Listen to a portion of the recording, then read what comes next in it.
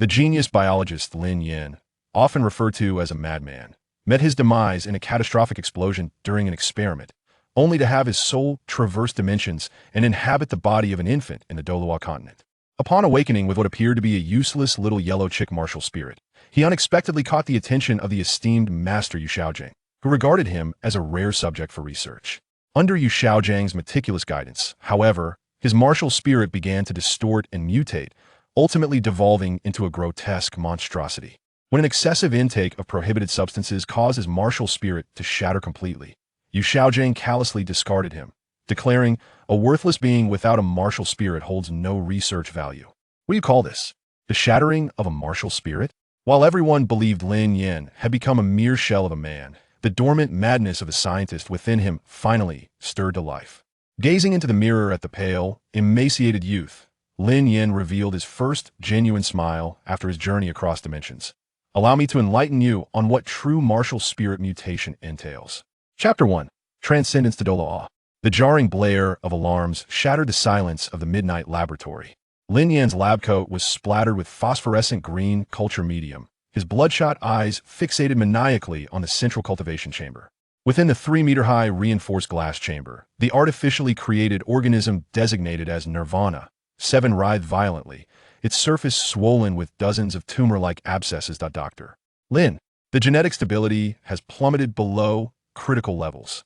Assistant Xiao Chen's voice trembled as the curve representing cellular mutation rates surged vertically on the monitor.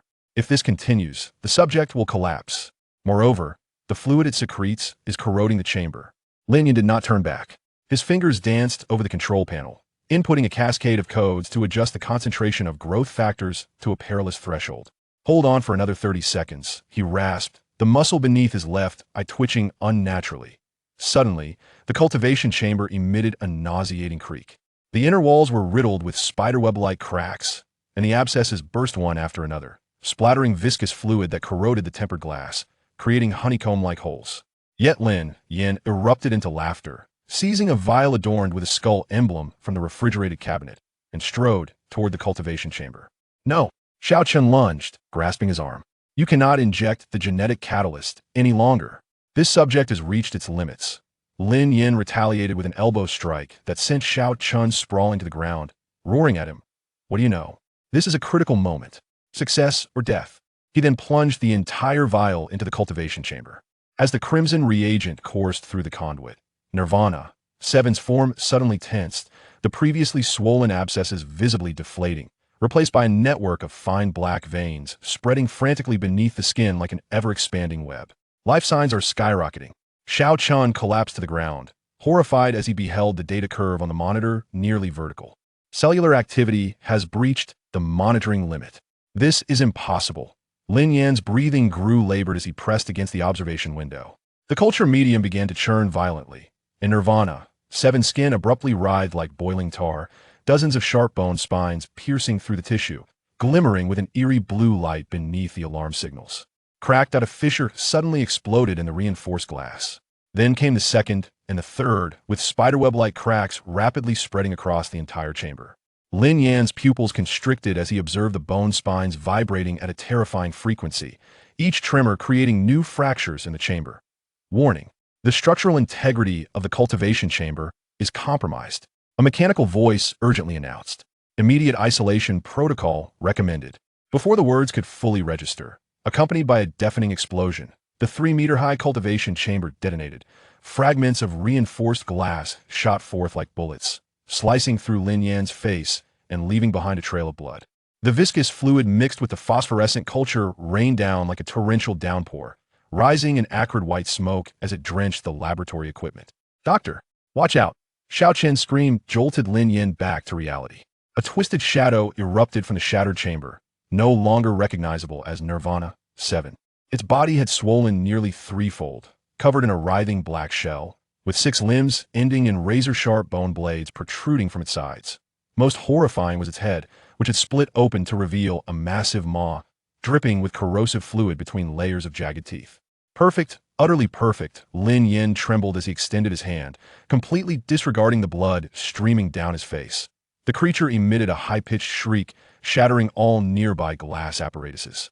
It lunged toward the nearest experimental platform, effortlessly cleaving through the alloy supports. A multi-million-dollar mass spectrometer was severed in half, the sparks igniting the spilled culture medium.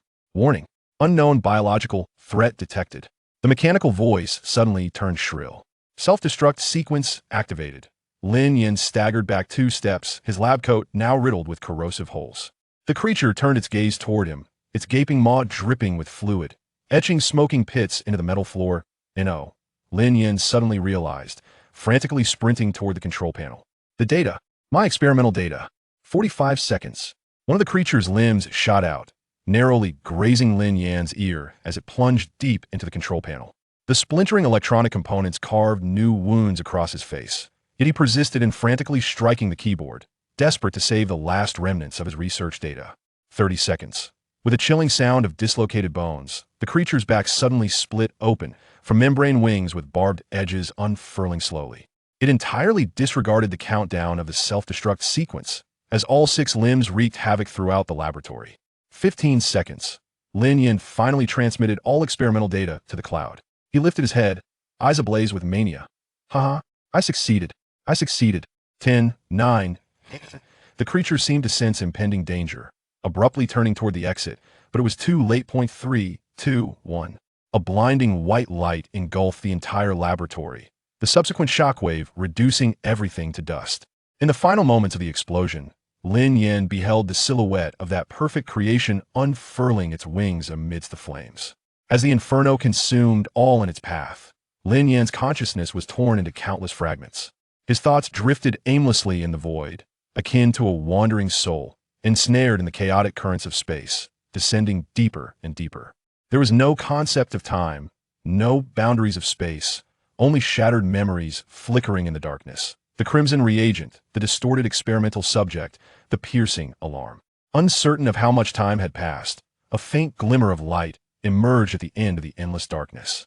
It was the gravitational pull of a dimension, the world barrier of the Douluo continent flickering amidst the spatial turbulence, like a beacon guiding lost souls. Lin Yan's residual consciousness instinctively gravitated toward it, akin to a moth drawn to flame. The moment his consciousness breached the dimensional barrier, a powerful repulsive force surged forth. The laws of nature in the Douluo continent resisted this intruder, attempting to utterly shatter his soul. But at that very moment, beneath him, on the outskirts of Nodding City, a newborn infant emitted a faint cry. The soul of this newborn was yet to be solidified, presenting the most perfect vessel. Lin Yan's consciousness, like a venomous serpent, slithered into the infant's sea of consciousness, striving to seize this nascent body. However, the infant's instinctual awareness erupted in a remarkable resistance at the brink of life and death, conjuring a mental storm within its fragile sea of consciousness. Lin Yan remained utterly indifferent. The consciousness of the infant resembled a nascent star, fragile and feeble. Even though his mental prowess had been nearly depleted due to his transference, it was more than sufficient to contend with a mere infant. However, just as he was poised to completely engulf his opponent, the laws of the Douluo continent's realm reasserted their dominance, deeming the outsider's soul as heretical. An invisible force forcibly sealed his consciousness. In the throes of fury, Lin Yan's awareness gradually faded, ultimately subdued by the infant's instinctual consciousness, plunging him into an extended slumber. Meanwhile, in the outside world, the baby, who had just undergone a tumultuous battle for the soul, finally ceased its cries and fell into a deep sleep, as if nothing had transpired. No one was aware that, deep within this child's sea of consciousness, lay dormant a mad soul from another world. Chapter 2. The awakening of martial souls in the land of Douluo. Within the city of Nodding lies the sub-temple of the Martial Soul Hall. The morning light of early spring cascades over the azure stone square before the hall, adorning the grand statue of an angel at its forefront with a gilded sheen. Even before dawn has fully broken, the square is already thronged with parents and children gathered for the momentous occasion of martial soul awakening. Vendors selling candied hawthorn traverse the crowd with their wooden carts, while the inviting aromas of breakfast stalls waft through the air. The attendants of the Martial Soul Hall, clad in uniform silver-white attire, diligently maintain order amidst the bustling assembly. Form an orderly line. Approach in accordance with the household register. A middle-aged attendant calls out, his 2 soul ring badges glinting in the sunlight. The awakening of martial souls is a significant event, Treat it with the seriousness it deserves. Beneath the sycamore trees at the edge of the square, Lin Yan quietly adjusts the faded collar of his shirt. This blue garment was the last piece his mother sewed for him before her passing, though it has grown somewhat short. He cherishes it dearly and reserves it for only the most important occasions. Are you nervous, young Lin? Uncle Wong from a neighboring blacksmith shop pats him on the shoulder. If your parents were still here, they would surely be setting off firecrackers in celebration today. Lin Yan merely purses his lips in response, silence enveloping him. 3 months prior, a crackdown on evil soul masters had claimed the lives of 2 of Notting's most esteemed attendants, his parents. Now, within the expansive dormitory area of the Martial Soul Hall, he remains alone in the small room they left behind. I heard that Lin's father awakened a firebird with innate soul power of level 7, and Madame Lin's healing bell was an exceptionally rare healing martial soul. This child will surely be remarkable. The murmurs around him cause Lin Yan to unconsciously tighten his grip on his shirt. He can feel the weight of his neighbor's expectations pressing down on his small shoulders. Next, Lin Yan. The attendant's call interrupts the chatter of the crowd. Inside the subtemple of the Martial Soul Hall, 12 white jade pillars support a lofty dome, and the hexagram array on the ground glimmers with a soft golden light. Attendant Su Yuntao is in the midst of awakening the previous child's martial soul. Upon seeing Lin Yan enter, a hint of warmth softens his serious expression. Ah, Lin Yan, is it? Su Yuntao crouches to meet the boy's gaze. Your father was my mentor. It was he who introduced me to this profession. Lin Yan's eyes light up. My dad spoke of you.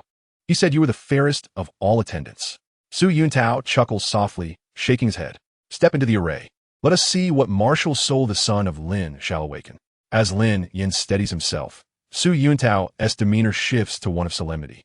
2 soul rings, 1 white and 1 yellow, rise from beneath his feet. Lone wolf, manifest.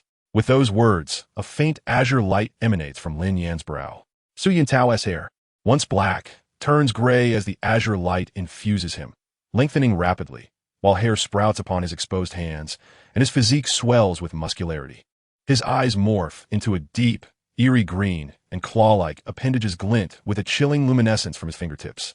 The rings of light hover around him, ascending from his feet to his crown. As Su Yuntao channels his soul power, the array beneath Lin Yan flares to life. He closes his eyes, striving to sense the power within him. Gradually, a soul mark materializes on the back of his hand, and with a soft pop, a fluffy little yellow chick springs forth, wobbling onto his shoulder and chirping twice. An utter silence descends upon the hall. Su Yuntao's brow furrows slightly, but quickly relaxes. A beast martial soul, in its detached form, quite unique. He retrieves a testing crystal. Let us measure your soul power. The crystal in Lin Yan's hand emits only a faint glow. Innate soul power. Level 1. Su Yuntao conceals his profound disappointment, striving to maintain a calm tone as he crouches to meet Lin Yan's eyes. Listen, young one. There is no hierarchy in martial souls. Your parents were both exceptional soul masters. What they most wished for was for you to grow up healthy and happy. Lin Yan bows his head, clutching the little yellow chick close to his chest, as he seemingly hears the whispers from outside the hall. It's just a chicken. How could the child of the esteemed Lin couple? Shoo, keep your voice down. Take this. Su Yuntao hands Lin Yan a certificate of martial soul, offering reassurance. Given your parents' accomplishments, you may directly enter the junior academy of the Martial Soul Hall. Remember, a true powerhouse is determined not by the quality of their martial soul, but by how they wield it. With his head lowered, Lin Yan hastily exits the subtemple, cradling the fluffy yellow chick. The blinding sunlight outside causes him to squint, and the sounds of laughter from other children echo in his ears. Look, it's a chicken that lays eggs. Ha ha ha, it's just slightly better than blue silvergrass. He bites his lip, hiding the yellow chick within his clothing, and trudges through the crowd, bustling with chatter. Su Yuntao's words reverberate in his mind. There is no hierarchy in martial souls. Yet, the taunts sting like needles within his heart. This is the lamentable truth concealed deep within human nature. Many take pride, not in their own strength, but in the weakness of others, feeding their egos like famished vultures, preying upon the self-esteem of the more vulnerable. After turning 2 corners, the clamor gradually fades. Lin Yan finally slows his pace, gently stroking the warm feathers of the little yellow chick. It's all right, he murmurs softly to himself, despite the melancholy in his expression. Even with only level 1 soul power, I will strive to become a formidable soul master like my mom and dad. The little yellow chick chirps twice, nuzzling against his fingers. Suddenly, the chick squirms anxiously, burrowing into his clothing while chirping fervently. Puzzled, Lin Yan halts and glances back at the empty street. What's the matter? He whispers, caressing the chick's downy feathers. His gaze sweeps across the surroundings. Only a few hurried pedestrians pass by. A vendor pushing his cart of candied hawthorn toward the square, and a black cat gracefully leaps over a wall. Shaking his head, Lin Yan resumes his journey home, oblivious to the gray figure stealthily trailing him from the shadows of the corner. A detached, martial soul, just like my own detached, martial soul. The follower murmurs to himself, idly stroking a book titled The 10 Core Competencies of Martial Souls nestled in his arms. Each year, during the awakening season, he appears punctually at the nodding city subtemple of the Martial Soul Hall, hiding within the throng, seeking to discover those extraordinary talents born of humble beginnings. For a full decade, aside from those with innate soul powers of levels 4 or 5, utterly mediocre individuals, he has found nothing. Blue silver grass scythe hoe. Yu Xiaogang gazes at these martial souls devoid of cultivation value, a bitter smile tugging at his lips. All I desire is to take on a disciple to prove that I am not a failure. Is that truly so difficult? Then, the slender figure steps into the awakening array. Yu Xiaogang will forever remember the exhilaration of that moment, when the little yellow chick sprang from the boy's chest. He widened his eyes in near emotional upheaval, nearly rushing onto the awakening stage. After more than 30 years, since the days of Luo Sanpao, he finally witnessed a living example of a detached, martial soul. Thus, he carefully shadows the boy named Lin Yan, maintaining a judicious distance, intent on finding a secluded spot to take him as a disciple. Finally, after turning into a quiet alley, Yu Xiaogang senses that the moment has arrived. He straightens his gray robe, preparing to make his presence known, only to see the boy suddenly come to a halt. Who is there? Lin Yan spins around abruptly, his right hand resting on his waist. Yu Xiaogang raises an eyebrow, impressed by the boy's keen senses. He steps out from the shadows, wearing a gentle smile. No need to be alarmed, young one. My name is Yu Xiaogang. He was a slender figure, clad in a faded gray robe, the hem of which bore traces of dust that had yet to be brushed away. His visage suggested he was in his 40s, yet it radiated an air of weariness that belied his actual age, with deep creases etched into his brow, as if he had long been burdened by profound thoughts. His hair, a mixture of gray and white, was carelessly tied at the back of his head, with a few strands cascading down his forehead, adding to his air of antiquity. Most striking were his eyes, murky yet sharp, akin to a dusty blade that occasionally flickered with brilliance before swiftly retreating beneath the surface calm. His lips were perpetually pressed into a straight line, as if he had long since grown accustomed to silence. Your martial soul, the voice of Yu Xiaogang quivered with excitement, is truly extraordinary. Lin Yan cautiously stepped back half a pace. It is merely a little chick. No, Yu Xiaogang crouched down to meet the boy's gaze. It is a beast martial soul in its disembodied form, recorded in the entirety of Douluo continent in no more than 10 instances. He retrieved a tattered notebook from his pocket, flipping it open to a specific page with haste. Look at this. I discovered it during my travels across the continent. A case from the Star Luo Empire 300 years ago, where a feeble, disembodied, martial soul ultimately succeeded in evolving. Suddenly, Yu Xiaogang halted, realizing he had once again fallen into a fervor for academia. He inhaled deeply, adopting a gentler tone. Your parents are exceptional soul masters. You must wish to make them proud, do you not? Lin Yan's eyes brightened momentarily before dimming again. But they say my martial soul is weak, they know nothing. Yu Xiaogangs voice grew resolute. I possess the knowledge to facilitate the evolution of disembodied martial souls. Should you choose to learn from me, I will devote myself entirely to aiding your martial soul in its evolution. Sunlight filtered through the eaves of the buildings lining the alley, casting a brilliant demarcation on the ground. Lin Yan stood at the threshold of light and shadow, gazing down at his little yellow chick, then lifting his gaze to meet Yu Xiaogang's eager eyes. Can I truly make it evolve? Yu Xiaogang smiled, and that smile transformed his worn face, making him appear considerably younger. Of course. Chapter 3, The Ongoing Training. In the most secluded corner of Nodding Academy, there lay a stone house that had long been deprived of sunlight. Vines crawled over the roof, and the paint on the wooden door had long since peeled away, giving the impression of years of neglect. Yet from this day forth, it would become Lin Yan's abode. After accepting Lin Yan as his disciple the previous day, Yu Xiaogang had instructed him to return home and pack his belongings before seeking him out. While he himself had gone to request this stone house from the principal of Nodding Junior Academy.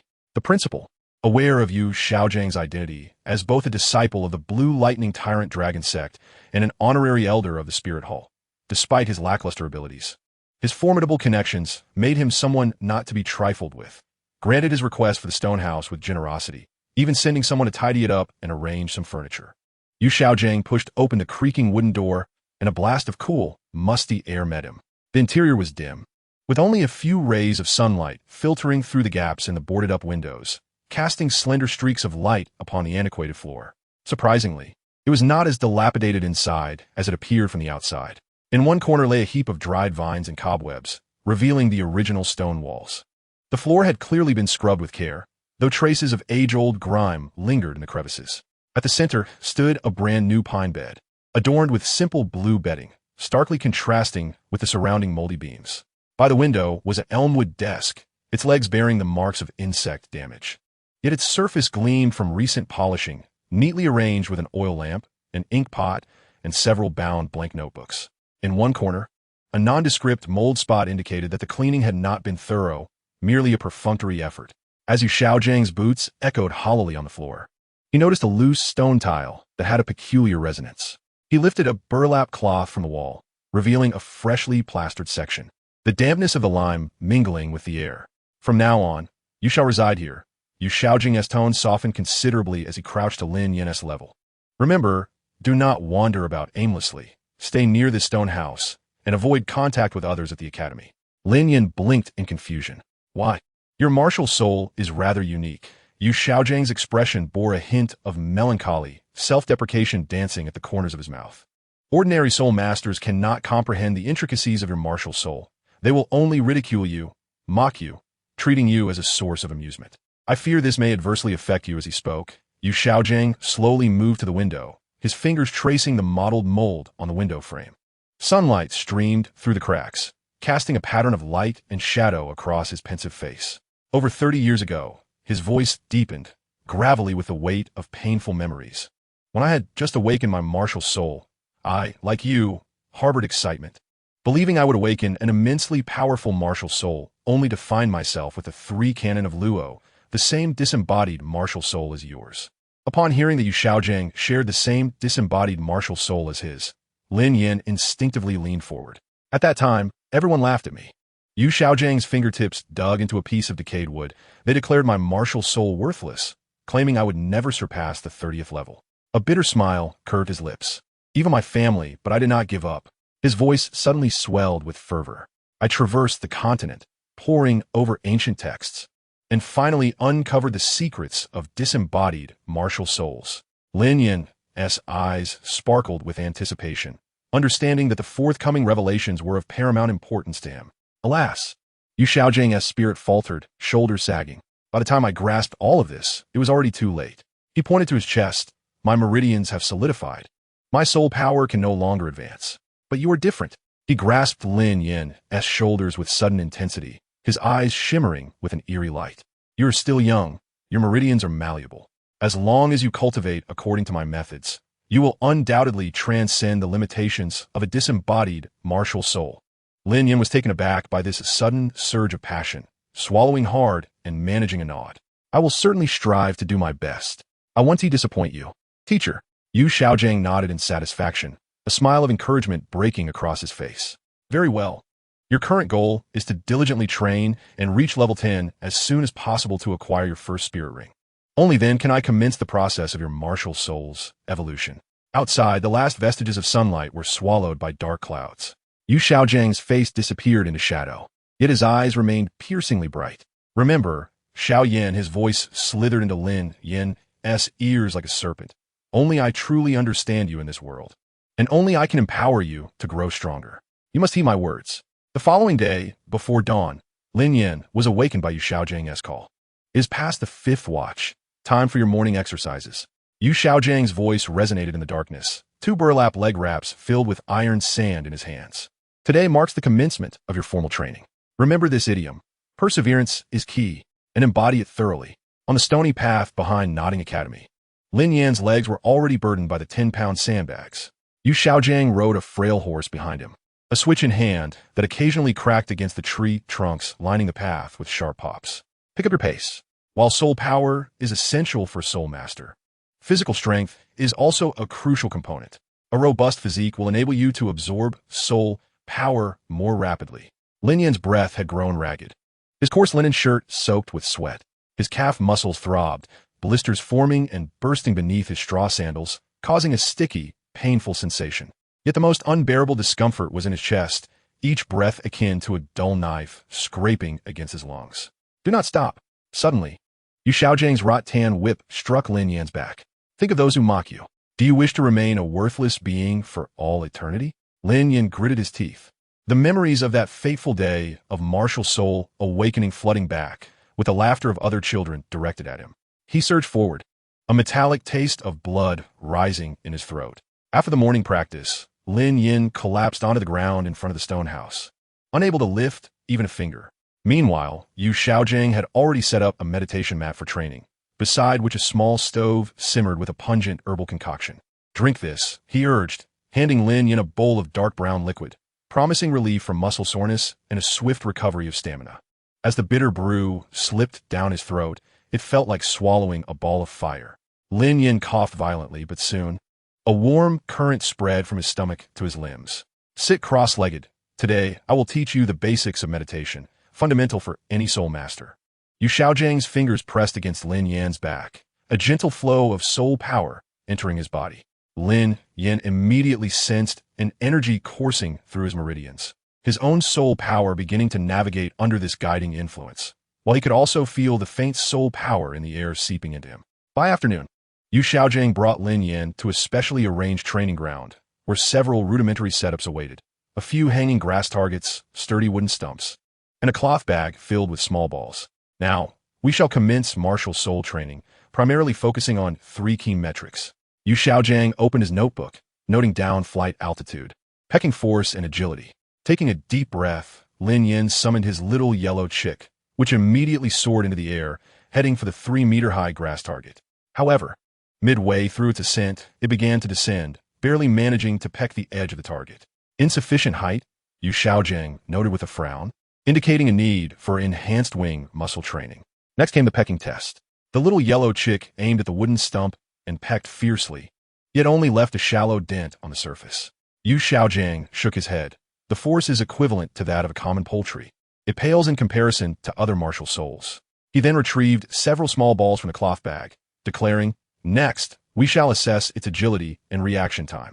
With that, Yu Xiaogang tossed a cloth ball towards the little yellow chick, which immediately fluffed its feathers and focused intently on the incoming projectile. When the first red ball flew towards it, it deftly sidestepped, and when the second yellow ball followed, it flapped its wings to swat it away. However, when the third ball came at an awkward angle, the chick was struck on the head, letting out a squawk as it fell to the ground. Its reactions are decent, but the speed leaves much to be desired, Yu Xiaogang remarked while jotting down notes. It appears we shall need to add more evasion drills tomorrow. As night fell, the dim glow of the oil lamp flickered in the stone house, casting the shadows of the 2 figures against the mottled wall. Yu Xiaogang opened a hefty tome titled Martial Soul Compendium, the yellowed pages exuding a faint musty odor. In the realm of soul masters, martial souls are categorized into 2 primary types, he explained, his bony fingers gliding over the pages: beast martial souls and weapon martial souls. The little yellow chick snuggled on Lin Yan's lap, its fluff rising and falling with each breath. Beast martial souls, such as the blue lightning Tyrannosaurus Rex and the evil white tiger, bestow beast-like strength upon soul masters. Turning the page, he revealed illustrations of a hammer and a sword. Weapon martial souls, on the other hand, require the soul master to wield them personally, like the Haotian hammer or the 7 treasures glazed pagoda. Of course, beyond beast and weapon martial souls, there are also various other special types, such as plant martial souls, elemental martial souls, food martial souls, body martial souls, and our detached martial souls. Outside, the rustling of leaves could be heard, accompanied by the occasional crack from the lamp. As time passed, Yu Xiaogang slowly closed the book. That will suffice for today as theoretical knowledge. You should rest early. We shall continue tomorrow. Chapter 4. 3 years. Time slipped away swiftly, and in the blink of an eye, 3 years had passed. In this span, a child could grow significantly taller, and anticipation could turn into anxiety. Lin Yan stood at the edge of the training ground, beads of sweat trickling down his forehead and splattering onto the earth, creating dark spots. His legs trembled slightly. Burdened by the weight of the ironwood he bore on his shoulders, nearly overwhelming his frail frame. In the distance, Yu Xiaogang sat in a wrought-tan chair, engrossed in a book, occasionally glancing up with a hint of impatience in his gaze. Push harder. Today you must break through your limits. Yu Xiaogang's voice, though not loud, struck Lin Yan like a whip across his back. Yes, master. Lin Yan gritted his teeth, the words escaping him through clenched jaws. His vision blurred, fixating only on the incense stick planted in the ground nearby, its final ember dwindling away. For 3 years, the resources sent by the Blue Lightning Tyrannosaurus clan had been unwavering. Each month, precious herbs, nutritious meals made from soul beast meat, and even special spices to aid meditation were delivered. Yu Xiaogang meticulously crafted a training regimen, detailing every aspect of Lin Yan's day from theory to practice, and from physical training to soul power cultivation. Yet, Lin Yan's progress left Yu Xiaogang increasingly disheartened. Ordinary children, with such resources, would have reached level 10 within 2 years. If Lin Yan continued at this sluggish pace, the family might consider reducing their support. The family had previously expressed their grievances to him, and he had endured it in silence. On the training ground, Lin Yan felt as though his lungs were ablaze. He recalled how Yu Xiaogan's demeanor had shifted 3 months prior, becoming stern and unyielding after Lin Yan had misremembered a theory. That day, Yu Xiaogan's expression had darkened instantly, forcing him to run 20 laps around the training field. Is it because my talent is too poor, and the master is disappointed in me? Lin Yan had silently pondered. In the initial 6 months, Yu Xiaogang had gently corrected his mistakes and offered him a cup of warm water when he could barely stand. Now, however, all that remained in Yu Xiaogang's eyes was scrutiny and an unspoken disappointment. The incense finally burned out, just as Lin Yan was about to lower the ironwood. A strange surge of heat erupted from his dantian, rapidly coursing through his body. His eyes widened in astonishment as he felt the weight of his body lift, an unending stream of soul power flooding within him. Master, I think I. Lin Yan's voice trembled with excitement. Yu Xiaogang abruptly shut his book, rushing to Lin Yan's side in a flurry. Grasping Lin Yan's wrist, he probed with his soul power, his expression shifting from skepticism to shock, ultimately settling into a complex joy. Level 10 at last. Yu Xiaogang sighed in relief, a long-lost smile gracing his lips. Good child, you have done it. This sudden tenderness left Lin Yan bewildered. He blinked, gazing at Yu Xiaogang's rare smile, feeling that something was amiss, yet unable to articulate it. Ultimately, Lin Yan was still just a child, and he brushed the thought aside, immersing himself in the overwhelming joy of his breakthrough. Very well. Let us temporarily pause the training schedule, Yu Xiaogang said, gently patting Lin Yan's shoulder with an almost delicate touch. You need to rest well and prepare for your first soul ring. Lin Yan nodded in a daze, watching Yu Xiaogang's retreating figure. His master's steps were noticeably lighter, even accompanied by a cheerful tune, a stark contrast to the somber demeanor of recent months. That night, Lin Yan lay in bed, too exhilarated to sleep. He tossed and turned on the narrow bed, endlessly dreaming of a bright future. Meanwhile, the night enveloped the world in darkness as Yu Xiaogang donned an inconspicuous gray cloak, traversing the bustling streets of the southern district of Notting. This was a gathering place for soul hunters, the air thick with the scent of cheap beer and grilled meat, punctuated by raucous laughter and crude banter. He paused in front of a tavern named the Broken-Horned Rhinoceros, where a wooden sign depicted a soul beast with a severed horn, the paint flaking and faded. As the door swung open, a dozen vigilant gazes pierced through like daggers, revealing the inherent wariness of the soul hunters toward outsiders. Yu Xiaogang strode directly to the bar, where the bartender, a one-eyed old man, was diligently polishing a brass cup with a soiled rag. I require a soul hunting team, each member at least level 20, he stated, placing 3 gold soul coins on the bar. The metallic clink resonated clearly, signaling the introduction fee. I hope to depart before dawn tomorrow. The bartender's golden pupils narrowed slightly, recognizing the man's considerable wealth. 3 gold soul coins for an introduction fee indicated he was a person of importance. He discreetly pocketed the coins, adopting a notably respectful demeanor as he replied, Over there is the Black Wolf team. All members are above level 20. Their captain is even a level 29 soul master. Following the bartender's gaze, Yu Xiaogang observed 4 weary soul masters seated at a nearby table. The leader, donning a black eye patch, bore numerous claw marks on his bare arms. Beside him stood a tall, lean figure with a longbow slung over his shoulder. While the other two, resembling brothers, were engaged in their own activities, one fiddling with a dagger and the other gnawing on a chicken leg. As the bartender led Yu Xiaogang closer, the quartet rose immediately, their demeanor mirroring the bartender's respect. During the previous conversation, the bartender had exchanged a knowing glance with them, signaling that the individual before them was not to be underestimated. A significant undertaking was at hand. I hear you accept soul hunting missions, Yu Xiaogang revealed, lowering his hood to expose his gaunt features. I need to obtain a bird-type soul beast approximately 400 years old, preferably possessing both wind and fire attributes. The eye-patched captain grinned, revealing a gold tooth. My lord, greetings. I am the captain of the Black Wolf team. Securing a 400-year-old bird-type soul beast is certainly feasible, but for a dual attribute, additional payment will be required. That is acceptable.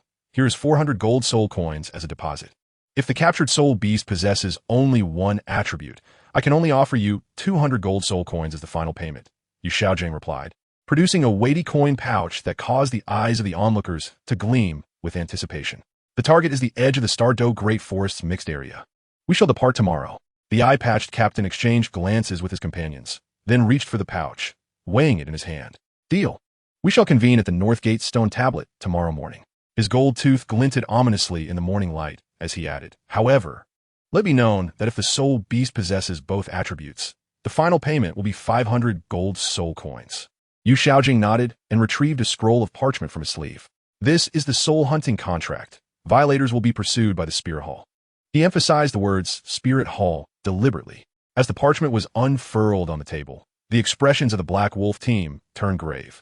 The six-winged angel insignia embossed in gold on the lower right corner shimmered under the oil lamp's light, denoting a contract verified by the Spirit Hall.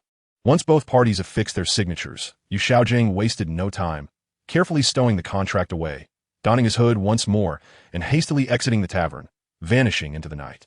Chapter 5. Soul hunting. As the night gradually faded, a pale light emerged on the horizon. Lin Yan stood early at the academy's entrance, clad in brand new hunting attire. A short blade secured at his waist, an armament gifted by Yu Xiaogang the previous night, intended for self-defense. His heart raced with anticipation, both nervous and excited. For this was his inaugural venture into the soul beast forest to obtain his first soul ring. Before long, Yu Xiaogang's figure emerged from the morning mist. Still enveloped in his gray cloak, his expression serene, yet his gaze sharper than ever. Let us proceed, he stated succinctly, offering no further admonitions. The two walked in silence toward the north gate of Nodding City. In the distance, Lin Yan spotted 4 towering figures stationed beside the stone tablet, the Black Wolf team he had employed the previous night. They were well equipped, with an array of weapons hanging from their waists, exuding a faint scent of blood, clearly seasoned veterans of life and death battles. Upon seeing Yu Xiaogang, the eye-patched captain grinned widely, his gold tooth glinting in the morning light. My lord, are you prepared? If so, we can depart immediately. Yu Xiaogang nodded slightly, offering no further comment, merely signaling for everyone to board the carriage. It was a specially designed soul beast carriage, drawn by 2 armored horses, spacious enough to accommodate 6 individuals. Lin Yan settled into a corner, discreetly observing the members of the Black Wolf team. The longbow wielder meditating quietly, the dagger-wielding brothers engaged in hushed conversation, while the eye-patched captain occasionally glanced out the window, seemingly lost in thought. The carriage sped along, the wheels thundering over the rugged mountain path. Lin Yan gazed out the window at the rapidly passing scenery, a mixture of excitement and trepidation swelling within him. Teacher, what exactly does the soul beast we are searching for look like? He inquired, unable to suppress his curiosity. Yu Xiaogang opened his eyes, replying nonchalantly. A 400-year-old bird-type soul beast, preferably with fire or wind attributes. If it possesses both, that would be even better. For instance, the gale bird, the blazing crane, or the scorching feather eagle. These are ideal candidates with dual attributes. Failing that, the red flame bird, the swift wind falcon, or the flame red eagle are acceptable single attribute soul beasts. Unless we cannot find the aforementioned dual attribute beasts, I will not allow you to absorb their soul rings. Lin Yan nodded, mentally noting the information. He understood that the quality of his first soul ring would directly influence his future development, and it was evident that Yu Xiaogang was keen on preventing him from absorbing a mediocre soul ring. Hearing their conversation, the eye-patched captain interjected cheerfully, "Rest assured, my lord, The Stardew Great Forest is abundant with bird-type soul beasts. Even those with dual wind and fire attributes are not particularly rare. We will surely find a suitable one. Yu Xiaogang remained silent, closing his eyes once more to rest. The atmosphere inside the carriage grew somewhat oppressive, and Lin Yan dared not ask further questions. 2 days later, the carriage finally reached the outskirts of the Stardew Great Forest. The dense trees appeared as a vast green ocean from a distance, towering ancient trees obscuring the sun, with the occasional distant roar of soul beasts echoing from within. "We have arrived," the eye-patched captain announced, leaping from the carriage to stretch his limbs. "My lord, we will proceed on foot into the forest. You and this young brother must stay close to us. Do not wander off." Yu Xiaogang nodded, retrieving a map from his pocket and pointing to a specific area. "We shall first head to this region. It is known for a higher concentration of bird-type soul beasts." The seasoned Black Wolf team quickly adjusted their formation, with the longbow wielder leading the way for reconnaissance, the dagger-wielding brothers flanking either side for vigilance, while the eye-patched captain brought up the rear. Lin Yan was protected in the middle, with Yu Xiaogang closely following, his gaze scanning the surroundings with caution.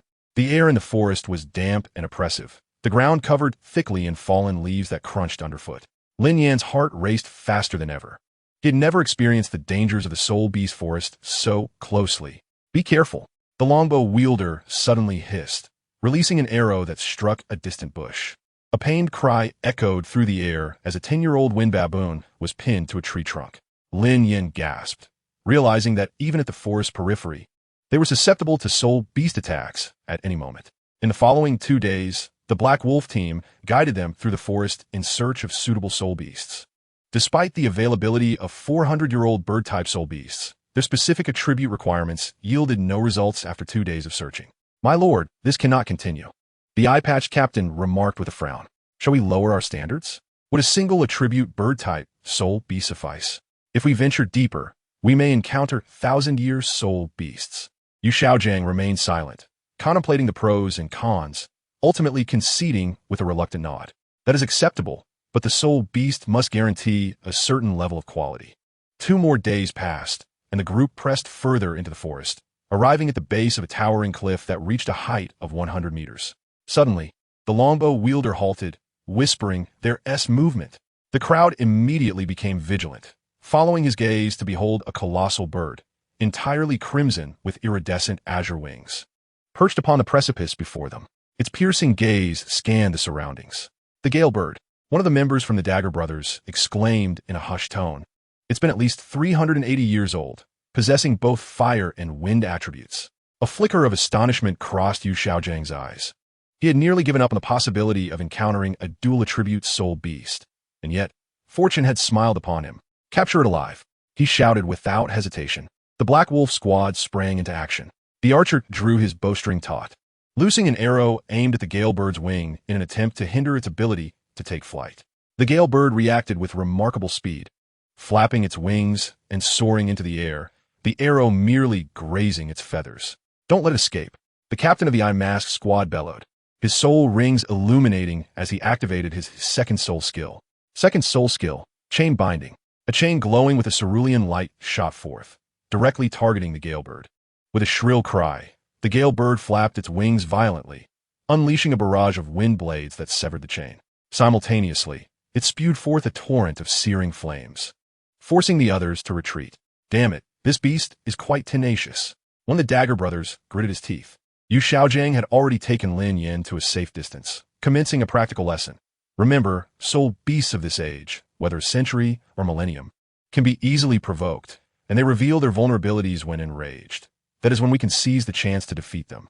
Indeed, as the Gale Bird sensed that the group did not relent, it became increasingly ferocious, relentlessly releasing wind blades and flames. The Black Wolf squad executed their strategy with remarkable coordination.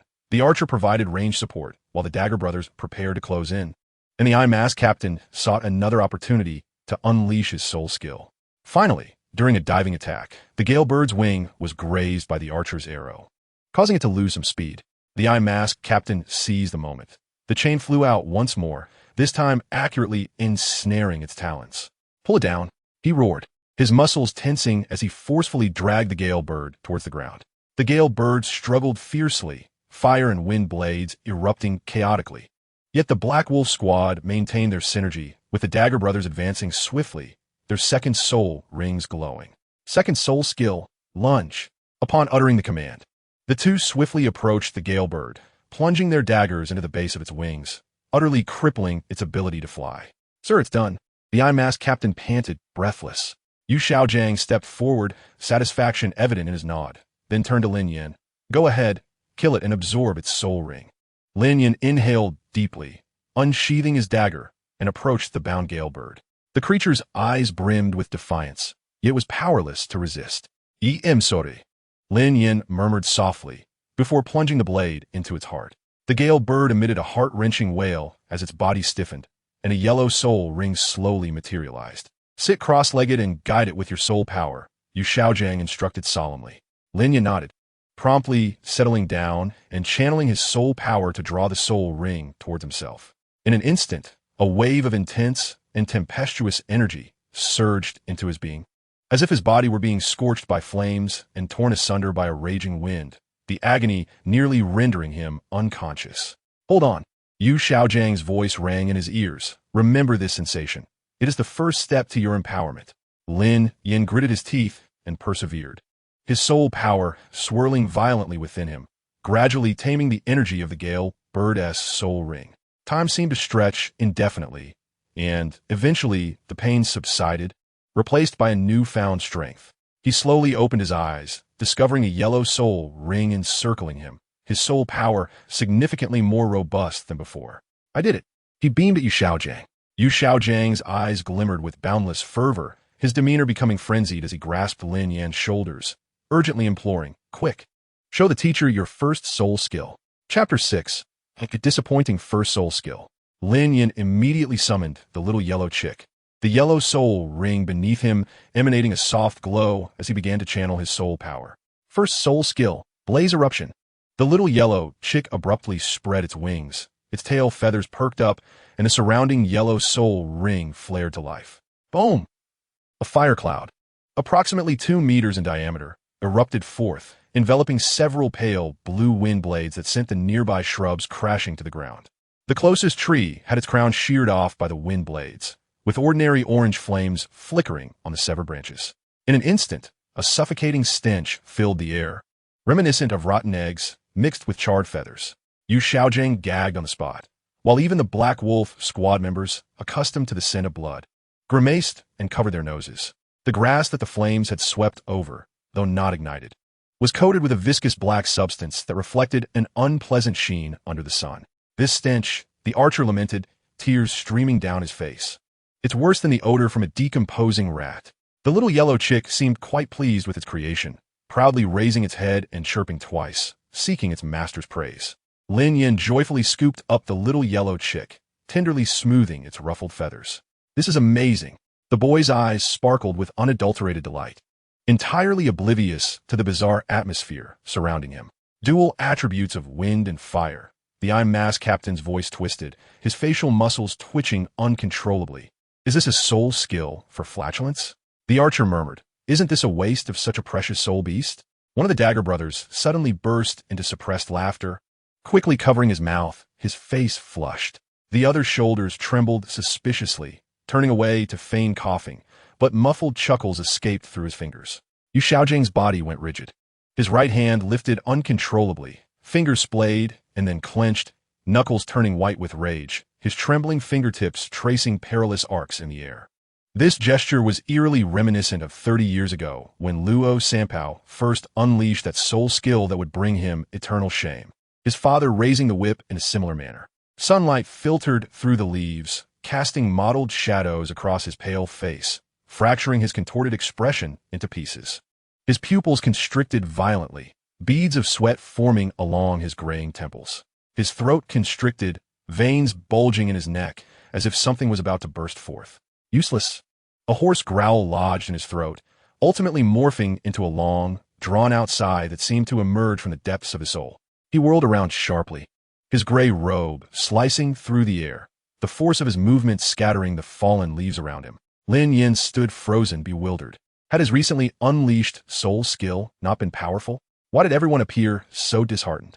The little yellow chick seemed to sense the surrounding tension, anxiously nudging against his calf, seeking comfort from its master. "Pack your things." Yu Xiaogan's voice was chillingly low, each word as though extracted from an icy abyss. "We return at once." The Black Wolf squad exchanged glances, the Eye Mask captain stepping forth to mediate, scratching his golden tooth nervously. "Sir, while this soul skill is, unique, its area of effect is indeed.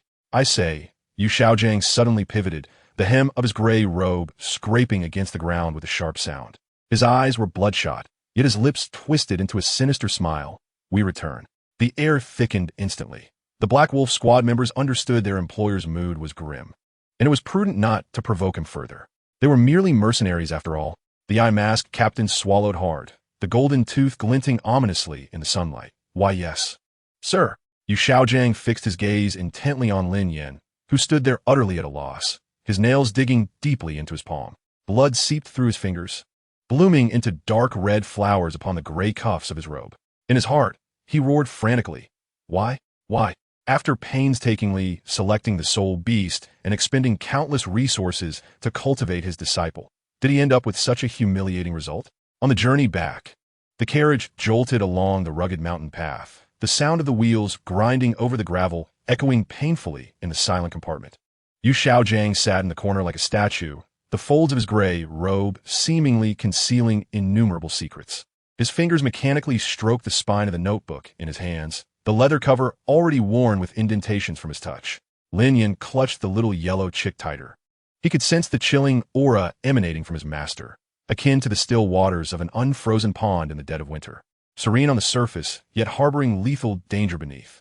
The boy instinctively shrank his neck, causing the little yellow chick to puff up its feathers. Its black bean-like eyes fixated on Yu Xiaogang's trembling fingertips. Useless. Utterly worthless. A voice in Yu Xiaogang's mind screamed hysterically. 3 years of effort yielding a martial soul that merely produced flatulence. My theory cannot be wrong. It must be the martial soul's fault. Just like my 3 cannon, its inherent weakness has transformed a once formidable soul skill into nothing more than a fart. If only I could strengthen the martial soul, the soul skill would surely change. With that secret method, I can prove that I have always been correct. The world is at fault. Perhaps this is my fate. Let your life validate my truth. Suddenly, the previously ashen visage of Yu Xiaogang transformed into a gentle smile as he reached out to tenderly pat Lin Yan's quaking head. Do not worry. The form of a soul skill does not determine its strength. His voice was soft, as if soothing a frightened child, a dual attribute of wind and fire. With astonishing area damage, is already an excellent soul skill. It is merely that the teacher had some unpleasant memories and unjustly vented them upon you. That is my fault. Lin Yan lifted his head, his eyes reddened, tears still clinging to his lashes. His fingers clutched Yu Xiaogang's sleeve tightly, knuckles whitening from the force, as if grasping at the only lifeline. Master, the boy's voice trembled. You truly do not blame me? Yu Xiaogang smile deepened as he tousled Lin Yan's hair, his touch gentle as one would console a frightened little beast. How could I? You are my disciple. How could I ever blame you? Yet, deep within those grayish eyes, a flicker of unrecognized disdain passed momentarily. Unable to contain himself any longer, Lin Yan suddenly threw himself into Yu Xiaogang's embrace, tears instantly soaking the front of the gray robe. The boy's shoulders shook violently, his sobs pitiful like that of a wounded animal. Enough now, do not cry. Yu Xiaogang cooed softly, gently patting the boy's back like a loving elder. I was merely too anxious. Once we return, I shall help you readjust your training plan. And this time, it will surely make you even stronger. The masked captain leaned against the carriage window, his rough fingers unconsciously rubbing over the indentations on his gold tooth. The tender scene inside the carriage made him stifle a cold laugh within. What a good show, he thought, for he had clearly seen the flicker of disdain in Yu Xiaogang's eyes. Years of mercenary life had exposed him to countless hypocrites. Yet few could perform their fade as convincingly as Yu Xiaogang. The leader of the Dagger Brothers cleared his throat suddenly, a signal between them. The masked captain subtly traced his thumb over his gold tooth, indicating he had taken note. Such a good actor, the longbowman murmured under his breath, feigning to tidy his quiver while speaking in mercenary jargon. The second of the Dagger Brothers scoffed, pretending to scratch an itch, signaling, poor little brat. The masked captain retrieved a wineskin from his waist, taking a swig of the cheap brew, the fiery liquid scorching his throat. He could certainly see how reliant the boy named Lin Yan was on his mentor. Yet alas, One could know a person's face, but not their heart. He wondered what kind of torment awaited the boy upon their return. However, he merely shrugged and replied in a low murmur, "We do our jobs for coin. Do not meddle in affairs that do not concern us." After all, in this world, mercenaries who survived to their age understood that seeing through the facade without voicing it was the path to survival. Whether Yu Xiaogang was a true gentleman or a false one mattered little to them. As long as the remuneration was appropriate, everything else was irrelevant. Chapter 7. Martial Soul Mutation. In the deep night of Nodding Academy, silence enveloped the surroundings. In Yu Xiaogang's study, the candle flickered, casting his shadow upon the mottled wall, contorting it into a ghastly figure. He slowly opened the tome, Record of Martial Soul Mutations, pilfered from the forbidden section of the Martial Soul Hall. The yellowed pages were densely annotated, interspersed with dried bloodstains, as if silently recounting its dark history. A century of netherwolf marrow, soul-devouring herb juice, supplemented with the marrow of millennium-old soul beasts. Outside, thunder rumbled, lightning suddenly illuminating the fervently intense eyes beneath his gray hair. In those depths, the calm demeanor of scholar had long vanished, replaced by an almost frenzied obsession. At last, he murmured softly, his voice hoarse and inhuman, "Do not blame me. All of this is your fate." 5 days later, a snow-white messenger eagle alighted upon the windowsill. On the very night of his return to the academy, Yu Xiaogang had immediately penned a letter to his father, hoping he could procure resources for his experiment, and it was only today that he received a response. Yu Xiaogang opened the envelope. Inside, apart from a decree stamped with the seal of the Blue Lightning Tyrant Dragon Clan's head, was a curt and cold sentence. "This is the last time." His fingertips trembled slightly, but he quickly regained his composure. "Sufficient," he muttered softly to himself, tossing the letter into the candle flame. As the fire consumed the paper, it illuminated the twisted smile at the corner of his mouth. He knew that his father, Yu Engine, had ultimately softened. Though the Thunder Douluo spoke sternly, deep down, he could not sever the bonds of blood. The resources for this year would be enough to yield results in his experiment. By then, he would surely make a name for himself across the continent. Yu Xiaogang took out a pristine sheet of paper and began to compose a reply. "Thank you, Father, for your support. I have disappointed you so many times. This time, I shall certainly make you proud." He sprinkled a special powder over the ink, ensuring that the writing would appear blurred once dried, as if the writer's emotions had caused his hand to tremble. Such a trick was a mere trifle for someone adept in psychological manipulation like him. The messenger eagle flapped its wings and soared into the night sky, while Yu Xiaogang stood by the window, his gray robe billowing in the night breeze. In the distance, the bell tower of Nodding Academy tolled dully, as if ringing the death knell for a tragedy that was about to unfold. On the training grounds the following morning, Yu Xiaogang smiled as he handed over a crystal vial.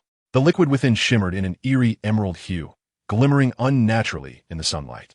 This elixir, crafted according to ancient texts, can not only accelerate your training, but also induce a mutation in your martial soul, enhancing its power. It may even increase your innate soul power. You must understand its preciousness, yes? Lin Yan's eyes sparkled with excitement, filled with admiration and gratitude. "Yes, Master, I understand. Innate soul power determines a soul master's training speed and the height they can achieve in their lifetime."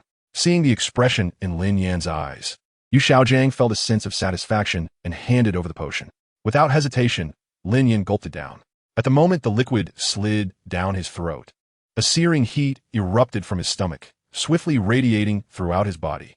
His skin took on an unnatural crimson hue, and beads of sweat trickled down his forehead. Yet his eyes sparkled with fervent excitement. "Master, I can feel the soul power within me boiling." Yu Xiaogang affectionately patted his shoulder and gently urged, "Hurry and commence your training. Do not squander such a precious potion." Lin Yan nodded and immediately began to meditate. The surging soul power within him colliding violently with the external energy, causing a slight pain. Yet the efficiency of his cultivation had surged to more than double its usual pace. The effects of the potion were immediate. In merely 2 months, Lin Yan's soul power surged through 2 levels. The feathers of the little yellow chick became increasingly vibrant, leaving deep indentations in the wooden post it pecked at, and tiny barbs sprouted at the tips of its tail feathers. "Master, I have truly grown stronger." Lin Yan excitedly showcased his training achievements during this time, completely oblivious to the strange glimmer that flickered in Yu Xiaogang's eyes. "Excellent." Yu Xiaogang's voice was terrifyingly tender. "It seems you have adapted to this dosage of the potion." Starting today, we shall increase the dosage. Lin Yan nodded enthusiastically, but as he turned, a wave of guilt washed over him, and he murmured, "Teacher, this potion must be quite expensive. I feel bad for using so much." Yu Xiaogang chuckled lightly, affectionately ruffling Lin Yan's hair, and replied softly, "You are my disciple. I would not begrudge any resources spent on you. You need not feel guilty. Your diligent cultivation is the best repayment you can offer me." Time flew by, and in the blink of an eye, 6 months had passed. Under the gradual transformation brought about by the potions, Lin Yan's martial soul finally underwent a significant mutation. After one particularly potent dosage, Lin Yan suddenly collapsed in agony. The energy he had accumulated finally erupted, battering his body relentlessly. Just as he barely withstood this onslaught, something even stranger transpired. It felt as if countless insects were writhing beneath his skin, sending chills down his spine. The veins beneath his skin bulged grotesquely, twisting and coiling like agitated worms.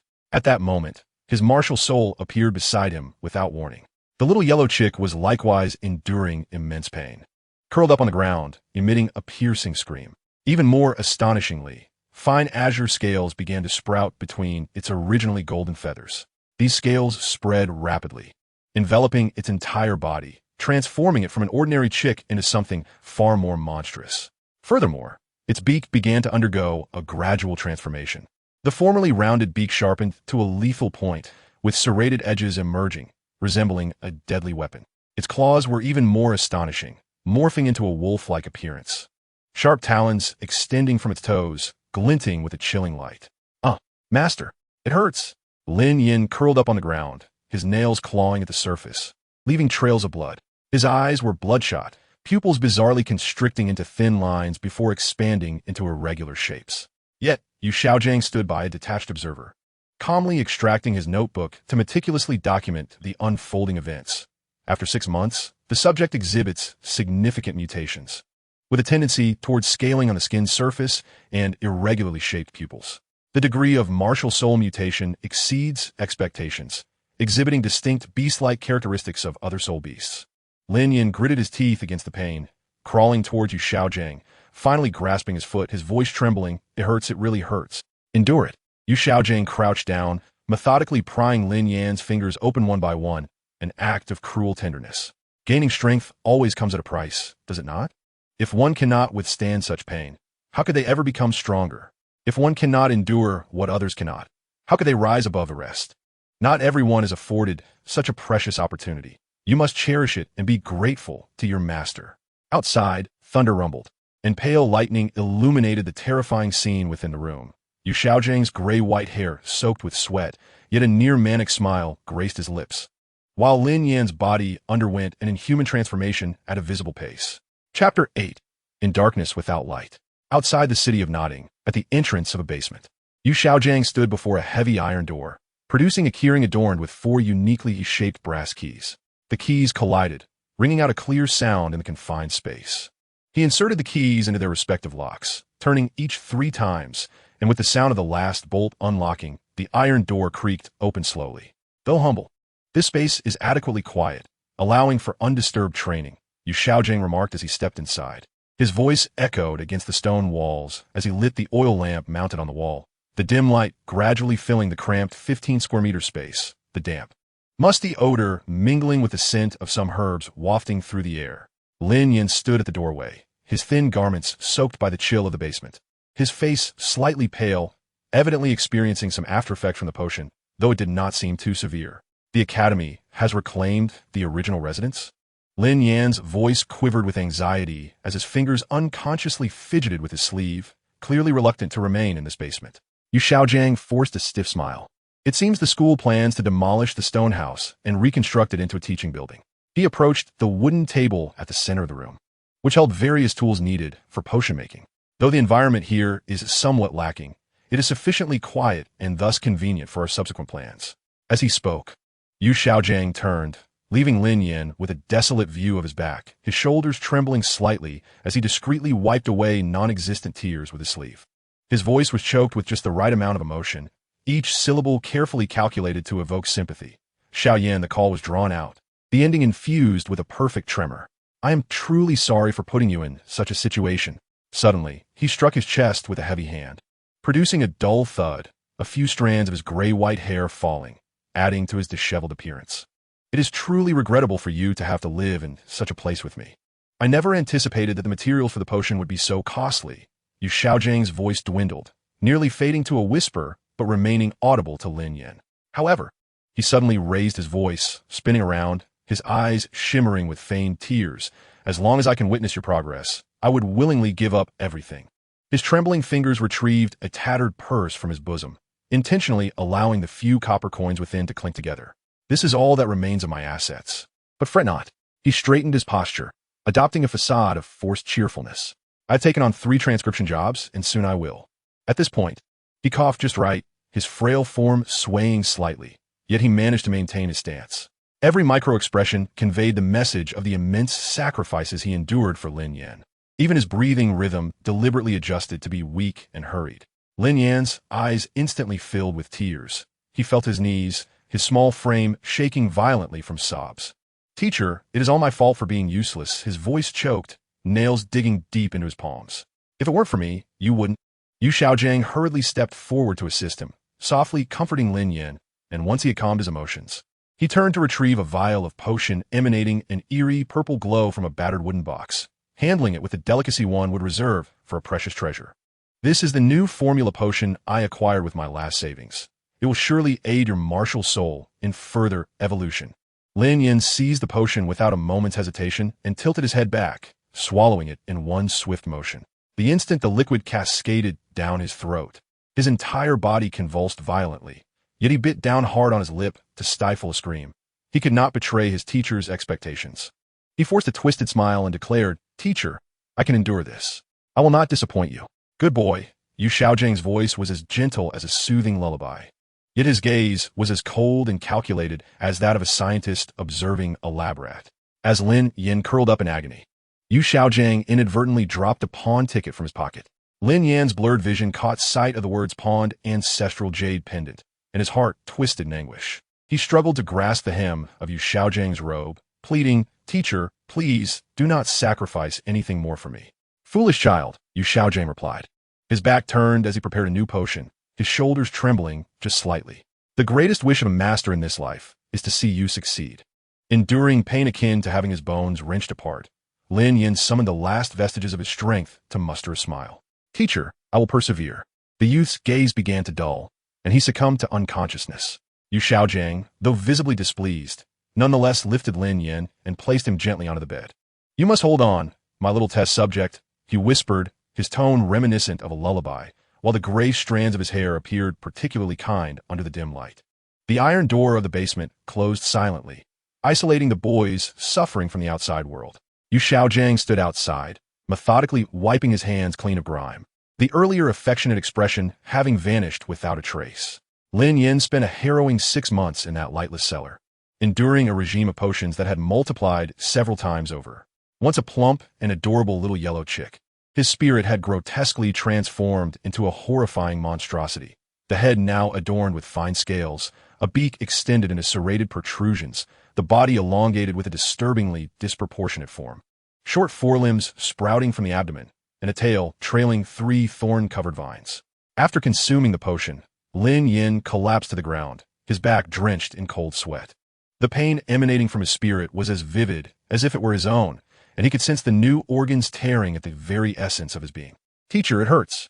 Endure." Yu Xiaogang continued to document the valuable experimental data without looking up.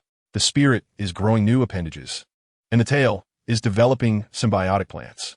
Could it evolve toward a toxic botanical form? The results of this mutation exceeded expectations. Yu Xiaogang's voice was laced with barely contained excitement. "I have discovered a new direction for your spirit's evolution.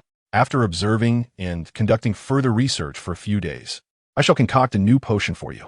Lin Yan, enduring the agony, weakly nodded. His lips were cracked from dehydration.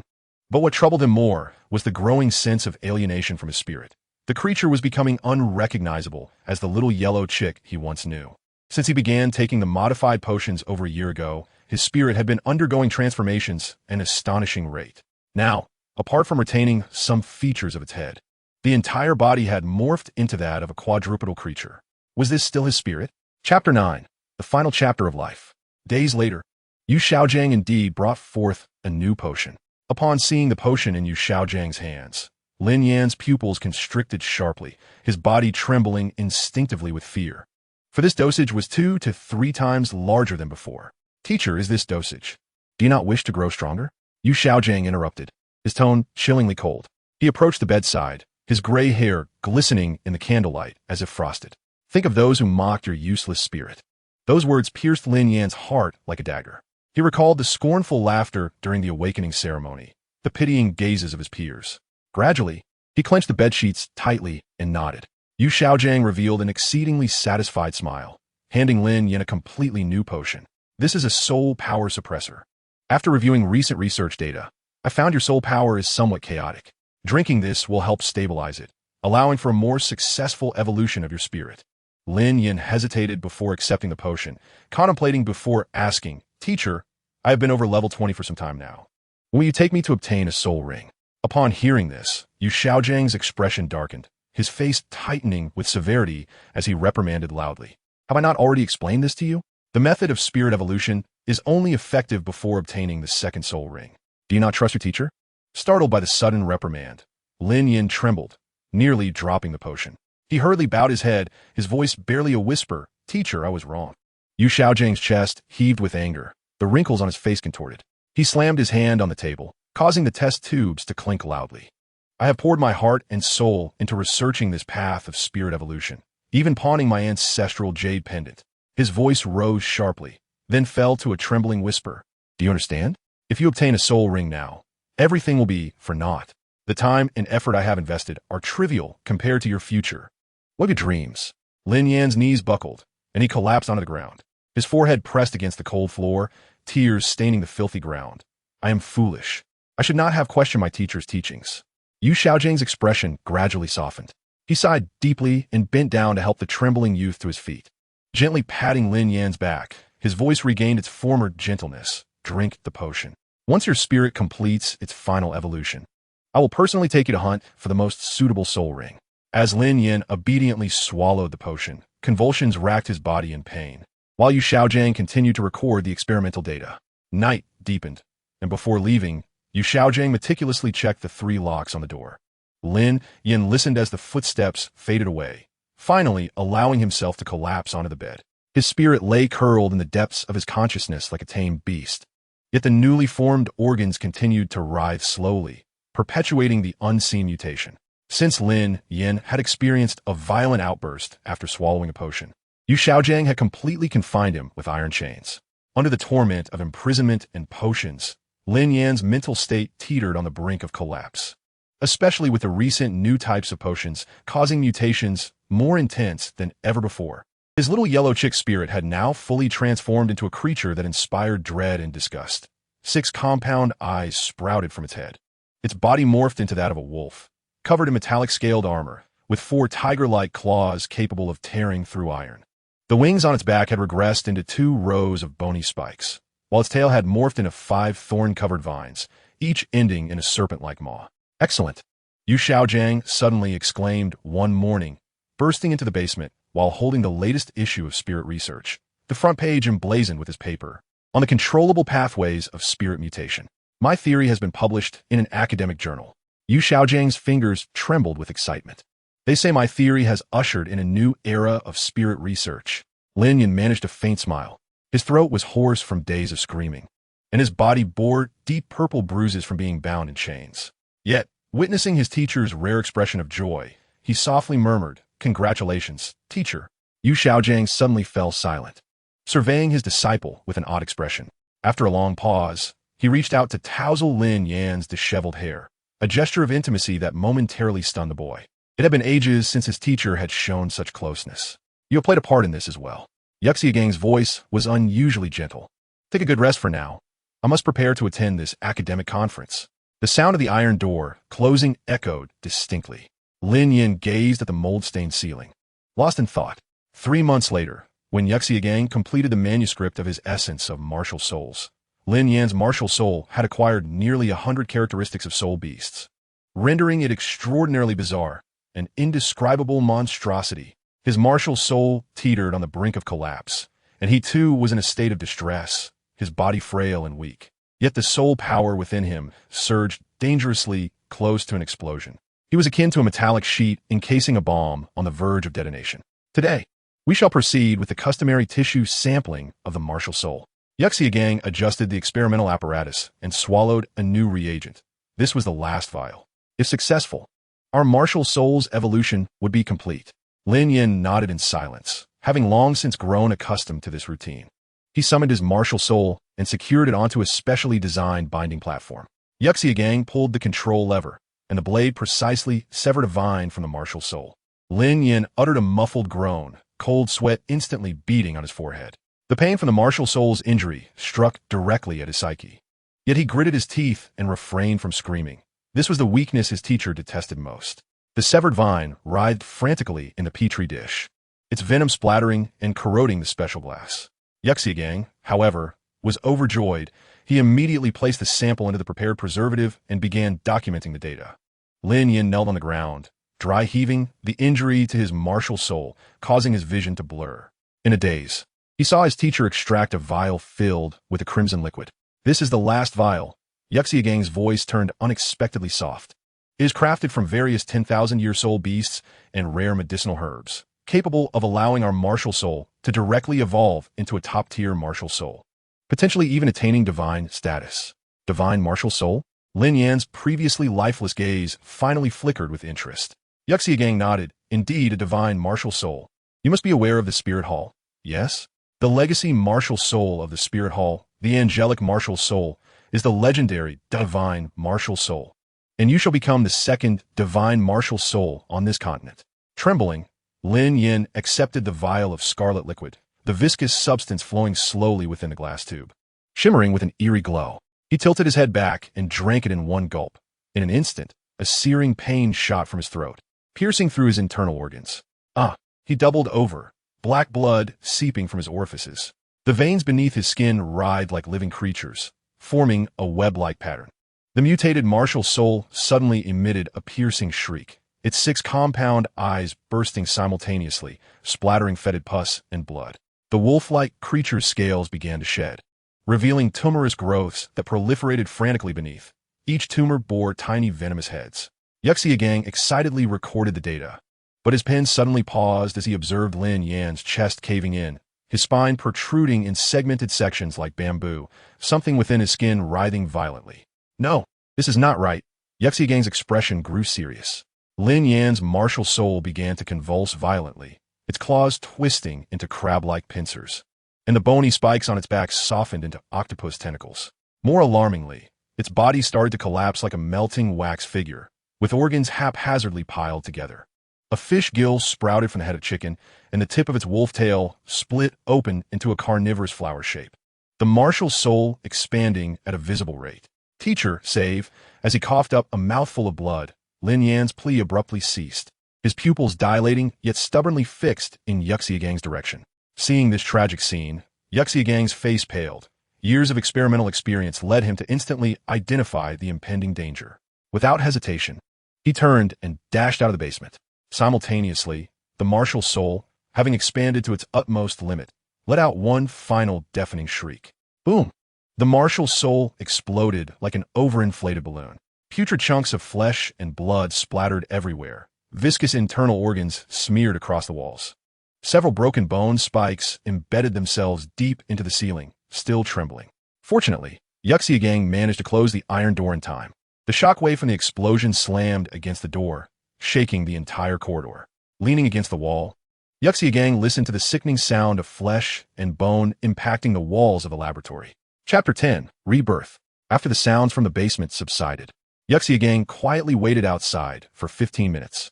He lifted his hand to check his pocket watch, ensuring enough time had passed for everything to settle before slowly pushing open the door. A heavy stench of blood surged forth like a tide, almost manifesting as a fog. The walls of the basement were splattered with dark red flesh and shattered bones, resembling a twisted abstract painting. Standing at the entrance, Yu Xiaogang leisurely retrieved a white handkerchief from his pocket to cover his mouth and nose. His gaze calmly swept over the walls smeared with remnants of flesh, ultimately resting on a lifeless body in a pool of blood. Lin Yan's chest still exhibited faint rises and falls. But each breath expelled a mixture of blood and internal fragments. It appears that our bond as master and disciple has come to an end, Yu Xiaogang murmured softly, his tone remarkably tranquil. As he stepped over the blood pool, he deliberately avoided the more intact pieces of flesh, for these were precious experimental samples. He crouched down to examine Lin Yan, whose pupils had already dilated but still held a glimmer of faint light. What a pity, Yu Xiaogang shook his head, his voice tinged with regret. If only you could have held on for another 3 weeks, perhaps my research could have reached completion. Suddenly, a deep rumble of thunder echoed outside, and raindrops began to patter against the basement's air vents. Yu Xiaogang frowned, rising to approach the storage cabinet in the corner. He retrieved a brand new pair of rubber gloves, meticulously donning them before taking out the prepared body bag and cleaning tools. The cleanup was executed with the precision of a surgical operation. Yu Xiaogang first used a small scraper to carefully remove the blood and flesh from the walls, sorting them into labeled specimen bottles according to body parts. His movements were deft and efficient. Even the tissue that had splattered onto the ceiling was meticulously collected. 3 hours later, the basement was transformed. All traces of blood had been eliminated by a special solvent, and even the ventilation ducts had been treated with a deodorizing agent. Yu Xiaogang stood in the center of the room, surveying his surroundings, nodding in satisfaction. He conducted a final check of the labels on the specimen bottles, neatly arranging them into a specially designed soul guide device. The downpour outside had persisted for quite some time. Yu Xiaogang skillfully placed Lin Yan into the body bag, checking multiple times to ensure its security. The forest beyond the rain curtain appeared as though it had been drenched in ink, dragging the body bag through the mud. Rainwater cascaded from the edges of his cloak, pooling into a thin stream on the ground. He selected a gnarled pine tree as a marker, extracting a folding shovel from the soul guide device to begin digging. The sound of the shovel piercing the earth was completely drowned out by the rain. Mechanically repeating his digging motions, Yu Xiaogang calculated the loss of experimental data in his mind.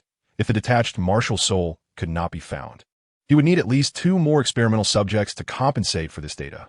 The orphanage in Tiando City might be a suitable option. When the hole reached a depth of 2 meters, he unhesitatingly pushed the body bag inside. The thud of the body hitting the bottom of the pit resonated dully, and the ties of the body bag suddenly loosened, revealing Lin Yan's pale face.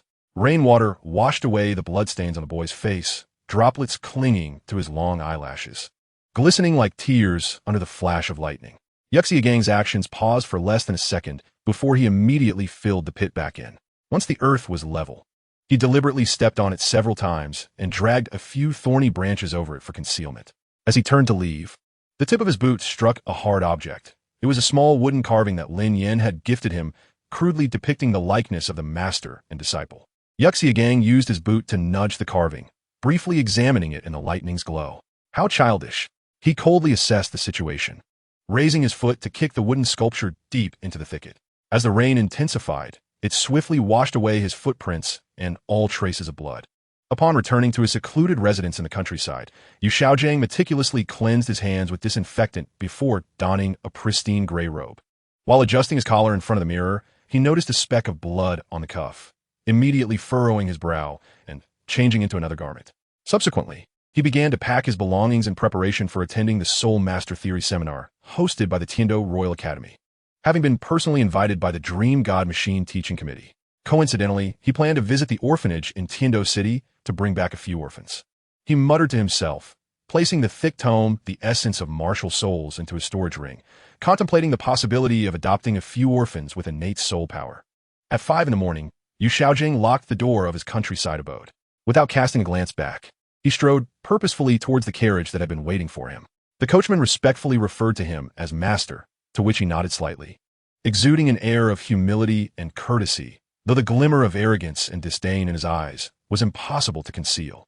3 days after Yu Xiaogan's carriage departed, the forest, cleansed by the torrential rain, began to exhibit an eerie movement in the soil.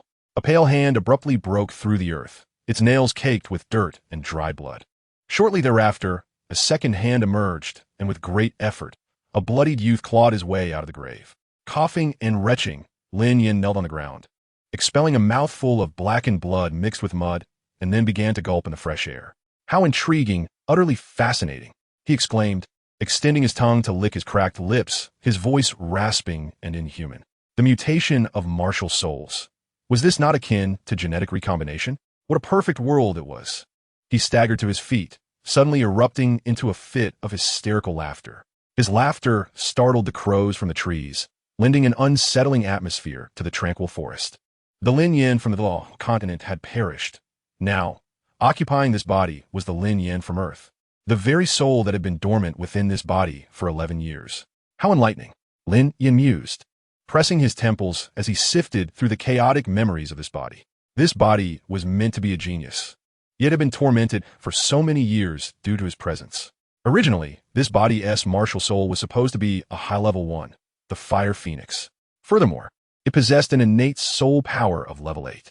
However, his transmigration had damaged the original Lin Yan's mental strength and essence, preventing a complete awakening of the martial soul, leading to the unexpected emergence of the detached martial soul, Little Yellow Chick. With a soft sigh, Lin Yan remarked, "It seems I have unwittingly accrued a mountain of debt that I must repay gradually." Leaning weakly against a tree trunk, he closed his eyes to rest while inspecting the state of this body. Lin Yan's soul was inherently weaker than that of an ordinary person, and the prolonged torment, culminating in the backlash from the shattered martial soul, had finally caused that wretched soul to dissipate entirely. Yet, the residual potions within the body had undergone a miraculous transformation at the brink of death, their violent soul power intertwining with the remnants of the medicinal effects, effectively mending the fatal wounds. What a splendid experimental subject this was. He observed with fascination the wounds on his arm healing, muscle fibers visibly writhing and connecting at a remarkable pace. This body, under the prolonged influence of the potions, possessed astonishing cellular vitality. Truly an unexpected boon.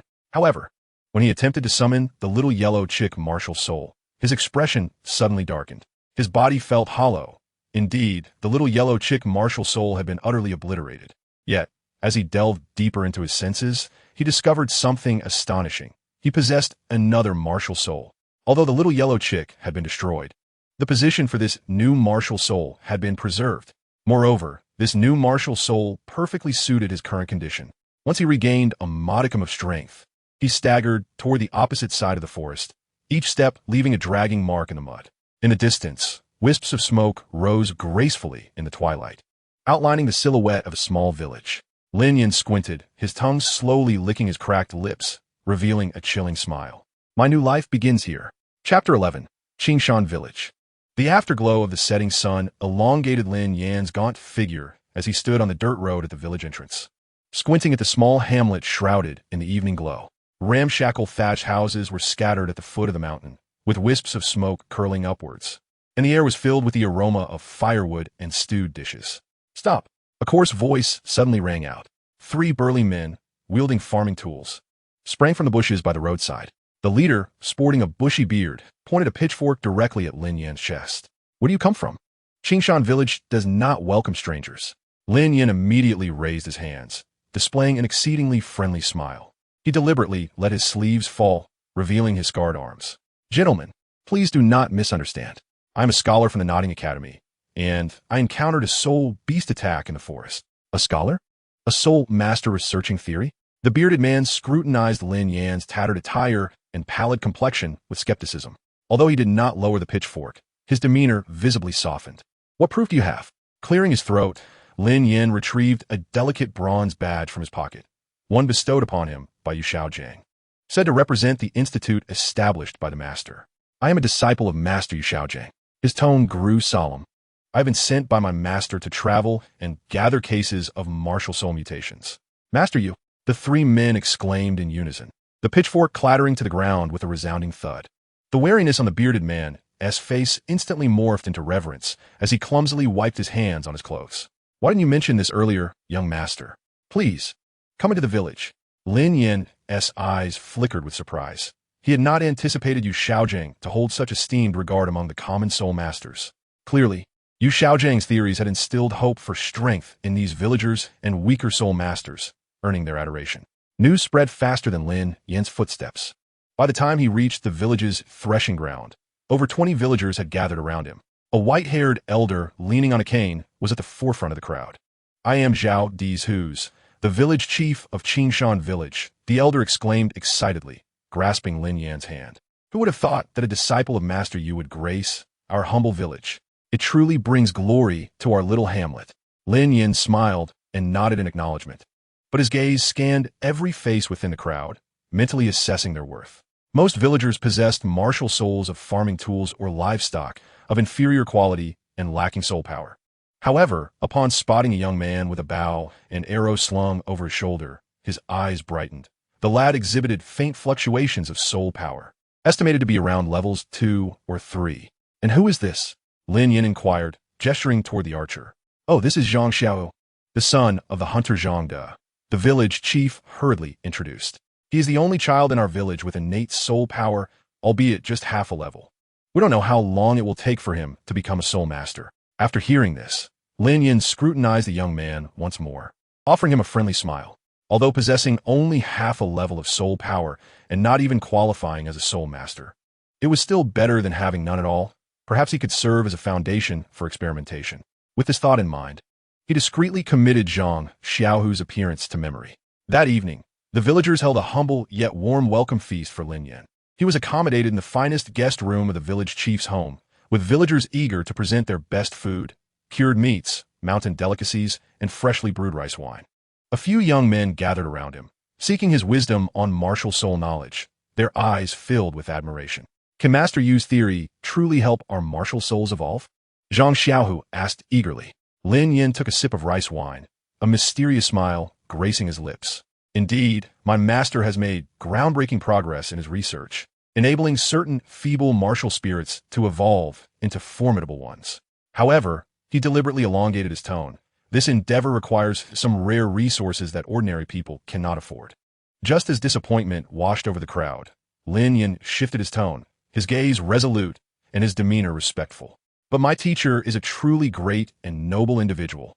He is currently devising a method to create an evolution potion accessible to the common folk." Lin Yan further revealed that another purpose of his journey was to aid in this quest, expressing optimism that soon everyone might become spirit masters. The crowd, inspired by his words, cheered for Yu Xiaogang and Lin Yan, bowing respectfully. The following morning, Lin Yan strolled through the village, ostensibly to survey the local conditions. Yet in reality, he sought experimental subjects. As he passed the well on the western side of the village, a commotion caught his attention. "Bastard, your mother ran off with some wild man, your father is dead, and you still have the gall to remain in the village?" A plump boy led a group of children in mercilessly bullying a frail figure. The victim curled up on the ground, neither retaliating nor begging for mercy, but fixated on his tormentors with a pair of pitch-black eyes. That gaze caused Lin Yan to halt in his tracks. It was precisely the expression he sought, obsessive, dark, and filled with resentment. This would undoubtedly make for a perfect experimental subject. "Stop!" Lin Yan stepped forward to intervene, prompting the fat boy and his companions to flee at the sight of him, a figure of authority. The child on the ground slowly rose, brushing off the dust clinging to him. He appeared to be around 10 years old, gaunt and pallid, with a gruesome scar running from the corner of his eye to the corner of his mouth. "What is your name?" Lin Yan inquired gently as he crouched down. The child silently shook his head, attempting to walk away. "Wait," Lin Yan said, retrieving a piece of malt candy from his pocket. "This is for you." The child hesitated, but eventually accepted the candy, clutching it in his palm without consuming it. "That's the blacksmith's son, named Liemo." An elderly woman passing by informed Lin Yan. His mother ran off when he was very young, and his father, Sai, he drank and beat him every day. Last month, while drunk, he fell into the river and drowned. Lin Yan nodded, his gaze trailing after the frail figure. For the next 3 days, Lin Yan encountered Liemo by chance each day. Sometimes he offered him a piece of candy, other times half a bun, but he never initiated conversation. He understood that children like Liemo are highly vigilant and require a gradual dismantling of their defenses. On the evening of the 4th day, Lin Yan found Liemo lost in thought by a stream outside the village. He deliberately sat 3 meters away, pulling out a small knife to carve wood. "What are you doing?" To his surprise, Liemo spoke first. Lin Yan felt a surge of joy within, but maintained a calm facade. "I'm making you a little toy." The wood in his hands gradually took shape, resembling a bird poised to take flight. Liemo's eyes flickered with interest before dimming once more. "It's useless to me. They would just take it away. What if you became stronger?" Lin Yan asked softly. "What if no one dared to take your things?" Liemo's eyes widened, a glimmer of hope igniting within them. "How? Become strong?" Lin Yan set down the wooden sculpture, lowering his voice conspiratorially. Have you heard of Master Yu Xiaogang's theory of martial spirit evolution? However, things did not unfold as Lin Yan had anticipated. Despite his eloquent descriptions of the wondrous prospects of martial spirit evolution, Li Mo remained skeptical. If it's as incredible as you say, then why not make me stronger right now? Li Mo regarded Lin Yan with heightened suspicion. To this, Lin Yan merely smiled, reassured by the fact that he truly had a solution. He nodded casually, arranging to meet Li Mo here 3 nights hence, promising he would fulfill his word. Chapter 12. The Second Martial Spirit, God's Hand. At high noon, Lin Yan perched on a branch of an ancient pine, his gaze hawk-like as it locked onto 4 figures by the stream below. Hunter Zhangde was accompanied by his son Zhang Xiaohu and 2 companions, oblivious to the death that loomed above them. Dad, shall we check the northern slope tomorrow? Zhang Xiaohu polished his hunting knife, his youthful face bathed in the golden sunlight filtering through the trees. Old Li said he spotted traces of deer over there. Zhangde, while gutting a rabbit with his knife, chuckled in response to his son, "Sure, but we must be cautious. I heard that hunters from the neighboring village encountered a pack of ghost wolves. Those are spirit beasts." Lin Yan silently smirked, flexing his fingers to produce a series of subtle clicks.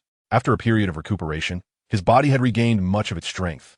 Though his martial spirit was shattered and unusable, his soul power remained intact, and this body, enhanced by potions, was capable of contending with soul masters.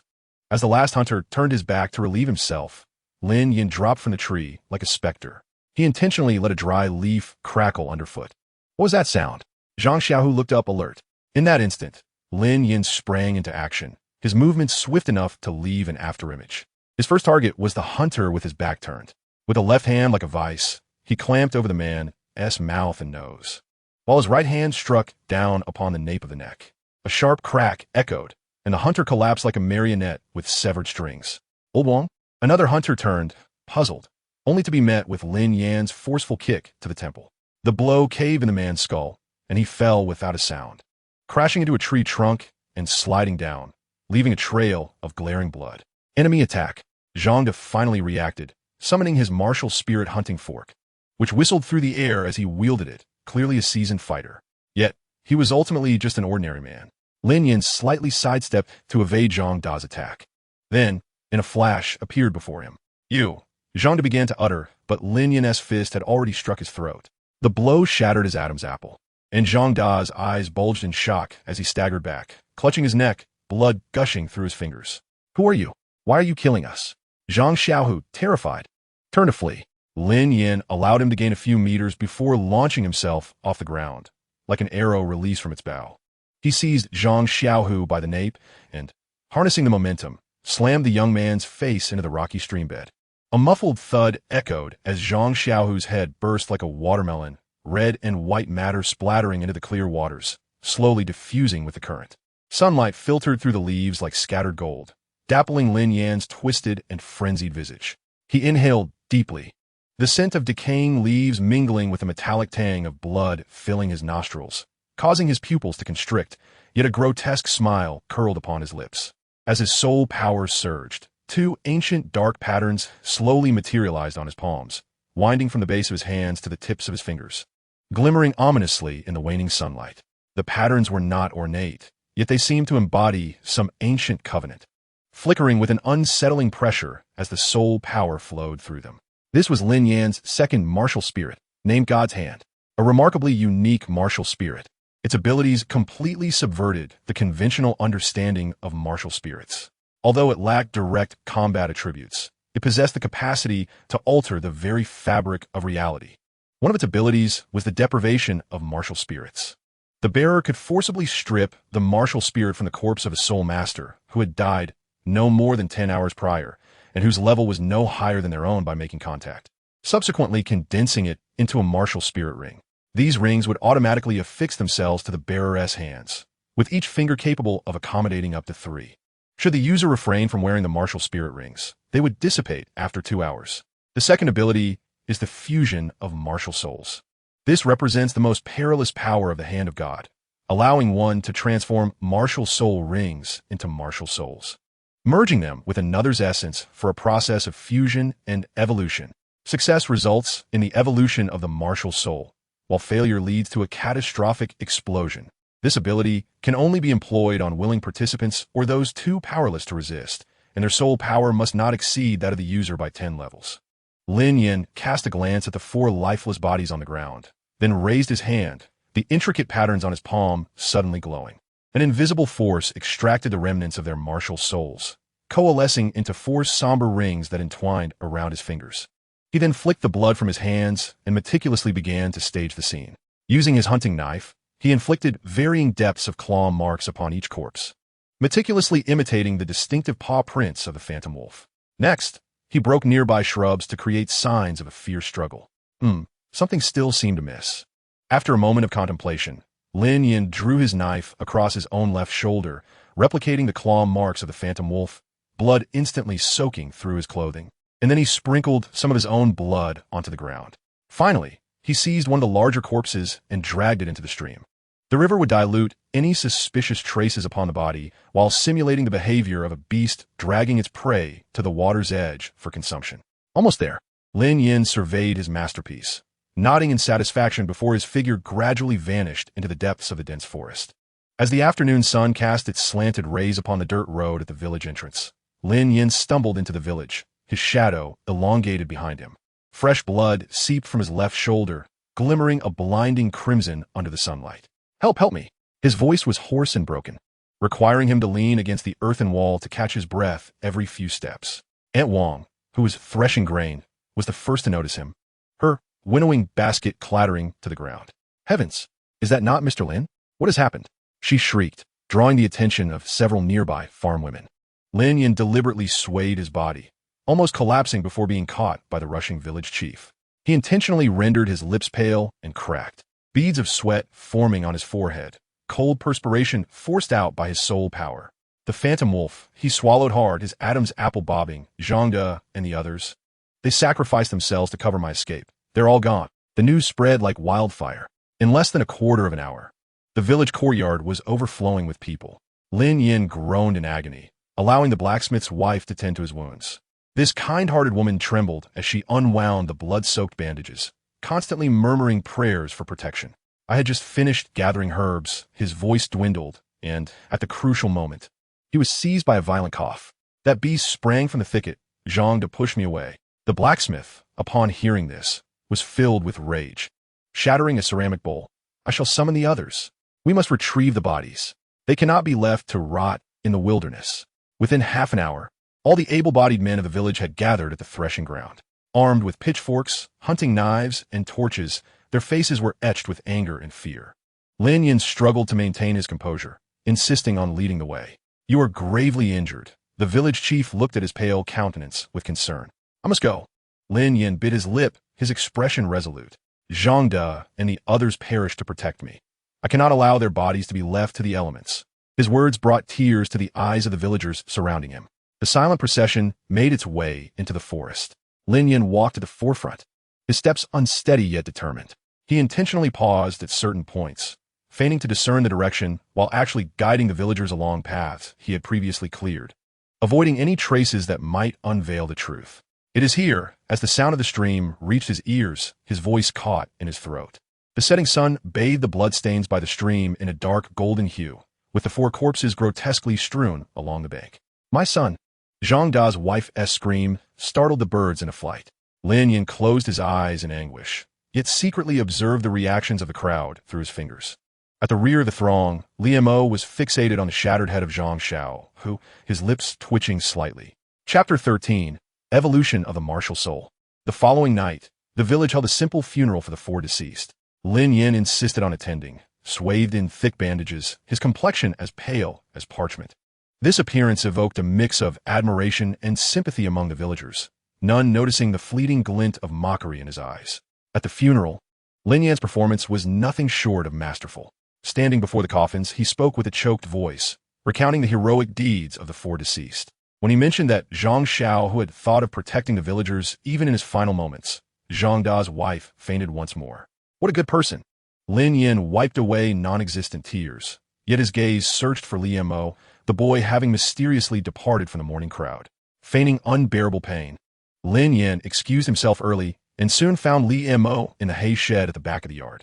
As Lin Yan creaked open the wooden door, He found Li Mo seated on a pile of hay, his back turned, clutching his rusty, broken machete martial soul, its blade riddled with notches and several noticeable cracks. I knew you would come. Li Mo's voice was unnaturally calm for one, so young as he slowly turned, the broken tip of the knife pointing at Lin Yan.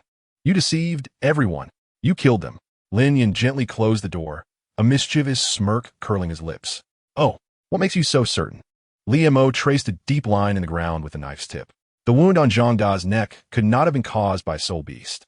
His eyes glimmered with an eerie light in the dimness. Moreover, I have a natural sensitivity to the scent of blood, and I can smell it on you. The same as on the four of them. Lin Yan advanced slowly, the hay crunching beneath his feet. He noted that while Li Mo appeared calm outwardly, the knuckles of his fingers gripping the knife were turning white. I did not expect you to possess such a unique ability. Indeed, you are quite the promising prospect. Lin Yan halted 2 steps away from Li Mo, so why not reveal this to the villagers? Instead, you wish to meet me here? A flicker of struggle passed through Li Mo's eyes, quickly engulfed by deeper darkness. I want to know why you killed them. Is it only by killing them that my martial soul can evolve? Lin Yan suddenly erupted into laughter, the sound echoing within the cramped hay shed. He laughed until he doubled over, even straining his shoulder wound. Honesty, ambition, desire. Excellent. These are all qualities I admire. He wiped away the tears of mirth and extended his right hand, for radiant rings slowly ascending. Indeed, killing them was to make you stronger. These are their martial souls. The soul path for your enhancement. The 4 rings shimmered with an uncanny glow beneath the moonlight, faintly revealing the soul imprints etched upon them. Zhang Da's hunting fork. Zhang Xiaohu's longbow, Old Wang's iron hammer, and a hunter's dart. Li Mo's breath quickened, the yearning in his eyes almost tangible. Lin Yan leaned closer, whispering in the boy's ear, do you wish to grow stronger? Strong enough that no one dares to bully you again. Strong enough to take vengeance on all who have wronged you, even making that woman regret leaving you. Li Mo's pupils constricted in the darkness, his fingers gripping the machete, turning pale from exertion as the shed filled with the scents of hay and age-old grains, wafting into Li Mo's nostrils. That woman. The boy's voice was hoarse, the broken machete martial soul emitting a low hum. She preferred wealth over poverty and abandoned me. Lin Yan's smile deepened. The 4 martial soul rings swirling around his right hand, appearing irresistibly enticing. Do you remember what she said when she left? You two will rot in this impoverished village. Shut up. Li Mo suddenly swung the knife, the blade grazing Lin Yan's neck, severing a strand of gray hair. The boy's chest heaved violently, flames of hatred igniting in his eyes. How could you know? How could I know? He chuckled softly, his fingertips lightly tapping his temple. For human nature is indeed such a tragically simplistic affair. Moonlight filtered through the gaps of the thatched roof, casting dappled shadows upon Lin Yan's face. He leaned casually against the haystack, his posture languid as if discussing the day's weather. A woman, enamored with wealth and disdainful of poverty. How could she leave without uttering a few spiteful words to satisfy her vain heart? Wouldn't you agree? Li Mo's knife trembled slightly, the fury in his eyes gradually giving way to astonishment. It was then he realized that the man before him was a demon capable of piercing through the human heart, able to rend the deepest wounds with mere words. Do you guess? The boy's voice was somewhat hoarse. Suddenly, Lin Yan leaned forward, his smiling face abruptly closing the distance to Li Mo. That is of little consequence. What truly matters is, his voice turned icy. Do you wish for her to regret? 4 soul rings simultaneously emitted a sinister glow, illuminating the ever-expanding whirlpool of desire in Li Mo's eyes. The air within the hay shed seemed to solidify, leaving only the sound of their intertwined breaths. That woman who abandoned you, those villagers who mocked you. Lin Yan's voice slithered like a viper. Now, before you lies an opportunity to make them all pay. Do you wish to seize it? Li Mo's blade clattered to the ground with a metallic clang. The boy collapsed amidst the hay, years of pent-up hatred finally bursting forth. When he lifted his gaze once more, hesitation had vanished, leaving only raw, unadulterated desire. I want to grow strong. I want to take my revenge. I want them to regret. Excellent. Lin Yan's smile appeared particularly sinister under the moonlight. Then, with a flick of his right hand, the 4 soul rings suddenly levitated, shimmering with an otherworldly brilliance in the moonlight. A glint of coldness flashed in his eyes as his fingers clenched tightly. Buzz! The 4 rings erupted simultaneously, transforming into 4 dazzling orbs of light. The orbs spun rapidly in the air, trailing vibrant light tails, hurtling like meteors towards the soul of the blade in Lin Mo's grasp. Boom! The four spheres struck the cracked blade simultaneously, erupting in blinding radiance. Lin Mo emitted a heart-wrenching scream as the soul in his hand began to twist and contort violently. The blade's essence melted as if cast into a furnace, dark metallic liquid swirling and boiling in the air. The four colored orbs danced within the molten soul, each collision sending ripples of soul energy cascading outward. Hold on, Lin Yan observed coldly, his voice devoid of any emotion. A waste is only fit to rot in the mud. Lin Mo's veins surged, his muscles taut as iron, teeth grinding together, blood seeping from the corner of his mouth.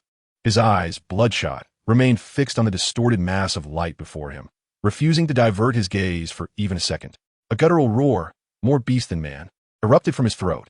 The orb, amalgamated from four souls, writhed violently, expanding like a bulging sack before contracting into a fist. Each transformation was accompanied by a shrill metallic screech, as if countless blades were rasping against one another. Suddenly, all the light collapsed inward, forming a pitch-black cocoon. The hay shed plunged into an eerie silence. Even the wind seemed to freeze. Crack! A fissure split the surface of the cocoon, and with a sharp sound, it shattered completely. A dark red blade slowly emerged, its surface adorned with eerie blood-like patterns, the edge shimmering with a faint scarlet glow. The hilt was entwined with dark threads, resembling coagulated blood. Trembling, Lin Mo extended his hand, the blade thudding into his palm with a resonant hum. At the moment of contact, he felt a faint pulse of soul energy, accompanied by a subtle scent of blood. First level and a half innate soul energy, Lin Yan squinted. Though not high, this soul is rather unique. Lin Mo gazed at the blade in bewilderment, suddenly noticing that the blood patterns upon it seemed to flow gently, akin to real blood. Strangely, when he tightened his grip on the hilt, those blood patterns glimmered faintly, radiating a soft red light. As he scrutinized the blood-colored long knife, excitement flickered in his eyes. This blade is truly marvelous. The blood patterns grow more vibrant with each drop of blood spilled, and I can distinctly feel that with every cut, not only does the edge sharpen, but a trickle of soul energy courses back into my body. At this point, he abruptly paused, as if struck by a revelation, his gaze lifting to Lin Yan with fervor. Lin Yan instantly understood the look in his eyes, revealing a cruel smile. Go, seek your revenge. Chapter 14, The Hunt. As dawn's first light broke, Lin Mo crouched upon the branch of an ancient pine, the dark red blade shimmering with an uncanny sheen in the morning glow. He held his breath, his gaze locked onto the hunter below, Zhao Lao-san, who was drinking from the stream. The eighth, Lin Mo licked his lips, the blood patterns on the blade, seemingly sensing their master's murderous intent, beginning to writhe slowly. Since that day, Lin Mo had stealthily hunted those hunters venturing into the mountains. From his initial panic, relying on Lin Yan to clean up after him, to now executing his kills with decisive resolve. Only 3 days had passed. As Zhao Lao-san bent to scoop water, Lin Mo leaped down like a wraith from the tree. The blood-patterned blade carved a crimson arc, precisely slicing into the hunter's carotid artery. The moment blood gushed forth, the patterns on the blade flared to life, greedily absorbing the splattering blood. Zhao Lao-san's eyes widened in disbelief as he gazed at the once timid boy before him. His longbow soul flickered dimly, rapidly fading into a ring that Lin Yan, concealed in the shadows, adorned on his finger. Lin Mo felt the warmth of energy flowing through the hilt, a trickle of soul energy coursing through his meridians to his dantian. He closed his eyes in satisfaction, relishing this fleeting moment of bliss. He then expertly dragged the body into a pre-dug grave. Fortunately, these hunters typically ventured into the mountains for 4 or 5 days, sometimes even over a week, so no one suspected anything, merely assuming the hunters had delved too deep into the forest. After this soul evolution, perhaps I shall reach level 5 soul energy. Lin Mo caressed a new blood pattern on the blade, his eyes gleaming with madness. A week later, within a concealed cave deep in the forest, Lin Yan's gray robe billowed as if stirred by an unseen wind. He extended his right hand, and several soul rings suddenly levitated. Then, with a swift clench of his fingers, the soul rings detonated, merging into a swirling energy orb. The orb intertwined and spun in the air, forming a resplendent vortex of soul energy. Lin Mo knelt beneath the vortex, the blood pattern knife trembling violently, the patterns rising like roots yearning for rain. As the energy orb descended towards the blade, the cave erupted with blinding light. Upon contact, the blood-patterned knife began to melt like snow under the scorching sun, transforming into a pool of crimson liquid suspended in midair. As the orb swiftly integrated into the blood liquid, suddenly, Limo's body convulsed violently, collapsing to the ground, his hands clutching his throat, unable to emit a sound. As the pain reached its zenith, blood seeped from all 7 orifices. Just as he was about to lose consciousness, all the crimson energy suddenly contracted, coalescing in the palm of his right hand into a brand new blood-patterned knife. This new blade was longer than the previous one, its entire body exhibiting a semi-transparent blood jade quality, with countless fine blood threads writhing within as if alive. The blade's edge was no longer a single sharp line, but composed of numerous tiny, serrated crystals, each sparkling with different hues. At the hilt, an eerie vertical eye sprouted. Even when closed, it exuded an unsettling aura. Li Mo lay prostrate on the ground, gasping for breath.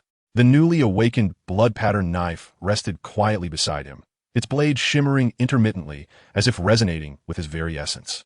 Trembling, he reached out to touch the bizarre runes that had recently appeared on the blade. These symbols illuminated upon tasting blood, amplifying the knife's deadly prowess. What thrilled him even more was the realization that each life he claimed now yielded more than double the soul power he had previously harvested. Soon, he would return to find that woman, a sickly glimmer of anticipation flashing in his eyes. On the afternoon of the following day, Li Mo lay in wait, as was his custom, along the mountain path frequented by the hunters. Today Escori was the village's head hunter, Wang Taizhu, and his son, Wang Xiao. "Father, I have an unsettling feeling about the mountains lately," Wang Xiaohu said, hefting his hunting spear and casting wary glances around. Zhao Uncle and Li Uncle Haven Tea returned for several days. Wang Taizhu tightened his grip on his hunting knife. "Don't frighten your father with such nonsense. They typically hunt for 4 or 5 days. Perhaps they pursued their game too far and are on their way back." No sooner had he spoken than a flash of crimson light sliced through the thicket. Before Wang Xiaohu could react, his spear was severed in two, and a cold sensation gripped his throat as warm blood gushed forth. "Xiaohu!" Wang Tieju's eyes bulged in anguish, his martial spirit instantly manifesting. But when he recognized his assailant, he was struck as if by lightning. Li Mo licked the blood from the blade, revealing a grotesque smile. "Uncle Wang, it's been a while. What are you doing?" Wang Taizhu roared at Li Mo, but soon realized the horror of the situation, exclaiming, You've killed him too." In that moment, rage clouded Wang Tieju's reason. He charged forward, his hunting knife gleaming with lethal intent. Clang! Li Mo raised his hand, effortlessly blocking the attack with the blood-patterned knife, which suddenly glowed intensely. He felt a surge of soul power within him, effortlessly severing Wang Taiju's weapon and driving the blade into his chest. Wang Taizhu collapsed to the ground, blood oozing from the corners of his mouth. Li Mo leaned in close, whispering, "The weak exist only to nourish the strong." Wang Tieju's pupils dilated in horror, but it was too late. The blood-patterned knife pierced his heart, the intricate patterns on the blade writhing joyfully as they absorbed every drop of blood. At that moment, a scream erupted from nearby bushes. Li Mo whipped around to see the village woodcutter, Old Zhang, staring in terror at the scene. A monster! Old Zhang turned and fled. Li Mo's expression darkened, and he hastily pursued him. But Old Zhang, familiar with the mountain paths, quickly vanished into the dense forest. Not far away, beneath the shadow of an ancient pine, Lin Yan stood silently. His gray-white robe melded seamlessly with the shadows, and even his breathing was barely audible.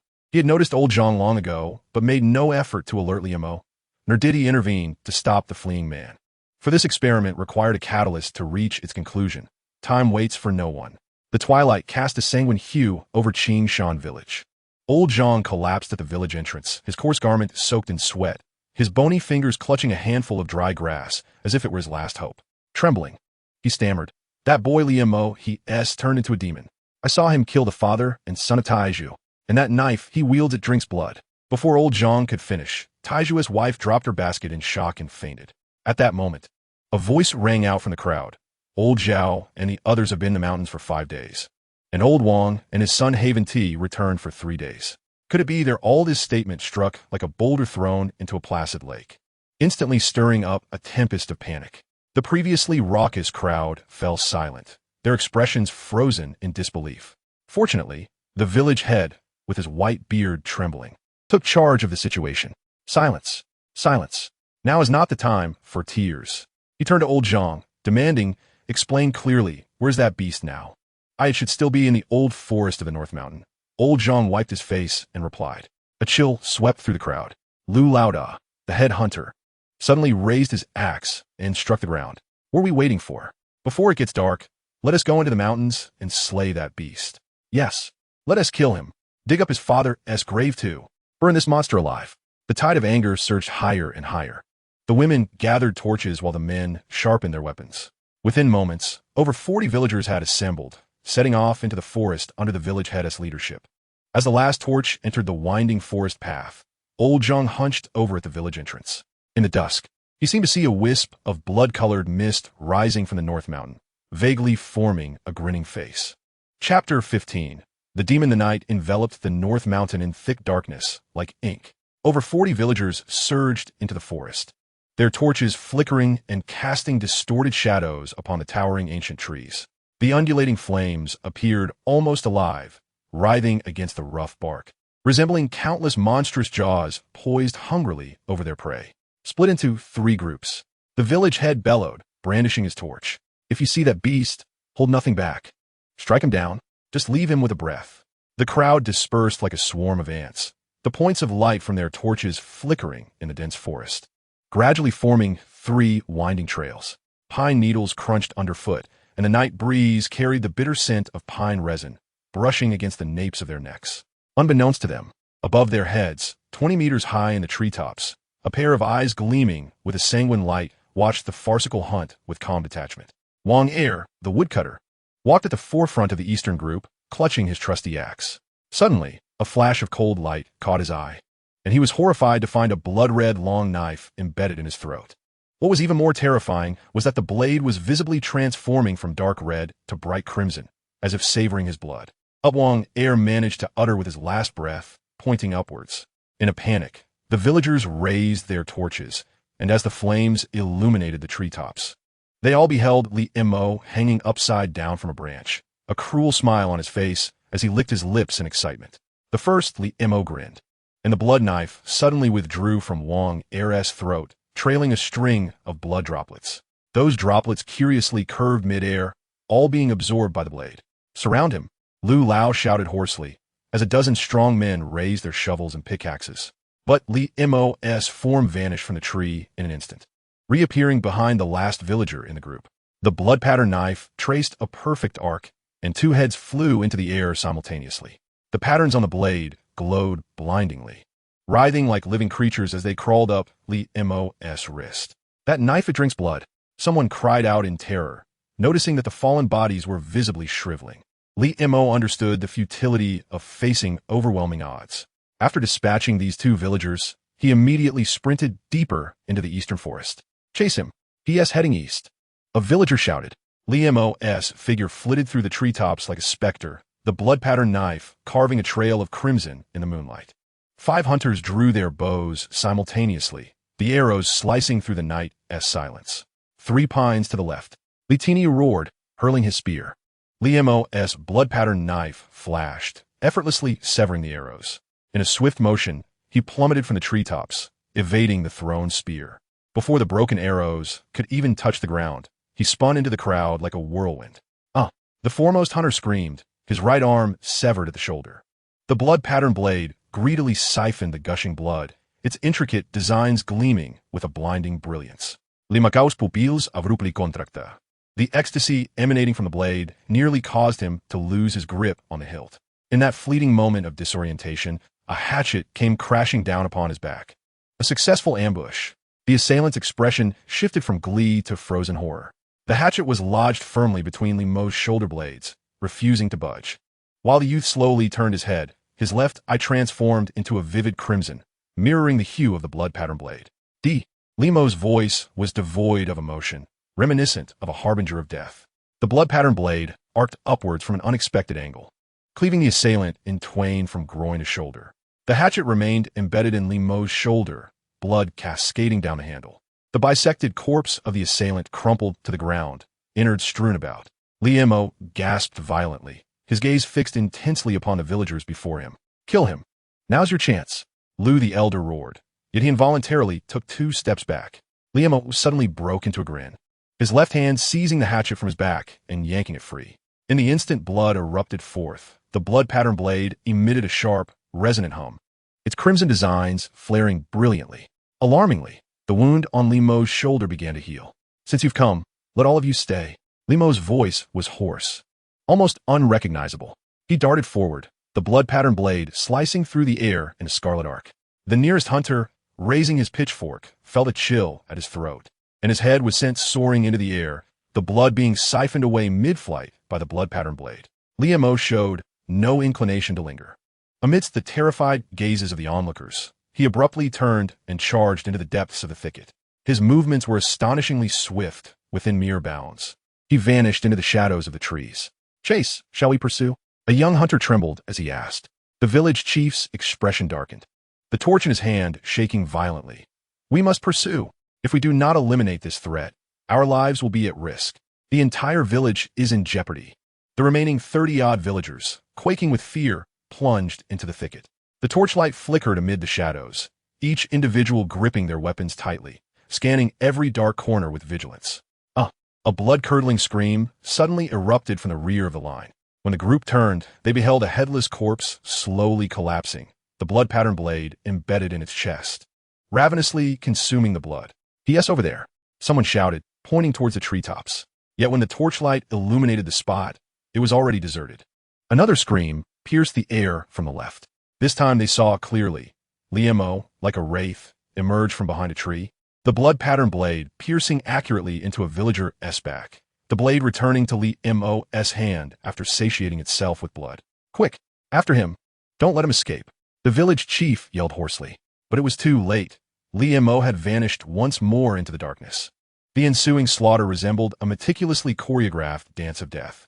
Liam would sometimes pounce from the treetops, other times erupt from the underbrush. Each strike claimed a single life before he swiftly retreated. The villagers were horrified to discover their companions' corpses appearing one by one. Yet they could not catch a glimpse of the perpetrator. "A demon! He is a demon!" a young hunter cried, his mind unraveling as he dropped his weapon and fled down the mountain. "Stay calm," the village chief bellowed, his torch shaking violently, forming groups of 3, back to back. "That brat is hiding nearby." The remaining villagers, trembling, formed a defensive formation, the torchlight coalescing amidst the thicket. Amidst the crackling of burning pine resin, Liam crouched upon a branch of an ancient pine, the blood-patterned blade in his right hand trembling slightly, the crimson designs creeping up to his wrist. Suddenly, a gust of night wind swept through the treetops. Seizing this natural cover, Liam descended silently like a falling leaf. His target was the quaking young hunter on the periphery, who was paralyzed with fear, making him the weakest link. Whoosh! The blood-patterned blade flew from his grasp, carving a blood-red arc through the air. The young hunter barely had time to scream before the blade precisely pierced his throat. More horrifyingly, his body visibly shriveled at an alarming rate, while the blood-patterned blade grew ever redder and more lustrous. Behind, Li Tainyo roared, throwing his hunting fork. But Liam had already dashed to the other side, snatching the blood-patterned blade back into his palm with a swift motion. For the next half hour, the villagers endured an unforgettable nightmare. Liam moved like a specter, appearing and disappearing at will, each appearance claiming a life. Sometimes he would swoop down from the treetops. Other times he would spring forth from the underbrush. Most terrifying was the increasing speed and strength of his movements, as the blood-patterned blade continually fortified his body through its sanguine feast. "Village chief, we should retreat," one villager stammered, his pants soaked through. "This is no human, it's a monster." Just as the old village chief was about to chastise him, he suddenly felt a chill at his neck. In horror, he realized his vision was spinning, and the last thing he saw was Liam's eyes, entirely blood-red, and his own headless body slowly collapsing. As the group dwindled to a mere dozen survivors, the remaining villagers finally broke down. "Run!" someone shouted first, and instantly everyone scattered like frightened birds. Some abandoned their torches. Others discarded their weapons, desperate to flee as swiftly as possible. Yet how could Liam let them escape? He darted after them, continuing to wield his slaughtering blade. Cries for mercy and wails echoed through the forest. Liam, however, remained deaf to them, akin to a farmer reaping wheat, harvesting one after another those villagers with whom he once shared a life. Chapter 16. The Massacre. as the first rays of dawn pierced through the clouds. A blood-soaked figure staggered out of the woods. Lin Yan's face was covered in dried blood scabs. His left eye completely transformed into a blood-red hue. The whites of his eyes veined with fine blood vessels. His lips were cracked, the tip of his tongue occasionally licking at the congealed blood at the corners of his mouth, revealing his beast-like, stark white teeth. His garments were unrecognizable, thick layers of blood scabs forming a hardened shell on the fabric, cracking with each step he took. With every movement, fresh blood oozed from the hem of his clothing, remnants of his recent quarry in the woods. Most horrifying was his right hand, entirely engulfed by blood-red patterns. The fingers seemingly fused with the hilt of the blood-pattern blade, blood and metal intertwining as viscous blood oozed from a junction. The vertical pupil on the blade was fully opened, reflecting the outline of the village below. Kill, annihilate them all. Lin Yan's throat emitted a guttural growl, inhuman and primal. His consciousness had been almost entirely eroded by the blood-pattern blade, leaving only the most primitive desire for slaughter.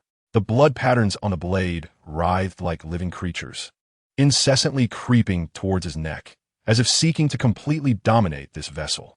Beneath the old locust tree at the village entrance, several women were fetching water. Aunt Zhang was the first to notice the well water suddenly turning an eerie red.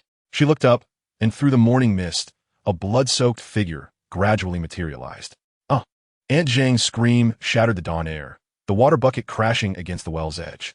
This cry was like a stone thrown into a placid pond, instantly shattering the village's tranquility. The blood-pattern blade in Lin Yan's hand suddenly flew forth, elongating in the air into a bloodline, precisely piercing Aunt Zhang's throat. What terrified the villagers further was that the blood patterns on the blade, like living entities, burrowed into the wound, causing Aunt Zhang's skin to swell with countless small protrusions, as if innumerable insects were crawling beneath her flesh. Her body shrank at an observable rate, transforming in an instant into a mere skeleton encased in human skin. Beast! The septuagenarian blacksmith Zhang Meng raised his heavy hammer, used for forging iron, and charged forward. This towering old man, once capable of crushing a wolf's skull with a single blow in his youth, now had eyes blazing red, as he swung the hammer towards Lin Yan's crown with a roaring wind. Lin Yan's lips twisted into a grotesque arc. His left eye transformed into a vivid crimson reminiscent of the blood-pattern blade, as the heavy hammer hurtled towards him with a deafening roar. He did not flinch or evade. Instead, he eagerly charged forward to meet it. The anticipated scene of Lin Yan being crushed under the weight of the hammer did not materialize. Instead, a sharp crack resonated, and the iron hammerhead was unexpectedly cleaved neatly in two, its severed edges as smooth as a mirror. This was inconceivable.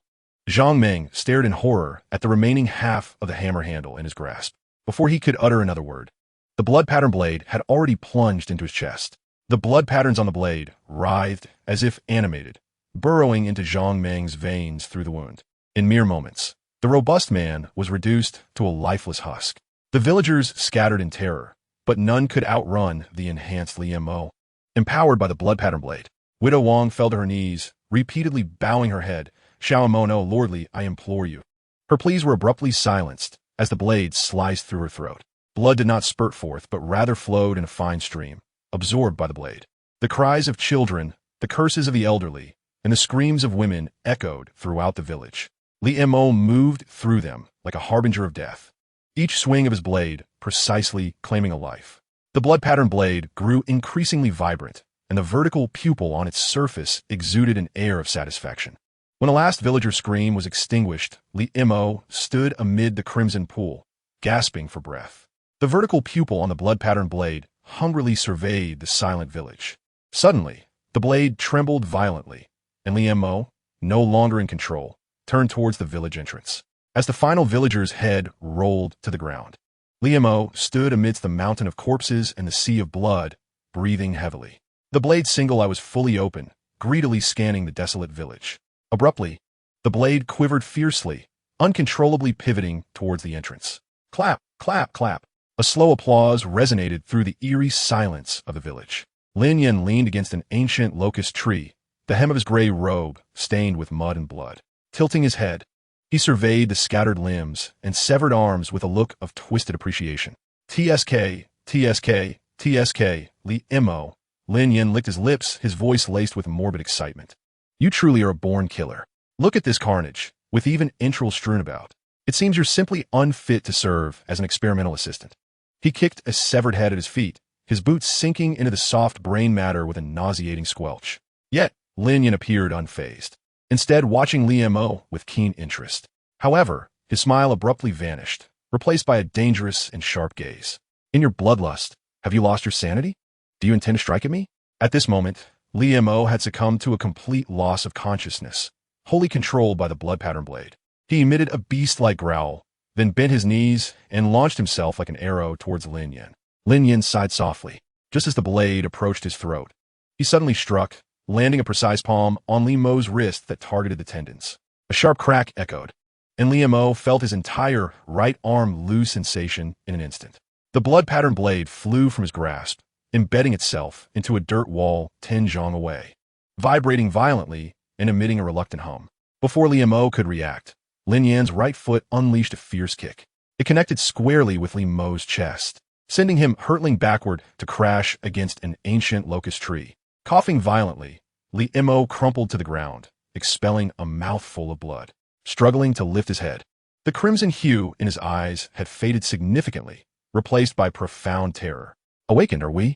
Lin Yan remarked, leisurely shaking off the bloodstains from his sleeves, a mocking smile gracing his lips. "I had thought that after all the assistance I provided, you would have grown stronger. Yet, it appears you remain a mere waste." He strode toward the blood-patterned blade, lodged in the wall, his boots squelching in the blood-soaked ground with an unsettling sound. Lin Yan's eyes gleamed with malice and murderous intent as he spoke coldly. "Should you ever dare to point your blade at me again, I shall make you experience the taste of being drained of your blood." Li Mo fell to his knees with a thud, prostrating himself before Lin Yan in a frenzy of bowing. "Your subordinate deserves 1,000 deaths." He trembled, his voice quavering with emotion. With a resounding thud, Li Mo collapsed heavily to the ground, his forehead striking the blood-soaked earth, splattering dark red droplets. Your subordinate deserved 1,000 deaths," he cried, his voice quaking with a sob as he repeatedly struck his forehead against the ground. Each bow splattered more blood, and soon his brow was a bloody mess. Yet he dared not cease. Lin Yan looked down upon the bloodied youth, the hem of his gray robe fluttering gently in the morning breeze. His tone remained flat, devoid of emotion. "Rise, let us attend to our business first." Chapter 17. The Bloodthirsty Demon Blade. Lin Yan slowly raised his pale, slender hands, each finger adorned with 30 rings of bizarre design, each exuding a distinct aura of soul power, some fiery as flame, others chilling as ice, and some sharp with a metallic tang. With his other hand, he carelessly retrieved 7 rings from the pocket of his gray robe, the rings clinking together in his palm, while radiating an even more ferocious wave of energy. Out of over 60 villagers, only 37 weapon souls were obtained. Lin Yan's voice, tinged with a hint of morbid excitement, curled into a cruel smile. "To fuse them all at once, I wonder if your body can withstand it?" His eyes sparkled with madness, as if anticipating a splendid performance. His 10 fingers suddenly spread wide, the knuckles cracking ominously. All the rings illuminated simultaneously. 37 beams of various colors shot forth. These beams intertwined and collided in midair, unleashing a pulse of energy that sent shivers down the spine. Crimson, deep blue, dark purple, pallid white, various hues of soul power entwined, distorting the surrounding air, lifting fragments of stone from the ground, pulverizing them into dust within the whirlpool of soul energy. Lin Yan grinned savagely, his hands crashing together with a thunderous roar. Fuse. The 37 beams, as if guided by an unseen force, converged into a blinding pillar of light several meters in diameter, cascading down towards the blood-pattern blade, suspended before Li Mo. Li Mo emitted a heart-wrenching scream, his body curling up like a shrimp. Though his flesh remained intact, his weapon soul was undergoing an unprecedented transformation. The violent surge of soul power flooded in, and the blood-pattern blade emitted distressing cracking sounds, its surface becoming riddled with spiderweb-like fractures, each oozing thick blood plasma. He could feel his weapon soul being caught in a tempest of destruction, tumultuous and chaotic forces clashing violently within. 37 distinct weapon souls battled, consumed, and merged within the blade. At times, the blade expanded like a hammer. At others, it elongated like a whip, continuously shifting forms amidst excruciating pain. Blood seeped from Li Mo's 7 orifices, his body convulsed violently from the torment inflicted upon his weapon soul, his nails digging deeply into the ground, leaving 10 bloody trails on the hard stone surface. Suddenly, a deafening explosion erupted, and a blood-red pillar of light shot skyward, staining the clouds above the village a deep scarlet. Within the pillar, the blood-patterned blade twisted and deformed completely, its cracks bursting open to reveal the writhing flesh and blood within.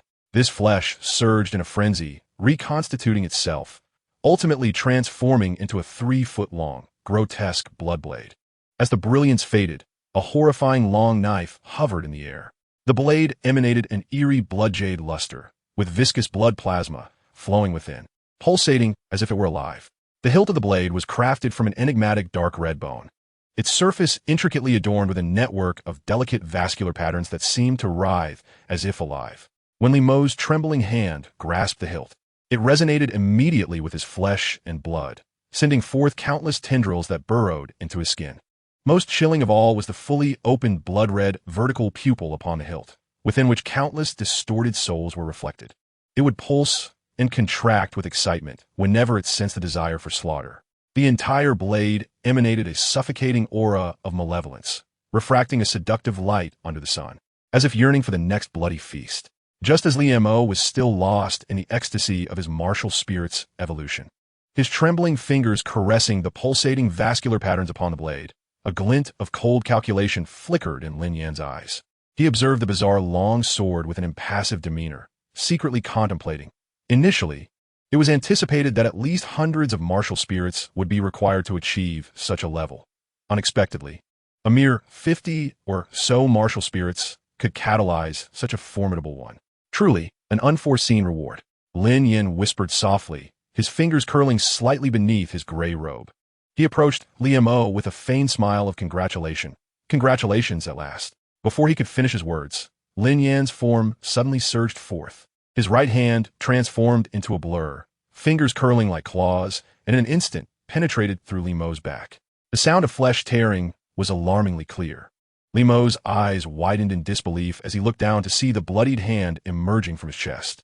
Lin Yan's fingers were tightly gripping his still-beating heart, warm blood dripping through his fingers onto the pristine, bloodthirsty sword. Why? Limo's lips bled as he gasped, his voice hoarse and barely human. Lin Yan leaned close to his ear, his voice disturbingly gentle. I am truly sorry. If I were not in desperate need of a martial spirit right now, perhaps I would have spared you. What a pity. His fingers tightened abruptly, and the heart exploded in his palm. Such excellent experimental material. If only it were a beast martial spirit, I might have had the opportunity to study its genetics. Lin Yan withdrew his bloody right hand, allowing Lin Yan to slump to the ground. You didn't naively think I was helping you, did you? How delightfully naive. Lin Yan's gaze lingered on Lin Yan's gradually cooling corpse, a cruel smile playing upon his lips. He slowly raised his right hand, an ancient pattern emerging, emitting a faint ethereal glow under the sunlight. Let me see this new toy, he murmured, gently pressing his hand upon Lin Yan's chest. Strip. Lin Yan coldly uttered 2 words. With a piercing metallic wail, the long sword was forcibly extracted from Lin Yan's body. The sword then began to twist and deform, slowly shrinking like a melting candle. The blood-red eye upon the hilt emitted a final cry before the entire long sword completely liquefied, transforming into a writhing blood orb. This orb spun and contracted in midair, gradually coalescing into shape. Ultimately, a ring of deep crimson, covered in blood-like blade patterns, slowly formed, hovering above Lin Yan's palm.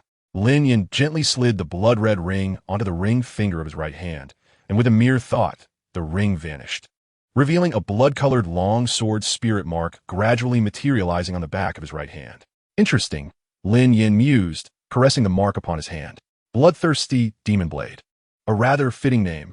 The power derived from the blood absorption feedback was at least twice as strong as the previous blood pattern blade, and it could consume his own blood and soul power to enter a demonic state, significantly enhancing his strength and speed. With a casual flick, a blood-colored long sword materialized out of thin air in his grasp. Lin Yan suddenly turned, the long sword slicing through the air with a crimson flash.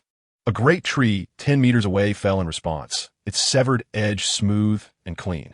Satisfied, Lin Yan sheathed the long sword, the spirit mark on his hand gradually fading. Having acquired a rather remarkable martial spirit, it was time to seek a soul ring. Lin Yan mused softly. determining that he would next seek a beast martial spirit for experimentation. This tool-type martial spirit was simply too mundane. With that, Lin Yan strode away, the rising sun casting a blood-red hue over the entire Qingshan village, while Emo's corpse remained forever frozen in an expression of terrified disbelief. Chapter 18. The First Ring of a Millennium. The morning mist hung like gossamer, enveloping the outskirts of the Douluo forest. Lin Yan's boots crunched softly upon the spongy humus, producing a faint creaking sound. He paused, the hem of his gray robe brushing against a patch of ghost needlegrass, glistening with dew. Having broken through to level 20 over half a year ago, coupled with my accumulated experience and these 2 soul rings, I should be nearing level 26 or 7. Lin Yan mused, stroking his chin, a glimmer of brilliance flickering in his eyes. Lin Yan's circumstances were rather unique. Due to the shattering of his martial spirit, he was able to freely utilize the martial spirits deprived by the hand of God and attach soul rings to them, yet there were clear limitations. The duration of each soul ring attached could not exceed that of the corresponding soul ring from the hand of God. For instance, if the first soul ring of the hand of God was 500 years, then the upper limit for the first soul ring of that martial spirit would also be 500 years. Furthermore, the absorption process for these martial spirits differed from the norm. Soul rings could be directly attached and immediately take effect, bypassing the absorption process and therefore not contributing to an increase in soul power. Given his own conditions, Lin Yan planned to push his limits. Having consumed enhancement potions for an extended period, his physical prowess far surpassed that of his peers, comparable to a level 30 soul master, which enabled him to attempt absorbing a millennium soul ring. It is noteworthy that the soul ring function of the hand of God martial spirit possesses uniqueness. Regardless of the type of soul soul ring absorbed, no soul skills could be acquired. Instead, it enhanced the abilities of deprivation and fusion of martial spirits. To maximize the absorption of higher-year soul rings, Lin Yan devised a clear strategy. He prioritized gentle-natured and energy-mild soul beasts, with plant-type soul beasts being his primary target. The main reason for this was that Lin Yan currently lacked sufficient confidence to defeat soul beasts of millennium caliber. 3 days later, on a sun-kissed rocky slope, Lin Yan finally discovered his first target. It was a red fruit flower with approximately 2,000 years of cultivation, its 7 blood jade-like petals unfurling in the morning light, amber-colored sap oozing from its center and staining the surrounding rocks a pale red. Most striking were the 23 spiral growth rings clearly visible on its robust stem, each interval adorned with fine silver fuzz, representing its strength of 2,300 years. Lin Yan had been quite diligent during his theoretical lessons with Yu Xiaogang, absorbing his knowledge thoroughly. Although Yu Xiaogang was a selfish hypocrite, one could not deny the depth of his expertise in the realm of soul masters. Having grown up in the Blue Lightning Tyrant Dragon sect and spent a considerable time in the Spear Hall, the knowledge he had encountered was something most ordinary soul masters could only dream of accessing. This red fruit flower was a unique healing-type plant soul beast of the Douluo forest, its offensive capabilities extremely low. Its nectar possessed powerful healing effects and was often selected by support-type soul masters as a source for soul rings. However, special care was required during harvesting, as its root system formed a symbiotic relationship with surrounding plants, and it would immediately release paralyzing pollen if threatened. Additionally, it concealed robust vines underground for ambushes, and being struck would undoubtedly result in severe injury. Lin Yan approached with caution. He slowly retrieved 3 items from his soul guide: mind-confounding vine powder, ghostly withering grass extract, and iron wire fern spores. This was a meticulously concocted anesthetic specifically designed to deal with such immobile plant-type soul beasts. He first activated the iron wire fern spores with his soul power, allowing the fine particles to disperse with the wind, quietly settling upon the petals of the red fruit flower. This special spore could temporarily disrupt the plant's sensory abilities, rendering it sluggish. Subsequently, he dripped the ghostly withered grass liquid into the soil, and the dark green extract swiftly permeated the roots, causing the flower stems to stiffen instantaneously. Now is the moment. In the next heartbeat, the bloodthirsty demon blade materialized in Lin Yan's right hand. This blade shimmered with a sanguine glow, as if it were forged from blood itself. With a low growl, Lin Yan swung the bloodthirsty demon blade, cleaving through the air like a bolt of lightning, accompanied by a sharp sound of slicing. Although the red star flower sensed this sudden peril, its body remained sluggish due to the earlier paralysis effect. A crimson arc of light flashed by, and Lin Yan effortlessly severed several approaching vines. With the crisp sound of snapping, dark green sap gushed forth from the severed ends like a fountain, splattering onto the ground around him. Yet, the red star flower did not relent. More vines surged forth like a relentless tide from all directions, seemingly intent on overwhelming Lin Yan entirely. In the face of such a fierce onslaught, Lin Yan remained remarkably composed. He unhurriedly retrieved a small pouch of mesmerizing vine powder from his bosom and accurately sprinkled it onto the severed vine ends of the red star flower. This mesmerizing vine powder appeared to possess magical properties, swiftly penetrating the flower's sap upon contact. In the blink of an eye, the entire body of the red star flower was enveloped by this medicinal force, plunging it into a state of complete paralysis. The once ferocious vines now drooped lifelessly, unable to execute even the most basic defensive movements, leaving them at Lin Yan's mercy. Seeing this, Lin Yan's lips curled into a subtle smile as he wielded the bloodthirsty demon blade once more, tracing several resplendent crimson arcs in the air. These arcs, akin to scythes of death, mercilessly descended upon the paralyzed red star flower. Each arc struck true, easily severing its robust vines. As the blade flashed, 7 petals, resembling blood gems, fell in response, akin to wilting flowers. From the cut edges of the petals, amber sap seeped out like tears, as if the red star flower were weeping in agony. "It is over."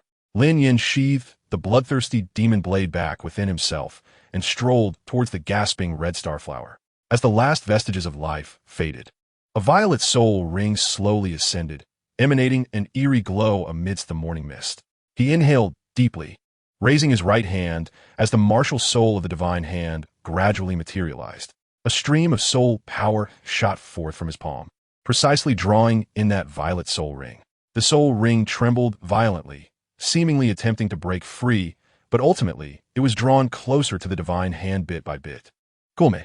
Lin Yan took a deep breath and let out a fierce roar. He then began to channel his soul power, guiding the soul ring as it slowly moved towards his divine hand martial soul. The ring's movement was sluggish, yet each step appeared exceedingly arduous, as if it were resisting Lin Yan's will. At last, the soul ring hovered above the divine hand martial soul, the distance between them narrowing.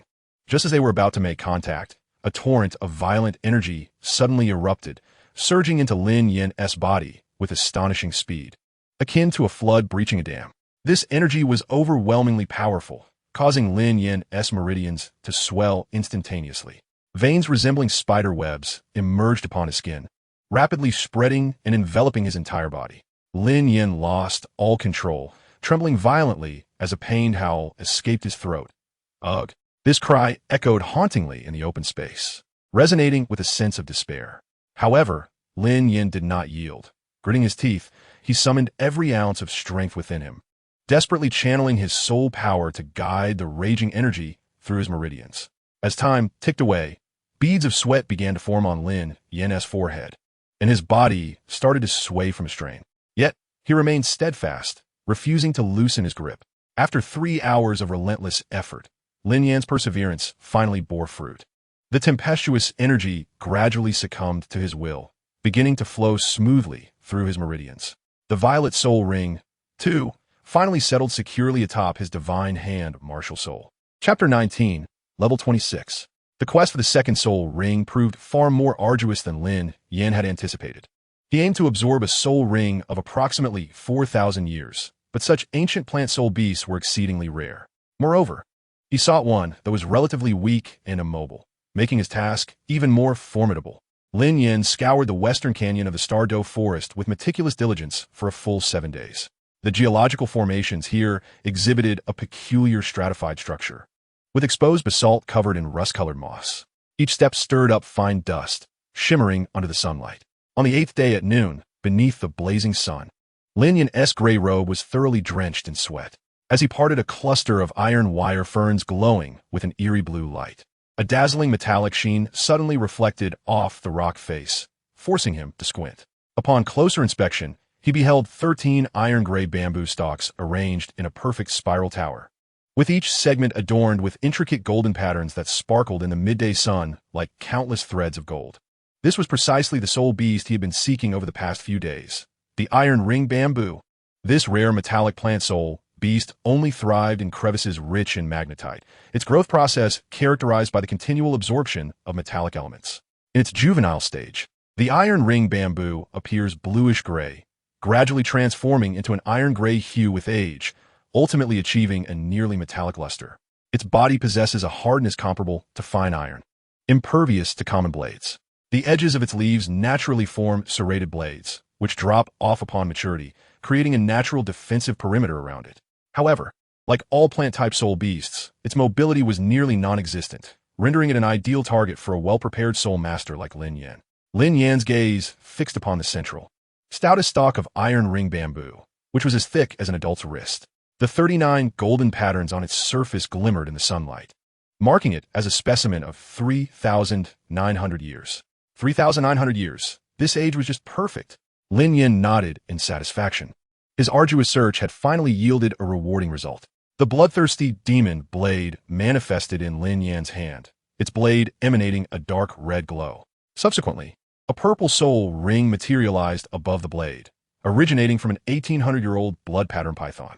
He had not initially intended to attach a soul ring to the bloodthirsty demon blade first, but during his pursuit of the iron ring bamboo, he fortuitously witnessed a battle between two soul beasts. The attributes and ages of these beasts were exceptionally suitable for the bloodthirsty demon blade. Thus, Lin Yan opted to observe the conflict from a vantage point, ultimately absorbing the soul ring of the defeated blood pattern python. With a sudden burst of energy, Lin Yan lunged forth, the bloodthirsty demon blade slicing through the air, targeting the main stalk. Just as the blade was about to make contact with the bamboo, all 13 iron ring bamboo stalks trembled simultaneously, their surfaces suddenly exhibiting a metallic sheen. First soul skill, Blood Shadow Slash. The purple soul ring atop the bloodthirsty demon blade blazed alive, and Lin Yan's figure transformed into 3 crimson phantoms in an instant. The true blade struck heavily against the main stalk, yet it merely left behind a shallow white mark. The iron ring bamboo's defenses surpassed all expectations. Such formidable defense. Lin Yan's mind raced in astonishment. He noticed a small amount of iron-gray sap oozing from the struck area, dripping onto the rocks with a hissing, corrosive sound, confirming that the attack was not entirely ineffective. The cluster of iron ring bamboo began to sway slowly, their surfaces gleaming with metallic luster as their defenses heightened further. Lin Yan quickly adjusted his strategy, and the soul ring on the bloodthirsty demon blade glimmered once more. Blood Shadow Slash Combo. Dozens of crimson energy blades sliced through the air, all aimed at a single point. Under the relentless assault, the main bamboo finally displayed a faint crack. The iron ring bamboo cluster responded immediately, with the remaining 12 iron ring bamboos simultaneously unleashing their metallic soul power, forming a translucent golden barrier around them. A symbiotic defense. Lin Yan's pupils constricted, the metallic bamboo shards peeling off the iron ring bamboo surface, and the iron-rich sand beneath were drawn to this barrier, coalescing into a thick layer of metallic armor upon the bamboo's surface. More troublesome was that these metallic substances were continuously flowing, autonomously mending the damage inflicted upon the main bamboo. Lin Yan attempted another strike, but the bloodthirsty demon blade merely sparked against the metallic armor. Undeterred, he continued his ferocious onslaught. Bang, bang, bang. The bloodthirsty demon blade struck repeatedly against the iron ring bamboo's metallic armor, sending forth a cascade of dazzling sparks. Lin Yan's palms were already cracked, blood dripping down the hilt of his blade, yet he relentlessly pressed on. Each strike landed precisely on the same spot, etching fine cracks into the seemingly indestructible metallic surface. Not enough. Once more. Lin Yan's biceps bulged, the crimson blade aura flickering ominously along the edge. With another powerful slash, the metallic armor finally emitted a sound of impending collapse, revealing a barely discernible fissure. Now's the moment. Blood Shadow Slash Combo. Lin Yan roared, and the purple soul ring on the bloodthirsty demon blade shone with unparalleled brilliance. Dozens of crimson energy blades poured forth like a torrential downpour, each strike landing precisely within the cracks of the iron ring bamboo's defense. In an instant, a web of fissures rapidly spread across the metallic armor, centering around the point of impact. Boom! The main bamboo erupted in response, the golden barrier instantly crumbling to dust. A surge of metallic energy formed a shockwave, sending the surrounding metallic fragments flying. Lin Yan was hurled several meters back, his back slamming against the rock wall, gritting his teeth against the searing pain in his back. He propped himself up with the bloodthirsty demon blade and fixed his gaze on the swaying main bamboo. Although the defensive barrier had been shattered, This 3,000-year-old iron ring bamboo still struggled desperately. The metallic sheen on the bamboo flickered, clearly reaching its limit. Yet Lin Yan understood that the closer a soul beast was to death, the more formidable its power would become. The final strike. He gripped the bloodthirsty demon blade tightly. The purple soul ring radiating unprecedented light. The crimson blade aura, as tangible as reality, danced along the edge, Lin Yan's right arm swelling with muscle. Veins protruding as he infused all his soul power into this one blow. Blood shadow, / execution. A blade of condensed crimson light shot forth. The aura's approach already causing the metallic armor on the iron ring bamboo to begin flaking away. The blood-red blade struck true upon the fissure, and in the next moment, a deep, resounding explosion emanated from within the iron ring bamboo, which began to crumble from the inside out. The segments shattered inch by inch, metallic liquid oozing forth, until the entire main bamboo fractured in twain, crashing to the ground. At the moment of its collapse, the remaining 12 iron ring bamboos simultaneously withered, turning to a pile of iron-gray dust.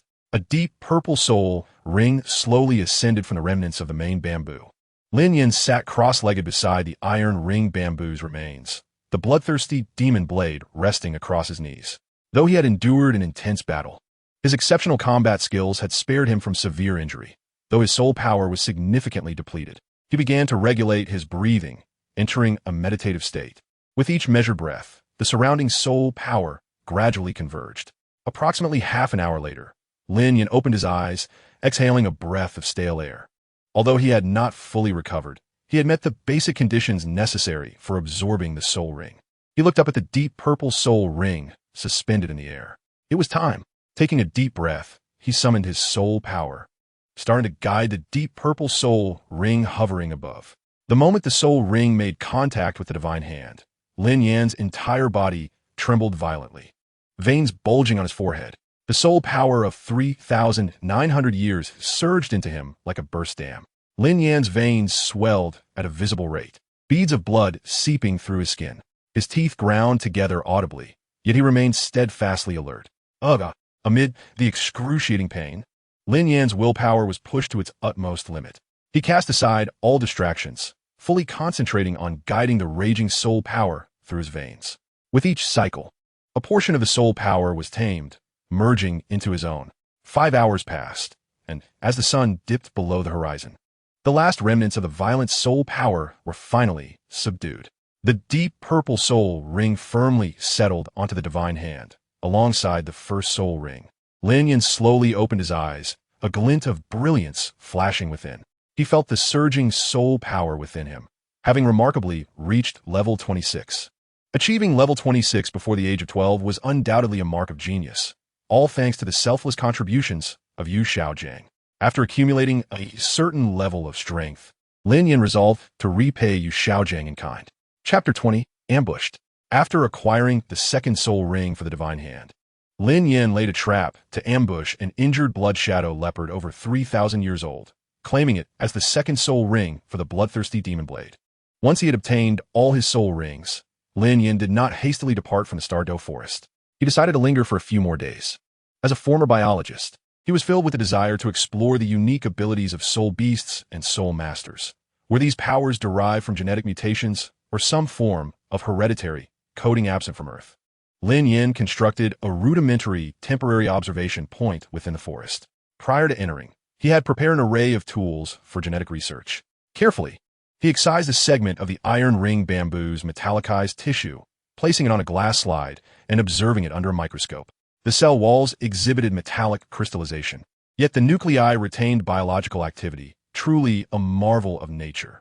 By comparing the cellular structures of ordinary plants and soul beasts, he uncovered a shocking phenomenon. A layer of special energy material adhered to the DNA strands of soul beasts, likely representing the physical manifestation of soul power. Indeed, soul power interfered with gene expression at the molecular level, and Lin Yan's eyes sparkled with fervor. Did this imply that different genes could stably combine under the influence of soul power? Due to the limitations of current experimental equipment, he could not combine two segments of DNA and could only observe the extent of soul power's interference. To validate his hypothesis, Lin Yan began capturing various soul beasts of different ages to observe their genetic makeup. The older the soul beast, the deeper the interference of soul power with the genes. He diligently recorded the data, planning to find some newly born soul beast cubs as subjects the next day to determine whether this interference was innate or acquired. Just as Lin Yan was dissecting a soul beast, distant sounds of combat erupted. He quickly stowed away the research materials he had gathered, concealing them within his clothing as he prepared to leave. However, fate seemed to have other designs. The sounds of battle drew nearer, prompting Lin Yan to furrow his brow and instinctively hide within the underbrush, lowering his body and peering through the gaps in the foliage to assess the situation. Stop them. Not a single one gets away. A cold voice echoed through the forest, and he could see 5 black-cloaked soul masters besieging 3 elegantly dressed soul masters. The besieged trio stood back to back, their martial souls activated, revealing what appeared to be some kind of feline beast martial soul. Leading them was a middle-aged man, his arms encased in rock-like armor, struggling to fend off the assailants while protecting a man and a woman behind him. Lin Yan narrowed his eyes. He did not recognize these individuals and had no desire to become embroiled in a feudal conflict. Just as he was about to take a detour and depart, an unexpected turn of events unfolded. Who goes there? As Lin Yan remained wholly engrossed in observing the movements of the malevolent soul master, a sudden shift occurred. The sinister figure appeared to sense something amiss, abruptly turning his head. His piercing gaze fixated on the direction where Lin Yan concealed himself, as if he could penetrate the dense thickets to discern Lin Yan's silhouette. A surge of apprehension gripped Lin Yan's heart. He realized he had been discovered. With no alternatives left, he reluctantly emerged from the underbrush. Ah, a mere mouse. The leading malevolent soul master let out a cruel laugh. Old 5, deal with him. Immediately, a tall and gaunt malevolent soul master broke away from the fray, his hands transforming into ebony claws as he lunged at Lin Yan. The second soul ring ignited, and 10 shadowy claw images tore through the air, withering the vegetation in their wake. Second soul skill, Withering Claw. Lin Yan sighed inwardly, recognizing the gravity of his predicament. He summoned the bloodthirsty demon blade, a violet soul ring flashing into existence as the crimson blade cut through the dusk. First soul skill, Blood Shadow Slash. 3 blood-red slashes shot forth in a triangular formation, shattering the incoming claw images. The residual force of the blade pressed the malevolent soul master back. Astonishment etched upon his face. This boy is formidable. He must be a soul respect. The malevolent soul master exclaimed sharply, instinctively concluding Lin Yan's rank upon glimpsing the violet soul ring. He dared not underestimate him. The third soul ring promptly illuminated, signaling his third soul skill, Bone Prison. Suddenly, dozens of ivory spikes erupted from the ground, forming a sealed enclosure around Lin Yan. The spikes glimmered ominously with a dark hue, evidently laced with venom. Lin Yan's gaze turned steely as the second violet soul ring on the bloodthirsty demon blade surged to life. Second soul skill, Blood Shadow Ambush. In an instant, his figure morphed into a crimson afterimage, traversing through the gaps between the bone spikes with astonishing speed. Before the malevolent soul master could react, the cold blade pressed against his throat. Wait! The blade flashed, and a head was sent soaring into the air. The commotion instantly drew the attention of the other malevolent soul masters. Old 5, the leading malevolent soul master roared. Old 2, Old 4, eliminate this meddlesome brat. Immediately, 2 malevolent soul masters pivoted and charged at Lin Yan. One transformed his hands into blood-red blades, while the other summoned a bone whip, attacking from different angles. Lin Yan snorted derisively and swiftly retreated. At that moment, a middle-aged man suddenly shouted, "Little brother, let us join forces." With a sudden burst of energy, his rock tiger martial soul erupted in dazzling light as he punched away the enemy before him and quickly approached Lin Yan. His 2 companions seized the opportunity to break free, and the 3 formed a defensive formation back-to-back with Lin Yan. Deng Tianxiong, second elder of the Deng family from Rock Ridge City. The middle-aged man briefly introduced himself, his gaze vigilant as he surveyed the surrounding foes. "Thank you for your assistance." "Liamo," Lin Yan replied tersely, the bloodthirsty demon blade trembling slightly in his grasp. "Let us first resolve the immediate threat." From malevolent soul masters quickly pursued them, readjusting their formation to encircle them in a fan shape. Second soul skill, Rock Tiger Quake.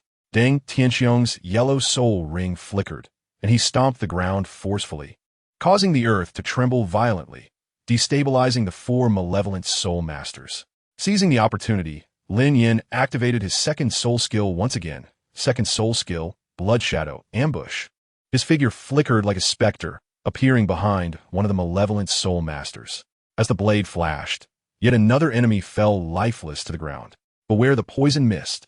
One of Deng's companions suddenly shouted. A malevolent soul master's third soul ring blazed brightly, and a thick purple fog enveloped the battlefield in an instant.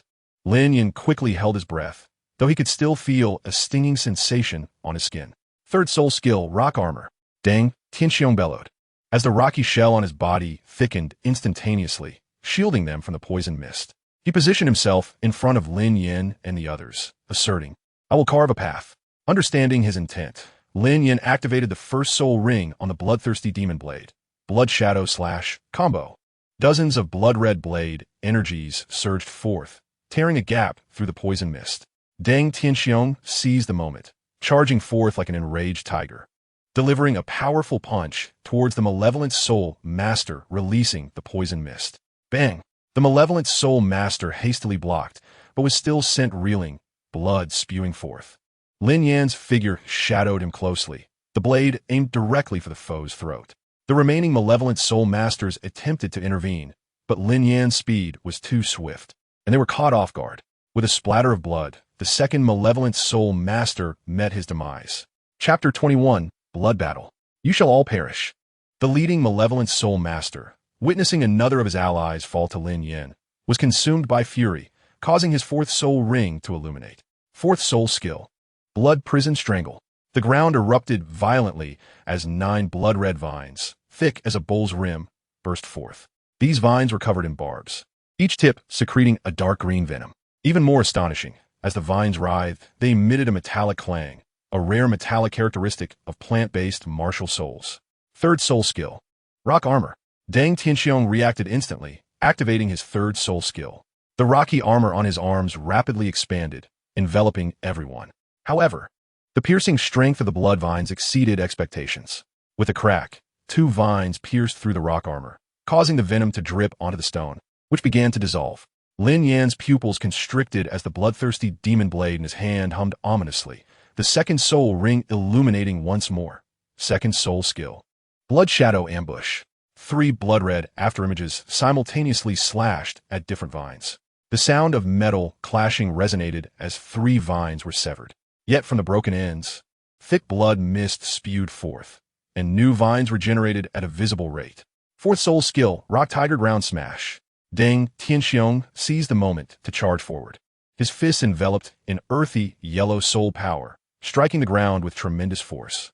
Instantly, dozens of sharp rock spikes erupted from the earth, rapidly extending towards the feet of the blood vine malevolent soul master. Second soul skill, Blood Tiger Transformation.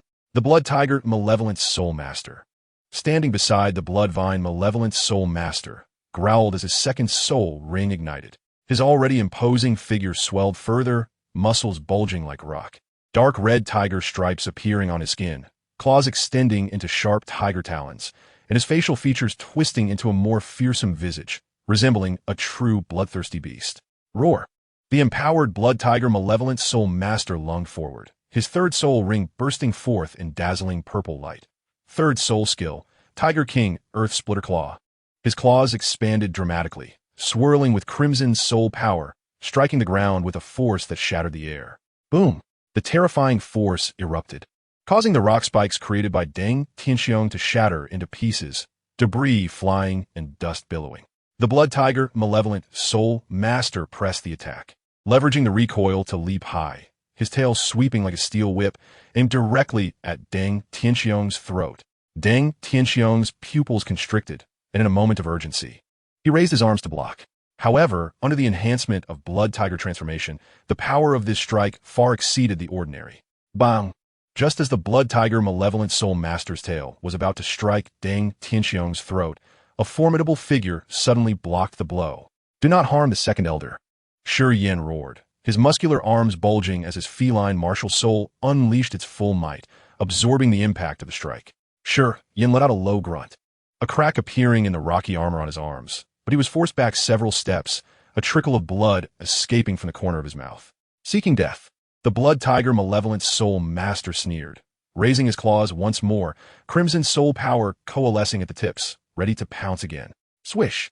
Lin Yan seized the opportunity to launch a surprise attack. The bloodthirsty demon blade aimed straight for the back of the blood tiger, malevolent soul master. Suddenly, a shadow flashed past, the ghoul beast malevolent soul master blocking the path, his right hand transforming into a dark claw. First soul skill, corrosive claw strike. Clang! The blades clashed, sparking bright flashes. Lin Yan sensed a corrosive soul force coursing through the blade, prompting him to swiftly withdraw. Upon witnessing this, Deng Yun waved her hands. First soul skill, crystal rock, flying blade. Dozens of crystal spikes shot forth. The ghastly mouth of the corpse-eating beast's evil soul master suddenly gaped open, unleashing a torrent of dark green poisonous mist. Second soul skill, corrosive breath. Hiss, hiss, hiss. The myriad crystal spikes shot by Deng Yun were immediately corroded into a myriad of holes upon contact with the toxic mist, disintegrating into crystalline powder midair. The toxic mist continued its relentless advance towards Lin Yan and his companion. Retreat! Lin Yan grasped Deng Yun's arm, pulling her back in haste. Where the poisonous mist passed, vegetation withered instantaneously, and the ground was riddled with honeycomb-like pits. A drop of venom splashed onto the hem of Lin Yan's clothing, causing the fabric to emit wisps of green smoke, swiftly burning a gaping hole. Such potent corrosiveness, Deng Yun's complexion turned pale. Yet Lin Yan's attention remained fixated on Deng Yun, unnoticed by anyone, for beneath his calm facade simmered a fervent madness. He had just discerned that this individual's martial spirit was not the rock tiger, but rather a variant, a crystal rock tiger. This was indeed a prime experimental subject. At that moment, Deng Tianxiong bellowed. All together. With that, he charged towards the Bloodvine and Blood Tiger, evil soul masters, while Lin Yan's bloodthirsty demon blade erupted with ferocity, targeting the corpse-eating beast soul master. Deng Yun, unwilling to be outdone, immediately unleashed a barrage of crystal spikes at the corpse-eating beast evil soul master. The clash of blade light and crystal spikes forced the corpse-eating beast evil soul master to retreat repeatedly. Meanwhile, the Bloodvine and Blood Tiger evil soul masters re-engaged with Deng Tianxiong and Shi Yan, and the battle became intensely contested. Boom! The claws of the Blood Tiger evil soul master collided violently with Deng Tianxiong's heavy fist, sending shockwaves that scattered debris in all directions. Seizing the opportunity, Shi Yan launched a surprise attack from the flank, his tiger claws aiming straight for the Blood Tiger evil soul master's midsection. Second soul skill, Rock Tiger Shattering Claw. Merely a trivial skill. The Blood Tiger evil soul master sneered, twisting his body as his tail lashed out like a steel whip toward Shi Yan's face. In a critical moment, Deng Tianxiong abruptly changed tactics. First soul skill, Rock Tiger Rending Claw.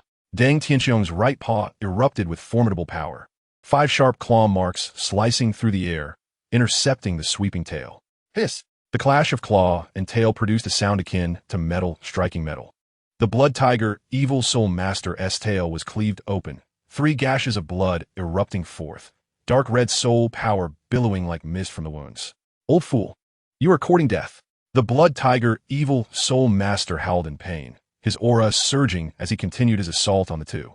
The Bloodvine evil soul master cast a cold gaze over the battlefield, ultimately honing in on Deng Yun, who was fully focused on assisting Lin Yan in suppressing the corpse-eating beast evil soul master. First, eliminate that girl. He sneered inwardly, his third soul ring suddenly glowing. Third soul skill, Bloodvine Spear. 3 blood-colored vines twisted into 3 sharp spears, slicing through the air towards Deng Yun. First soul skill, Crystal Rock Barrier.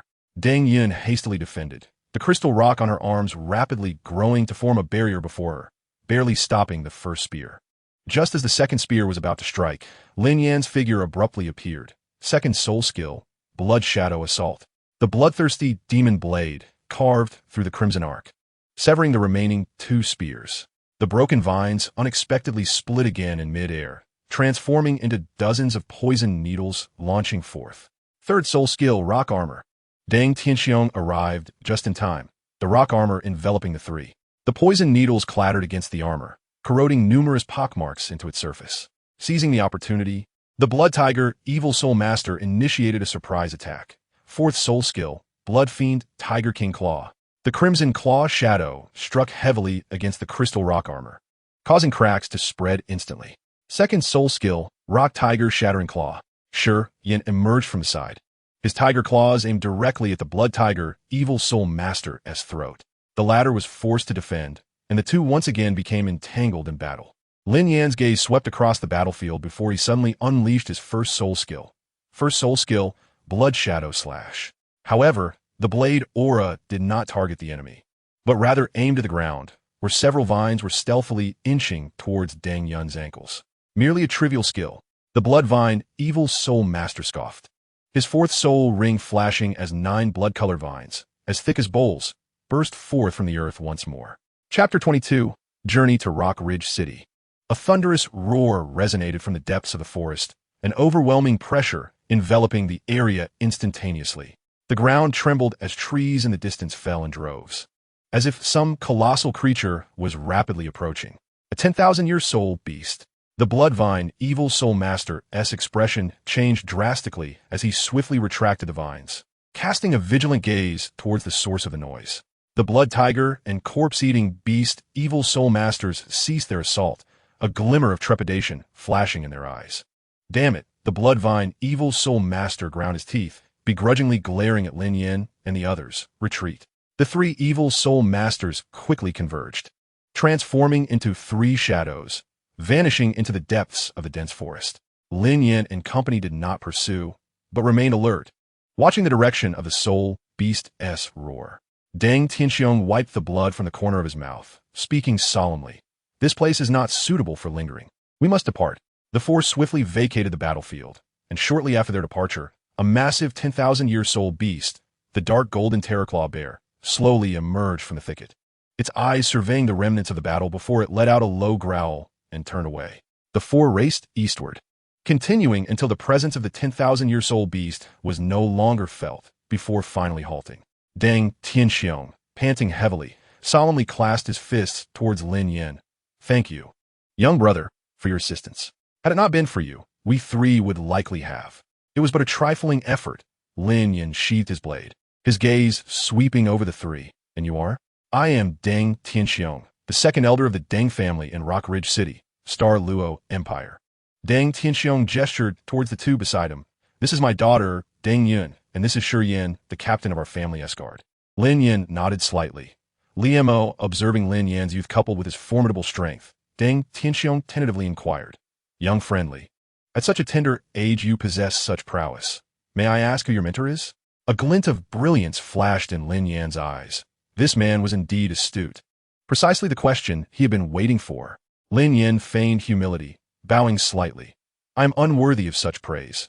My teacher is the esteemed Master Yu Xiaogang, revered in the realm of soul master theory. I am currently traversing the continent as per my teacher's instructions. Deng Tianxiong's expression shifted dramatically. His eyes filled with shock and reverence. You are actually a disciple of Master Yu. No wonder, young friend, Li possesses such insight at such a young age. Ever since 2 months ago, when Master Yu Xiaogang presented his latest theory, the origin of martial spirits at the Tiando Royal Academy, which was subsequently validated as beneficial for soul masters with malignant martial spirit mutations, it was said that some had even achieved martial spirit evolution using the methods outlined. He immediately clasped his fists earnestly, his tone growing more fervent. Our Deng family has studied Master Yu's The Origin of Martial Spirits and has greatly benefited. I never expected to encounter his disciple today. What a fortuitous encounter. Deng Yan also revealed an expression of surprise, seemingly reacting to the name Yu Xiaogang, softly remarking, I have heard the elders of our family speak of Master Yu's in-depth research on martial spirit mutations. Lin Yan smiled subtly, taking the opportunity to add, my teacher indeed possesses profound insights into martial spirit evolution and mutation. I noticed that Miss Deng's martial spirit appears to be a variant as well. Perhaps it could benefit from my teacher's theories. Deng Tianxiong's eyes sparkled with excitement, secretly rejoicing. If he could take the opportunity to befriend Master Yu Xiaogang as disciple, and even request guidance from Master Yu himself, it might elevate the Deng family's martial spirit to new heights. He decisively proclaimed, young friendly, how about this? You accompany us back to Rock Ridge City immediately. Our family's library holds several ancient texts concerning martial spirit mutations that may assist in your research. Lin Yan pretended to hesitate. Ancient texts are the secrets of every family. This. Deng Tianxiong, his demeanor urgent, immediately urged, my young friend. There is no need for such formality. Consider this a visit to our Deng family. You have saved our lives, and we must extend our hospitality in gratitude. Indeed, Brother Li, Deng Yun softly interjected, assisting her father in persuasion. While our Deng family may not be considered a prestigious clan, we possess some standing in Rock Ridge City. I have heard that your research on theories requires substantial resources. Our family can provide assistance in this regard. You speak wisely, Deng Tianxiong continued, and I have observed that you seem quite knowledgeable about martial souls. Our Deng family's mutated martial soul, the Rock Crystal Tiger, is indeed unique. A flicker of barely perceptible light flashed in Lin Yan's eyes. This was precisely what he needed, a family with a mutated beast martial soul as a research subject. Feigning hesitation for a moment, he finally nodded. Then I shall impose upon you.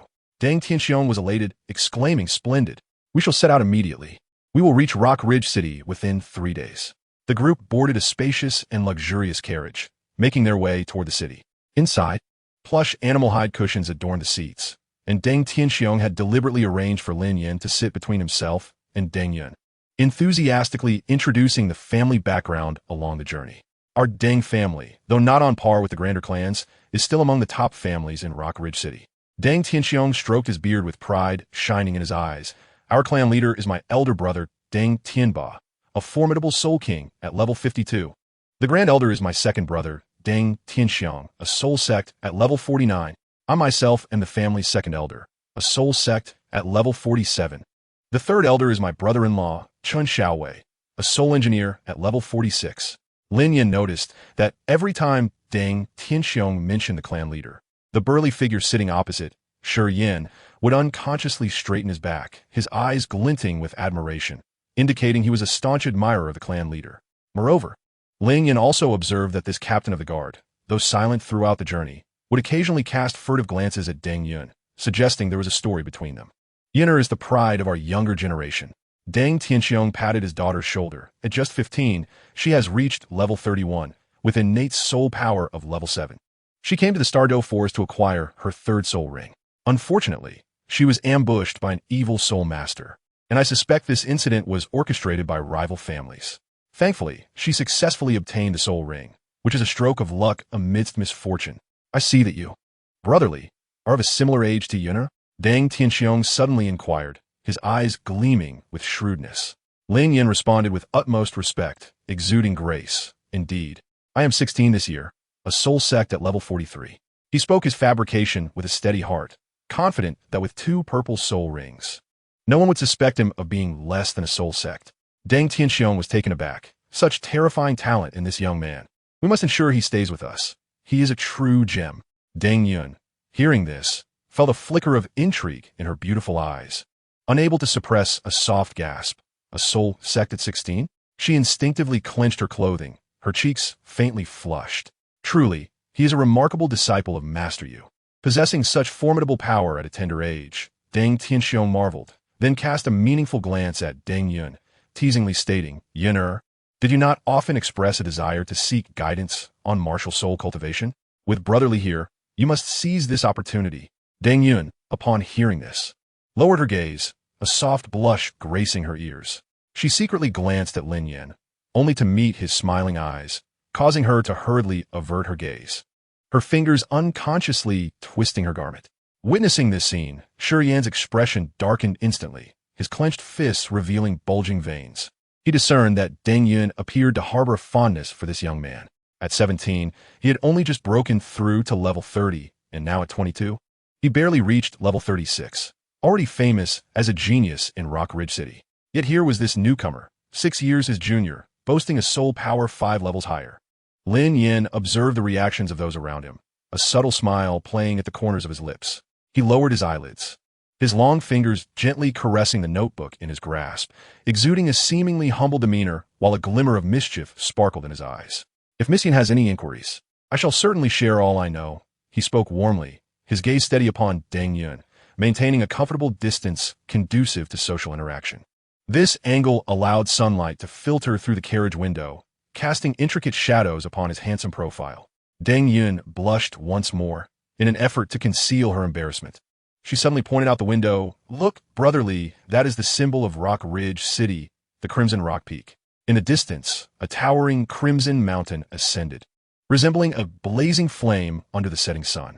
The outlines of city walls were faintly visible at its base, with wisps of smoke rising gently. "We have arrived." Deng Tianxiong beamed, yet did not forget to probe. "If you do not mind, Brother Li, you may stay with us at the Deng family for an extended period." Upon hearing this, Shi Yan's grip suddenly tightened, his knuckles whitening. Lin Yan took in the entire scene, a barely perceptible smile gracing his lips. "Then I must express my gratitude for the kind offer." Second Elder. Chapter 23. The Deng Family. The carriage passed through the imposing city gates. Lin Yan's gaze swept through the window, absorbing the entirety of this city built upon the mountains. Rock Ridge City was constructed around Crimson Rock Peak, resulting in a tiered topography, distinctly divided into 3 zones from the mountain's base to its summit. The streets were paved with dark red stone slabs, and the buildings on either side were primarily constructed from crimson rock, glowing like flames in the sunlight. This city is known for its abundant supply of red flame crystals, which is why most of the architecture is in this hue. Deng Yun explained softly, her delicate finger pointing to the distance. Rockridge City is divided into the lower city, middle city, and upper city. The lower city is where commoners and merchants congregate, also serving as the junction for the 3 major families' industries. Following her gesture, Lin Yan observed the bustling thoroughfares of the lower city, where shops stood in abundance. Commoners clad in coarse garments jostled with merchants in splendid attire, the air filled with the cacophony of haggling. The middle city is the residence of the 3 major families.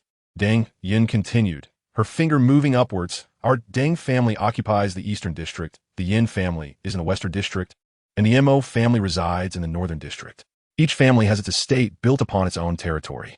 Lin Yan's gaze swept across the middle city, noting the distinctly different architectural styles of the 3 family compounds. The eastern district featured grandiose structures, their crimson hues particularly striking under the setting sun. The western district's buildings were robust and rugged, with the distant clanging of forges echoing, while the northern district's architecture was understated and reserved, its gray-black exteriors exuding a sense of stability. As for the upper city, Deng Yun's voice lowered suddenly. That is where the Lord's Mansion and the Martial Soul Hall are located, and ordinary folks are not permitted to enter. Shi Yan snorted disdainfully. Those people at the Martial Soul Hall always act so high and mighty. Lin Yan nodded thoughtfully, his gaze settling on the buildings encircled by white walls at the mountain's peak. That location, being the highest point, afforded a panoramic view of the entire city. Indeed, the most suitable site for a governing institution. Was the strength of the 3 major families? Lin Yan inquired casually. Just as Deng Yun was about to respond, Deng Tianxiong abruptly opened his eyes from a feigned slumber and interjected, naturally. Our Deng family is the foremost family in Rock Ridge City. Our clan leader is a Soul King at level 52. And there are 3 Soul Sect elders in the family, his tone brimming with unabashed pride. The Yin family comes next. Their clan leader is a Soul Sect at level 49, and their martial soul, the Rock Bear, excels in strength. Deng Tianxiong continued, a glimmer of disdain crossing his eyes. As for the Mo family, although their leader is also a Soul Sect at level 49, their martial soul, the Rock Tortoise, specializes only in defense and poses little threat. Lin Yan committed this information to memory, though his gaze inadvertently drifted towards the subdued buildings in the northern district. From his experience, it was often the seemingly inconspicuous powers that warranted the most caution. The carriage entered the eastern district of the middle city, halting before an imposing estate. The residence of the Deng family sprawls over an expansive area, encased by towering walls that encompass the entire domain. The Crimson Gate, adorned with tiger head door knockers fashioned from gleaming gold, glistens under the evening sun. Our estate is divided into 3 distinct sections: the front courtyard, the central courtyard, and the rear courtyard. Deng Yun proudly elucidated. The front courtyard serves primarily for receiving guests. The central courtyard is the living quarters for family members, while the rear courtyard houses the library and training grounds for disciples. Lin Yan followed Deng Tianxiong through the Vermilion Gate, entering a remarkably spacious reception hall. The floor was laid with golden bricks, polished by the passage of time, exuding an antique luster. In each corner of the hall stood a bronze crane candlestick, towering over a person, with flickering flames casting ephemeral shadows throughout the room.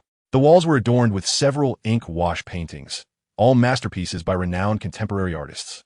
Above, the ceiling was embellished with an imposing mural depicting a dragon and phoenix in harmonious splendor, their vibrant colors and dynamic forms seemingly poised to burst forth. At the heart of the hall A round table crafted from pear wood was set, graced with an exquisite set of blue and white porcelain teawares.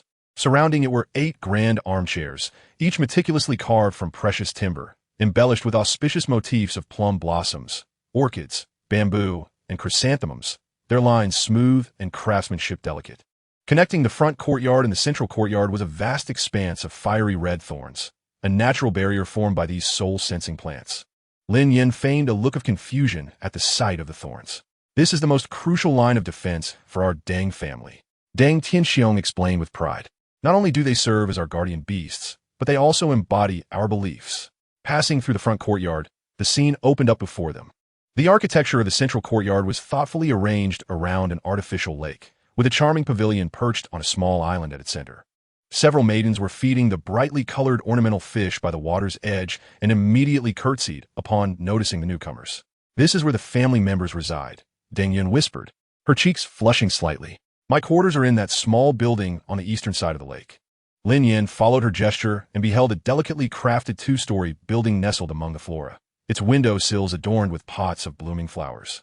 He nodded politely with a smile, silently noting the location in his mind. At the far end lay the rear courtyard, dominated by a towering 3-story library, its vermilion eaves gleaming with a dark golden hue under the setting sun. Surrounding the pavilion were neatly arranged stone practice stages, where a dozen young disciples were honing their martial skills, the clash of soul techniques stirring up dust that danced in the air. This is the core area of our Deng family, Deng Tianxiong continued, his tone brimming with pride. The 3-story library houses the theoretical texts collected by our family over the years, including some secret methods that may even be original soul techniques. Lin Yan's gaze swept over the row of low black stone houses beside the library, each door adorned with red flame crystal, emitting a faint glow in the twilight. Are those the training rooms? He inquired casually. Deng Tianxiong nodded. Indeed. The training rooms constructed from red flame crystals surpass ordinary simulated training grounds. They not only gather soul power, but also help stabilize fluctuations in soul energy. After this extensive tour, Lin Yan finally grasped the essence of opulence. Was the wealth of this rock-ridge city truly so abundant? He was genuinely curious about the source of the Deng family's fortune, for their lavishness rivaled that of half the Royal Academy of Heaven Do. It should be noted that this was merely a family with a single soul king, hardly qualifying as a second-tier family in Heaven Do City. Before Lin Yan could ponder further, he followed the others to the main hall. The main hall, situated at the center of the central courtyard, resembled a magnificent palace, exuding an air of solemnity. By this time, night had fallen, yet the main hall was brightly lit, akin to broad daylight. As Lin Yan's footsteps crossed the threshold of the hall, he suddenly felt a dozen sharp gazes piercing through him like arrows. These stares were laden with scrutiny and inquiry, prompting an instinctive alertness within him. Elder brother, this is Li Xiaoyu, who saved Yun'er, a distinguished disciple of Master Yu. Deng Tianxiong introduced to the imposing figure seated at the head of the table. Deng Tianba, the head of the Deng family. A soul king of level 52 in the assault system, was instantly recognized by Lin Yan. This middle-aged man, with thick brows and fierce eyes, radiated an innate authority that commanded respect. Li Xiaoyu, please take a seat. Deng Tianba's voice was deep and resonant, his gaze slicing through Lin Yan. I hear from Tianxiong that you are a disciple of Master Yu Xiaogang. Lin Yan composed himself and took a seat, a perfectly measured smile gracing his lips. Indeed, my master has tasked me with traversing the continent to broaden my horizons. The attendants began serving dishes, and soon the table was laden with exquisite delicacies. Deng Yun sat diagonally across from Lin Yan, stealing shy glances at him, while Shurian stood in the corner, his expression dark and brooding as he fixated on the pair. As the wine flowed, Deng Tianba suddenly shifted the conversation. I have perused Master Yu's The Origin of Martial Souls, and indeed, it is remarkable. I wonder how much insight you have into this theory, Li Xiaoyu. As anticipated, the probing had begun. Lin Yan's lips curled into a subtle smile, his long fingers gently tracing the rim of his wine glass. Had he been asked about anything else, he might have hesitated, but when it came to Yu Xiaogang's theories, the original owner of this body had endured 2 years of torment in a laboratory, ingraining those theories deep within his very bones through countless experiments with martial souls. My master's theories. He began slowly, lifting his gaze to reveal a glimmer of shadowy brilliance. I dare not claim complete comprehension, yet I have gleaned some insights. Deng Tianba's robust fingers tapped rhythmically on the table. And what of the method to reverse the malignant mutation of martial souls? Ultimately, the malignant mutation of martial souls arises from the inability of a soul master's essence to sustain the essence of the martial soul. Lin Yan replied without hesitation, his fingertips lightly tracing the surface of the wine, sketching 2 circles upon the table. Consider these 2 circles. One represents the essence of the martial soul, and the other the essence of the soul master. His voice lowered suddenly, imbued with a captivating rhythm. The guest leaned forward unconsciously. Even the usually aloof elder of the Deng family widened his eyes slightly. Lin Yan's explanation not only perfectly recounted Yu Xiaogang's theory, but also infused it with intricate insights previously unheard. This was knowledge accumulated from his past life, now wielded as a razor-sharp weapon. This leads to the continuous weakening of the martial soul's essence, ultimately resulting in malignant mutation. Lin Yan concluded, channeling soul power through his fingertips to evaporate the wine on the table. A profound silence enveloped the room. Deng Tianba's wine glass hovered in midair, oblivious to the spilling liquid. Deng Yun's eyes sparkled with an unusual light, while Shurian's expression darkened to a brooding shade. Lin Yan elegantly sipped his wine, masking the cold smirk at the corner of his lips. These theories were born from his first-hand experiences, as day turned to night in the laboratory, where Yu Xiaogang repeatedly transformed his martial soul using these very principles. Marvelous. Simply marvelous, Deng Tianba exclaimed, suddenly slamming his hand on the table, causing the dishes to clatter. Li Xiaoyo's understanding of martial souls must surely rival that of Master Yu's 7 parts. As Deng Tianba's astonishment gradually subsided, a profound scrutiny took its place. His thick fingers continued to tap rhythmically on the table, producing a muted sound. Li Xiaoyo's theoretical prowess is indeed commendable, Deng Tianba began slowly, his tone tinged with an undertone of testing. Yet I have heard that your soul rings seem rather peculiar. The atmosphere at the banquet shifted immediately. Deng Tianxiong's wine glass froze mid-air. Deng Yun nervously clutched her clothing, and even the usually silent elder Deng Tianxiong lifted his head. Lin Yan maintained his composure, lightly tracing the edge of his wine glass with his fingertip. Are you referring to the number of my soul rings, head of the Deng family? Precisely. Deng Tianba's gaze was piercing. I heard from my second brother that on the day you intervened to save him, it appeared you possessed merely 2 purple 1,000-year soul rings. This, then, is the true question at hand. Lin Yan mused internally with a cold smile, though his visage betrayed a semblance of difficulty. He gently set down his wine cup and sighed. To speak candidly, this is due to the peculiar nature of my martial soul. Under the watchful eyes of the assembly, he slowly raised his right hand, and a bizarre crimson light suddenly blossomed in his palm. An ethereal image of a blood-red, demonic blade slowly materialized. Its blade entwined with strange blood mist, intricate crimson patterns faintly visible along the edge, writhing as if alive. This is my martial soul, the bloodthirsty demon blade. As his words settled, an enchanting violet soul ring ascended from the blade. Unlike the pure purple of ordinary soul rings, this one was infused with strands of crimson, appearing particularly sinister under the light. Deng Tianba's pupils constricted.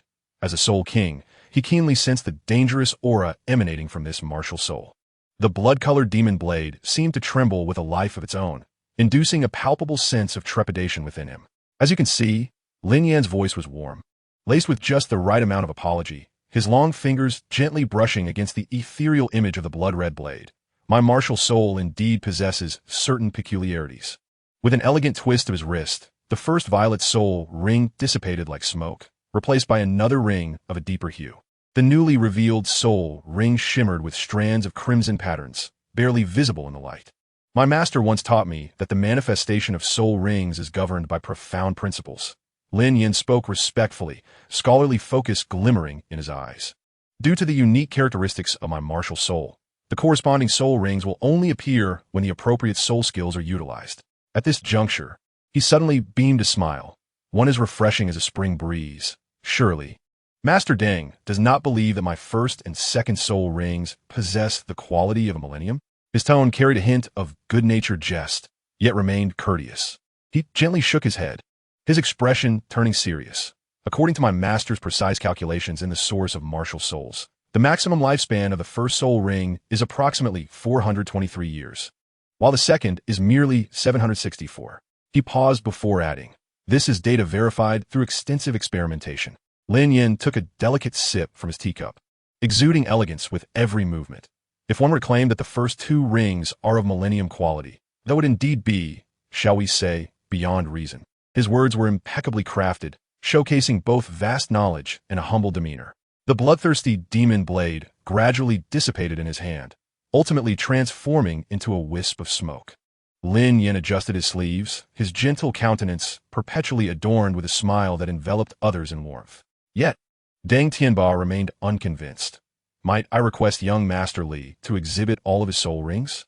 After all, Lin Yan's expression remained unchanged as he gently placed the teacup down, producing a barely audible sound. When he raised his gaze, the warmth in his eyes was undiminished.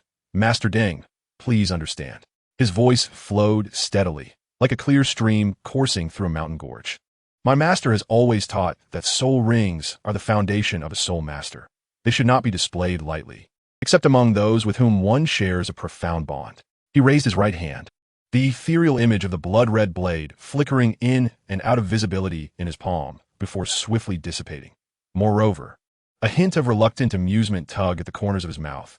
The unique qualities of my martial soul mean that forcibly revealing all soul rings might jeopardize its essence.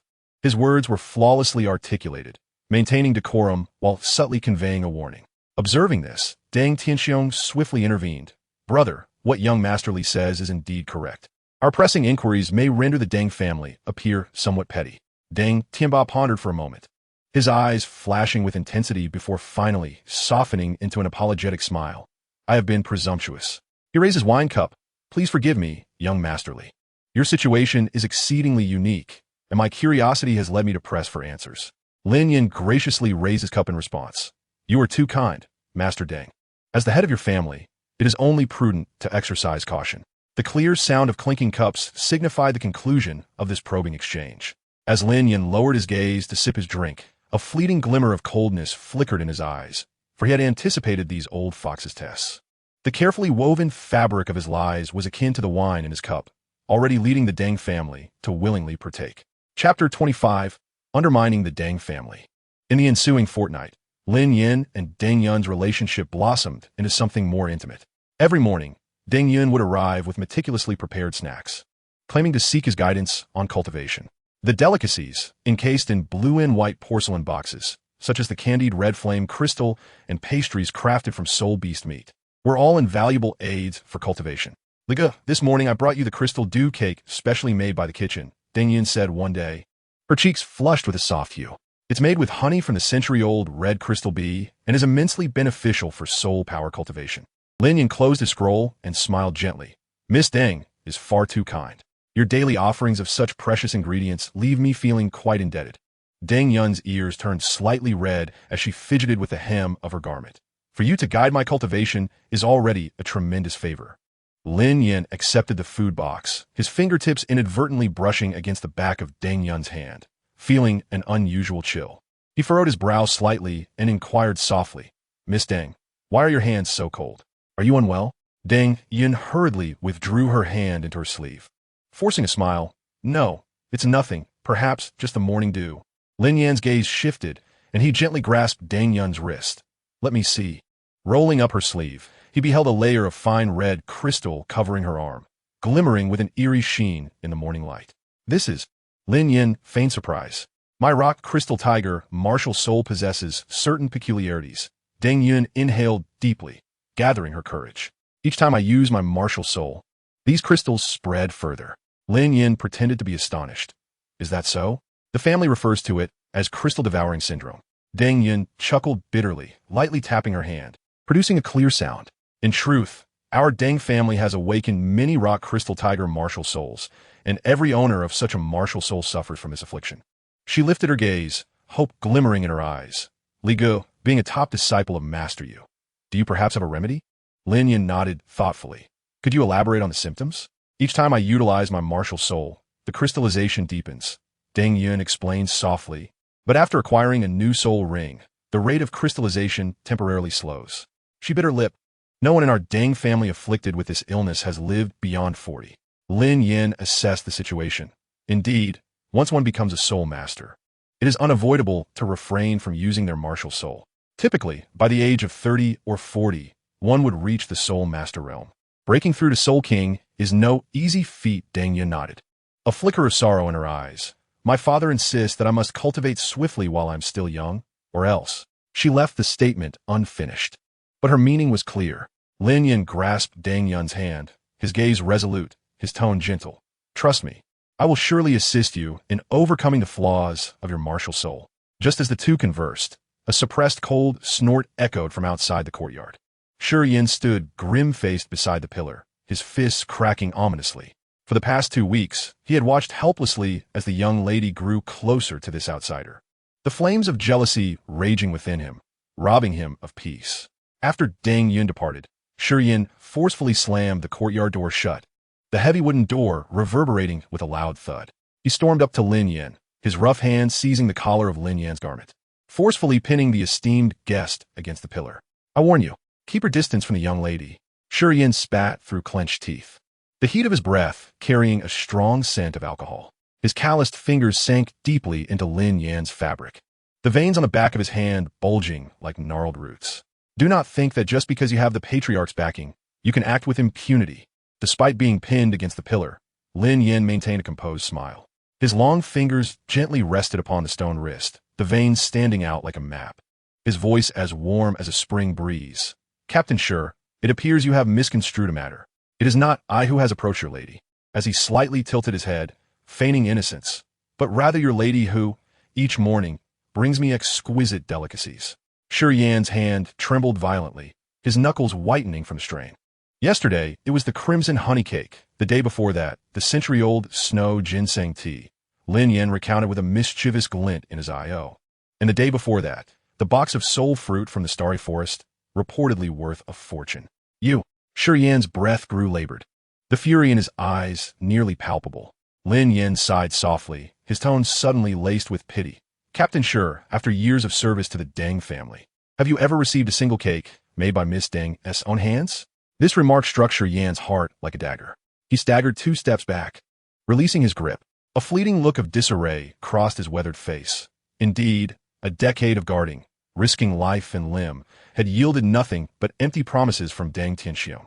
I advise you to recognize your station. Lin Yan leisurely adjusted his collar, his voice gentle yet piercingly critical. A mere captain of the guards dares to covet the lady of the house. Shi Yan's fists clenched tightly, the nails digging into his palms, drawing forth drops of blood. Yet, he dared not retaliate. The man before him was, after all, a distinguished guest of the Deng family. You will pay for this. Shi Yan spat through clenched teeth, turning sharply and knocking over a stone bench in the courtyard.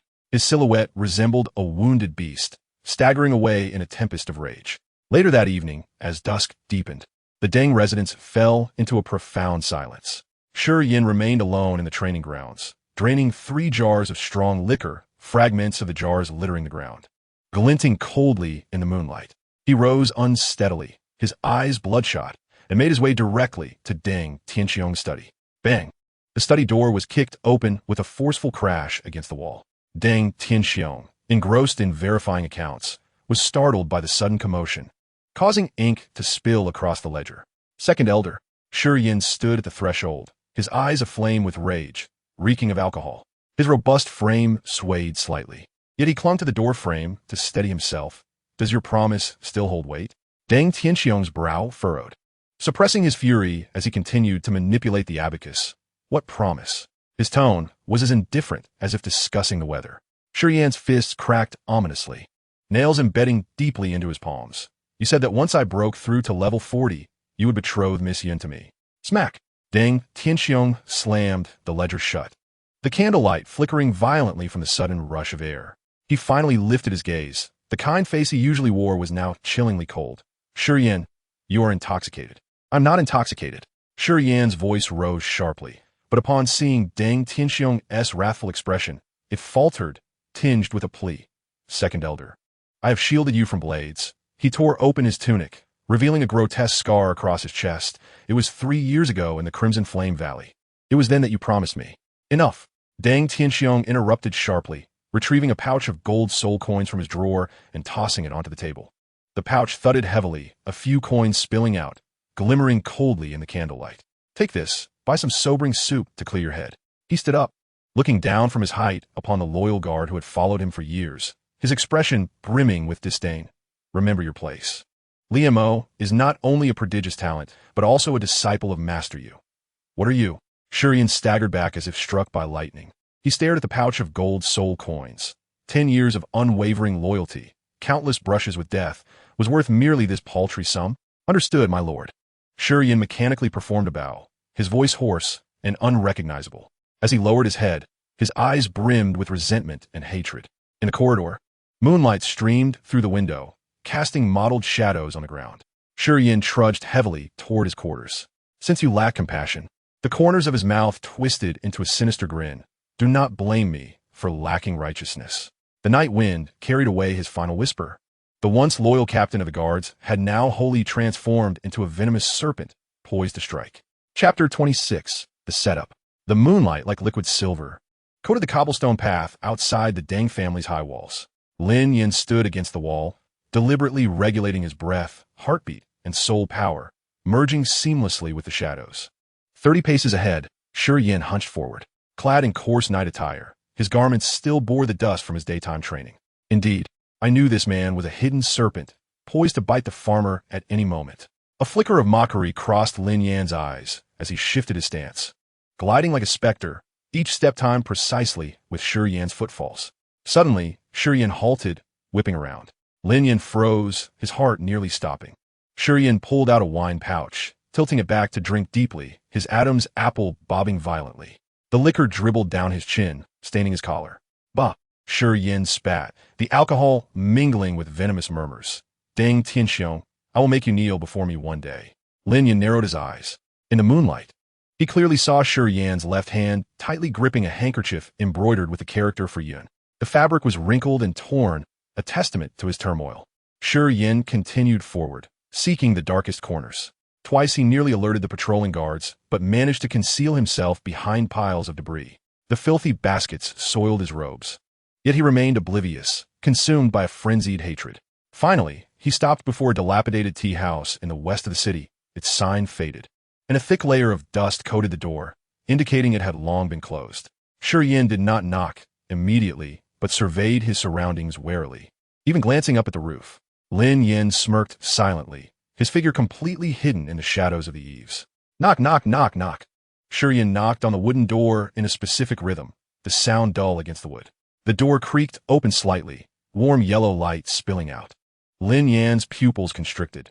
Through that light, he discerned the door opener's sleeve adorned with the emblem of the Yan family. A jade ring on his thumb, signifying his elder status. Elda Yan Montak? Yan's voice held a note of surprise. Why are you personally? Be quiet. The elder, known as Yin Mo, pulled him inside forcefully. Can you not lower your voice? Do you wish for the entire city to hear? Lin Yan's long fingers lightly touched the gray tiles. A subtle trace of soul power sparking at his fingertips as he meticulously created a gap no wider than a hair's breadth. As his right eye neared the opening, his pupils adjusted instantaneously, the scene inside the tea house coming into sharp focus. Has the Yin family agreed to my terms? Yan's voice was tense and urgent, laced with the scent of liquor. There was a sound in the background of cups being heavily placed on the table.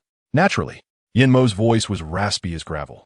Clan leader Yin Lai personally promised that once the Deng family falls, a rustle of fabric suggested something was being retrieved. Miss Deng Yun is yours to dispose of as you see fit.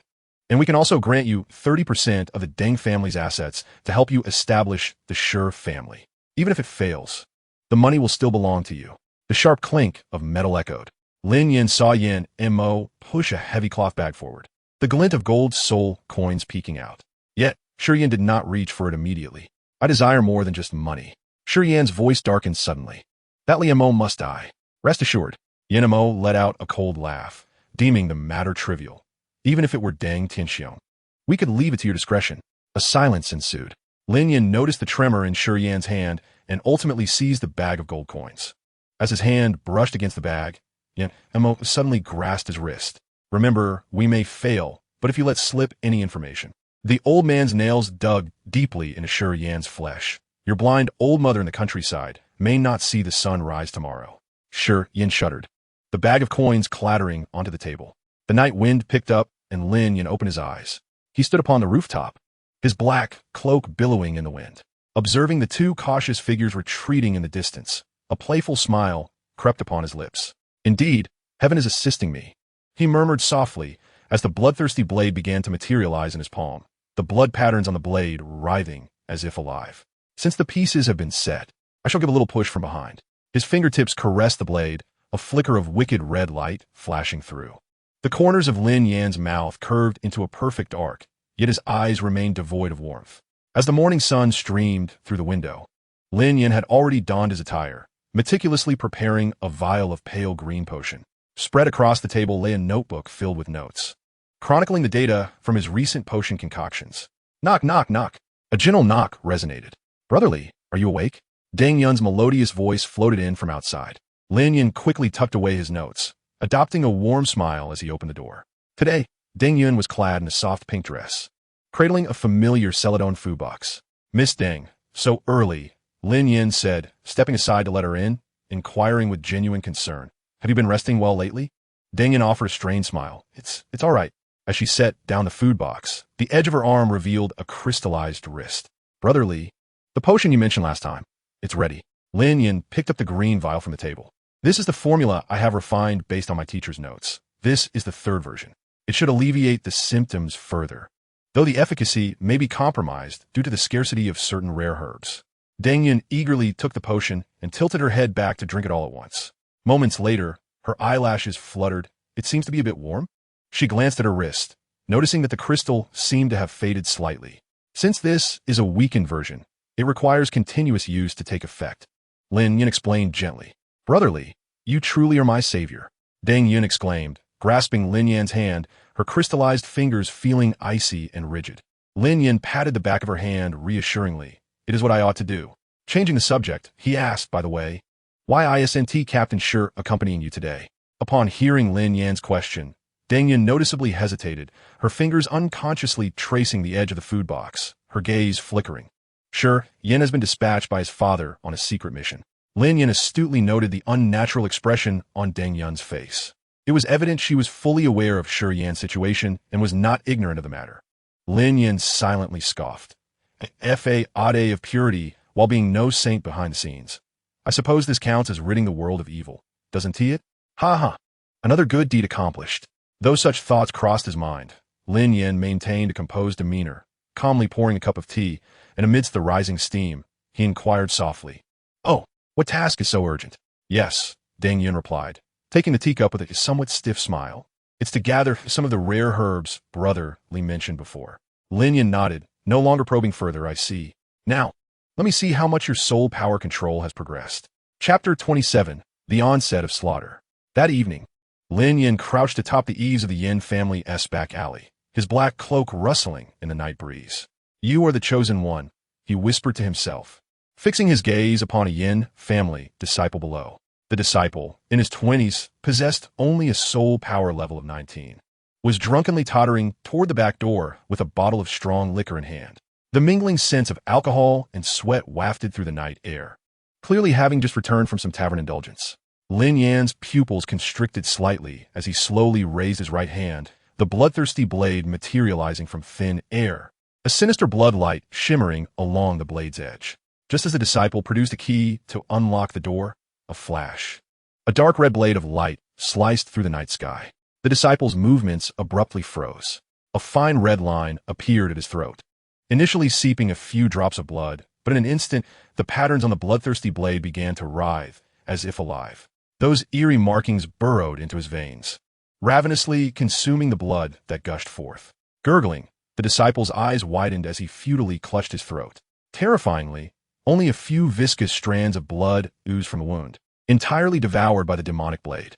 His skin swiftly lost its color, muscles began to wither, his eye sockets deepened, lips turned purple, as if he had been robbed of a significant portion of his vitality, ultimately collapsing lifelessly to the ground. Lin Yan watched this scene with indifference. He extended his left hand, fingers slightly splayed, forcibly extracting a strand of earthy yellow soul power from the corpse's brow, which coalesced midair into the phantom of a miniature rock bear, subsequently transforming into a martial spirit ring that he pocketed.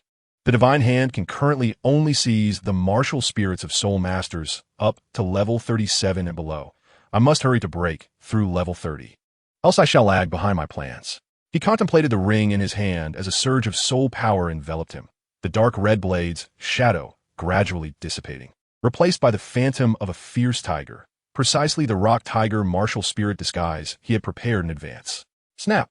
Lin Yan's fingers clawed instantly, completing the martial spirit embodiment, expertly controlling the force to leave several claw marks belonging to the rock tiger martial spirit on the corpse.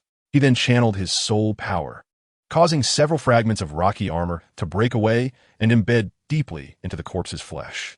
Finally, he retrieved the prepared crimson crystal mineral dust from his pocket, carefully sprinkling it over the wounds of the corpse. This is a mineral unique to the Deng family, difficult for others to procure. Once these tasks were completed, Lin Yan dragged the corpse to a shadowy alley less than 100 steps from the Yin family's back door. The moonlight was sliced into fragmented beams by the towering walls on either side, dappling the blue stone road below. He positioned the corpse in a prone pose, extending his left hand forward, fingers digging deeply into the ground's crevices, as if it had been desperately struggling to crawl back to the Yin family before succumbing. Lin Yan deliberately wedged a corner of the corpse's clothing, bearing the Yin family insignia, against the drainage grate at the alley's entrance, ensuring that the emblem was partially visible. Thus, the early market-goers would inevitably discover the body, and the Yin family's morning patrol would receive immediate news. As dusk deepened, the lanterns of the Mo family merchant street began to illuminate one by one. Lin Yan crouched atop the eaves of a shop, his gaze fixed on a Mo family female disciple tidying up the storefront. It was evident that her left leg, due to an injury, gave her a slight limp. Finally closing up for the night, the female disciple wiped the perspiration from her brow, placing the last item into a wooden box. Under the moonlight, she trudged homeward, completely oblivious to the impending danger. Lin Yan descended like a falling leaf, the bloodthirsty blade vibrating subtly within his sleeve. He intentionally made a noise with his footsteps. As the female disciple turned in alarm, she beheld a cloaked figure standing at the alley's entrance. Who goes there? She instinctively assumed a defensive stance, her rock tortoise martial spirit manifesting in an instant. The slate-gray shell glimmered coldly in the moonlight, yet her old leg injury caused her stance to waver slightly. The bloodthirsty blade flashed out in an instant, its blood patterns writhing like living creatures. Lin Yan did not strike immediately. Instead, he deliberately allowed the blade to graze a shallow cut along the female disciple's arm. Blood oozed forth, but was quickly absorbed by the blade. What sort of wicked instrument is this? The young female disciple's complexion turned ashen as she summoned her martial soul, the rock turtle. With the illumination of her second spirit ring, she stomped her foot, causing the ground to erupt with several jagged rock spikes. Her second spirit ability, rock spikes. Lin Yan nimbly leapt backward, his cloak billowing in the night wind. Just as the female disciple prepared to unleash her first spirit ability, Lin Yan suddenly sheathed his magic blade. His muscles swelled dramatically, and brown fur swiftly enveloped his skin, embodying the traits of the rock bear martial soul.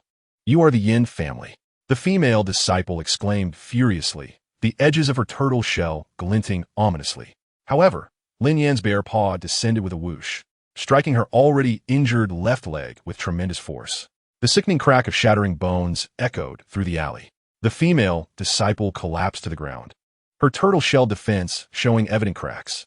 Lin Yan offered her no respite, delivering a second blow directly to her crown. In a moment of desperation, the female disciple barely turned her head aside, yet the bare paw grazed her ear before crashing down on her shoulder. Ah! She screamed, blood gushing forth as Lin Yan seized her right arm and yanked it with a brutal force, accompanied by a gruesome, tearing sound, effectively ripping the entire limb away. Scattering fragments of her turtle shell, blood poured profusely, but Lin Yan had anticipated this. He swiftly switched back to the bloodthirsty magic blade, the blade piercing the wound with precision, absorbing most of the splattered blood. Before the female disciple's agonizing cries could fully escape her lips, they were silenced by a crushing blow to her throat. Once he confirmed her demise, Lin Yan meticulously arranged the scene. Utilizing his rock bear martial soul, he inflicted further wounds upon her corpse, not merely to obscure the knife marks, but to firmly implicate the Yin family as the perpetrators. This should suffice. Lin Yan conducted a final inspection, positioning the body face up, her right hand reaching toward the direction of the Yin family, as if she had wished to grasp something before her death. Before departing, Lin Yan deliberately left several deep paw prints at the alley's entrance. The night breeze rustled through the deserted alley, leaving only the lifeless eyes of the female disciple reflecting the pale moon above. As the night mist thickened, Lin Yan's figure glided like a specter into a nearby grove adjacent to the Deng family. Moonlight filtered through the leaves, casting mottled shadows upon the ground. He halted before a gnarled birch tree, split in two. Channeling his soul power, he conjured a gust of wind, revealing a corpse concealed beneath a blanket of withered leaves. The youthful visage still bore a look of shock. This was a branch disciple of the Deng family, whom Lin Yan had dealt with earlier that dawn. He had observed him for several days, noting his penchant for practicing alone in the early hours, making him an ideal target. Summoning the rock turtle martial soul once more, Lin Yan's arms manifested with a slate-gray shell pattern. The edge of his right hand shell inflicted several wounds upon the corpse, leaving behind fragments of the shell. Then, with his left hand's fingers slightly curled, he left varying depths of claw marks across the chest, the deepest exposing stark white ribs. Finally, he condensed his shell and forcefully struck the corpse, creating conspicuous impact wounds. Having completed his grim task, Lin Yan silently returned through the window to his room. Shedding his nocturnal attire for a simple white robe, casually spreading open a few ancient tomes upon his desk. At this moment, the morning light began to filter through the window. He picked up a brush, dipped it in ink, and began jotting down notes.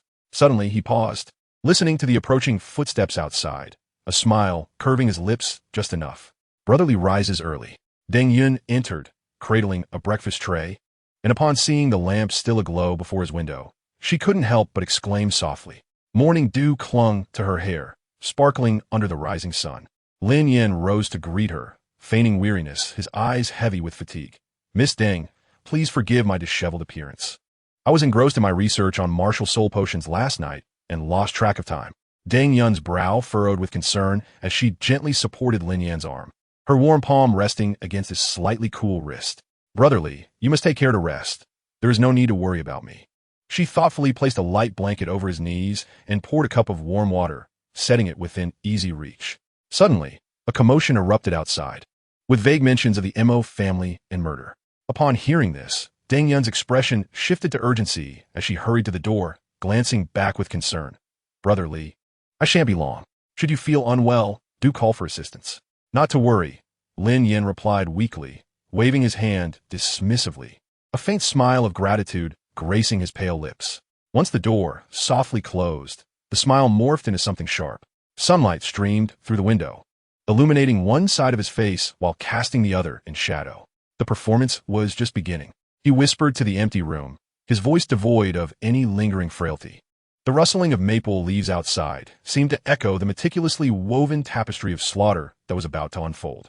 Chapter 28. The storm approaches. The night in Rock Ridge City was shrouded in an indescribable terror. Rumors circulated that every deep night, shadows roamed the alleys, specifically targeting beast martial soul masters. In the span of merely a month, 30 individuals had met their end. Initially, only disciples from the 3 prominent families fell victim. But soon even ordinary soul masters were caught in the crossfire. Lin Yan stood in the shadow of an eave, his fingertips caressing the blade of his bloodthirsty magic blade. The spectral wolf form hovering over the body gradually morphed into a martial soul ring. Silver wolf, martial soul. Of decent quality, he mused softly, his boot striking forcefully to kick the still warm corpse aside. The deceased's wide, terrified eyes reflected the waning moon in the sky. As the sun rose to the height of the eaves and the morning mist dissipated, Deng Yun finally approached Lin Yan's courtyard. Today, she donned a pale yellow skirt, adorned with freshly picked jasmine, yet the worry in her eyes could not be concealed. Brotherly, would you accompany me to the East Market? She asked, her fingers twisting the silk handkerchief nervously. Father insists on sending guards with me due to recent unrest in the city. Lin Yan set aside his books, offering a gentle smile. Of course, but allow me a moment to prepare. In the morning, the market of Rock Ridge City was just opening, yet the streets were noticeably less populated than usual. Vendors spoke in hushed tones, frequently glancing around warily, as if danger lurked at every corner. Lin Yan and Deng Yun walked side by side, the oppressive atmosphere making it difficult to breathe. Have you heard? Another victim was claimed last night. Apparently a branch member of the Mo family, an old man selling medicinal herbs whispered to a nearby merchant. They say there are claw marks on the chest. Another death every day for over a month.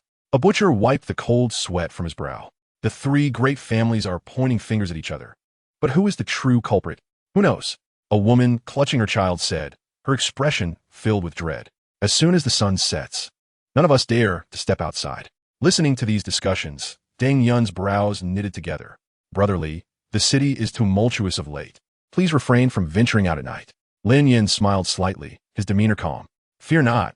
I am wholly absorbed in my training and theoretical studies, spending my nights immersed in potion research.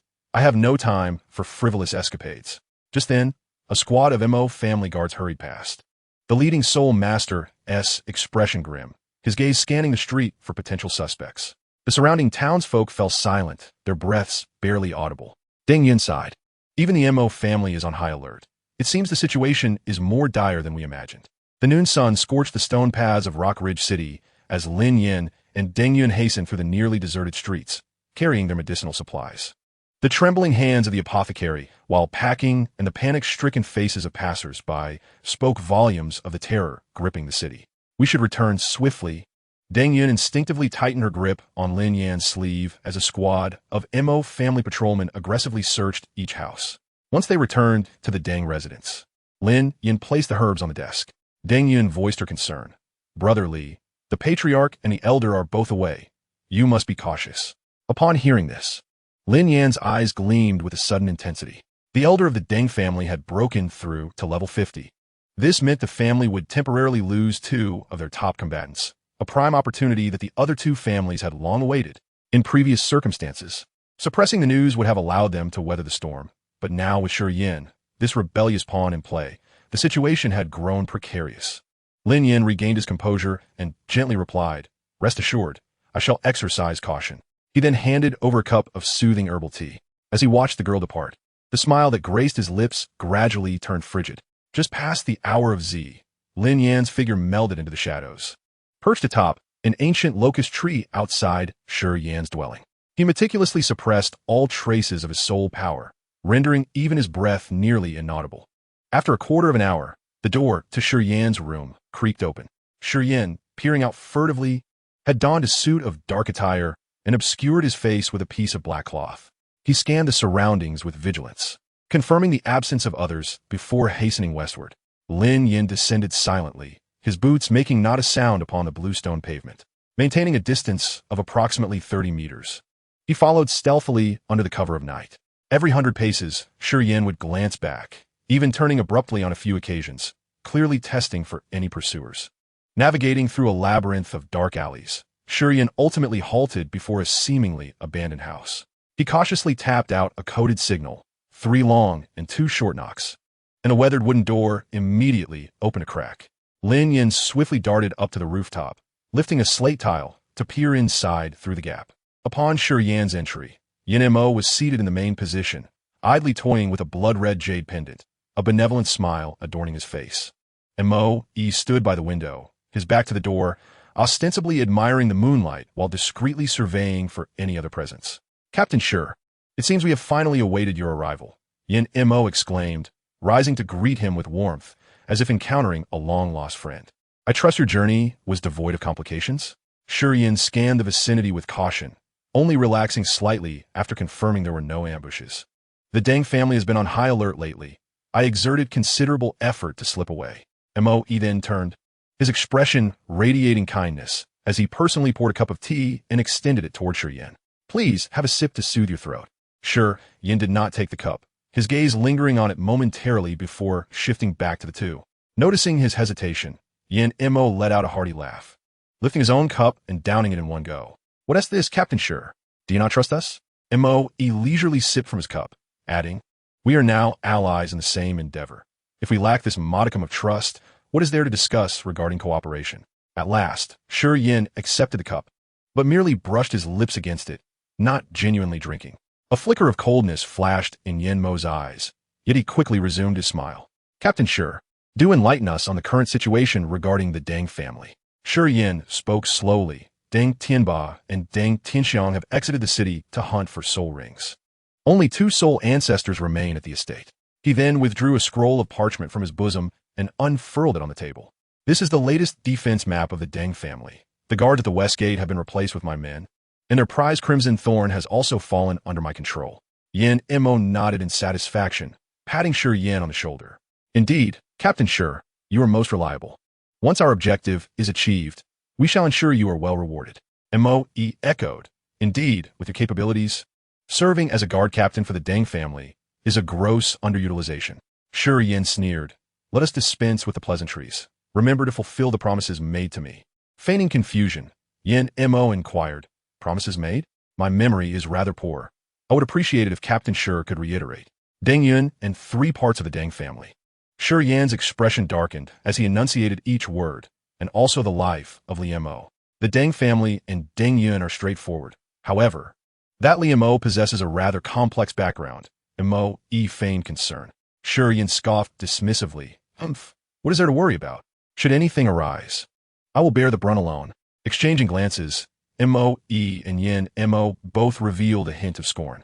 Lin Yan was backed by Yu Xiaogang, supported by the Blue Electric Tyrant Dragon sect and the Spirit Hall. It was said that currently, Yu Xiaogang was closely allied with the Tiando royal family and the 7 Treasure Glazed Tile School. He had become quite the prominent figure in the Soul Master community. They intended to secure the Deng family first, treat Lin Yan with the utmost hospitality, and then manipulate him into leaving. Yet, this Shi Yan was foolishly seeking to provoke Lin Yan, courting death in the process. Rather than further discourse, they began strategizing their offensive plan. Ultimately, they agreed to launch their assault 2 nights hence, signaling with 3 calls of an owl. Shi Yan would then open the west gate, deactivate the Crimson Thorn, and the disciples of both families would stream in to attack the Deng family. After exchanging a few compliments with Shi Yan, he took his leave. The atmosphere within the tea house suddenly turned frigid. Yan Mo's smile vanished instantly, replaced by a sinister glint. Surely this fool does not genuinely believe her words. Mo toyed with his teacup, smirking coldly. Once our plan succeeds, he will be the first to be eliminated. The two shared a knowing smile, as if envisioning Shi Yan's grim demise. Lin Yan quietly replaced the tile, a cold smile curling at the corners of his mouth. Shi Yan, you have outlived your usefulness. Allow me to extinguish your remaining warmth. Chapter 29. Experiment subject. The night in Rockspine City was as dark as ink, with the moon obscured by thick clouds, leaving only a scattering of starlight. Shi Yan hurriedly navigated the narrow alleys, the heavy soles of his boots thudding dully against the bluestone pavement. In 2 days, he murmured to himself, his eyes glinting with excitement, Deng Yun and the Deng family shall all be mine. Just as he turned a corner, a chilling wind swept past the nape of his neck. Shi Yan's body tensed, instinct honed by years of battle prompting him to activate his first soul skill. First soul skill, rock armor. A gray-brown stone quickly enveloped his body, when suddenly a flash of red light streaked before him. Shi Yan felt a chill at his chest, looking down to see the bloodthirsty blade piercing his rock armor, the blade's tip merely half an inch from his heart. A commendable reaction, yet still not swift enough. A hoarse voice emerged from the shadows, and Shi Yan spun around to see a figure cloaked in black at the end of the alley. The figure wielded a strangely shaped long knife, its blade adorned with crimson vein-like patterns, emitting an eerie glow in the darkness. Who are you? Shi Yan demanded sharply, while stealthily surveying his surroundings. The alley was flanked by towering brick walls, both ends blocked, clearly indicating that his assailant had laid a trap here. Martial Soul Manifestation. Rock Tiger. Shi Yan swiftly activated his martial soul. 3 soul rings, yellow, and purple, rose from beneath him. His hands swelled and morphed into razor-sharp tiger claws, glinting with a chilling sheen under the moonlight. His muscular arms bulged as if inflated, veins snaking across his skin, and gray-brown rock armor spread from his wrists, soon enveloping his entire arms. Roar. Shi Yan unleashed a thunderous tiger roar, his soul power surging, coiling, and then he propelled himself forward, launching an assault toward Lin Yan. The sound of metal clashing resonated sharply in the narrow alley. Shi Yan's tiger claws collided with Lin Yan's blade, sparking a shower of flames.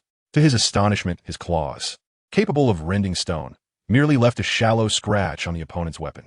Lin Yan deftly retreated 3 steps, his form as agile as if weightless. Shi Yan, refusing to grant him respite, immediately unleashed a series of attacks. His tiger claws carved deep gashes into the wall, sending fragments flying. Yet he could never quite graze the fabric of his foe. Too slow, the figure in black remarked, disappointment evident in his tone. Is this the strength of the Deng family, captain? No wonder Deng Tianxiong looks down upon you. This statement ignited Shi Yan's fury. He roared in rage. His second soul ring glowing. Second soul skill, Rock Tiger Shattering Claw. With a furious shout, he lunged at the shadow with his claws, cutting through the air with a menacing swiftness. However, just as his claws were about to reach the opponent's throat, first soul skill, Blood Shadow Slash. Lin Yan's voice was cold and calm, as the bloodthirsty demon blade suddenly transformed into a crimson afterimage, its edge sweeping across like a crescent moon. Clang! Yan's tiger claws collided with the blade, sparks flying. Yet in the next moment, Lin Yan's figure became indistinct. Second soul skill, Blood Shadow Assault. He flickered like a specter, instantaneously appearing behind Yan, the bloodthirsty demon blade thrusting towards his heart. Lin Yan immediately commanded the rock armor on his body to spread towards the target. With a sickening squelch, the blade pierced through Yan's armor, blood gushing forth. Yan grunted, staggering forward a few steps, barely managing to steady himself. He was horrified to discover how feeble his defenses were against Lin Yan.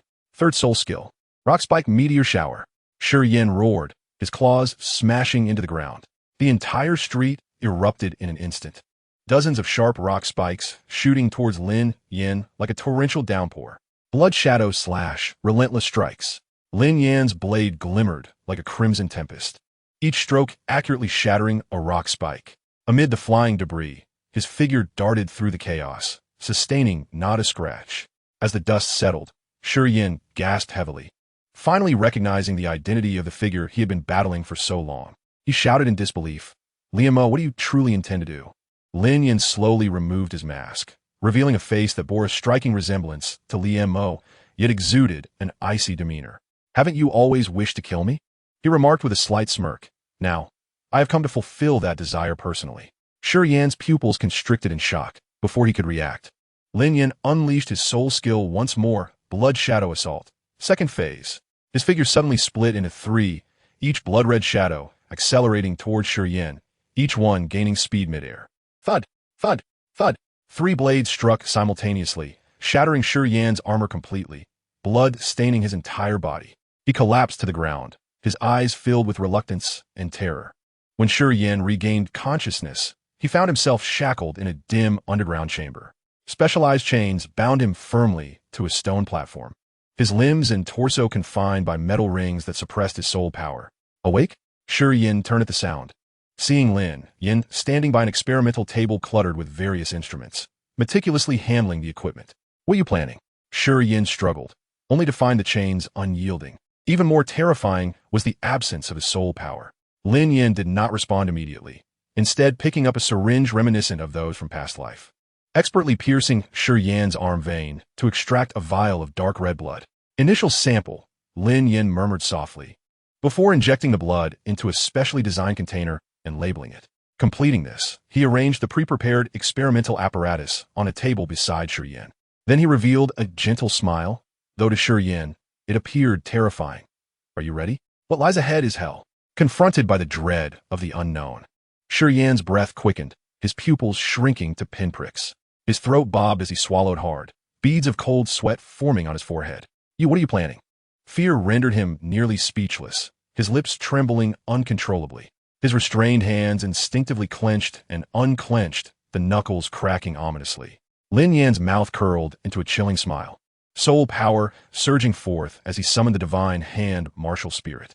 With a delicate flick of his slender fingers, 27 martial spirit rings, excluding the rock tiger, floated into the air, surrounding him in a dazzling arc of light. Each ring radiated brilliance, illuminating the dim underground chamber as if it were daylight. With a wave of his hand, all the luminous orbs surged into Yan's body. His anguished screams echoed throughout the subterranean laboratory. As the 27 light orbs surged in, his body swelled instantly, muscles contorting grotesquely, skin erupting with bizarre lumps. Yan's spine emitted a sickening crack. His back suddenly arched as a gray-blue carapace burst through his skin. His left arm ballooned, chestnut fur erupting wildly, while his right leg elongated and deformed. Sharp tiger claws shredding his boot.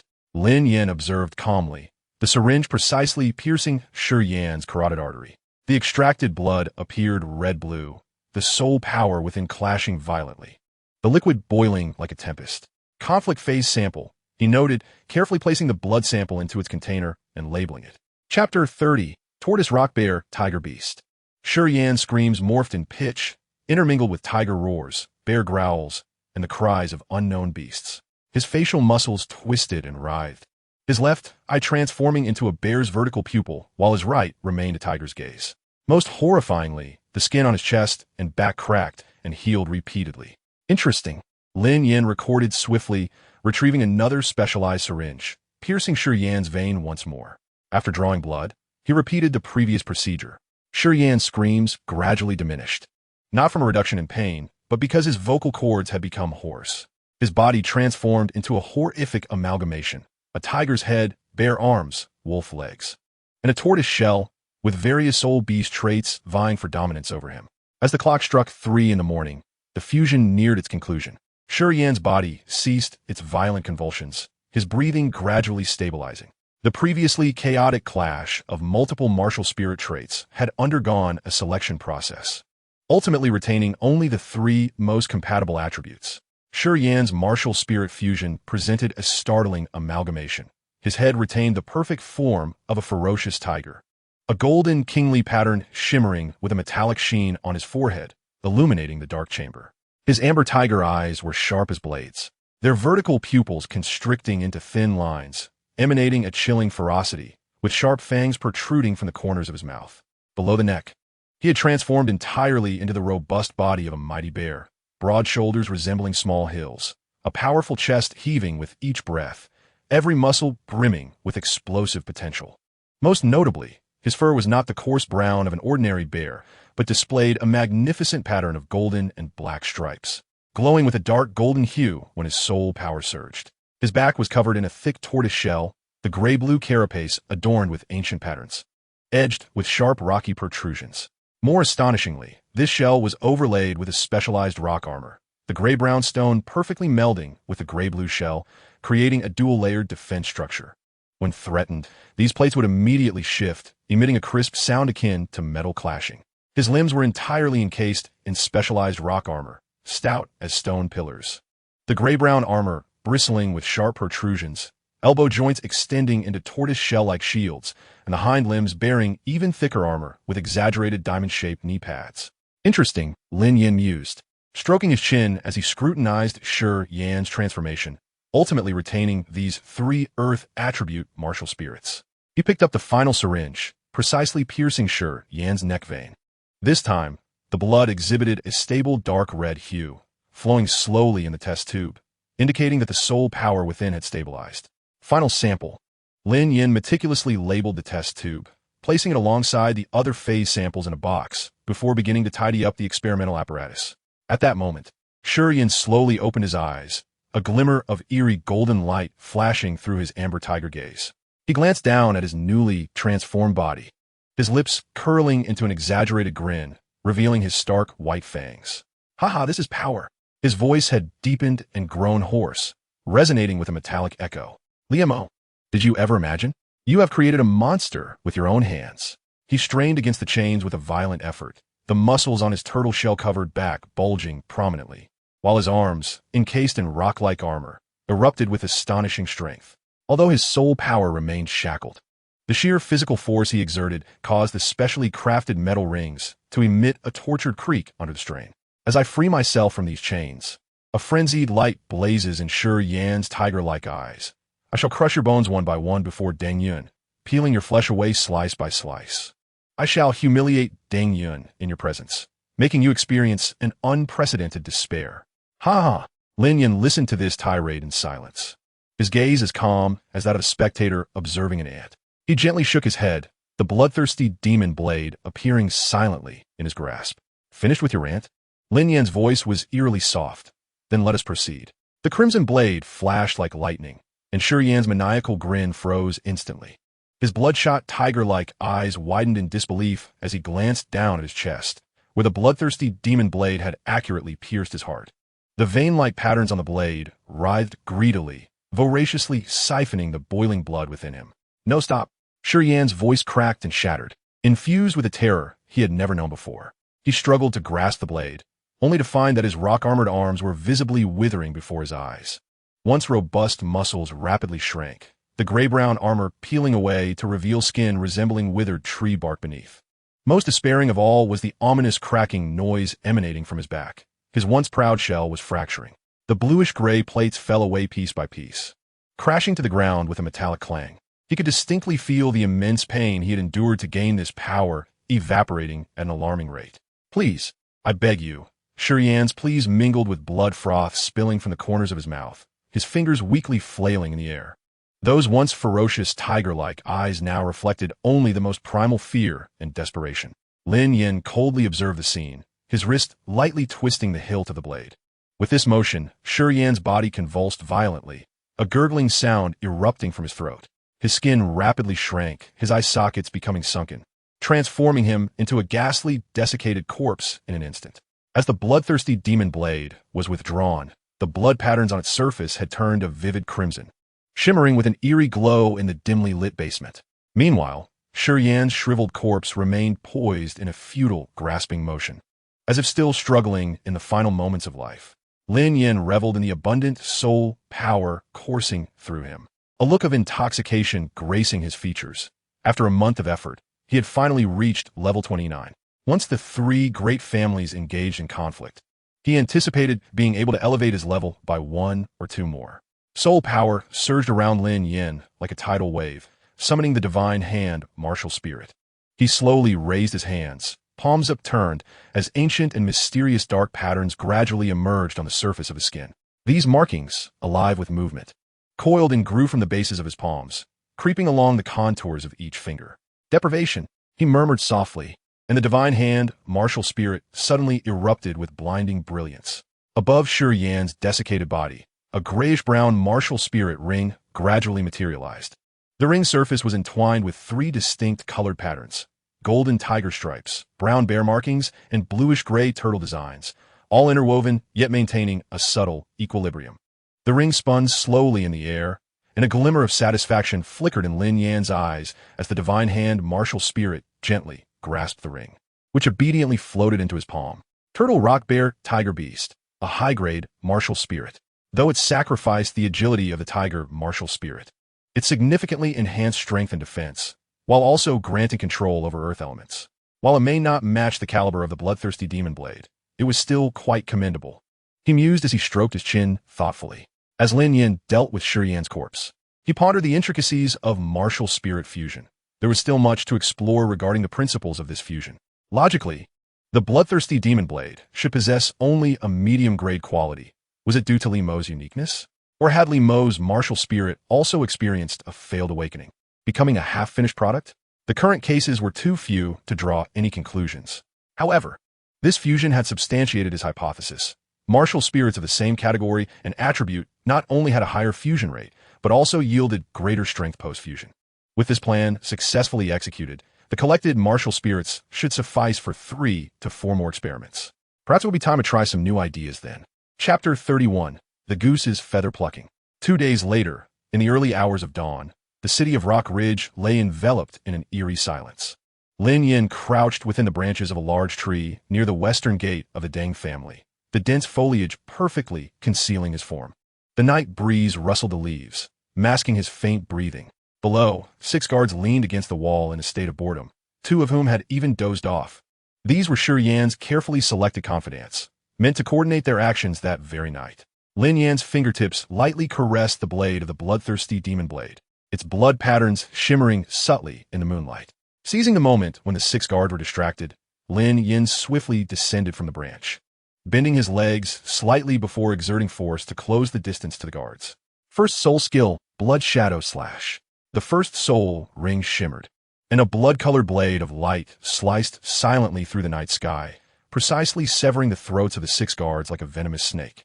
As the blade penetrated their bodies, they froze, pupils dilating in horror as their blood was forcibly extracted by some unseen power, rendering them incapable of even a scream before they crumpled to the ground.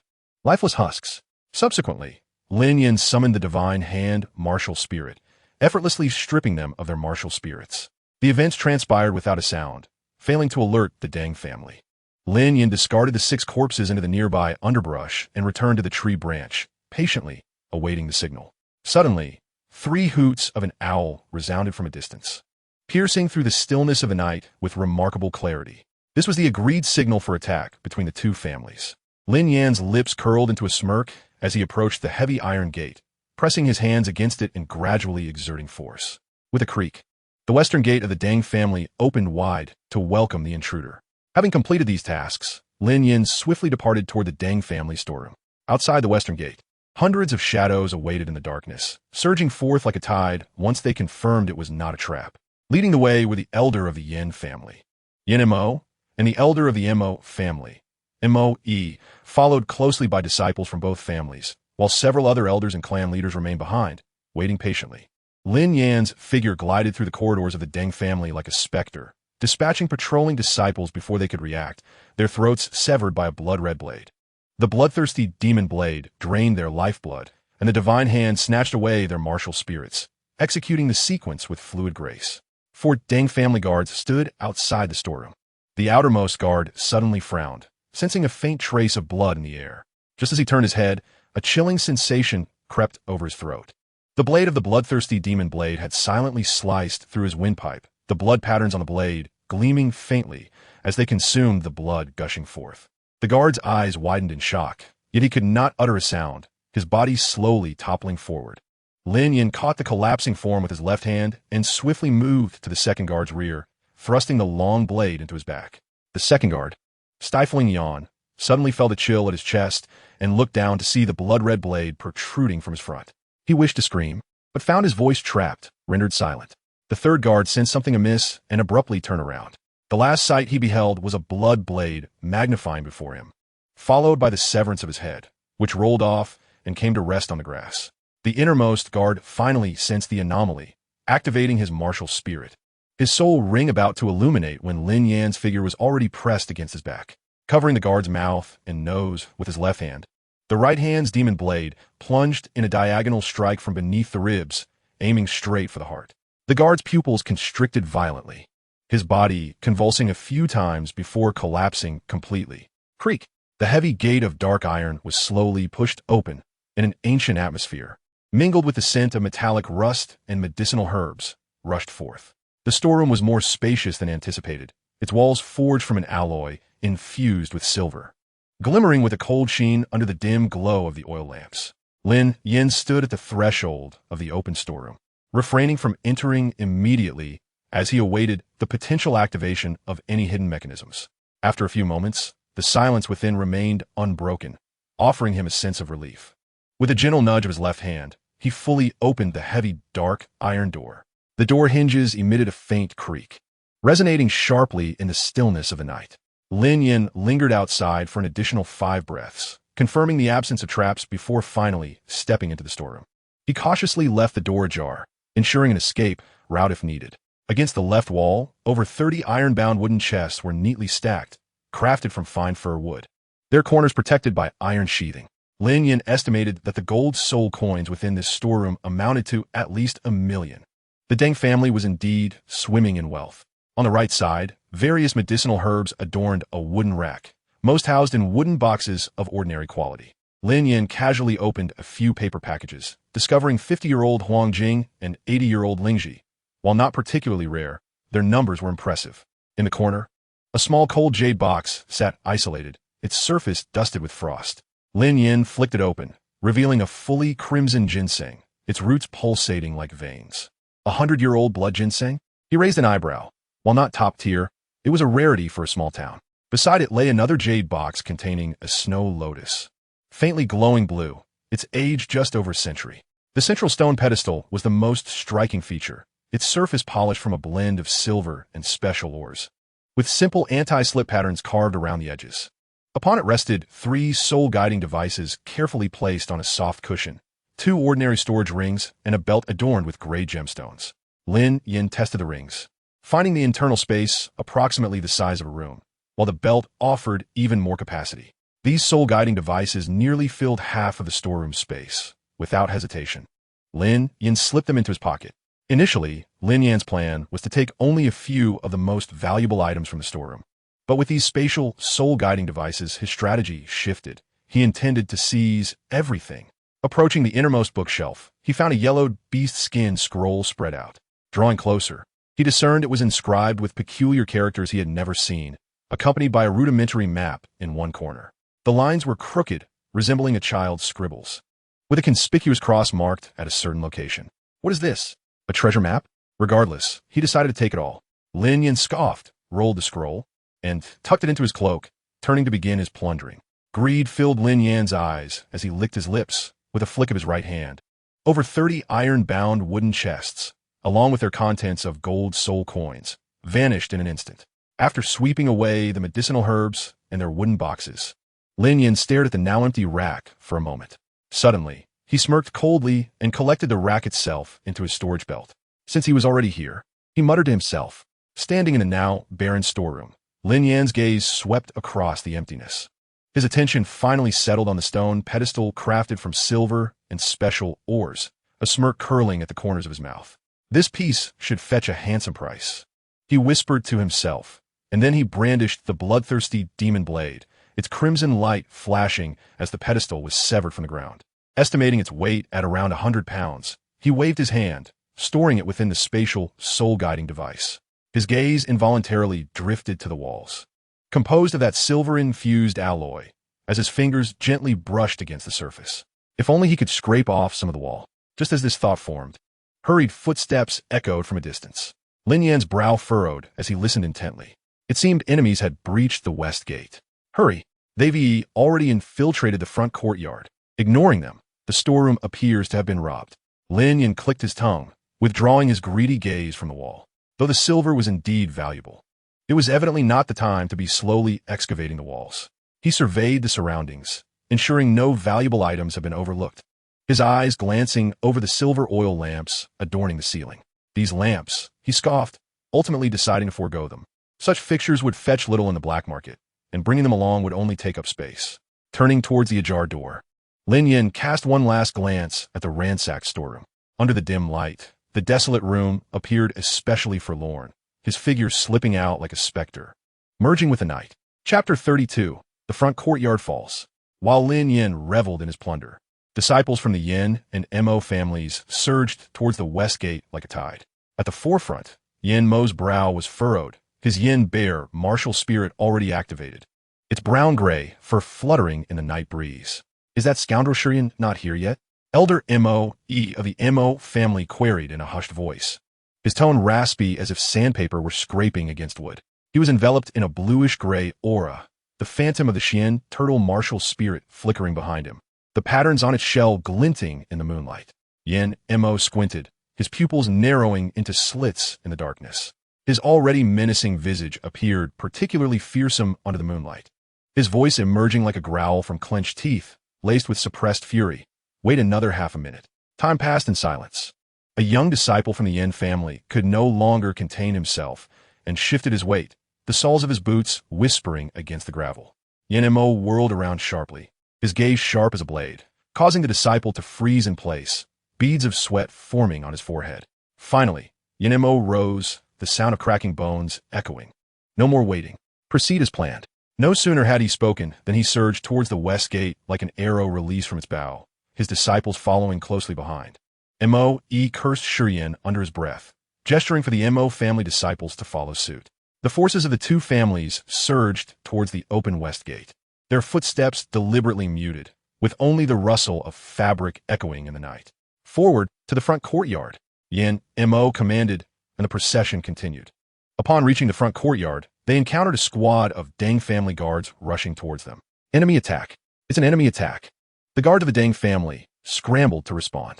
12 well-trained guards formed a defensive circle, the outer 6 simultaneously activating their second soul rings. Second soul skill. Rock Tiger Protection.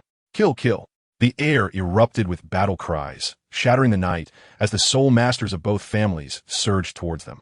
Yin Mo led the charge, his Yin bear martial spirit manifest, his towering 3-meter frame causing the ground to tremble with each step.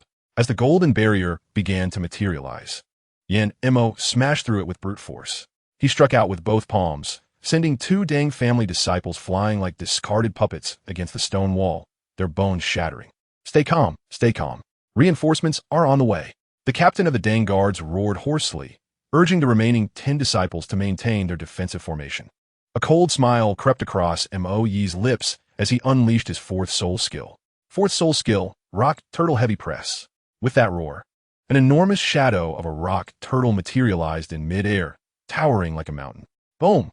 A thunderous crash resounded as the turtle shell descended like a meteor, crashing down upon the guards with the force of a thunderbolt. In an instant, the ground shook violently and dust rose. The guards scarcely had time to react before they were violently struck by the terrifying shadow of the tortoise shell.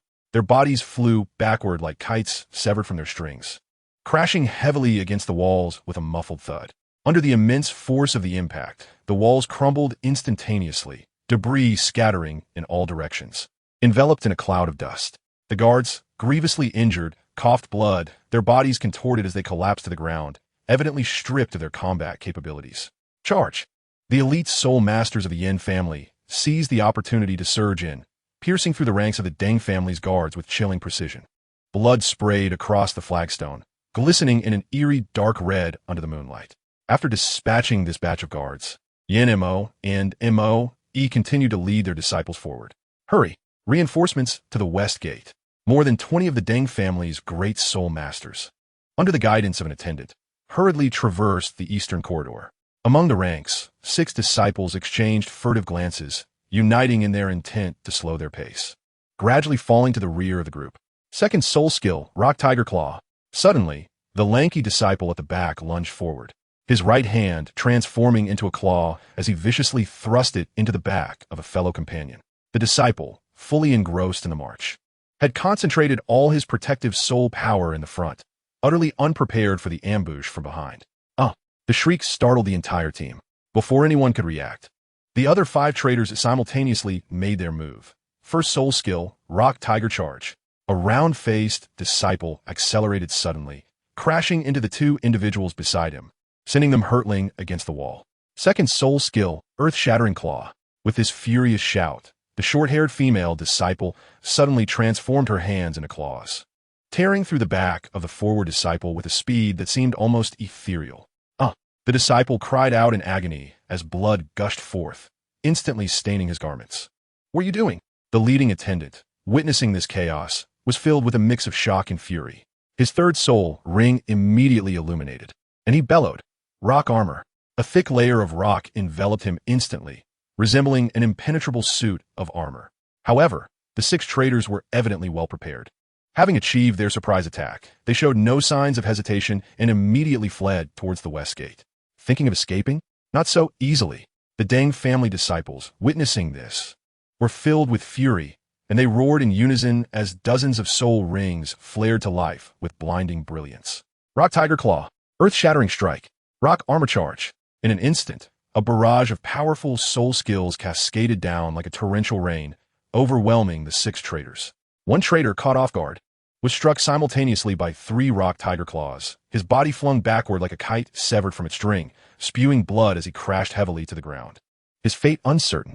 Though the remaining 5 mourned their fallen comrade, they did not halt their flight, heedless of the danger as they continued to sprint towards the west gate, as if it were their sole path to survival. Retreat to the west gate. Quickly, the lanky disciple, Zhao Ming, gritted his teeth and roared, his left leg suffering a grievous wound that oozed blood with each step. His boots were already soaked, leaving dark red prints upon the flagstones. The excruciating pain surged through his nerves like a tidal wave, yet he dared not pause as the shouts and clamor of the enforcement team drew ever closer. Just as they neared their breaking point, a cacophony of footsteps echoed around the corner. 2 teams burst forth from different directions, and the 3 factions simultaneously illuminated their soul rings. Rock Tiger Charge, Rock Spike, Fierce Claw. Yet, upon recognizing the distinct insignia on each other as sleeves, they all simultaneously tempered their strength. "It's Lord Shi's people," Li Wu exclaimed, his round face bursting with elation, his voice rising an octave as they quickly united with these newcomers.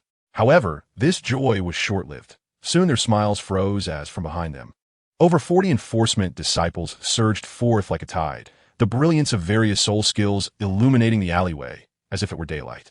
Second soul skill, Rock Armor. A burly man named Zhang Meng bellowed, crossing his arms protectively in front of the group. A heavy rock wall rose from the ground, yet under the bombardment of countless soul skills, it shattered like mere paper.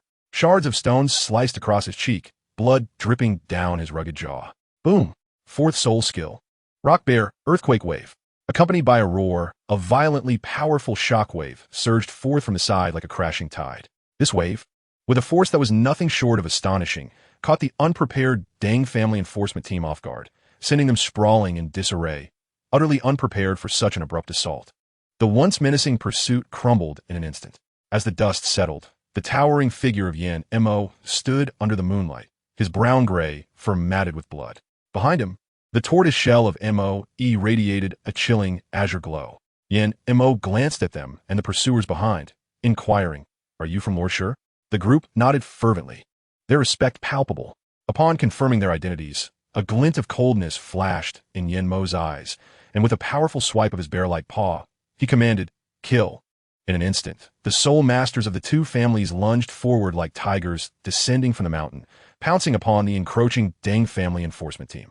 Yan Mo's fourth soul ring flared to life. Fourth soul skill, Rock Bear Cracking Strike. With both palms crashing heavily against the ground, dozens of jagged fissures spread rapidly like a spider's web. The 7 enforcement disciples at the forefront were caught unawares, their legs plunging into the cracks as they were violently shaken by the seismic waves, blood erupting from their 7 orifices. Simultaneously, Moe's rock tortoise spirit emitted a low rumble. The fourth soul ring glowed, and with his fourth soul skill, Rock Tortoise Heavy Pressure, an enormous rock tortoise apparition coalesced in midair, descending with an overwhelming sense of oppression.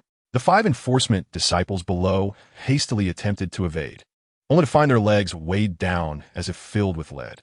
Boom! With a muffled impact, the ground trembled slightly. 2 enforcement disciples, unable to dodge in time, were crushed to the earth, blood gushing from their mouths. The remaining 3, although they barely avoided the center of the assault, were still staggered back by the residual shockwaves, blood trickling from the corners of their mouths. Seizing this opportunity, the disciples from the 2 families surged forth like a tide, having sustained numerous injuries. The Deng family disciples were utterly incapable of resistance, and in the blink of an eye, they were annihilated. Yan Mo seized a traitorous disciple by the collar, his rocky fingers sinking deeply into the other's neck. "Where is Shi Yan?" "We don't know," the disciple gasped, his complexion turning a deep shade of purple as he struggled to articulate. "According to the plan, we were to be stationed to receive him at the west gate. But it has been 2 days, and we have seen no sign of Lord Shi Yan." Yan Mo's expression darkened like stormy waters as he flung the traitor aside. "Useless." He turned to Moe, his voice laced with suppressed fury.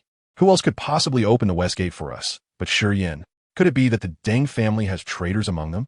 Montakis quintet, his expression fluctuating between uncertainty and realization. "It seems we've been used as pawns." Yan Mo's face turned ashen as he surveyed the surrounding disciples. "We can no longer afford to concern ourselves with such matters. The arrow is on the bowstring and must be loosed, regardless of whether Shi Yan is present or not. Tonight's outcome will not change." He turned his gaze towards the inner courtyard of the Deng family, the hairs of his rock bear spirit standing on end. "Everyone, heed my command, advance." Chapter 33, The Final Assault. The night was as dark as ink, the scent of blood pervading the air. Yan Mo led the joint forces of the 2 families across a battlefield strewn with corpses, advancing towards the inner courtyard of the Deng family. His rock bear spirit radiated a savage aura, its 3-meter frame coated in congealed blood, each step sending tremors through the ground beneath. Upon learning that the disciples of the 2 prominent families had seized the majority of the front courtyard, Deng Tianxiong ordered all disciples to retreat to the central courtyard, advising them against further futile sacrifices. He intended to rely on the Crimson Thornbush to impede the advance of these intruders. "Report to the Great Elder. An anomaly has been detected ahead." A kneeling scout from the Yan family spoke, his voice tinged with suppressed excitement. The remaining forces of the Deng family had retreated to the central courtyard. Yan Mo bared his teeth, revealing his stark white fangs. "Relay the order. The entire army is to be on alert. Elder Mo, what is your perspective?" Elder Moe emerged from the shadows, the azure light of the Yin turtle martial spirit illuminating his sinister countenance. "That old fox Deng Tianxiong must be relying on the Crimson Thornbush to obstruct us." As the allied forces advanced to the periphery of the central courtyard, the sight before them compelled everyone to halt in their tracks. A sprawling mass of crimson thorns, extending for dozens of meters, writhed as if alive, each thorn as thick as an adult's arm, its surface bristling with barbs and pulsating with an eerie golden flame. These thorns intertwined to form an impenetrable barrier, encircling the entire central courtyard. Under the moonlight, it appeared as a sea of burning blood from a distance. The crimson thornbush.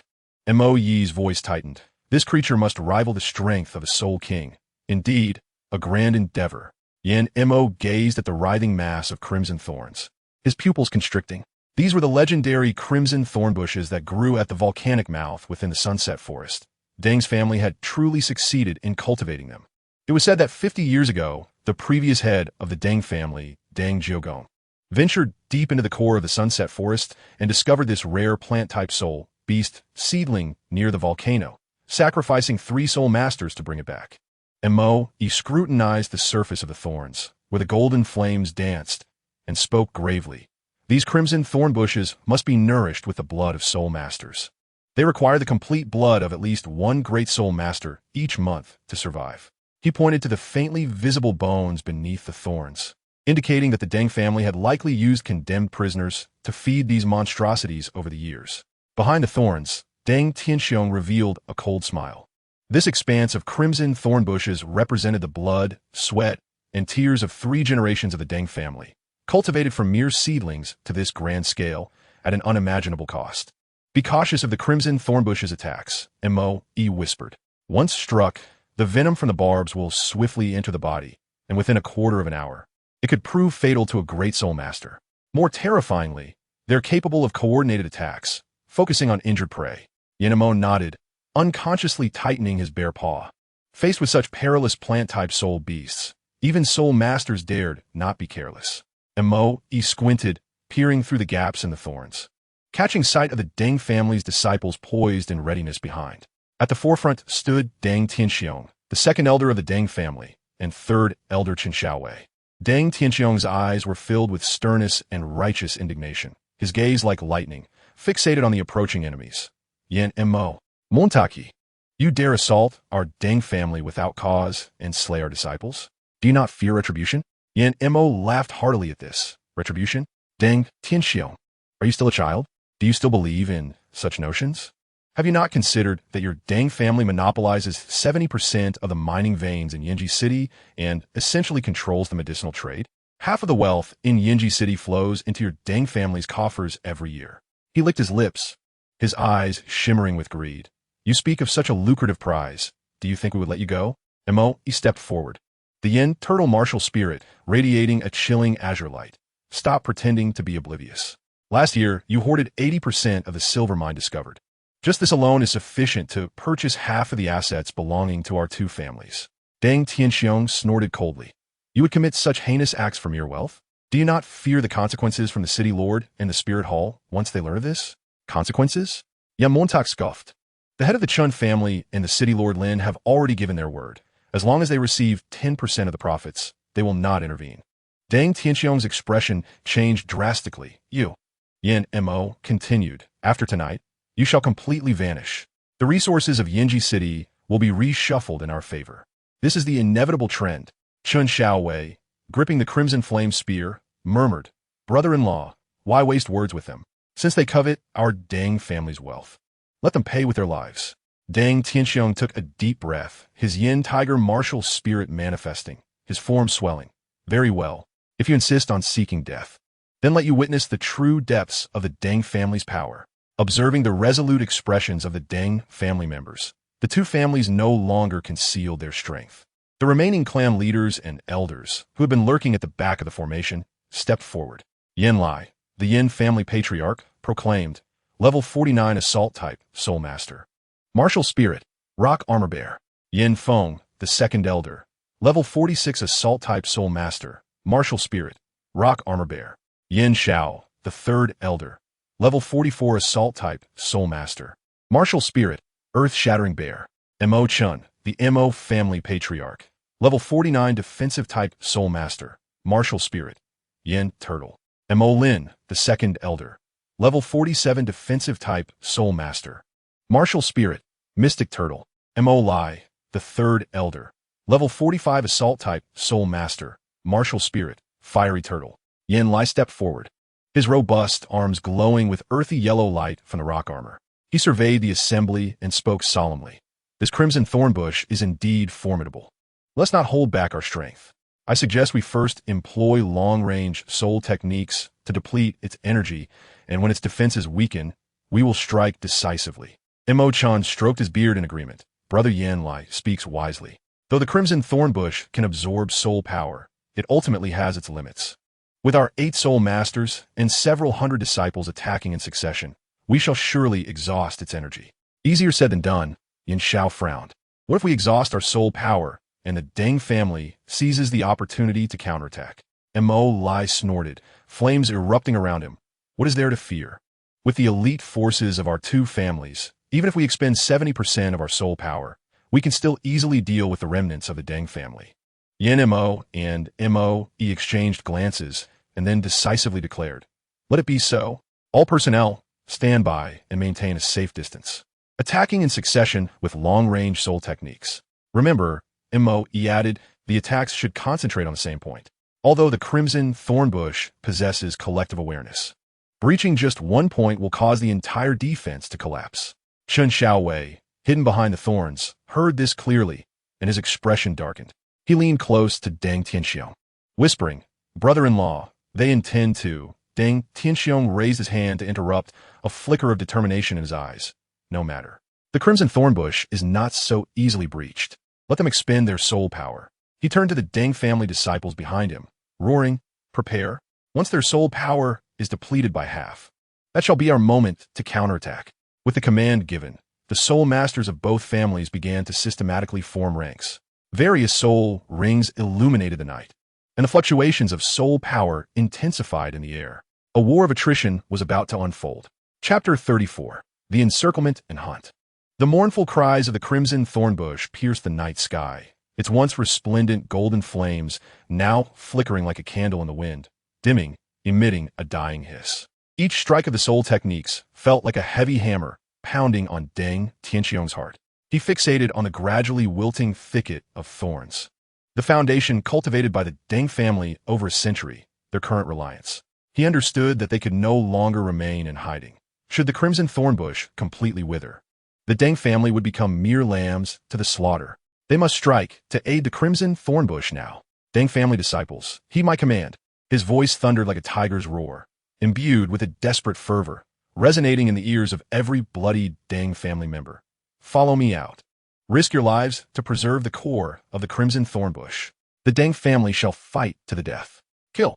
The resounding cry ignited the last flicker of ferocity in the eyes of all the descendants of the Deng clan. The suppressed despair morphed into an inferno of rage as they roared in unison, coalescing into a torrent of determination, charging forth in the wake of Deng Tianxiong. Targeting the nearest foe, Deng Tianxiong unleashed his first soul ring. With a flash, the first soul skill, Rock Tiger Shredding Claw, was activated. He forcefully stomped the ground, shattering the blue stone slabs beneath him into powder, propelling himself like a cannonball. His claws, enveloped by a tempestuous wind, lunged ferociously towards Mo's head. "Ha ha ha! Deng Laogui, you can no longer remain idle." Mo, far from being startled, reveled in the moment, a cruel glimmer of triumph flickering in his eyes. He was already prepared. With a flash of his third soul ring, he activated his third soul skill, Rock Tortoise Shield. A thick brownish-gray rock shell encased his body, and with a sinister grin, he made no attempt to evade, crossing his arms to meet the earth-shattering claw head-on. Bang! The deafening sound of metal clashing reverberated through the air. Sparks flew. The ground beneath Mo cracked under the immense force, causing him to slide back several steps. Deep claw marks etched into his rocky armor, debris cascading down. Yet, he steadied himself and laughed maniacally. "Everyone, pay attention. Proceed as planned." Trap them.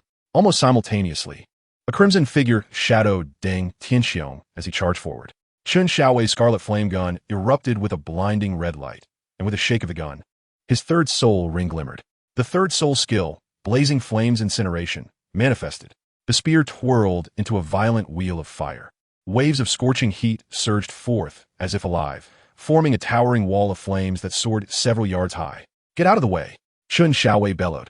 The firewall, embodying the might to incinerate all, crashed towards the other disciples of the Mo family, who sought to flank Mo. The searing heat blasted towards them.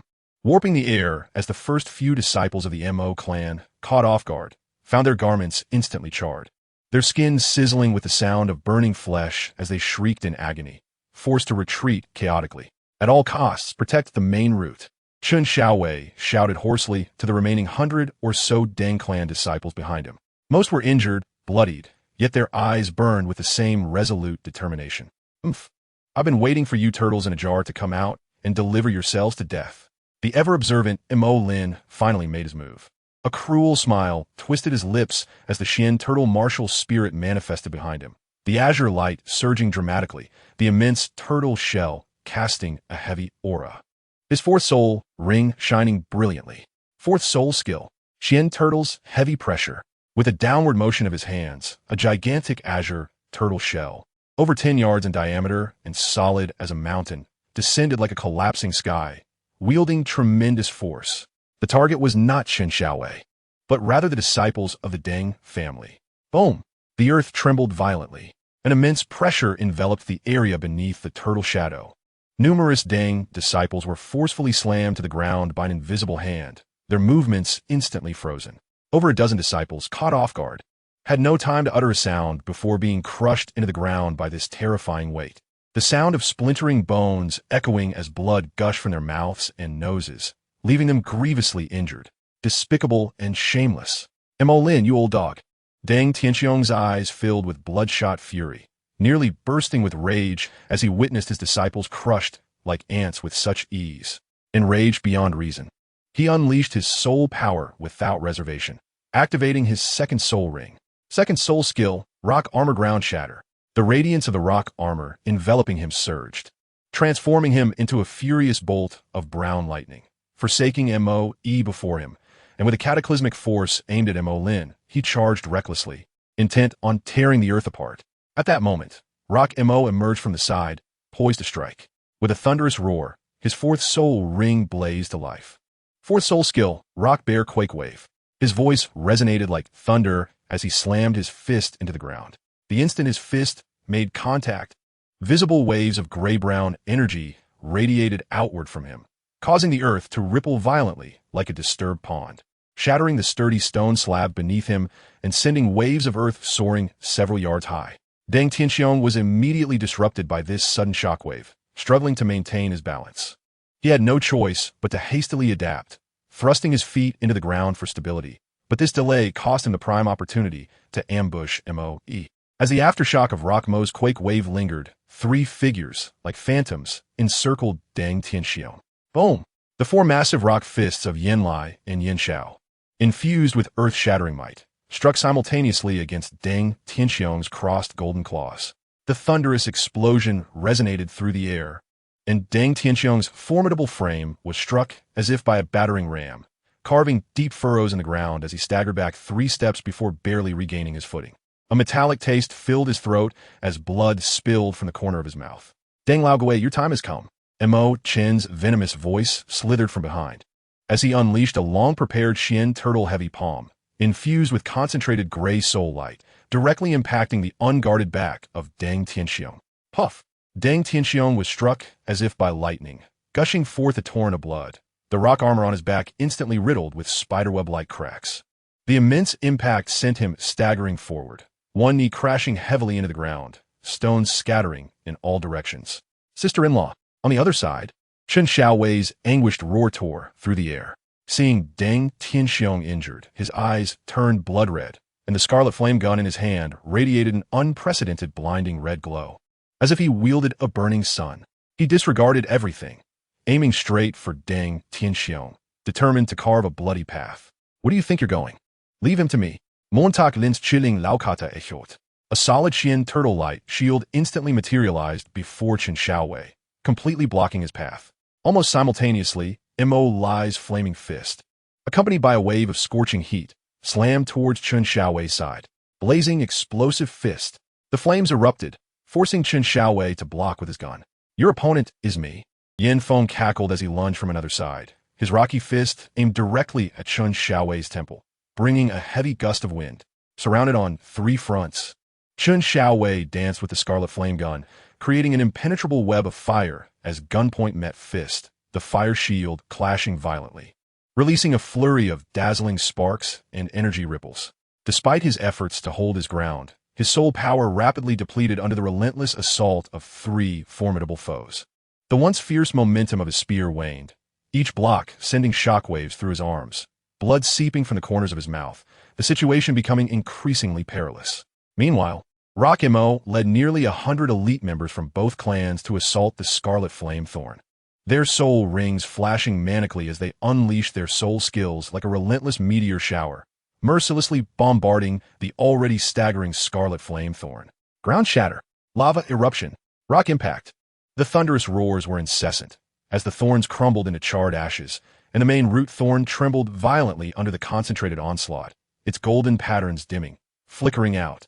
As for Moe, he directed the remaining disciples to intercept those from the Deng clan attempting to provide reinforcements to the Scarlet Flame Thorn.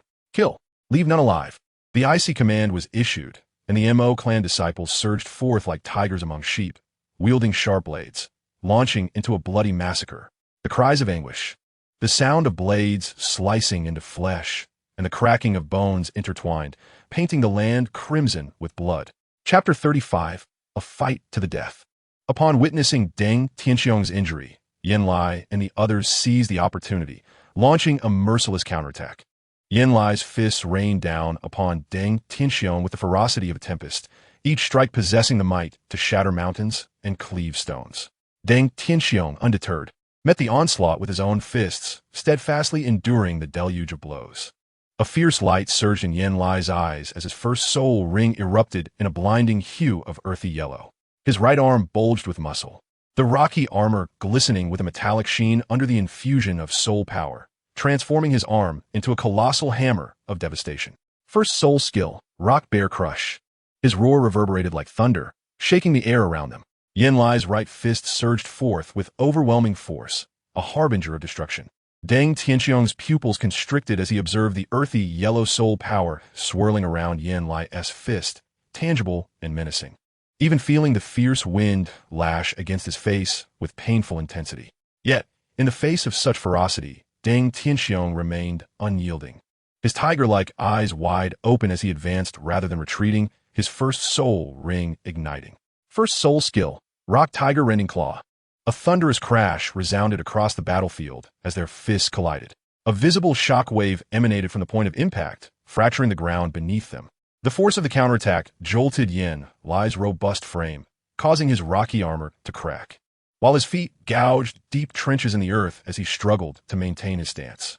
His right arm trembled slightly, the rocky gauntlet at his knuckles shattered, oozing crimson droplets, revealing the toll the impact had taken on him. On the opposite side, Deng Tianxiong was similarly thrust back several paces, his feet dragging long marks on the ground. His arms tingled with numbness, the glow of his tiger claws dimming noticeably, a trickle of blood seeping from the corner of his mouth. Yet, the fighting spirit in his eyes burned fiercely, intensified by the pain. Impressive power. Deng Tianxiong wiped the blood from his lips, his brown fur bristling with renewed vigor. But to think you could defeat me with this? You are far from it. Yanlai shook his numbed right arm, a sinister grin still plastered on his face. Old Deng, your claws are commendable. However, he struck his fists together, the rocky armor producing a deep, sonorous clang. This is merely the beginning. The two combatants surged forward almost simultaneously, charging at one another once more. Yanlai's right fist coalesced with earthy yellow soul power, a harbinger of destruction, while Deng Tianxiong's tiger claws flickered like lightning, their golden gleam slicing through the air.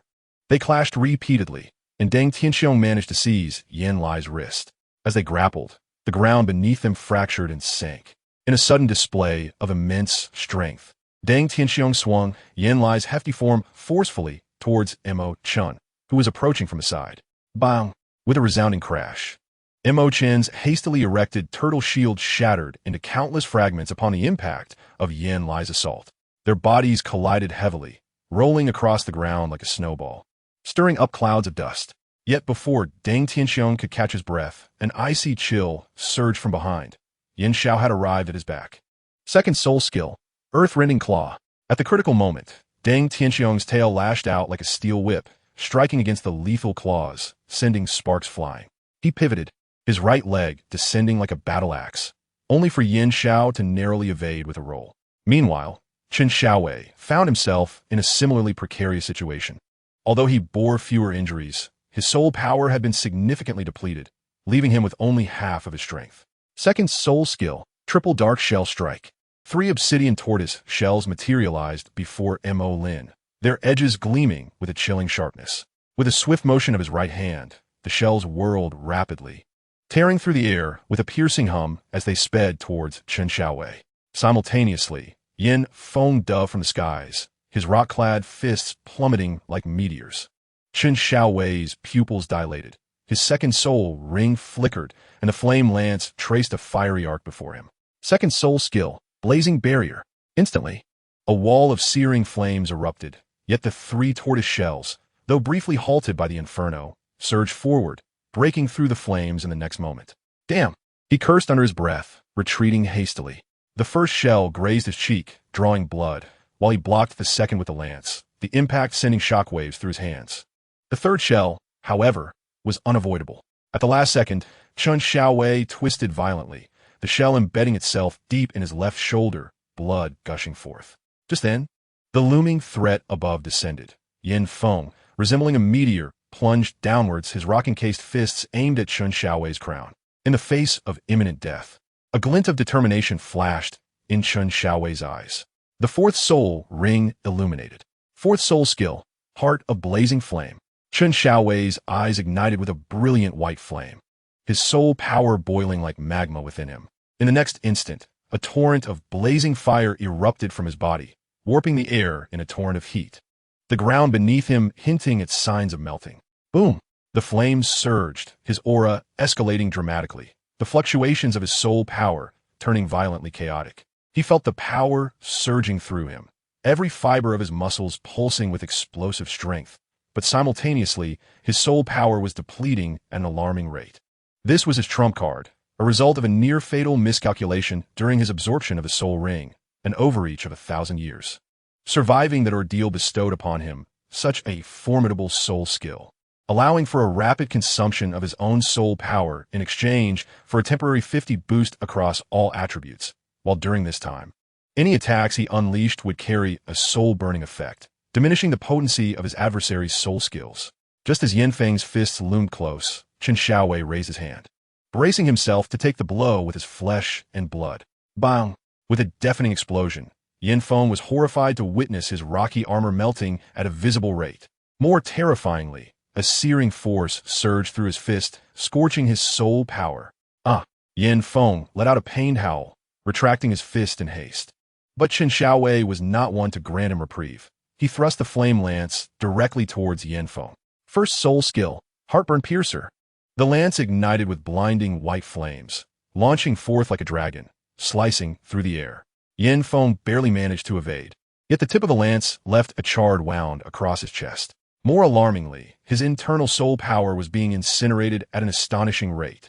Meanwhile, Mo Lin's triple dark shells had returned, and without a glance back, Chen Xiaowei waved his left hand, conjuring a white firewall. The shells collided with the flames, dissolving as swiftly as ice in boiling oil. This is impossible. Montagne gasped in disbelief. He had never witnessed anyone dismantle his dark shell attacks with such ease. Ignoring Mo Lin's astonishment, Chen Xiaowei felt the rapid depletion of his soul power and knew he had to end this swiftly. The flame lance traced a perfect arc through the air, aimed directly at Yin Feng's throat.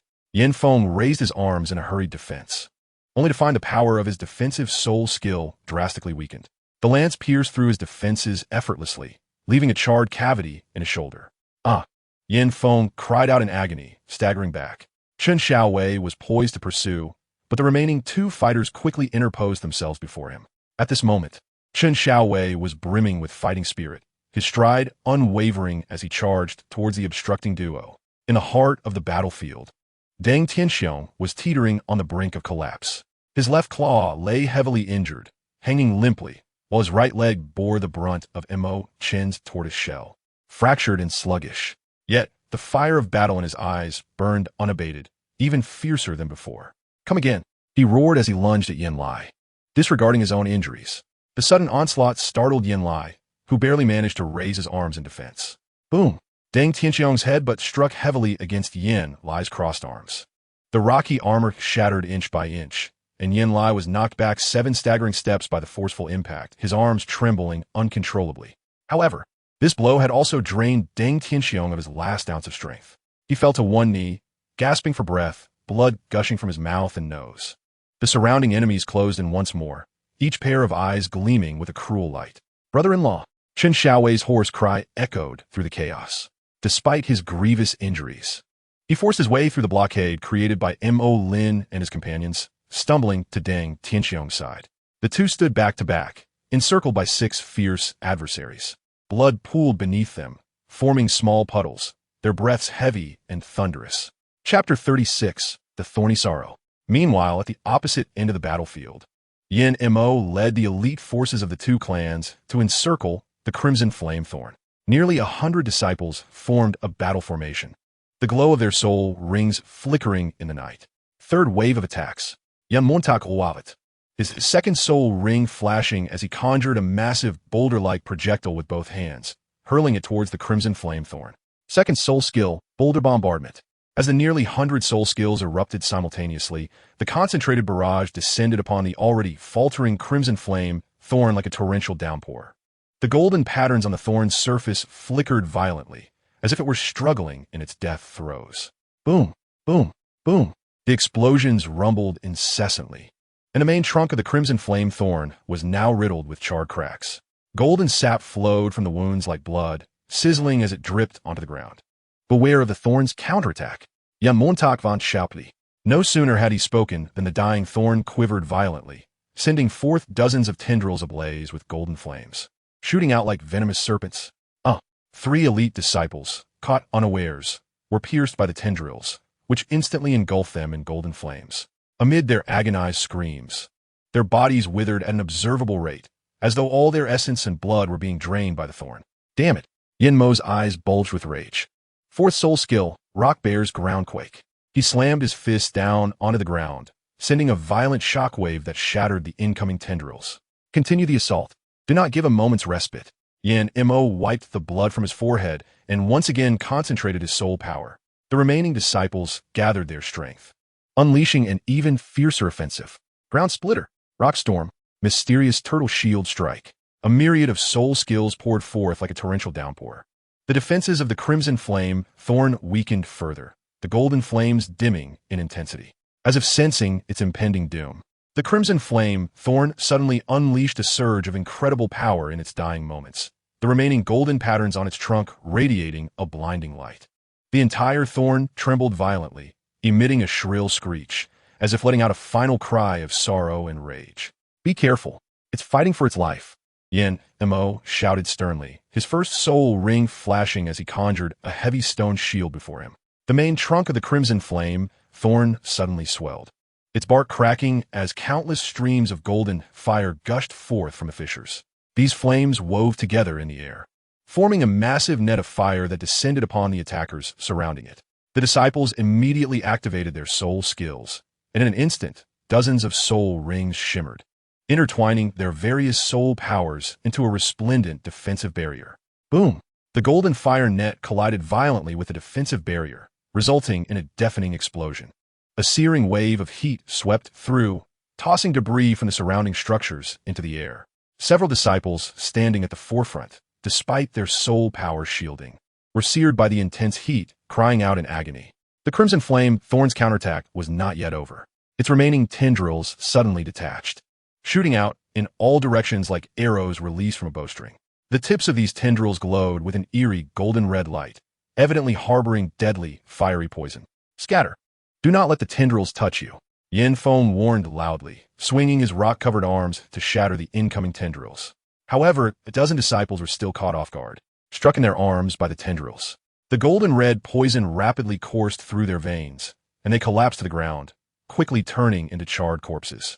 Damnable creature! Yin Mo seethed with fury, his third soul ring suddenly illuminating. Third soul skill, Rock Bear's Mountain Split.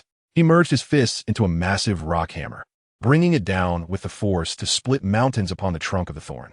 Crack! With a crisp breaking sound, the main trunk of the Crimson Flame Thorn finally succumbed to the strain, splitting open a vast gash down its center.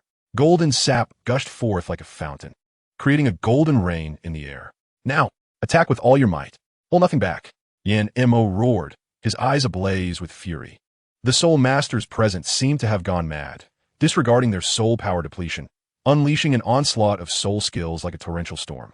The myriad colors of soul skills illuminated the night sky as if it were day, with explosions ringing out in rapid succession. Under such a relentless barrage, the crimson flame thorn trembled violently, the golden patterns on its trunk dimming at an observable rate. The tendrils that had attempted to make a final stand were torn to shreds by countless soul skills. Finally, after enduring an unfathomable number of attacks, the crimson flame thorn let out one last mournful wail. The crack in its trunk suddenly widened, accompanied by a sharp sound, as this plant spirit, representing the centenary efforts of the Deng family and their ancestral glory, shattered before the eyes of all. Boom! The massive trunk tilted slowly, crashing down to the ground and stirring up a cloud of dust. The golden sap gushing from the break formed a final resplendent fountain in the air, akin to the last fireworks of summer, brilliant yet fleeting. The remaining tendrils withered and turned to ash, scattering in the wind. The entire battlefield fell into an eerie silence. Everyone ceased their attacks, holding their breath as they watched it fall. Yan Mo exhaled deeply, having sacrificed over 30 lives to destroy the crimson flame thorn. Yet he had completed his mission. A sinister smile spread across his face. Well done. Now, go support the others and eradicate the remnants of the Deng family. No. Deng Tianxiong and Chen Xiaowei let out heart-wrenching cries of despair upon witnessing the fall of the crimson flame thorn. Despite their grievous injuries, they desperately attempted to intervene, but were firmly entangled by their respective opponents, forced to watch helplessly as the crimson flame thorn dissipated entirely. The thunderous crash of the crimson flame thorn's collapse echoed like a death knell in the hearts of every member of the Deng family. Deng Tianxiong staggered back, the light in his fierce eyes dimming in an instant. He gazed at the fading golden glimmers, as if witnessing the century-old foundation of the Deng family crumbling before him. The pain was greater than death, something no one could comprehend nor articulate. It's over, it's all over. A young disciple of the Deng family fell heavily to his knees, his gaze vacant, as if his soul had been drawn away. The surrounding Deng clan members also displayed despair. Some covered their faces in tears, while others stood frozen in place. This was not merely the collapse of a pillar of faith, but a total deterioration of the battle situation. The battlefield's dynamics shifted dramatically. The Deng family's defense, which had barely held up with the aid of the Crimson Flame Thorn, was now on the verge of complete disintegration. Yan Mo directed the remaining elite disciples to support Moe on the main battlefield, while he himself charged over to aid the clan leader and elders, reversing the tide of the battle in an instant. The already precarious defense of the Deng family collapsed entirely under the assault of this newfound strength. Chapter 37. The Elegy. Thorn, Deng family, it is over. I am sorry, ancestors. Deng Tianxiong gazed upon the extinguished golden flames, the last glimmer of light in his eyes fading away. The excruciating agony emanating from both within and without his body had rendered him numb, leaving only an abyss of chilling despair and a seething hatred that threatened to consume all. He gazed upon the menacing figures of Yen Lai, Mo, Chun, and the side-eyeing Yen Xiao, his unwavering focus ultimately fixating on Yen Mo, the architect of his torment, the one responsible for the demise of the Crimson Thorn. Yan Montak, Deng Tianxiong's voice, hoarse as a broken bell, bore an unsettling tranquility intertwined with madness. Come, accompany this old man to hell. Before his words faded, the remnants of his soul power, along with the essence of his very life, ignited in a cataclysmic conflagration. For soul rings blazed alife, not to unleash soul techniques, but to erupt in a blinding, soul-searing crimson light. His body swelled with an unnatural haste, skin splitting as piercing golden light burst forth from the fissures. A wave of annihilating terror enveloped the very core of the battlefield. He intended to self-destruct. Retreat. Yen Lai and Mo Chen's faces paled, their terrified screams echoing as they desperately fled backward. Yen Mo, having arrived as reinforcements and with the least depletion of soul power, was closest to the impending doom. The sinister grin on his face morphed into boundless terror as he attempted to escape, but it was far too late. Deng Tianxiong's swollen form lunged forward as if teleporting, his arms ablaze with blood flames, ensnaring Yen Mo like iron claws. Madman, Let me go. Yin Mo screeched in despair, frantically assaulting Deng Tianxiong's body. Yet all his efforts were devoured by that layer of cataclysmic crimson light. A thunderous explosion reverberated through the heavens. A mushroom cloud, infused with ferocious soul power, ascended to the sky. The violent shock wave surged outward like a tsunami, uprooting the ground and reducing the remnants of structures to mere dust. At the very epicenter of the explosion, Yin Mo was obliterated, leaving not even a trace behind. Yin Lai, Yin Xiao, and Mo Chun, caught in the proximity of the blast, were hurled away like rag dolls, blood spurting from their mouths, their protective soul techniques shattered, crashing heavily into the ruins hundreds of meters away, their fates unknown. Brother-in-law, Chun Xiaowei, witnessing this tragic scene, let out a heart-wrenching wail. Tears mingled with blood streamed from his eyes. He harbored no reservations, nor any thoughts of survival. A fierce, desperate resolve surged from within him. Montaklin, prepare to meet your end. Chun Xiaowei completely disregarded the attacks from Yin Feng and Mo Lai, his gaze fixated on Mo Lin, who was too close to the explosion to escape unscathed. He poured all his soul power and life essence into the crimson flame spear he held. Fourth soul technique, Blazing Heart Inferno. Third soul technique, Crimson Flame Howl. Chun Xiaowei unleashed his final roar of life. Unlike before, where he merely burned soul power, he now ignited his very vitality. The crimson flame spear erupted with an unprecedented brilliance. The spear, unable to withstand the immense power, shattered into countless streams of red light. Resembling a meteor shower or a phoenix weeping blood, embodying an unwavering will to incinerate and purify all, disregarding spatial distance, and instantaneously engulfing the terrified Mo Lin. Mo Lin barely managed to emit a brief, piercing scream. His renowned Xian Gui defense crumbled like paper before Chun Xiaowei's life-consuming strike. The crimson flames penetrated his protective soul power, instantly reducing his left arm and half his shoulder to ashes. The terrifying blaze infiltrated his veins and organs, transforming him into a burning effigy, shrieking as he plummeted to the ground, his fate uncertain, having unleashed this desperate attack. Chun Xiaowei's body resembled a flickering candle in the wind, his skin cracked and charred, the flame of life flickering precariously. His final gaze, filled with boundless sorrow and resignation, swept toward the direction of Deng Tianxiong's self-destruction, glancing over the charred remnants of the Crimson Thorn. Brother-in-law, I am coming, he muttered softly, a hint of relief curling the corners of his mouth into a smile. Then, the last glimmer in his eyes transformed into madness. With the last vestige of his strength, he lunged toward Mo Lai, who stood dazed from the horrific strike. Not good.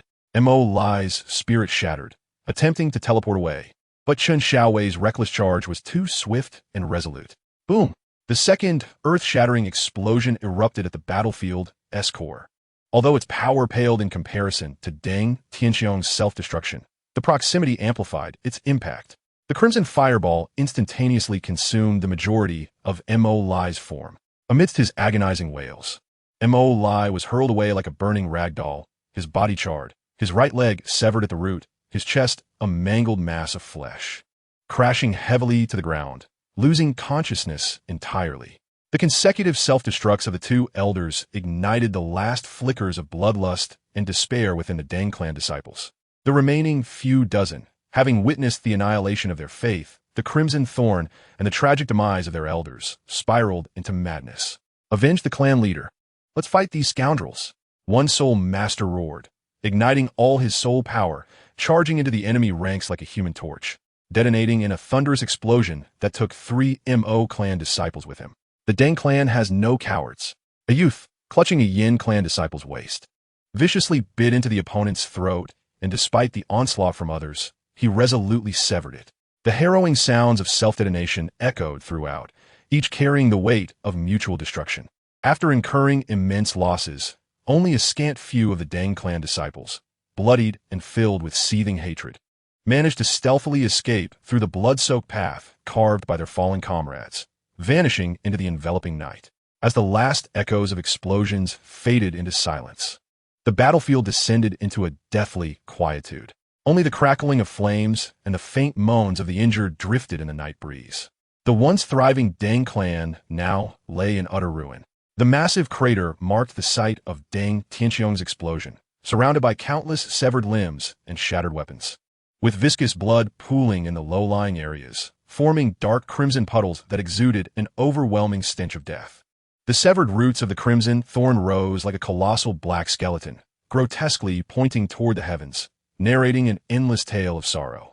The disciples from both families, having calmed from their initial frenzy of slaughter, gazed upon the hellish scene before them, their faces reflecting the bewilderment of survival intertwined with deep-seated fear.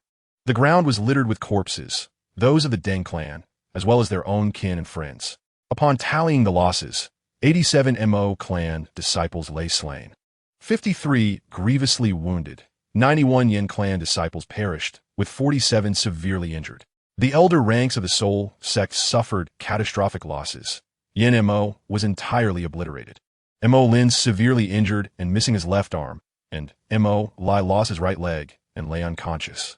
Though Yin Lai and Mo Chan miraculously survived the edge of Deng Tianxiong's self-destruction, they too bore injuries requiring recovery. Yin Xiao, clutching his chest, wounded by the shockwave, surveyed the devastated battlefield and the grievously injured clansmen. The earlier ecstasy had vanished, leaving only profound sorrow. Mo Yi's expression mirrored his, darkened as he beheld the nearly lifeless forms of Mo Lin and Mo Lai, devoid of any triumph and victory. They had prevailed, utterly annihilating the Deng clan. Yet the cost of this victory was so staggering that it rendered the very essence of triumph tasteless. The skies over Yinji City had irrevocably changed, and upon this blood-soaked land lingered only the acrid scent of death and hatred. Chapter 38, The Fisherman Gains. At the third watch of the night, a dim glimmer of dawn began to break upon the horizon, shrouded in mist that enveloped the ruins of the Deng clan, casting a grayish veil over the scarred battlefield.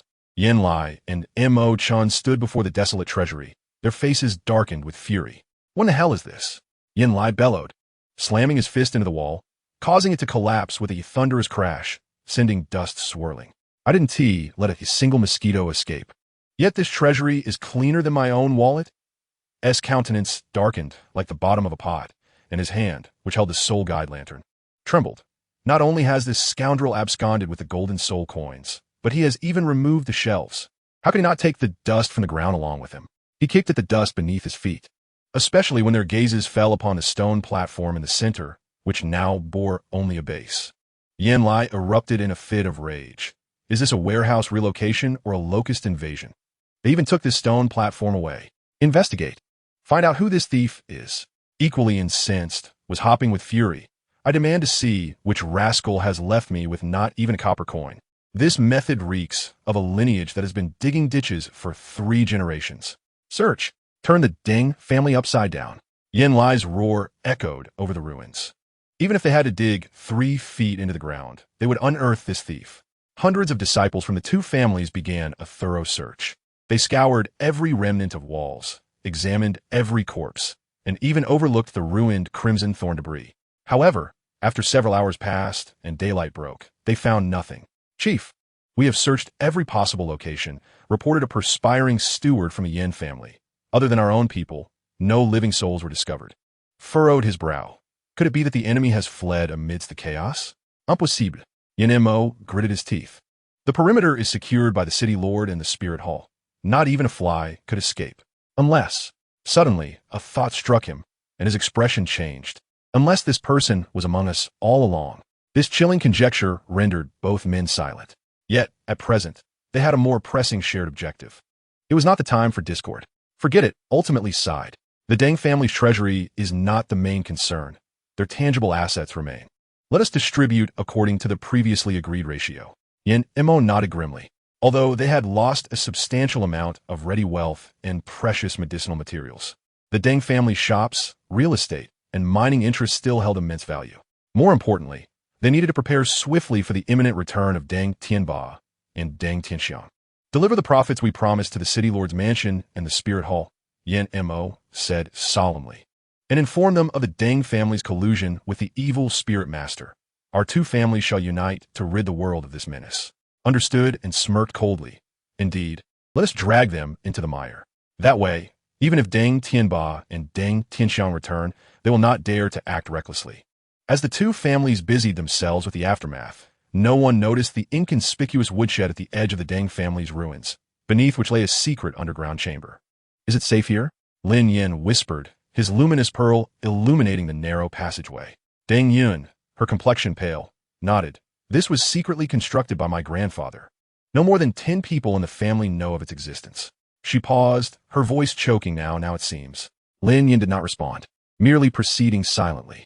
Behind him, 2 fortunate escapees from the Deng family supported each other, their eyes filled with terror. After Lin Yan had stealthily extricated himself from the Deng family's treasury, his thoughts remained fixated on one matter. He must locate Deng Yun without delay. This unique experimental subject must not encounter any mishaps. As he traversed the Deng family's courtyard, an all too familiar figure darted around the corner of a corridor. It turned out that Deng Yun was also anxiously searching for Lin Yan, and the two ultimately reunited beside the artificial hill in the garden. Lin Yan intended to whisk her away from the Deng family immediately, but Deng Yun spoke. I know of a concealed underground chamber within a manor. We can take refuge there temporarily. Once the patriarch and the elder return, the Deng family can exact revenge. Lin Yan felt a surge of joy. He had been fretting over a location for his experiments. Time was of the essence, and the two promptly stealthily made their way toward the underground chamber. Along the way, they unexpectedly encountered 2 panicked Deng family disciples. Deng Yun, feeling empathetic, softly suggested bringing them along to evade capture. Lin Yan's lips curled slightly. This operation could yield over 100 soul masters, so what harm was there in acquiring additional experimental subjects? He nodded slightly, and the 4 hastened toward the underground chamber. The underground chamber was far more spacious than anticipated. The walls were constructed from a special stone, providing excellent soundproofing. In a corner lay some provisions and fresh water, indicating that the Deng family had long been prepared. You all rest here for a moment, Lin Yan said gently as he set down the luminous pearl. I will venture outside to assess the situation. Deng Yun hastily grasped his sleeve. It's too dangerous. Outside are all their people. Do not worry. Lin Yan replied with a soothing smile. I possess methods of concealment. Someone needs to ascertain the circumstances, does it not? After reassuring the 3, Lin Yan quietly departed the underground chamber. Upon returning to the surface, the morning sun had fully risen, casting a bloody hue over the ravaged ruins of the Deng family. Confirming that the area was devoid of people, Lin Yan took a deep breath and summoned his divine hand spirit, causing ancient and mysterious dark patterns to gradually materialize on his palm. These markings, like living entities, snaked from the base of his hand, climbing along each finger's outline. Seize. As Lin Yan murmured, the divine hand activated. With each corpse he passed, a faint glow was drawn forth. This was the soul of the deceased. These orbs of light were meticulously collected by the divine hand, ultimately transforming into soul rings that fell into Lin Yan's grasp. Simultaneously, the bloodthirsty demon blade was summoned. The blood patterns on the blade writhed like living creatures, greedily absorbing the still wet blood on the ground. As the quantity of blood consumed increased, the aura emanating from the blade grew ever stronger. Lin Yan could distinctly feel his soul power surging rapidly. When the final soul and the last drop of blood were absorbed, an explosive wave of energy erupted within him. Level 30, I have finally broken through. Lin Yan clenched his fist, feeling the torrent of power within. Along with the weighty soul rings in his hand, a cruel and frenzied smile crept across his face. When Lin Yan returned to the underground chamber, Deng Yun rushed to meet him, her eyes filled with concern. Brotherly, how is it outside? Are they still searching for us? The other 2 Deng family disciples also approached anxiously, one stammering. Young Masterly, can we still escape? Lin Yan feigned a grave expression, lightly sighing, his tone laced with feigned dejection. The area is swarming with people from the Yin and Mo families. They have sealed all exits and are methodically searching the ruins of the Deng family. He paused, scanning the 3 faces before him, his voice gentle yet undeniably firm. It is too dangerous to go out now. We must remain here for a few more days. Deng Yun bit her lip, a flicker of despair crossing her features. But she soon forced a smile. Brotherly is right. If we rashly venture out, we will only meet our demise. At least it is safe here for the time being. Another Deng family disciple clenched his fists, his voice hoarse. But we cannot hide forever, can we? What if they find this place? Lin Yan placed a steadying hand on his shoulder, his tone calm. Rest assured, this underground chamber is exceedingly concealed. Even within the Deng family, few are aware of it. As long as we do not recklessly expose ourselves, they will not find us here in the short term. He paused, retrieving some provisions and a water pouch from his robes, handing them to the three. First, eat something to conserve your strength. Once the search outside loosens, we will devise a plan to escape. Deng Yun accepted the provisions, her eyes glistening with unshed tears, and murmured, "Brotherly, we are fortunate to have you. Otherwise, we truly would not know what to do." Lin Yan smiled faintly, a flicker of unnoticeable coldness in his eyes, yet his tone remained gentle. "Do not be afraid. I will protect you." The three harbored no doubts about him. For in the past month, Lin Yan had consistently presented himself with a humble and gentle demeanor, even stepping forward multiple times in moments of peril. Their trust in him had long been deeply rooted, and at this moment, they regarded him as their sole pillar of support. However, they were blissfully unaware that this trust would soon culminate in their most perilous mistake. Chapter 39. Hell. The three of them eagerly accepted the provisions offered by Lin Yan, devouring them with abandon as if they were the most exquisite delicacies in existence. They gorged themselves, utterly disregarding their appearances, the recent terror and flight having left their bodies exceedingly fatigued and their stomachs growling with hunger. At that moment, Deng Yun suddenly sensed something amiss. She rubbed her temples and murmured, "Strange, why do I feel so drowsy all of a sudden?" Yet, before her words could fully escape her lips, her eyelids felt as though they bore the weight of 1,000 burdens, drooping uncontrollably. Simultaneously, the other two disciples began to yawn, their rations clattering to the ground. One of them, in a daze, muttered, "Perhaps it's just exhaustion," but before he could finish, his body slumped to the ground like a deflated balloon. Deng Yun fought to maintain her last vestige of wakefulness. She struggled to open her eyes, vaguely perceiving Lin Yan standing in the shadows, a peculiar smile gracing his lips. That smile instilled a deep-seated fear within Deng Yun. She yearned to warn her companions, but found her throat constricted as if by an unseen force, producing only a feeble sound. "Sleep now." Lin Yan's voice seemed to emanate from a distant realm, soft yet beguiling. "Rest well." Darkness surged forward like an overwhelming tide, and in Deng Yun's fading consciousness, only Lin Yan's eyes, glimmering in the dark, remained. The biting cold and the harsh metallic sensation yanked Deng Yun back from the brink of unconsciousness. She strained to open her heavy eyelids, revealing a dimly lit chamber where rusted chains, as thick as a man's arm, ensnared her body. Her limbs and neck were bound by metal rings that suppressed her soul power, and with each breath, it felt as though an invisible giant hand gripped her essence, rendering her unable to summon any strength. In terror, she struggled, the chains clanking with a heavy, despairing sound. "Awake, are we? It seems the drug has taken effect, just right." A familiar yet unsettling voice echoed, cold and imbued with a disquieting excitement. Deng Yun shot her head up, her heart nearly ceasing. In the corner, the man she had once trusted and admired, Lin Yan, was busily engaged at a makeshift metallic table, his back turned to her.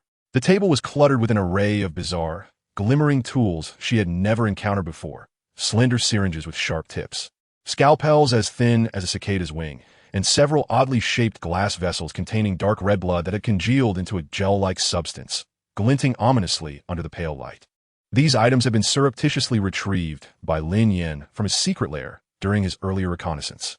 No longer masquerading as the humble and gentle scholar, Lin Yan had reverted to his true self. His eyes burned with a fervent madness, a twisted smile contorting his features, exuding an aura of chilling malevolence. "What are you doing? Let's go," shouted one of the bound disciples, a tall, lean figure, his voice hoarse with fear and disbelief. "What am I doing?" Lin Yan tilted his head, his smile growing increasingly sinister. "Why, I am here to assist you all in embracing the glorious evolution. All beings suffer, flesh is weak, and evolution is the only path to salvation." His voice trembled with excitement. He approached the tall disciple, known as Deng Li, whose martial soul was a silver wolf. For Lin Yan, Deng Li held lesser importance than the other two, and thus he intended to use him as an appetizer. Deng Li gazed at Lin Yan's frenzied eyes, his own widening in terror as he recoiled, the chains rattling as he struggled. "No, stay away. Please, I beg you. Hush, do not fear." Lin Yan's voice was as soothing as a serpent's whisper, laced with a chilling tenderness. "Destruction is but rebirth. Evolution is your only salvation." With a flick of his finger, the intricate patterns of his martial soul manifested, revealing hundreds of soul rings glowing with ethereal light, which transformed into orbs akin to a cascading galaxy. A torrent of soul power surged forth, engulfing Deng Li entirely. The sounds of bones shattering, soul power being torn apart, and muffled screams mingled into a cacophony. While Lin Yan merely smiled, as if witnessing a flawless performance. A scream, sharp and inhuman, shattered the basement silence. Deng Li's body began to inflate at a visible rate, his skin stretching thin and translucent, the veins beneath appearing like a grotesque web, turning a ghastly shade of purple. His eyes bulged, threatening to escape their sockets, and blood began to seep from every orifice. More horrifyingly, his body convulsed irregularly, as if countless rodents were scurrying beneath his skin, gnawing and clawing, as the sound of cracking bones echoed in the air. Ha ha ha!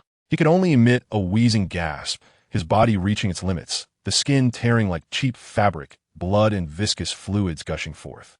Lin Yan seemed entirely unfazed, raising his finger slightly, condensing soul power into a semi-transparent barrier that enveloped Deng Li.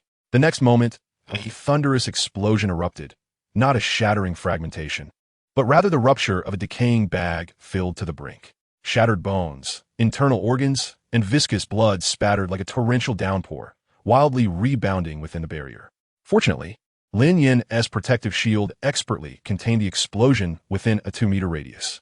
Splattered flesh, bone fragments, and viscous organs rained down upon the transparent shield, slowly sliding down and leaving behind trails of murky blood.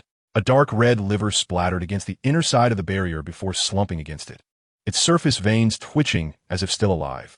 As the liver fell, a thick stream of blood pooled and trickled downwards.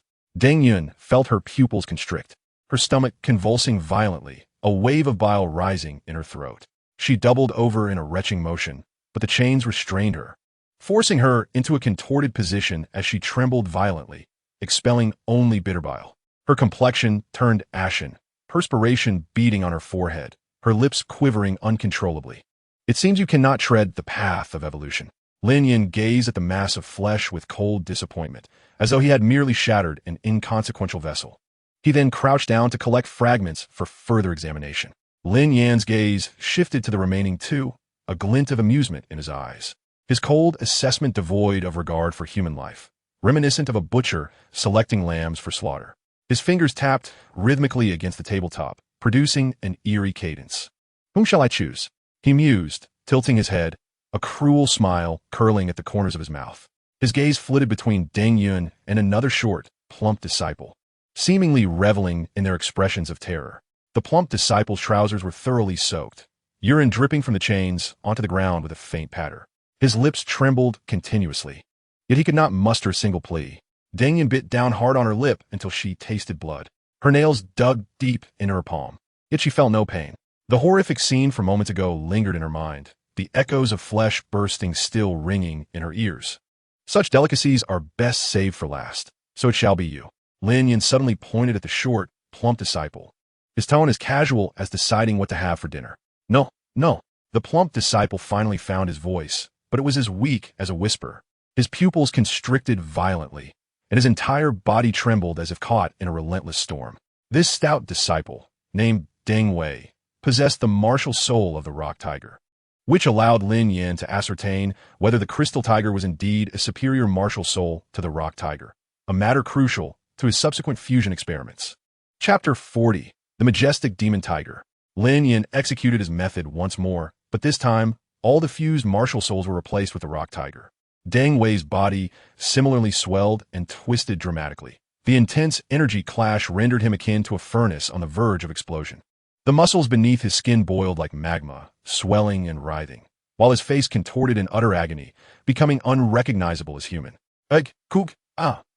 His wretched cries transcended human sounds, resembling the final, agonizing roar of a dying beast. The skin on his neck suddenly ruptured, and 3 grotesquely swollen tiger heads, dripping with blood and shattered bone, forcibly emerged, each newly born head vying to consume the others. Simultaneously, the skin beneath his ribs, back, and even his abdomen tore apart, as 8 tiger claws, cloaked in rock debris, extended wildly like venomous vines breaking through the earth, clawing and grasping. Deng Wei's original skin began to peel away in large patches, resembling cracked, parched mud, revealing beneath it the violently writhing, blood-seeping crimson muscle tissue. However, this exposed flesh did not remain as it was. Under some mysterious force, it rapidly became cloaked in a dull, rock-like shell. Yet this shell was incredibly unstable, shattering almost as soon as it formed, revealing fresh flesh beneath that once again attempted to petrify, only to fragment anew. He appeared as a living sculpture, perpetually collapsing and forcibly reconstituting, a sight utterly nauseating. Yet, within Lin Yan's eyes burned a fervor bordering on the pathological, utterly indifferent to the hellish scene before him. He deftly produced a syringe and commenced sampling. Dark red blood was drawn into the vial, expertly labeled, and then placed into a nearby metallic container filled with ice water. Under the onslaught of violent soul power, Deng Wei's body swelled like an endlessly inflated balloon, expanding at a visible rate. He transformed into a colossal, grotesque human balloon, perilously close to bursting, reminiscent of the deceased Deng Li who had exploded before him. The terrifying fluctuations of soul power surged like an impending storm. And Lin Yan shook his head, his face etched with indifference towards this failed specimen. He had even diverted his gaze, his fingers unconsciously tapping the laboratory table, seemingly calculating how to dispose of this heap of useless flesh. Just as the thought of abandonment arose, an anomaly emerged. That body, swollen to its limits, seemingly on the brink of catastrophic explosion, was suddenly pierced by an invisible, colossal needle, with a dull pop resonating as air rushed out. Deng Wei's enormous form rapidly shrank at an observable pace. The tumultuous soul power within him stabilized as the extraneous organs began to dissolve, disintegrate, and retract. They transformed into streams of earthy yellow energy, forcibly pulled back into the core of Deng Wei's being. As the last stream of earthy energy entered his body, Deng Wei's martial soul successfully completed its evolution. Lin Yan exhibited a joy surpassing even that of Deng Wei, akin to a child who has just acquired a new toy, delighting in his creation. This newly evolved martial soul, the obsidian rock tiger, displayed a deep iron-gray texture, its surface adorned with intricate fissures. Its limbs were significantly thicker than before, encased in hard rock that gleamed with a metallic sheen akin to black iron. Prominent rock plates formed a rudimentary protective structure along its back, while its tail extended, culminating in a rough, flail-like end that stirred a heavy wind as it swung. Deng Wei gasped for breath, a mixture of sweat and blood dripping from his chin. Trembling, he raised his hand, now entwined in iron chains. Gazing at his arm covered in black iron-like rock armor, a flicker of relief flashing in his eyes. I survived? Deng Wei's voice was hoarse yet tinged with undeniable elation. He turned to look at Deng Yun, a weak smile tugging at his lips. Miss Yanhui. Suddenly, a flash of crimson light cut through the air. Deng Wei's expression froze. A scarlet blade had silently pierced his throat, the blood-streaked blade pulsating as if alive, greedily siphoning his blood. His pupils constricted violently, disbelief washing over him as he looked down at the demonic blade protruding from his neck. Why? His voice faltered, caught in his shattered trachea, turning into a frothy spill of blood from the corners of his mouth. Lin Yan stood behind him, the gentle smile that once graced his face replaced by a chilling indifference. He slowly withdrew the bloodthirsty blade, and in that moment, Deng Wei's skin visibly shrank. Because the experiment is over, you have lost your value, Lin Yan remarked, his tone eerily calm, as if discussing the weather. Deng Yun stood frozen. Her thoughts halted in an instant. The only sound left was the thundering of blood against her eardrums. Just a moment ago, Deng Wei had been rejoicing in his survival, and in the next, his life was taken with casual ease, leaving no complete farewell behind. You. Her voice trembled uncontrollably. You were deceiving me from the very beginning. Lin Yan flicked the last drop of blood from the blade, turning his gaze toward her with a slight smirk. Deceiving? No, I never lie. I merely speak only half of the truth. He approached her slowly, each step echoing against her nerves. Our time together has been quite pleasant, and I wouldn't want you to die with regrets. Everything that has transpired with the Deng family also holds a part of my influence. This is all for evolution. The Deng family perished, as they ought to. If they have spirits in the afterlife, they should also be laughing as they depart. Ha ha ha. Deng Yun's breath nearly ceased, immense rage engulfing her sanity like a tidal wave. She longed to lunge at him, to tear him apart, yet the chains bound her limbs tightly, rendering her struggles futile. Lin Yan raised his hand and extracted a mass of earthy yellow pure energy from Deng Wei's corpse. The recently completed obsidian rock tiger martial soul. He admired it for a moment before turning to Deng Yun, madness glimmering in his eyes. Now, it is your turn. With a swift gesture, the obsidian rock tiger martial soul and the remaining rock tiger martial souls surged towards Deng Yun, instantaneously merging with her chest. A searing pain erupted within her veins like magma, causing Deng Yun's body to stiffen, the chains clanging in protest. Unlike the grotesque distortion Deng Wei had experienced, her agony was more restrained yet purer, every bone shrieking under the unbearable strain, every nerve transmitting a tearing pain. Golden spiderweb-like cracks surfaced on her skin, radiating a scorching glow, as if she housed a volcano ready to erupt within her. Lin Yan stood nearby, coolly documenting her transformation, the smile on his face deepening. Yes, just like that, he murmured softly, "Hate me, hate this world, and then survive." Ugh. Deng Yun threw her head back, emitting a sound that transcended human speech, a roar echoing like that of a tiger. Her fingernails elongated abruptly, transforming into translucent black crystal claws. Her once smooth hair stirred without wind, with the tips crystallizing, refracting fragmented light in the dim basement. Her spine articulated, each vertebra protruding and settling, culminating in 7 crystalline ridges on her back, resembling the contours of miniature mountains.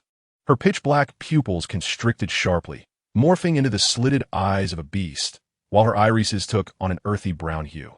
The eyes glimmered in the darkness, imbued with the raw power of the wild. As time unfolded, the feral soul energy enveloping Deng Yun gradually subsided. The state of her martial spirit manifestation was lifted, and all anomalies dissipated. Her martial spirit had successfully evolved into the resplendent mountain demon tiger. This resplendent mountain demon tiger stood like an immovable mountain, its entire form cloaked in jet black, obsidian-like armor. Each segment of its armor resembled meticulously polished obsidian, with sharp angles that glimmered with a chilling metallic sheen. Its size far exceeded that of an ordinary rock tiger, with muscles rippling like undulating mountains, brimming with explosive power. Each muscle was as hard as steel, harboring boundless strength. The elevated spine along its back was as sharp as a blade, extending towards its tail like a drawn sword, radiating a cold light that sent shivers down one's spine. Its 4 claws, akin to obsidian, were both hard and razor-sharp, each capable of rending steel. The primal brutality and majesty danced within the tiger's eyes, as if a mere second of gazing could ignite one's very soul. Even in stillness, it emanated an oppressive aura that was suffocating, a weighty and dignified presence from the earth itself. Chapter 41, Epilogue. Lin Yan's hands trembled slightly as he supported himself against the experimental platform, the knuckles turning pale from exertion. His pupils constricted sharply. Fixated on the fully evolved resplendent mountain demon tiger, the corners of his mouth involuntarily curling into a grin, contorting under the light into a twisted expression of rapture and madness. Even the veins in his neck stood out prominently. As anticipated, while this rock crystal tiger martial spirit was a superior form of the rock tiger martial spirit, it was merely a byproduct of a failed evolution. The true evolutionary form should have been the obsidian tiger. The reason the Deng family exhibited the mutated rock crystal tiger was due to their primordial power being too feeble to support a complete evolution of their martial spirit. This situation mirrored the experiences of Li Mo and myself, both unable to awaken a truly formidable martial spirit due to insufficient primordial power. Once such martial spirits obtained adequate nourishment, they often evolved into top-tier spirits. Lin Yan, having integrated the knowledge imparted by Yu Xiaogang along with existing theories on the continent, distinctly categorized martial spirits into 5 tiers. The lowest tier comprised low-tier martial spirits, such as hoes, cleavers, and blue silvergrass, characterized by their inherently weak soul power and lack of distinctive traits, destined for a challenging cultivation journey. A step above were the mid-tier martial spirits, exemplified by classic entities like the rock tortoise, rock tiger, and rock bear, with innate soul powers reaching levels 3 to 5, possessing singular attributes or characteristics. Considered commendable among ordinary soul masters, yet ultimately limited in potential. The blood pattern blade, rock crystal tiger, and obsidian tiger were among the more powerful mid-tier spirits, nearing the threshold of high-tier martial spirits. High-tier martial spirits, in stark contrast, boasted innate soul powers ranging from 6 to 8, possessing dual attributes or exceptionally strong singular abilities. Entities such as the tortoise rock bear tiger beast, the diamond mammoth of the 4 lower sex, and the fire leopard fell into this category, while still merely representing an ordinary standard within high-tier spirits. Those approaching the pinnacle tier included the resplendent mountain demon tiger, the blue lightning tyrannosaurus, and the 7-treasure glazed tower, only a hair's breadth away from the true top-tier martial spirits. As for the top-tier martial spirits, exemplified by the Haotian Hammer, 7-killing sword, bloodthirsty demon blade, 9-heart begonia, or the Beast King level Dark Gold, Fearclaw Bear, and 3-headed Crimson Demon Dog. They commence from an innate soul power of at least level 8, potentially even at full capacity. These spirits not only possessed multiple attributes or extreme characteristics, but also encompassed principles and domain powers, standing as the zenith of the continent. Above all, of course, were the divine-level martial spirits, with the 6-winged angel being a quintessential example, possessing innate soul power at level 20, experiencing no bottlenecks in cultivation. And the martial spirit itself, serving as a vessel of divinity, inherently imbued with divine essence and domain, far beyond the realm of ordinary martial spirits. Deng Yun remained in a state of unconsciousness, racked by intense pain. Lin Yan retrieved 2 test tubes filled with dark red liquid from a metal container brimming with ice water. These were blood samples extracted from within Deng Yun, albeit at different stages. With some time to spare, he sought to observe the differences between these 2 blood samples. Lin Yan approached an oddly shaped metallic instrument. This was his self-improved microscope, comprised of 7 lenses of varying magnification, astonishingly akin to the advanced microscopes of his past life on Earth. He carefully placed 2 drops of the dark red blood onto a glass slide, gently adjusting the focus knob. The cellular activity after evolution was twice as high as before, with the soul power content within the cells having increased by 3-fold.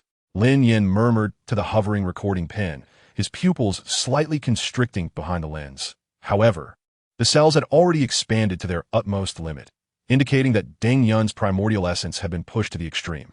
Unless she consumed some rare, celestial treasures to enhance her essence, she would be unable to fuse once more. Under the microscope, these cells had swelled to their maximum, resembling balloons inflated to their breaking point, their membranes exhibiting an abnormal, semi-translucent state. Lin Yan held his breath, adjusting the magnification to its highest setting, the microscope emitting a faint clicking sound. In the extreme close-up view, each blood cell transformed into a swollen amber sphere, its surface adorned with a web of crystalline fissures. These cracks were not static. They writhed as if alive, each movement tearing new gaps in the cell membrane, only to be immediately mended by the soul power, maintaining a precarious balance. Suddenly, the sound of clinking chains echoed from behind. Lin Yan gently set aside his research and strode to stand before Deng Yun, scrutinizing the fading experimental subject from above. He sighed softly. In your current state, there's no need for me to lift a finger. It's truly a pity. You are such a fine experimental subject. Were your primordial essence even a tad stronger, perhaps I could have studied the process of evolving into a top-tier martial spirit. Deng Yun's eyelashes fluttered slightly, as if she wished to open her eyes, yet she lacked even that scant strength. Her breath was faint, barely perceptible, with only the occasional rise and fall of her chest affirming that life still lingered. You, beast! Deng Yun managed to force her mouth open, her voice hoarse and fragmented, each word seeming to be squeezed from between her teeth. You caused the annihilation of my Deng family. You shall not die a good death. Lin Yan raised an eyebrow, not only unperturbed, but revealing a hint of amusement. You truly slander me. Without me, the fate of your Deng family would not have changed. Do you still remember Shi Yan? Did you think you would marry him? I suspect not, right? That is precisely it. I merely did what Shi Yan was meant to do. In her weakened state, Deng Yun could do nothing but glare at Lin Yan, as if her gaze alone could slay him. Her skin began to fissure with tiny cracks. Your words, I trust not a single one, even as a ghost.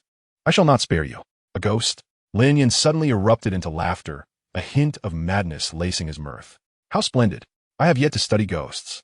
I sincerely hope you come to find me quickly after your death. Ha ha ha. Deng Yun coughed violently, dark red blood seeping from the corner of her mouth. You, madman, she rasped. Madman? Lin Yan regarded her with a smile. You simply do not comprehend.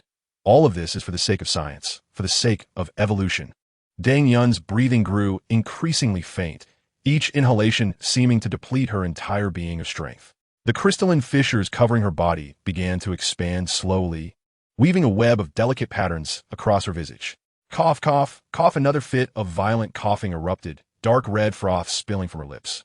This time, the blood was visibly mixed with tiny crystalline fragments, shimmering with an eerie glow under the dim light. Deng Yun's pupils began to lose focus, yet the hatred in her eyes remained undiminished. Her fingers weakly scraped at the ground, leaving trails of bloodied scratches upon the stone surface. You will face retribution. She exerted her final strength to utter these words, her voice so faint it was nearly inaudible. Retribution? Lin Yan let out a light chuckle as he picked up a test tube from the laboratory table. Then I shall wait patiently. A distinct fissure blossomed from the center of Deng Yun's forehead, emitting a faint cracking sound. This crack swiftly extended downward, traversing her nose and lips, ultimately reaching her neck. Immediately, more fissures erupted simultaneously from the joints of her limbs. Deng Yun's lips quivered slightly, as if she wished to articulate something. Yet only a mouthful of blood foam escaped her lips. In her final moments, her pupils dilated suddenly, then froze in place, her entire being resembling a shattered porcelain figure. Lin Yan gazed at Deng Yun's lifeless form, shaking his head in resignation. He extended his right hand, and his divine hand, martial spirit, slowly materialized, with dark golden patterns swirling in his palm. As his soul power surged, a strand of earthy yellow energy was drawn from Deng Yun's chest, coalescing in the air into a golden-brown martial spirit ring adorned with intricate tiger stripes. Subsequently, Lin Yan turned to tidy up the basement. His movements were swift and precise, and he soon disposed of the 3 corpses, leaving the floor spotless. After completing his task, he withdrew a sheet of letter paper from his pocket, inscribing in Deng Yun's handwriting, "To the survivors of the Deng family, my brother Liamo and I have taken refuge in the basement to escape calamity. Now, there is no longer a place for us in Rockspine City. We have resolved to seek shelter in the Heavendoe Empire. Should there be any survivors, please join us. Deng Yun." He neatly folded the letter and placed it in a conspicuous spot within the basement. Once he had completed all of this, Lin Yan took a final glance around the underground chamber, a satisfied smile gracing his lips. He donned a simple gray cloak and silently departed from Rockspine City. In the night, his silhouette glided through the city walls like a wraith, undetected by any guards.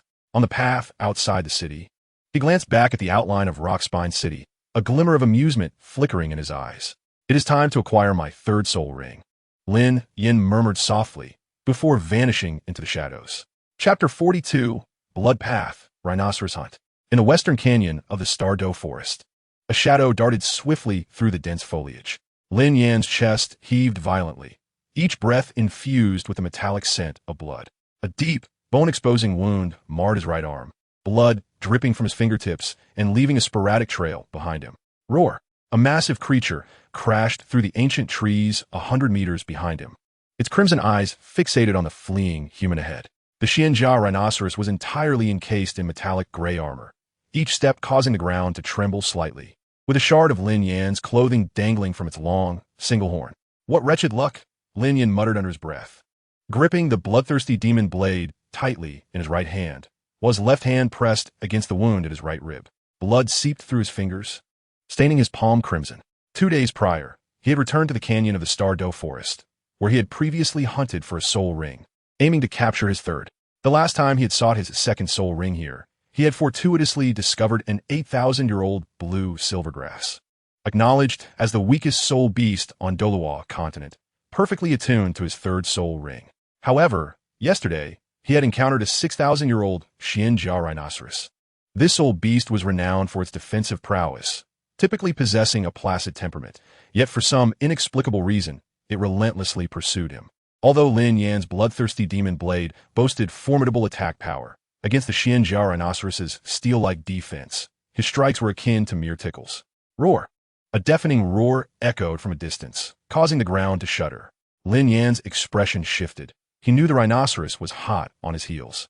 "Damn it, why can't I shake it off?" Lin Yan gritted his teeth, rising to his feet despite the pain in his ribs, and swiftly fled deeper into the canyon. His figure weaved through the trees like a dark specter, yet the tremors from behind grew ever closer. Suddenly, a steep rock wall obstructed his path ahead. Lin Yan skidded to a halt, surveying his surroundings. 3 sides were flanked by towering cliffs, and the only escape route had been blocked by the colossal beast. 2 purple soul rings rose beneath him, a fierce determination flashing in his eyes. If escape was impossible, then he would fight. The Xianjia rhinoceros, seeing Lin Yan cornered, let out a triumphant roar, as if victory was within its grasp. It stomped its foreleg heavily upon the ground, and with a resounding crack, the earth splintered like a spider's web, shaking under the force of its power. Then, the Xianjia rhinoceros lowered its head, its glimmering horn resembling a razor-sharp spear, aimed directly at Lin Yan. Its hind leg muscles tensed, poised to deliver a lethal strike. Boom! With a thunderous blast, the ground erupted into a massive crater. Clouds of dust swirling into the air. The rhinoceros, weighing several tons, charged toward Lin Yan with astonishing speed, akin to a cannonball. Faced with such a ferocious onslaught, Lin Yan's pupils constricted as he activated his first soul ring without hesitation. Instantly, a brilliant red light erupted from his body. First soul skill, Blood Shadow Slash. With a roar, the bloodthirsty demon blade transformed into a blood-red afterimage, carving 3 intersecting arcs of crimson light through the air like lightning, hurtling toward the Xianjia rhinoceros. Clang, clang, clang. 3 crisp metallic collisions resonated almost simultaneously. The blade struck against the rhinoceros's armored head. In that fleeting moment, sparks flew, dazzling to behold. Indeed, it did not penetrate. Lin Yan recoiled with the force of the impact, feeling a numbness in his hands. However, to his astonishment, despite the blade's failure to pierce the armor, 3 shallow gashes were left clearly etched upon its surface, with the edges exhibiting an unusual dark red hue. Could it be that the blood-sucking effect of Blood Shadow Slash is taking effect? A spark of realization ignited within Lin Yan, his surprise evident at this discovery. The Xianjia rhinoceros, wounded, emitted an earth-shattering roar, charging forward with unmatched ferocity, akin to a moving mountain. Lin Yan had not anticipated such relentless aggression from the beast, forcing him to dodge hastily. Yet, even as he exerted all his strength, the rhinoceros's massive body grazed his left shoulder.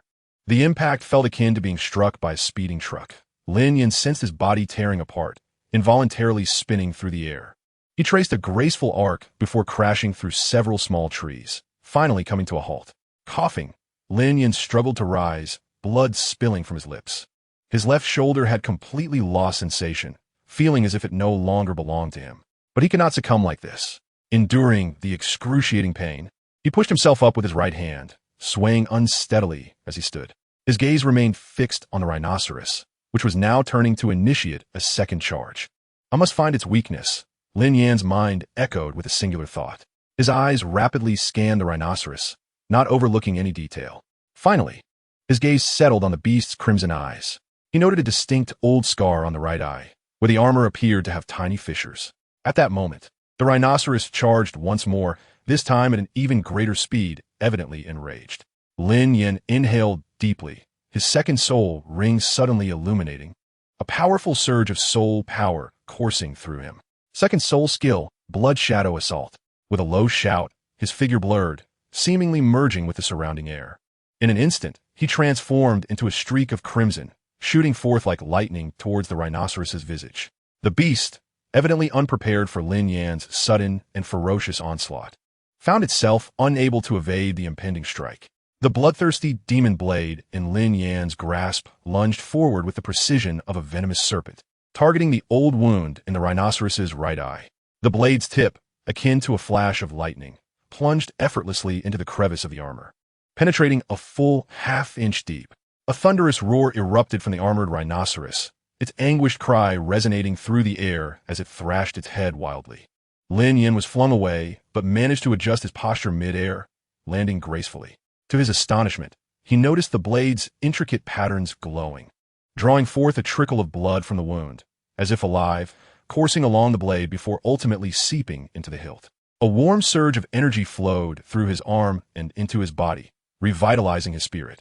The tingling sensation at his right rib, where he had been wounded, indicated a significant reduction in pain.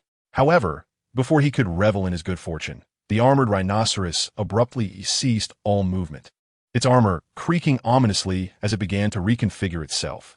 In the blink of an eye, the armor on its head completely shielded its eyes, leaving only a few tiny observation holes.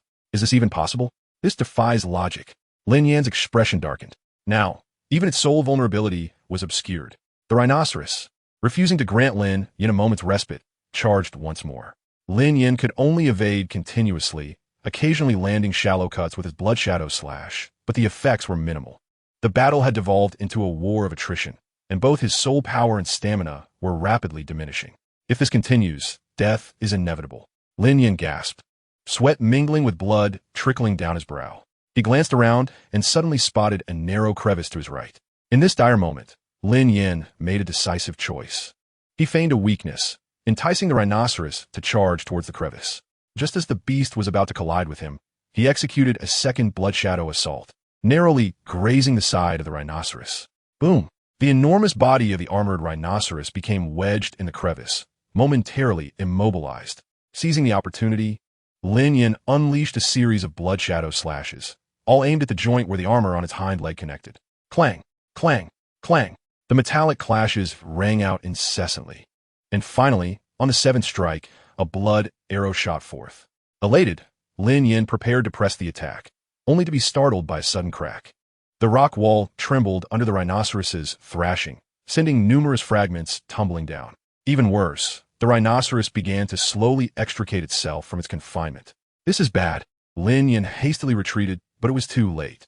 The enraged, armored rhinoceros raised its armor, emitting an unprecedented roar, and a visible shockwave radiated outward from its center. Lin Yan felt as though he had been struck by a colossal hammer to the chest, propelling him backward into the rock wall. Blood gushed from his mouth and nose as he hazily beheld the rhinoceros breaking free of its final constraints, charging towards him. Is this the end? Lin Yan thought despairingly. Just then, an unusual tremor coursed through the ground beneath him. Crack! Boom! The earth suddenly gave way beneath Lin Yan's feet, and he plummeted into an abyss of darkness before he could react. Chapter 43. The Ancient Banyan of 10,000 Forms. The descent felt interminably prolonged, yet fleeting. Lin Yan flailed his arms in vain, attempting to grasp something, but only the frigid air surrounded him. Ultimately, he landed heavily upon a soft substance, avoiding fatal injury. But the impact rendered him momentarily unconscious. When Lin Yan next opened his eyes, he was immediately struck by excruciating pain coursing through his body. Groaning, he propped himself up and realized he was lying on a patch of moss emitting a faint, ethereal glow. Looking up, he discerned a small point of light above, likely the fissure through which he had fallen, situated at least 100 meters above his current position. Where am I? Lin Yan murmured, his voice echoing in the vast emptiness. He found himself in a colossal underground cavern, with countless luminous crystals dangling from the ceiling, casting a ghostly blue hue across the entire expanse. In the center of the cavern lay a small lake, its waters an eerie silvery white, tranquil as a mirror. Most astonishingly, the walls of the cavern were entwined with numerous robust tree roots, interlacing to form an immense network. Welcome to my domain, human. A deep, ancient voice suddenly reverberated through the cavern, causing Lin Yan's eardrums to throb painfully. He whirled around, the bloodthirsty demon blade already in his grasp. His pupils dilated as a colossal figure began to materialize from the darkness before him. It was an ancient tree beyond description, its trunk so wide that it would take 10 men to encircle it. The bark shimmered with a metallic gray-black hue, adorned with mysterious patterns. Suddenly, the massive tree began to tremble violently, the metallic lines on its surface seeming to writhe like living beings. The bark started to peel away in layers, revealing a crystalline, jade-like interior. Countless roots emerged from the ground, intertwining in the air to gradually outline a humanoid form. With the cracking sounds of wood splintering, a glowing fissure opened in the center of the trunk. A slender hand, as delicate as jade, extended from the crevice, fingers splayed and then clenched as if acclimating to a new form. Soon another hand followed, both grasping the edges of the fissure and gradually tearing free from the tree's confinement. A figure radiating an emerald glow emerged from the trunk. With each step, the wooden exterior shed away, revealing smooth, fair skin beneath. His waist-length, gray-green hair swayed without wind, its tips sprouting fresh buds. As he fully emerged from the tree, the ancient trunk withered instantaneously, disintegrating into ash that dispersed into the air. Before Lin Yan stood a tall man. His left eye resembled the rings of a tree, while his right sparkled like a brilliant galaxy. Remnants of wooden patterns lingered at his fingertips, but with a mere flick of his hand, they vanished. He gazed down at his bare form, and with a casual gesture, vines immediately coiled around him, transforming into a deep green robe. Since the last time he traversed the Thunder Tribulation, it was the first occasion he presented himself in this form.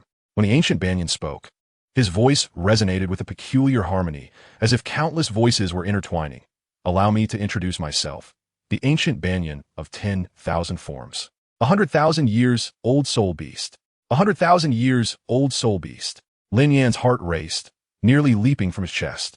In the Douluo continent, A soul beast of such age was a terrifying existence, comparable to a tidal Douluo, and capable of producing the exceedingly rare 100,000-year red soul rings and soul bones, making it the coveted quarry of all soul masters, provided one could survive the encounter. Senior, I mean no offense, Lin Yan stammered, his voice initially trembling under the oppressive aura of the 100,000-year soul beast, but soon steadied. The suffocating pressure lingered, yet his eyes now sparkled with fervent curiosity rather than fear. The ancient banyan sensed Lin Yan's gaze was somewhat unsettling, as if he were scrutinizing a beautiful figure in the nude, causing him to involuntarily tense. You need not fear. I harbor no malice. I have been observing you since your last visit to this great canyon. Lin Yan paused in surprise. Last time? Are you referring to my visit a few months ago to acquire Soul Ring? The ancient banyan nodded slightly, his gray-green hair swaying without wind. Indeed, he smiled at Lin Yan. Your martial soul seems quite intriguing. Would you care to share about it? Upon hearing this, a cunning smile crept across Lin Yan's lips. He slowly sheathed the bloodthirsty demon blade and regarded the ancient banyan intently. The martial soul is the greatest secret of every soul master. I could tell you, but what benefits can you offer me in return? The ancient banyan raised an eyebrow, a flicker of astonishment crossing his handsome face. He had not anticipated that this human youth possessed such audacity. Facing a soul beast that had existed for 100,000 years, he could remain unperturbed, like a mountain standing firm amidst an avalanche, and even dare to negotiate terms with him. He was most pleased with Lin Yan's performance, akin to observing a promising descendant. And he smiled as he said, very well, feel free to propose whatever you desire. Be it soul bones, soul rings, wealth, or status, I can fulfill your requests. Lin Yan's expression was as tranquil as an ancient well, showing no interest in such trivialities. He shook his head and pointed to the head of the ancient banyan, grinning as he remarked, what intrigues me more is what you possess here. The air within the cave suddenly thickened with tension. The gray-green hair of the ancient banyan began to sway as if stirred by an unseen wind, and just as the atmosphere reached its zenith of intensity, ha! The ancient banyan burst into laughter, his mirth so profound that he doubled over. How amusing, truly delightful. It has been tens of thousands of years since I have encountered someone as entertaining as you. He wiped away the tears of laughter from his eyes, reveling in the moment. Upon hearing the ancient banyan's reaction, Lin Yan discreetly exhaled in relief. The cold sweat on his back had thoroughly soaked his garments. He forced a stiff smile and said, since you find it amusing, does that imply you agree to my terms? The ancient banyan suddenly leaned in close, his handsome face nearly brushing against Lin Yan's nose. So, do you desire my head, or rather the knowledge contained within it? Upon finishing his words, a subtle yet palpable pressure enveloped Lin Yan. He felt his throat constrict, beads of sweat forming on his forehead, and he slightly bowed, striving to appear respectful. How could I dare to covet your head? To be honest, I am a theoretical scholar, and I merely seek to acquire the knowledge you have amassed over these hundreds of thousands of years. The ancient banyan was momentarily taken aback before erupting into hearty laughter once more, his eyes glistening with mirth as he wiped at the corners. How intriguing, truly fascinating. This is quite simple. First, tell me about your martial soul. Lin Yan gradually raised his hands, and two ancient, dark patterns began to materialize above them, winding from the base of his palms to the tips of his fingers, shimmering with a dim glow. My martial soul is known as the Hand of God, Lin Yan introduced. It lacks offensive capabilities, yet possesses the power to upend the world. First, there is the ability of deprivation. If death has not occurred for more than 10 hours, I can forcibly extract one's martial soul through contact. The deprived martial soul will condense into a martial soul ring for my use. Secondly, there is fusion. I can merge the martial soul ring into another's martial soul, prompting a melding of souls. Success leads to evolution, while failure results in a catastrophic explosion. In just a few sentences, Lin Yan had noticeably quickened the ancient banyan's breathing, the rings of time in his left eye swirling frantically. Noticing this reaction, Lin Yan's lips curled into a knowing smile.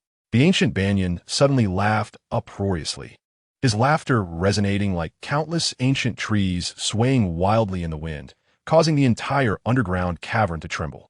His gray-green hair danced without wind, and the tender buds on the colossal tree behind him grew at an astonishing rate. Ha ha ha! The heavens do not forsake me. They do not forsake me. His laughter bore a hint of mania, the rings of time in his left eye spinning uncontrollably, while his right eye erupted with dazzling brilliance. The roots that clung to the cavern walls suddenly sprang to life, writhing like giant serpents, sending debris flying from the ground. 100,000 years. A full 100,000 years. The ancient banyan's voice turned hoarse as he grasped Lin Yan's shoulders with such force that it almost felt as though he might crush his bones. His tone filled with exhilaration and ecstasy. Do you know how long I have waited for this moment? After the fervor subsided, the ancient banyan regained his composure. A flicker of weariness crossing his eyes as he gazed toward the cave entrance and began to speak slowly. My true form is the Ironheart Banyan, a being of the lowest echelon in the soul beast realm, even inferior to the blue silvergrass. The trees behind me tremble slightly, producing a rustling sound. They have ancient soul beasts like the blue silvergrass and the blue silver king, while my Ironheart Banyan clan has never produced a soul beast of 10,000 years. I am the most gifted among my kin. A deep sorrow tinged the ancient banyan's voice as he continued. When I turned 1,000 years old, the elders of my clan made a grave decision. The air in the cave suddenly became heavy, and countless bioluminescent moss dimmed simultaneously. All the members of my clan transferred their entire life as cultivation to me. That night, I watched helplessly as my companions, who had been with me for hundreds of years, withered away, one after another.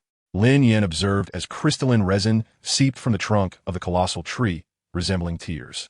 Through the sacrifices of my kin, I broke through the shackles of 10,000 years. The ancient banyan's voice grew increasingly resolute, awakening the myriad of talents within him during his transformation, enabling him to morph into any form. I transformed into a human, infiltrating the human world, absorbing knowledge from various Soul Master academies, sects, and families. His tone held a note of nostalgia. By secretly learning human knowledge and theories, I created a unique and unparalleled technique for my Ironheart Banyan clan, which allowed me to ascend to the realm of 100,000 years. Yet, the limitations of the Ironheart Banyan clan feel like a curse. The tribulations of 200,000 years were a struggle I barely survived, leaving my essence damaged. Now, my life flickers like a candle in the wind. The ancient banyan stated calmly, "At most, I have 3 more years before I, too, shall become nothing more than decayed wood, like my kin." Having unburdened himself of the deeply buried stories of his past, the ancient banyan appeared as if he had shed an immense weight, exuding an air of tranquility. No being, human or beast, wishes for death. Perhaps initially, one cultivates to gain strength, but ultimately, the aim is the same: immortality. Upon hearing the ancient banyan's narrative, Lin Yan furrowed his brow. Immortality? That should be impossible, right? According to my research, the reason soul masters live longer than ordinary people is that soul power can repair aging cells and accelerate the generation of new cells. But eventually, there will come a day when the soul power runs out. Although, I have not studied your kind of 100,000-year soul beasts. The thunder tribulation seems to exist to prevent your kind from attaining longevity. So I believe all living beings will face death one day. After listening, the ancient banyan exhibited a look of confusion, scratching his head and murmuring, "Cells? What on earth is that? How have I never heard of it before? Could it be a new theory that has emerged recently?" Lin Yan had no intention of elaborating on the concept of cells, as it was not the crux of the matter. He merely nodded slightly, affirming the ancient banyan's perspective. The ancient banyan, with a hint of mystery, proclaimed, "I intend to create a deity." Create a deity? Lin Yan's pupils constricted, his face a mask of astonishment. "Are you saying that divine beings truly exist in this world?" Lin Yan was unaware of the existence of divine beings. He had only heard fleeting mentions of them from Yu Xiaogang on 2 occasions. Once, he had learned that the Spirit Hall was established by the angel god, and another time, that the Spirit Hall possessed a divine martial soul known as the Six-Winged Angel. Seeing Lin Yan's astonished expression, the ancient banyan patiently began to explain. "You should know that the highest rank of soul master cultivation is the title Douluo, and even within that rank, there are divisions. Levels 96 to 97 are Super Douluo. Level 98 is Peak Douluo. Level 99 is Limit Douluo. And beyond level 99 lies a realm known as Demigod. After reaching the Demigod level, one can ascend to the 100-level deity rank. Currently, I know of only 2 paths to divinity. One is to inherit a divine position, which is the simplest route. And I am aware of only 3 places of inheritance: Sea God Island, the City of Slaughter, and the Angel Temple. The second path is to create one's own divine position, which requires not only immense talent and strength, but also sufficient power of belief. The original angel god achieved divinity through the power of belief. The difficulty of creating one's own divine position is exceedingly great, which is why I plan to have you inherit a divine position. After listening to Wanxiang Gurong's explanation, Lin Yan's eyes sparkled with contemplation. He gently stroked his chin and suddenly inquired, Senior, since you are aware of these 3 places of inheritance, why not attempt to inherit the divine position yourself? A bittersweet smile graced Wanxiang Gurong's face as he slowly shook his head, sighing, soul beasts are unable to inherit divine positions. This is a rule of the universe, immutable by anyone. His gaze dimmed, seemingly filled with helplessness and regret regarding this truth. Lin Yan pressed on, for what you said earlier, it appears that one must be chosen by the deities to inherit the divine position, correct? How can I ensure that I will surely be selected? Wanxiang Gurong was quite pleased with Lin Yan's question. He snapped his fingers sharply and explained, you pose an excellent question. Indeed, to be chosen by the deities, certain exceptional conditions must be met. Generally speaking, to inherit a divine position, one must possess a supreme martial soul, extraordinary talent, and formidable strength. Thus, I have been awaiting the emergence of a genius like you, endowed with a top-tier martial soul. As long as I sacrifice myself to you and become a wisdom soul ring, you will acquire my 200,000-year soul ring and soul bone. Coupled with my meticulous guidance, I firmly believe you will succeed in inheriting the divine position. My only request is that you assist me in returning to life once you ascend to divinity. Lin Yan bowed his head, weighing the pros and cons of his mind. The value of this transaction far exceeded his imagination. 200,000 years of accumulated knowledge, a soul ring and soul bone of the same age, an opportunity to achieve divinity. All for merely a promise for the future, which, if successful, could be easily fulfilled. Regardless of how he contemplated it, this was a once-in-a-lifetime opportunity. Suddenly, Lin Yan lifted his head, his eyes gleaming with sharp intensity. I accept this transaction, but I require your complete loyalty. His gaze became increasingly piercing, and he naturally straightened his back. Since they were now equals in this partnership, he discarded the pretense of deference. Let us begin, he declared decisively, his tone imbued with an undeniable certainty. Seeing this, Wanxiang Gurong did not react with anger, but rather with a smile, his gray-green hair swaying as if caught by an unseen breeze. Interesting, your temperament is quite to my liking. He waved his hand casually, but before we proceed, let us determine the type and skills of the soul bone. Lin Yan raised an eyebrow, signaling him to continue. I recommend you choose either the torso bone or the skull bone, Gurong suggested, raising 2 slender fingers. Our iron heart, Gurong, primarily focuses on defense, while my specialization after 10,000 years is mental strength. These 2 soul bones should possess the highest quality. Choose one. Lin Yan snorted lightly, responding without hesitation.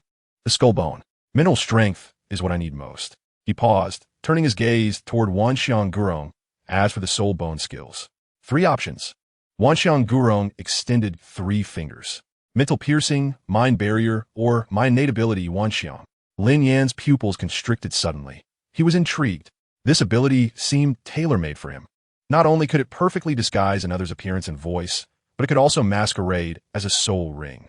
Although it offered little advantage in combat, it was undoubtedly an essential tool for framing and sabotage. Wanxiang, he stated firmly, his voice slightly hoarse with excitement, I choose this one. Upon hearing Lin Yan's choice, Wanxiang Gurong was momentarily surprised, but did not press further, merely nodding in acknowledgement. Chapter 45. The Sacrifice of a 100,000-Year Soul Beast. Suddenly, Wanxiang Gurong's trunk trembled violently, as if the very world were quaking. The once tranquil branches now stirred, as if awakened by a mysterious force, countless robust limbs twisting and writhing like giant serpents, swiftly ensnaring Lin Yan. These branches shimmered with an enigmatic golden-green radiance, their surface adorned with mysterious patterns that flowed like blood. As the light ebbed and flowed, the patterns appeared to undulate slowly, imparting an eerie yet mystical sensation. It begins, Wanxiang Gurong's voice reverberated through the cavern, imbued with an indescribable majesty. Lin Yan felt a warm and overwhelming energy, like a gentle spring, seeping into his body through his skin. Initially, this energy caressed him like a soft breeze, warm and soothing, but it quickly surged like a torrential wave, rampaging through his meridians. His body lost all control, trembling involuntarily, as if this energy were tearing him apart. Beneath his skin, the veins became starkly visible, displaying the same patterns as those on Gurong's branches, a primordial and mysterious design that seemed to harbor endless secrets. Your body harbors many hidden injuries and is inherently deficient. I will now use my energy to purge and refine your essence. Gurong's voice resonated directly within Lin Yan's mind, like a thunderclap, jolting him from his agony. Lin Yan gritted his teeth, concentrating all his strength into that one point. He could distinctly feel his bones being crushed inch by an immense pressure, only to be gradually reassembled by some miraculous force.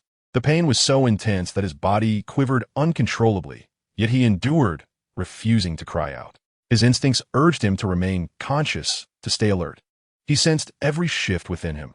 Despite the agony surpassing any injury he had ever endured, his willpower remained steadfast and unyielding. Suddenly, a purer energy surged into his sea of consciousness like a torrential flood, causing Lin Yan to feel as though his mind was about to explode, rapidly expanding tenfold.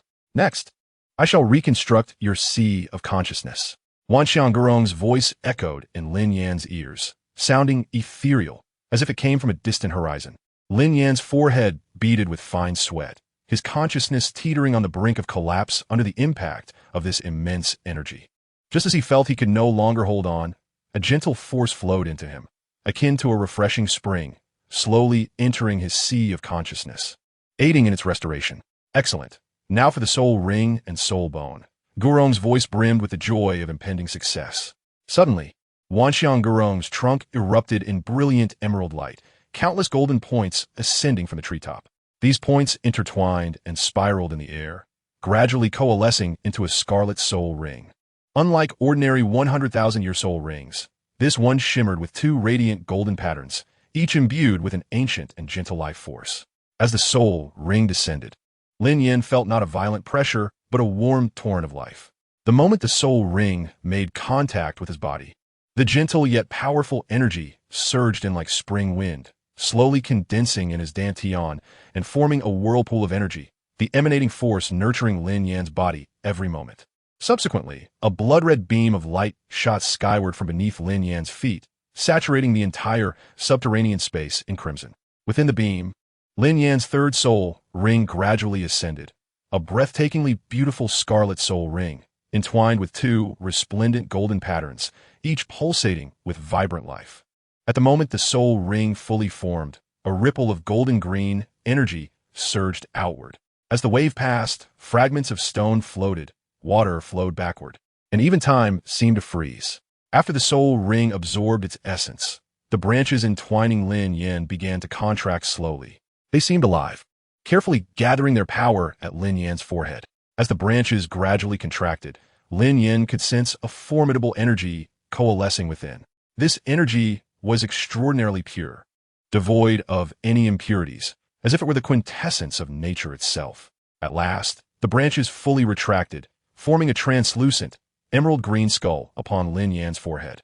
This skull resembled a sculpture carved from jade, emanating a soft green luminescence, both beautiful and enigmatic. The moment this soul bone fully took shape, Lin Yan felt as though a grand portal to a new world had been opened in his mind. His mental acuity underwent a qualitative leap. Perceptions that had once been vague became remarkably clear. He could even sense every blade of grass and every tree within a radius of hundreds of meters outside the cave. The tremor of each leaf and the blossoming of each flower were all within his awareness. This sensation was akin to merging with the surrounding world, rendering everything so vividly real. It is done. The voice of the ancient Wanxiang Gurong resonated in Lin Yan's consciousness, still faint yet brimming with satisfaction and joy. Lin Yan slowly opened his eyes, and the aura befitting a 33rd level soul master erupted forth. The stones within the cave trembled under this pressure. A ring of intricate growth patterns manifested in his left eye, while his right eye seemed to contain an infinite galaxy, deep and mysterious. From this day forth, I shall be the wisdom soul ring of yours, a familiar voice echoed in Lin Yan's mind. To his astonishment, the ethereal form of Wanxiang Gurong appeared beside him, radiating a gentle glow. The spectral figure smiled, stroking his beard. Now, my essence resides within your consciousness. As he spoke, his form flickered before Lin Yan's eyes. I can dwell within your mind or converse with you as I do now, though only you can perceive me.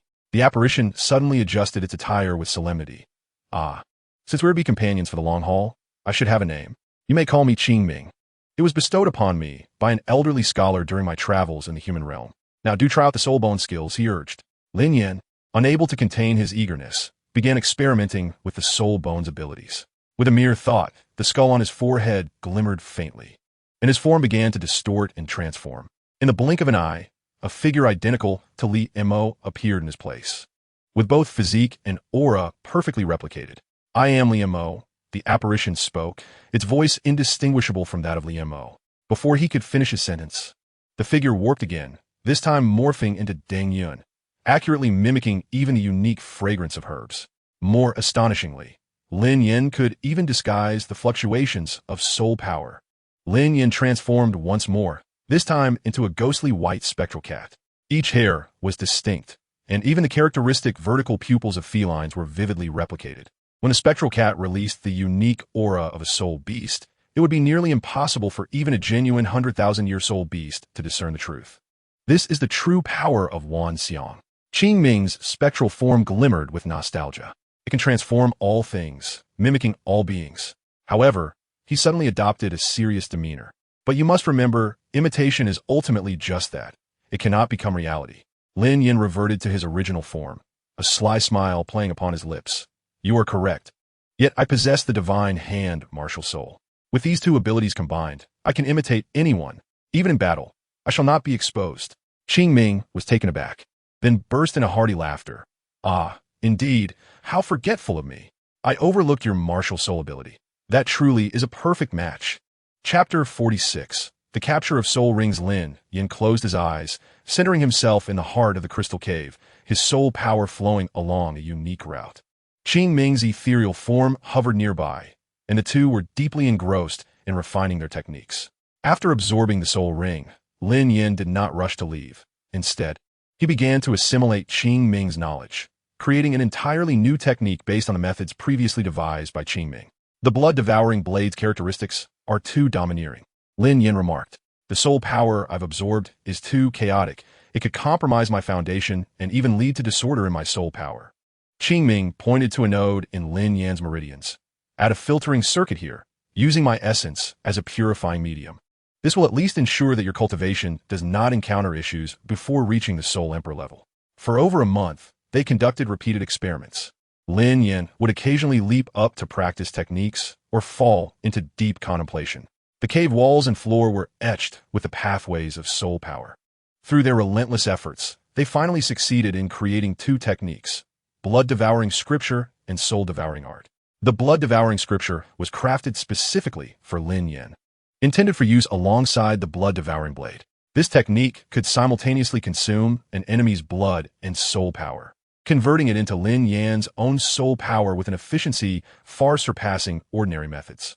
The soul-devouring art, on the other hand, was designed for the future forces under his command. Aware of the numerous obstacles ahead, Lin Yan recognized that relying solely on himself would be inadequate. Thus, he resolved to cultivate a following to aid in achieving his ultimate aspirations.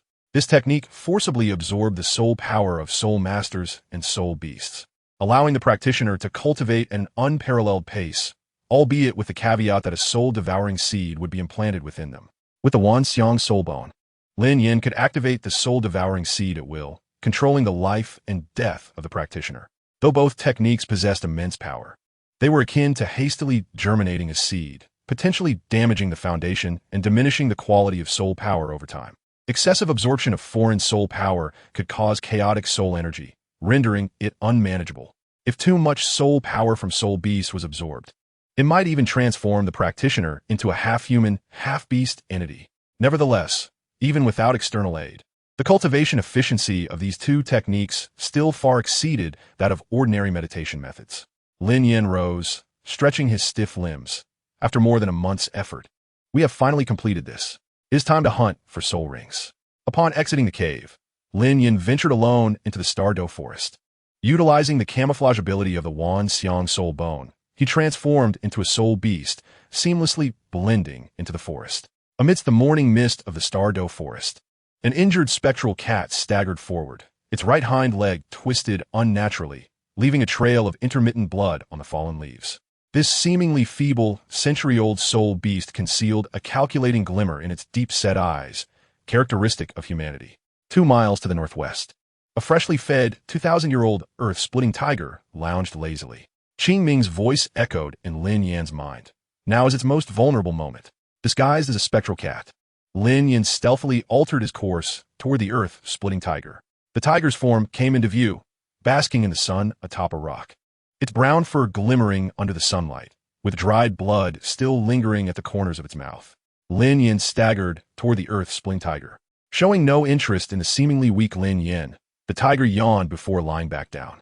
First soul skill, blood shadow slash. Lin Yan's disguise was instantly lifted as 3 streaks of crimson light slashed forth in a triangular formation. The earth-splitting tiger roared in anger, yet could only evade the fatal blow. The uppermost slash landed precisely on its nose, causing blood to spatter. With a furious roar, as the enraged tiger lunged forward like lightning, Lin Yan's movements were even swifter. With a sharp exclamation, Lin Yan declared, second soul skill, blood shadow assault.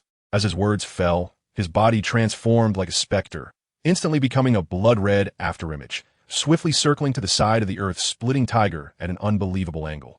In that fleeting moment, the earth-splitting tiger completely lost its target, its ferocious pounce losing all direction. At this juncture, Lin Yan raised the blood-devouring blade high, its gleaming edge glinting coldly, resembling the scythe of death, aimed directly at the tiger's robust neck. With a resounding crack, the massive head of the earth-splitting tiger was severed cleanly. Blood splattered everywhere, painting Lin Yan's face, yet he remained unfazed, swiftly wiping away the crimson streaks with his sleeve. Soon after, a violet soul ring began to materialize from the corpse of the cracking earth tiger.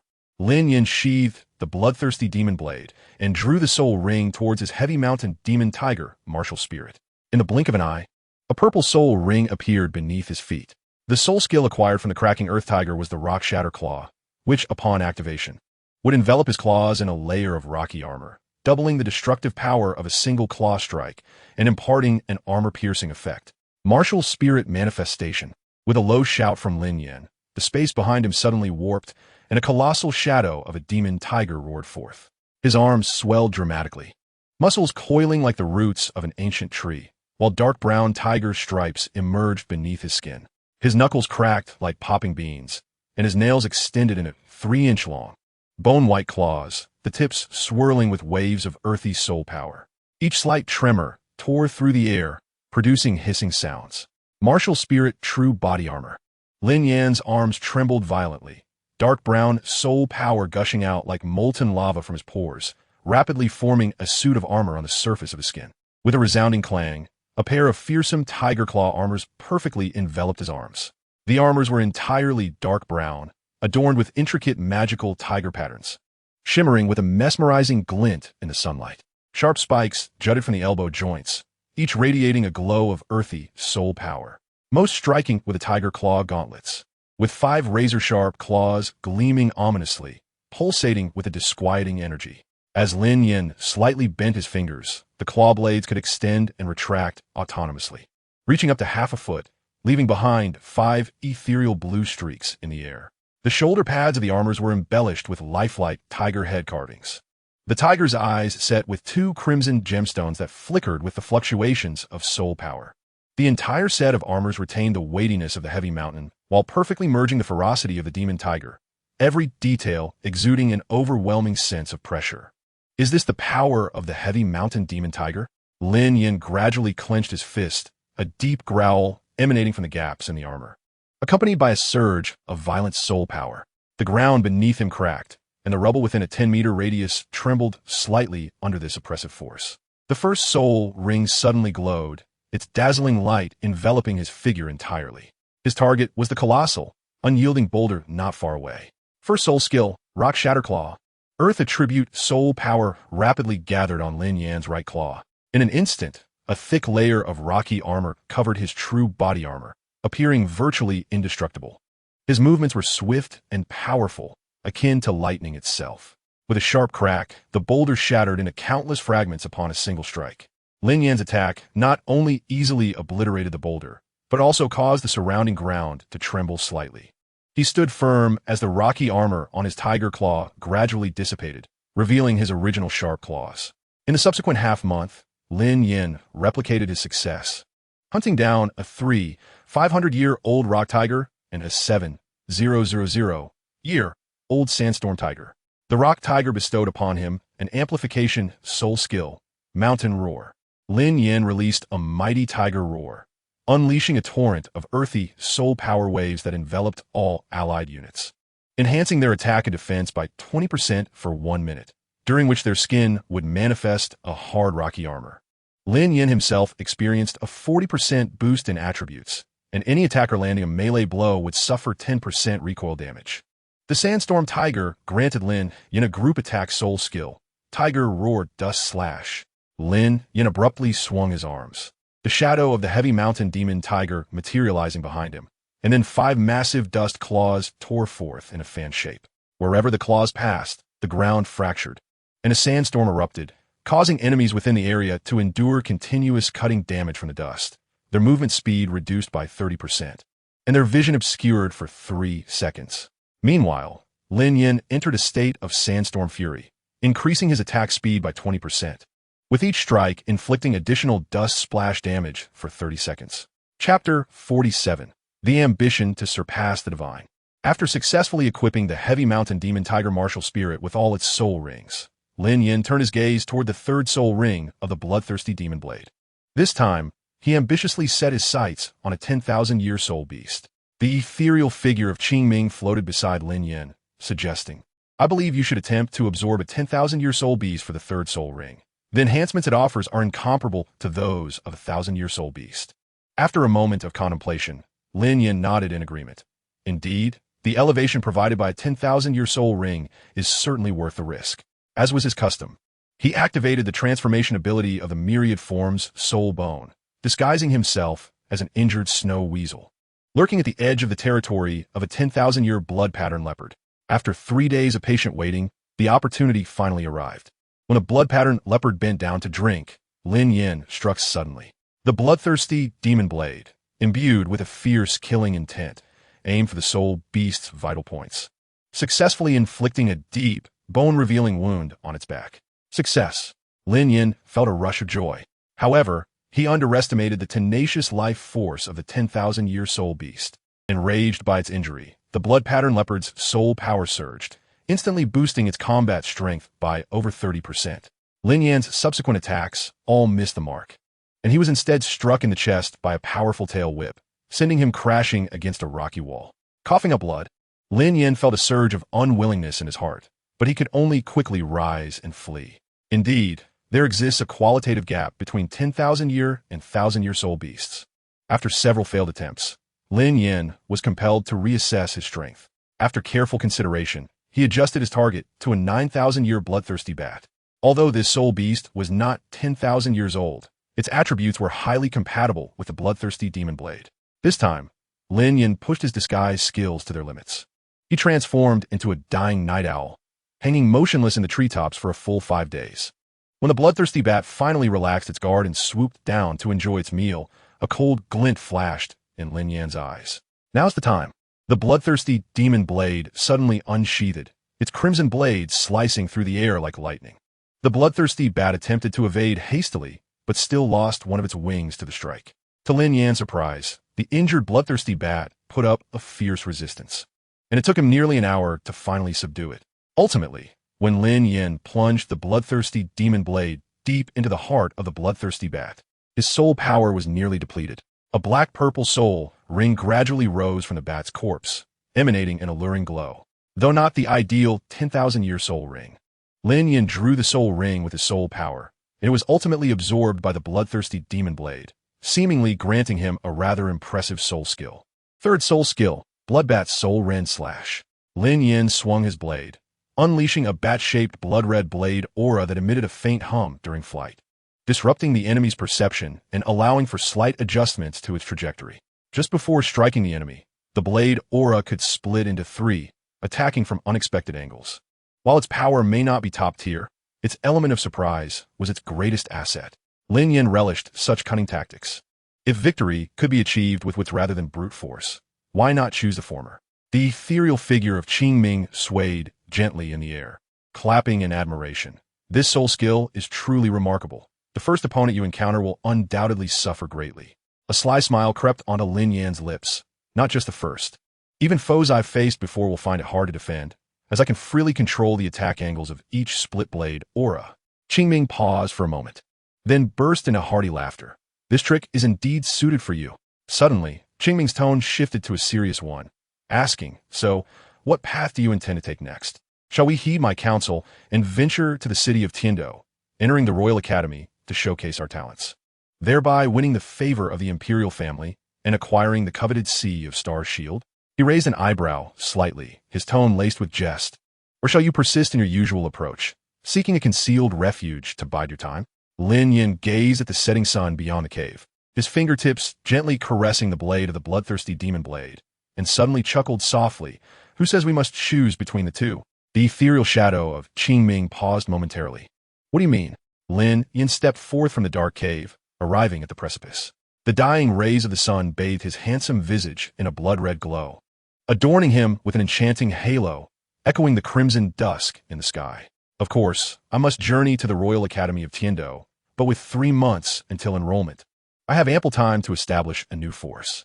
In the twilight's embrace, Qingming's shadow appeared increasingly corporeal, its outline becoming distinctly visible, as if it could step forth from the void at any moment. Are you certain you wish to pursue both paths simultaneously? Developing your power in Tiando City is perilous. A single misstep could lead to irreparable doom. Qingming's voice resonated in Lin Yan's ears, tinged with concern and a warning. Standing resolute on the cliff, his cloak billowing in the evening breeze, Lin Yan surveyed the vast forest below, akin to a supreme deity gazing down upon insignificant ants. A gentle breeze tousled the loose strands of hair on his forehead. Danger? Lin Yan suddenly laughed lightly, his voice sharp as steel. In my life, I have always danced upon the edge of the abyss. To face certain death is the folly of a fool, while to survive against all odds. He gazed at the blood-red remnants of the sunset. That is the feast that belongs solely to me. The shadow of Qingming flickered in the wind. Such recklessness will ultimately lead to, only because life hangs by a thread do we understand its preciousness. Lin Yan abruptly turned, gesturing toward the forest below. Look at the starry forest. How many soul masters meet their demise at the jaws of beasts each day? He spread his arms wide, allowing the mountain breeze to fill his sleeves. Yet I shall be the one who dances upon the fangs of ferocious beasts. In the distance, a thunderous roar of a beast echoed, startling the birds from their perches. Lin Yan, however, closed his eyes and tilted his head back, as if attuning himself to the heavenly symphony. While others feared danger as they would a tiger, I shall soar above the fathomless abyss. He suddenly opened his eyes, the crimson within them surging forth to forge a bridge to my aspirations, even if it means shattering my very being. He laughed heartily, reverberating through the valley, awakening a multitude of birds. The trajectory of my fall shall be 1,000 times more magnificent than the crawl of an ant. The shadow of Qingming trembled beneath the moonlight, ripples of rare emotion surfacing in the depths of its ancient gaze. It regarded Lin Yan's silhouette, for the first time feeling an indescribable shock. In this time spent together, I have discerned that you are a confident and cunning individual. But tonight, I have truly glimpsed the essence of this young man, an almost arrogant pride, a hubris that surpasses all living beings. Over 200,000 years. Qingming's voice drifted in the night breeze, imbued with the weight of ages. I have witnessed countless prodigies. Some were adept at schemes. The shadow slowly circled to face Lin Yan, but you are entirely different. You perceive all as mere pawns, viewing life as trifles. Lin Yan met Qingming's gaze, a soft chuckle escaping his lips, his laughter sharp as ice slicing through a frozen pond. Pawns? You overestimate the masses. In this world, the majority are but mediocre beings, often unworthy of even entering the game. The moonlight poured like water, casting a stark shadow upon his chiseled profile. The blood within his eyes flickered like the inferno of the abyss. Yet I grant them the opportunity to partake, and the price they must pay is their very lives. Such is the honor. Qingming's shadow quaked violently. In these 10,000 years, I have encountered countless individuals burdened by obsession. But what, pray tell, do you seek that is worth sacrificing the lives of many, even your own? Suddenly, Lin Yan tilted his head back, the myriad of stars cascading into his blood-red, swirling pupils. Perfection.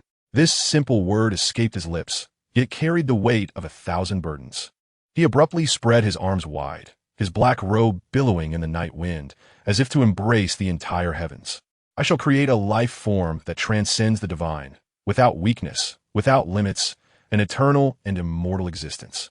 His knuckles cracked with a sharp sound as he clenched his fists, a ghostly pallor enveloping them. For this, I would incinerate all emotions, shatter the essence of the soul, the mournful cry of the night owl piercing the vast sky, mingling with my cold voice, yet it is but a trivial price. The moonlight elongated his solitary figure, resembling a demonic sword piercing the heavens. Its brilliance dimmed the stars. Yet the solitude beneath its blade was profoundly suffocating. Chapter 48, Shaoqi. Tiando City, this colossal stronghold at the heart of the Tiando Empire, resembled an ancient behemoth lying in wait beneath the twilight's glow. The towering walls, scarred by the passage of time and the ravages of war, loomed high, while the grand gates swallowed a myriad of figures. Lin Yan donned a nondescript gray linen cloak, merging seamlessly with the throngs entering the city, closely followed by a figure that drew the guards' attention for a moment longer than usual. It was a boy of approximately 9 years, gaunt and clad in ill-fitting, faded garments. He kept his head bowed, disheveled hair obscuring much of his face, yet at times, when he glanced up, his eyes gleamed with a ferocity and coldness far beyond his years, accentuated by a diagonal scar just above his left eye, narrowly missing the pupil, lending a fierce edge to his youthful countenance.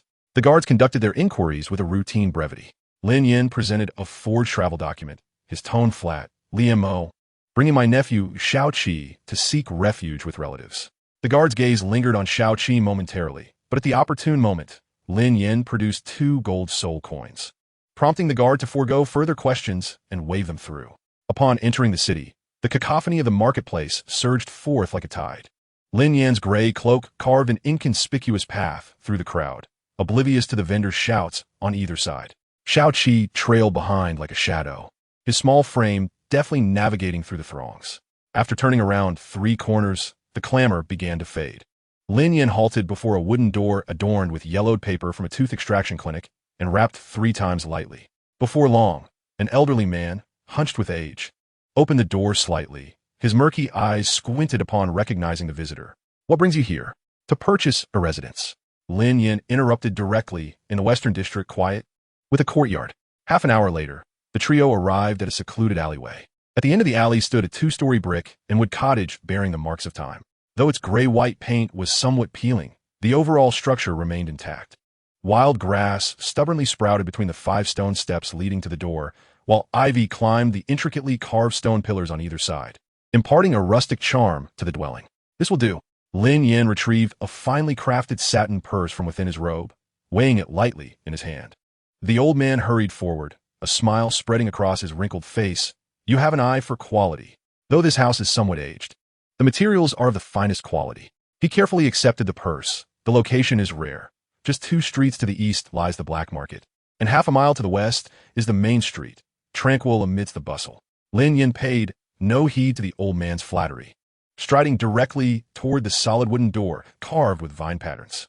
The copper ring on the door had oxidized to a dark hue, yet the wood remained sturdy. As his fingertips brushed against the door, a barely perceptible trickle of blood-colored soul power silently seeped into the lock. With a soft click, the lock yielded. The old man's eyes widened in astonishment, but before he could voice his surprise, he heard Lin Yan's indifferent command, "The deed. It's here." The old man hurriedly fished out a scroll of parchment tied with red silk from his cloak, explaining that this residence once belonged to an elderly scholar who had moved south 3 years prior. Lin Yan held the land deed, his fingertips gliding lightly across its surface. In a fleeting moment, the figure seemed to perceive a flicker of dark radiance shimmering upon the parchment. Yet upon closer inspection, the deed bore the name Liamo inscribed with ink as vivid as blood. "You may leave now." After the figure departed, Lin Yan pushed open the heavy wooden door. The hinges emitted a soft creak, and a waft of fragrant, woody air enveloped him. The foyer was adorned with dark red tiles, and 4 intricately carved pillars supported the lofty dome above. Although the furniture was draped in protective white cloths, the elegance of days gone by still lingered. Shaoqi silently followed behind, his amber eyes scanning the surroundings with vigilance. Suddenly, his ears twitched slightly, and he darted like a wraith into the shadows behind the staircase. "Come out," Lin Yan said without turning his head. A ragged beggar crawled out from his hiding place, trembling and bowing repeatedly. "My lord, spare me. I was merely observing this empty residence." Lin Yan's gaze lingered on the beggar for a moment before he abruptly placed his hand upon the man's crown. The beggar stiffened, his fear gradually transforming into confusion, ultimately giving way to a foolish grin as he staggered towards the door. Lin Yan removed his cloak, revealing a youthful yet unnaturally composed visage. Approaching the only relatively intact water vat in the courtyard, he scooped a handful of cold water and splashed it upon his face. The icy droplets cascading down his sharply defined jawline. "Xiaoqi, I grant you 3 days to thoroughly investigate the underground forces surrounding Tiando City." Lin Yan did not glance back, his voice clear as it reached the corner. "Be efficient in your tasks. Should anything go awry, you are well aware of the consequences." Xiaoqi's body tensed instantaneously, like a blade drawn from its sheath. He lowered his head slightly, a flicker of cold light flashing in his vertical amber pupils. "Understood." The boy's voice was hoarse yet succinct, imbued with an unwavering resolve. Following the directive, he pivoted decisively, his black cloak slicing through the air with a sharp arc. Before departing, the youth tilted his head slightly, his beast-like vertical pupils glinting with a chilling luminescence in the shadows, as if silently vowing, the master's will is his mission. Several weeks prior, as Lin Yan departed from the Star Do Great Forest, he fortuitously encountered a young boy, Xiaoqi, who was being pursued. Initially reluctant to involve himself, Lin Yan was struck by the defiance, resentment, and the echoes of the deceased Li Mo reflected in Xiaoqi's eyes at their moment of connection. He was the perfect substitute.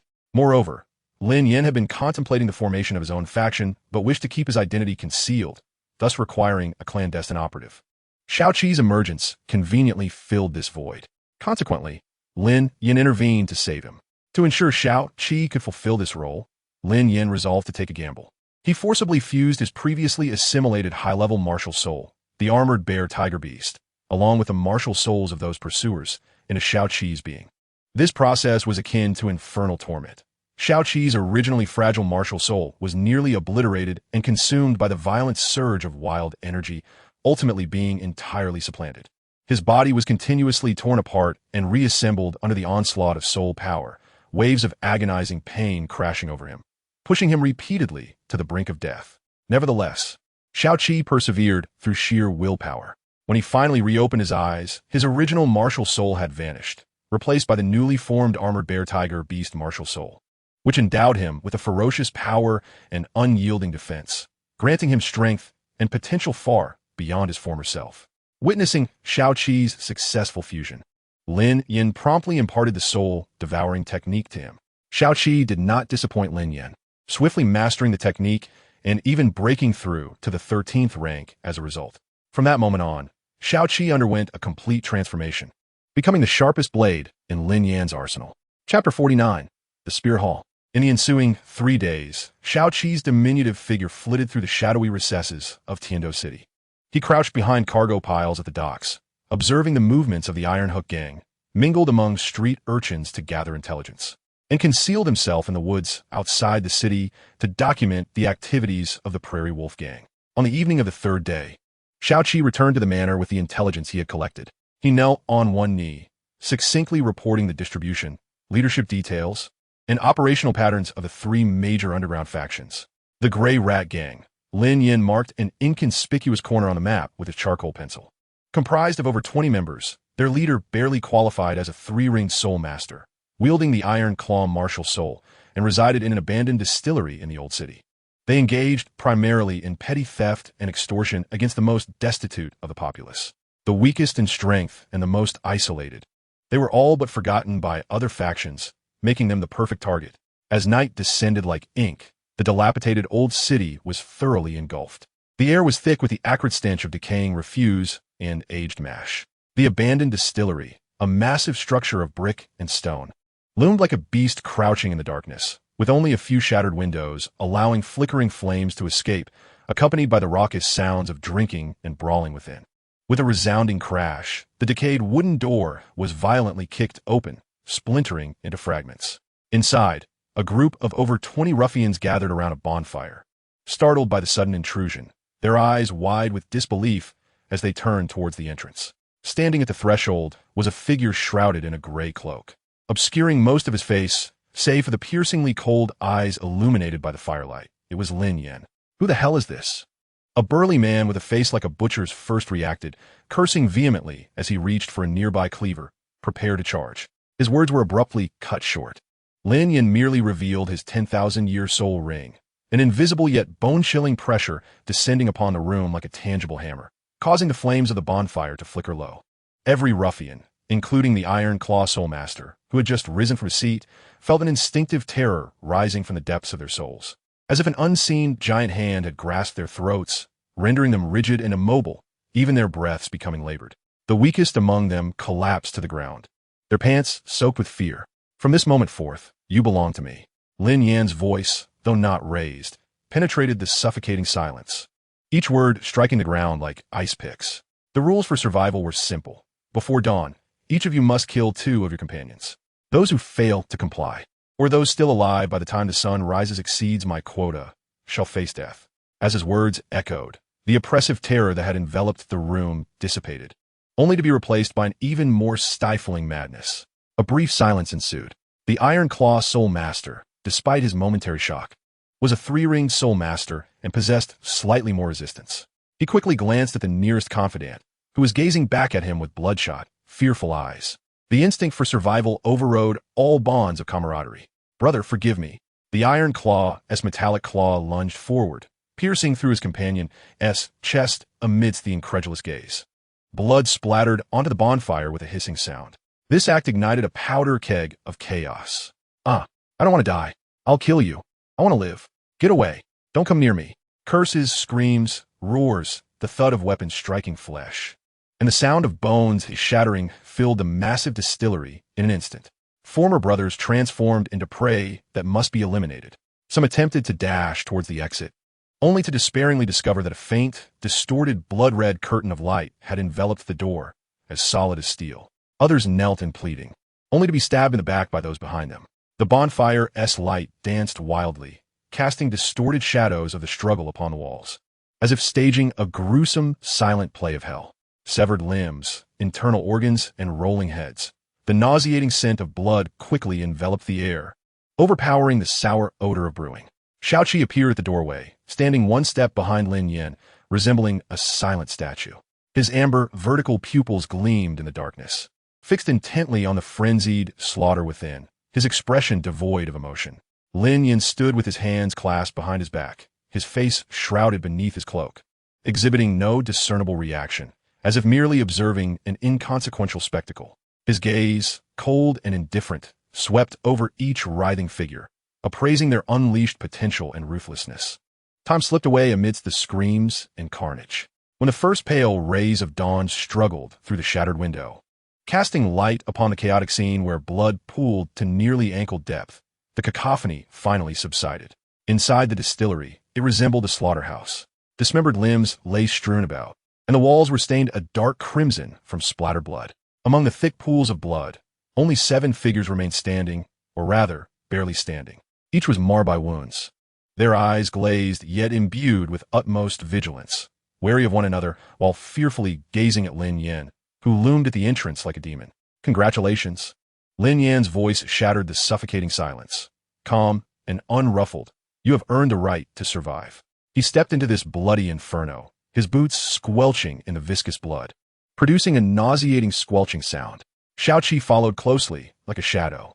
Lin Yan advanced to the center of the hall, disregarding the repugnant remnants beneath his feet. He extended his hands, ancient dark patterns gradually manifesting upon them, before he intoned softly, deprivation. From the heaps of corpses, dozens of variously shaped soul manifestations were forcefully extracted, twisting and struggling in the air. This is your gift. Express your gratitude, he commanded. Mirje. Lin Yan's voice resonated like ice. With a sudden, forceful downward motion of his hands, the tortured, howling soul manifestations were violently thrust into the bodies of the surviving individuals, akin to iron blocks cast into a furnace. A chorus of ghastly screams erupted from their throats, shrill and inhuman. Their bodies convulsed violently, swelling and twisting. Beneath their skin, it felt as though countless serpents writhed, biting. Their bones emitted horrifying cracking and reassembling sounds. Veins bulged, and their eyes nearly popped from their sockets. Bang! Bang! Two muffled thuds echoed, reminiscent of ripe watermelons bursting. Two among them could not withstand such a frenzied and chaotic fusion of multiple souls, their bodies exploding instantaneously, flesh and bone mingled with the violet, escaping soul power, splattering their nearby companions with gore. They emitted even more desperate wails, their forms swelling to the brink, skin cracking, blood gushing. The soul manifestations behind them flickered violently, contorting. This torment persisted for a full half-hour. Ultimately, only 3 survived, resembling malevolent spirits dredged from a bloodbath, kneeling at Lin Yan's feet. Their bodies had ceased to convulse. Yet peculiar soul power patterns lingered on their skin, their eyes bloodshot, breathing heavily like beasts. Lin Yan scrutinized the trio from above, a glimmer of satisfaction crossing his gaze.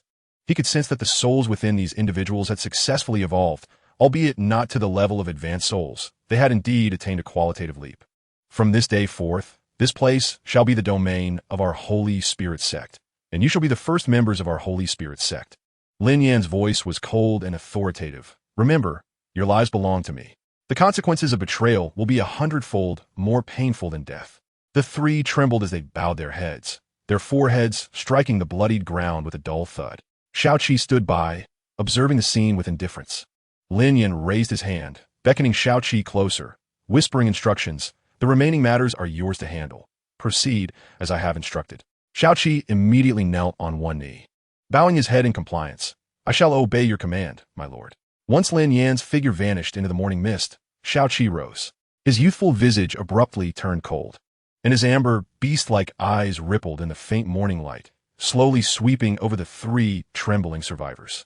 Chapter 50, Blood Offering. Outside the refugee camp on the outskirts of Tiando City lay the most glaring scar beneath the grandeur of the metropolis. Shanties stretched endlessly, cramped together, the air thick with the stench of excrement, disease, and despair. The emaciated refugees resembled walking corpses, their gazes hollow. This place was a gathering of dispossessed farmers, bankrupt artisans, tenants driven out by nobles, fleeing disaster victims, and numerous lower-class individuals with weak soul powers, utterly abandoned by society. They were the very definition of ants, lacking even the qualification to become thugs like the Grey Rat Gang. Recently, a piece of news rippled through the refugee camp like a stone cast into still waters. A mysterious noble was willing to take in followers, providing food, shelter, and even bestowing power.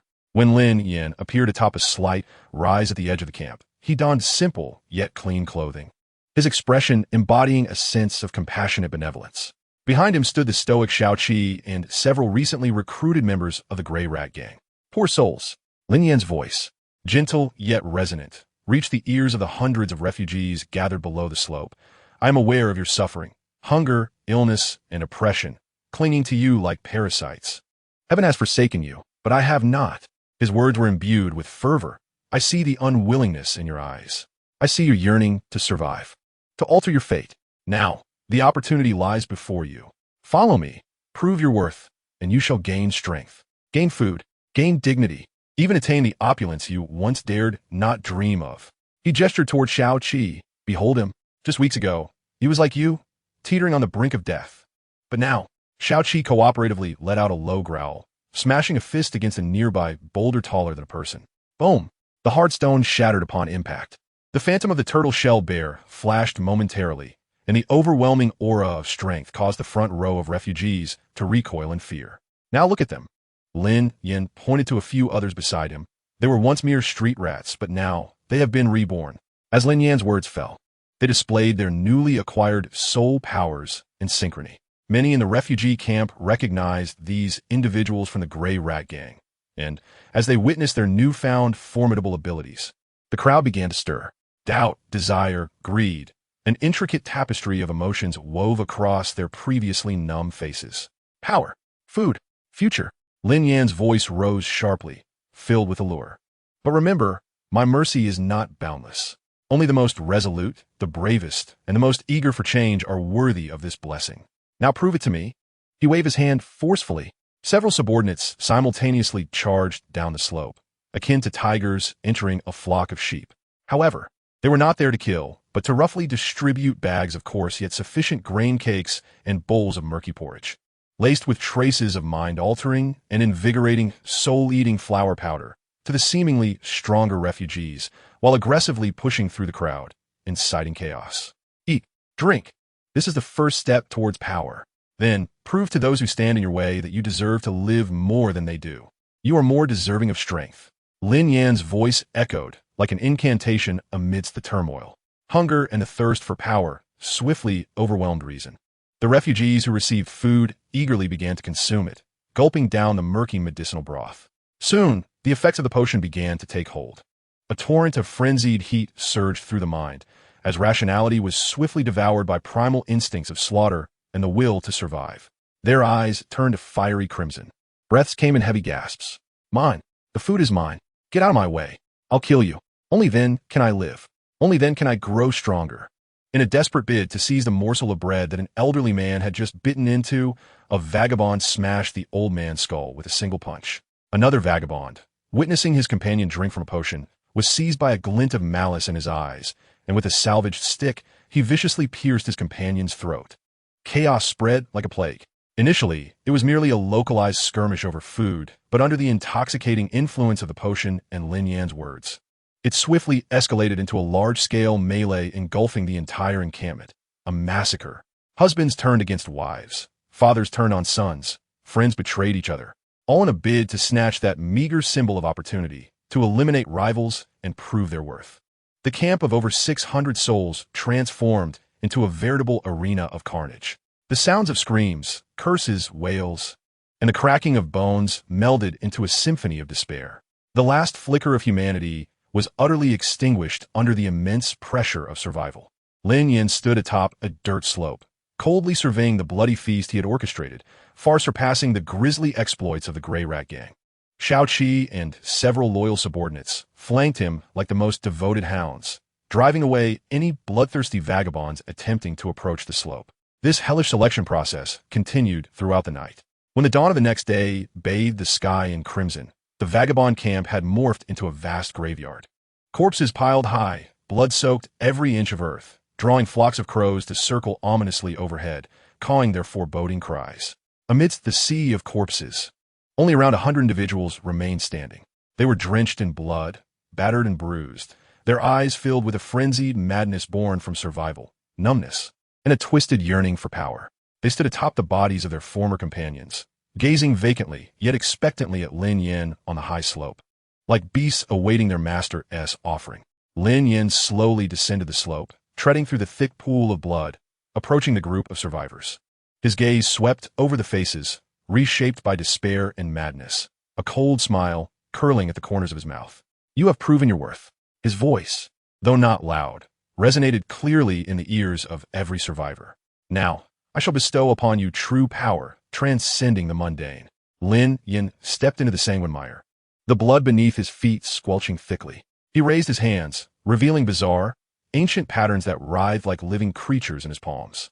Deprivation, at his low command. The corpses throughout the camp began to convulse violently. Hundreds of ethereal weapon spirits were forcibly drawn from the bodies, twisting and struggling in the morning light. Most of these weapon spirits were feeble and incomplete, yet at this moment, they were drawn together by an invisible force, coalescing into a distorted torrent. A flash of crimson flickered in Lin Yan's eyes as he forcefully pressed his hands downward. Fusion. The torrent of weapon spirits instantly split into several streams, like venomous serpents slithering into the bodies of the survivors. The camp was immediately filled with the sounds of anguished cries as these individuals began to convulse and contort. Some had their skin crack and bleed, revealing raw, red muscle. Others had their bones twist, producing sickening cracking sounds, and some even manifested multiple weapon spirits on their backs, each vying to consume the others. Xiao Qi observed coldly, the scar on his left eye throbbing painfully. He was all too familiar with this agony, having once undergone a similar forced fusion with the turtle shell bear beast. Boom! With a dull thud, a vagabond could not withstand the process and exploded, showering the area with flesh and blood. Yet this did not deter the fusion of the others. Instead, it only intensified the frenzy of the weapon spirits. An entire hour passed before the screams gradually subsided. From the original 100 or so, only about 70 remained alive. They knelt in the blood pool, trembling, and reverently bowed before Lin Yan. Lin Yan surveyed his creations with satisfaction. Though the fusion process was crude, The weapon spirits of these individuals had indeed undergone a qualitative leap. Some had developed metallic skin, others had transformed their arms into claws, and some even sprouted incomplete wings from their backs. From this day forth, you shall be members of the Holy Spirit sect. Shortly, I will send individuals to impart the teachings of our sect to you. Lin Yan's voice was as cold as ice. Remember, your lives belong to me. Traitors shall suffer a fate far worse than those lying upon the ground. The survivors buried their foreheads deeply in the viscous blood pool, the warm blood saturating their disheveled hair. Their bodies trembled from fear, yet their devotion held them frozen in place. On this blood-stained land, fear and devotion had fused perfectly. Deep within their shattered souls lingered an indelible mark, the figure that granted them rebirth, yet could drag them back to hell at any moment. Chapter 51, Tiando Royal Academy. 3 months slipped away like grains of sand in an hourglass, as Lin Yan ascended the grand white jade steps of the Tiando Royal Academy.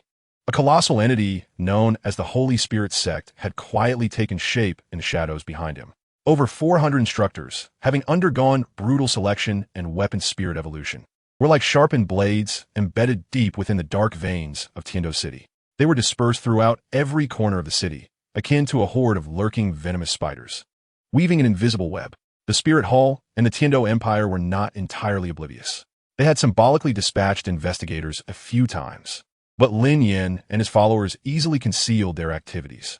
The investigators only perceived the superficial appearances of gang conflicts and vagabond uprisings. They departed with perfunctory reports, attributing the anomalies to the inevitable filth beneath the Empire's prosperous facade, without probing deeper. The tendrils of the Holy Spirit sect extended silently amidst the arrogance and neglect. Lin Yan had long since arranged for the subsequent affairs of the Holy Spirit sect.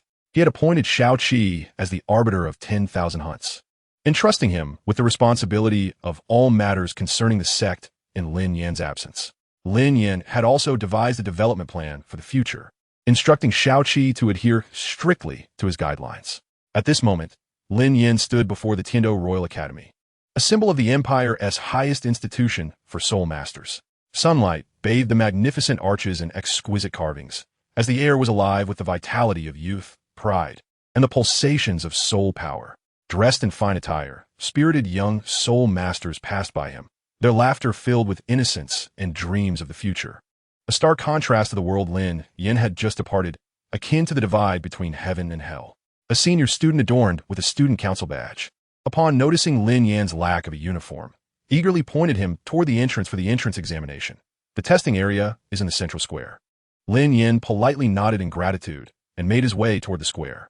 The central square was bustling with activity. Long lines formed before 12 testing stations. Lin Yan surveyed the scene, his gaze landing on the third testing platform, where the queue was the shortest. Overseen by an elderly man with graying hair and a 7-ring badge signifying his status as a soul sage pinned to his chest. Next, the old man's voice was hoarse yet resonant. The boy testing ahead was drenched in sweat, his weapon spirit a gray sparrow, with 2 pale soul rings dim and lackluster. 12 years old, level 17, failure. The old man announced coldly, and the boy's face fell, staggering off the testing platform. Lin Yan stepped forward steadily. Noticing the name roster on the old man's table had recorded nearly 100 names, with very few passing. Name? Liamo age test. The old man extended his wrinkled hand, gesturing Lin Yan to step forward. Extend your arm. Lin Yan calmly offered his right arm, and the old man's bony fingers clasped his wrist like an eagle's talon. Those seemingly frail fingers concealed an astonishing strength, precisely pressing on every joint of Lin Yan's arm. The carpal bones have fully developed, yet the ulna's sutures remain unclosed. The elder murmurs softly to himself, his fingers trailing along Lin Yan's arm, pausing briefly at the elbow joint before continuing their ascent. When the elder's thumb presses against the junction of Lin Yan's scapula and clavicle, a subtle wave of soul power seeps into Lin Yan's body through the elder's fingertips. Lin Yan vividly perceives this soul power as delicate silver needles traversing and probing within his bones. At 13 years and 5 months, the elder finally releases his grip, a glimmer of insight flashing through his murky eyes. The strength of the bones is extraordinary, indicative of considerable hardship endured. Lin Yan slowly retracts his arm, a faint, elusive smile gracing his lips. He had proactively altered his skeletal state using the myriad soul bones prior to his arrival, and due to his unique circumstances, This method of bone assessment would yield no true results, compelling him to disguise his actual state. In an effort to avoid drawing undue attention, he even intentionally elevated his bone age by a year. He harbored no desire to attract the attention of the Spirit Hall before even garnering the interest of the Heaven Do Empire. Your praise is unwarranted, esteemed elder. Lin Yan replies, slightly bowing, his voice imbued with just the right amount of humility, attributing his prowess solely to diligent training. Proceed with the evaluation, the elder instructs, refraining from further inquiries and urging him to unleash his martial soul. Lin Yan steps back, and a heavy aura suddenly envelopes him, with a resonant tiger's roar. The phantom of a giant tiger, cloaked in obsidian-like iron rock armor, manifests behind him. 3 soul rings rise from beneath his feet, yellow, and purple. What? The elder suddenly rises to his feet, his glasses slipping to the tip of his nose. Level 34, at 13 years old. The testing platform falls into an immediate silence, with nearby new students from other teams turning to observe. On a distant high platform, several senior officials of the academy are drawn to the commotion. Is it true? A soul master at 13? A senior official exclaims in astonishment. Before his words fade, a silver figure appears beside Lin Yan like a wraith, none other than the chief educator of the Heaven Do Royal Academy, the 83rd ranked battle soul, Meng Xinji. With silver hair billowing, Meng Xinji gazes intently at Lin Yan and inquires, "Child, would you consider joining the Heaven Do Royal Academy directly? I can personally ensure you bypass all tests." A wave of gasps erupts from the onlookers. It is worth noting that even royal offspring have never been granted such exemptions from admission tests. Yet Lin Yan shakes his head slightly, clasping his hands in a gesture of respect. "Thank you for your generous offer, esteemed elder, but I would prefer to prove myself through combat. The path of privilege is not one I desire." A flicker of appreciation dances in Meng Xinji's eyes, followed by a smile. "Excellent. A person of ambition. Then I shall personally arrange a test for you." He turns to a nearby instructor and commands, "Fetch mentor Bai Chun." Soon after, a middle-aged man clad in white attire strides over. Bai Chun, Level 53 Control System Battle Soul King, Meng Xinji introduces. "If you can withstand his onslaught for the duration of a stick of incense, I will personally see to it that you join the Heaven Do battle team." A spark of battle intent ignites in Lin Yan's eyes as he bows to Bai Chun. "I humbly seek your guidance, esteemed mentor." On the testing platform, Bai Chun stands with his hands clasped behind his back. "Young man, I won't take advantage of your youth. I will refrain from using my martial soul or its true form. Begin." With Meng Xinji's command, Bai Chun's first soul ring illuminates. First soul skill, Ice Lotus Bloom. Countless ice crystal lotuses blossom on the platform, and a biting chill instantly envelopes the area.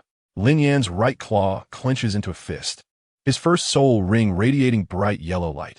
First soul skill, Rock-Breaking Bone Claw. His tiger claws become enshrouded in a thick layer of rock armor, the 5 claws gleaming with a metallic sheen. With a swift motion, he unleashes 3 claws imbued with shattered stones, which tear through the ice lotuses, causing them to explode into fine shards. What a formidable armor-breaking effect. Bai Chun nods slightly, activating his 3rd soul ring, Ice Crystal Cage. Countless ice crystals erupt from the ground, threatening to ensnare Lin Yan. The youth, however, takes a deep breath as his 2nd soul ring surges in brightness. 2nd soul skill, Mountain Roar. A resonant roar reverberates, accompanied by a wave of earthy yellow soul power that sweeps across the arena. Lin Yan's muscles swell once more, his skin taking on a rocky texture. 4th soul skill, Extreme Cold Domain. Bai Chun becomes more serious as the temperature of the entire platform plummets, even the air crystallizing into fine ice. Lin Yan's movements slow, but a flash of determination ignites in his eyes as his 3rd soul ring glows with violet brilliance. 3rd soul skill, Tiger Roar Dust Split. 5 massive sandstorm claws burst forth in a fan shape, cracking the ground beneath them. A violent sandstorm envelopes half of the arena, obscuring Bai Chun's vision entirely. More alarmingly, these grains of sand act like countless tiny blades, relentlessly slicing through his protective soul power. Amidst the sandstorm, Lin Yan moves like a specter. In this frenzied state, each of his claws conjures a swirling tempest of sand. When Bai Chun finally breaks through the storm's veil, he is met with Lin Yan's long-prepared rock-breaking bone claw. Boom! The claw, encased in rock armor, collides with the ice armor, sending ice crystal shards flying. Bai Chun grunts, staggered back 3 steps, feeling a dull ache in his arm, a consequence of the recoil from the mountain roar. Time's up. Meng Xinji's voice echoes throughout the arena. As the dust settles, Lin Yan kneels on one knee, his body cloaked in a fine layer of frost, yet his gaze remains sharp. Bai Qin's robe is tattered in several places from the sandstorm, and his right arm's ice armor is riddled with spiderweb-like cracks. Excellent, excellent, excellent, Meng Xinji exclaims thrice. To withstand a Battle King's assault for an incense stick at the tender age of 13, our Heavendo Royal Academy has gained yet another unparalleled genius. Bai Qin laughs heartily at Lin Yan. You truly are tenacious. I didn't utilize my martial soul or its true form, nor did you. You are indeed to my liking. Lin Yan struggles to rise, bowing deeply to both Bai Qin and Meng Xinji. Although his breathing is somewhat labored, his gaze remains sharp as a blade. I merely relied on luck. Thank you for your leniency, esteemed elders. Meng Xinji, stroking his beard with satisfaction, remarks, very well, measured and poised, yet radiating brilliance. From this day forth, you shall be the captain of the Heavendo battle team. Qin Ming. He turns to a nearby instructor and instructs. Take him to complete his enrollment and arrange for the finest accommodations. As the crowd stands in awe, Qin Ming leads Lin Yan away from the central square. Chapter 52, Heavendo Battle Team. The midday sun blazes mercilessly upon the central training ground of the Heavendo Royal Academy, the granite-paved ground emanating waves of distorted heat. As Lin Yan follows Qin Ming through the archway, 12 piercing gazes immediately lock onto the unfamiliar newcomer. Qin instructor, is this the newly appointed captain from the committee? A burly youth leaps down from the training apparatus, the spectral figure of an iron-armored rhino martial soul faintly visible behind him. The silver badge on his chest gleams under the sunlight. He is Tai Shan, the vice-captain of the Heavendo battle team, a level 34 defense system soul master. Lin Yan disregards him, scanning the rest of the training ground. Captain Feng Lai, a level 36 Gale magic wolf martial soul, is in the center, instructing 2 assault system and 2 agility system teammates. Xueling, a level 35 ice staff martial soul, is practicing coordination with 2 support system soul masters, while 3 defense system members are engaged in pressure training in a corner. Tai Shan, mind your attitude, Qin Ming reprimands, frowning. This is Li Mo, 13 years old, level 34 battle soul master. The committee has decided to let him join Team 1 and appoint him as captain. The training ground falls silent. Xueling puts away her ice staff, scoffing. A soul master at 13? Surely, he must have used some forbidden drugs. Lin Yan remains silent, merely gazing calmly at the challengers before him. Only captain. Tai Shan cracks his thick neck, the joints popping like firecrackers. First, you must get past me. Just as Qin Ming is about to intervene, Lin Yan nods. Very well. Martial soul manifestation. Tai Shan emitted a deep, resonant roar as his body swelled abruptly. The skin at his joints rapidly hardened, forming a thick layer akin to rhino hide. The transformation of his head was the most pronounced. His frontal bone jutted forward, giving rise to a sharp horn measuring 30 centimeters in length, while his nostrils flared, exhaling a stream of searing white vapor. As the first soul ring shimmered to life, his limbs grew even more robust, his feet morphing into 3-toed hooves that left spiderweb-like cracks on the granite surface with each step. First soul skill, iron armor charge. Tai Shan's voice became murky and weighty, and his stature increased slightly. Lowering his head, he aimed his horn at Lin Yan, his hind hooves scraping the ground and carving 2 deep furrows in the hard training surface, before he charged forward with the ferocity of a true rhinoceros. The heavy thud of his hooves resonated like the beating of war drums, causing the ground of the training field to tremble with each explosive lunge, scattering fragments of stone in all directions. Lin Yan remained motionless until Tai Shan closed the distance to 3 meters, at which point a flicker of crimson ignited in his eyes. With the manifestation of his martial soul, a formidable phantom of a demon tiger roared forth, followed by a sudden inflation of his arms, muscles tightening like the roots of an ancient tree, dark brown tiger stripes emerging beneath his skin. As his first soul ring glimmered, his knuckles crackled like a rapid-fire barrage, his nails extending into 3-inch-long, ghastly white claws, each tip enveloped in ripples of earthy soul power. First soul skill, rock-shattering claw.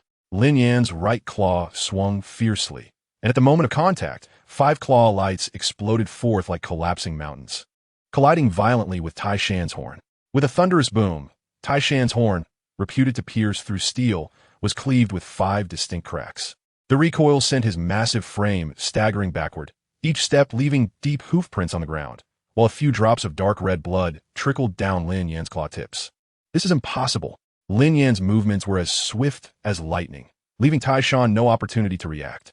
His left leg lashed out like a whip, delivering a thunderous kick that sent Taishan's nearly 200-pound body soaring through the air, tracing an arc before crashing heavily against the training grounds wall. A resounding thud echoed, causing the wall to tremble slightly. "Stop!" Feng Lai's furious roar reverberated through the training ground like a clap of thunder. His figure appeared like a wraith, instantly materializing in the arena. Simultaneously, his Gale Wolf martial soul enveloped him, radiating a formidable aura. With a face contorted in rage, Feng Lai glared at Lin Yan, his eyes almost ablaze with fury. "How dare you?" However, Lin Yan paid no heed to his furious shout. Nonchalantly, he flicked the blood from his tiger claw, the droplets arcing through the air as if to challenge Feng Lai. His gaze then swept across all the team members present, his voice icy and calm. "Come at me together." This statement landed like a stone cast into a placid lake, creating ripples of shock across the training field. The team members exchanged glances, none expecting Lin Yan to be so audacious as to challenge them all at once. Seeing this, Shui Ling abruptly halted, her ice staff producing a crisp sound as she declared, "All team members, martial soul manifestation." With her command, the remaining 9 members quickly activated their martial souls and swiftly formed a battle formation, encircling Lin Yan. Feng Lai and Shui Ling exchanged a knowing glance, immediately understanding each other's intent. Both unleashed their soul skills simultaneously. Feng Lai's second soul ring illuminated. Second soul skill, Gale Assault. His form transformed into a swift azure blur, claws entwined with sharp wind blades, lunging directly for Lin Yan's throat. Concurrently, Shui Ling's third soul ring flickered. Third soul skill, Ice Prison. Several crystalline chains erupted from the ground, attempting to ensnare Lin Yan's legs. A flicker of disdain crossed Lin Yan's eyes as his second soul ring flared to life.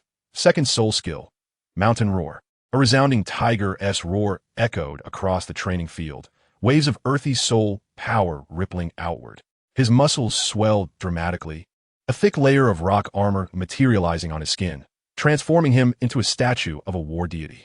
Feng Lai's wind blades collided against Lin Yan's stone-like skin, ringing like metal on metal, leaving not even a scratch. The ice chains from Shui Ling disintegrated into a cloud of frost before they could even reach his legs. Now, the 2 agile attack-type soul masters, Lin Ying and Chun Li, seized the opportunity, attacking from either side. Lin Ying's shadow leopard martial soul shimmered as he activated his second soul skill, Shadow Strike, producing 4 indistinguishable phantoms that sealed off all of Lin Yan's escape routes. While Chun Li's ghost leopard martial soul executed Phantom Mirage, his form wavering like a reflection in water. Simultaneously, 2 powerful attack-type soul masters closed in. Wang Hu's flame blade martial soul ignited with blazing fire, his second soul skill, Flame Slash, aimed at Lin Yan's back, while Zhao Tieju's dark iron staff martial soul gleamed with metallic luster. His second soul skill, Thousand Gene Drop, struck down with the weight of a mountain upon Lin Yan's crown. Lin Yan's lips curled into a contemptuous smile as his soul power surged around him. With a deafening tiger's roar, his arms underwent a remarkable transformation. The crisp sound of metal clashing echoed as a pair of fearsome tiger claw gauntlets gradually solidified. The gauntlets were a deep brown, adorned with intricate magic tiger patterns, shimmering with an enchanting cold light under the sun. Sharp barbs extended from the elbow joints, each glimmering with the glow of earthy soul power. Most striking were the tiger claw gloves, 5 razor-sharp claws radiating a chilling energy.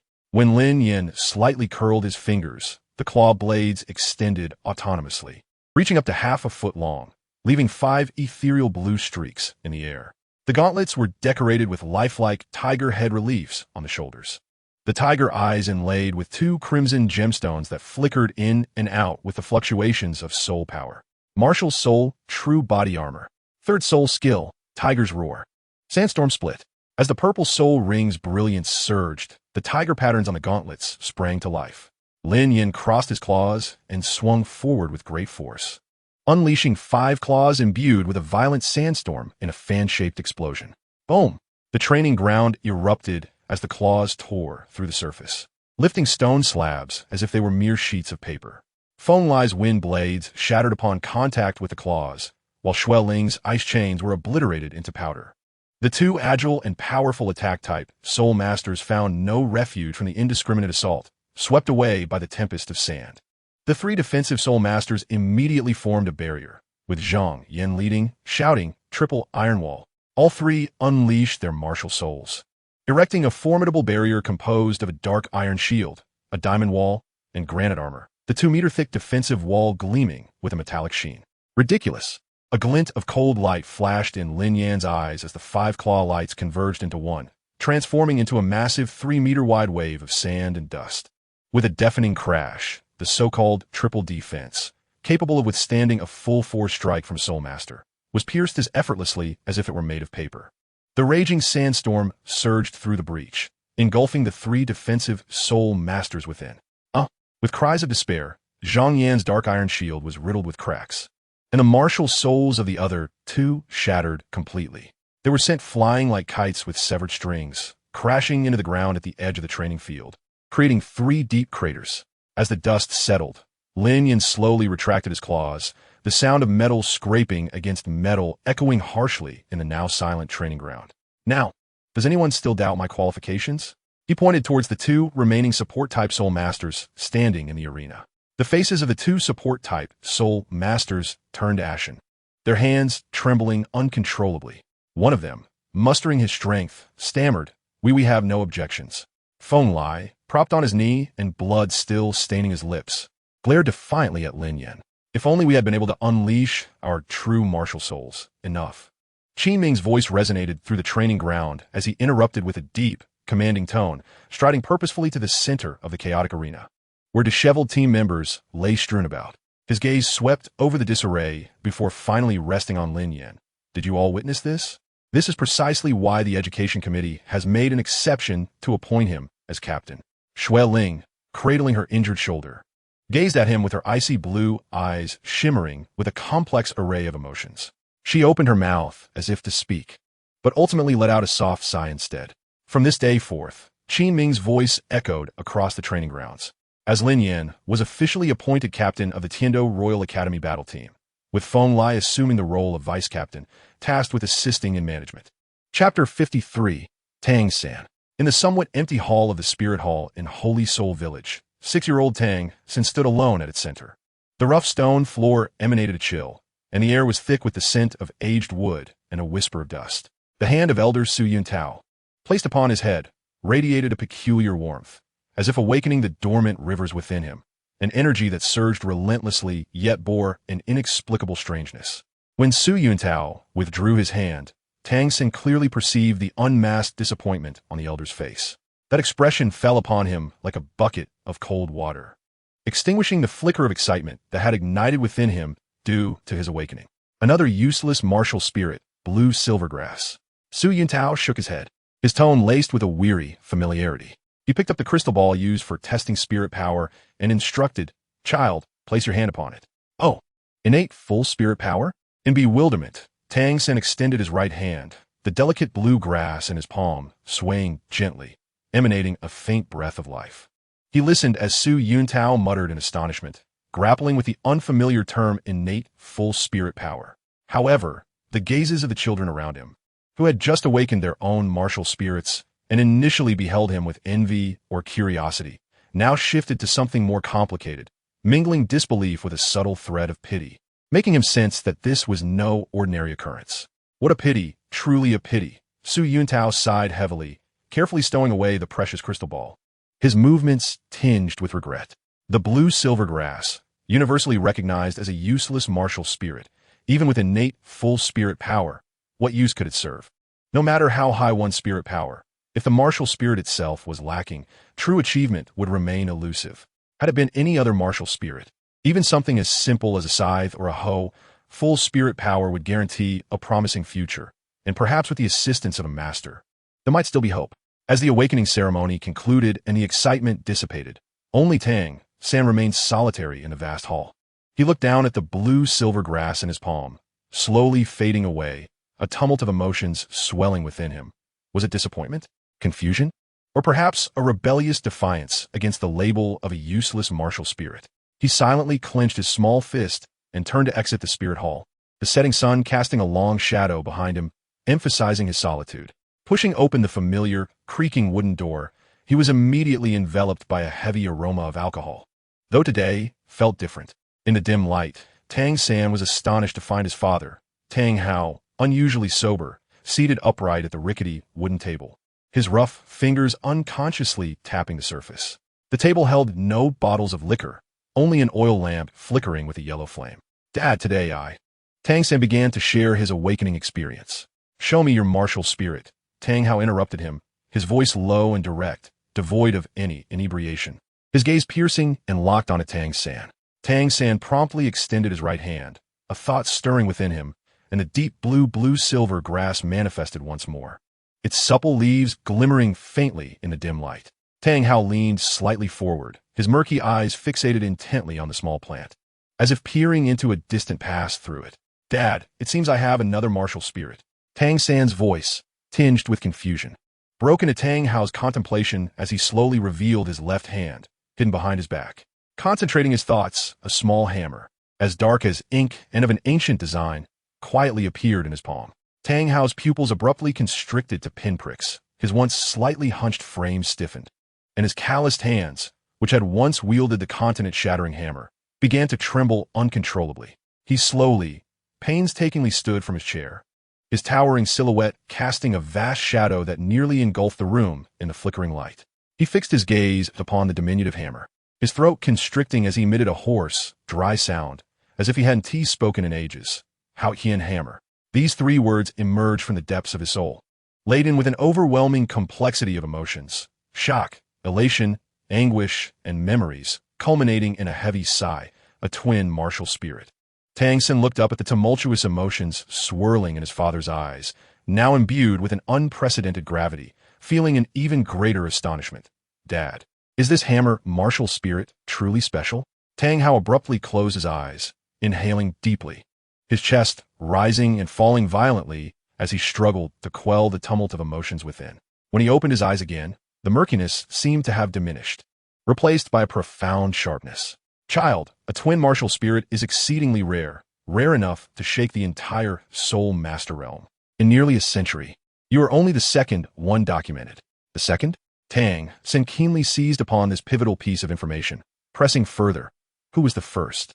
Tang Hao's expression instantly transformed into that of a bottomless, cold abyss, filled with an ineffable depth and bone-deep sorrow. He averted his gaze from Tang San's probing stare, his voice low and restrained. "Someone you do not yet need to know about." He turned toward the anvil, picking up the hammer. "Little San, from this day forth, I will personally teach you the foundational techniques of the Haotian hammer.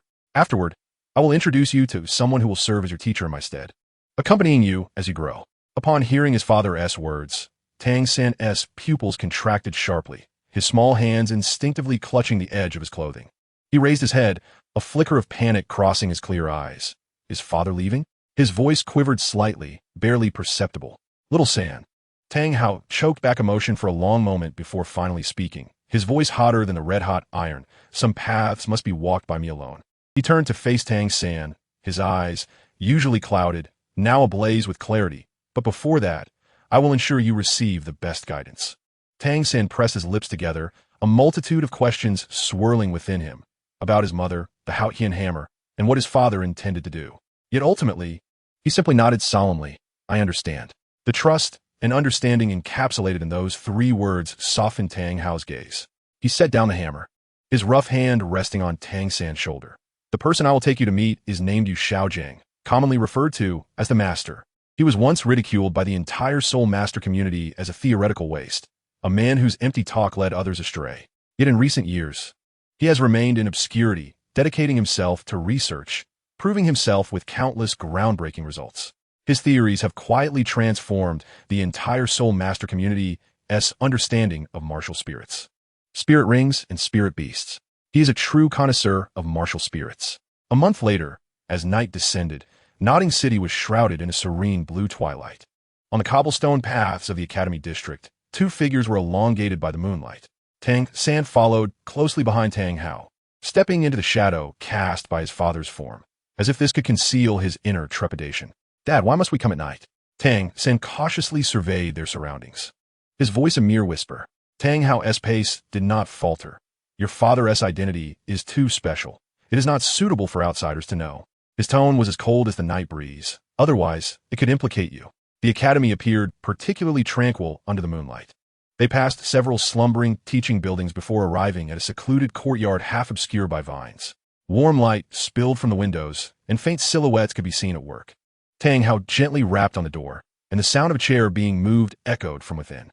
The door opened a crack, revealing a stern visage framed by the aperture. High cheekbones and tightly pressed lips adorned a face filled with vigilance. "Who are you?"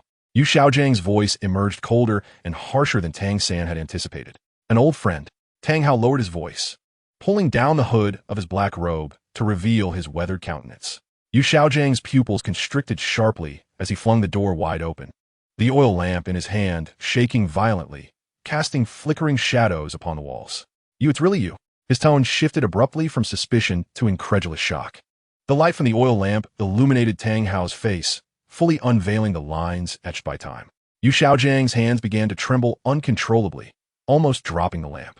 He hastily stepped aside, bowing slightly in a gesture of respect. "Please come in. Forgive my lack of discernment." Tang Hao raised his hand to interrupt him. "No need for such formalities." He gently nudged Tang San forward. "I have come seeking your assistance." Chapter 54. The Divergent Mainline. The interior proved even more cramped than anticipated. Bookshelves lined the walls, filled to the brim with tomes, while the table was heaped with thick notebooks, and several glass jars containing unknown liquids occupied the corner. The only semblance of order lay at the center, where a desk displayed an invitation letter gilded in gold. A special appointment from the Tiando Royal Academy as a distinguished professor. Since Lin Yan's demise, Yu Xiaogang had recruited over a dozen orphans for experiments, ultimately completing his theories. He intended to organize his manuscripts over the next few days before embarking on his teaching role at the academy. Flustered, Yu Xiaogang cleared a space for seating. Wiping the chair with his sleeve, "Please take a seat." I will prepare some tea." Tang Hao did not sit, but stood at the threshold between light and shadow. No need for trouble. "I'm here for him."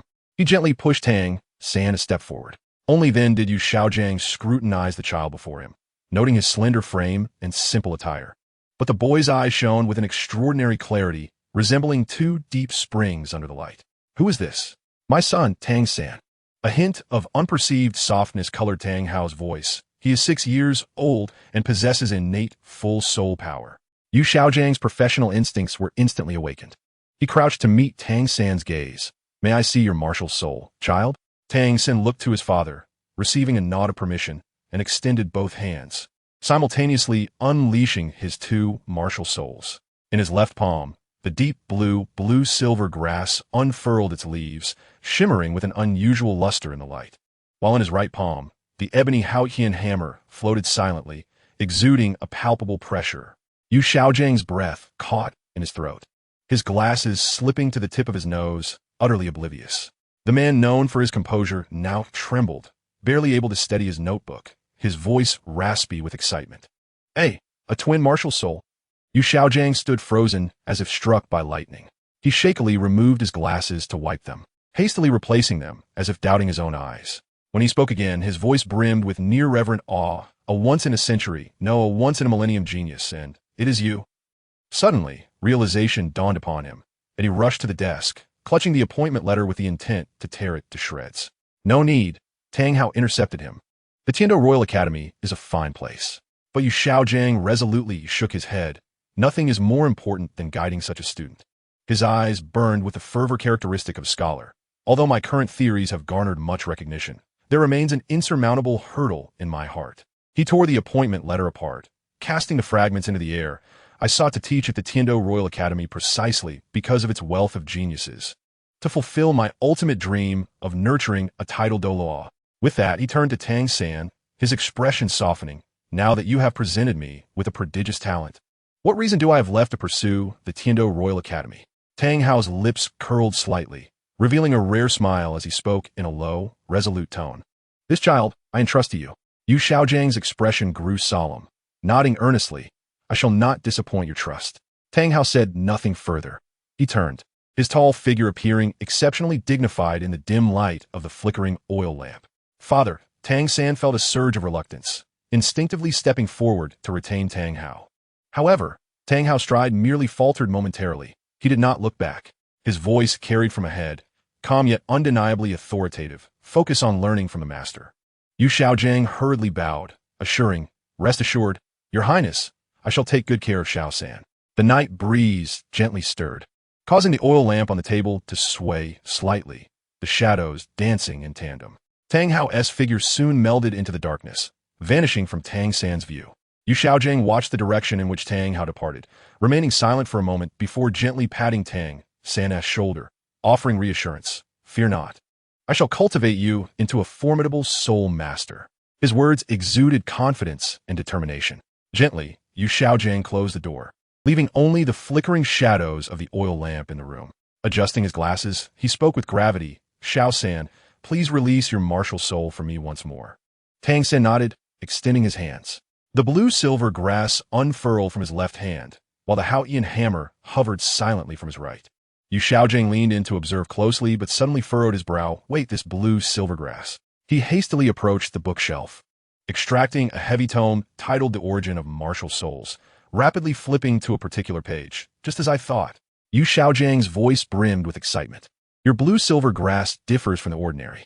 Observe the golden patterns on these leaf veins, and this unique soul power fluctuation." He abruptly closed the book, his eyes sparkling with intellectual brilliance behind his glasses. "According to my theory of martial soul origins, your condition arises because during the awakening, the Haotian hammer absorbed a significant portion of your body's intrinsic power, resulting in the incomplete awakening of the blue-silver grass." Tang San gazed in astonishment at his blue-silver grass. "Are you suggesting, teacher, that my blue-silver grass could have been stronger?" "Indeed." Yu Xiaogang paced back and forth, brimming with enthusiasm. "Now, I shall outline 2 developmental paths for you." He raised 2 fingers. "The first is a control type augmented with poison.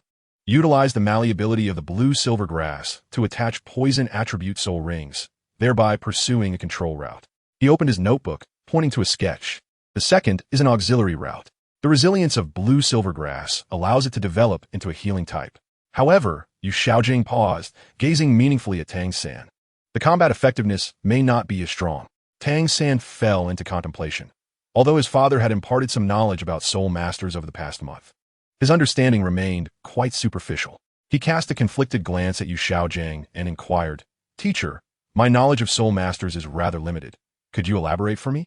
Yu Xiaogang nodded, beginning to expound. "Let us first discuss the control type. The primary focus is to enhance the toughness of the blue-silver grass, then to absorb poison attribute soul beasts to amplify its toxicity. Following this path will bolster your early combat effectiveness, preventing you from becoming a defenseless auxiliary soul master. But..." He paused briefly before continuing. "However, my research indicates that absorbing soul rings from poison attribute soul beasts may lead to toxin accumulation within your body, gradually eroding your health. Should the day come when your soul power can no longer suppress the toxins within, it would result in..." "And what about the auxiliary path, teacher?" Tang San could not help but press for more information. Yu Xiaogang continued his explanation. "The auxiliary route is relatively safe, but the initial combat power would significantly diminish. However, my research shows that the vitality of blue-silver grass is exceedingly robust, making it highly suitable for this path. Moreover, by incorporating numerous life attribute soul rings, it may even directly catalyze the evolution of the blue-silver grass. Moreover, in the later stages, the collaboration with the Haotian hammer can unleash the utmost power of the twin martial spirits. Thus, I recommend you pursue the support role, yet ultimately, the choice rests with you. Whatever path you choose, I shall support you wholeheartedly." Tang San gazed blankly at Yu Xiaogang, a wave of unprecedented warmth surging within him. This teacher, whom he had just met, was so considerate of his future, even willing to forego the opportunity to teach at the Royal Academy of Heaven Do. He looked down at the blue-silver grass in his palm, its profound blue hue glimmering softly under the light. In the past month, although his father had imparted much knowledge, none had taken the time to meticulously plan his future as Yu Xiaogang had. "Teacher," Tang San's voice quavered, "why are you being so kind to me?" Yu Xiaogang was momentarily taken aback, then offered a gentle smile. He reached out to ruffle Tang San's hair, a simple gesture that evoked memories of his past life, when his master in the Tang sect had shown him similar care. "Silly child," Yu Xiaojiang's tone softened significantly. "To encounter a student like you is the dream of every teacher." Moreover, his gaze deepened. "I've spent my life studying martial soul theory, yet I have always lacked a genius to validate my ultimate theories. And you, my dear, are a gift from the heavens. Tang San felt a warmth gathering in his eyes. In his previous life within the Tang sect, he had been hunted for stealthily learning the inner sect's forbidden techniques. And in this life, he was deemed a waste martial soul. Yet here was this master, regarding him as a treasure. Teacher, I choose the support role. Tang San lifted his head, his gaze resolute. I trust your judgment. A flicker of satisfaction passed through Yu Xiaogang's eyes. He turned and retrieved a thick notebook from the shelf, solemnly handing it to Tang San. This is my lifelong research and insights. From this day forth, you shall be my sole disciple. Tang San accepted the notebook with both hands, carefully flipping open to the first page, where he was met with a powerful inscription. There are no worthless martial souls, only worthless soul masters. This phrase struck him like a bolt of lightning, piercing through the depths of his heart. He recalled Su Yuntao's disdainful gaze, the pitying looks from the village children, and the confusion and frustration he had felt over the past days. Teacher, Tang San's voice trembled slightly. He took a step back and knelt deeply, performing a grand bow. Disciple Tang San pays respects to master. Once a teacher, always a father. You are my second father. Yu Xiaojing hurried to assist him, tears of pride glistening in his eyes. Good child, rise. From this moment on, we shall ensure that the entire continent witnesses the dazzling brilliance of the blue-silver grass. The flickering flame of the oil lamp swayed gently, casting the shadows of master and disciple intertwined upon the wall. For the first time, Tang San felt he had found a true sense of belonging in this unfamiliar world. Yet, unbeknownst to him, within Yu Xiaojang's shadow lay countless struggling souls seeking survival. Chapter 55, Soul Arena Training. In the eastern district of Heaven Do City, a majestic circular edifice rose prominently, casting a vast shadow beneath the midday sun. Lin Yan, accompanied by the Heaven Do battle team, stood before the Soul Arena, gazing up at this renowned structure of the continent. The arena was constructed entirely of gray-white granite, its towering outer walls, exceeding 30 meters, intricately adorned with bas-reliefs of various martial souls, the soaring fire phoenix, the roaring giant bear, and the entwined blue-silver grass. Each sculpture vividly alive, shimmering with a faint halo in the sunlight. At the main entrance, 12 Romanesque columns, thick enough for 3 men to embrace, supported a grand archway, at the center of which hung a 5-meter diameter bronze emblem, engraved with the image of crossed swords and shields. This was the emblem of the Soul Arena. How magnificent! Exclaimed Su Xiaoxiao, the youngest support-type soul master in the team, her eyes wide with wonder. Hailing from a nearby village, she had been recruited by the Royal Academy of Heaven Do due to her exceptional talent and had spent most of her time at school due to her family's modest means. This was her first visit to the Soul Arena. Feng Lai crossed his arms, his sharp gaze sweeping over the arena's ornate exterior, letting out a dismissive snort. Just a fa-ade. True combat does not rely on such embellishments. He raised his hand to pat the rough stone column, his knuckles grazing the finely carved martial soul reliefs. In actual battle, who would provide you with such a splendid stage? Lin Yan did not pause in his stride, continuing forward without looking back, his voice calm, yet authoritative. Let us proceed. The sunlight cast a long shadow behind him, perfectly enveloping the still complaining Feng Lai. Today we shall acclimate to the venue. The official matches commence tomorrow. Xueling gracefully kept pace with Lin Yan, her icy blue hair fluttering in the wind. As she passed Feng Lai, she conjured an ice crystal rose at her fingertip, deftly flicking it onto his forehead. Stop wasting time. The captain has already moved on. The ice crystal burst into fine shards upon impact, prompting Feng Lai to angrily wipe his face. Upon passing through the archway, the internal space opened up expansively. The elliptical arena, with a diameter exceeding 100 meters, was paved with specially designed alloy panels capable of absorbing most soul skill impacts. Surrounding the arena were tiered spectator stands, roughly accommodating nearly 10,000 viewers. Is that the VIP box? Su Xiaoxiao pointed to the crystal glass rooms encircling the upper levels. Xueling nodded, explaining, the royal family, 7 treasure glazed tile school, and the spirit hall, all major forces have their exclusive viewing areas. Around the arena, 12 3-meter-high soul guide lampposts were evenly distributed, each topped with memory crystals that recorded the matches. At that moment, a 2-on-2 battle was unfolding in the center, where 2 fire attribute soul masters were engaged in fierce combat against a duo of wind and thunder combination. Pay close attention to their coordination, Lin Yan spoke softly. The practical experience gained in the Soul Arena is something the training grounds can never provide. Suddenly, a deafening roar of cheers erupted. The lightning attribute Soul Master illuminated his third soul ring, transforming into a bolt of lightning as he surged behind his opponent, executing a combined strike with his partner's Windblade, an exquisite fusion of wind and thunder. Boomed the announcer's voice through the amplification soul guide. The Wind and Thunder team emerges victorious. Instantly, a wave of jubilant cheers filled the arena, a column of fire shooting skyward. Amidst the flickering lights, Lin Yan's lips curled into a slight smile. Tomorrow, it will be our turn. Tai Shan's rough fingers rubbed his chin. Captain, do we truly have to endure 2 months here? Lin Yan abruptly turned, his black attire slicing through the air with fierce elegance. We could leave sooner than 2 months. His voice softened unexpectedly. As long as you achieve my required points, you may depart at any time. At the end of the corridor, staff members waited with a registration book. Lin Yan strode forward, his footsteps behind him forming a resolute rhythm, akin to the prelude of a war drum. The shadows of the new round of competitions danced across their youthful faces, sometimes fiery red, sometimes icy blue, reflecting the burning fighting spirit in each of their eyes. Their initial battle dealt a staggering blow to this group of prodigies. Bang! Tai Shan was once again sent flying, his heavy form sliding several meters across the hard ground of the arena. His once proud, iron-armored rhino defense seemed merely a punching bag in the presence of these seasoned combatants, with each strike of the opponent's spiked club landing precisely on his weakest points. Ha ha! Is this the genius of the Royal Academy of Heaven Do? A Soul Master, his face brimming with brutish laughter, lifted Tai Shan's chin with the tip of his weapon. Little master, do you want to go home and find your mother? Meanwhile, Lin Ying and Chun Li were faring even worse. The toxic mist from the Scorpion Brothers had enveloped the entire arena, completely obscuring their vision. To the left, Lin Ying called out, his figure darting like a phantom, but he missed his target. Guess wrong, little cutie, a chilling voice echoed in his ear, followed by a sharp pain in his eye. Chun Li let out a wretched cry as he collapsed to the ground, his hands desperately covering his eyes. From between his fingers oozed a terrifying black blood. End the match quickly, shouted the healer on the sidelines, panic evident in his voice. If this drags on, they will lose their sight. Feng Lai and Shui Ling fared slightly better, yet they too tasted defeat against opponents 3 levels higher. Shui Ling's ice staff was ensnared by her opponent's fiery whip, and Feng Lai's attempt to rescue her was thwarted by another soul master blocking his path. Yield, young lady.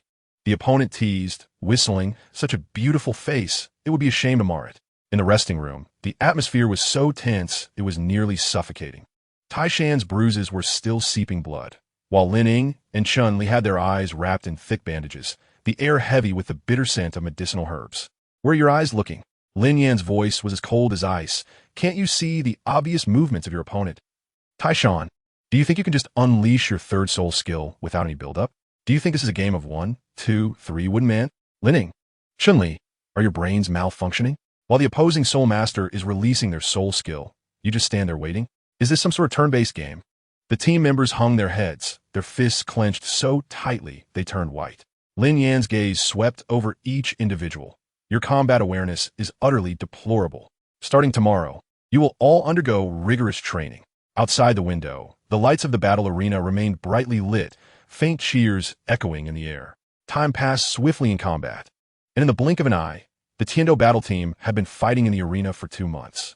This once inexperienced team had begun to gain a modicum of fame, their matches becoming a topic of lively discussion among the audience.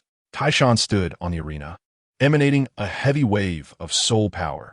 His opponent was a 32-level aggressive soul master wielding a flaming long knife. Iron Rhino, just a cumbersome target, the opponent taunted, as his third soul ring glowed and flames erupted from the long knife. A cold smile crept across Tai Shan's lips as he activated his first soul skill, Iron Armor Protection. When the flaming long knife came crashing down, he did not flinch, allowing the blade to strike his shoulder armor with a piercing metallic clang. Before the opponent could register his surprise, Tai Shan had already seized his wrist, throwing him to the ground with a powerful shoulder throw. Yield, Tai Shan declared from his superior position. Your attack cannot even breach my defense. On another stage, Lin Ying and Chun Li demonstrated overwhelming dominance from the onset of their revenge match against the Scorpion Brothers. Just as the Scorpion boss raised his hand to release poisonous mist, Chun Li's claws were already at his throat, causing the second Scorpion to freeze in shock, only to have Lin Ying's hand chopped down on the back of his neck. Their synergy was seamless, preventing their opponents from unleashing even a single complete soul skill. Feng Lai and Xue Ling's combination of wind and snow was utterly breathtaking. Faced with two 34-level aggressive soul masters, Xue Ling's first soul skill, Ice Crystal Barrier, instantaneously froze half the arena. Feng Lai glided across the icy surface. His speed increased by more than 30%. Ice Storm. They both unleashed their combined soul skill. An Arctic whirlwind blowing their opponents right out of the arena's boundaries. When the team battle commenced, the 7 members of the Tiando battle team stood poised on the stage, radiating confidence. Feng Lai, acting as the temporary captain, stood at the forefront, flanked by Xue Ling, Taishan, Lin Yan, Chun Li, and 2 auxiliary soul masters, Su Xiao and Yu Xi. Their opponents were the formidable Flame Lions, a seasoned team with all members above 27 levels. Their captain, a 35-level aggressive soul master. "We will put an end to your 6-match winning streak," the Flame Lions captain sneered. "Prepare to witness true teamwork." As the bell rang to signal the start of the match, 3 aggressive soul masters from the opposing team surged forward simultaneously, while 2 control-type soul masters laid down a fiery net from the back. "Formation," Feng Lai commanded, and Taishan immediately led the 2 defensive teammates to form a triangular defense, blocking the incoming flames. At the same time, Xue Ling lightly tapped her ice staff on the ground, and a chilling mist enveloped the arena, obscuring the opponent's vision entirely. "Xiao, amplify soul power," Feng Lai ordered. Su Xiao swiftly activated her first soul skill, Soul Power Resonance, providing soul power support to the entire team. Yu Xi focused intently on enhancing the defense of the 3 frontliners, Taishan, Xue Ling, and Lin Yan. Under the cover of the icy fog, Feng Lai darted towards the opposing auxiliary soul master like a green shadow. Lin Yan and Chun Li, the agile attack duo, flitted across the battlefield like phantoms, specifically targeting the opponent's skill buildup. "Stick to the pre-battle plan." As Feng Lai's command resonated, Lin Yan and Chun Li followed him straight towards the opposing backline's auxiliary soul masters. Meanwhile, Taishan and Xue Ling retreated to protect Su Xiao and Yu Xi. In just a few seconds, the 2 auxiliary soul masters from the Flame Lions were already knocked out of the arena. Losing their auxiliary support caused the Flame Lions to falter. The captain roared in fury, unleashing his 3rd soul skill, Flame Impact, only to be met with Taishan's unyielding defense. "Is that all the strength you have?" Taishan grinned. Though he was pushed back a few steps, his armor remained unscathed. Seizing the opportunity, Xue Ling unleashed her 2nd soul skill, Ice Crystal Spike, causing dozens of ice spikes to erupt from the ground, trapping their opponents in place. Feng Lai and the others took full advantage of this moment, sending all their opponents flying out of the arena. As the referee announced the victory of the Tiando battle team, the entire arena erupted in cheers. The team members exchanged smiles. The once inexperienced squad from 2 months ago had transformed into a formidable force. Chapter 56. The star-piercing shot breaks the bear armor. The arena, capable of accommodating thousands, was packed to capacity today, for Lin Yan was about to face his most formidable opponent yet, a 44-level soul zone. In the center stage of the battle arena, Lin Yan stood with his hands clasped behind his back, clad in a black form-fitting outfit that accentuated his tall and slender frame. The air crackled with restless waves of soul power, the audience holding their breath in anticipation of the impending duel. From being mocked as an inexperienced child 2 months ago, destined to be defeated and sent home to cry to his mother, to now boasting an impressive 49 consecutive victories, Lin Yan's rise had garnered fervent cheers and shouts from the crowd. "Kid, your winning streak ends here." A thunderous roar erupted from across the arena. Standing before him was a towering giant, 2 meters tall, muscles rippling. With a menacing grin, he revealed 4 soul rings, their yellow and purple glows swirling around him.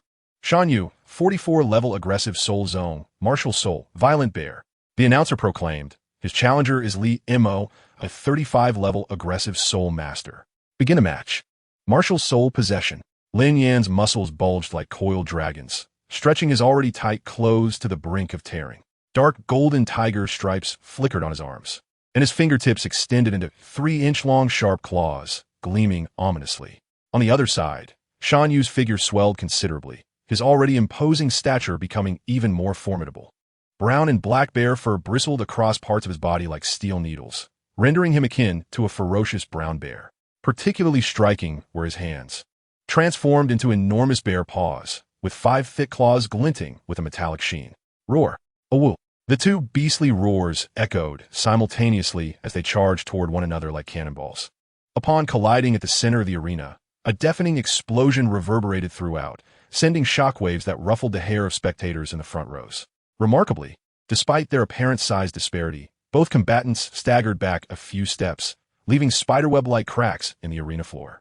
Lin Yan and Shan Yu stood 10 meters apart, their gazes locked in a fierce exchange of thunder and fire. The earlier clash of unadorned brute strength had caused Shan Yu to shed his last vestige of disdain.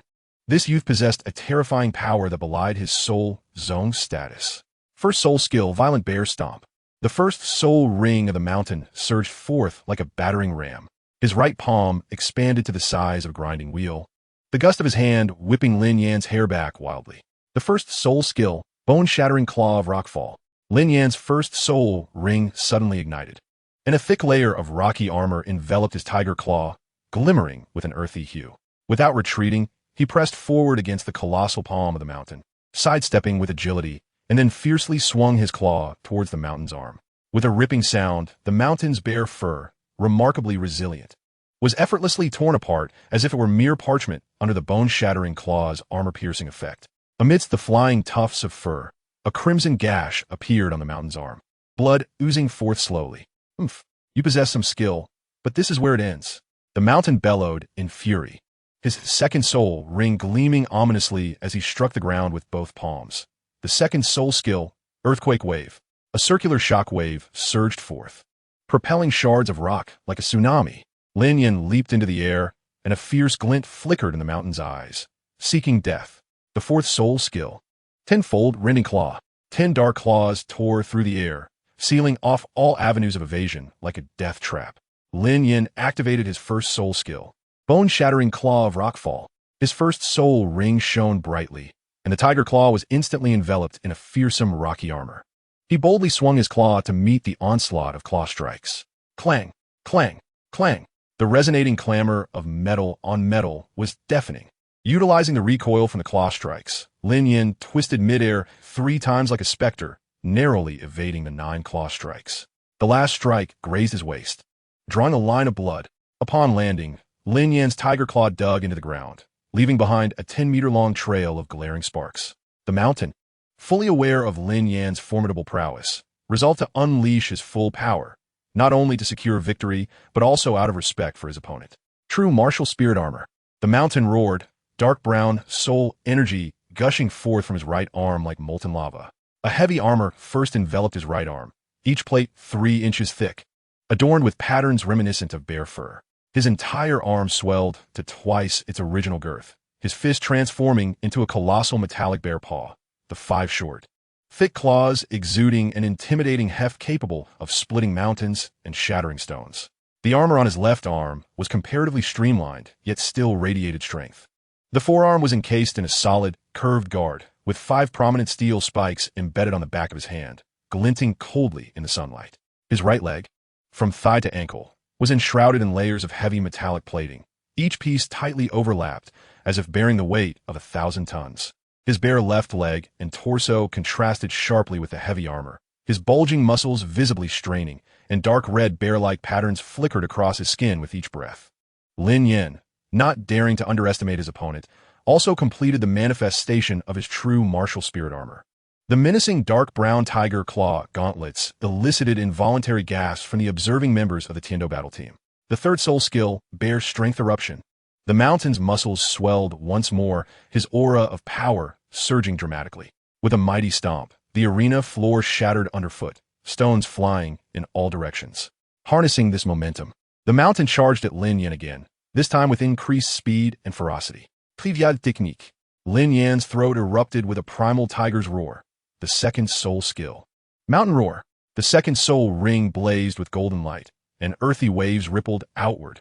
His skin cracked, revealing rocky patterns as his stature surged by 3 inches. Seizing the opportunity, the mountain's massive palm came crashing down, but Lin Yan chose to confront it head-on. The first soul skill, Bone-Shattering Claw of Rockfall. Bang! The two collided with a thunderous boom.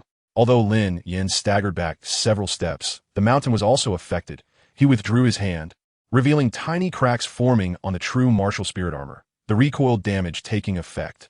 Lin Yan seized the chance, advancing several steps, and with a swift upward motion of his claw, he tore through the air. The first two strikes sparked against the armor, while the third claw accurately struck the exposed area of the mountain's abdomen. With a sickening sound, flesh and blood erupted. The mountain gazed down at the wound on his abdomen, blood dripping from his bare fur onto the arena floor. His expression shifted from shock to fury, his soul power surging recklessly. You shall witness true strength. The third soul skill, Bear Strength Eruption. The mountain's muscles bulged once more, veins standing out like coiling dragons. His speed surged, transforming him into a brown-black blur, rushing towards Lin Yan. The fourth soul skill, Tenfold Rending Claw. 10 dark claws slashed through the air, each accompanied by a piercing sound, sealing off all of Lin Yan's escape routes. Lin Yan's eyes sparkled with determination. The third soul skill, Tiger's Roar in the Sandstorm. The third purple soul ring erupted with blinding brilliance. 5 colossal sandstorm claws tearing through the earth. A violent sandstorm surged skyward, colliding with the dark claws. Within the tempest cover, Lin Yan entered a frenzied state. His attack speed surged by 20, each claw swirling with razor-sharp sand blades. The mountain's movement slowed, and sparks flew from his true martial spirit armor under the relentless assault. I've got you. A bare paw, cloaked in the true martial spirit armor, suddenly emerged from the sandstorm. The mountain endured several sand blades, his massive paw clamping down on Lin Yan's left shoulder. Crack! The bone-breaking sound was excruciating. Pain surged through Lin Yan, his eyes ablaze with golden light, a primal ferocity erupting within him.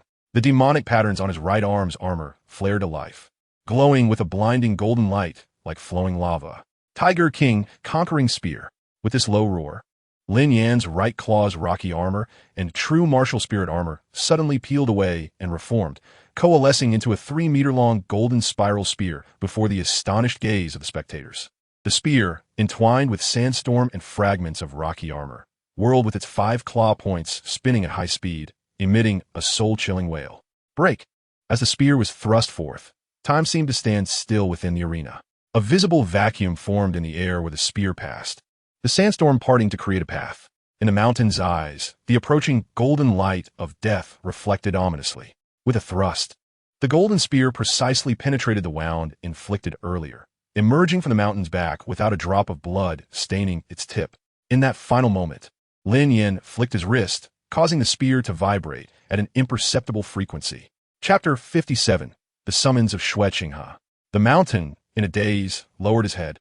The golden spear that pierced his body miraculously, avoiding all vital points, slowly dissipating. The tiger pattern glow on the spear dimmed, and the rocky armor fragments clung to it like withering petals, falling away one by one. The outcome is sealed, bitterness tinged his voice. Lin Yan, breathless, released the spear, which instantly transformed into a cascade of golden sand. He staggered back 2 steps, his left shoulder hanging limply, his tone laced with regret. I apologize. I have yet to master it fully. I nearly harmed you. Silence enveloped the arena. The sound of a pin dropping could be heard. Then, an eruption of cheers surged forth like a volcanic blast, nearly toppling the entire arena's dome. The mountain knelt on one knee, bursting into hearty laughter. Worth it. That spear was worth it. He struck the ground emphatically, conceding defeat, his eyes ablaze with pure martial fervor. Young one, heal well. I await our next battle. Lin Yan, bloodied at the corner of his mouth, curved his lips into a faint smile. I'll be waiting. The ethereal visage of Qing Ming quietly materialized, her voice resonating with a hint of suppressed excitement within Lin Yan's mental space. Lin, my boy, 2 months of arduous training have not been in vain. The Tiando royal family and the 7 treasure glazed tile school have arrived. Following the guidance, Lin Yan looked up. Outside the crystal box high above, 2 figures stood at the railing. The young man on the left donned a platinum brocade robe, his golden hair dazzling, his handsome visage exuding royal nobility. His lips were adorned with a perfectly measured, subtle smile, and his slender fingers caressed the railing. The dragon-patterned jade ring upon his fingertips shimmered with a warm luster under the light. It was none other than the crown prince of the Heaven Do Empire, Shueqinghe. To his right stood a middle-aged man in a deep blue long robe, his blue-violet hair subtly streaked with frost white.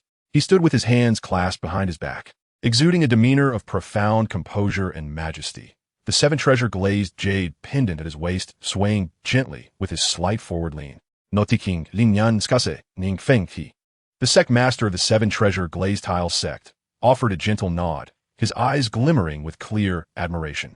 Within the private box, the silhouettes of the attendants stood solemnly, their figures flickering in and out of view. Xue Qinghe gracefully raised his hand in a gesture of toasting, the amber liquid within the glazed cup refracting a mesmerizing halo. Ning Fengji lightly tapped the railing, a subtle motion that inexplicably evoked a sense of elder-like expectation in Lin Yan. The mountain was swiftly evacuated by the medical team. The cheers from the audience surged like a roaring tsunami, deafeningly loud. Lin Yan stood at the center of the arena, the excruciating pain in his left shoulder intertwined with the exhaustion from his depleted soul power.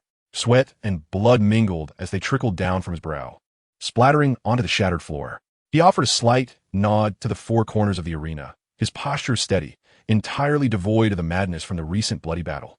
As he descended from the arena, a healer from the Seven Treasure Glazed Tile sect, dressed in a simple yet elegant robe, immediately stepped forward. A soft white light surged from her palm, enveloping Lin Yan's left shoulder. The gentle soul power acted like a refreshing spring, temporarily alleviating the most severe pain, realigning the dislocated bones and staunching the blood flow.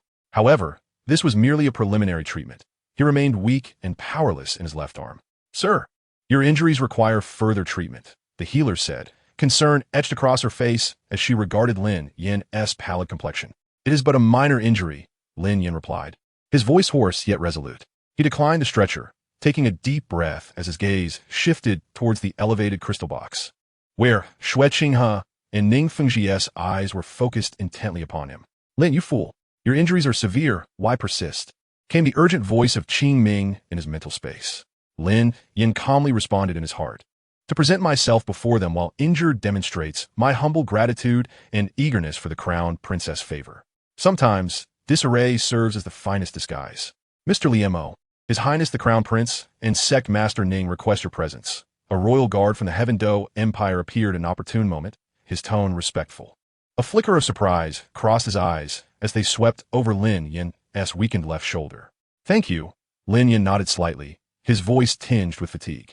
He followed the guard through the bustling crowd, stepping onto the exclusive path leading to the VIP box.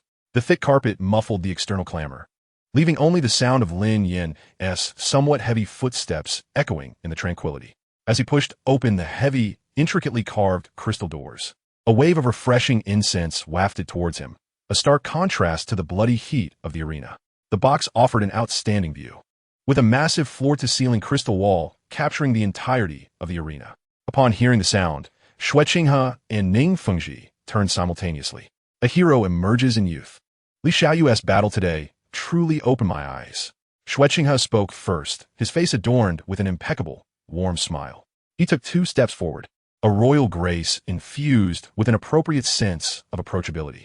His gaze fell upon Lin Yan's drooping left shoulder and pale countenance, his voice laced with genuine concern. "Your injuries are grave. Why not prioritize your treatment? I and my teacher are not ones to be overly concerned with trifles."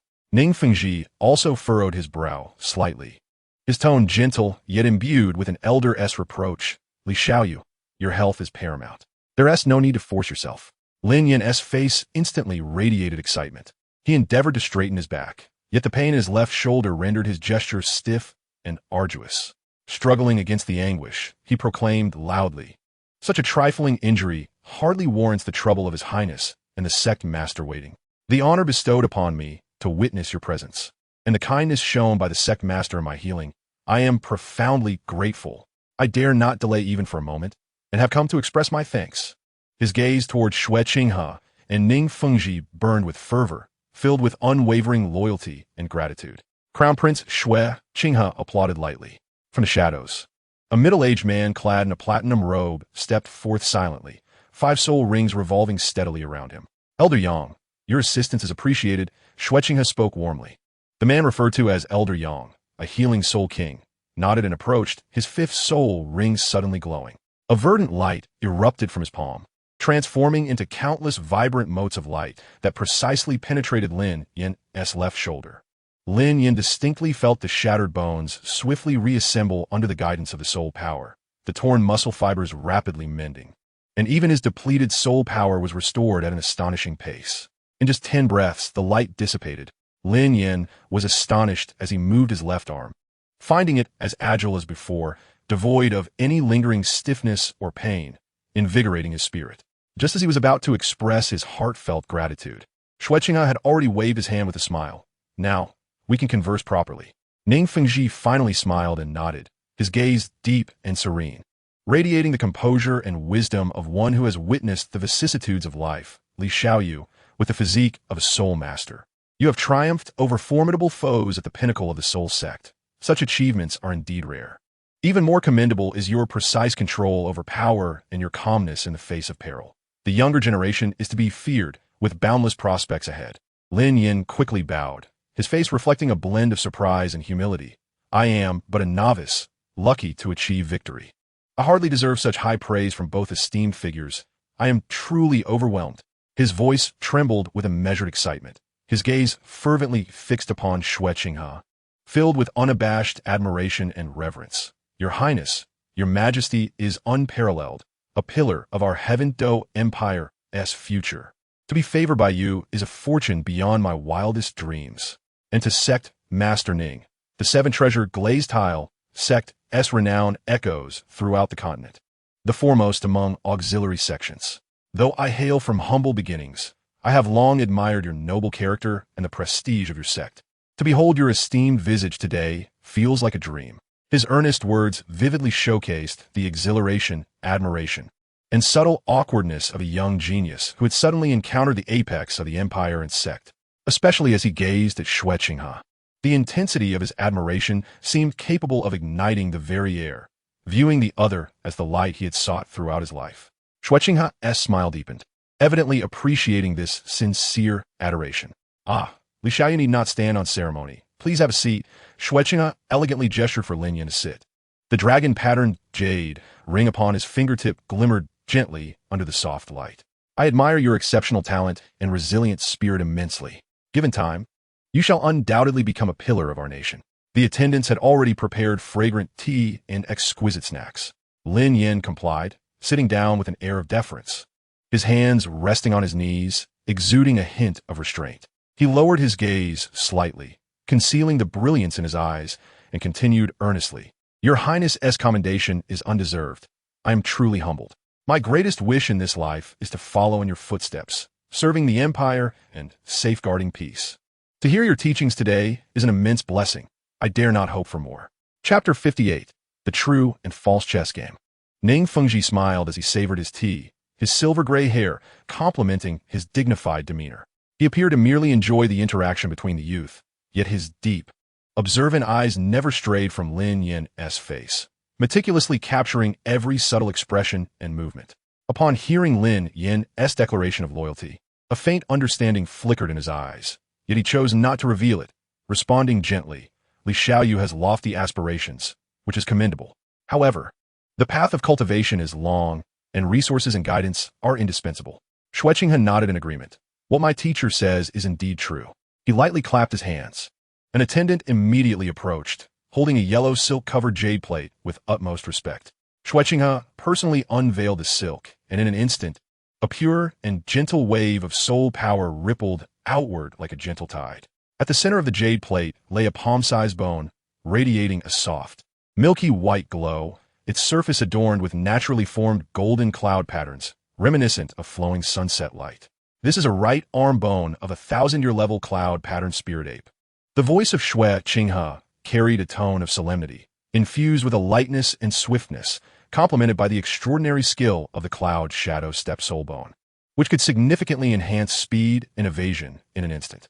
This palace observes that Li Xiaoyu's combat style is fierce and formidable, yet his agility remains open to improvement.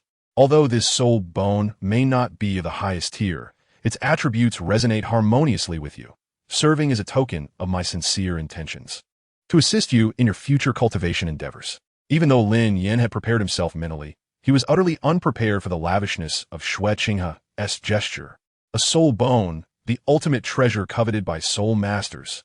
Its worth cannot be measured by mere currency. This act was both a tremendous boon and a heavy shackle, as well as a blatant test. Lin Yan abruptly raised his head, his gaze fixated on the alluringly radiant soul bone, his pupils constricting suddenly, his mouth slightly agape, and the color drained from his face, leaving only sheer astonishment and disbelief. his hands, resting on his knees, clenched tightly, knuckles whitening from the strain, his body trembling uncontrollably. His voice faltered, laced with a thick nasality and intense tremor, as if he were too overwhelmed to articulate his feelings. He leapt to his feet, yet his excessive excitement caused him to stumble, nearly toppling over. He hastily steadied himself, dropping to one knee with a thud, bowing deeply before Xue Qinghe, his shoulders shaking violently. When he lifted his head again, tears streamed down his face. His eyes were intertwined with unparalleled emotion, startled apprehension, and a fervent loyalty that seemed to burn within him. The tears washed away the remnants of sweat and blood on his face, revealing a disheveled, yet profoundly sincere expression. "Your Highness, such a precious treasure. I, a mere lowly being, am unworthy." His voice was hoarse, tinged with a heart-wrenching sob, each word seemingly exhausting every ounce of his strength. "Your Highness's graciousness is akin to a rebirth. I, Liamo, in this lifetime, am willing to be the sword in your Highness's hand. Wherever your Highness points, that will be my lifelong direction. Even if it means traversing mountains of blades or seas of fire, I shall not hesitate to give my life." This resolute declaration, imbued with a sincerity that felt like a conflagration, rendered the entire private room silent. Xue Qinghe's smile deepened in warmth and depth as he stepped forward, assisting Lin Yan to his feet and gently saying, "Li Xiaoyu speaks too highly. I believe in you and have high hopes for your future. Accept this. It is what you rightfully deserve." Ning Fengji observed Lin Yan's tearful gratitude and fervent loyalty with keen interest, a trace of amusement flickering in his eyes. He set down his teacup and smiled. "Your Highness possesses a discerning eye, bestowing such a generous gift, which clearly reflects your esteem for Li Xiaoyu. I too cannot appear empty-handed, lest I seem miserly." With a flick of his wrist, an ancient-looking ring, radiating a soft jade hue, appeared in his palm. Intricate and subtle patterns were engraved upon it, vaguely forming the shape of a delicate pagoda, a miniature representation of the Seven Treasures glazed tile pagoda. This is the Qingling Ring, a storage soul guide. Its inner space is ample enough for convenience. I shall also include a calling card from our Seven Treasures glazed tile school. Should you encounter any difficulties in your cultivation in the future, you may present this card at any of our school's establishments for assistance. To the best of our abilities, the sect shall not decline your request. This gift, while seemingly less valuable than the soul bone, carried immense symbolic significance. Storage soul guides are rare, and a calling card granted by the sect leader of the Seven Treasures glazed tile school is an intangible talisman and pass. It represents not merely direct resources, but also Ning Fengji's personal recognition and a potential promise of protection. Its implicit value sometimes even surpasses that of a millennium-old soul bone. Lin Yan's heart was as clear as a mirror. Ning Fengji's gesture was not only a release of goodwill, but also a means to balance Xue Qinghe's aggressive overture, as well as a long-term investment and observation. He immediately turned to Ning Fengji, tears still fresh on his cheeks, now mingled with newfound excitement. "Ning Sect Master, your kindness is something I shall never forget. The Seven Treasures glazed tile school is the sacred ground for soul masters, and your esteemed reputation resonates far and wide. Today, receiving your generous token, I shall certainly devote myself to diligent cultivation, not to disappoint your regard today." He once again bowed deeply, his hands trembling slightly as he carefully accepted the Qingling Ring, handling it as if it were a rare treasure. His gaze toward Ning Fengji brimmed with genuine gratitude and admiration. Subtly differing from the fervent loyalty he had shown to Xue Qinghe, his commitment to the prince was one of life and death, whereas to the sect master, it was one of reverence and gratitude. Xue Qinghe watched Lin Yan receive the ring, his smile remaining warm, though a faint glimmer of coldness flickered in his eyes, so swift that none noticed. He laughed heartily. "Excellent. To encounter a young talent like Li Xiaoyu today, and to have Ning's sect master witness it, is indeed a stroke of fortune. Li Xiaoyu, you must take time to recuperate. I look forward to your remarkable achievements upon recovery. Ning Feng notet gently, Li Jiaoro. Take care. There is plenty of time ahead." Lin Yan expressed his gratitude once more, and, under the guidance of the guards, he respectfully exited the private room, bearing the weighty Millennium Soul Bone and the highly significant Qingling Ring. As the crystal door slowly closed, sealing off the interior from the outside, the ethereal shadow of Qingming coalesced beside Lin Yan like smoke. A rare gravity flickered in his typically serene gaze. His long fingers lightly tapped in the air, and an invisible mental barrier enveloped the two. Listen closely, young one. That Shueqinghe is not genuine. This individual possesses a remarkably rare soul bone, capable of perfectly mimicking another's appearance, aura, and even soul power fluctuations. Such a disguise is difficult to discern, even for a titled Douluo. The real prince is likely in grave danger.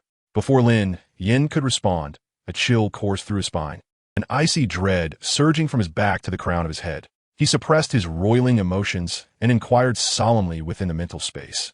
Is this truly the case?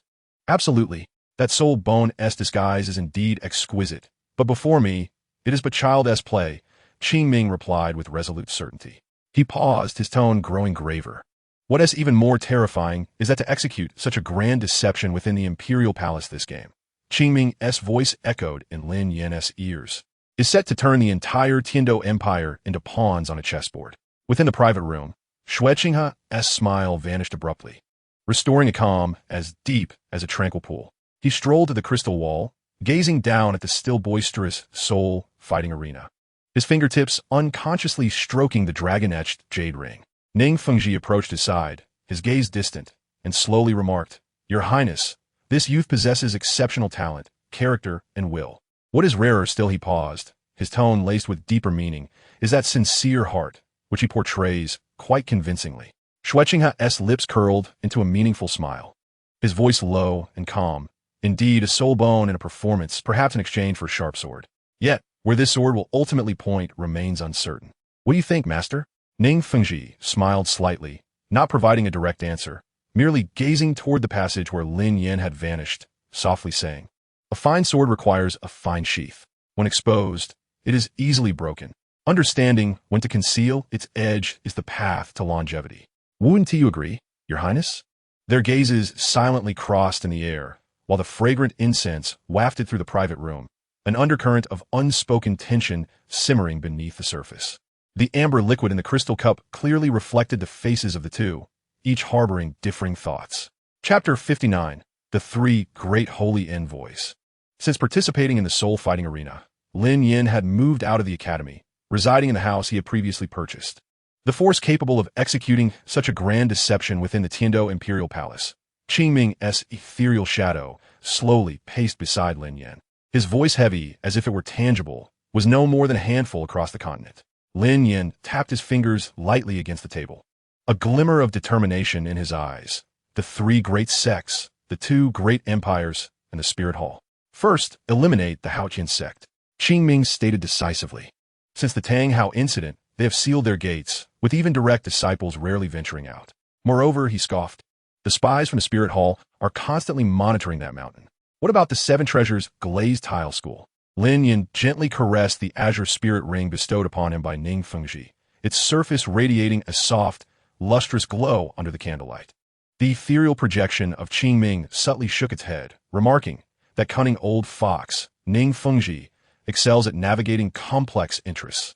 The profound entanglement between the Seven Treasure glazed tile school and the Heavenly Doe royal family makes it improbable for him to undermine his own foundation. Moreover, he paused significantly. With his astuteness, if he were truly inclined to act, he would surely leave no such glaring weaknesses. What the Blue Lightning Tyrant Dragon Sect? Lin Yan inquired, his brow furrowing as he unconsciously traced the contours of the azure spirit ring. Qingming shook his head slowly. Though Yu Engine is domineering, his methods are always forthright and honorable. Such duplicitous tactics are not in his character. Lin Yan ambled to the window, gazing at the golden dome of the palace, sparkling in the setting sun. His voice was low and composed thus. The remaining possibilities are limited to the Spirit Hall and the Star Luo Empire. Both Qingming and Lin Yan arrived at this conclusion simultaneously, recognizing that mobilizing such resources to execute this deceitful maneuver within the palace could likely be attributed solely to the Pope and the Emperor of the Star Luo Empire. Ultimately, this remains our conjecture. We require more evidence. Lin Yan turned, his eyes glinting with a dangerous light. If it indeed transpires that the Spirit Hall or the Star Luo Empire is behind this, they will undoubtedly initiate significant actions henceforth. The Heavenly Doe Empire and the top three sects may very well be their targets. A rare seriousness crossed Qingming's countenance. Lin, this game of wits has escalated beyond your imagination. Every step we take now may be akin to dancing upon the edge of a blade. Yet a cold smile graced Lin Yan's lips. Since they dare to play this game, I shall accompany them to the very end. He tapped his fingers rhythmically upon the windowsill. However, prior to that, we require more leverage and an avenue for retreat. What are your intentions? He continued. The cunning rabbit has 3 burrows. The main force of the Holy Spirit sect can no longer remain near Heavenly Do City. Lin Yan's voice was resolute. The Star Luo Empire must also dispatch personnel to develop a branch.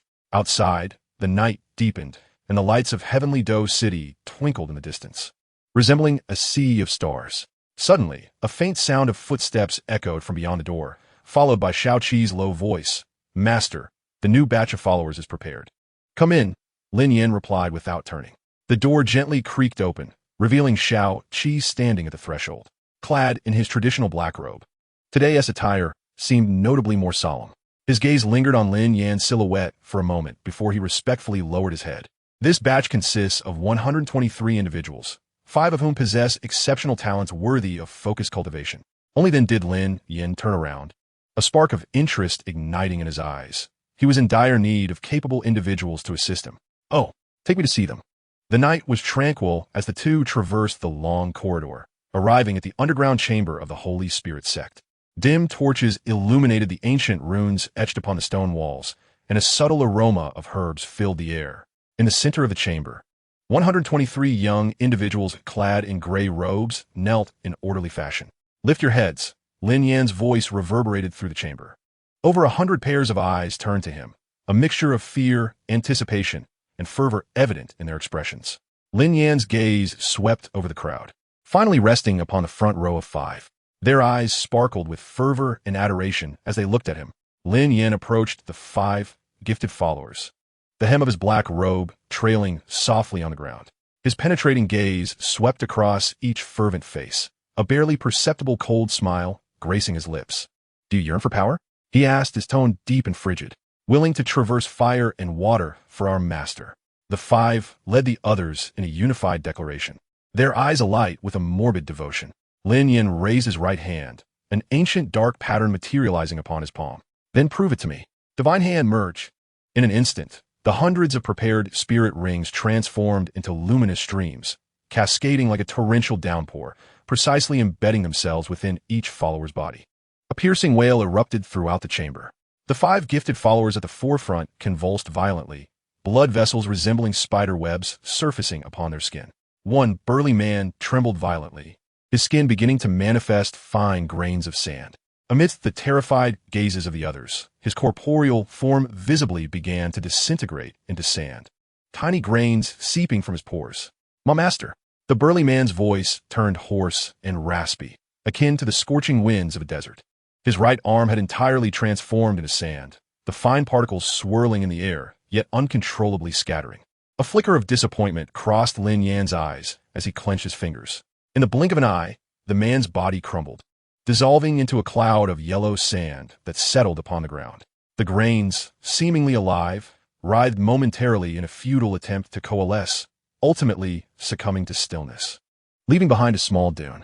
What a pity, Lin Yan remarked indifferently. The potential of the sand spirit is rather commendable. Simultaneously, another girl with a wind-type spirit began to twist and contort, her limbs elongated like rubber, with azure currents visibly coursing beneath her skin. The girl emitted a cry that was more beastly than human, and suddenly, she exploded, transforming into countless sharp blades of wind that wreaked havoc within the chamber. Barrier, Lin Yan uttered calmly. Xiao Qi immediately summoned his soul power, erecting a yellowish barrier that shielded against the onslaught of wind blades. The situation for the ordinary followers in the rear was even more dire. Some ignited in strange green flames, turning to ashes amidst their screams, while others melted like wax figures, collapsing into pools of rancid blood. Some had their bones protruding from their skin, contorting into grotesque shapes amidst their agony. The entire chamber resembled a hellish nightmare. The sense of blood, charred flesh, and an eerie sweetness intertwined, inducing nausea. 3 hours later, silence reigned. The chamber lay strewn with corpses. Of the original 123 followers, only 35 survived. Among the 5 gifted individuals, only 3 had endured this brutal transformation. Lin Yan slowly approached the 3 who had successfully evolved, his black robe trailing through the blood-soaked ground, leaving a dark trace. His gaze first fell upon a pale, slender youth at the forefront. "Show me your abilities," Lin Yan commanded. The youth slowly raised his head, his once handsome visage now marred by azure veins. He opened his mouth to reveal 2 pairs of sharp fangs. "My evolved spirit is the Blood Nightmare Bat. Its primary ability allows me to transform soul masters into blood servants under my command. The transformed retain their memories and spirits from life, but can never defy my will." A glimmer of satisfaction flickered in Lin Yan's eyes as he turned to the girl enveloped in purple mist. Understanding, she raised her hand lightly, and a corpse on the ground suddenly twitched and stood up. Green, ghostly flames ignited in its eye sockets. Though its movements were stiff, it bristled with aggression. "My spirit is the corpse puppet." The girl's voice was ethereal and distant. "I can currently control up to 10 corpses simultaneously, with the controlled retaining 70% of their combat prowess." With a gentle flick of her finger, the animated corpse erupted forth with astonishing speed, its claws shredding through a nearby stone pillar. Finally, Lin Yan's gaze landed upon the shadows. 2 pitch-black hands extended from the darkness, followed by the gradual emergence of a figure shrouded in ink-like darkness. This figure seemed to possess no physical form, capable of merging into any shadow at will. "My awakened spirit is shadow," the shadowy figure rasped, akin to sandpaper scraping. "I can traverse freely within shadows, creating shadow warriors," and even, as he spoke, his body abruptly fragmented into dozens of shadows, surging from various angles to assault a corpse, instantly tearing it apart, transforming himself into a weapon of destruction. A smile curved Lin Yan's lips. "Excellent." He raised his hand, and with a flourish, 3 crimson tokens floated before the trio. "From this day forth, you shall be known as the Blood Nightmare Envoy, the Undead Envoy, and the Shadow Envoy of the Holy Spirit Sect." The 3 accepted the tokens, kneeling with a thud, their eyes brimming with fervor and loyalty towards Lin Yan. The remaining disciples also fell to their knees, chanting, "Long live the Master! Long live the Holy Spirit!" Their voices reverberated through the chamber, echoing against the stone walls. Chapter 60. The Exchange Meeting. Under the blazing sun, the silhouette of Shuei City stood distinctly against the bright sky. The moat shimmered with glistening waves, reflecting the winding city walls, while the heated wind carried moisture and the distant clamor of the marketplace. The carriage of the Tiando Royal Academy rolled over the sun-baked bluestone road, clattering as it entered the city gates. Inside, Lin Yan closed his eyes in repose, separating himself from the cacophony of voices and cicadas outside. "We have arrived." Qin Ming's voice shattered the tranquility, laced with a barely perceptible tension. "Liamo, this exchange meeting serves as a prelude to the continent-wide Soul Master competition in 2 years. For the glory of our academy, we must exert ourselves to the utmost. There can be no failures." Lin Yan opened his eyes, his gaze as tranquil as a still pond, and nodded slightly. "Understood, teacher." Before the carriage could come to a full stop, a sudden shriek and coarse laughter erupted from around the street corner, shattering the evening calm of Shuei City. Several robust students clad in the heavy leather armor emblematic of the Iron Armor Academy were encircling 2 girls from the Tian Shui Academy, dressed in water blue gowns.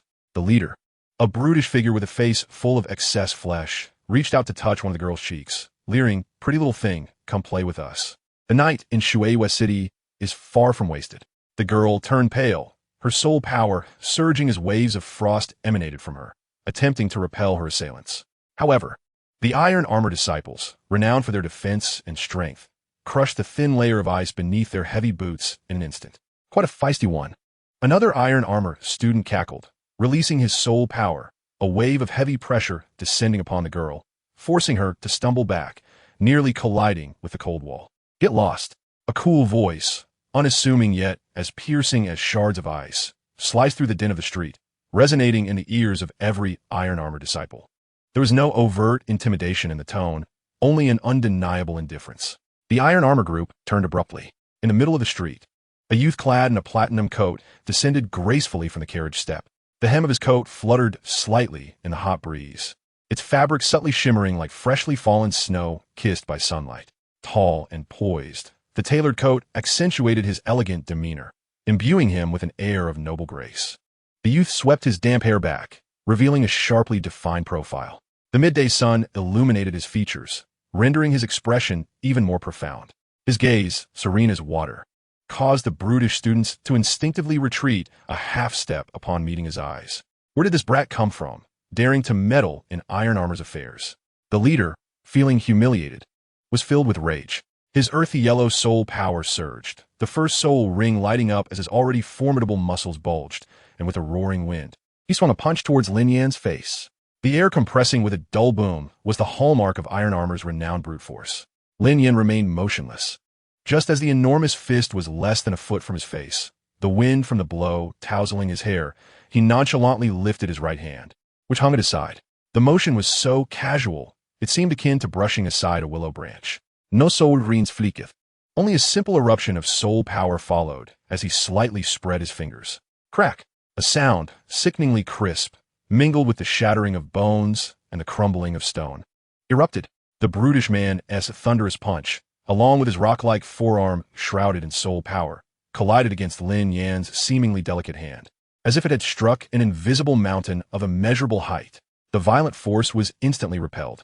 The savage grin on the man's face froze and contorted, replaced by an expression of incredulous agony as he distinctly heard the horrific sound of his bones splintering, a tremendous backlash crashing into his chest.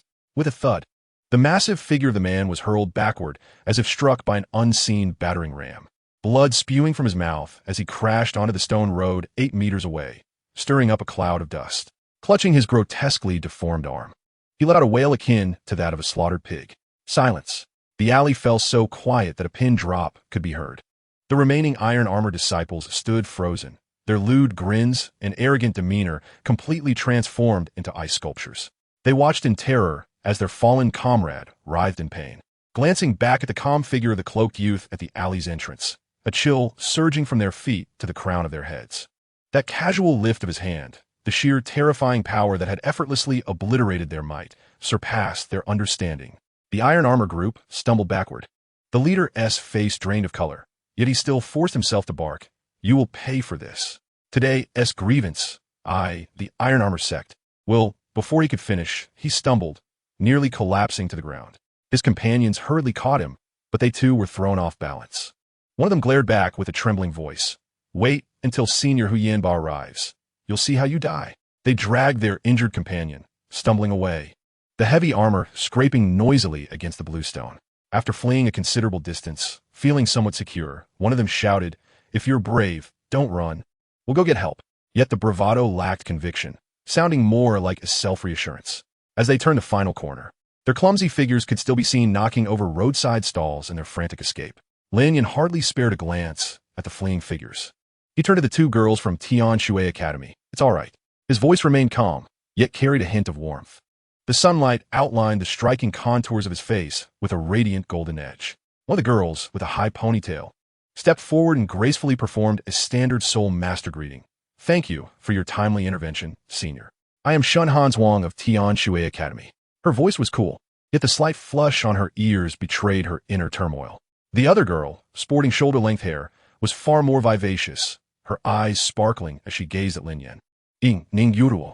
That move you just executed was incredible. She suddenly realized her excitement was a bit excessive and quickly composed herself, though admiration still shone in her eyes. Shen Han Huang discreetly tugged at Ning Yuruo's sleeve, whispering, May I inquire about your esteemed name, Senior? If there's a chance in the future, I would certainly repay today as kindness. Lin Yan paused for a moment, his gaze lingering on the pair, Tiando Royal Academy. Liemo Ning Yuruo's eyes widened in astonishment, her hands instinctively covering her mouth. Ah?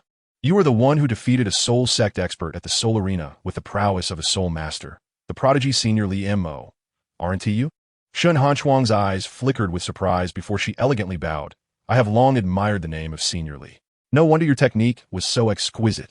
Straightening up, her tones softened with a hint of anticipation. In a short while, our Tian Shui Academy will hold an exchange competition with your esteemed academy. I hope to have the honor of witnessing your prowess once more. I will definitely be there to cheer for you, Senior. Ning Yuruo exclaimed excitedly, clenching her fists. Then quickly added, Of course, I will cheer for our academy too. Lin Yan smiled gently. Then I appreciate your support in advance. I hope you both can perform to the best of your abilities at the exchange. He glanced towards his waiting teammates in the distance, politely nodding. My companions are awaiting me. Please do take care on your way back. As the 2 young girls watched him depart, Ning Yuruo softly remarked, I never imagined the legendary Senior Liemo would be so approachable. Shenhan Huang gazed dreamily at Lin Yan's receding figure, her eyes sparkling with admiration. From this day forth, I shall be a devoted follower of Senior Lian Mo, she whispered, her voice imbued with the unique blend of youthful longing and determination. Chapter 61. The Tiger Roars. Shattering the ice. In the heart of Shueiyue City, the colossal circular soul arena awakened in the morning light. The majestic structure, built from white marble, shimmered under the sun, symbolizing the glory and power of the Tiando Empire's foremost academy for soul masters. The audience was already abuzz with excitement, their eager gazes fixed upon the expansive arena at the center. The air was thick with exhilaration, anticipation, and an undercurrent of tension. The individual competition commenced in earnest. Injuring one's opponent severely or taking their life was strictly forbidden. A gentle touch would suffice. In the opening round, Lian Mo from the Tiando Royal Academy faced Shueiyue from the Tianshui Academy. The referee's booming voice resonated throughout the arena via the sound amplification soul tool. On either side of the arena, lights flickered. Lin Yan donned his unassuming black robe, stepping calmly onto the polished stone surface. Opposite him stood Shueiyue, graceful and poised, her water blue attire accentuating her slender form. In her hand, she wielded a staff of crystalline clarity, seemingly carved from eons of glacial ice, emanating a chilling aura that lowered the temperature around the arena. Her expression was serious, clearly having heard of the events that transpired in the alleyway earlier. I am Shueiyue from the Tianshui Academy, a level 35 control system soul master. I humbly seek your guidance. The girl's melodious voice resonated with unwavering resolve. Lin Yan nodded slightly. Li Mo. Let the match begin. The referee's arm fell decisively. First soul skill, Icebound Coffin. Without a moment's hesitation, Shueiyue called out as her first soul ring flared to life beneath her. She pointed her ice staff forward, unleashing a torrent of deep blue cold air that surged across the arena like a tangible entity, rapidly spreading towards Lin Yan's feet. The ground beneath them crackled ominously as a thick layer of metallic-hued ice swiftly encroached upon him, transforming the air into a crystalline mist that sealed all avenues of escape. A murmur of awe rippled through the audience. The Tianshui Academy was renowned for its formidable control abilities. Once ensnared by the icebound coffin, a freezing storm would inevitably follow, plunging the opponent into utter helplessness. Lin Yan remained rooted, his gaze unperturbed as the rapidly advancing ice and biting cold approached. Just as the sharp ice was about to graze the tip of his boot, he swiftly activated his martial soul. With a subtle retreat of his left foot and a lowering of his center of gravity, he casually waved his right arm forward. The movement was minimal, almost languid in demeanor. However, in that fleeting moment, a dazzling yellow light erupted from beneath him. First soul skill, Rock-Shattering Claw. A deep, resonant roar echoed from the void, infused with an ancient, primal essence. Lin Yan's right hand, now enshrouded in a heavy, rock-textured dark yellow armor, emanated an overwhelming aura of weight and sharpness that burst forth with terrifying force.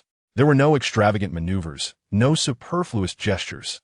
The claw, encased in rock armor, tore through the air with a piercing shriek as it lunged directly towards the advancing ice layer beneath him.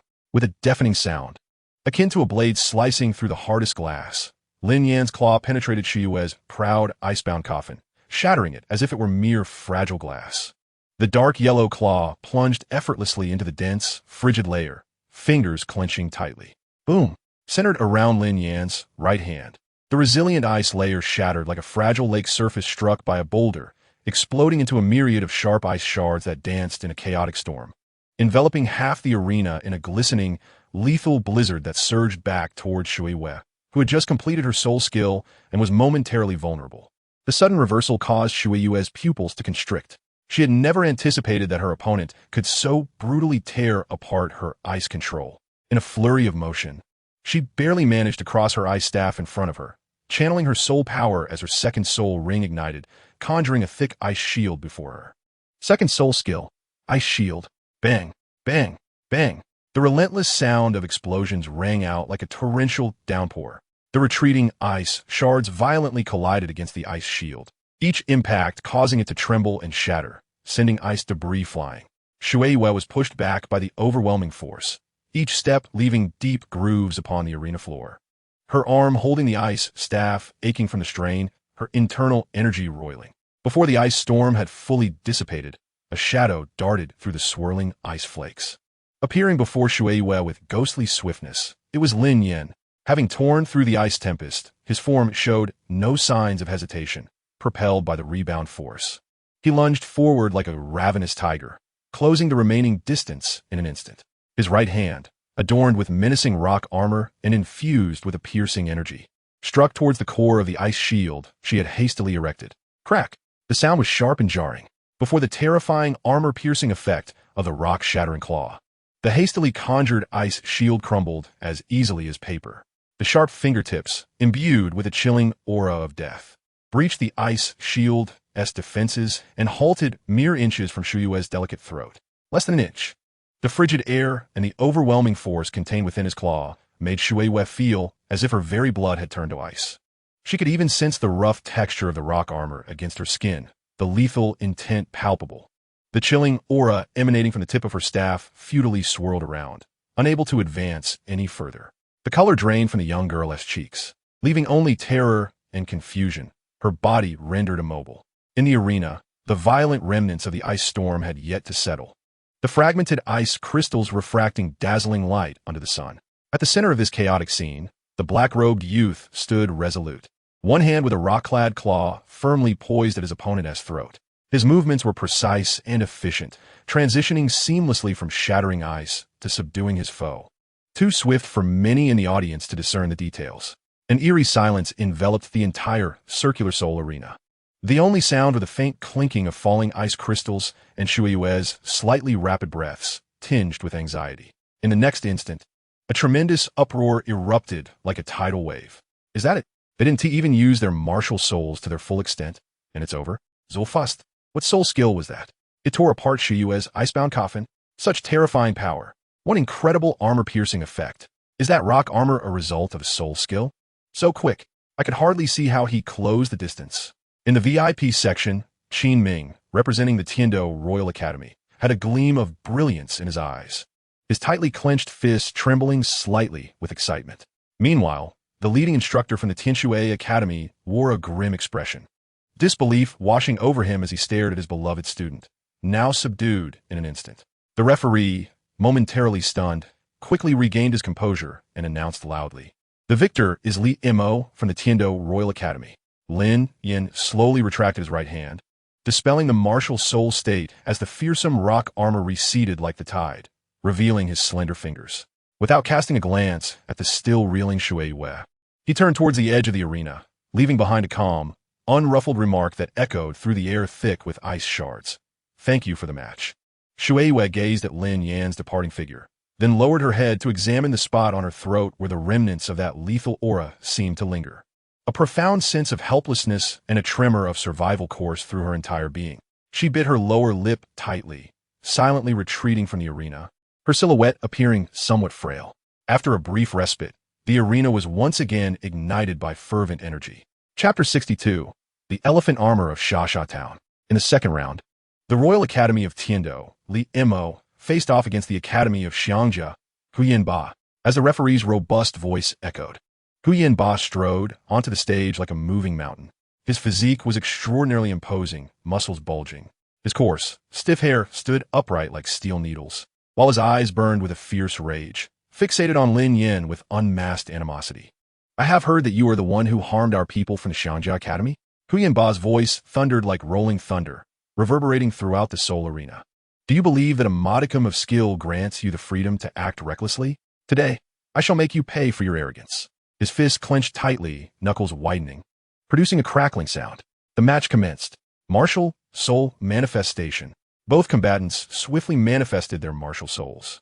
As Huyan Ba did so, his stature surged to new heights, his already formidable figure growing even more colossal, resembling a towering mountain. His skin took on a faint ivory sheen, subtly exuding a diamond-like hardness. On either side of his head, two robust bony protrusions emerged, reminiscent of the curved tusks of a mammoth, glinting with a cold metallic luster. "First soul skill, Diamond Body," Huyan Ba bellowed, as the first soul ring beneath him erupted in brilliance. In an instant, a layer of translucent, glimmering diamond armor surged from within him, enveloping his entire being. He staggered slightly, akin to a rampaging bull, charging swiftly toward Lin Yan, causing the air around him to compress and emit a sharp whistle. Faced with the ferocious Ba, Lin Yan maintained his composure, his gaze piercing. He inhaled deeply, his chest swelling, a powerful aura seemingly rising from the ancient earth, surging forth from within him as his second soul ring radiated brilliant yellow light. Roar! A deafening tiger's roar reverberated throughout the soul arena. Second soul skill, mountainous battle roar. With his soul-stirring roar, a visible wave of dense, earthy soul power emanated from Lin Yan, radiating outward like a surging tide. His form was enveloped in a layer of solid rock, the rocky armor swiftly encasing his entire body. Immediately, Lin Yan's legs exerted immense force, propelling him forward like an arrow loose from a bow, racing directly toward Ba. His speed was astonishing, stirring up a tempestuous wind that even agitated the surrounding air. Boom! As if two colossal mountains collided, a tremendous shockwave erupted at the center of the arena. Ba's advance was abruptly halted, the diamond armor shimmering fiercely, striving to withstand this overwhelming force. However, Lin Yan's assault was akin to the might of a mountain, unstoppable. Ba felt an immense power assail him. As if struck by lightning, his robust form stumbled back uncontrollably 3 paces, each step leaving deep impressions on the arena floor, shattering the stone beneath him. Concurrently, the diamond armor on his arm began to show fine cracks, blood seeping forth slowly. Damn it! Ba's eyes turned crimson, the veins on his thick neck bulging. He forcibly suppressed the agonizing pain in his arm, then stomped his foot with a sudden force, causing the entire arena to tremble. The black granite floor cracking like spiderwebs around him. Martial soul, true body armor. Ba threw his head back, unleashing a deafening roar that echoed across the arena, compelling the surrounding spectators to instinctively cover their ears. His arm muscles swelled as if inflated, grayish-white soul power patterns rapidly spreading across his skin. Thick diamond crystals seeped from beneath the surface, flowing and solidifying like a living entity, ultimately forming a grotesque set of diamond armor.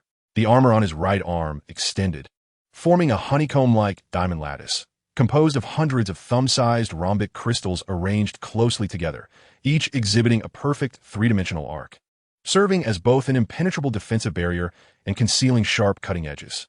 On the outside of his left forearm, a diamond shield emerged 2 inches thick, its surface adorned with irregular facets capable of deflecting attacks from any angle. His right shoulder armor was sculpted in the shape of a mammoth skull. Layers of heavy diamond crystals piled high. 2 diamond tusks, each over a foot long, protruded from the front of the shoulder armor, their curved shapes emanating primal, wild strength. The left shoulder armor was carved from a single massive diamond, its natural patterns resembling the sinewy muscle lines of a mammoth. The edges adorned with diamond spikes of varying lengths, the longest measuring half a foot, glinting dangerously in the sunlight. Come, he bellowed again, the diamond armors refracting blinding light under the sun. Behold the power of the diamond mammoth. Second soul skill, Mammoth Charge, Ba Zhao, followed by the illumination of his second soul ring. His legs, akin to 2 stout stone pillars, propelled him forcefully against the ground. The arena's stone slabs, unable to withstand the overwhelming force, cracking with a sound akin to thunder.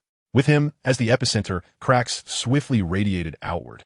Ba launched himself like a black cannonball, propelled by a cataclysmic force, charging madly toward Lin Yan. Lin Yan's arms were similarly enveloped by the martial soul true body armor, the dark brown tiger-patterned armor gleaming with a cold sheen under the sun. As Ba came barreling toward him, Lin Yan bent his knees slightly, his soul power erupting explosively beneath him. Third soul skill, Tiger's Roar Sandstorm Shred. As Lin Yan swung his arms, his crossed limbs tore outward. 5 enormous, formidable claws, entirely composed of raging sand and dust, erupted from before him like 5 roaring sand dragons, fanning out in a colossal arc, surging toward the cannonball like Ba. Wherever the claws passed, the air was filled with the sound of unbearable tearing, and the hard granite arena floor was effortlessly cleaved, creating 5 deep chasms, each bordered by spiderweb-like cracks. The furious sand and dust instantly enveloped the area, forming a massive, rapidly swirling sandstorm domain. Bang, bang, bang, bang, bang. The resounding impacts erupted simultaneously. Ba's cannonball-like form collided with the raging sand claws and the ensuing storm, as if crashing into an iron forest. The sand claws, imbued with terrifying cutting power and heavy grit, relentlessly assaulted his diamond armor.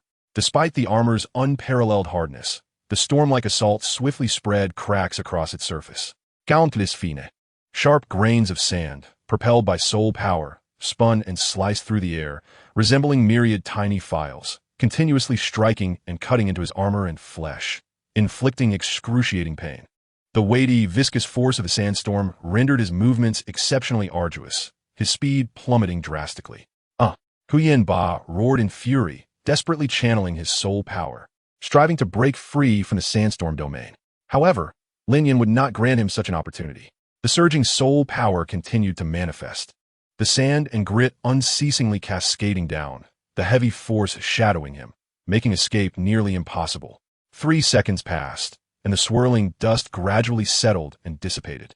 Lin Yan stood quietly at the center of the arena, his figure tall and imposing like a pine tree.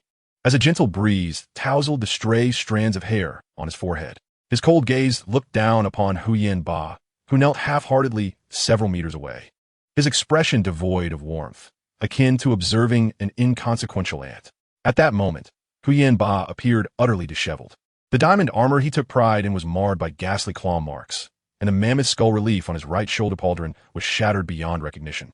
With 2 diamond fangs brutally snapped off, he gasped for breath, remnants of dried blood staining the corner of his mouth.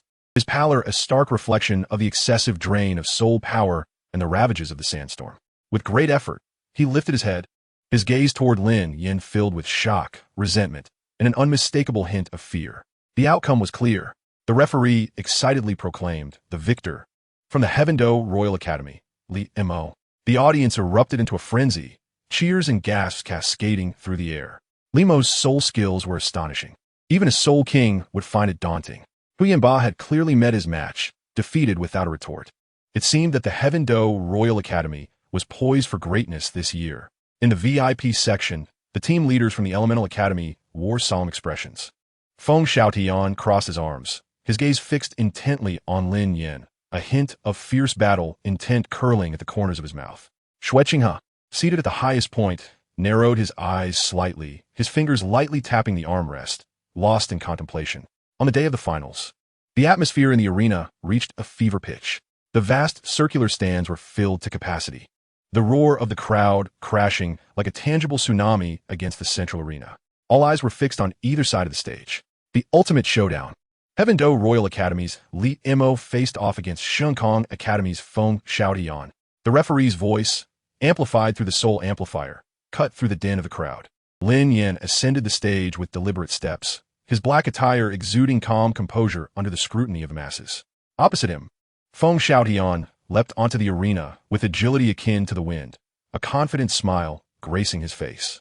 Yet deep within his sharp eyes burned an intense battle spirit capable of incinerating all. At last, I've been waiting for you, Li Mo. Feng Xiaotian declared with a hearty laugh, his voice resonating throughout the venue. I have been regarded as a genius since childhood, undefeated until now. I hope you can provide me with a thrilling challenge today. Lin Yan merely raised his gaze slightly, his expression placid and undisturbed, as if this were merely an ordinary practice rather than the climactic finals.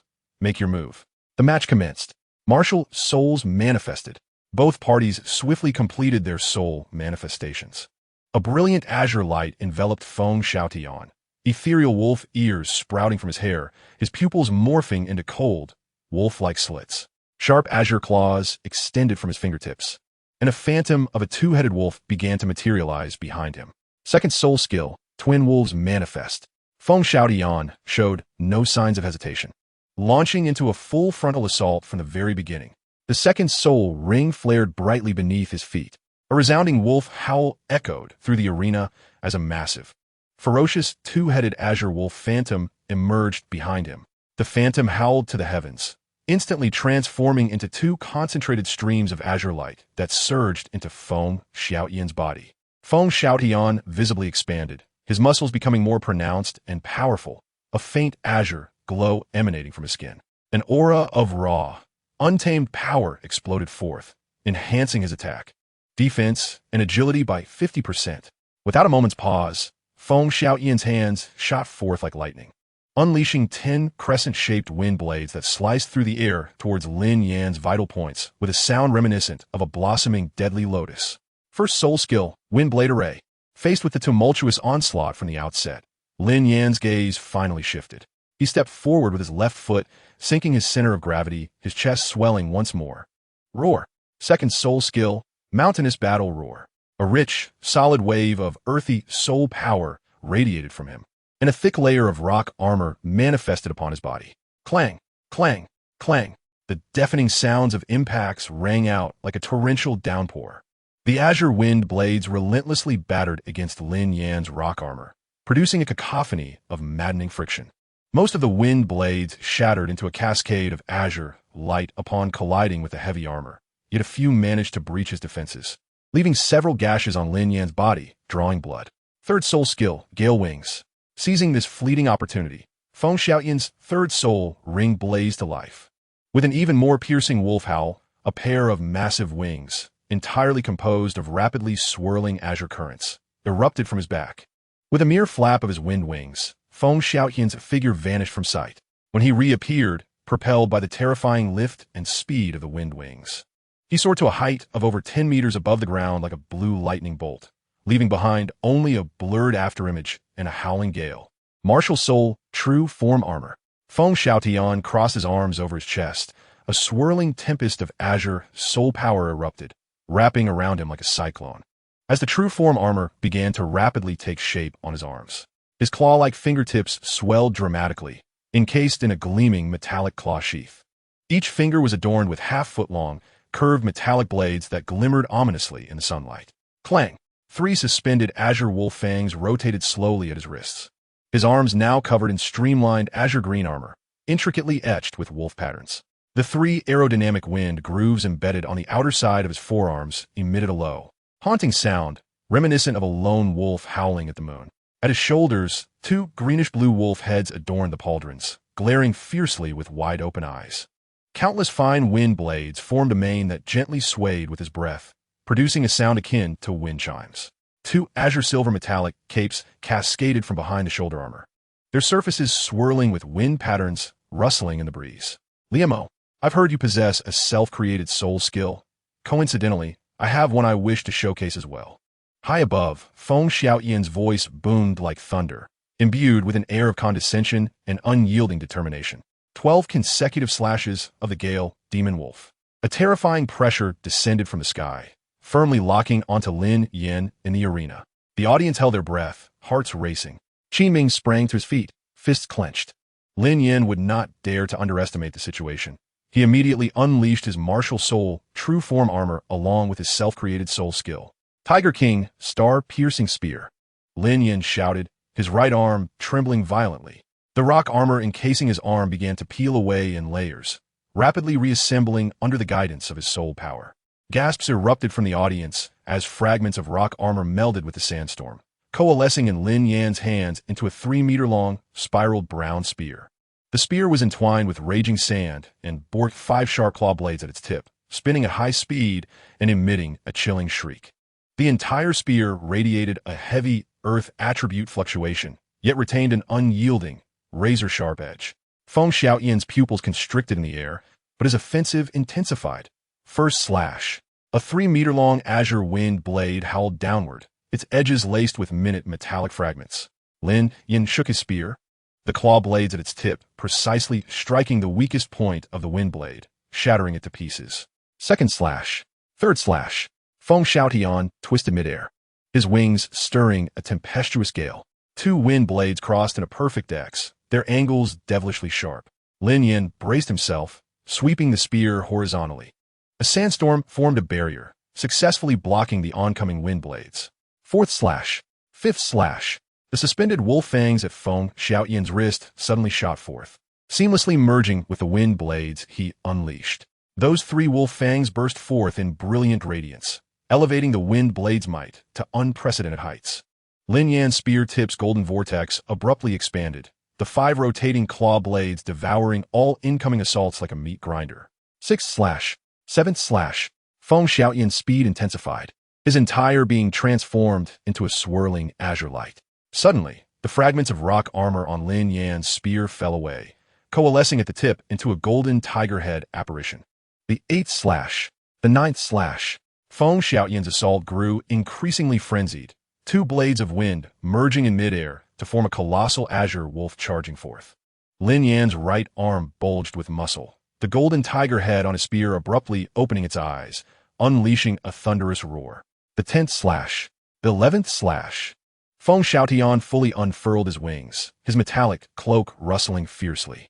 The final two strikes, imbued with an earth-shattering momentum, sliced through the air, creating vacuum fractures in their wake. Lin Yan inhaled deeply, the golden light on his spear surging.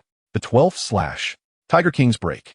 The most powerful blow from Feng Xiaotian collided head-on with Lin Yan's self-created soul technique. The Azure Wolf and Golden Tiger grappled midair, the explosive shockwave causing the protective barrier of the arena to tremble violently. In the audience, weaker soul masters had to cover their ears, their faces ashen.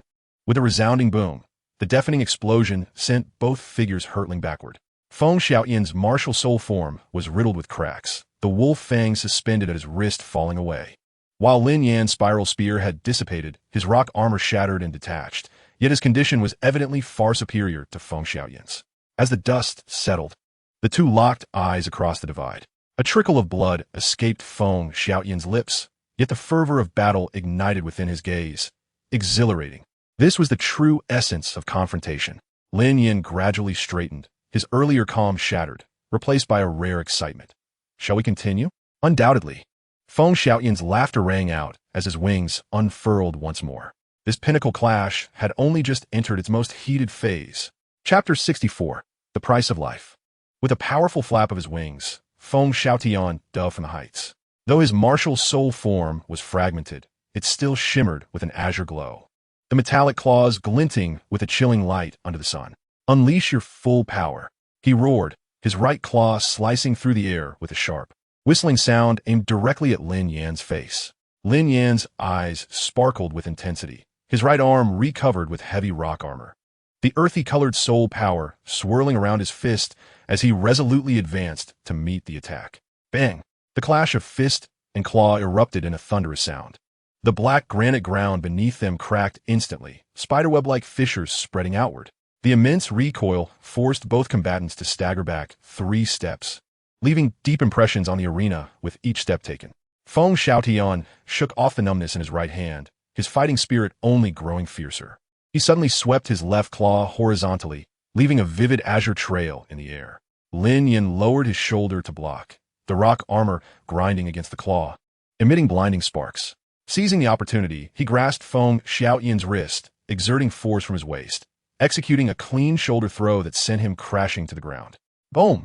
Just as Feng Xiaotian was about to hit the ground, he used his waist strength to twist his body, supporting himself with his left hand while his right leg lashed out like a whip towards Lin Yan's lower body. Lin Yan reacted swiftly, leaping to evade, only to see Feng Xiaotian use the momentum to spin, his other claw slicing toward Lin Yan's throat with a sharp sound. Lin Yan's right fist charged with immense power, crashing toward Feng Xiaotian's claw in a forceful strike. They collided once more, the explosive shockwave sending debris flying in all directions. This time, Lin Yan remained steadfast, while Feng Xiaotian was forced to retreat 7 or 8 steps before stabilizing himself. Exhilarating, Feng Xiaotian wiped the blood from the corner of his mouth, his eyes ablaze with the fervor of battle as the first soul ring beneath him shimmered. First soul skill, Windblade Array. 10 azure wind blades erupted from his claws, fanning out toward Lin Yan. Lin Yan remained unperturbed, the rock armor on his right fist suddenly thickening. First soul skill, Rock Shatterbone Claw. He unleashed a powerful strike, the heavy rock armor shattering all the wind blades. The remnants of the wind blades dispersed as azure gusts, whipping up a whirlwind on the arena. Feng Xiaotian abruptly altered his strategy, aiming for a swift victory. His claws transformed into a flurry of shadowy strikes, descending upon Lin Yan like a tempest. Each attack as swift as lightning and executed from the most cunning of angles.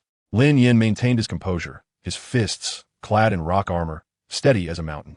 He precisely blocked each claw strike, the sounds of metal clashing ringing incessantly. Suddenly, he seized a fleeting opening in Feng Xiaotian's barrage, delivering a devastating direct punch that broke through the layers of claw shadows, landing squarely on the wolf head shoulder armor of Feng Xiaotian. Crack! The exquisite wolf head armor instantly bore several cracks. Feng Xiaotian let out a muffled grunt, but leveraged the momentum to execute a backflip. his legs propelling like cannonballs into Lin Yan's chest, forcing him to retreat several steps. Once again, they separated, both drenched in sweat, breathing heavily. Feng Xiaoyan's claws trembled slightly, large cracks appearing on the claw edges, while Lin Yan's rock armor exhibited fine fissures. The final strike. The two exchanged a knowing glance, the air seemingly igniting with invisible sparks. Suddenly, Feng Xiaoyan beat his wings, spinning rapidly, azure soul power wildly coalescing on his claw edges. First soul skill. Wind blade array cross slash. Two massive, intersecting wind blades howled forth, tearing through the air with a piercing shriek. Lin Yan's eyes sparkled with intensity, his right arm's rock armor rapidly fracturing and reconstituting. First soul skill, rock shatterbone claw, shattering mountain, his right fist ballooned to 3 times its size. The heavy rock armor revealing a fierce tiger pattern, earthy-colored soul power flowing like lava along the edge of his fist. Boom! The two distinctly different soul powers collided fiercely in midair. The moment the wind blades made contact with the rock claws, the ground of the arena collapsed with a resounding crash. The azure whirlwind and earthy rock waves toward each other, the ensuing shockwave shattering the protective barrier into a spiderweb of cracks. As the dust settled, Lin Yan's fist remained steady, a mere 3 inches from Feng Xiaoyan's throat, while Feng Xiaoyan's claws were still over a foot away from Lin Yan's chest. "I have lost," Feng Xiaoyan gasped, yet a smile of relief graced his lips. This battle was exhilarating. Lin Yan slowly retracted his fist, extending a hand to assist Feng Xiaoyan to his feet, whispering a few words into his ear. Then, amidst Feng Xiaoyan's astonished expression, he turned and strode to the center of the arena, arms outstretched to embrace the cheers of the crowd. The audience, finally emerging from their shock, erupted into thunderous applause and cheers. This pinnacle confrontation, unfolding through pure first soul skills, showcased the ultimate fusion of power and technique, destined to become one of the most legendary battles in the history of the Tiando Imperial Academy's Soul Master Exchanges. As the night deepened, the Watermoon Great Soul Arena shone as brightly as day. The deafening cheers echoed throughout the venue, the brilliance of various soul skills illuminating the night sky like a magnificent aurora. On the central arena, 2 teams clashed fiercely, the glow of soul rings intertwining, each collision igniting chaotic ripples of soul power. The audience was packed to capacity, people waving flags and hoarsely shouting in support of their chosen teams. The commentator's excited voice resonated through the amplification soul guide, absolutely spectacular. Amidst such fervent enthusiasm, no one noticed that the 2 standout competitors from the daytime individual match, Lin Yan and Feng Xiaoyan, were conspicuously absent. In the abandoned courtyard to the north of the city, bathed in the silvery moonlight, the half-height wild grass swayed gently in the breeze, the rustling mixed with the faint fragrance of wild roses. The mottled courtyard walls cast spiderweb-like shadows under the moonlight. As Lin Yan stood silently within, the hem of his black robe brushing against the dew-kissed grass tips, the moonlight elongated his slender silhouette, casting a slanted shadow against the moss-covered brick wall. Crack! The night breeze swept through the desolate courtyard, the sharp snap of broken branches echoing eerily. Feng Xiaoyan stood before the dilapidated courtyard gate, the moonlight outlining his taut figure. The Lin Yan before him felt strangely unfamiliar.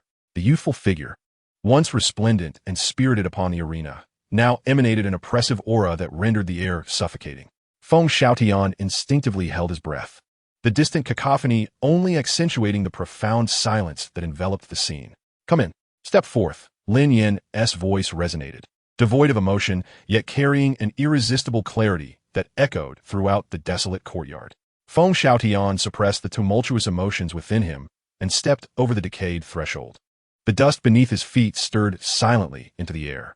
Lin Yan slowly turned to face him. The moonlight filtered through the clouds, casting stark contrasts upon his visage. The illuminated half of his face was sharply defined, while the shadowed half remained shrouded, obscuring any discernible expression. "I knew you would come," Lin Yan spoke with deliberate calmness, his voice piercing through the stillness with remarkable clarity.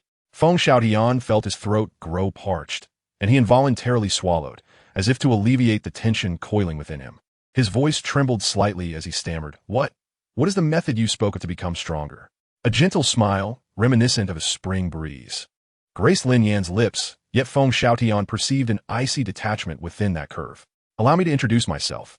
My name is Lin Yan, a scholar of theories. He spoke slowly, yet the content left Feng Xiaotian in stunned silence. Your Gale two-headed wolf is indeed formidable, its strength nearing that of a top-tier martial spirit. But alas, it lacks the essential origin, falling short of the final push.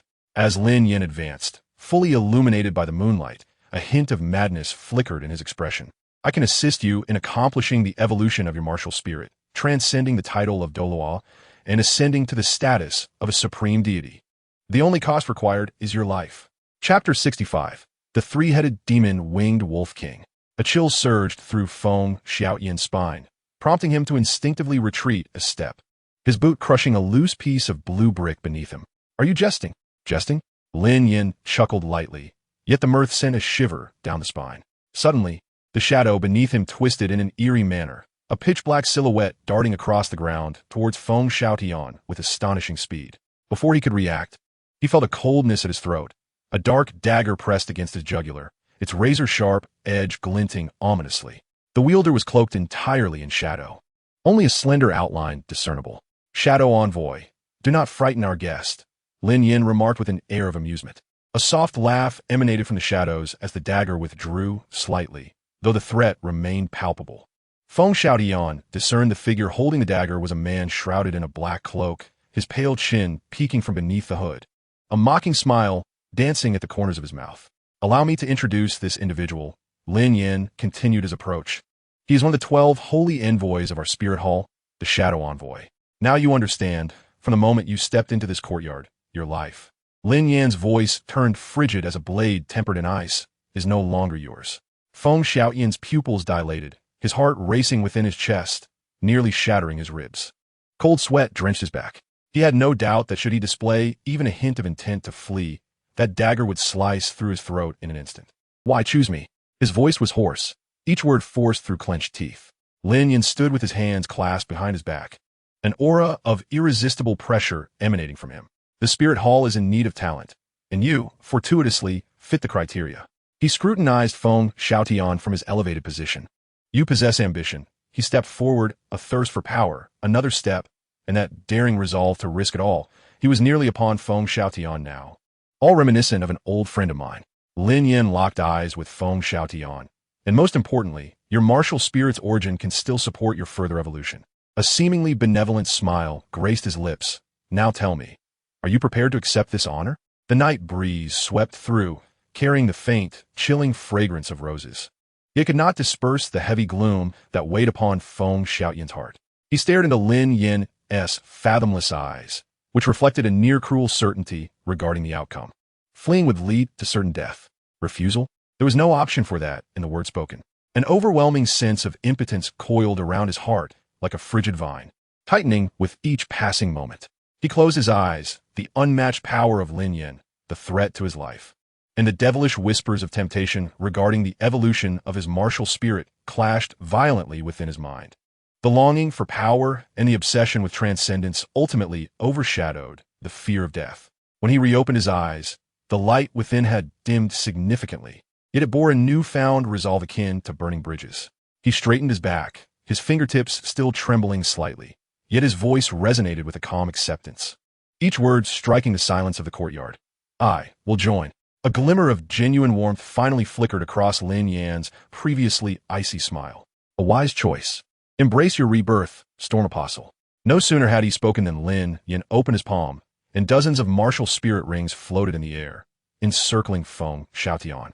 In astonishment, Feng Xiaotian watched as the rings transformed into luminous orbs, surging into his very being. A wave of cold, ferocious, unfamiliar power crashed through his limbs. Feng Xiaotian's body convulsed violently, every muscle twitching uncontrollably. Web-like, dark purple veins surfaced on his skin, and his nails elongated into 3-inch claws, shimmering with a toxic blue hue under the moonlight. His spine cracked audibly, bone protrusions piercing through his skin, forming a grotesque ridge upon his back. With an agonized cry, 2 spiked, ebony wings erupted from his body, accompanied by the sound of tearing leather. The membrane was smeared with crimson threads, hardening rapidly in the night wind, the keratinous layer gleaming like metal. His facial bones began to misalign and reform, cheekbones jutting through the skin, canines extending into his jaw, and his ears elongating into sharp wolf-like appendages. Most terrifying of all were his eyes, whose pupils had split into two vertical slits, the whites entirely consumed by an eerie green. Between the two wolf heads of his original form, a gruesome, pulsating mass was frantically throbbing. With a muffled pop, a third, slime-covered head burst forth. This new wolf head was twice the size of its predecessors, its scaly neck still clinging to fragments of the amniotic sac. Feng Xiaotian collapsed to his knees, his fingers digging deep into the earth. His body continued to undergo transformation, wolf-like patterns emerging on his skin, while a robust wolf tail sprouted from his lower spine. As the last remnants of pain subsided, he had become half-wolf, radiating an overwhelming and oppressive ferocity. Lin Yan observed the transformation with cold indifference, his expression betraying no emotion. The shadow envoy instinctively took a step back, the dagger quivering slightly in his grasp. Feng Xiaotian gradually rose to his feet, the tumultuous soul power within him receding like a tide. When the final trace of the unusual aura dissipated, he distinctly felt that his martial spirit had undergone its ultimate metamorphosis. Behind him, a colossal shadow began to take form. It was a giant wolf, standing 4 meters tall, its body cloaked in dark blue fur, each hair standing erect like steel needles. Most striking were its 3 menacing wolf heads. The left head was entirely black, swirling with dark energy in its eyes. The central head shimmered in a bluish hue, lightning glinting within its pupils, while the right head blazed a blood red, distorting the air in its presence. From the gaping mouths of the 3 heads, sharp fangs interlocked, and drooling saliva corroded the ground beneath, releasing wisps of acrid smoke. Its physique was astonishingly robust, with well-defined muscles, and 3 rows of serrated bone spines extending from its back to the tip of its tail. Behind it loomed a pair of colossal wings that seemed to obscure the very sky. The left wing, as dark as the night, shimmered with star-like specks of light upon its membrane, while the right wing appeared semi-transparent, revealing the howling tempest within. As the spectral form of this colossal wolf solidified, the surrounding air warped abruptly.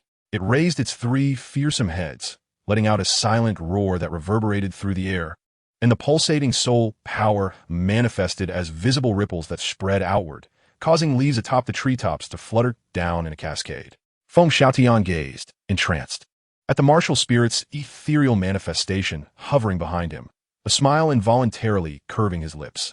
He could distinctly sense the terrifying power contained within this 3-headed demon-winged wolf.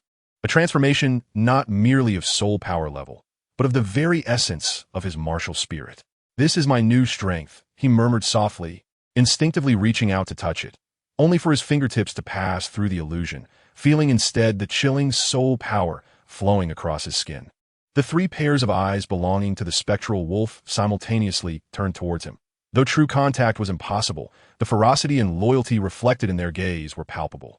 The specter bowed slightly, adopting a posture of submission, yet the 3 heads remained vigilant, scanning their surroundings, ever ready to rend any intruder apart. Lin Yan's applause unexpectedly shattered the silence of the courtyard. A sickly flush crept across his features, and a manic glint danced within his narrow eyes. How intriguing, utterly fascinating. His voice trembled slightly with excitement as his long fingers unconsciously stroked his chin. Not only has it evolved to an ultimate wind attribute, but it has also awakened such a pure, dark attribute. Lin Yan suddenly leaned forward, gazing greedily at the martial spirit's silhouette. Under the moonlight, his pupils constricted to pinpricks, and the corners of his mouth twisted into a grotesque arc. "Do you know? Such a degree of martial spirit evolution even makes me feel a twinge of jealousy." His laughter pierced the night wind, grating like nails on a glass surface. However, Lin Yan abruptly stifled his mirth, his gaze turning dangerous and profound. No matter how powerful his subordinates, they pale in comparison to a loyal follower, wouldn't you agree? He cast a meaningful glance at Feng Xiaotian, his right hand slowly delving into his robe. A pristine manual was carelessly tossed towards Feng Xiaotian, the title soul-devouring technique emblazoned in blood-red characters on the cover, glaringly vivid in the moonlight. Cultivate this technique diligently. Lin Yan turned astride towards the courtyard's entrance, his black cloak rustling in the night breeze. "Someone will come looking for you in 7 days." His footsteps faltered momentarily as he cast one last glance back. "Remember, your life now belongs to me." The night wind whisked away the final falling leaf, and the courtyard fell silent once more. Feng Xiaotian stood in a daze, The figures of Lin Yan and the shadow holy envoy dissipating like smoke into the night, as if everything that had transpired was merely a dream. Yet the manual at his feet served as a constant reminder that it was all indeed real. In the distance, the cheers from the team competition seemed to reach a crescendo, crashing in like a tide before swiftly receding. The night in Shui West City was cleaved into two starkly different worlds, one of dazzling lights at the arena and the other of this forgotten courtyard. Chapter 66. Half a year. In the imperial palace of Tiando City, Xueqing's fingertips caressed the smooth surface of a warm jade paperweight. Yet his gaze pierced through the intricately carved window of the imperial study, settling upon a gnarled ancient pine in the courtyard. A gilded incense burner exhaled plumes of fragrant smoke, enveloping the prince's gentle visage in a gossamer haze, with only his deep-set eyes, sharp as unsheathed blades, remaining clear. Liemo, his voice low yet imbued with undeniable gravitas, shattered the tranquility of the study. The chief eunuch, standing silently by, moved forward without a sound, gently unveiling a silk cloth covering a purple sandalwood tray, revealing 3 crystal spheres the size of pigeon eggs, exuding visible waves of icy blue chill, as if the very air had frozen in place. This is the gathering spirit ice essence, harvested from the farthest northern lands, taking a century to yield a single piece. It is invaluable for refining soul power and stabilizing foundational strength, greatly benefiting cultivation. A hint of approval graced Xueqing's lips as his gaze fell upon the tall, upright youth standing quietly at his side. The Royal Academy's regard for you reflects my own intentions. I hope you will secure victory for the Tiando Empire at the Continental Soul Master Competition. Lin Yan bowed, firmly accepting the weighty jade box, feeling the bone-chilling cold radiating from it. His face flushed, and his voice trembled with excitement. Thank you, Your Highness, for your generous bestowal. Li Macao shall not disappoint the Academy's nurturing nor your expectations. Ever since that shocking Academy exchange event 6 months prior, Lin Yan had become a focal point of the Tiando Royal Academy's cultivation efforts. The Academy's most precious resources were continuously delivered to his residence, turning what was once priceless medicinal materials into his daily supplies. Even more astonishing was the fact that the Prince, Xueqing, had taken a particular liking to him. This esteemed heir had visited him multiple times, each time bearing increasingly lavish gifts, while feigning a humble demeanor. The fervent glint in his eyes betrayed an ambition to completely subdue this prodigy. Within the academy, whispers abounded regarding Lin Yan's exceptional treatment. Faced with the prince's generous gifts, he always feigned a look of astonishment, his eyes shimmering with just the right mix of fervor and loyalty. Lin Yan was utterly indifferent to whether Xueqing saw through his faade. Over the past months, the resources poured into him by the Tiando royal family and the academy had accumulated to monumental proportions. Such a vast investment had long transformed this endeavor into a sunk cost that could not be easily abandoned. Like a gambler unable to leave the table, they would only choose to continue betting rather than admit defeat. Moreover, all these resources were at Li Mo's disposal, of little concern to him, Lin Yan. Once he attained what he desired, he would simply walk away. Lin Yan sat cross-legged within his chamber, soul power circulating around him like a tide. Over the past 6 months, thanks to the immense resources provided by the Tiando Royal Academy and the blood and soul power absorbed from the Blood Fiend scripture, his soul power level had surpassed the 40th rank, a pace of cultivation that left the Academy mentors astounded, all anticipating his ascension to the 50th rank before the Soul Master competition. On the desk lay the bone of a cloud-patterned spirit monkey's right arm, a gift from Xueqing. After 6 months of in-depth study, Lin Yan had finally gained a certain understanding of soul bones. They were not merely ordinary bones, but crystallizations formed from pure soul power, their internal structure intricate and astonishingly complex. If replicated, they might yield artificial soul bones. More crucially, he discovered that soul bones could perfectly fuse with a soul master's essence, not only enhancing strength, but potentially promoting the evolution of the martial spirit. While his cultivation and research flourished, the development of the Holy Spirit cult doused Lin Yan with cold water. Establishing each new stronghold around Tiando City demanded enormous costs, while constantly warding off the scrutiny of the royal family and the Spear Hall. Even more challenging was that the growth in this region had reached its limit. In contrast, the border mountainous areas, overseen by Shao Qi, flourished rapidly, with the number of followers nearing 10,000 in just 6 months. What troubled Lin Yan most, however, was the situation in the Star Luo Empire. The stringent household registration and soul master management systems rendered infiltration efforts exceedingly difficult, with half a year of toil barely maintaining a fragile stronghold of over 100 individuals, poised to be annihilated at any moment. Agitated, Lin Yan toyed with the genuine treasure pearl in his hand, his most significant recent acquisition. Among the batch of followers Shao Qi had delivered recently, for had successfully passed the martial spirit fusion trial. The Magnet Holy Envoy could manipulate metal at will. The Desert Holy Envoy commanded the sands, and the Plague Holy Envoy excelled in virus manipulation. Yet it was the genuine treasure pearl, capable of altering memories and controlling minds, that he valued most. Such a power was perfectly suited to Lin Yan. Thus, this martial spirit had come into his possession. Initially intrigued by the virus-controlling martial spirit, Lin Yan discovered a fatal flaw upon further examination. When utilizing the martial soul, the virus simultaneously invades the host body. This revelation immediately dissuaded him from the thought of merging personally. Driven by the instincts of a researcher, Lin Yan nonetheless undertook a meticulous analysis of this peculiar martial soul. He discerned numerous limitations inherent in it. Firstly, the types and quantities of controllable viruses were quite restricted. Secondly, many lethal viruses known to him could not manifest in this world at all. Through repeated experimentation, Lin Yan surmised that this was likely linked to the unique energy system of the Douluo continent. However, these viruses, augmented by soul power, indeed exhibited astonishing lethality. Although their varieties were few, each possessed formidable infectiousness and deadliness, capable of causing widespread infection in a remarkably short time. During this period, the Plague Saint followed Lin Yan and absorbed a wealth of knowledge in virology. Lin Yan even personally authored several foundational biology texts for him. These tomes encompassed not only the fundamental characteristics of viruses, but also meticulously detailed the interaction mechanisms between viruses and host cells. Lin Yan hoped that through this knowledge, he could discover a way to balance the viruses within his body. After all, a saint capable of continuously cultivating and manipulating viruses holds far greater value than a transient tool. Captain Lee, if you keep hiding in there, your bones will sprout mushrooms. A sudden bright shout from outside the window was accompanied by a chorus of enthusiastic agreement. Exactly. It's a holiday. How can we squander such splendid springtime? Please, Captain, accompany us to the East Market for a stroll. Shui Ling chimed in, mentioning that new trinkets from the Star Luo Empire had just arrived, which were previously unheard of. The energetic young prodigies of the Tiando battle team, overflowing with vigor, ultimately succeeded in abducting Lin Yan from his room through their relentless pestering tactics. The East Market, the most bustling soul master trade area in Tiando City, was alive with the clamor of voices, the cries of vendors, and the unique hum and shimmering lights of various soul-guided devices, coalescing into a fervent atmosphere of life.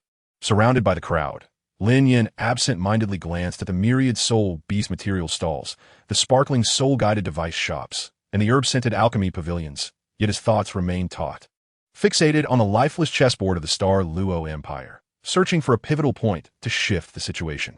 Liamo, my esteemed nephew. Two urgent calls, reminiscent of thunder, cleaved through the cacophony of the marketplace. Lin Yan halted abruptly, then slowly turned to see two familiar figures. They pushed through the throng, hurrying towards him. The first, a robust and towering figure with bronze skin and disheveled hair, his eyes bloodshot with urgency, was none other than the patriarch of the Deng family, Deng Tianba. Following closely behind was a slender middle-aged man, tall and upright like a pine tree, with a keen expression and sharp gaze, Deng Tianxiang, the elder of the Deng family. As they approached, however, they suddenly froze. They had originally followed the call of someone shouting Li Mo's name, only to realize they had mistaken him for another. Disappointment washed over their faces, and Deng Tianba clasped his fists in apology. Young brother, my sincerest apologies, we have made a mistake. Before he could finish, Lin Yan stepped forward, discreetly grasping the wrists of the two men and whispering a few words in their ears. The Deng brothers' eyes widened in astonishment. Lin Yan turned to his companions from the Tiando battle team and offered an apologetic smile. Please, continue your exploration. I have some personal matters to attend to.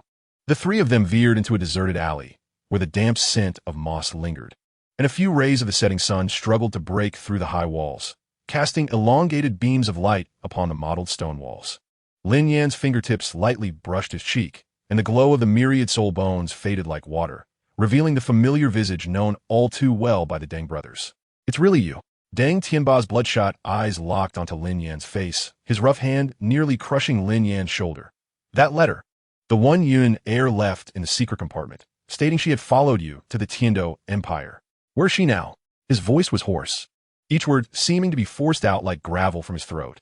Though Deng Tianxiang remained silent, his eagle-like eyes were sharp as blades, silently scanning Lin Yan's entire being as if attempting to pierce through flesh and reach into his very soul. The raucous sounds of the marketplace outside were muted by an invisible barrier, leaving only the three men's labored breaths clashing in the narrow space. Lin Yan's face bore a blend of surprise and comprehension, gently patting Deng Tianba's tense arm. Patriarch Deng, please do not rush. Yes. Yun heir did accompany me to Tiando City. As their eyes lit up with sudden hope, he shifted the conversation with a hint of resignation. However, Yun heir's opportunity arrived with more intensity than anticipated. Shortly after arriving at the academy, her martial soul successfully evolved. She is now even on the verge of breaking through the level 40 barrier. Martial soul evolution? The level 40 barrier? The joy in Deng Tianba's eyes threatened to overflow, and his tense shoulders relaxed significantly, but new worries quickly replaced them. But does she have confidence? Rest assured, Patriarch. Lin Yan spoke with unwavering conviction, his tone imbued with a reassuring strength. Yun heir possesses extraordinary talent. Her chances of success in this breakthrough are exceedingly high. Several members of the Douluo level faculty are personally monitoring her progress, so there is no cause for concern. He glanced at the sky and made a decisive call. You too must be exhausted from your journey. I have a quiet retreat within the city. Please rest there for a while and enjoy some hot tea. According to my estimates, Yun heir should complete her breakthrough today. I will return to the academy immediately to check on her progress, convey this good news, and let her know you have arrived. Once she breaks through, I will bring her to meet you at the first opportunity. His arrangements were logical and his tone earnest, and the anxious Deng brothers clung to his words like a lifeline, nodding fervently. Deng Tianba even patted Lin Yan's shoulder with vigor. Excellent. Good nephew. We entrust everything to you. After settling the two in the main hall of the retreat, observing them relax slightly as they lifted their steaming cups of tea, Lin Yan bid them farewell with gentle words and stepped out of the courtyard. As the heavy wooden door closed behind him, sealing off everything within, the warmth, concern, and urgency on Lin Yan's face receded like a tide, leaving only the coldness of a deep abyss. In the SoulLand Empire, at Rock Ridge City, within the Deng family, his long fingers lightly stroked his chin, his eyes glinting with calculating brilliance. This was indeed a fortuitous opportunity. He had been grappling with the development of the Holy Spirit cult in the SoulLand Empire, and now someone had come directly to his doorstep. Lin Yan could almost envision the unfolding of events. These two must have discovered the massacre of the Deng family upon returning from hunting for spirit rings. Filled with hatred, yet lacking the power to retaliate, leading them to flee in desperation. The clues he had deliberately left behind acted like a lighthouse in the darkness, guiding this pair of cornered uncle and nephew to him. The flames of vengeance would engulf their reason. A cold smile crept upon Lin Yan's lips. Deng Tianba and Deng Tianxiang, now akin to two wounded beasts, were consumed by an obsession for revenge. This mindset rendered them the perfect prey for the Holy Spirit cult. With a little guidance, they would throw themselves into the embrace of the Holy Spirit cult like moths to a flame. Even more splendidly, with these two possessing the combat strength of Soul Kings, coupled with the covert support of the Holy Spirit cult, reclaiming Rock Ridge City would be a mere trifle.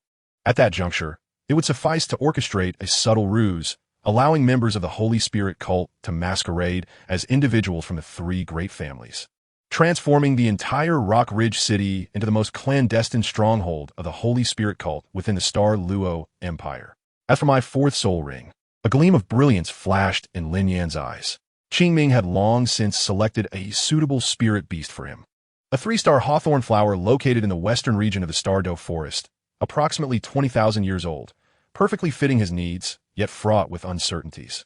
Now, with the assistance of these two soul kings, this dilemma would effortlessly resolve itself. Contemplating this, Lin Yan couldn't help but chuckle softly. Could there be a more exquisite arrangement in this world? A soul king driven by revenge, a desperately needed soul ring, and a readily available stronghold. Every element converged with impeccable timing. It was time to prepare for Deng Yan's performance. He adjusted his attire and vanished from the courtyard. Every subsequent step he took would be a meticulously crafted trap, and those two unfortunate avengers would remain blissfully unaware as they unwittingly tread toward their doom. Turning the corner and arriving at the main street, he suddenly halted. A few members of the Tiendo battle team were still gathered, chatting amiably, one of whom waved at him. Lin Yan's expression instantaneously transformed back to his usual warmth as he hurried over to greet them. Who were those two earlier? Feng Lai inquired with curiosity. Two esteemed elders, come to inquire about certain matters and assist me in hunting for soul rings. Lin Yan replied, his smile flawless. As if he spoke the truth, he seamlessly integrated into the group, exchanging light-hearted banter as they proceeded towards the academy. Chapter 68, Changing the Heavens. Lin Yan and the Tiendo battle team members returned to the academy amidst laughter, the setting sun casting elongated shadows behind them. After parting ways, Lin Yan wasted no time and knocked on Qin Ming's door. Teacher Qin, Lin Yan said, a hint of apology and excitement gracing his features. Two beloved elders have come to my home after many years apart, and I wish to spend some time with them. Furthermore, they intend to assist me in searching for a suitable soul ring in the Stardew Forest. I humbly request a month's leave. Qin Ming, faced with such a gifted and courteous student, readily agreed, offering additional advice on the safety precautions for hunting souls. Upon leaving Qin Ming's residence, Lin Yan made his way directly to his own secluded courtyard. The moment he opened the door, the gentle smile on his face fell away like a mask. Inside, someone had long been waiting. The shadow, saint kneeling on one knee, their form cloaked in darkness, revealing only a faint outline. Your Eminence, came the low, reverent voice.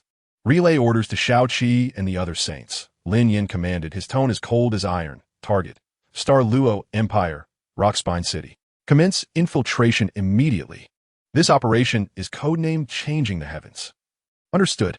The Shadow Saint's figure rippled slightly, like a stone cast into water, before vanishing entirely into the darkness, as though they had never existed.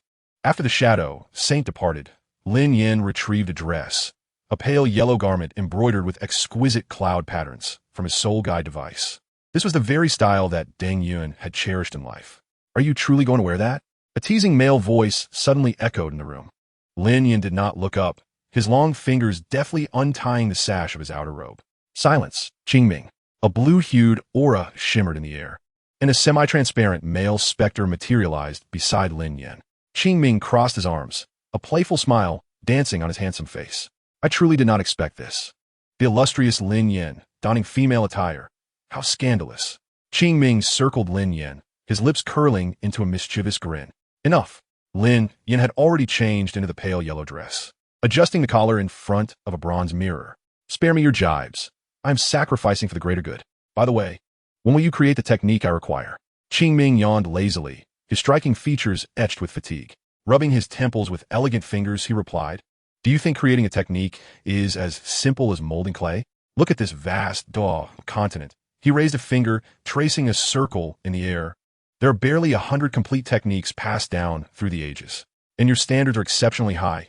He yawned again, his form fading slightly. While it's true that what you call biology could enhance efficiency, it is not so easily accomplished. However, Qin Ming suddenly floated in front of Lin Yan, a proud smile gracing his lips. My 100,000-year-old wisdom spirit ring is not for naught. He reached out, conjuring a scroll of azure energy from the void. I've finally grasped the fundamentals, though there's still a few minor issues to resolve. Lin Yan waved his hand, urging, you need to hasten your pace. Without this technique, it will be exceedingly difficult to develop the advanced combat power of our Holy Spirit sect. Qin Ming sighed, nodding on my tragic life. Lin Yan did not engage in banter, activating the myriad forms soul bone. Gradually, a series of soft cracking sounds emanated from his bones as his height began to diminish. Shoulders narrowing, waist slimming. Within mere moments, a poised young woman stood before the mirror, her oval face, willow-like brows, and ruby lips echoing the likeness of the late Deng Yuan. She rose, gazing into the large floor-length mirror within the room. The reflection of Deng Yuan appeared delicate, the pale yellow attire accentuating her fair skin. Yet, her eyes, which should have sparkled with clarity, were now like two unfathomable ancient wells, still and dark enough to swallow light.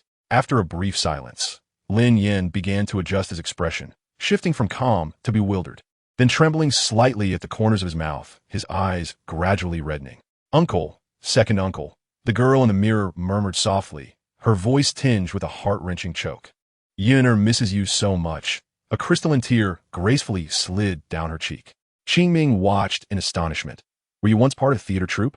Lin Yan wiped the corner of his eye, quickly regaining composure. No, I merely studied acting for a time. In the main hall of Lin Yan's courtyard, the flickering candlelight cast elongated shadows of Deng Tianba and Deng Tianxiang upon the wall, gently swaying. The tea had long since cooled, yet they remained oblivious. Their gazes fixed on the tightly closed hall door, anxiety and anticipation palpable in the air. Time seemed to stand still, each second stretching into eternity. Creak! The sound of the hall door being gently pushed open resonated like thunder in the otherwise silent chamber.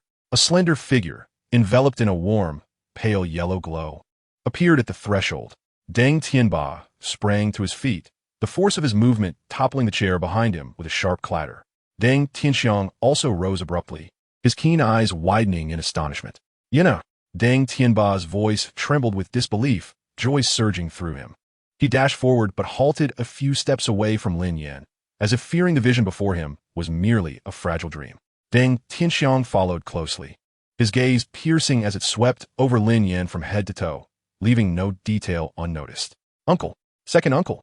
Lin Yan's lips quivered as her clear voice carried a profound sense of grievance and suppressed sobs, as if a dam had burst, sweeping away all pretense of calm. Tears, large as beans, cascaded unexpectedly from her eyes, streaming down her fair cheeks and staining the pale yellow fabric.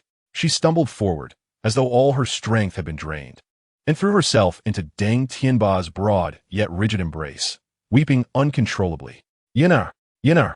Do not cry, do not cry! Uncle is here! Second uncle is here! Deng Tianba fumbled, his towering frame awkwardly patting his niece's trembling back, his own eyes turning red. Deng Tianxiang pressed his lips tightly together. Watching his niece in such profound sorrow, the last remnants of doubt in his heart were overwhelmed by a torrent of familial concern, leaving only a heavy sense of compassion. Lin Yan lifted her head, her eyes brimming with tears, her delicate face pale as parchment, and her lips trembled as if she had exhausted all her strength to utter that heart-wrenching word. Home. Home is gone. The Rock Ridge City, the Deng family, all obliterated. My parents are also dead. Sob sob. I have no home left. Chapter 69. Kinship. Deng Tianba embraced Lin Yan tightly, his rough hand gently caressing her hair. His voice, though hoarse, was resolute as iron. Yinar, do not weep. As long as we are here, the home still exists. As long as I, Deng Tianba, draw breath, I shall ensure you suffer no further grievances. Deng Tianxiang stepped forward, his once piercing gaze now filled with affection. He gently grasped Lin Yan's trembling hand and spoke in a deep voice. Silly child, what do you mean, you have no home? Your uncle and second uncle are your family, are we not? We are your kin, now and forever. But my parents and those clansmen, Lin Yan sobbed, her tears soaking Deng Tianba's garment. A fierce rage ignited in Deng Tianba's eyes. The Yin family. The Mo family. This enmity is irreconcilable. Rest assured, Yinar, your uncle swears to you. They shall pay in blood for their deeds. He slowly bent down, meeting Lin Yan's gaze, his rough hand cradling her tear-stained face. From now on, your uncle shall be your father, and your second uncle your mother. We three shall rely on one another. And one day we will return to Rock Ridge City, making those beasts pay dearly. Deng Tianxiang vigorously nodded, his eyes shimmering with wisdom and determination. Yinar, remember, as long as our bloodline endures, the Deng family shall never perish. Your task now is to diligently cultivate and become stronger. When the time is ripe, we shall return together to seek justice for all our kin. Uncle, second uncle, Lin Yan threw herself into their embrace, weeping like a truly lost girl without support.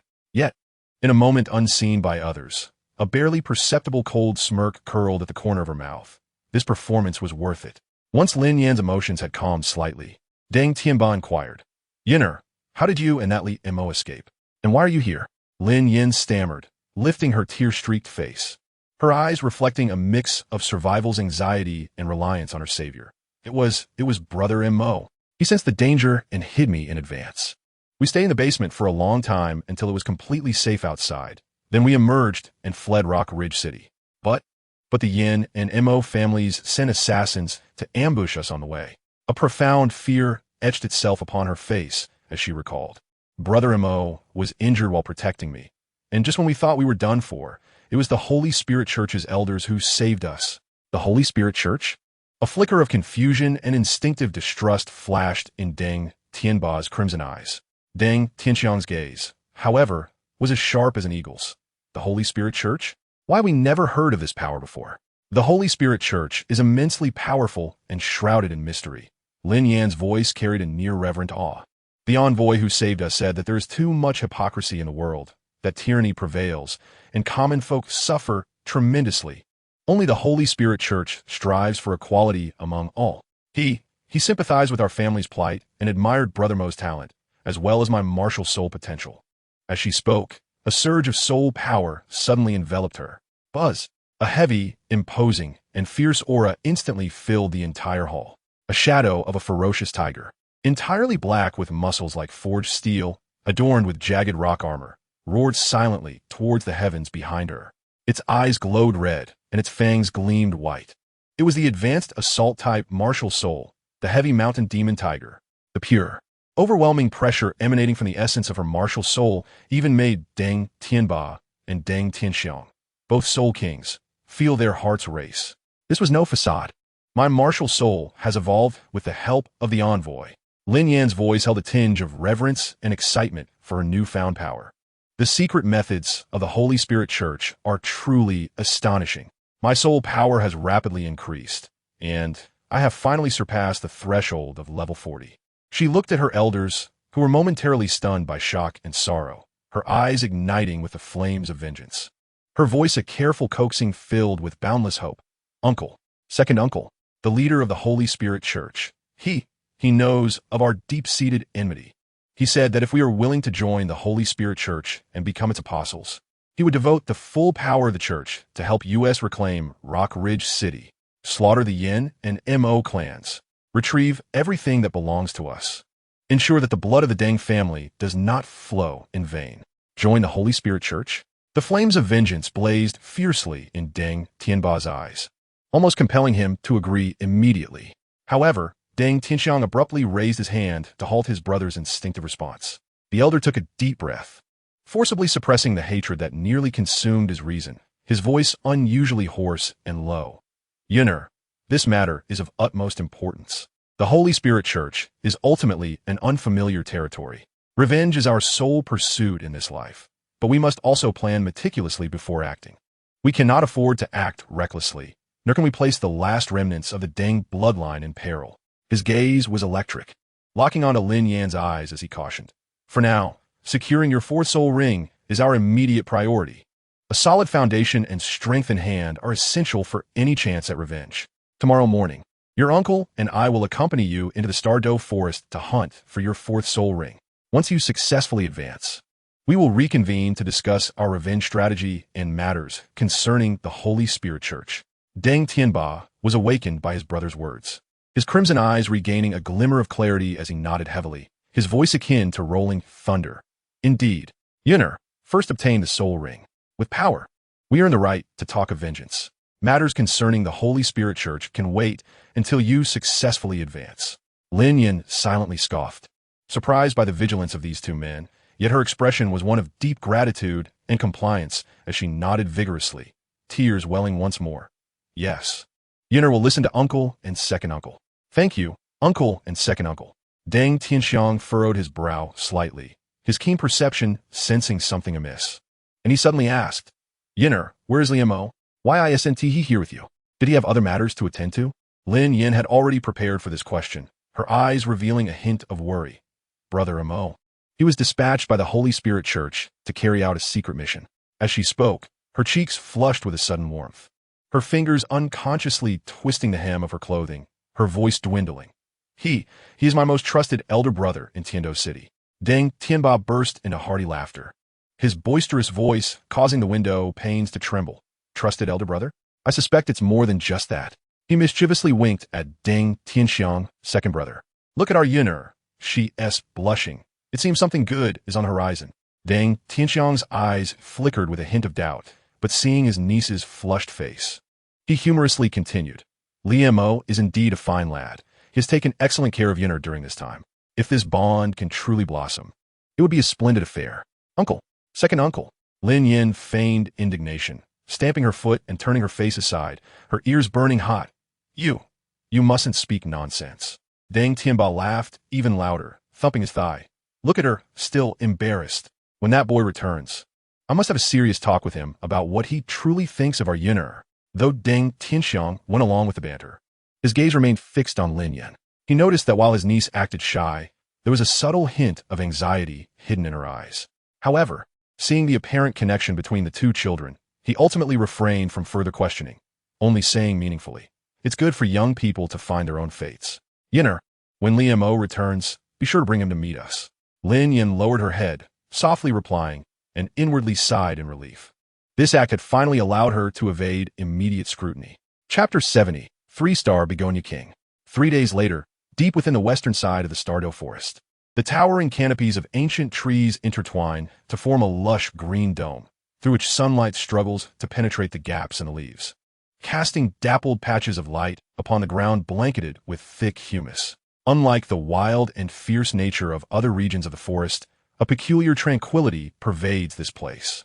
The air is infused with a barely discernible sweetness that is refreshing to the senses, while beneath foot, the soft soil occasionally reveals clusters of low-tier, medicinal herbs that emit a soft, luminous white glow as they quietly thrive. Occasionally, gentle herbivorous spirit beasts may be startled, merely lifting their heads in cautious curiosity before swiftly retreating into the dense ferns. Deng Tianba, with a physique as robust as an iron tower, strides ahead, each step resonating with stability and strength. He does not consciously exude pressure, yet the aura of a 5-ringed soul king, profound as the earth itself, naturally emanates from him, causing some of the more perceptive small creatures to retreat at a distance.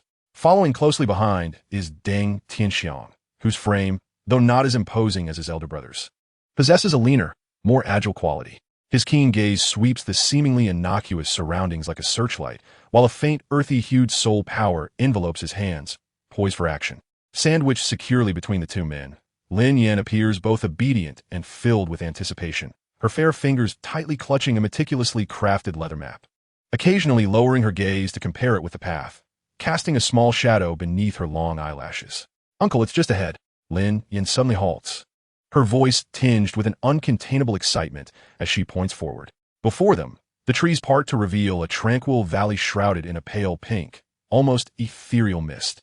The mist at the valley's entrance swirls like a dream, and the rich fragrance of vegetation wafts forth from this serene haven.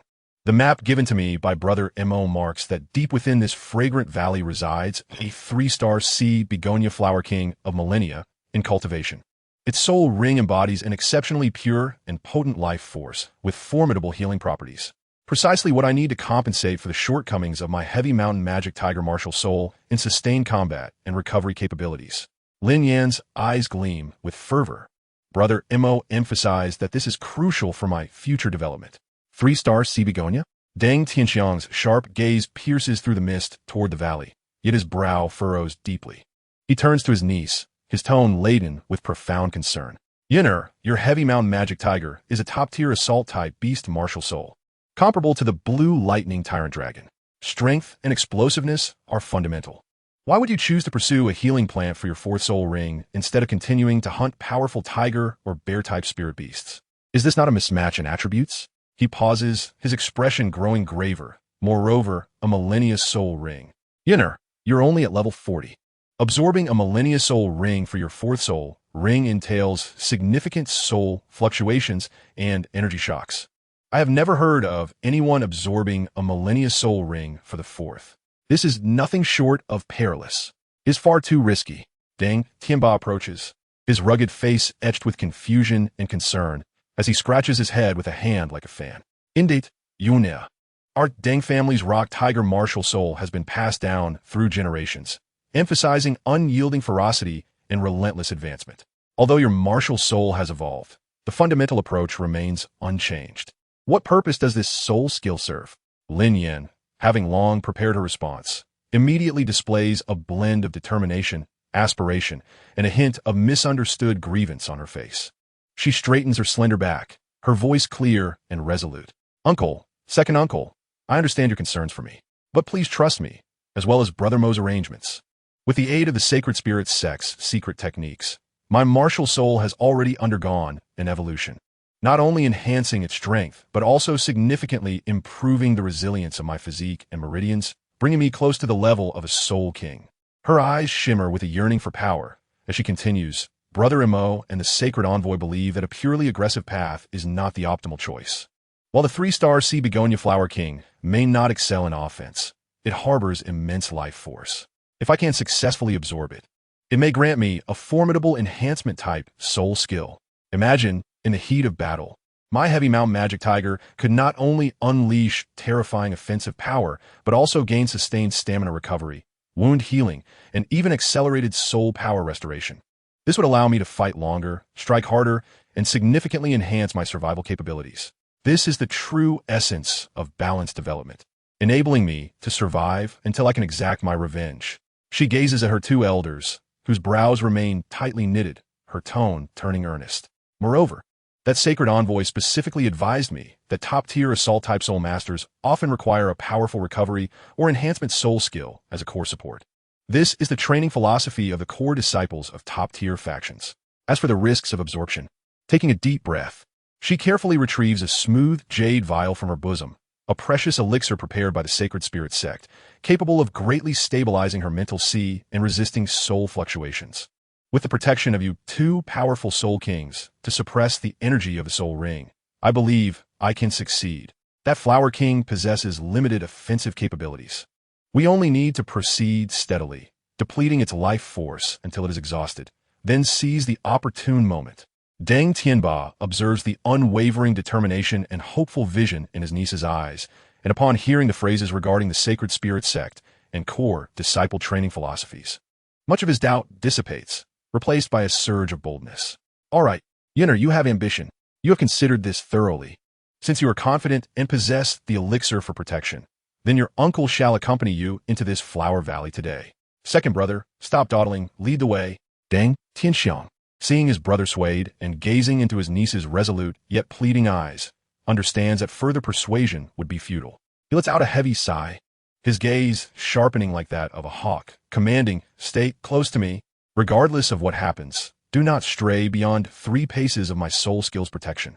If anything unusual occurs, retreat immediately. No sooner had he spoken than his 5th soul ring erupted with a deep, purple-black glow. 5th soul skill, Rock Tiger Barrier. With a thunderous roar, the ground trembles violently as 3 massive rock walls, each several feet thick and towering over 10 feet high, burst forth from the earth. The 3 walls form a solid triangular formation, firmly encasing the 3 of them within. A heavy, stable, and oppressive aura radiates from the walls, and as the pale pink mist swirling at the valley's entrance brushes against the rock barriers, it emits a faint sizzling sound, as if being purified and repelled by an unseen force, unable to breach even a fraction. The trio maintains a close triangular formation, with Deng Tianxiang at the forefront, Deng Tianba bringing up the rear, and Lin Yan safeguarded in the center, cautiously stepping into the fragrant valley. Upon entering, the scenery transforms dramatically. The somber shadows of the outer forest are replaced by a dazzling spectacle. Before them lies an endless expanse of extraordinary floral sea. Countless 3-star sea begonias take root here, their forms graceful, trunks resembling jade, and their leaves glistening with a warm luminescence. Most striking are the blossoms at their peaks, with petals as delicate as cicada wings, exhibiting a translucent, glass-like quality. At the center of the flowers, 3 perfectly triangular stamens resemble the purest of stars, emitting a soft and stable halo of white, pale pink, and light blue, illuminating the entire valley in a dreamlike glow. A rich, invigorating life essence fills every inch of the air. What a beautiful place! Even the rugged Deng Tianba cannot help but murmur in admiration, the tension in his nerves seemingly easing slightly. However, Deng Tianxiang's expression grows even more serious. The more beautiful it is, the more we must not let our guard down. Stay focused. His soul power perception extends like invisible tendrils, meticulously probing for any anomalies beneath this facade of tranquility. Delving hundreds of meters into the floral sea, the terrain gradually rises. At the center of the flower expanse, a small hill gently rises, and the target finally comes into view. A towering giant sea begonia stands majestically, exceeding 2 meters in height. Its trunk, no longer jade-hued, is sculpted entirely from lamb fat white jade, exuding a warm and understated aura, with a faint golden glow that suggests unrivaled nobility. Its branches and leaves flourish, each leaf appearing like emerald, edged with delicate golden threads. The most striking feature is the 3 flowers at its pinnacle, each the size of a millstone, with petals layered intricately like the finest glass art. Their hues are several times deeper than that of the ordinary 3-star flower. At the center of these blossoms, 3 star-shaped stamens radiate not a gentle array of colors, but a molten gold that emits a fierce and majestic glow, an aura of life, far surpassing that of the ordinary 3-star flower, exudes from it, carrying a subtle pressure that spreads outwards like an invisible tide, centering around it. It is, without a doubt, the sovereign of this floral sea, the king of the 3-star flowers. Chapter 71. The Pilgrimage of Blossoms. The king of the 3-star flowers seemed to have sensed the unwelcome guests long before they arrived. As the 3 individuals stepped within a 100-foot radius, its 3 enormous golden star stamens began to rotate slowly, aligning precisely with them. There were no roars, no howls, instead a life force, 10 times more potent and as viscous as liquid gold, mingled with an overwhelmingly sweet fragrance, surged forth like a tangible wave. Hey, quite the audacity. Let us see what you're made of. The unvoiced provocation ignited a fighting spirit within Deng Tianba. He stepped forward decisively, his 4th spirit ring flashing brilliantly. Spirit possession, 4th spirit skill, rock tiger earthquake wave. Boom. He struck the ground fiercely with his right fist. A visibly condensed, earth-toned shockwave raced along the ground, uprooting soil and shattering flowers with a devastating force that surged toward the massive root system of the Flower King. This blow was sufficient to shatter a 1,000-pound boulder. However, just as the shockwave was about to hit the main trunk of the Flower King buzz, within a 3-yard radius of the Flower King, the air seemed to solidify. A translucent shield, as thin as a cicada's wing, yet shimmering with brilliant golden light, appeared out of nowhere, safeguarding the Flower King and its roots. Bang! A sound like a heavy hammer striking a drum erupted. Deng Tianba's earth-shattering wave collided violently with the golden shield, causing ripples to surge across its surface, akin to a stone thrown into a lake, with golden light flickering rapidly. Yet, the shield proved to be more resilient than anticipated. Although it was pressed inward and deformed by the shockwave, it did not shatter. Even more astonishingly, after withstanding that blow, the ripples on the shield quickly settled, and the golden light became even more solidified. Meanwhile, the Flower King's massive branches and leaves swayed gently, releasing a purer and more powerful life force, akin to an invisible rain nourishing the surroundings. Those ordinary 3-star flowers that had been broken and toppled by the shockwave began to stand upright at a visibly accelerated pace. Tender shoots sprouting from their broken stems and healing rapidly. The ground directly impacted also began to mend swiftly. What? Deng Tianba's eyes widened in disbelief, unable to fathom that his full force strike had not even breached the opponent's defenses, but rather seemed to have invigorated it. Deng Tianxiang's expression changed dramatically as he exclaimed, "What a terrifying defense and self-healing ability. This is no ordinary 10,000-year soul beast. Its vitality is interconnected with this floral sea. The power used to attack, it seems to be partially converted and absorbed, nourishing itself and the entire flower field in return. No wonder Yuner said that ordinary soul masters cannot kill it. This is simply an indestructible fortress." Lin Yan, sensing the urgency and dread, urgently spoke, "Uncle, second uncle, although it doesn't have many offensive means against us, if this continues, our soul power will be completely exhausted.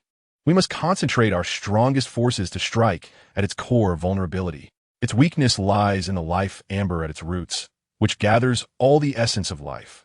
Only by shattering that can we truly inflict heavy damage upon it."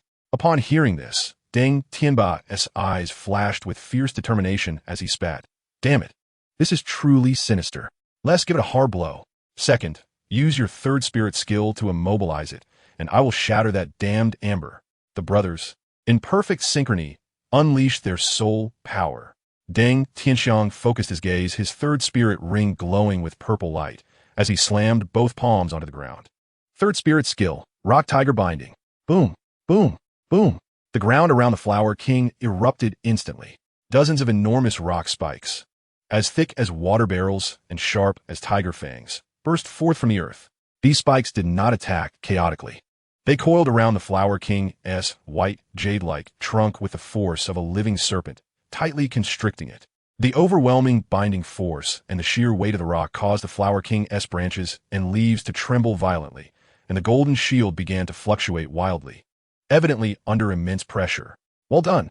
Deng Tianba roared, his muscles swelling instantly, veins bulging beneath his skin like snakes. He took a deep breath, as if a colossal whale were swallowing the sea, drawing in the surrounding air for dozens of meters. The profound black fifth spirit ring erupted with an unprecedented brilliance, an aura so ferocious and fierce it seemed ready to tear the earth asunder. Fifth spirit skill, cracking rock tiger king cannon. He brought his fists together and slammed them forward as if propelling a mountain. Roar! A colossal, vividly lifelike phantom of a tiger, composed entirely of violent earth-type soul power, roared forth. This tiger was strikingly realistic, its fangs bared, claws tearing through the air, emanating an aura that could obliterate everything in its path, racing towards the roots of the Flower King, tightly ensnared by the binding rock spikes, targeting the amber-colored protrusion that faintly glowed. Boom! The deafening explosion echoed throughout the valley of fragrant blossoms. The tumultuous, earth-toned energy surged outward like a tsunami, instantly clearing away all ordinary three-star flowers within dozens of feet of the Flower King, even stripping away layers of earth. Dust and shattered petals soared into the sky. As the dust settled, the Flower King's remarkably resilient golden shield finally shattered completely, dissipating like broken glass. On the main trunk, where the Tiger King cannon had struck directly, a shocking, several-foot-deep crater emerged, spiderweb-like cracks spreading wildly from its center, nearly engulfing the entire trunk. The once glowing amber protrusion now dimmed and became marred with fissures. "We did it!" Deng Tianba gasped for breath, a look of delight crossing his face. That last strike had nearly drained 80% of his soul power. However, Deng Tianxiang's heart sank. Something is amiss. Its aura hasn't collapsed.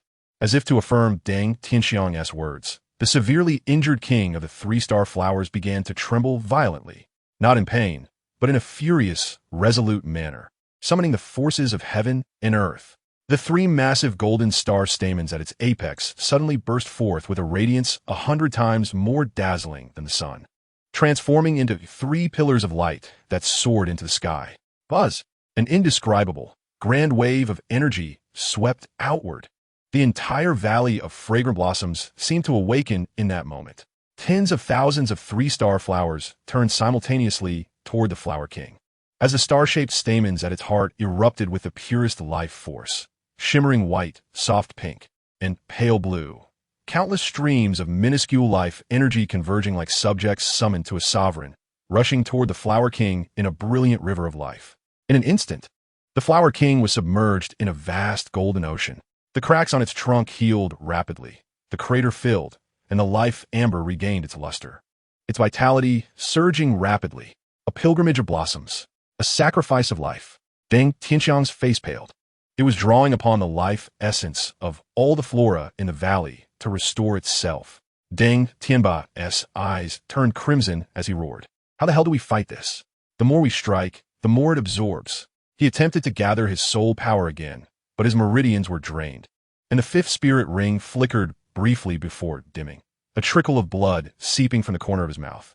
A glimmer of coldness flashed in Lin Yan's eyes, quickly replaced by a look of urgency. "Uncle, I am here to assist you." With a decisive step forward, her third spirit ring suddenly blazed to life. Spirit embodiment, the true form of her martial spirit, the armored tiger. The third soul skill, Tiger's Roar and Sandstorm Rend. The spectral image of the heavy mountain demon tiger roared into existence behind her, and with a fierce swing of her arms, 5 colossal claws of swirling sand erupted in a fan-shaped arc. The ground fractured, a sandstorm surged forth, and the violent grains of sand sliced toward the roots of the Flower King like blades. Simultaneously, Lin Yan herself entered a frenzied state, her attack speed skyrocketing, each strike infused with splatter damage. Yenner. Deng Tianba's eyes widened in disbelief, astonished by his niece's formidable power.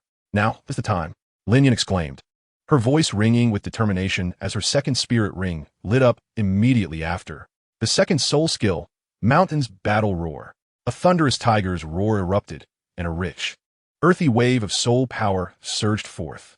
Deng Tianba and Deng Tianxiang felt an immediate lightness in their bodies, their fatigue dissipating, as a hardened rocky armor surfaced upon their skin, simultaneously enhancing their attack and defense.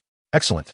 Seizing the opportunity, Deng Tianxiang summoned his last vestige of soul power, and his fourth spirit ring glimmered. The fourth soul skill, Rock Tiger's Piercing Drill, a colossal drill of stone spun violently, tearing through the air, hurtling directly toward the roots of the Flower King. A glint of icy resolve flickered in Lin Yan's eyes, her arms encased in rocky armor swelling to 3 times their size, earthy soul power flowing like lava along her fists. The first soul skill, Rock Shattering Claw, Shatter Mountain. Boom! Their attacks struck the life amber in succession. Crack! The crisp sound of shattering resonated throughout the valley, the core of the amber exploding forcefully. The golden flow of life was abruptly severed, the aura of the Flower King collapsing like an avalanche. Amidst the rain of withered petals, a profound black soul ring slowly ascended. Chapter 72, The 10,000-Year Fourth Soul Ring. Lin Yan stepped gracefully toward the black soul ring, suspended in midair. A crystal-clear orb quietly manifesting in her palm. The true pearl martial spirit. Uncle, second uncle, I am ready to commence absorption. She turned back, her expression a blend of tension and anticipation, while secretly harnessing the power of the true pearl. An invisible wave of spiritual energy subtly expanded, and within the perception of Deng Tianba and Deng Tianxiang, that soul ring emanated a rich aura of 10,000 years, gradually drifting toward Lin Yan's heavy mountain demon tiger martial spirit. However, unbeknownst to them, a spectral figure quietly emerged beside Lin Yan, clad in a cerulean robe. The man exuded an air of scholarly elegance, his eyes as profound as ancient wells, radiating a faint, oppressive aura. This was Qingming, a 2,000-year-old soul beast, even in death. Its spiritual impact was not to be underestimated. Qingming's voice resonated directly within Lin Yan's consciousness. I shall use the true pearl to maintain the illusion, making them believe this is merely an ordinary 10,000-year soul ring, while they think you are absorbing the ring for your heavy mountain demon tiger martial spirit. However, you must withstand the mental shock. My spiritual power is insufficient for multitasking at this moment. Lin Yan nodded subtly in acknowledgement. In truth, the 3-star sea begonia flower king was not a mere 10,000-year soul beast, but rather a 2,000-year entity. Otherwise, the process of obtaining the soul ring would not have been so arduous. From the very beginning, Lin Yan had concealed its true age with the true pearl. The 10,000-year aura perceived by Deng Tianba and Deng Tianxiang was merely an illusion crafted by the pearl. Otherwise, with their caution, they would never allow Lin Yan to attempt absorbing a 2,000-year soul ring. Yenner, be cautious. Deng Tianba strained to stand. The absorption of a 10,000-year soul ring is no trivial matter. I will protect you. Deng Tianxiang also laboriously shifted his footing. Concentrate. Do not lose focus. If anything feels amiss, halt immediately. Lin Yan obediently nodded and settled into a meditative posture, within the illusion created by the true pearl. Her heavy mountain demon tiger martial spirit manifested externally, and the black soul ring gradually encircled the spectral tiger. Yet in reality, Qingming, commence. Lin Yan whispered to the figure beside her. Qingming inclined his head slightly, drawing upon Lin Yan's soul power while simultaneously channeling his own spiritual energy. The radiance of the true pearl suddenly intensified. In an instant, the black soul ring surged forward, plunging directly into the palm of Lin Yan's right hand. Ugh! Lin Yan stifled a groan as beads of sweat instantly formed on her forehead. The mental impact of the 2,000-year soul beast was far more terrifying than she had anticipated. The residual consciousness of the 3-star sea begonia flower king transformed into a colossal wave of fury, rampaging through her mind. Wretched thief! How dare you desecrate the dignity of the king? Decay alongside me. These mental assaults pierced her consciousness like 1,000 searing needles. Had it not been for Qingming's timely invocation of the true pearl's power to form a barrier, the first wave of impact could have shattered her mind. Hold on. Qingming's voice echoed within her consciousness. It is merely a dying struggle. Do not be swayed by its negative emotions. Lin Yan gritted her teeth, her divine hand martial spirit operating at full capacity, voraciously consuming the energy of the soul ring. Meanwhile, from the outside, Lin Yan's body trembled violently. The spectral heavy mountain demon tiger emitted anguished roars. Deng Tianba clenched his fists in tension, while Deng Tianxiang fixed his gaze intently on his niece's condition, ready to intervene at a moment's notice. Second brother, something feels off. Deng Tianba's voice trembled. The energy of that soul ring is too chaotic. Deng Tianxiang's forehead glistened with cold sweat. Wait a moment. Interrupting her now would be even more perilous. In the true realm, Lin Yan's hands had already transformed into a resplendent gold, her divine hand, martial spirit, undergoing a remarkable metamorphosis. The immense life force of the 2,000-year soul ring was being refined continuously, evolving into the purest energy to nourish her martial spirit. But this process was equally agonizing. Lin Yan could not suppress a low growl, her veins feeling as if they were being seared by molten lava. The energy of the 2,000-year soul ring was overwhelmingly vast, and her veins were being violently impacted, small beads of blood seeping from her skin, rapidly evaporating from the soul power emanating from her. The battle within her consciousness was equally intense. The residual will of the 3-star sea begonia flower king manifested as a golden storm of spirit, relentlessly assailing the defense established by Qingming, showing signs of imminent breach. Qingming frowned slightly, disregarding the external situation, and called out in a low voice. A mere remnant of a soul dares to act so recklessly.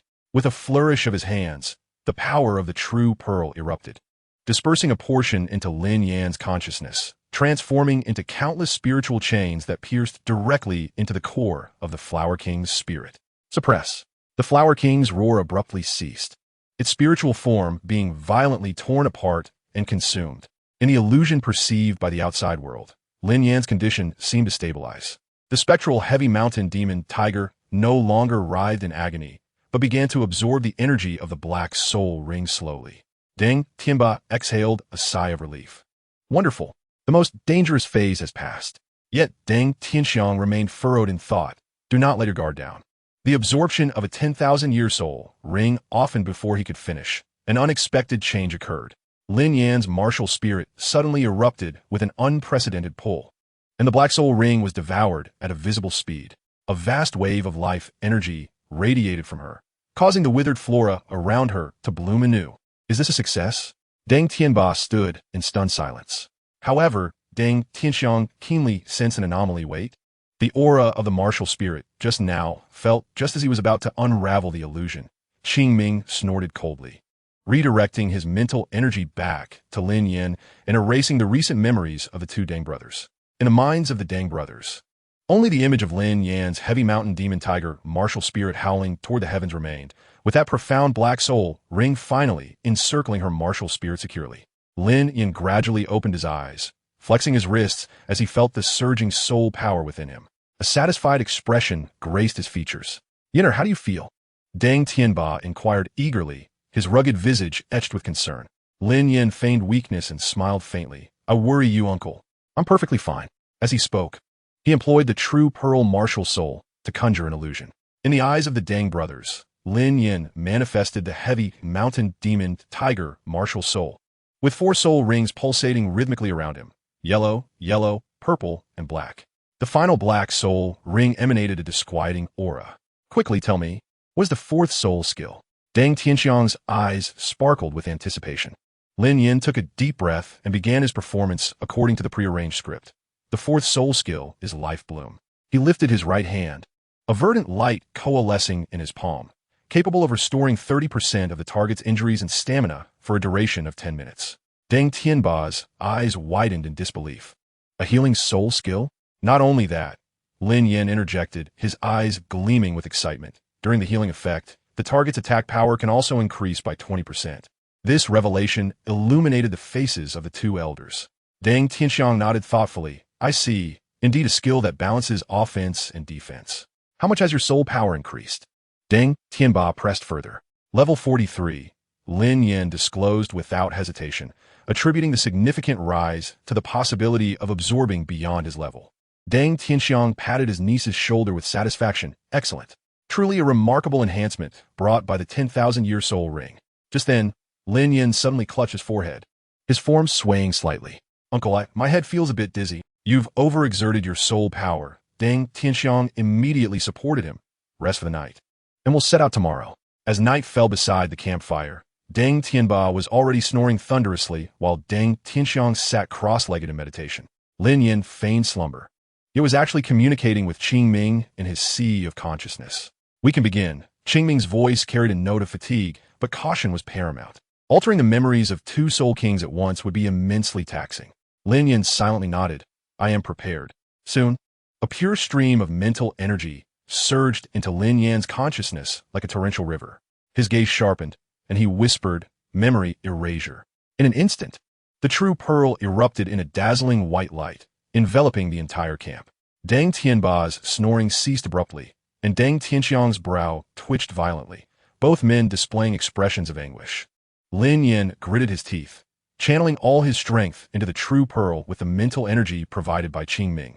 He distinctly felt the pearl's power traversing deep within their memories, akin to a precise scalpel meticulously excising every recollection of the day's events. Almost there, Qingming's voice began to tremble. Lin Yan understood and infused the last vestige of his mental power into the pearl. With a barely audible sound, the white light suddenly contracted. Lin Yan collapsed onto the ground, gasping for breath. Qingming's figure appeared somewhat ethereal, clearly drained. Did we succeed? Lin Yan asked weakly. Qingming nodded slightly. I have erased their memories. As Qingming's silhouette gradually faded, he added, You've truly exhausted me, kid. I need a month of rest. Don't come looking for me unless necessary. Chapter 73. Blood feud. The cool morning light filtered through the leaves, casting dappled patterns upon the camp. Deng Tianxiang awoke to find Lin Yan's complexion pale and expressed concern. Yinner, why do you look so unwell? Lin Yan forced a smile. It's nothing, uncle, just a bit fatigued. Deng Tianba strolled over, stretching lazily. All right, let's quickly find Yinner her fourth soul ring and not delay any further. Suddenly, Deng Tianxiang frowned, surveying their surroundings. Strange, this place feels oddly familiar. Have we been here before? Uncle, you must be mistaken. Lin Yan interjected nonchalantly. We just arrived in this area last night. Deng Tianba scratched his head. Now that you mention it, I do find it a bit strange, like I've forgotten something important. You must be too tired. Uncle, Lin Yan smiled sweetly. You were on guard duty until late last night. Under the subtle influence of the true pearl, the two quickly dismissed their doubts. After searching for half a day, the trio discovered a fearsome split earth mad tiger in a ravine. Lin Yan sensed its age to be well over 17,000 years and promptly activated the true pearl. In the perception of the Deng brothers, the giant tiger's aura diminished to just over 10,000 years. The brothers joined forces and swiftly subdued the beast, a black soul ring rising from its form. As Lin Yan absorbed the soul ring, he again utilized the true pearl to create an illusion. In the eyes of the Deng brothers, he appeared to be struggling to absorb the 10,000-year soul ring. In reality, he effortlessly affixed the ring to his heavy mountain demon tiger, martial soul. Rising to his feet, Lin Yan raised his right hand, the fourth soul ring swirling with dark energy. The fourth soul skill is Earth Pulse Tremor. He stomped his left foot, sending ripples of earthy yellow waves expanding outward, causing small stones to dance in response. When fully unleashed, he stomped his right foot into the ground. Boom! The earth within a 20-meter radius undulated like waves. Sharp rock spikes erupting from the ground, glinting ominously. Not only could it disrupt an enemy's movements, but it also reduced their speed, and could seamlessly integrate with my other soul skills. He first activated his third soul skill, Tiger Roar Sandstorm, unleashing 5 claw-like sand gusts. He then cast Earth Pulse Tremor again, watching as countless fragments of stone mingled with the sand, dramatically amplifying its power. Look, when used in combination, not only does it cover a larger area, but the damage is also astonishing. Lin Yan concluded, moreover, allies within the tremor's range gain additional penetration effects on their attacks. Deng Tianxiang nodded thoughtfully, area control, damage enhancement, team support. Indeed, a rare versatile soul skill. Lin Yan smiled modestly. However, it does consume considerable energy. With my current soul power, I can use it continuously only 4 times before exhausting myself. After acquiring the soul ring, the trio swiftly departed from the Stardow Forest. Under Lin Yan's guidance, they traveled for several days until they arrived at the headquarters of the Holy Spirit Church. Passing through the grand, arched stone gate, an ancient chapel hidden deep within the mountain unfolded before them. The towering dome allowed sunlight to cascade through stained glass windows, casting mottled shadows upon the ground. Intricate vine patterns adorned the white stone pillars supporting the dome, though their orientation seemed slightly askew, as if harboring some underlying dissonance. A faint incense wafted through the air, mingling with the scent of aged tomes. Silver candlesticks adorn the walls, their flickering flames illuminating the space with a warm glow. Only a few stone lamps in the corners flickered with a ghostly blue flame, adding a layer of mystery to the sacred hall. At the end of the chapel stood a white marble altar, its steps draped in a deep red velvet carpet. Above the altar hung a uniquely shaped statue, neither resembling a traditional deity nor any known saint, its fluid yet ineffable contours compelling one to gaze a moment longer. Before the statue lay an ancient silver basin filled with clear liquid. The entire chapel exuded solemnity, with the echoes of the trio's footsteps softly reverberating in the vast hall. Deng Tianba looked around, murmuring, "This chapel is quite different from what I imagined." Deng Tianxiang nodded slightly, his gaze lingering on the peculiar statue, his brow unconsciously furrowing. At that moment, a figure emerged from the shadows beside the altar. It seemed to have been standing there all along, only now drawing attention. Sunlight filtered through the stained glass, casting shifting patterns upon him. The newcomer wore a dark purple robe, intricately embroidered with enigmatic silver threads. Half of his face was concealed by a ghastly mask, revealing only a stern jawline and a pair of cold, indifferent eyes, resembling the frigid gaze of a void-bound abyss. Devoid of emotion, with a hum, 7 soul rings suddenly illuminated beneath his feet, pulsating in a rhythm. Yellow, yellow, purple, purple, black, black, black. The terrifying pressure emanating from the soul saint was akin to a tangible tsunami, instantly saturating the vast space. The air thickened to a leaden viscosity, and even the shadows cascading from the dome appeared to tremble under the weight of this oppressive force. This pressure was, of course, the illusion cast upon Shao-Chi by Lin Yan through the true pearl. However, aided by the soul-devouring technique, Shao-Chi had ascended 10 levels in just over half a year, a speed that was nothing short of astonishing. "Greetings, Lord of the 10,000 Hunts." Lin Yan immediately bowed deeply, his voice imbued with reverence. Deng Tianba and Deng Tianxiang felt as if they had been struck by a heavy blow. A soul saint, a pinnacle soul saint. In this malevolent place, the pressure was magnified to its utmost. The two hurriedly followed suit, bowing deeply, their voices dry with oppression.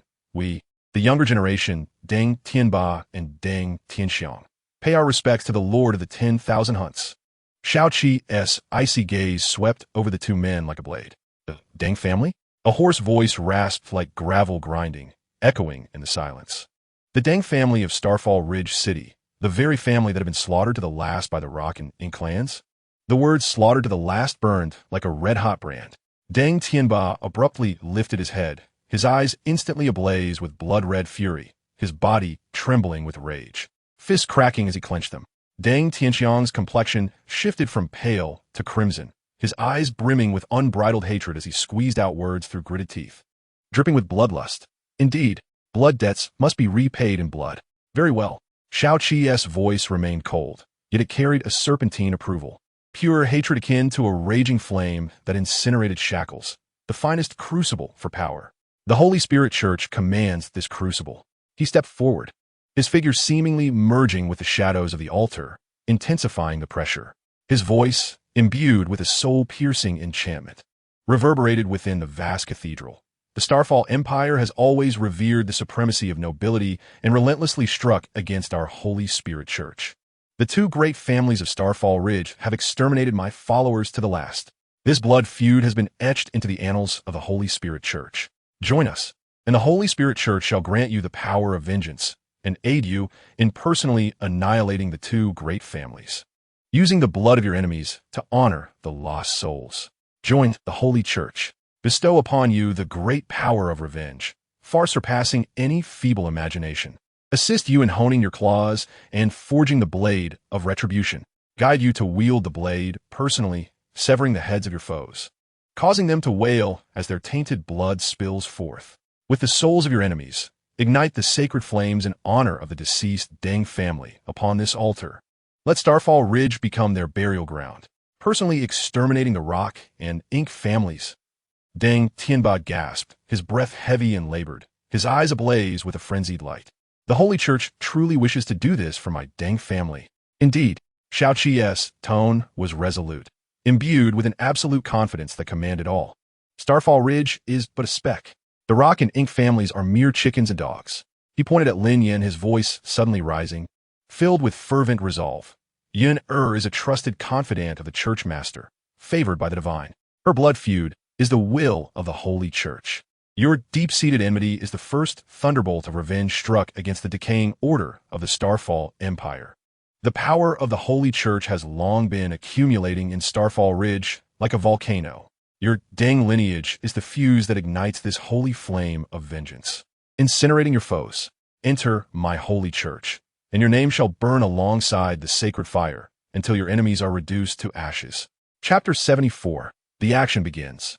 Lin Yan slowly raised his head, tears glistening in his eyes, his voice intertwining with deep-seated hatred and a barely perceptible plea. Uncle, second uncle. Brother Mo said that the Holy Church is our Deng family's only hope for revenge. Let us join the Holy Church and together annihilate the Rock and Ink families. Deng Tianxiang gazed into his niece's eyes, where a conflagration of hatred threatened to burst forth. The grudge of family annihilation gnawed at his very core, a relentless torment. Second brother, Deng Tianba, suddenly turned to his brother, eyes ignited with a wild, beast-like fervor. As long as we can exact revenge, I care not for anything else. Blood debts must be repaid in blood. Deng Tianxiang painfully closed his eyes, his chest heaving violently. When he opened them again, all struggle and doubt were obliterated, replaced entirely by a tsunami of hatred potent enough to scorch reason itself. He faced Xiao Qi, clasping his fists tightly, his voice trembling with raw emotion. Lord of the 10,000 Hunts, if the Holy Spirit Church can truly assist my Deng family in avenging this blood-soaked grudge, my brother and I are willing to serve as humble hounds, joining the Holy Church. We will face any trials, be it a mountain of blades or a sea of flames. Very good. A barely audible cold snort seemed to emanate from beneath Xiao Qi's mask. He waved his sleeve, and two black tokens inscribed with the visage of a ghastly demon flew steadily into the hands of the Deng brothers. This is the demon token of the Holy Church. Those who bear this token shall temporarily gain the qualifications of the 8 great saints. From this moment forth, you shall be members of my Holy Spirit Church. The blade of vengeance is about to be unsheathed. Deng Tianba clutched the token tightly in his palm, the cold metallic touch igniting the long-simmering flames of vengeance within him, causing his muscles to tremble with excitement. Deng Tianxiang also gripped the token firmly, his knuckles turning white from the strain. He took a deep breath, suppressing the tumultuous emotions, and solemnly addressed Xiao Qi and Lin Yan. Thank you, Holy Spirit Church. Thank you, Lord of the 10,000 Hunts, for your generosity. A smile finally blossomed on Lin Yan's face, a blend of excitement and relief, as if a sliver of dawn had pierced through the long-held gloom. Uncle, second uncle. We will surely succeed. Brother Mo said that the power of the Holy Spirit Church is unfathomable, beyond all imagination. Lord of the 10,000 Hunts. Deng Tianxiang strained to maintain the last vestiges of his composure, respectfully inquiring of Xiao Qi, our blood feud is deep and burdensome. I wonder when the Holy Church will assist my Deng family in wielding this blade of vengeance? Xiao Qi's deep and resonant voice echoed in the room. The time is at hand. No sooner had he spoken than he produced a sealed letter from his sleeve and handed it to Lin Yan, simultaneously beginning to elaborate. A scout has reported that the head of the Rock family, Yin Lai, successfully broke through the 50th level barrier 3 days ago, ascending to the realm of Soul King. Having witnessed the fate of the Deng family, the Rock family harbors suspicion towards the Ink family. In this endeavor to procure the 5th soul ring, they have insisted that the core high-ranking members of the Ink family accompany them throughout the entire process, to supervise one another. This news struck the hearts of the Deng brothers, and Lin Yan, like a boulder cast into still waters, stirring up a tempest. Yin Lai is broken through to the 50th level. Deng Tianba's eyes brimmed with bloodshot fury, his thick fingers cracking the demon token in his grip, as if it were Yin Lai's neck. Good, very good. It was they who ambushed my Deng family, while our core members were out hunting souls. Now, it is finally their turn to taste this bitterness. Retribution. This is retribution. Lin Yan swiftly took the letter, his gaze scanning each word with electric precision. A cold and calculating expression swiftly materializing on his face. Lord of the 10,000 Hunts, is the information absolutely accurate? Yin Lai is indeed set to depart in 3 days for the Star Doe Forest to hunt for the 5th soul ring, and the Ink family's high-ranking members must accompany him? Without a doubt. Xiao Qi's voice was devoid of fluctuation, yet it contained an undeniable certainty. The painful lesson of the Deng family's annihilation loomed large, and the Rock family would not dare allow the Ink family to guard their stronghold alone. An agreement had been reached. The core combat forces of both families totaled 7 individuals, all mobilizing under the pretense of mutual assurance. But in reality, they were merely wary of one another. Lord of the 10,000 Hunts, Deng Tianxiang spoke with concern. The 7 from the opposing side are formidable and should not be underestimated. I wonder how much strength the Holy Church can deploy to assist us? If you could personally intervene, the situation would surely be settled. Shao Qi's gaze, sharp as a blade, swept over Deng Tianxiang, carrying a hint of barely perceptible scrutiny. Rest assured, I have my own considerations. You need not worry. To ensure the success of this operation, I have dispatched 2 saints to provide assistance. Lin Yan understood immediately and took over the explanation. The Holy Church headquarters has additionally sent 4 Soul Venerable level attendants, who are currently lying in wait in secrecy near Starfall Ridge. When the time comes, we shall face them with a 9 against 7. Moreover, we launched our ambush at a critical moment, right after they had hunted the Soul Beast, when their soul power was severely depleted and their spirits most lax. While Yan Lai was immobilized from absorbing the Soul Ring. 9 against 7? Only 2 holy envoys and 4 attendants dispatched. Deng Tianba's eyes widened in disbelief, his voice brimming with profound discontent and skepticism. Yunner, is this all the manpower the Holy Church can muster? My Lord Wan Shou, will you truly not intervene personally, or at least send a few Soul Emperors to oversee? If a Soul Emperor were to take action, victory would be assured, without a doubt. Although Deng Tianxiang did not voice his agreement, his furrowed brow and the hidden unease in his gaze clearly revealed his own anxiety. Lin Yan felt a chill in her heart, realizing the gravity of the situation. Nevertheless, her expression quickly shifted to one of understanding. Her voice gentle yet unwaveringly resolute as she explained, "Uncle, please remain calm. Brother Mo has solemnly informed me that the Holy Spirit Church is currently executing 2 top-secret plans of utmost importance in both the Star Luo Empire and the Tiando Empire. Almost all of the elite forces, especially elders of Soul Emperor rank and above, have been dispatched to these critical battlefields, leaving them stretched thin. The fact that Lord Wan Shou can personally oversee and coordinate our revenge operation signifies the Holy Church's utmost regard for the blood feud with the Deng family and an immense support." Her tone transformed, brimming with confidence. "Uncle, second uncle, with 2 holy envoys present, there is no need for concern. Those 2 lords are far from ordinary soul masters. Their abilities are sufficient to turn the tide in a crucial moment. Furthermore, our timing is impeccable. Yan Lai requires at least 2 hours to absorb the Soul Ring, during which he is virtually incapacitated, a prime target. The remaining 6 must protect him from Soul Beast interference while also remaining vigilant, utterly exhausted, and their soul power undoubtedly diminished from the previous battle. At this moment, a swift and thunderous strike will guarantee success. The greater our numbers, the more likely we are to expose our whereabouts and alert the enemy." Just as Deng Tianba was about to voice further objections, Shao Qi emitted a low, oppressive grunt at an opportune moment. In an instant, a vast and heavy Soul Saint's pressure descended upon Deng Tianba, as if an invisible hand had seized his throat, forcefully stifling his impending complaints, causing him to gasp, his face turning crimson. Shao Qi's voice was icy and piercing, imbued with an unyielding will. To question the arrangements is to question the will of the Holy Spirit Church. Deng Tianba, considering your recent entry into the church and your burning desire for vengeance, I shall allow you this one indulgence. Remember, within the Holy Spirit Church, obedience surpasses all else. Should there be a next time, I shall not show mercy." Under this terrifying pressure, Deng Tianba's forehead bulged with veins as he finally bowed his head with great difficulty. Responding in a hoarse tone, "Yes, Lord Wan Shou, I acknowledge my error and understand." Deng Tianxiang hastily bowed as well, his tone anxious and respectful. "Lord Wan Shou, please do not be angry. My brother and I are eager for revenge," and spoke out of turn, with no intention of questioning the church's authority. "All actions will follow your and the holy envoy's commands." Understanding is sufficient. Shao Qi's oppressive aura receded like a receding tide, easing the stifling atmosphere within the room. The specifics of the ambush location, precise timing, and personnel assignments are to be entirely managed by Yunner, in consultation with the 2 holy envoys. You must cooperate fully, without error. His icy gaze swept over the 3 once more, finally fixing on the void ahead, as if foreseeing the conclusion.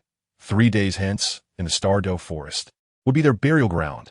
Chapter 75, The Soul Hunt Ambush. In the depths of the Douluo forest, the towering ancient trees wove a dense canopy overhead, blocking out light, save for a few faint strands of moonlight, like dying silver threads, struggling to seep through the gaps in the leaves, casting mottled shards of light upon the ground littered with decaying foliage. Massive tree roots twisted and coiled like a slumbering giant serpent, silently witnessing the impending bloodshed. 7 figures encircled a ravaged clearing, the heavy sound of their breaths piercing the silence. In the center of the clearing lay a colossal, millennia-old armored stone bear, sprawled in a pool of blood, its hard shell shattered in places, revealing the rolling, steaming flesh beneath. One eye completely crushed, leaving only a gory cavity.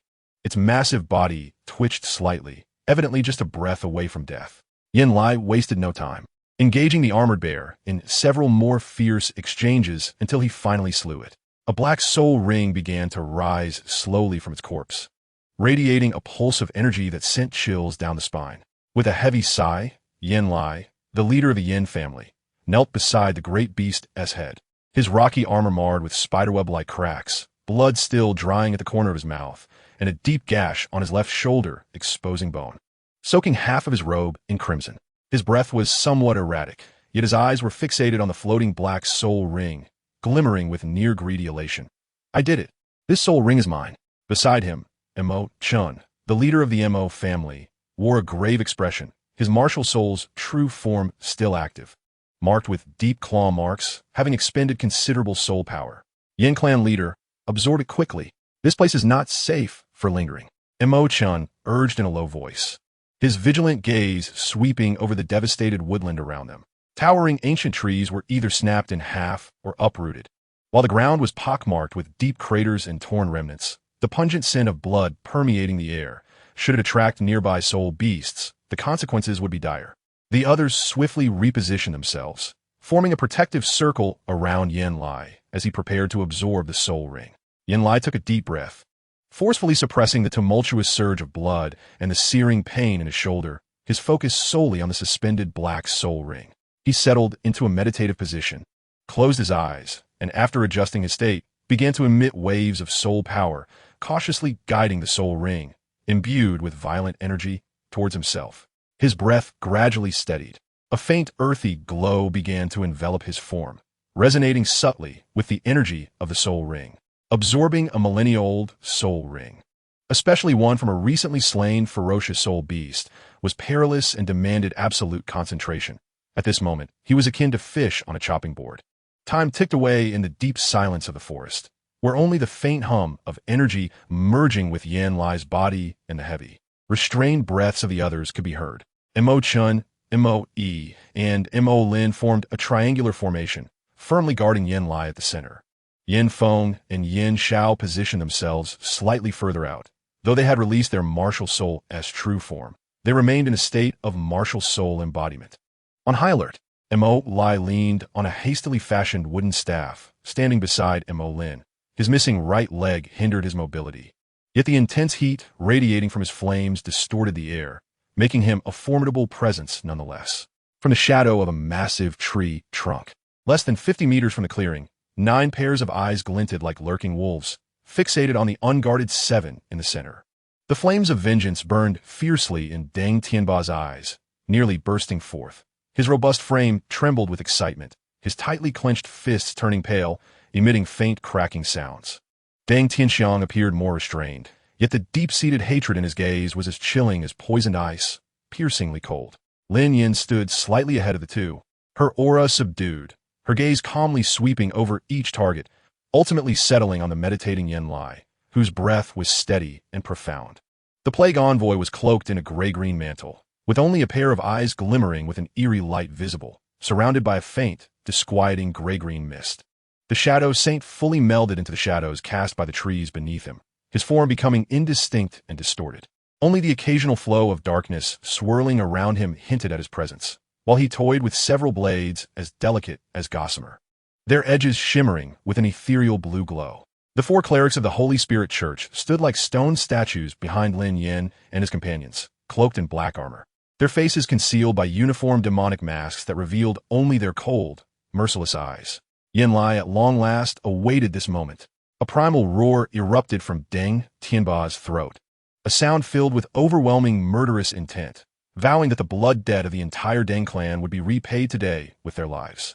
Deng Tianxiang, without uttering a word, slowly raised his right hand, fingers splayed, as an invisible wave of soul power began to ripple outward. This was the precursor to his third soul skill, the Rock Tiger Binding. His target was none other than the outermost position of the Yin family's third elder, Yin Xiao, who wielded the earth-shattering bear martial spirit. Lin Yan inclined his head slightly, a flicker of cold light flashing in his eyes, and issued a low, commanding order, attack. As soul power surged, the few of them completed their martial spirit embodiment, rapidly donning the armor of their true martial spirits. A roar erupted from Deng Tianba like thunderclaps reverberating through the earth. He swiftly completed his martial spirit embodiment, his robust frame expanding dramatically as a torrent of soul power erupted like a volcano, a deep yellow light shooting skyward. Yellow, yellow, purple, purple, purple. 5 soul rings suddenly gleamed to life. The profound purple glow of the 5th soul ring instantly reached its zenith.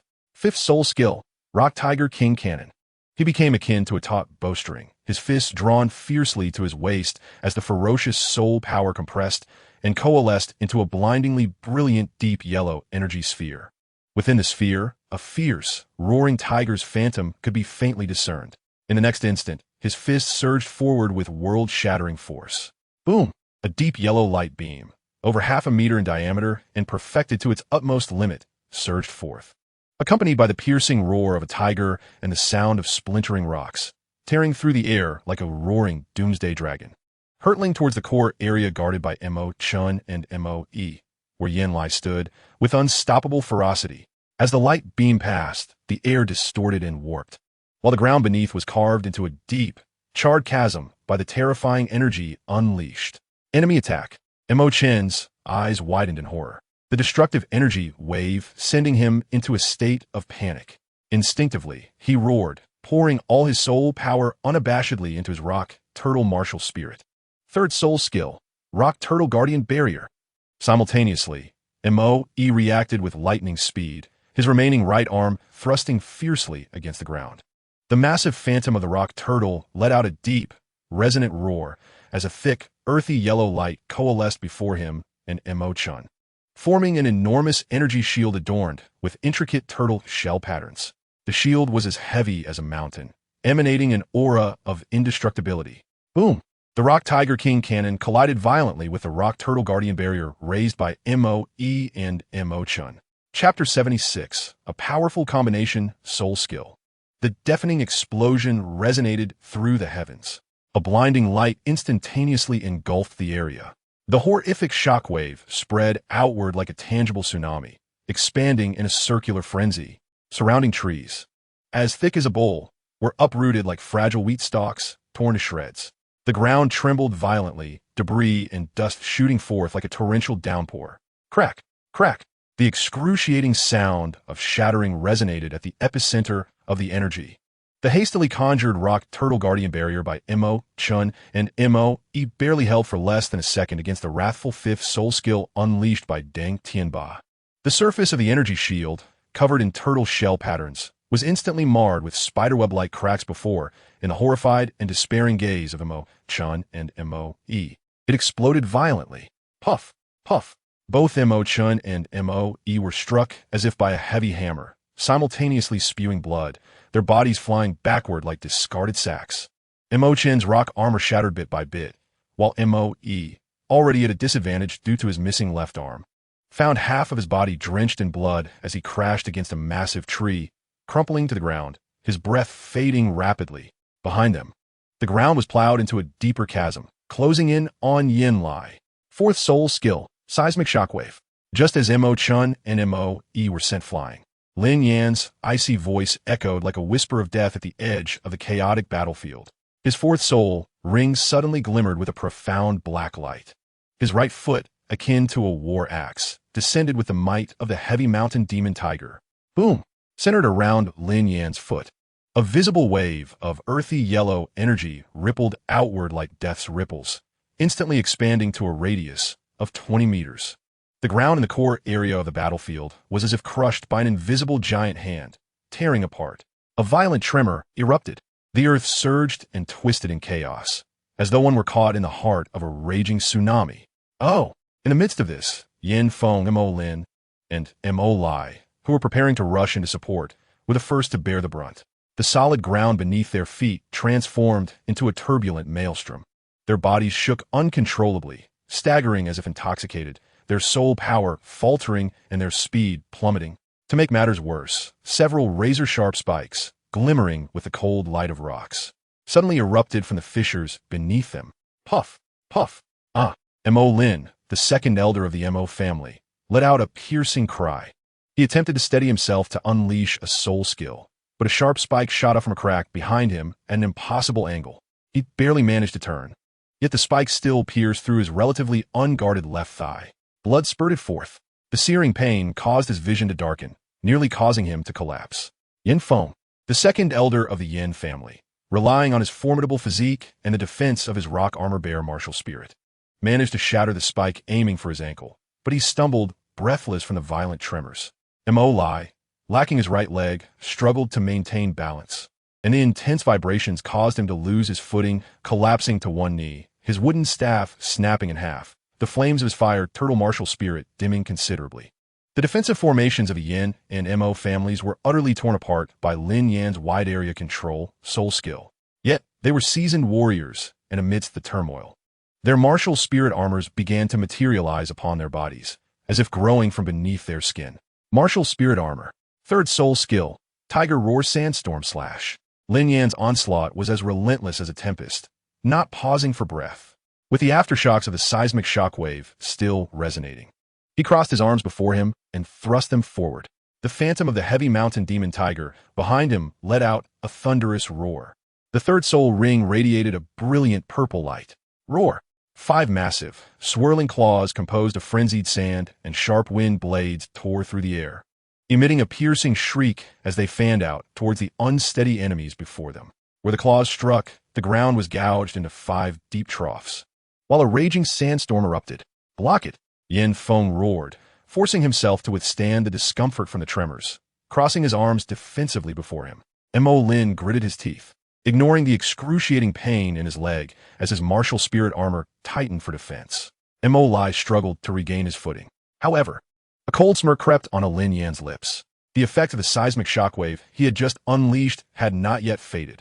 The violently undulating, continuously cracking ground now served as an amplifier for the Tiger Roar Sandstorm Slash.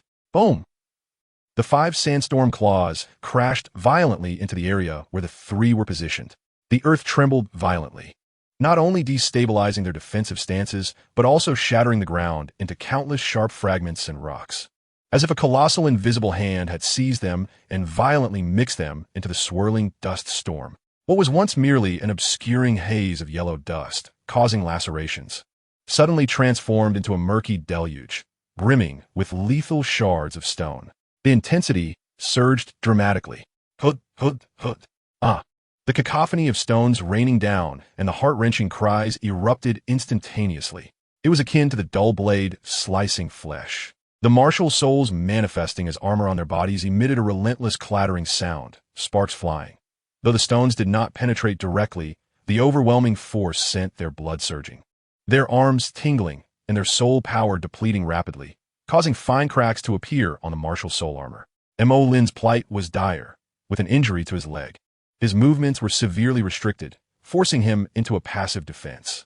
However, his martial soul armor was predominantly concentrated on his upper body, leaving his leg poorly protected. At that moment, countless stones, mingled with the sandstorm, came hurtling from every direction. The armor of his martial soul continued to shed, blood gushing forth, accompanied by heart-wrenching screams.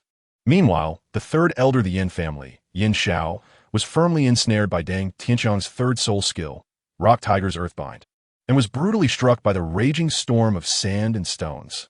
He attempted to withstand the onslaught with his martial soul armor and soul skills, but the storm, laced with sharp fragments, struck him like a multitude of blunt hammers. His soul power dwindled rapidly, and the armor on his chest was riddled with cracks, the tremendous impact seeming to displace his internal organs.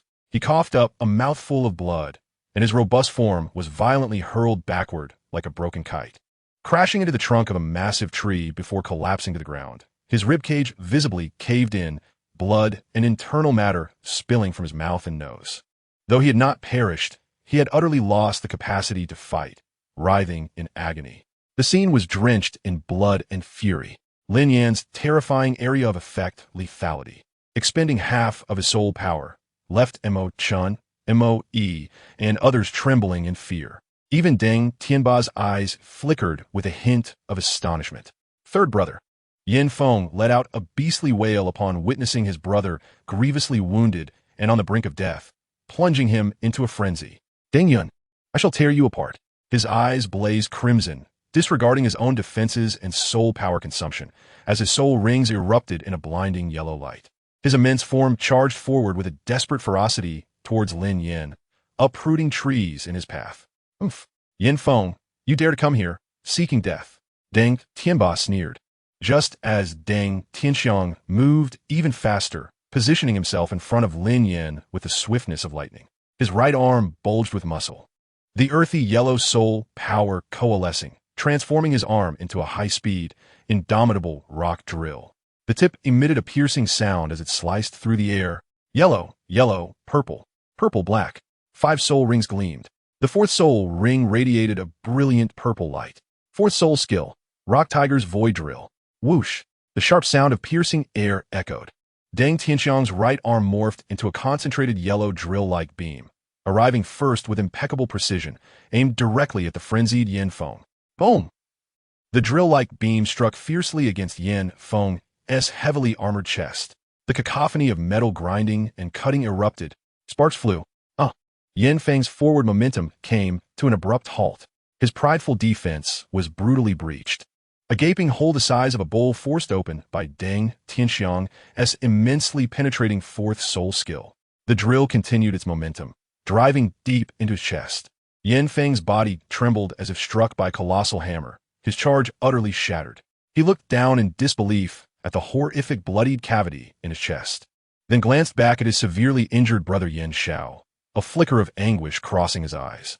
He opened his mouth, but only a torrent of blood gushed forth, and his massive form collapsed backward, lifeless.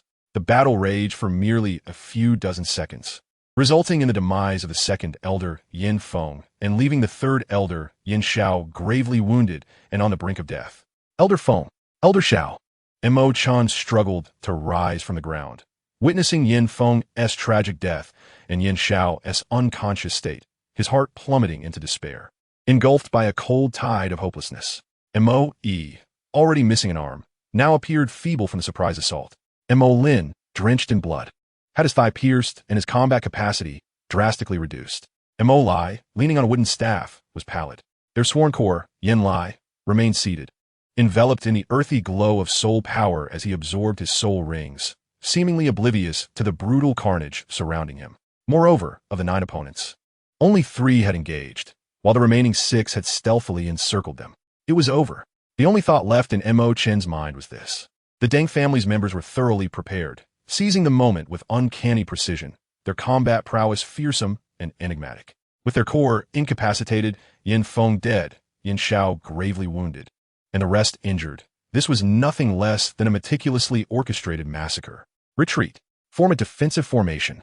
Hold the line until the clan leader awakens. Mo Chen's hoarse roar was the only strategy he could conceive. If they could endure until Yin Lai completed his absorption, the strength of a Soul King might offer a glimmer of hope. Montak Lin, Montak Lai, protect the clan leader. Mo Chun, gritting his teeth against the pain, summoned forth the rock tortoise martial soul, expending his soul power without reservation to form a relatively smaller but denser rock armor shield before him. Montak Lin, also enduring excruciating pain, minimized the phantom of the Xian tortoise to cover Yin Lai's side. Mo Lai let out a low growl, his flame tortoise martial soul erupting in scorching flames, encircling Yin Lai to create a barrier of fire in an attempt to fend off the assault. However, faced with this desperate last stand, Lin Yan could only sneer coldly. What was the difference from seeking death? Defiant to the end, he scoffed, as his 4th soul ring ignited once more with dark light. 4th soul skill, Earth Pulse Quake. Boom! Another violent tremor shook the ground. Biniat Montakchen, Mo Lin, and Mo Lai. The earth convulsed wildly, tearing apart. The immobile Mo Lin cried out in agony as his leg wound burst open, blood gushing forth as he fell to the ground. The already one-legged Mo Lai lost his balance once more, barely holding himself upright against the fiery barrier. Mo Chun had anticipated this, leaping into the air to evade the chaos. Now, Deng Tianba roared, charging like a rampaging tiger towards the collapsing defenses of Mo Chun. The yellow, purple, and purple soul rings lit up consecutively, his ferocious tiger claws tearing through the air. He aimed to personally shred this patriarch of the Mo family. The four silent members of the Holy Spirit Church, akin to sharks sensing blood, sprung into action. They moved with impeccable coordination, 2 by 2, like swirling black whirlwinds, infused with lethal intent, pouncing upon the fallen Mo E and the grievously wounded Mo Lin. Second brother, third brother, Mo Lai's eyes widened with desperation, pouring every last ounce of remaining soul power into the flame tortoise martial soul. The fiery barrier surged upward, attempting to intercept the four approaching church members. The battlefield plunged into the most gruesome close-quarters combat imaginable. The brilliance of soul skills, the glint of blades, the splattering of blood, and the anguished screams intertwined into a symphony of hell. Amidst this chaotic slaughter, the plague saint, who had remained inactive, finally moved. His wide, gray-green cloak billowed without wind, and his eyes, glimmering with a ghostly light, locked onto Mo Chun and Mo Lai. With a flash of his first soul ring, his gnarled fingers resembling dry twigs, stealthily flicked from within his voluminous sleeves. First soul skill, virus transmission, whoosh, whoosh, 2 almost undetectable threads of gray-green energy, like the fangs of a venomous serpent, silently pierced through the tumultuous energy flows and the swirling dust, precisely targeting Mo Chun and Mo Lai. As Mo Chun exerted every ounce of his strength to withstand the tempestuous onslaught of Deng Tianba, the rock turtle shield was battered, sending sparks flying and leaving it riddled with cracks. Mo Lai, too, focused all his mental energy on maintaining the fiery barrier, repelling the assailants. Suddenly, 2 streams of gray-green energy effortlessly penetrated the wounds of Mo Chun and Mo Lai. Both bodies stiffened simultaneously. An indescribable chill, numbness, and debilitating weakness erupted from the wounds, coursing through their veins like icy venom. Their soul power became sluggish and heavy. The brilliance of Mo Chen's rock turtle shield dimmed instantaneously, cracks spreading at an accelerated pace. The fiery barrier before Mo Lai swayed violently, its hue turning a muted green. Poison. Mo Chun gasped in horror. My soul power. Mo Lai felt his strength rapidly draining away. This minor delay and weakening were fatal flaws in the life and death struggle. Death. Seizing the moment when Mo Chen's shield faltered and his soul power was disturbed by the toxin, a fierce glint ignited in Deng Tianba's eyes. The fourth soul ring shimmered with a purple radiance. Fourth soul skill, Rock Tiger Quake. He brought his fist down with the force of 1,000 mountains, crashing them into the ground. Boom! A concentrated yellow shockwave radiated outward in a fan shape, surging like a torrential wave, crashing violently beneath Mo Chen's feet. The ground trembled violently. Mo Chun, already unsteady from the poison, lost his balance and fell backward. The rock turtle shield he struggled to maintain revealed a slender gap due to the instability of his soul power. At that critical juncture, a shadowy figure, akin to a deathly tendril extending from beneath Mo Chen's very feet, silently slipped through the breach of the shield. The speed was beyond the capacity of the eye to perceive. It was the Shadow Saint. He had lurked within the densest shadows of the battlefield, like the most patient of serpents, awaiting this lethal strike. A sound, subtle yet chilling, echoed as a blade pierced flesh. Montag Chen's falling motion abhoptli frotze. His eyes widened in disbelief as he clutched his throat tightly. A thin stream of blood rapidly expanded between his fingers. Scalding blood gushed forth like a fountain. He could hardly discern the assailant's form. The Shadow Saint's silhouette flickered behind Mo Chun before vanishing like a droplet merging into the ocean, disappearing back into the shadows, leaving only the ethereal blue shadow blade, thin as a cicada's wing, glimmering beside Mo Chen's lifeless body. The patriarch of the Mo family, Mo Chun, was dead. Chapter 78, The Desperate Counterattack. Patriarch Mo Lin let out a heart-wrenching wail of despair, struggling to rise, only to be seized by an attendant of the Holy Spirit Church, who plunged a cold dagger mercilessly into his back. Mo Lin's body convulsed violently a few times, and the light in his eyes swiftly dimmed. Mo Lai, witnessing Mo Chen's fall, Missouri Lin's death, and Mo E being torn to pieces by two other attendants, was engulfed by an overwhelming sense of desolation and despair. He relinquished the effort to maintain the fiery barrier, allowing the green flames to extinguish. Leaning on his broken staff, he gazed at Yin Lai, still absorbing the soul ring with closed eyes, and let out a mournful roar. Yin Lai, awaken! His cry, filled with despair and unwillingness, struck like a final straw upon the taut strings of Yin Lai's heart. Buzz! The earthy yellow aura enveloping Yin Lai, as he absorbed the soul ring, became exceedingly unstable, oscillating violently, flickering. His seated form began to tremble violently. His tightly shut eyes abruptly opened. A torrent of scalding, viscera-laden dark red reverse blood erupted from his mouth like a fountain. The backlash from forcibly interrupting the absorption of the 10,000-year soul ring was catastrophic. His aura plummeted like a punctured balloon, crashing back from the brink of the Soul King realm to the 49th level of the Soul Master, feeling utterly unsteady and chaotic. His organs felt as though they were being scorched by raging flames, crushed by a giant hammer, as excruciating pain engulfed his entire being. Yet, his bloodshot eyes remained fixed on the battlefield. What met his gaze were the severed limbs of his brothers strewn across the ground, Mo Chen's lifeless body clutching his throat, Mo Lai's desperate figure leaning on his staff, and the cold, serpent-like eyes of the Deng family members, glinting with mockery and delight. Deng Tianba! A throaty growl escaped Yin Lai, akin to gravel grinding, a roar from the depths of the abyss. Each word steeped in boundless hatred and madness that consumed all rational thought. He had completely lost his sanity. What soul ring? What future? None of it mattered anymore. He desired the death of the remaining remnants of the Deng family before him. I will have you accompany them in death. Yin Lai, like a dying beast, let out a roar that was unrecognizable as human. He ignited the remnants of his life force, burning through his chaotic soul power, even sacrificing the essence of his martial soul. A frenzied, chaotic, and destructive crimson light erupted from his battered form. Fourth soul skill, Rock Bear Meteor Crash.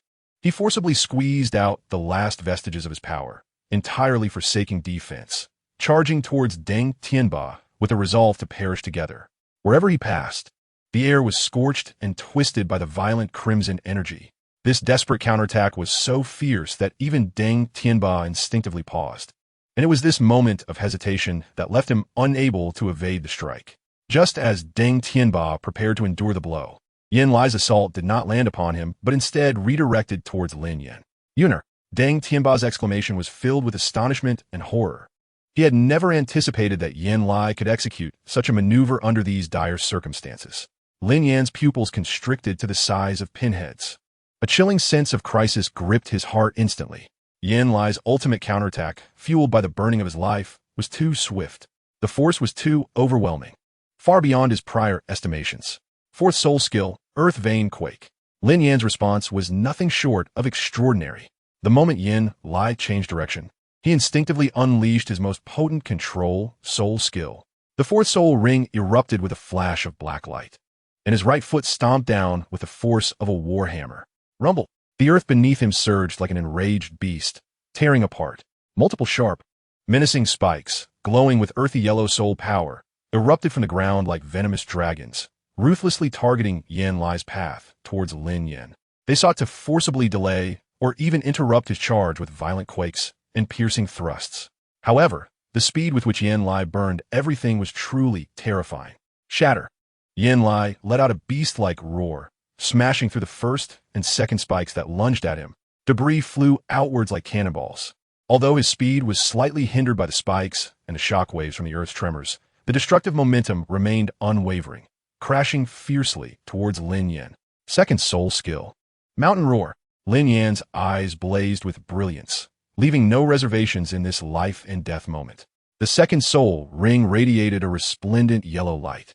A robust wave of earthy yellow soul power erupted, enveloping him in an instant. Buzz! He crossed his arms protectively in front of him, as a layer even more solid and weighty than before, resembling true rocks sculpted by the earth, instantly cloaked him. First soul skill, Rock Shatter Claw. Simultaneously, the first soul ring's purple light surged forth. The surface of the thick rock armor enveloping his arms suddenly revealed a fierce tiger head pattern and 5 razor-sharp claws. Glistening with a metallic sheen, erupted from the knuckles of the rock gauntlets, glimmering with a deadly edge. With both claws unleashed, slicing through the air with a piercing scream, they ferociously met Deng Tianba. Boom! There was no earth-shattering explosion, only a dull thud akin to 2 mountains colliding. 2 different soul powers intertwined, annihilating and exploding. Crackle. A piercing, teeth-gritting crack resonated instantaneously. Lin Yan's arms, enveloped in an extraordinarily heavy layer of rock armor and the true form of his martial soul, were rapidly becoming adorned with a spiderweb of visible fissures. Lin Yan let out a stifled groan, his complexion draining to a ghostly pallor. A cataclysmic force, as if capable of pulverizing mountains, surged chaotically through his arms and into his body. The bones in his arms emitted a lamenting groan under the unbearable strain, a searing pain piercing his very core. He felt as though he had been struck head-on by a soul-guided train at full speed, his feet lifting off the ground, akin to a kite severed from its string, tumbling backward. Thud! Thud! In midair, Lin Yan could not suppress the urge to spew forth 2 mouthfuls of blood, as the rock armor on his arms shattered completely, dissipating into a myriad of luminous particles. His arms hung limply, clearly grievously injured. His chest heaved violently, blood and soul power churning tumultuously within him. Bang! Bang! Bang! Lin Yan's body crashed through several trees as thick as a bowl, ultimately landing heavily amid a tangle of broken branches and leaves, stirring a cloud of dust. He struggled to prop himself up, yet the excruciating pain radiating from his arms and the tumultuous backlash of soul power within rendered him momentarily blind. Another mouthful of blood surging to his throat. His breath faltering, though not unconscious, he had utterly lost the strength to continue fighting. Meanwhile, the reckless sacrifice of this desperate strike had left Yan Lai, who had successfully maimed Lin Yan, in a precarious state. Following the impact that sent Lin Yan flying, the sanguine glow enveloping his body flickered like a candle in the wind, violently swaying before quickly dimming and vanishing. The forced change in direction and the compression of explosive energy had utterly drained the last vestiges of his vitality. His battered form resembled a rag doll, stripped of all its stuffing, teetering precariously. His chest rose and fell erratically. Each breath came with the sound of a ruptured bellows and a spurt of blood-tinged foam. His gaze unfocused, the flame of life flickering like a delicate thread, on the verge of extinguishment. Yet, on his twisted visage, marred by backlash and injury, lingered a semblance of a deranged, triumphant grin. "Ha! The Deng family, you little wretch," he rasped, his voice barely coherent, fixating intently on the direction in which Lin Yan had been flung. Chapter 79, The Law and the Rules. Yan Lai's shattered body swayed in midair, his bloodshot eyes fixated on the spot where Lin Yan had fallen, a cruel, satisfied smirk playing on his lips.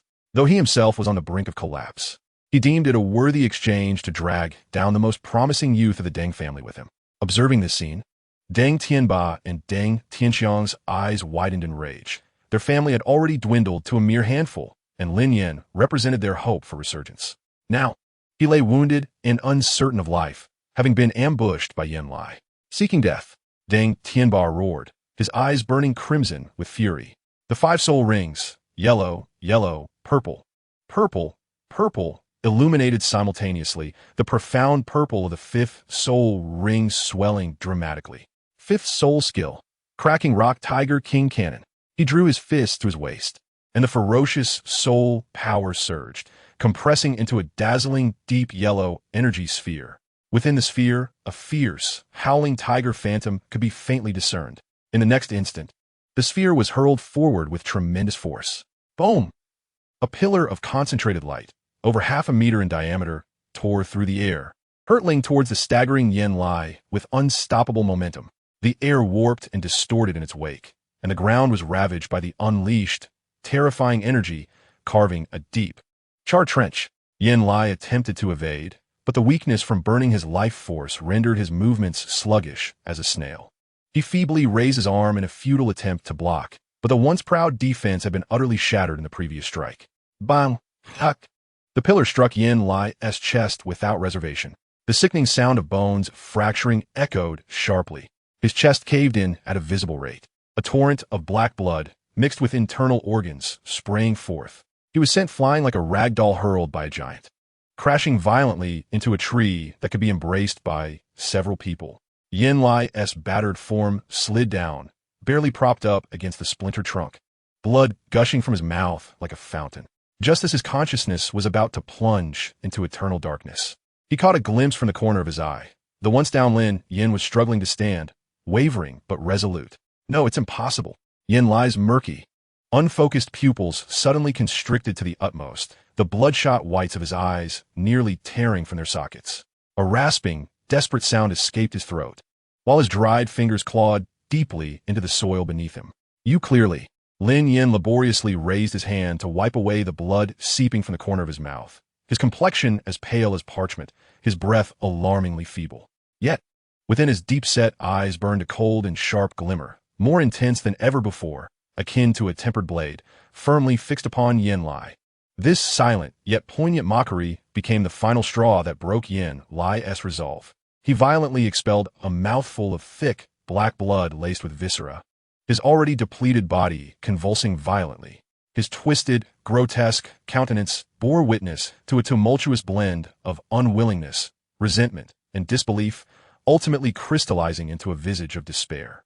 The last remnants of strength to support his body evaporated in an instant, his right arm falling limply, until his dying breath, his wide, staring eyes remained unclosed, the depths of his pupils swirling with boundless malice and madness. In the distance, Deng Tianba rushed forward, catching the wavering Lin Yan, who was on the verge of collapsing once more. As the figures of the two Deng family members stood together, their silhouettes sharply reflected in Yin Lai's dimming, lifeless gaze. The fall of Yin Lai signified the conclusion of this harrowing vendetta. Amongst the remnants of the battlefield, Missouri Lai's spirit lay in tatters. With his brother slain and the elite of his family lost, he understood the impending wrath that the offspring of the two families would soon unleash. A profound sense of despair and helplessness drained him of all will to fight. He stood there, numb, abandoning any thought of resistance, his gaze hollow as he surveyed the carnage around him. Lin Yan's eyes swept over Mo Lai, refraining from delivering the final blow. His wounded body ached with intensity, yet his mind remained remarkably clear. The fire of vengeance had not been extinguished. Rather, what was needed now was a colder reckoning and declaration. Uncle, second uncle, take him. Along with these, Lin Yan's voice was hoarse yet icy, signaling Deng Tianba and Deng Tianxiang. Not a single one left behind. Return to Rockspine City and inform everyone that the Deng family has returned. Deng Tianba and Deng Tianxiang immediately grasped his intent, swiftly decapitating Yin Lai, Mo Chun, and the others, including the despondent Mo Lai bound in chains. A group reeking of blood and vengeance boldly entered the gates of Rockspine City. When the citizens realized that the newcomers were the remnants of the once vanquished Deng family, particularly upon seeing the lifeless forms of Yin Lai and Mo Chun, the streets fell into a profound silence, quickly erupting into a cacophony of astonishment. It's the Deng family. They have returned. Oh my. That's the head of the Yin family and the head of the Mo family. I knew it. Those who commit heinous acts will inevitably meet their end. They conspired to annihilate the Deng family when the patriarch and elder were absent, and now their retribution has come. The Yin and Mo families are finished. Completely finished. Whispers surged like a tide, fear, reverence, and schadenfreude permeating the crowd. The two families, once arrogant atop the ruins of the Deng family, now met their end in the most tragic of fashions. This immense uproar and bloody return, like a stone cast into a tranquil lake, stirred the last two formidable forces in Rockspine City, the Spirit Hall branch and the Lord's Manor. Almost as soon as Lin Yan and his companions stepped into the charred remnants of the Deng family's ancestral home, the two factions arrived uninvited, converging upon the scene. The master of the Spirit Hall, a formidable soul master at the level of Soul Sovereign, bore a solemn expression, his gaze sharp as that of an eagle. The Lord of Rock Ridge City, a composed Soul Sovereign of the 48th rank, was accompanied by a battalion of elite armored guards, and both men wore expressions of profound wariness and scrutiny. Patriarch Deng, esteemed elder, what a grand spectacle, began the master of the Spirit Hall, his tone devoid of discernible emotion. as his eyes swept over the bloodied, severed head on the ground and the bound figure of Mo Lai. The rules of Rock Ridge City are well known to both of you, the city lord intoned, his voice low and laced with an imperceptible warning. Such wanton slaughter must surely have an explanation. An unexpected turn of events unfolded as they anticipated that Deng Tianba and Deng Tianxiang would be the ones to speak, only to find that it was the girl they were supporting who stepped forward. Lin Yan, supported by Deng Tianba, took a slow step forward. Though her complexion was pale, her posture was unyieldingly straight, and her eyes glinted with a sharpness akin to a blade, meeting the gaze of the two powerful figures without flinching. An explanation? Lin Yan's voice was icy, laced with derision. The Yin and Mo families have seized upon the vulnerability of my Deng family, slaughtering my kin. This blood feud runs deep. Today is merely blood for blood, an eye for an eye. That is the explanation. She paused, her gaze sweeping over the two men. As for the rules?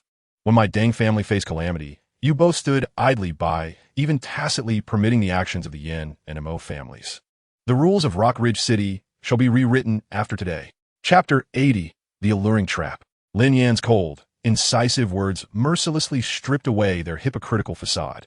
The expressions of the master of the spirit hall and the city lord turned ashen, their eyes swirling with anger and trepidation. The brief silence was shattered by a disdainful snort from the master of the spirit hall. Arrogant. The rules of Rock Ridge City cannot be altered by a mere junior like you. Even if the Yin and Mo families have acted inappropriately, it is not for your Deng family to impose punishment or carry out such slaughter. The authority of the spirit hall is not to be challenged. The city lord stepped forward, his tone heavy with pressure. Hatred has clouded your judgment. Such a bloodbath, if not thoroughly investigated, will plunge Rock Ridge City into chaos. It is my duty to maintain order and protect the citizens. How can I stand by? The armor guards behind him tightened their grips on their weapons. The atmosphere growing tense. Deng Tianba and Deng Tianxiang instinctively took a half-step forward, their remaining soul power surging, their eyes vigilant. The four attendants subtly adjusted their positions, their energies subtly locking onto the opposing figures. The two holy envoys remained silent, their hoods casting deeper shadows, like volcanoes poised to erupt.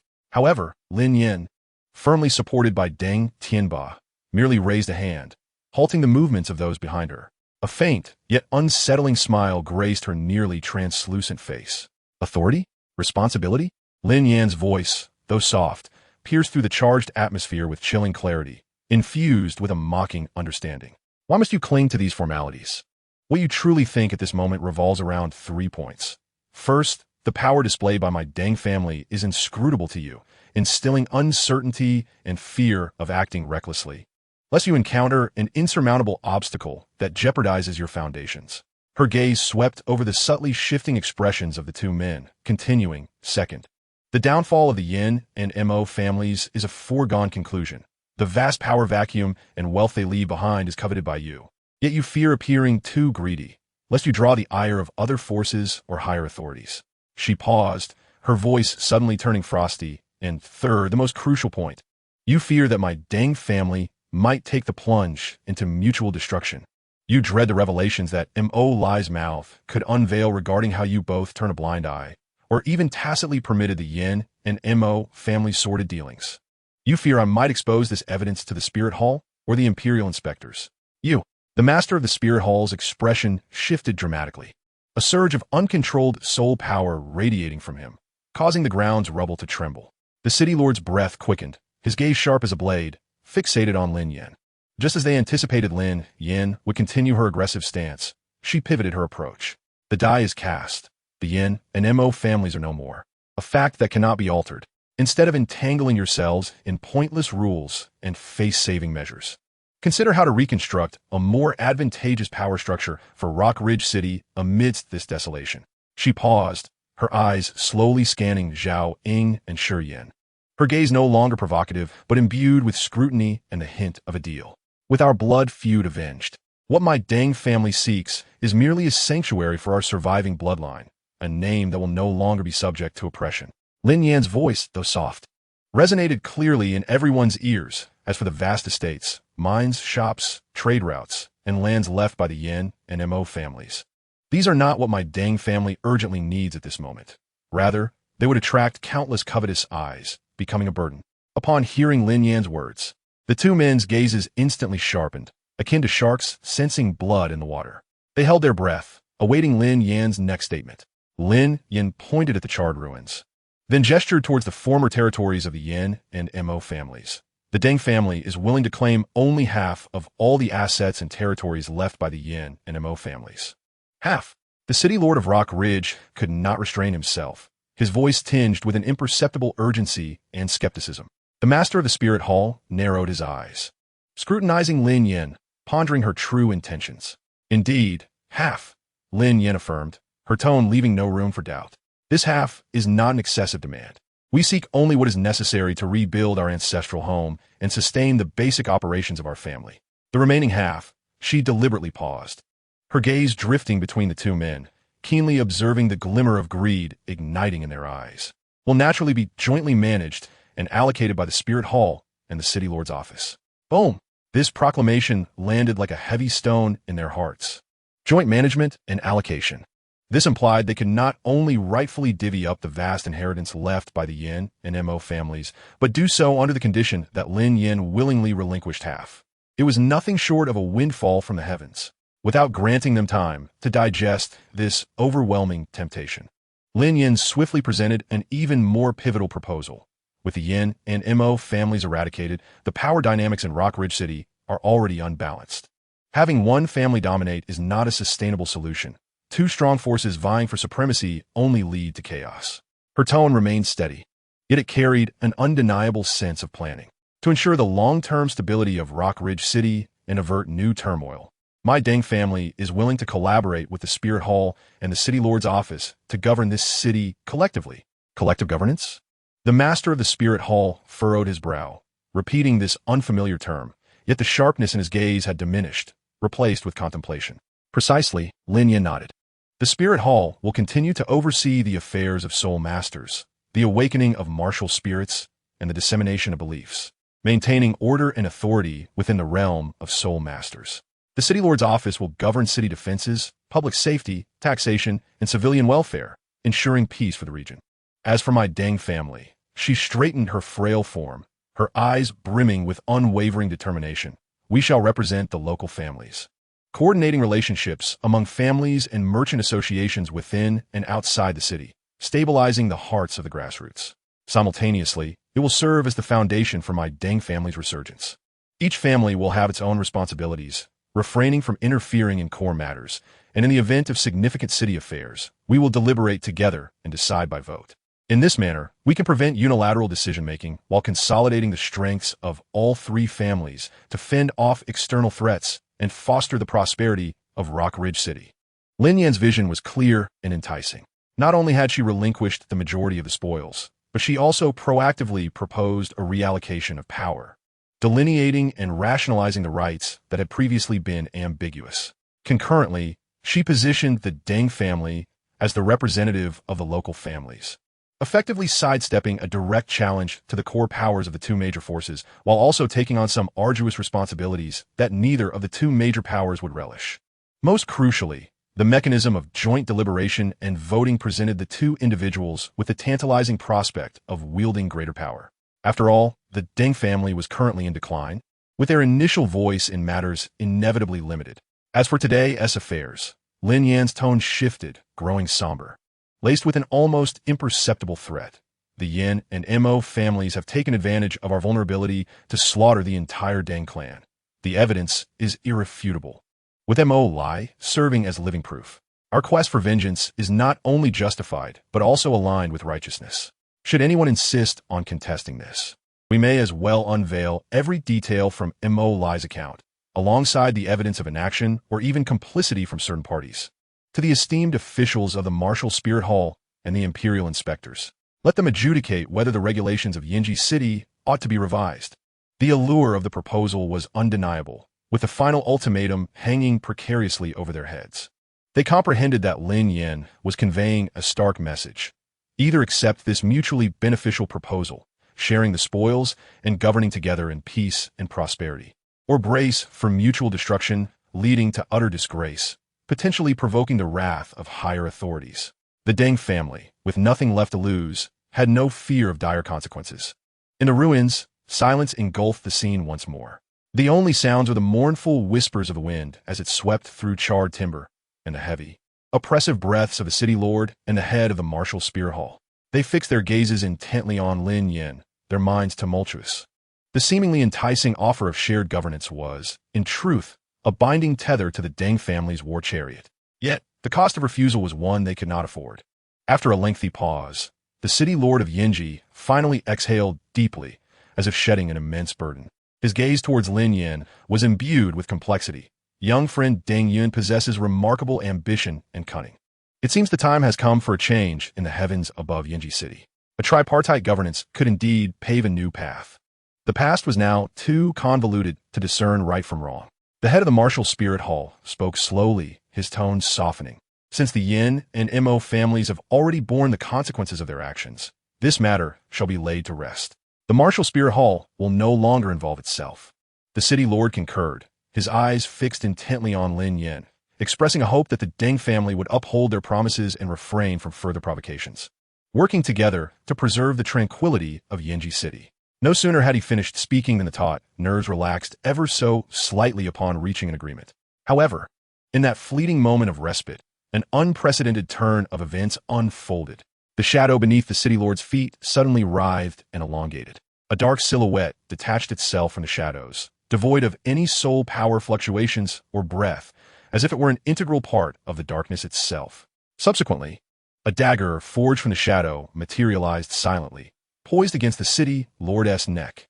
The cold, unyielding sensation of imminent death sent a chill down Shi Yan's spine, and his soul power instinctively surged, but a voice within warned him that any movement would lead to his immediate demise.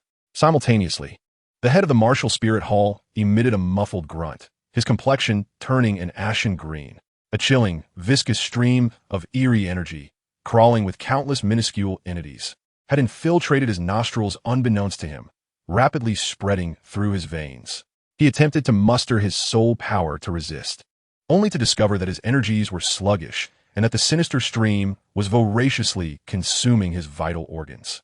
"Do not move," Lin Yan's frigid voice thundered, eclipsing all gasps and the clanking of weapons drawn by the armored guards of the martial spear hall. His tone carried an undeniable authority, his gaze sharp as a blade, sweeping over those seething with rage and poised to act. Should anyone dare to make a move, prepare for the grim task of collecting their remains. Deng Tianba, Deng Tianxiang, and 4 other stewards erupted with formidable soul power, locking onto the most powerful figures of the opposing faction.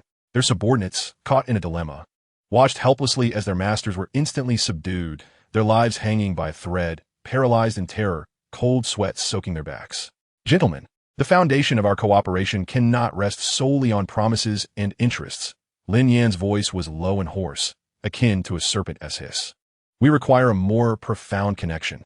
With that, he approached the two, placing his hands upon them, channeling a foreign soul power into their bodies. "Harness your soul power and follow my lead," he commanded coldly, devoid of any semblance of empathy. "Should you resist, death shall be your only fate." Their faces turned ashen as they were compelled by the threat of death to acquiesce. They felt an unusual soul power guiding their energies along an unprecedented pathway. With every inch of movement, they experienced excruciating pain, yet accompanied by a strange exhilaration. This is... The head of the martial spirit hall's eyes widened in realization. Lin Yan, blood seeping from the corner of his mouth, displayed a sinister smile. "Congratulations to you both. Welcome to our Holy Spirit sect." As Lin Yan's declaration resonated, each of them felt a dark seed, the size of a grain of rice, coalesce within their dantian. This seed, alive and pulsating, began to slowly siphon their soul power, spreading it throughout their bodies. Holy Spirit sect? Confusion marred their faces as they had never heard of such a faction. Yet, combined with Lin Yan's bizarre methods and the inscrutable figures in black robes, a sense of foreboding cloaked them. Indeed, the Holy Spirit sect. Lin Yan's voice resonated with an almost fervent intensity, a stark contrast to his frail form. "The Deng family has encountered grave misfortune and received the Holy Sect's blessing, granting us the power for vengeance today. I shall impart upon you the soul-devouring technique, our sect's supreme secret art." He painted a compelling image of a vast, ancient, and formidable organization concealed in the shadows of the world. possessing a power structure beyond the comprehension of ordinary soul masters. He attributed the Deng family's resurgence and strength to this mysterious sect, providing a deeper, almost faith-like justification for his impending control. Now that the holy seed has been planted within you, you are considered peripheral members of the sect. Lin Yan's gaze swept over their bewildered expressions.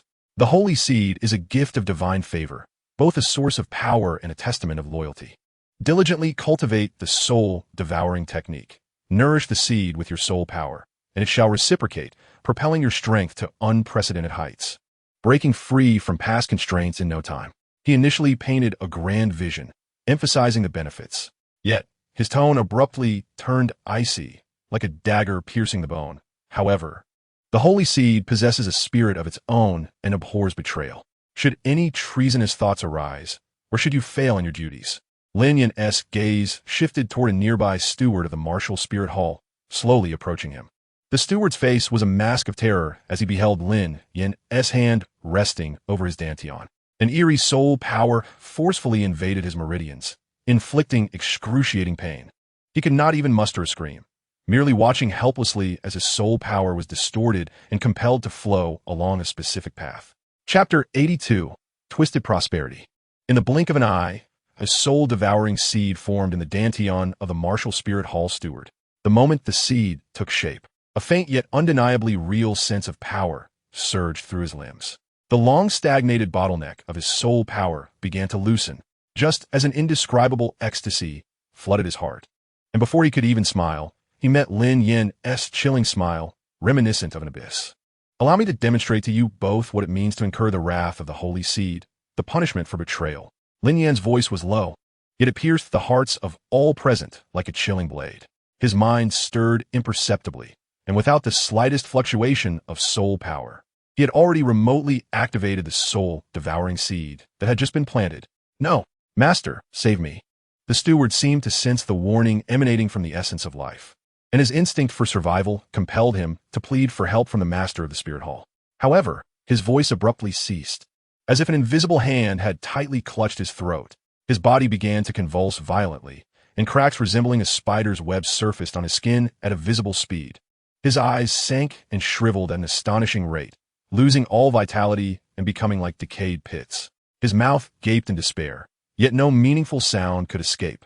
Only the desperate, wind-like wheezing of a ruptured throat that sent chills down the spine.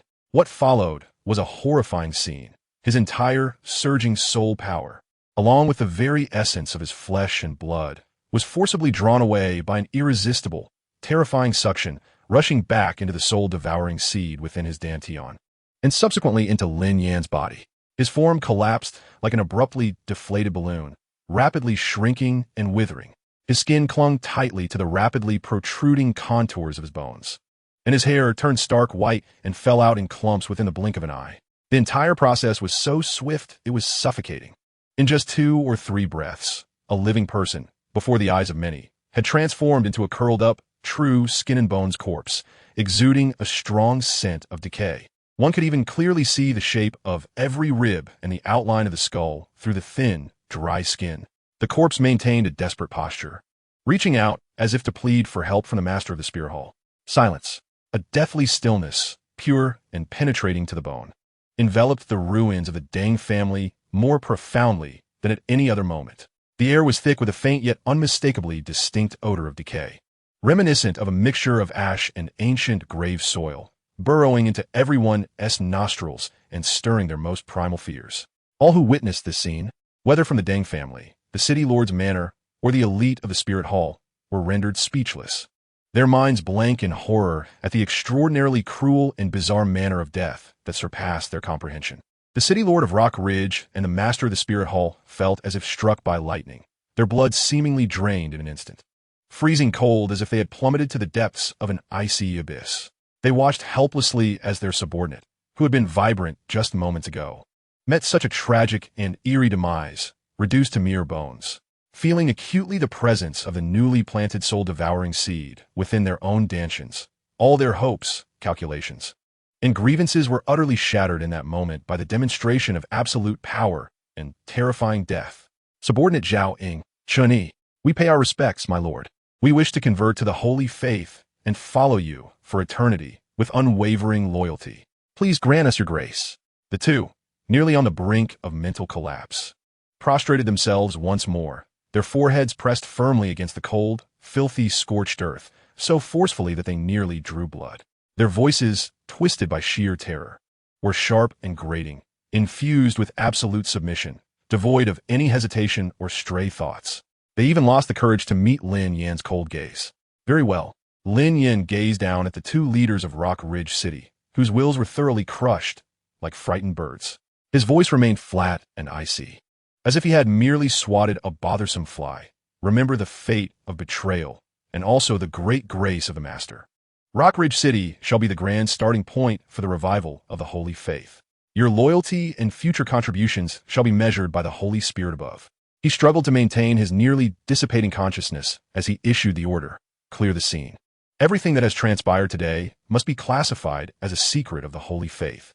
Should even a whisper escape, it shall be the fate of that man. Externally, we shall still present the facade of joint governance by the three families.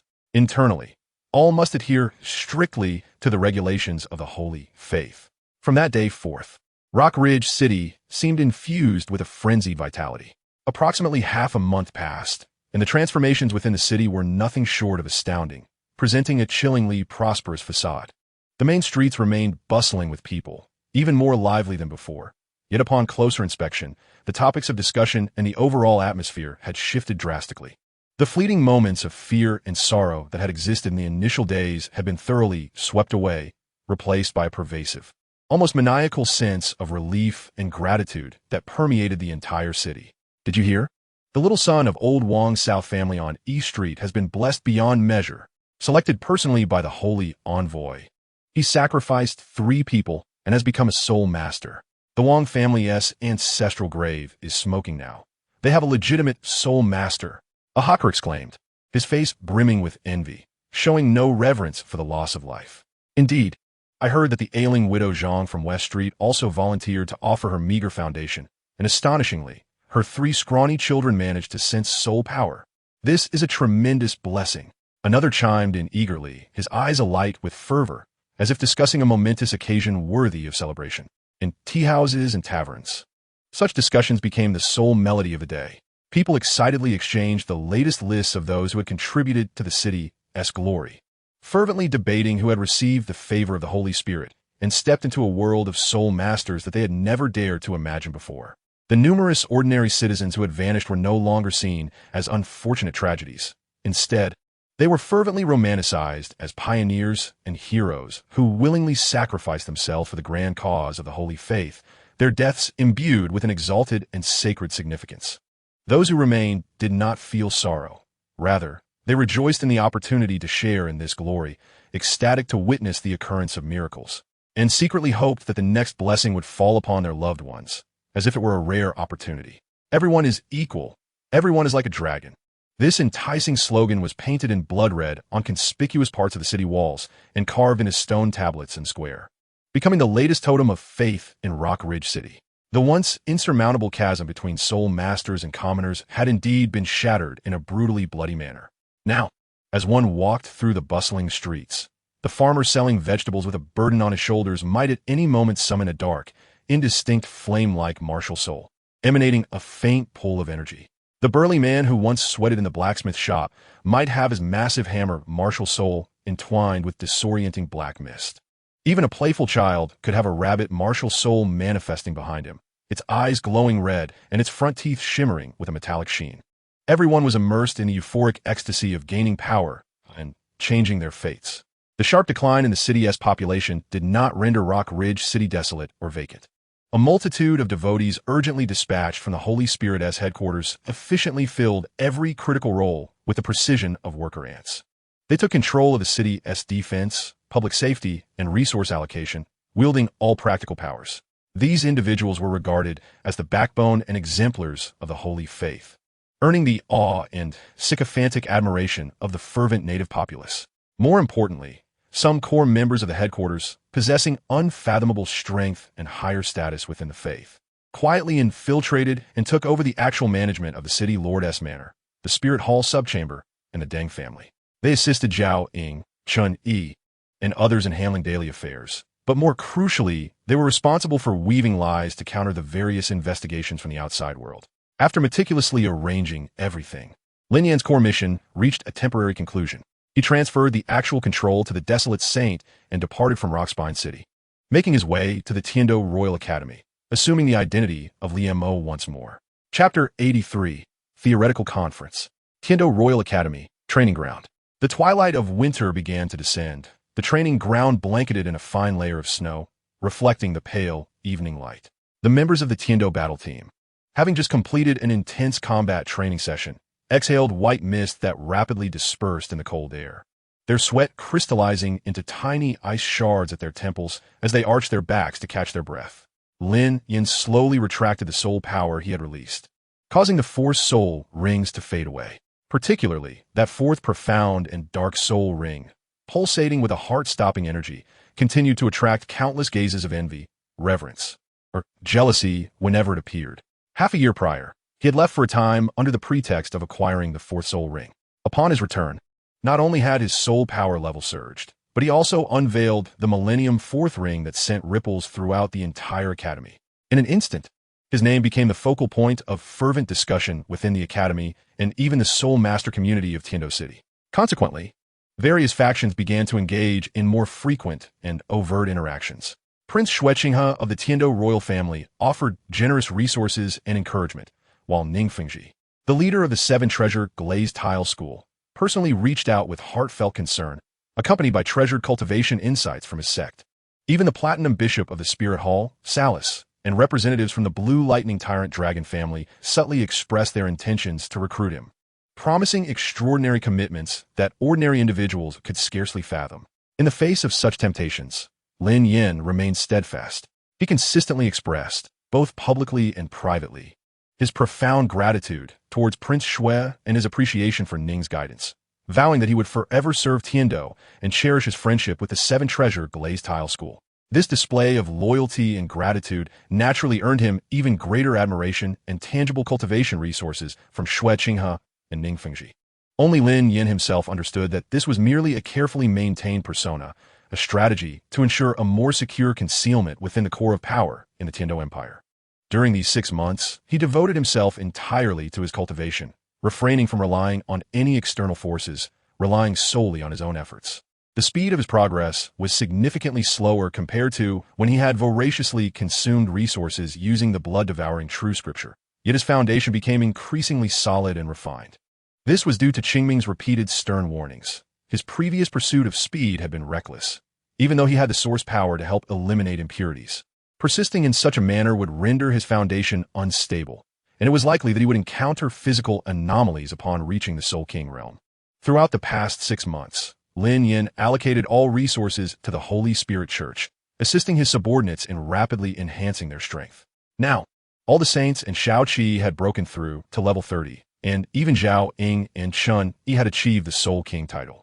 Furthermore, the 8 great saints had finally gathered, the last among them, named Lei Yin, with the martial soul of Ash Thunder. Additionally, the martial souls of the other saints had undergone a new round of evolution, except for the Plague Saint.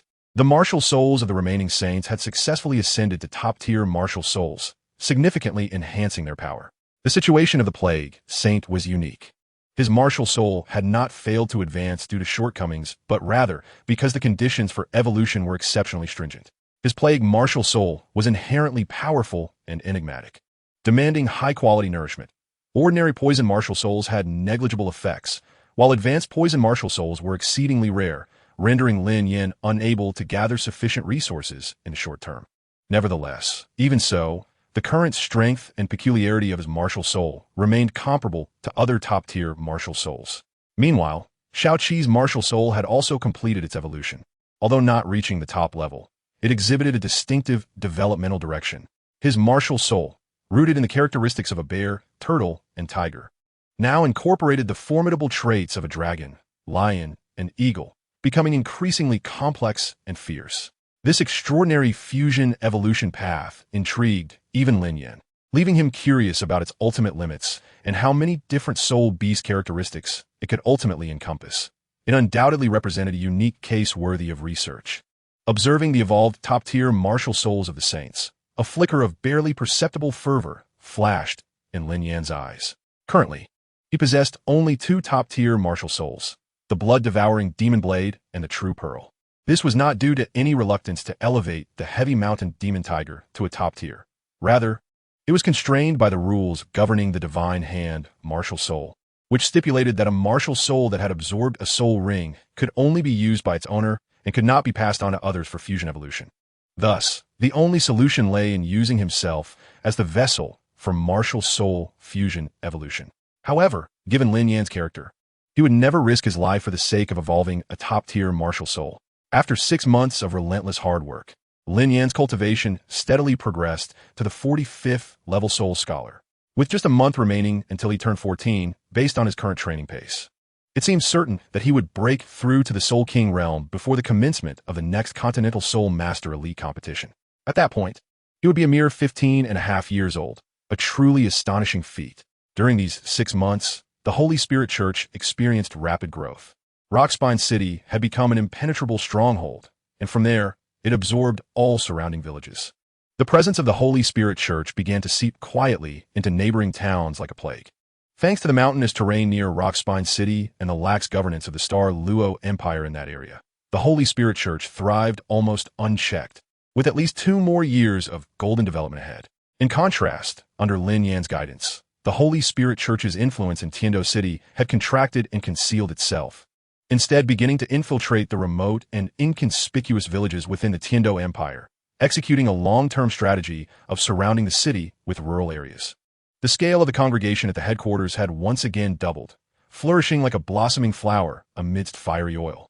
All right, today's training concludes here. Everyone should return and rest well, reflecting on today's gains and losses from battle. The instructor's voice pulled Lin Yan's thoughts back to reality. The members nodded in agreement, gathering their belongings in preparation to leave. At that moment, the team leader, Teacher Qin Ming, approached and said, "I have an announcement to make. Next week, the Academy will host the biennial Continental High-Level Soul Master College Theory Exchange Conference. This event will be grand in scale, with representatives from various Soul Master Academies across the Empire in attendance, as well as guests from the Spirit Hall and major family sections." Upon hearing this, most team members displayed expressions of interest. Such conferences presented excellent opportunities for gaining fame and networking. Teacher Qin Ming paused, his gaze seemingly wandering over the crowd before continuing. Especially the 7 Treasure Glazed Tile School, which is said to be led by Sect Master Ning Fengji himself.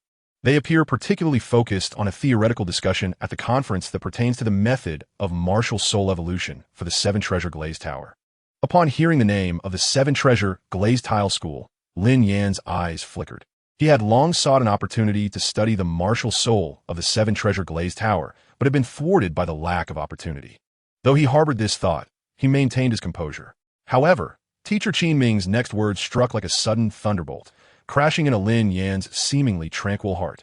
Moreover, the conference has specially invited the most renowned master in the theoretical field to deliver a keynote speech. It is said that he recently claimed to have made groundbreaking progress in his new theory. His insights could assist soul masters in absorbing soul rings across their age limits. Furthermore, he has even boasted of discovering the theoretical direction and method for the evolution of the 7 Treasure Glazed Tower. With a smile, Qin Ming continued, "I'm sure everyone knows who he is by now, and you might have even utilized his methods. He is none other than the illustrious Master Yu Xiaogang." Chapter 84. Reunion with Yu Xiaogang. Yu Xiaogang. The mere mention of these 3 characters seemed to trigger a long-buried switch. Just moments ago, Lin Yan, who had been calm and composed, suddenly stiffened. The soul power, which had been exquisitely contained within him, suddenly erupted with an uncontrollable force, releasing a chilling aura of resentment and hatred that made the nearest teammates instinctively shudder and gaze at him in astonishment.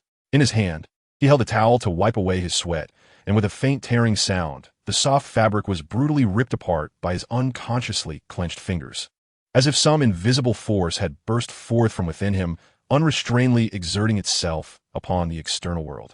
The surroundings fell into an immediate silence, all eyes uncertainly fixated on Lin Yan. They had never witnessed their usually composed captain in such a state of disarray.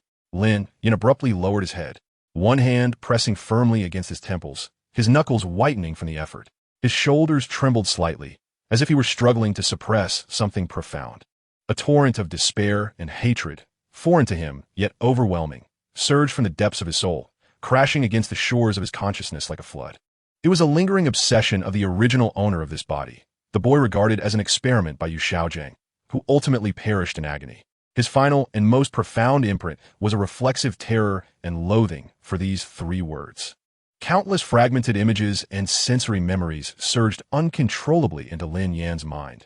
The icy confines of a basement, the excruciatingly painful concoction injected into his body, the agonizing sensation of having his martial soul forcibly stripped away, and the despair of countless brushes with death. These extreme torments endured by the former self transformed into a venomous resentment that now coiled around him like a malignant growth. Lin Yan emitted a faint, suppressed groan, feeling as though his heart were gripped by a frigid hand, an overwhelming impulse rising from the depths of his soul to obliterate a certain existence. Yet this time, Lin Yan did not resist this emotion. He embraced the searing pain and hatred that scorched his very essence, as if witnessing the helpless struggles and demise of that boy upon the experimental table. A chilling sensation welled up from his core.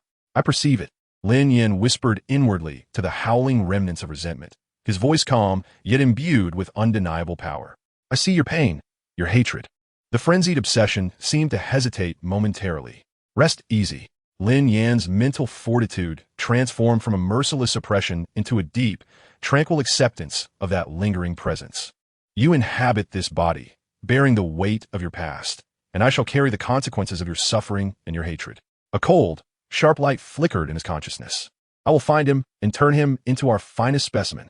The seething resentment appeared to find an outlet, as if finally receiving a promise, gradually subsiding. No longer crashing violently, but instead sinking slowly into the depths of his soul. After a long moment, Lin Yan slowly lifted his head, his breathing now steady. However, when his teammates and Qin Ming beheld his countenance, a lingering unease washed over them. The captain's complexion appeared even paler than usual, with beads of unspent cold sweat glistening at his temples. Nevertheless, his gaze was strikingly cold and sharp, akin to tempered steel, radiating an aura of scrutiny and resolve. His lips were drawn straight, devoid of any trace of a smile, exuding an unmistakable low-pressure atmosphere. "I am well." Lin Yan's voice returned to its customary coolness. Yet it resonated deeper than before, as though weighed down by some heavy recollection. He carelessly discarded the torn towel and cast a tranquil, yet profound glance over the gathered crowd, silencing any further inquiries from his teammates. Qin Ming furrowed his brow, expressing concern. "Old matters? You don't look well. Are you truly all right?" He sensed that Lin Yan's earlier reaction was anything but ordinary. The essence that had leaked out was far too intricate and profound. "It matters not. Clarity has come," Lin Yan replied nonchalantly, choosing not to elaborate further. He turned away, his gaze drifting towards the horizon, his expression a strange amalgamation of intense hatred, fervent excitement, and a morbid sense of possessiveness, sending shivers down the spines of those who beheld it. "Yu Xiaogang." Lin Yan's voice was an ominous whisper, low and hoarse, as if wrung from between clenched teeth, laced with a disquieting, sticky quality and an overtly twisted fervor, each syllable steeped in an ineffable obsession. "My dear teacher." The last few words were somewhat muddled, barely discernible, yet the smile on Lin Yan's face grew increasingly radiant, yet eerily unsettling. In the training ground, the silence was palpable, punctuated only by Lin Yan's faint yet peculiarly exhilarated breaths and the uncertain heartbeats of his teammates. Though they were oblivious to Lin Yan's past, they collectively understood that the relationship between Li Mo and the esteemed Yu Xiaogang was anything but simple. A week later, at the Tiando Royal Academy, the banquet hall. This night, the usually scholarly hall was adorned with opulence and grandeur. Enormous crystal chandeliers illuminated the spacious banquet area, casting a kaleidoscope of colors, while the polished floor mirrored the exquisite frescoes of the dome above. The air was infused with the scents of fine perfumes, delectable dishes, and the faint, ethereal waves of soul power. Prominent professors from the academy, officials from the empire, representatives of various sects, and elite students from the academy's battle teams gathered in a lively tableau, exchanging toasts and engaging in hushed conversations, creating a rare and magnificent social scene within the academy. As the captain of the Tiando team, Lin Yan naturally took his place among them. Clad in a well-fitted academy uniform that accentuated his stature, he stood alone by a vast floor-to-ceiling window, gazing out at the tranquil night and the distant outlines of the simulated training grounds. In his hand, he held a glass of water, his gaze seemingly fixed outside, though his pupils lacked focus, maintaining an invisible barrier from the surrounding clamor. His expression was serene, occasionally nodding in acknowledgement to classmates or teachers who recognized him. Yet deep within his profound eyes lay an icy void, as if detached from the surrounding splendor. Before long, the banquet's central figures, Prince Xue Qinghe, representing the royal family, and Ning Fengji, the leader of the seven-treasure glazed tile school, along with the committee members Meng Xinji and others, noticed him and approached with smiles. Li Qing, why are you here alone? Is this environment unfamiliar to you? Prince Xue Qinghe's smile was warm, his tone inviting, exuding an air of accessibility. Ning Fengji regarded him kindly, his eyes filled with admiration. A young man who remains calm amidst chaos is commendable. It appears your dedication to cultivation remains unwavering. Lin Yan promptly collected his thoughts, donning a modest smile that conveyed just the right amount of humility as he slightly inclined his body. Your Highness, Sect Leader Ning, Chief Ming, it is not that I am unaccustomed. Rather, I find this vantage point expansive, allowing for a clearer appreciation of the Academy's nocturnal beauty. This foolish boy must continuously reflect upon himself. His response was poised and respectful, revealing no hint of flaw. Upon hearing his words, Xue Qinghe and Ning Fengji exchanged approving glances, encouraging him with remarks about the forthcoming grand competition, while Meng Xinji nodded in agreement with a smile. Just as the conversation flowed harmoniously, a soft beam of light illuminated a small podium that had been temporarily erected at the front of the banquet hall. The host, a vice dean of the academy, stepped forward, beaming as he announced that they were fortunate to welcome a highly regarded theoretical master who would share some of his latest research findings. All eyes were drawn to the stage. Xue Qinghe and Ning Fengji ceased their conversation, smiling as they turned their attention to the podium, with Ning Fengji displaying a hint of subtle focus and anticipation in his gaze. Under the spotlight, a figure ascended the stage with measured steps. Dressed in a somewhat antiquated robe, his countenance was stern, exuding an air of scholarly obstinacy, yet his eyes sparkled with an unwavering confidence in his theories. It was none other than Yu Xiaogang. At the instant he laid eyes upon that visage, Lin Yan's fingers tightened around the glass of water, eliciting a faint creaking sound from the delicate vessel. An oppressive force stifled the aura surrounding him, yet the muscles of his face involuntarily twitched in the interplay of shadows. An unparalleled, twisted exhilaration surged through his nerves, compelling the corners of his mouth to rise in a menacing arc, only to be forcibly restrained by his formidable willpower, rendering the contours of his profile somewhat rigid and grotesque in the chiaroscuro. Fortunately, standing by the window where the light was relatively dim, and with the majority of the audience captivated by the speaker, Yu Xiaogang, his peculiar demeanor went unnoticed by those nearby, such as Xue Qinghe and Ning Fengji. Chapter 85. Astonishing Theories. Once Yu Xiaogang settled himself, his gaze swept across the audience. Faced with a multitude of distinguished individuals, he appeared somewhat anxious. However, upon speaking, his tone adopted an extraordinary steadiness, imbued with an undeniable conviction. Esteemed elders and colleagues, good evening. I am Yu Xiaogang, and I am fortunate to stand before you tonight to discuss two long-standing theoretical barriers that have plagued the realm of soul masters, and to share insights that may transcend conventional wisdom. He paused momentarily, raising his voice with a hint of challenge. Firstly, I present the theory of soul ring absorption, known as the soul ring limit theory. Traditional beliefs are deeply entrenched, asserting that soul masters must strictly adhere to the corresponding age of soul rings based on their levels. Otherwise, they risk catastrophic consequences. His gaze sharpened, and his voice grew more resolute.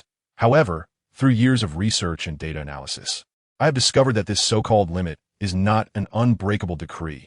The comprehensive qualities of a soul master, including physical constitution, spiritual force, and willpower, significantly influence this upper threshold. He surveyed the audience, his tone brimming with the confidence of a truth seeker.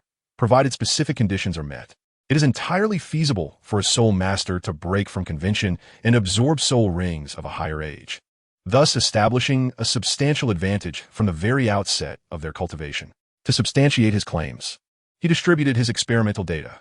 Numerous case studies indicate that absorbing soul rings from soul beasts with relatively gentle temperaments and moderate energy impacts presents a viable pathway for surpassing age limits. For instance, certain specific plant-type soul beasts or herbivorous soul beasts.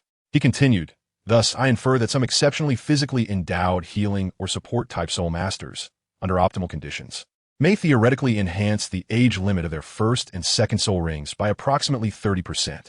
He then introduced an even bolder hypothesis, one capable of inciting a sensation. Based on this, I propose a further idea. If a soul master deliberately selects a soul beast with a 10,000-year age, yet possesses a weaker bloodline and mild temperament for their fourth soul ring, there exists a significant probability that they could achieve the legendary 10,000-year fourth ring. He intentionally paused, allowing this astonishing notion to resonate within the minds of his audience. You are all aware that there exists a qualitative chasm between a 10,000-year soul ring and a 1,000-year soul ring, even if the absorbed soul B species is not of the highest caliber. The resultant soul skill potency and the enhancement to the soul master's attributes will undoubtedly surpass that of a conventionally absorbed 1,000-year fourth ring. What an immense advantage this would confer.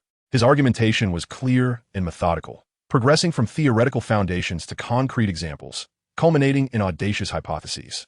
Although his assertions were indeed startling, they formed a cohesive system that ignited a flicker of excitement and yearning in the eyes of many in the audience, particularly among the younger generation of soul masters and those ensnared in stagnation. Yu Xiaogang seemed to anticipate the stir his prior statements had incited among the audience. He calmly raised his hand to quell the murmurs, and once the discussion subsided, he abruptly shifted his focus toward Ning Fengji, his expression growing gravely serious. Next, I wish to delve into a second issue that touches upon the fate of a supreme martial soul, a conundrum that has perplexed the Seven Treasures Glazed Tile School for countless generations. The enigma of the evolution of the Seven Treasures Glazed Tower. The moment these words escaped his lips, it was akin to casting a boulder into a tranquil lake. Ning Fengji leaned forward, his previously gentle gaze now piercingly sharp, fixating intently on Yu Xiaogang. The entire banquet hall fell into a hushed silence, every individual holding their breath, aware that the true climax of the evening was imminent. Yu Xiaogang inhaled deeply, as if preparing to unveil a long-buried secret. It is widely acknowledged that the Seven Treasures Glazed Tower is heralded as the premier support-type martial soul on the continent. Yet its soul masters are perpetually unable to transcend level 79 in soul power. The root of this limitation does not stem from the martial soul's inherent weakness. Rather, it is precisely because of its overwhelming strength. Much like the generationally singular nine-heart sea butterfly, it is subjected to a stringent limitation imposed by the laws of nature. His tone escalated, infused with a fervor to challenge destiny. Yet, my research staunchly maintains that this limitation is not insurmountable. The ultimate form of the Seven Treasures Glazed Tower should rightfully be the legendary Nine Treasures Glazed Tower. The reason for its failure to evolve does not lie within the martial soul itself, but rather within the essence of the soul master. It is the life essence and spiritual power of the soul master that are insufficient to support this earth-shattering evolutionary process. He fixed his fervent gaze upon Ning Fengji, his voice resonant and clear. Thus, the key to the path of evolution does not reside in externally augmenting the martial soul, but rather in internally fortifying the very essence of the soul master. Only with a sufficiently robust vessel can greater power be contained. Building upon this core theory and drawing from my extensive research on various cases of martial soul mutations, he continued with an air of a reformer. I have developed two potions, one specifically targeting the Seven Treasures Glazed Tower martial soul, and another, an improved version of the previous potion.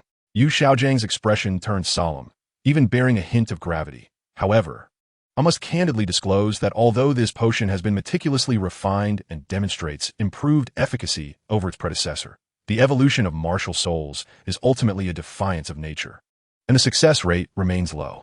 Nevertheless, I can assure you that even in the absence of successful evolution, it will still enhance the martial soul. Yu Xiaojiang's declarations detonated like a series of monumental explosions within the banquet hall, leaving ripples of astonishment in their wake. The audience erupted into a cacophony of discussions, wonder, skepticism, fervor, contemplation, all emotions intertwined. The theory of the 10,000-year fourth ring had already sent shockwaves, while the potential for the evolution of the Seven Treasures Glazed Tower tugged at the nerves of every prominent force present. Following the agenda, several other esteemed scholars from the realm of soul master theories took to the stage, either supplementing or presenting divergent viewpoints. Yet, in the shadow of Yu Xiaojiang's remarkable assertions, their theories appeared somewhat dimmed, as the minds of the audience remained ensnared in the earlier earth-shattering propositions. As the break commenced, Ning Fengji promptly stood, taking his young daughter Ning Rongrong's hand, and made his way directly toward Yu Xiaogang. Ning Rongrong, seemingly no more than 8 years old, with a vision of delicate beauty, her large eyes curiously surveying her surroundings. Shadowing Ning Fengji was the illustrious Bon Douluo, Gurong, who ambled with an air of nonchalance. Though his penetrating gaze perpetually scanned the vicinity, an invisible pressure causing those nearby to instinctively maintain their distance. At that moment, Yu Xiaogang stood in a corner, quietly advising a black-haired boy of about 7 or 8 years, whose demeanor exuded a mature wisdom beyond his years. That boy was Tang San. Chapter 86, A Pleasant Conversation. Master, what a pleasure it is to meet you, Ning Fengji greeted, approaching with an appropriately warm smile, his tone gentle yet commanding attention. Your recent theoretical discourse was truly enlightening, particularly your reflections on the essence of martial souls, which were profoundly thought-provoking. Upon hearing the sound, Yu Xiaogang turned around and beheld Ning Fengji, accompanied by the formidable Bon Douluo, whose mere presence exuded an inexplicable pressure. He promptly composed himself, exhibiting a demeanor that was both modest and dignified as he returned the greeting. Greetings, Sect Master Ning, and esteemed Bon Douluo. I am but a humble individual presenting some immature conjectures, unworthy of such commendation. His gaze softened slightly as he noticed the young girl beside Ning Fengji. Is this your daughter? Truly a paragon of grace and beauty. Allow me to introduce Ning Rongrong. Ning Fengji replied lightly, a rather mischievous child who may have caused Master and Bon Uncle some embarrassment. He gently patted his daughter's head. Gurong, standing beside them, offered a slight nod. Acknowledging the introduction, his gaze lingering momentarily on Yu Xiaogang and Tang San with an air of scrutiny. Ning Rongrong obediently performed a curtsy, her voice bright and clear. Greetings, Master. Greetings, Bon Grandpa. Yet her gaze drifted curiously towards Tang San, who stood beside Yu Xiaogang. Yu Xiaogang took the opportunity to introduce, this is my young disciple, Tang San, who has come out to broaden his horizons. Tang San, this is Sect Master Ning Fengji of the Seven Treasure Glazed Tile School, esteemed Bon Douluo, and Miss Ning Rongrong. Tang San followed suit and bowed respectfully, his demeanor neither servile nor arrogant. Greetings, Sect Master Ning, esteemed Bon Douluo, and Miss Ning. His eyes met Ning Rongrong's curious gaze, and both exchanged slight nods. Gurong observed Tang San, a flicker of unnoticeable surprise flashing in his eyes, seemingly recognizing the extraordinary composure of the boy, far beyond his years. After a brief exchange of pleasantries, Ning Fengji ceased to beat around the bush, his expression turning solemn. Master, to be candid, I have come to intrude upon you for the matter you just mentioned regarding the evolution of the Seven Treasure Glazed Tile Pagoda. The potions and the enhancement of the fundamental path you spoke of hold profound significance for my sect. Might you elaborate further? I am willing to meet any conditions you propose. Gurong narrowed his eyes slightly, though he remained silent, his full attention evidently focused on Yu Xiaogang's forthcoming response. Upon hearing this, Yu Xiaogangs expression grew grave. Just as he was about to speak, a melodious voice, laced with mirth, interjected. Oh, it appears that Sect Master Ning and the Master are engaged in a significant discussion. Have I interrupted? The group turned toward the source of the voice to find Lin Yan, who had approached unnoticed, holding a crystal goblet of fruit wine, a smile on his face that radiated warmth. He first bowed respectfully to Ning Fengji and Gurong, Sect Master Ning, esteemed Bon Douluo. Then he nodded and smiled at Yu Xiaogang and the two children with an air of grace and composure. Gurong's gaze swept over Lin Yan, and he offered a slight nod in acknowledgement. He had some recollection of this young man, noted for his exceptional talent, and held in high regard by both the Crown Prince and Ning Fengji. However, if one were to pierce through Lin Yan's flawless smile and gaze into the depths of his eyes, they would find no warmth, only a chilling and almost perverse excitement and greed, meticulously suppressed. Upon recognizing Lin Yan, Ning Fengji's smile grew more genuine, tinged with unmasked admiration. Ah, Li Mo. Your arrival is timely. We were just discussing some intriguing theories proposed by the Master. Come, lend your ear. The perspective of a young mind may offer different insights. He then naturally turned, enthusiastically introducing Lin Yan to Yu Xiaogang, his tone imbued with reverence. Master, do not be deceived by his youth. This is the captain of our Tiando Royal Academy battle team, Li Mo. His talent is nothing short of extraordinary, At under 15 years of age, he has already reached the 45th level of Soul Master. In my estimation, given time, he may indeed become the youngest titled Douluo on the continent. He paused deliberately, his gaze sweeping across Lin Yan, emphasizing his words as though presenting a living testament. Moreover, Li Mo's fourth soul ring is a genuine 10,000-year soul ring. Is this not a perfect confirmation of the theory you just articulated regarding the possibility of absorbing soul rings beyond one's level? It is evident that your theory is not mere speculation. There exists a precedent. Ning Fengji's remarks served not only to introduce a prodigy to Yu Xiaogang, but also cleverly substantiated and elevated Yu Xiaogang's theories, while simultaneously expressing immense expectations for Lin Yan, an astute maneuver that showcased his diplomatic prowess. Yu Xiaogang's countenance transformed with unprecedented brilliance upon hearing Ning Fengji's introduction, especially at the mention of the 10,000-year fourth ring. A 10,000-year fourth ring. Young friend Liamo, is this truly the case? His voice rose with excitement, instinctively taking a step closer, his gaze intensely scrutinizing Lin Yan. What kind of soul beast did you absorb? What was the specific age? What sensations did you experience during the process? Were there any unusual phenomena? How significantly did it enhance the power of your soul skills? His barrage of questions came forth like a rapid-fire barrage, imbued with an urgent desire to validate his theories. For him, a living, successful example of a 10,000-year fourth ring held far greater value than any accolades or praises. It was the most potent and direct support for his theories. In response to Yu Xiaogang's almost frantic inquiries, Lin Yan maintained a humble and gentle smile, exuding remarkable patience.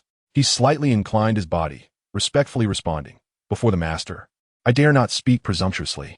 My fourth soul ring indeed came from a 10,000-year Xiaoming beast. It was after studying some of the master's previous theories that I undertook this attempt." He paused, as if recalling his sensations at that time. Continuing, the absorption process was indeed perilous, with soul power surging far beyond that of a 1,000-year soul ring, as if my entire meridian system were on the verge of rupture. At that time, it was only thanks to the formidable physique granted by my martial soul that I managed to endure. And the most critical aspect, the soul shock. My consciousness nearly shattered. It was sheer luck that the Xiaoming beast had a gentle disposition, harboring little malice or resentment, which allowed me to grasp a fleeting chance of survival. He displayed a hint of poignant reflection, acknowledging that while the process was extraordinarily arduous, the rewards far surpassed his expectations. The soul skill acquired was immensely powerful, incomparable to any 1,000-year soul skill. Your theory, Master, is truly visionary, illuminating the path for me. Were it not for prior knowledge of some of your viewpoints, I might not have had the courage to attempt it. Lin Yan, of course, did not reveal everything. A blend of truth and fabrication made it hard to discern, thus rendering his account credible. He was deftly leading Yu Xiaogang deeper into the discussion. Yu Xiaogang nodded repeatedly, his excitement visibly intensifying as he gazed at Lin Yan as if he were a perfect work of art, filled with a desire for appreciation and inquiry. This aligns with my theory. Not all 10,000-year soul beasts are suitable. Indeed, selecting those with relatively mild energy properties can enhance the success rate. Young friend, not only are you extraordinarily gifted, but you also possess remarkable boldness and insight into soul beast characteristics. A rare find, indeed. He couldn't help but applaud in admiration, utterly immersed in the joy of his theories being validated. In the ensuing time, the three engaged in profound discussions regarding the theories proposed by Yu Xiaogang, the atmosphere brimming with warmth and enthusiasm. Meanwhile, Ning Rongrong, growing bored on the sidelines, seized Tang San's hand, insisting he accompany her in search of amusement elsewhere. Although reluctant, Tang San, mindful of her capricious nature and the status of the seven-treasure, glazed tile school behind her, found it difficult to refuse and could only smile helplessly, following her whims as one might appease child. Chapter 87, A Life and Death Crisis. The clamor of the banquet hall receded like a tide, leaving only a few servants to tidy up the remnants. The frigid night wind swept through the slightly ajar doors, billowing the opulent drapes and bringing with it a biting chill. Lin Yan, like a specter merging with the night, silently trailed behind Yu Xiaogang and Tang San. The crunching of snow underfoot echoed softly, yet the sound was entirely drowned out by the howling cold wind. Lin Yan's gaze remained fixed on the silhouette ahead. Yu Xiaogang seemed to be still immersed in the exhilaration of validating his theories and the joy of reaching a preliminary agreement with Ning Fengji. Oblivious to the stalking presence behind him, Tang San obediently trailed beside his teacher, occasionally glancing back with vigilance. But the darkness of the winter night and Lin Yan's stealth techniques yielded him nothing. With each step closer, the dark flame of repressed hatred and perverse possessiveness within Lin Yan's chest burned more fiercely. Uncontrollable images of his past tortures surged in his mind, each frame like a poisoned dagger, relentlessly scraping against his nerves. Suddenly, the voice of Qingming resonated in his consciousness. Lin, be cautious. A tidal Douluo is nearby. His aura has already locked onto you. Any slight movement, and you shall meet your demise. Qingming's words poured over him like a cold bucket of water, instantly extinguishing his boiling madness, leaving him chilled to the bone. A tidal Douluo, who could it be? The bone Douluo of the seven-treasure glazed tile school returned? Or perhaps a strong protector sent by the blue lightning tyrant dragon sect to safeguard Yu Xiaogang. The immense threat of death loomed over him like a mountain, nearly suffocating him. All his frenzied thoughts were forcefully crushed by the overwhelming disparity in power. Rationality surged to the forefront as Lin Yan's mind raced. The bone Douluo of the seven-treasure glazed tile school would undoubtedly remain close beside Ning Fengji and would not easily depart, which could be ruled out. The blue lightning tyrant dragon sect was even less likely, as there was only one tidal Douluo within their ranks, who could not afford to leave the sect lightly. Thus, it must be the Spirit Hall. Lin Yan recalled Yu Xiaogang mentioning that he had a youthful connection with the Pope, Bibi Dong. It appeared that this Bibi Dong held profound affection for Yu Xiaogang, even dispatching a tidal Douluo for his protection. Regardless of which faction this tidal Douluo hailed from, he now had to dispel any hostility the tidal Douluo might harbor against him. At that moment, Yu Xiaogang seemed to finally sense a gaze upon him from behind, slowing his steps and furrowing his brow, preparing to turn around. In a flash, Lin Yan called out, "Master! You master! Please hold on." His voice rang clear and urgent, as if he had been sprinting after them. He approached Yu Xiaogang and Tang San with a sincere expression of apology and boundless admiration, deliberately making his steps appear somewhat hurried and clumsy, leaving chaotic footprints in the snow. Yu Xiaogang and Tang San were startled by this sudden exclamation and turned around simultaneously. Upon seeing Lin Yan, who had returned with a flushed face from running, Yu Xiaogangs wariness and confusion dissipated instantly, replaced by a hint of warmth and surprise. "Liamo, my young friend, what brings you here?" Tang San blinked in confusion, looking at this returning prodigy. Lin Yan steadied his breath, sheepishly scratching his head, and with utmost sincerity, even bowed slightly. "Master, forgive me, I have been too abrupt. I actually have some questions regarding cultivation that I wish to ask you. But there were too many people earlier, making it inconvenient to inquire in detail. Thus, I audaciously followed you, fearing I would miss the opportunity to speak with you. I hope you do not hold my rudeness against me." Upon hearing this, Yu Xiaogang, instead of harboring any doubt, felt a great sense of gratification at the young man's eagerness for knowledge and courage in pursuing the truth. A rare, genuine smile graced his face as he waved his hands reassuringly. "Not at all. Not at all. It is a fortunate event for the Soul Master community to have someone like you eager to learn. Please, do not hesitate to voice your questions. I shall impart all that I know without reservation." His gaze towards Lin Yan brimmed with admiration. Lin Yan's heart held a cold smirk, yet on the surface, he quickly adapted to the moment. "Master, to speak candidly, after 6 months of consolidation, I feel my foundation has stabilized, and I am eager to break through to the Soul King realm. However, the intricacies of soul ring combinations are profound and elusive. Despite my various inquiries, I remain perplexed, which leaves me in a state of unease." He raised his head, his eyes filled with just the right amount of reverence, and continued, "I have long heard that you are a titan in the realm of Soul Master theory. To meet you today is truly a fortuitous encounter. I earnestly hope you will generously enlighten me, as I shall forever cherish this kindness." Yu Xiaogang was greatly pleased by this well-timed flattery, his expression reflecting a blend of self-satisfaction and comfort. He stroked his chin, his gaze towards Lin Yan growing increasingly gentle, embodying the demeanor of a master nurturing his disciple. "There is no need for such formalities, my young friend. It is my honor to clarify doubts for a talent such as you." He nodded slightly, indicating Lin Yan should feel at ease. "Please, succinctly share the characteristics of your current soul skills, especially their strengths and weaknesses." Lin Yan articulated the effects of his 4 soul skills, detailing their advantages and disadvantages in practical combat with clarity and precision. Yu Xiaogang listened intently, his eyes occasionally glinting with thoughtful insight. After Lin Yan finished speaking, he pondered for a moment before slowly articulating, his tone imbued with an undeniable authority. your martial soul.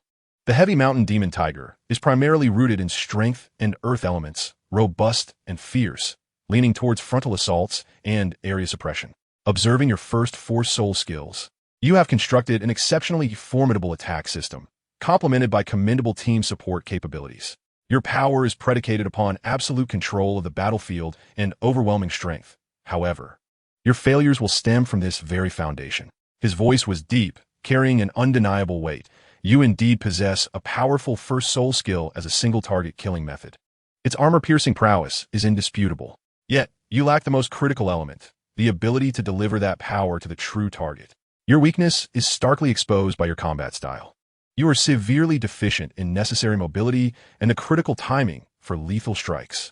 Should you encounter agile soul masters with speeds far exceeding your own, or formidable soul kings with overwhelming defensive capabilities, if your 3rd and 4th soul skills cannot instantaneously lock them down, you shall find yourself in the most perilous situation.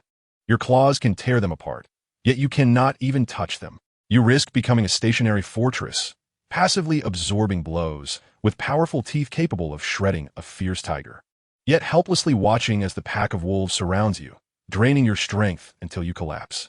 Your first soul skill is an excellent sword, yet you lack the steps to wield it swiftly. Thus, in my view, Yu Xiaogang's tone grew increasingly assured, his eyes gleaming with the light of theoretical validation. Your 5th soul ring must address this fatal shortcoming. Seek out a soul beast that possesses both explosive power and the ability to charge forward. Its soul skill must grant you the mobility to close in instantly and tear apart the battlefield. He became increasingly animated, as if envisioning the perfect creation molded by his theories. Imagine charging forth with earth-shattering force, disregarding distance to close in on the most critical target, then concentrating all your strength for an indomitable strike. Chapter 88, Endurance. He spoke eloquently, presenting several suitable soul beasts to Lin Yan, detailing each one's characteristics. Meanwhile, Lin Yan listened intently, nodding in sudden realization, his eyes filled with admiration and respect, and at appropriate moments, sincerely showering Yu Xiaogang with waves of praise. Master, you are indeed a paragon of scholarship. Such exquisite and profound analysis is truly enlightening, clearing the fog from my mind. Were it not for your guidance, I would not dare to entertain such aspirations. Your words have saved me countless detours. To hear your teachings is indeed a stroke of incredible fortune for me. These compliments struck at the heart of what Yu Xiaogang valued most, delighting him and filling him with elation as he found Lin Yan increasingly agreeable.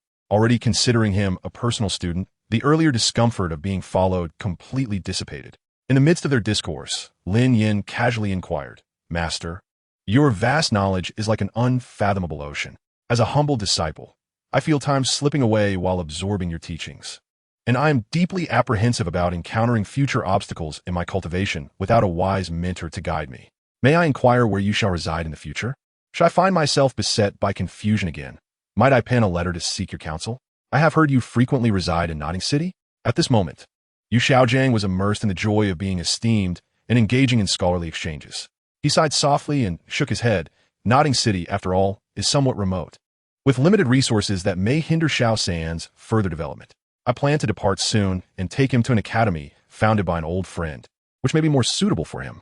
The academy is located in Soto City of the Barak Kingdom and is named Shrek Academy. Lin Yan mentally repeated Shrek Academy, Soto City, committing it to memory, for this was the information he sought.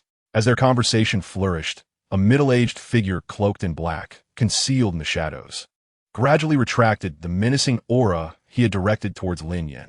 His brow furrowed slightly as he cast a complex gaze upon Lin Yan's figure, murmuring to himself, could that fleeting chill truly have been a mere figment of my imagination? This lad appears to pose no threat. After a moment of silence, he ultimately shook his head, suppressing the flicker of doubt that lingered within. Very well, as long as he is not here for SoulLand, there is no need to incite further complications. They exchanged a few more words, and Lin Yan perceptibly sensed that the oppressive, heart-stopping aura of the title Douluo that had been fixated upon him had seemingly dissipated, likely due to the realization that he was merely seeking knowledge and posed no danger. With his objectives achieved and the risk mitigated, Lin Yan graciously expressed his heartfelt gratitude and admiration to Yu Xiaogang, sincerely articulating his hope for continued guidance in the future and wishing him success at the new academy. Yu Xiaogang, in high spirits, offered him a few words of encouragement, urging him to remain humble and patient. Watching with satisfaction as Lin Yan respectfully bowed in farewell and gradually vanished into the dimly lit path of the academy, shrouded in snow and darkness. Only after he had distanced himself significantly, ensuring he was entirely out of sight and safe from any potential scrutiny, did Lin Yan's meticulously crafted facade of respect, enthusiasm, shyness, and admiration peel away like inferior paint. The tension in his nerves relaxed slightly, replaced by a wave of exhaustion mixed with a profound sense of dread. The indistinct shadow of Qing Ming materialized beside him, his usually languid expression now imbued with gravity. That was indeed a close call. Had I not sensed the terrifying presence lurking nearby in time, you would now be nothing but a cold corpse. It is the first time I have seen you lose control of your emotions. Lin Yan inhaled the frigid air deeply, forcing himself to regain composure, his brow furrowing tightly. I understand. I was too impulsive. He rarely acknowledged his blunder, the resentment that had accumulated over 3 years burning like venom, nearly consuming him entirely. However, this was exceedingly peculiar. Why was there a title Douluo concealed beside Yu Xiaogang? The spirit hall? Upon reflection, that seemed improbable. Although he had shared a past with the Pope Bibi Dong, it was inconceivable that a title Douluo would be assigned to guard him so closely, especially in this Heavendo city. His mind raced through several possibilities. Could it truly be the 7 treasure glazed tile school? Did Ning Fengji, taking heed, dispatch a bone Douluo for covert protection? Yet the aura of the bone Douluo I sensed felt distinct from that which I encountered moments ago. Qing Ming's shadow flickered slightly, his voice tinged with uncertainty. There is another possibility. The protection may not be for Yu Xiaogang, but rather for the child beside him. Tang San? Lin Yan was taken aback, instantly recalling the black-haired boy standing beside Yu Xiaogang, whose gaze bore an unsettling steadiness uncharacteristic of one so young. What made this child so special as to warrant the clandestine guardianship of a titled Douluo? He meticulously recalled every detail of Tang San. Aside from his remarkable composure that surpassed his peers, there seemed to be little else of note. It is unclear, Qing Ming pondered, but when that title Douluo concealed his aura, I faintly detected a subtle emotional fluctuation, and the focus of his concern appeared to be indeed upon that child, rather than Yu Xiaogang. Tang San. Lin Yan repeated the name, his expression deepening with contemplation. He had not anticipated that this seemingly inconspicuous young disciple of Yu Xiaogang harbored significant secrets, enough to attract the covert protection of a titled Douluo. Previously, he had been wary of Yu Xiaogangs background and his several soul sage acquaintances. Now, he must also be cautious of the disciple by his side. Lin Yan's voice regained its usual cold, calculating tone.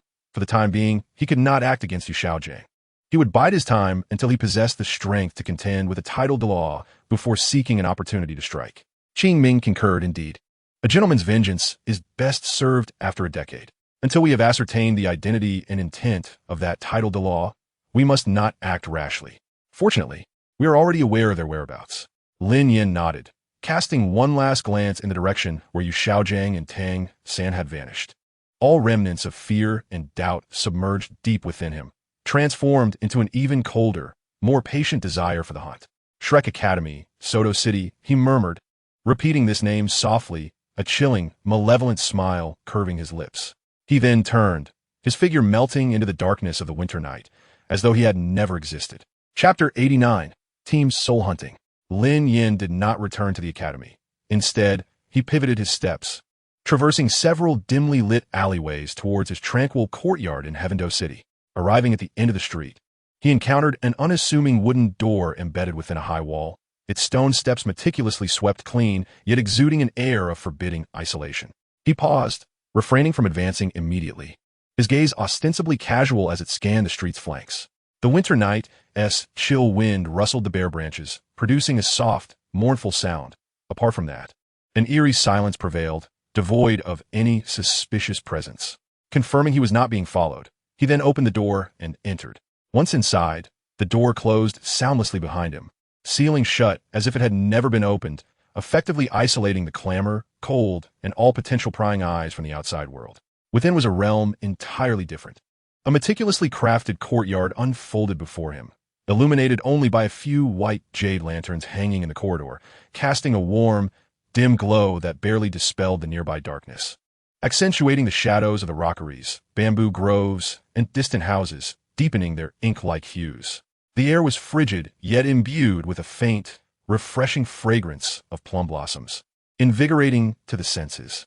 Lin Yan did not approach the main house, nor did he step onto the corridor leading to the chambers. Instead, he stood directly upon the courtyard's central flagstone, which was dusted with a thin layer of frost, surrounded by jagged rock formations and swaying black bamboo. The rustling of bamboo leaves produced an exceedingly subtle whisper, enhancing the profound silence of this secluded space. In the next moment, the shadow beneath him seemed to be infused with life, beginning to defy the laws of nature as it writhed, stretched, and swelled. A figure composed entirely of profound darkness silently emerged from the two-dimensional plane, coalescing into a vague human silhouette that loomed before Lin Yan. It bore no distinct facial features or attire, entirely black, as if formed from the purest essence of darkness and void, continuously absorbing the faint light around it, rendering the space it occupied somewhat dim and distorted. It stood there quietly, connected to Lin Yan's own shadow, emanating a chilling, deathly, non-living aura. This was the eerie ability of the Shadow Saint's shadow, martial soul, capable of summoning shadow warriors entirely composed of shadow energy from its own shadow. The shadow warriors are devoid of physical form and autonomous consciousness, functioning like the most loyal instruments, seamlessly capable of embedding themselves within the shadows of designated targets, achieving an unparalleled state of stealth. Since the Shadow Envoy was dispatched by Lin Yan to another location, these entities have become the most effective means of communication between Lin Yan and his subordinates. Upon their emergence, the Shadow Warriors make no sound, merely bowing in absolute reverence and submission towards Lin Yan, awaiting his commands. Lin Yan gazes at the peculiar entity that has materialized from his own shadow, his eyes as cold and unyielding as ancient ice, betraying no emotion.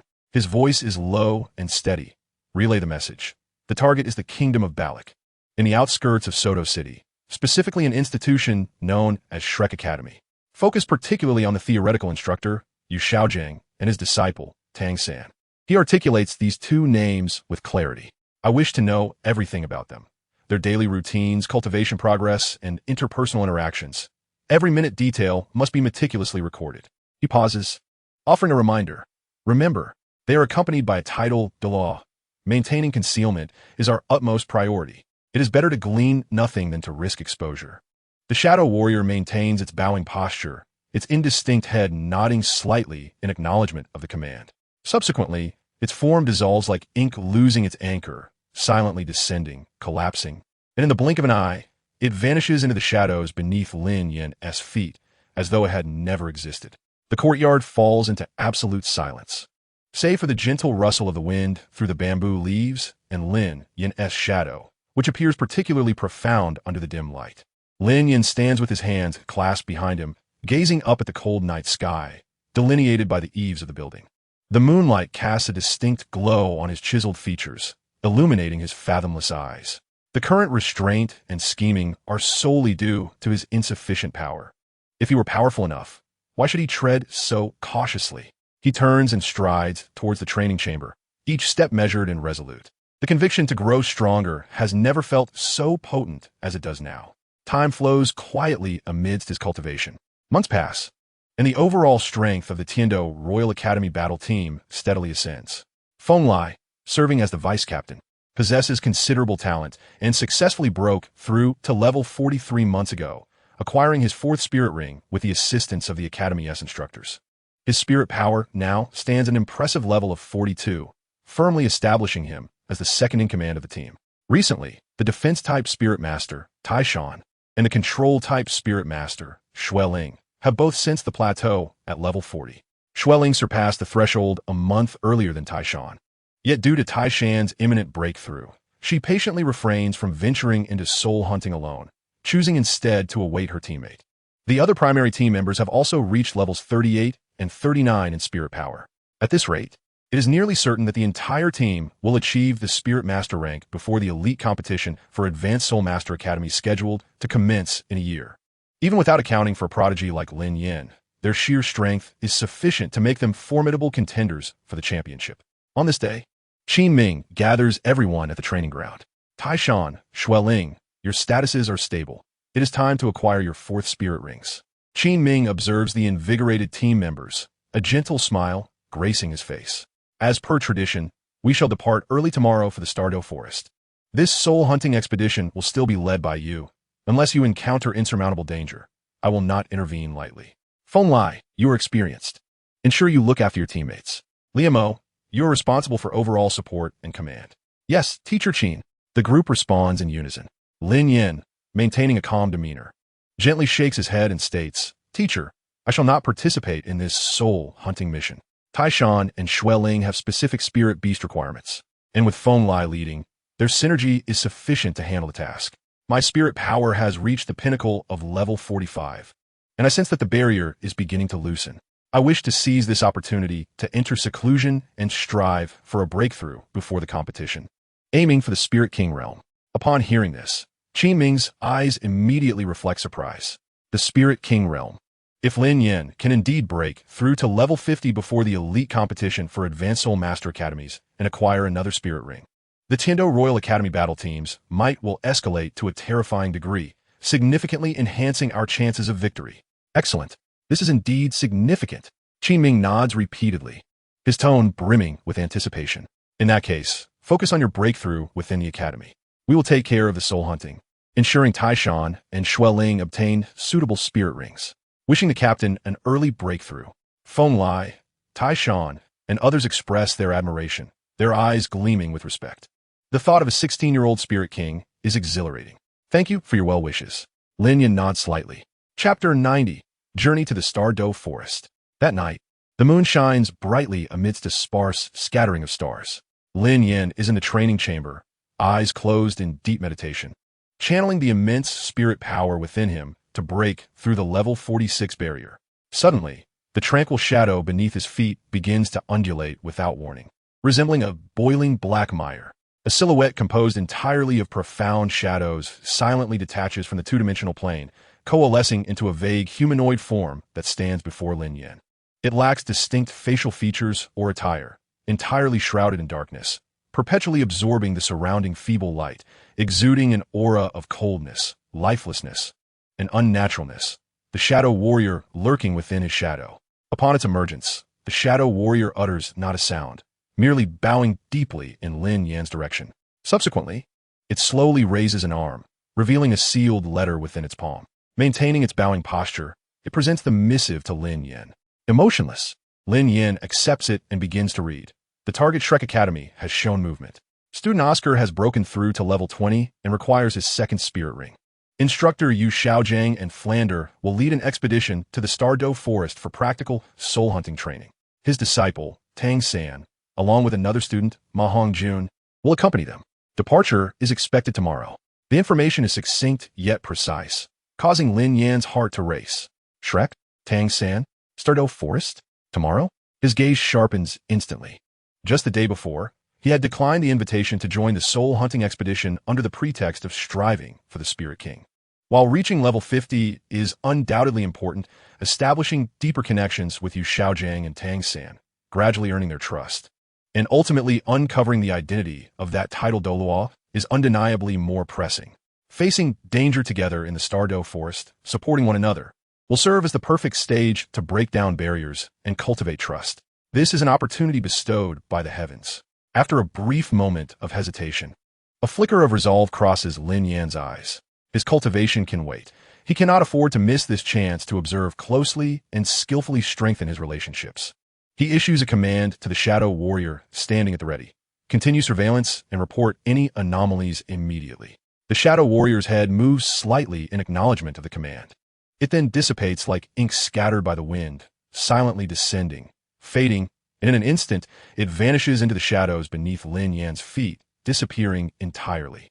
The following morning, the Tiando battle team, led by Qin Ming, gathers to depart for the carriage assembly point at the academy's entrance.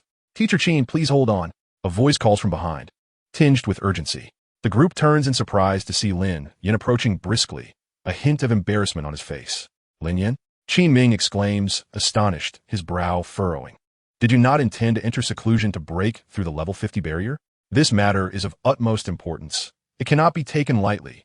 His tone carries a hint of reproach, mixed with confusion. Lin Yan steps forward, taking a deep breath, and displays a smile that is both slightly resigned yet resolute. Forgive me, teacher. Last night, after deep contemplation, I ultimately concluded that isolating myself is not the optimal strategy. The cultivation of soul power is undoubtedly significant. Yet transcending to higher realms necessitates opportunities and profound insights. A prolonged period of quiet contemplation may, perhaps, be best complemented by a well-timed practical experience in combat, which could serve as the catalyst for a breakthrough. With the competition imminent and time of the essence, rather than idly awaiting the elusive moment of inspiration, it is far more prudent to take proactive measures. I implore you, esteemed teacher, to permit me to accompany you. I shall not neglect my training along the way, and perhaps through encounters in the forest, I may find the path to success. His words were both reasonable and articulate, expressing a focus on the importance of breakthrough while elucidating the rationale behind his change of heart, projecting an image of someone who had thoroughly contemplated his decision in pursuit of advancement. Upon hearing this, Qin Ming's furrowed brow gradually relaxed. As someone who had traversed this path before, he understood well the merit in Lin Yan's statement. Many soul masters indeed achieve breakthroughs spurred by the adrenaline of battle. After a moment of reflection, he nodded in agreement. You make a valid point. Seeking opportunities for breakthroughs is indeed more crucial than mere inactivity. Very well. Let us proceed together. Remember, safety is paramount. Do not act recklessly. Thank you for your understanding, dear teacher. Lin Yan replied earnestly, inwardly relieved as he swiftly integrated into the team. His gaze, though seemingly calm as it rested upon the academy's gates, harbored a flicker of indiscernible brilliance deep within. The group journeyed by carriage for several days, ultimately arriving at the Star Dogray Forest. This vast expanse, teeming with ancient trees, exuded a primal vitality interwoven with latent dangers. The moment they stepped into the forest, the atmosphere shifted dramatically. The scent of damp earth, the odor of decaying leaves, and the fragrance of various exotic flora mingled and enveloped them. Sunlight filtered through the dense canopy, casting dappled shadows, while the surrounding stillness concealed an orchestra of subtle sounds, chirping insects, singing birds, and the rustling of unknown creatures traversing the underbrush. Maintain formation, Lin Yan commanded softly, though his voice carried an undeniable authority. Instantly, the 7 members of the Tiendo battle team sprang into action. As a powerful assault-type soul master, SoulLand positioned himself at the forefront without hesitation, his body slightly crouched like a coiled cheetah, his sharp gaze scanning the path ahead. Taizhan followed closely behind, shield in hand, prepared to deflect any threats.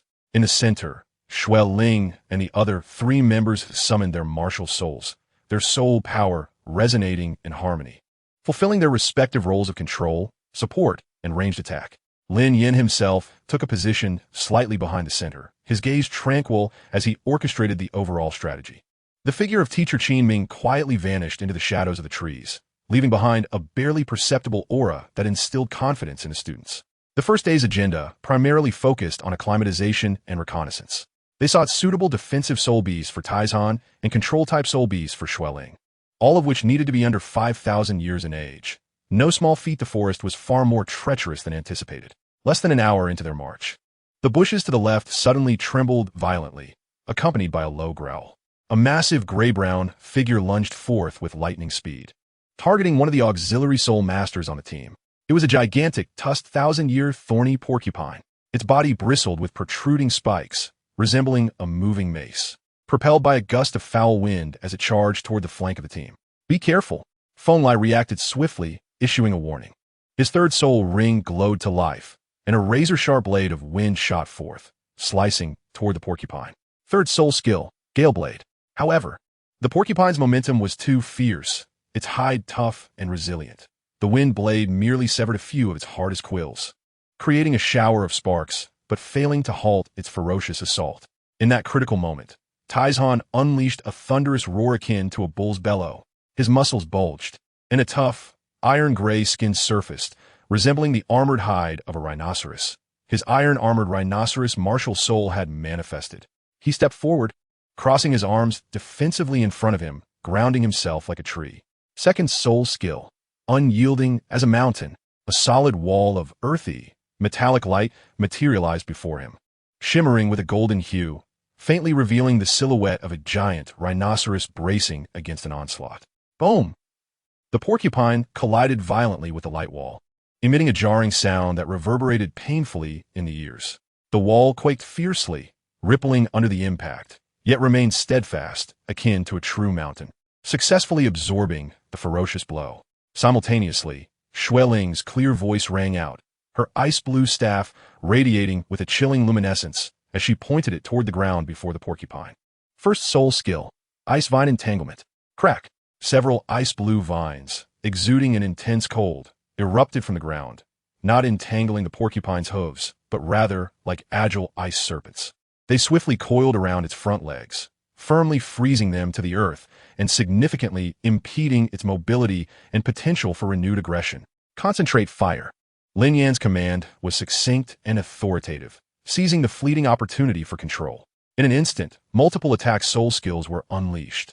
Feng Lai's wind blades, along with the ranged attacks from the other team members, accurately struck the temporarily immobilized porcupine. Meanwhile, Lin Yan's eyes gleamed with intensity. He did not deploy his formidable 10,000-year soul skill. Instead, his first soul ring flickered to life. First soul skill, Rock-Crushing Claw. With a low growl, his arms were enveloped in a heavy, formidable rocky armor, rapidly expanding to become over 3 times the width of his original arms. The dark golden patterns of a fierce tiger emerged on the thick armor, and earthy soul power flowed like searing magma over his colossal rocky fists, radiating an aura of impending destruction. He did not utilize a claw strike, but instead clenched his massive rocky fists, their terrifying power akin to that of a mountain's collapse, and forcefully slammed them together. Shatter Mountain. Boom! His fist descended like twin hammers, crashing into the exposed neck and shoulder joint of the porcupine, which had been rendered vulnerable by its halted charge. The dreadful effect of armor piercing erupted instantly, accompanied by the sickening sound of bones fracturing. As the porcupine's tough hide and muscle tore apart as though made of paper, its immense body staggering sideways under the onslaught, releasing a pained howl. Feng Lai stepped forward to deliver a finishing blow, ultimately bringing the creature down. A circle of purple, 1,000-year soul rings slowly materialized around the fallen beast. Though it was not the soul beast they sought, the team remained vigilant for a moment before continuing their advance. After resolving the unexpected encounter with the 1,000-year thorny porcupine, the Tiando battle team took a brief respite before pressing deeper into the Stardo Great Forest. The entire process was executed with precision and harmony, showcasing the prowess of the Academy's premier battle team, earning a silent nod of approval from Qin Ming, who observed from the shadows. Simultaneously, at another entrance to the Stardo Great Forest, a different team ventured into this vast and perilous domain, led by Yu Xiaogang and Flander. They were followed by 4 young adolescents. Tang San, with a steady gaze and a short blade in hand, remained vigilant. Xiao Wu, with her scorpion braid and sprightly demeanor, playfully kicked at the stones beneath her feet, occasionally expressing her impatience for a more formidable soul beast to appear. Oscar clutched a few sausages nervously, while Ma Hongjun, with a curious glint in his eyes, frequently scanned his surroundings, his attention wavering. Their formation lacked the rigidity of the Tiando battle team, yet it brimmed with the audacity and vigor of youth unafraid of challenges. Tang Sen employed his purple extreme magic eye to survey the surroundings, remaining alert. Meanwhile, Xiao Wu flitted about him like a delicate butterfly, occasionally murmuring her boredom at the lack of formidable soul beasts. Oscar and Ma Hongjun trailed behind, one silently preparing sausages and the other occasionally receiving reminders from Flander to maintain focus. As the Tiando battle team busily scoured for soul beasts, Lin Yan appeared to be wholly absorbed in directing his squad. However, much of his attention was intricately entwined with the shadows beneath his feet. Through the shadow warrior at his feet, Lin Yan was able to receive information relayed from Yu Xiaogang's side, thereby monitoring the movements of Shrek and their companions. The left area has sparse vegetation and exposed earth, which may harbor defensive soul beasts adept at burrowing. Taishan, let us investigate that direction, Lin Yan indicated, his reasoning sound. After advancing a short distance, they indeed discovered several burrows, but no suitable traces of soul beasts. They may have already migrated, Lin Yan remarked with a hint of regret, naturally redirecting the team's course. After a while, he spoke again, his gaze sweeping over a humid area. This place is rich in moisture. There may be soul beasts suitable for snow spirit here. The team then turned towards a marshy ground, only to startle a few minor water-type soul beasts, yielding no substantial find. My perception was inaccurate. My apologies, Lin Yan gracefully offered, once more recalibrating their trajectory. Time and again, Lin Yan guided his squad based on the feedback from the Shadow Warriors, steering them towards the general vicinity of Shrek's activities. His rationale always revolved around the pursuit of soul beasts or the avoidance of hazards, and coupled with his authoritative presence as captain and the capabilities demonstrated in prior battles. The team held no doubts. Even Qin Ming accepted the notion that seeking specific soul beasts was inherently fraught with challenges, necessitating constant adjustments. Under Lin Yan's astute guidance, time flowed seamlessly. The two teams, like marionettes pulled by invisible strings, traversed the dense forest along divergent paths, yet steadily converged towards a singular point. Finally, as noon approached, when Lin Yan's team navigated through a dense grove adorned with vines, his keen spiritual sense detected the sounds of soul power clashing ahead, accompanied by several familiar, youthful shouts. Among them, a bright, tense voice cried out, "Fatty, to the left. It's going to sandwich you." It was Oscar. Another composed directive resonated. "Little AO, use the sausage. Fatty, aim for its joints with phoenix fire." It was Tang San. A somewhat exasperated, yet excited voice chimed in. "Got it.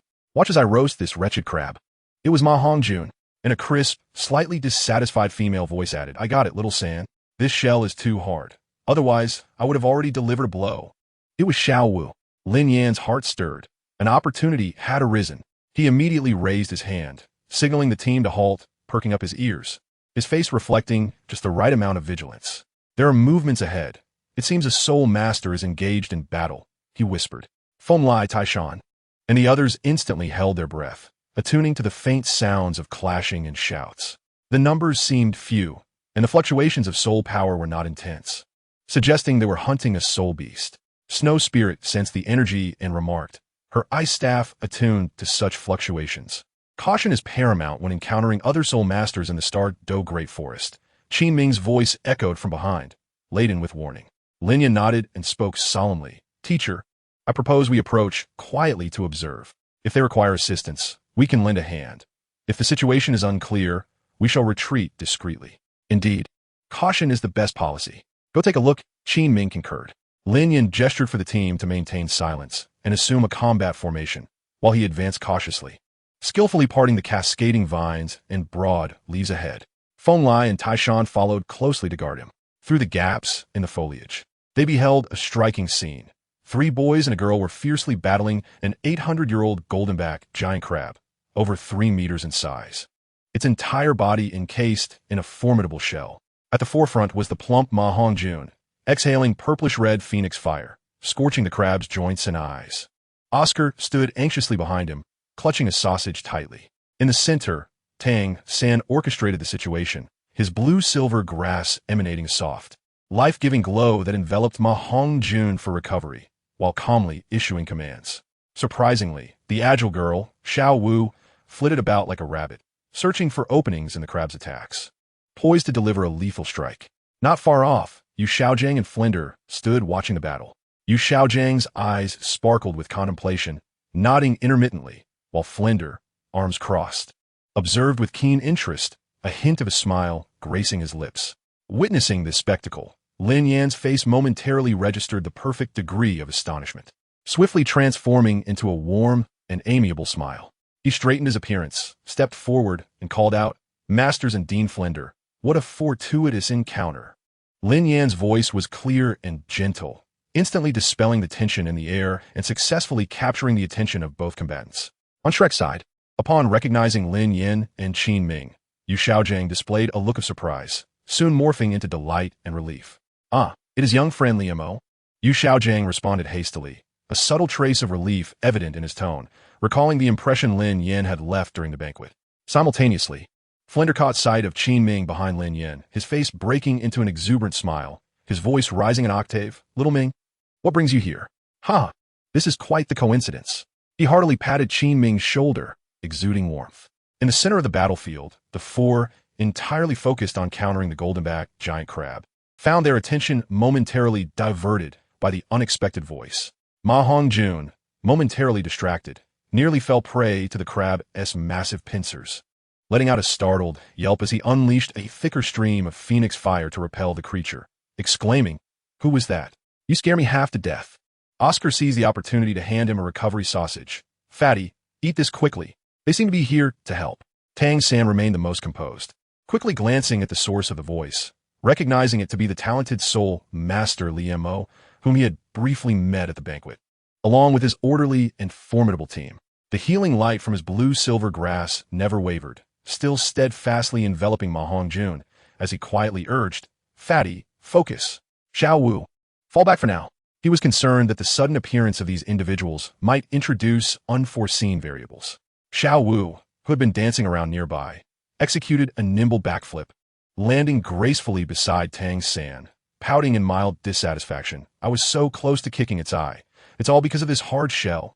She too glanced curiously at Lin Yan and his group. Seeing this, Lin Yan's smile became even more benevolent. He stepped forward a few paces to convey his lack of hostility, directing his gaze first at Yu Xiaogang and Flender, his voice clear and steady, imbued with persuasive authority. "Masters, Dean Flender, it appears the younger students are undergoing training. This golden-backed giant crab possesses remarkable defenses. Its joints and compound eyes are its weaknesses. If they can concentrate their attacks, they shall surely prevail." As his words resonated, he refrained from directly commanding his own team to engage, maintaining a respectful distance, as if merely a well-meaning observer offering guidance. In the heart of the battlefield, the trio fully engaged with the crab also took note of Lin Yan's advice. Ma Hongjun's eyes lit up, bellowing, "Joints and eyes? Watch me burn its eyes." With that, he concentrated his phoenix fire towards the crab's incessantly swaying compound eyes. Oscar hurriedly pressed another sausage into his hands. "Fatty, conserve your soul power. I'm almost out." Tang San remained the most composed among them, swiftly casting a glance towards the source of the voice, recognizing it to be Liemo. The healing green light in his hand continued unabated as his mind raced with thoughts. He immediately whispered, "Xiao Wu, did you hear that? Look for an opportunity to strike its eyes.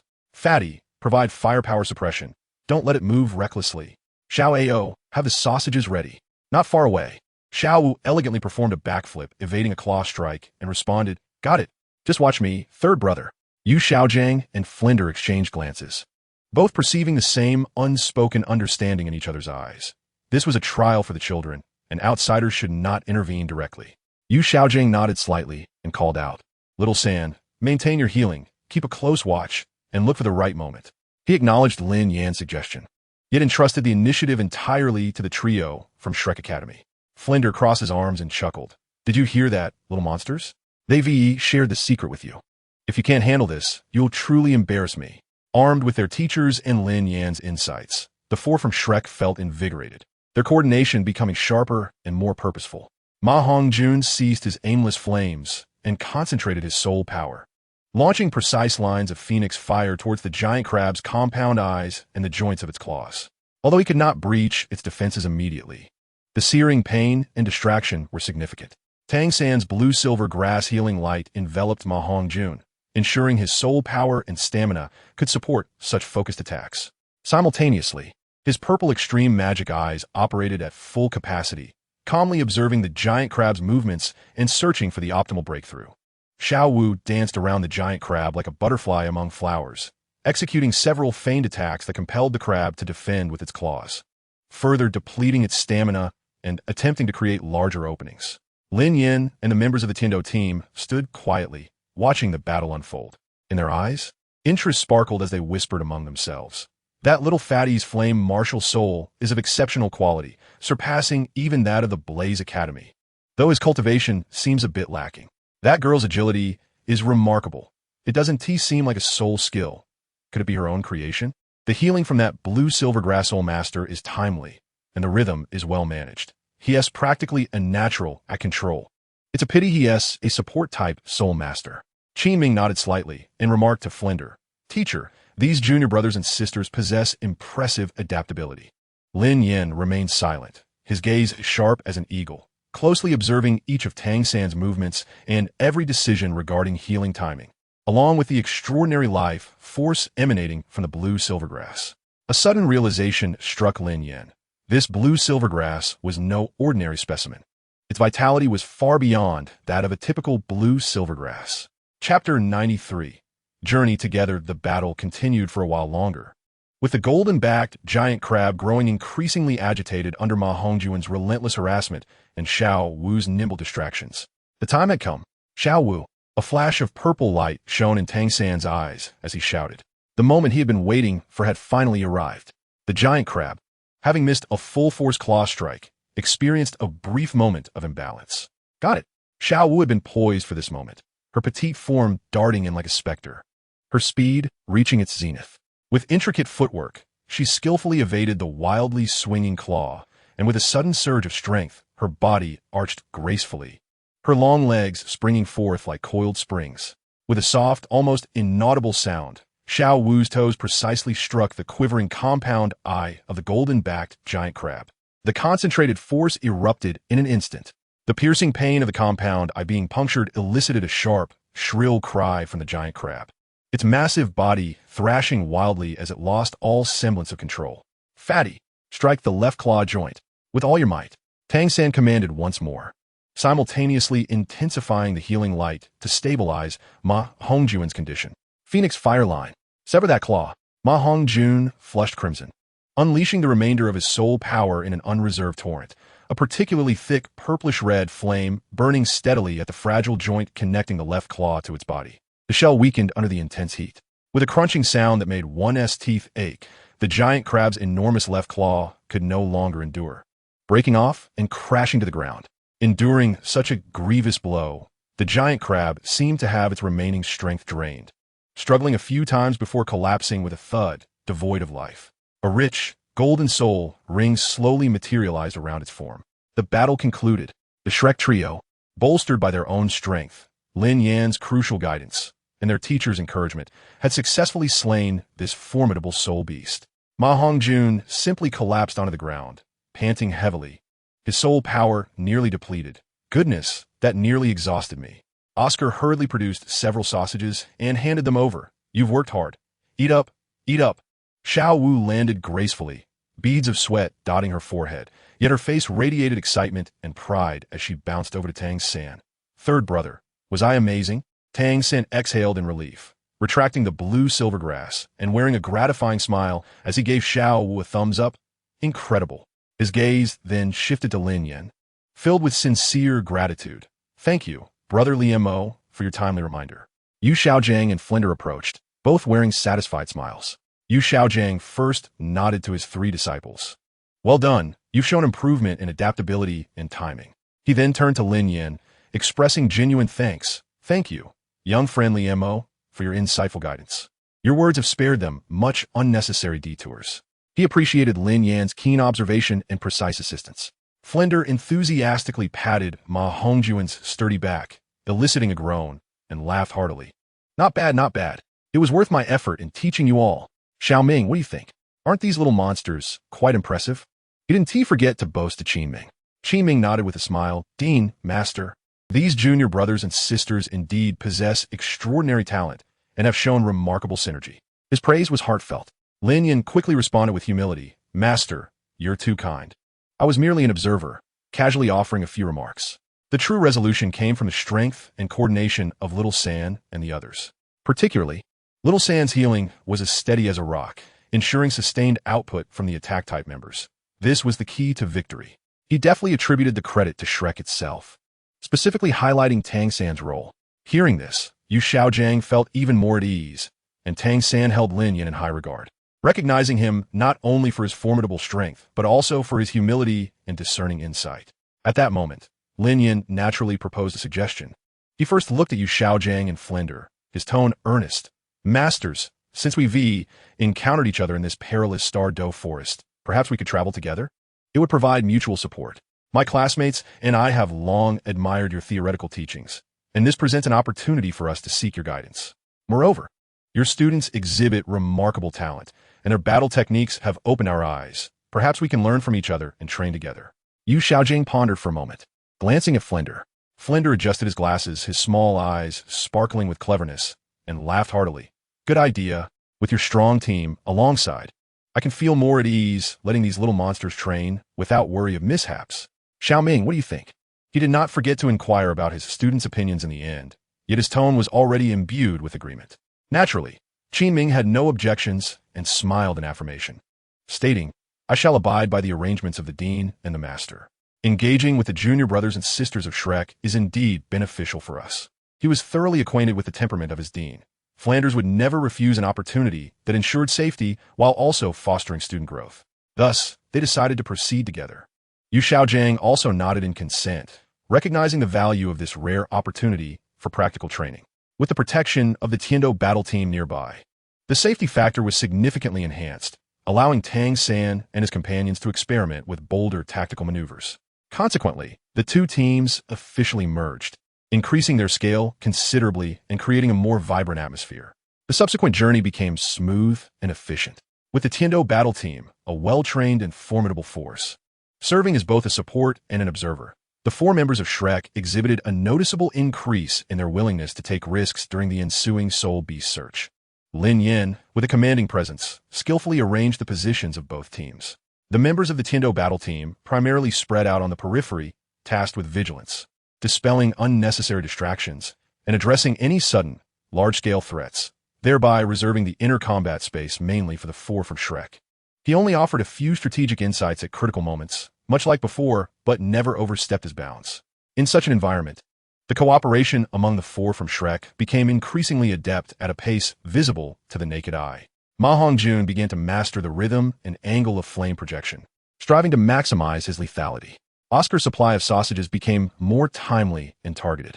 Xiao Wu's ambushes grew increasingly cunning and lethal, forming a remarkable synergy with Ma Hongjun's firepower. As the core pivot of the team, Tang San's command became ever more composed and decisive, with the observation afforded by his purple extreme magic eyes reaching its zenith, always identifying the optimal moment. His blue-silver grass-healing light became the bedrock of the team, repeatedly pulling Ma Hongjun and Xiao Wu back from the brink of exhaustion, healing their minor abrasions and concussions sustained during their daring assaults. The remarkable efficacy and enduring nature of his healing left the observing members of the Tiando battle team astounded. Lin Yan's gaze often lingered on Tang San, and the more he observed, the deeper his astonishment grew. This was not simply a matter of superior healing. With each application, the life force emanating from the blue-silver grass was terrifyingly pure, even subtly nourishing the surrounding flora. What manner of martial soul was this? Chapter 94, Yu Xiaogan's Guidance. The process of seeking soul beasts transformed into an impromptu classroom for Yu Xiaogang. He was not in a hurry to help Oscar find target. Instead, he meticulously analyzed the characteristics, advantages, and potential soul skills of each encountered soul beast. Oscar, your martial soul is of the Fu type, belonging to a category of auxiliary soul masters, Yu Xiaogang explained to Oscar, who was following closely beside him. His voice was steady and persuasive. The compatibility and practicality of an auxiliary soul master's soul rings and skills are of utmost importance. While aggressive beast-type soul beasts may indeed provide powerful soul skills, such as certain abilities that enhance speed or temporarily unleash potential in a frenzied manner, these are not without their drawbacks. He shifted his tone, his gaze deepening. However, acquiring such soul skills is often fraught with uncertainty. You cannot guarantee that this soul beast will provide you with the desired skill. Should any discrepancies arise, the skill could become entirely worthless, rendering such risks unworthy of the reward. He paused for a moment to allow everyone to digest his words before presenting his core argument. In contrast, plant-type soul beasts, especially those of a gentler disposition that inherently possess special auxiliary or restorative effects, typically exhibit a higher affinity with food-type martial souls. More importantly, the effects of skills provided by plant-type soul beasts tend to be more stable and predictable, aligning well with the role of food-type martial souls in offering solid support to the team. The likelihood of absorbing soul rings from such beasts to acquire desirable auxiliary skills significantly increases, and their soul ring energy is generally more tranquil, prolonged, and safer to absorb. Oscar nodded thoughtfully. The members of the Tiando battle team nearby also displayed expressions of contemplation. The Master S analysis was indeed unique and incisive. Yu Xiaogan's eyes sparkled as he articulated the most critical aspect, precisely because the energy nature of plant-type soul beasts is typically mild and stable.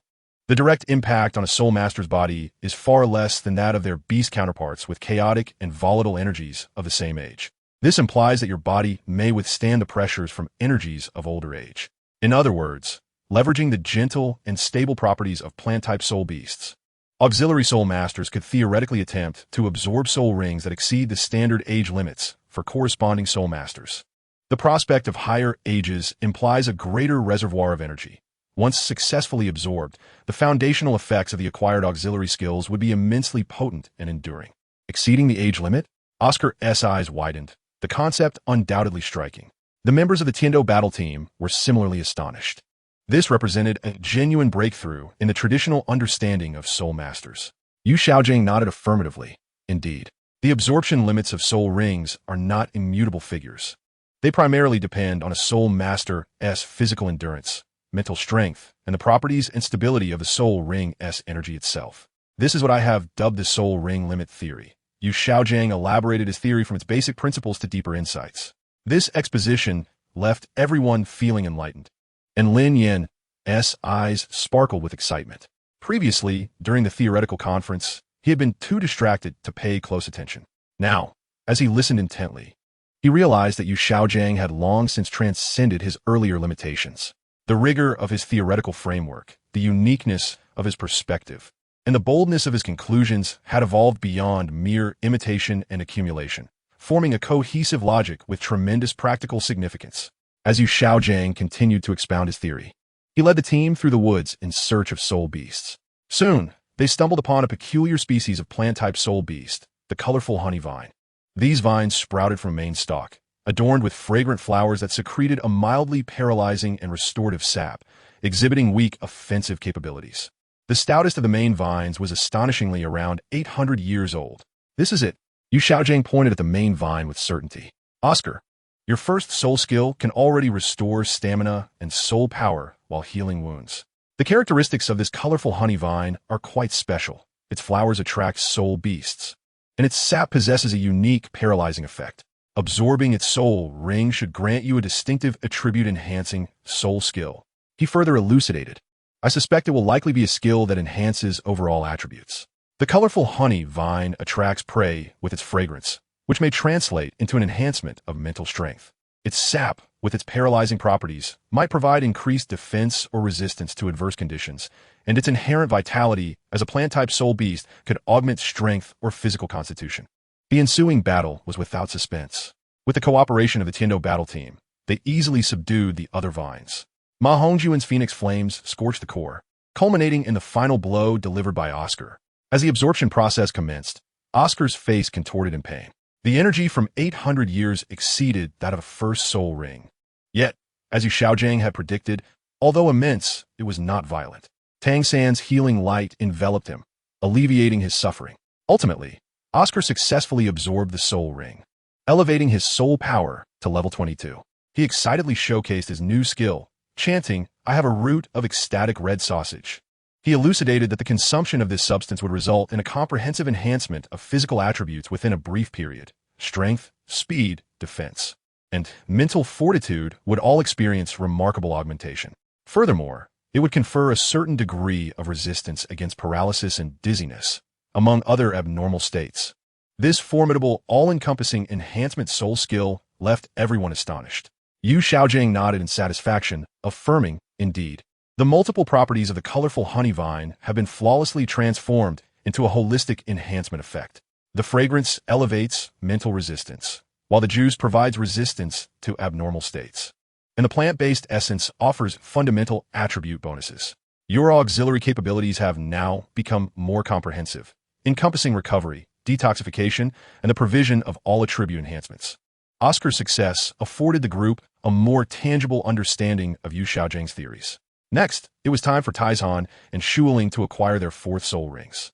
Rather than immediately sending them to seek soul beasts, Yu Xiaogang first summoned the two, meticulously inquiring about their current physical states, the solidity of their soul power, and the particulars of their previous 3 soul rings. He turned his gaze toward the brawny Taizhan, whose muscles were well-defined. Taizhan, your martial soul is the iron-armored rhinoceros, a defense-type soul master. The first 3 soul rings you possess have all originated from soul beasts with exceptional defensive capabilities, which has fortified your physical foundation extraordinarily, far surpassing that of your peers in the assault-type category. Taizhan nodded earnestly, thumping his robust chest. Yes, master, I feel I can withstand even greater impacts. A glimmer of approval flashed in Yu Xiaogangs eyes as he continued. The conventional upper limit for the age of a 4th soul ring is around 5,000 years. However, for you, this limit can be appropriately elevated. Your formidable physique and pure defensive martial soul grant you a high tolerance for energy impacts, particularly those from physical assault-type soul rings. I believe you can attempt to absorb a defense-type soul ring from a soul beast aged between 5,500 and 5,800 years. The increase in age will allow your fourth soul skill's defensive capabilities to achieve a qualitative leap, laying a more solid foundation for your future ascent to Soul King. Upon hearing this, Tieshan's eyes brightened with excitement as he rubbed his hands together. 5,800. Thank you for your guidance, Master. He had initially thought that he would only be able to absorb a ring of around 5,000 years at most. Chapter 95. Tang San at level 20. Yu Xiaogang then turned his attention to the graceful and ethereal Shuling. Shuling, your martial soul is the Ice Staff, a control type. Although control-type soul masters also require a certain level of mental fortitude, your physical attributes are within a normal range compared to Tieshan's defense type. Moreover, control-type soul skills emphasize the subtleties of effect and control rather than mere energy accumulation. An excessive pursuit of age might hinder the precise mastery of soul ring energy, adversely affecting the efficacy of your soul skills. Shuling calmly nodded in understanding. Yu Xiaogang pondered for a moment before stating, "Thus, for you, it is unnecessary to deliberately seek the maximum age. It would be most suitable to choose a soul beast with an age between 4,500 and 5,000 years, possessing ice attributes or formidable control capabilities. The crucial factor is that the characteristics of the soul beast must be highly compatible with your martial soul, ensuring you acquire a powerful and practical control soul skill." Shuling slightly bowed. "I understand, Master. I will prioritize compatibility over age." Frand, listening nearby, adjusted his glasses and chuckled. "Xiaogang, your theory truly accounts for everyone's circumstances with remarkable clarity. Taizhan, being robust and resilient, certainly needs to supplement his strength. As for Shuling, she should indeed focus on technical prowess rather than mere physicality." With Yu Xiaogangs clear directional guidance, their subsequent search became much more targeted. Soon, they located a 5,700-year-old earth-shattering mountain rhinoceros for Taizhan. This soul beast, known for its tough hide and extraordinary strength, matched Yu Xiaogangs' specifications perfectly. The battle was quite intense, as the earth-shattering mountain rhinoceros charged with terrifying force. However, with the coordinated efforts of the entire Tiendo battle team and the Shrek 4's distractions, Taizhan ultimately managed to incapacitate it with a shield strike. As anticipated by Yu Xiaogang, the absorption process was exceedingly vigorous. Tieshan's muscles bulged, veins protruded, and he let out a pained roar. Yet, relying on his solid foundation and formidable physique, he persevered, successfully advancing to the Soul Master rank, even reaching level 42, and acquiring a remarkably potent defensive soul skill, greatly enhancing his defensive capabilities. The search for a soul beast for Shuling took more time, but they eventually found a 4,700-year-old extreme cold demon spider. This soul beast could not only expel frigid webs, but also had powerful freezing effect from its legs, showcasing exceptional control abilities. Shuling led the battle with the Tiendo battle team providing support to restrict its movements, ultimately freezing it completely with her ice staff. The absorption process was relatively smooth, as the soul ring energy fused flawlessly with her martial soul, endowing her with a formidable area control and slowing soul skill, elevating her control abilities to new heights.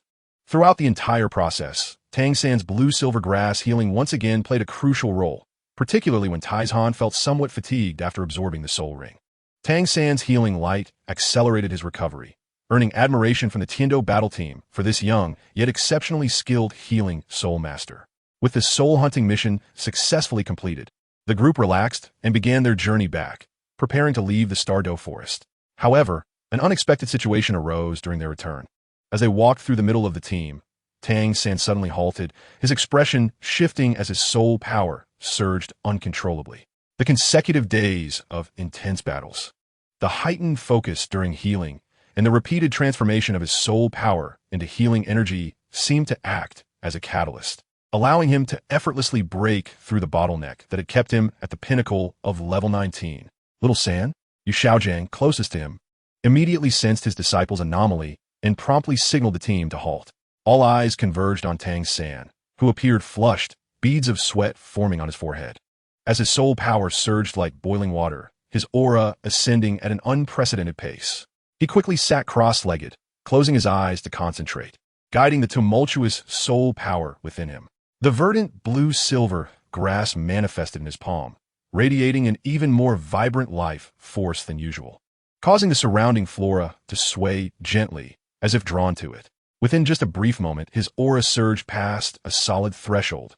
Level 20, Oscar exclaimed joyfully, his face alight with excitement. Having recently achieved level 20 himself, he resonated deeply with this experience. The others expressed their surprise and delight. To break through immediately after such intense combat and substantial consumption not only showcased Tang San's accumulated strength, but also highlighted his innate talent and solid foundation, as well as his precise control over soul power. Yu Xiaogang quickly regained his composure from his initial delight, carefully sensing the still surging soul power within Tang San, which even seemed to be on the rise. A flicker of astonishment crossed his eyes. He pondered for a moment before addressing Fland. Fland, please gather Teacher Qingming, little friend Liemo, and others to form a protective perimeter. Little Sen has just broken through, and his aura is unstable. He requires an absolutely quiet environment to consolidate his realm. I also need time to deliberate on his second soul ring selection. Fland, recognizing the gravity of the situation from Yu Xiaogang's serious demeanor, nodded immediately. He signaled to Qingming and Lin Yan to spread out, forming a loose guard circle.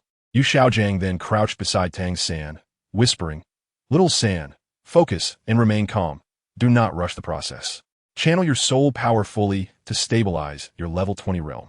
Your soul power seems even more profound and solid than I had imagined, which is highly advantageous for your absorption of the second soul ring." Tang San followed his advice, closing his eyes as the Xiantian skill quietly operated, striving to calm the tempestuous soul power within him, rendering it more solid.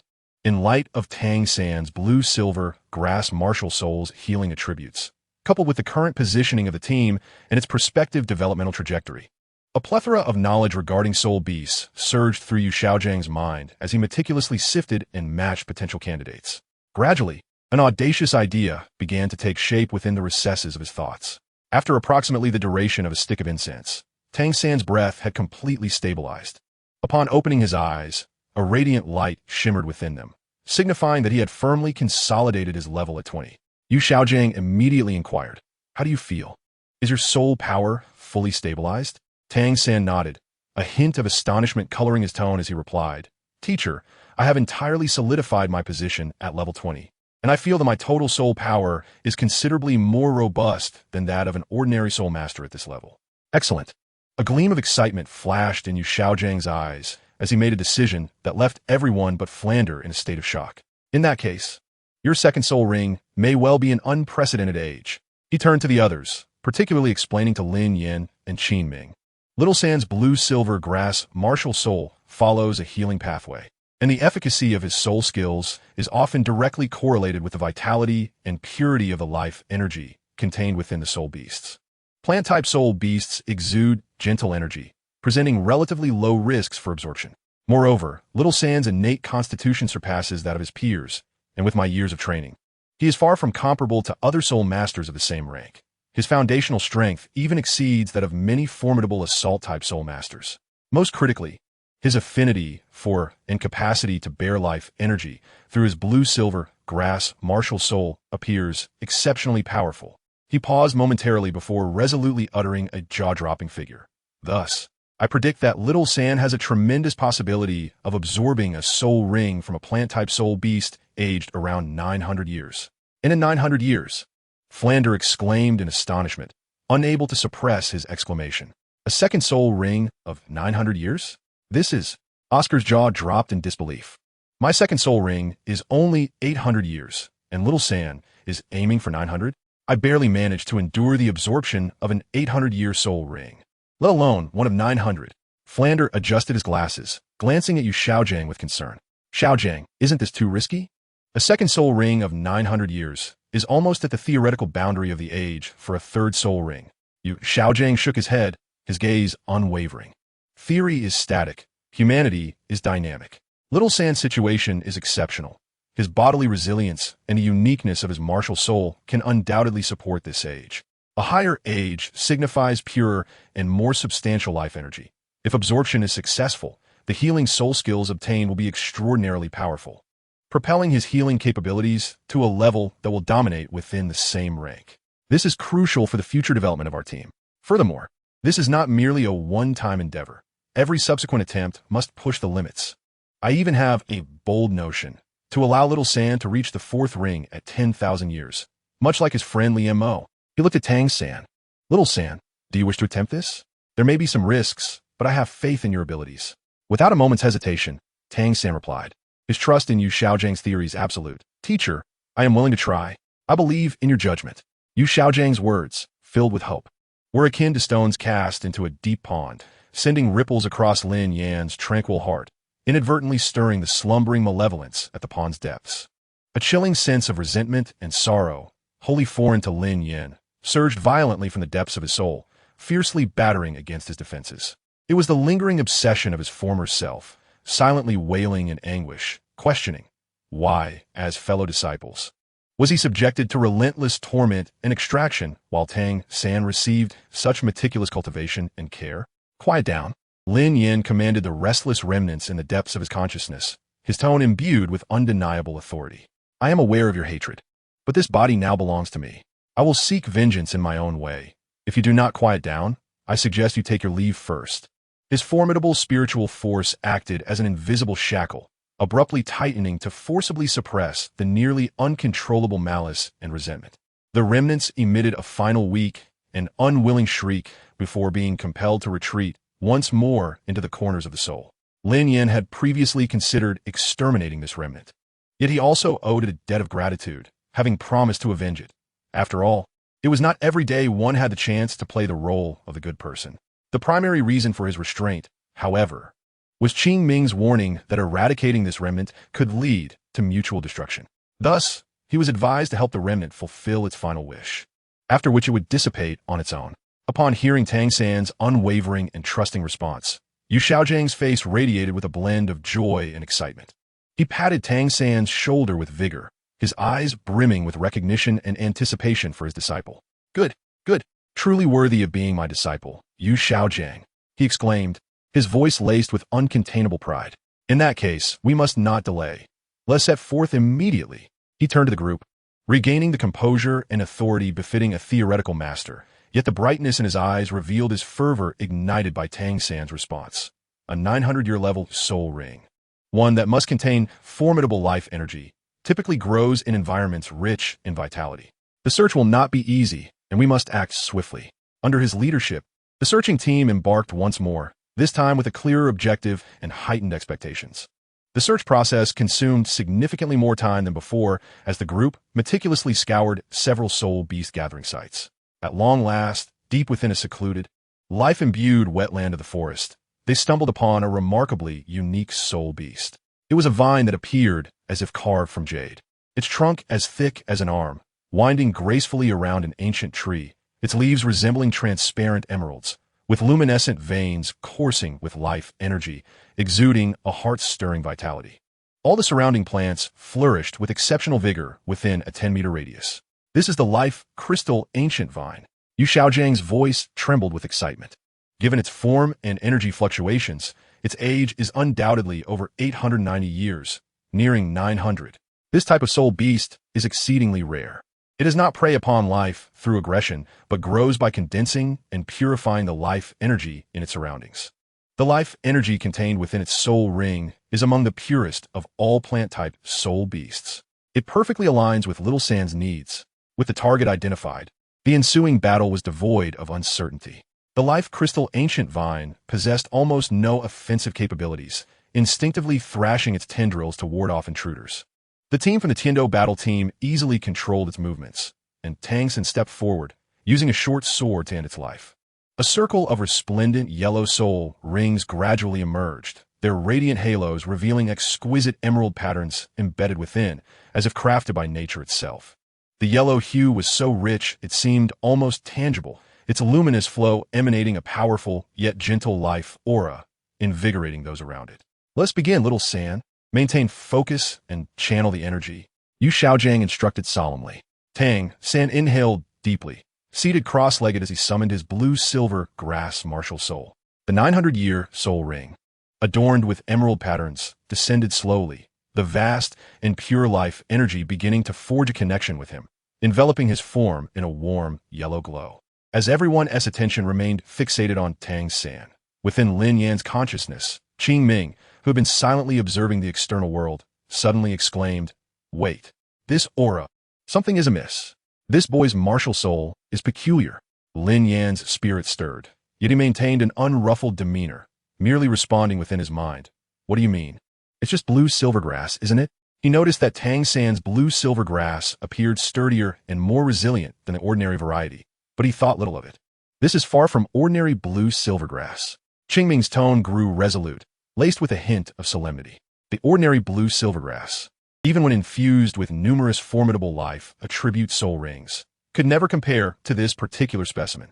Moreover, if one were to attune their senses, they would perceive the rhythm emanating from his martial soul, a noble and ancient resonance, reminiscent of the sovereign of all flora, exuding an undeniable regal authority. Though exceedingly faint, this was undoubtedly a hallmark of a premier plant-based martial soul, characteristic of the Blue-Silver Emperor. Blue Silver Emperor? Lin Yan was momentarily taken aback, unfamiliar with this term. "It cannot be mistaken," Qingming affirmed. "Its existence stretches back through the ages, vast in knowledge.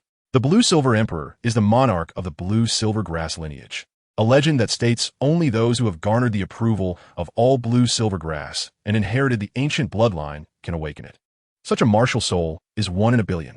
Qingming's voice faltered, seemingly lost in distant memories, before it deepened further. "Young Lin, we may have stirred up considerable trouble this time." "What do you mean?" Lin Yan furrowed his brow. "The Blue-Silver Emperor martial soul cannot naturally arise in humans. As far as I know, the last individual to possess the Blue-Silver Emperor martial soul was a 10,000-year-old beast transformed deep within the Stardow forest." Qingming revealed a shocking secret.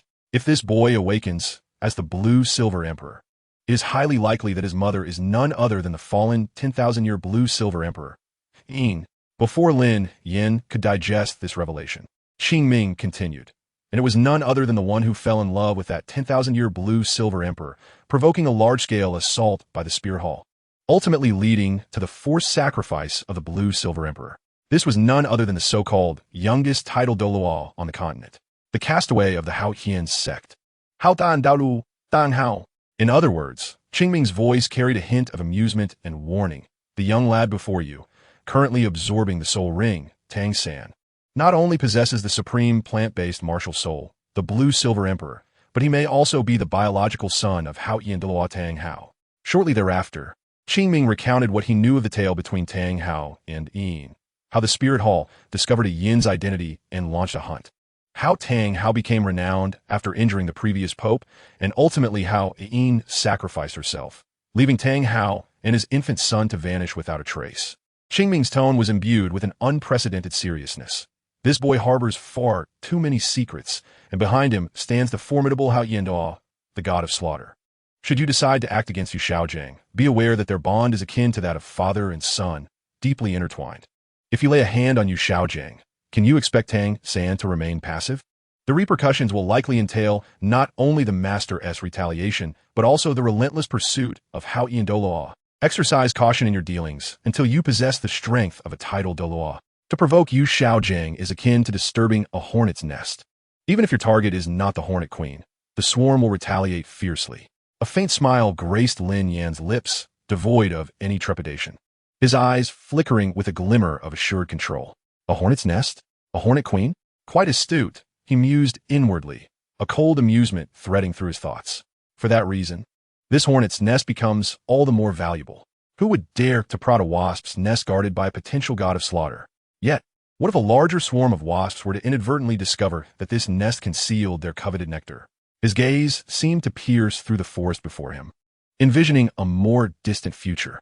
The Spirit Hall and Hao Hianduo, this long-standing blood feud, awaited merely a spark to ignite a conflagration across the continent.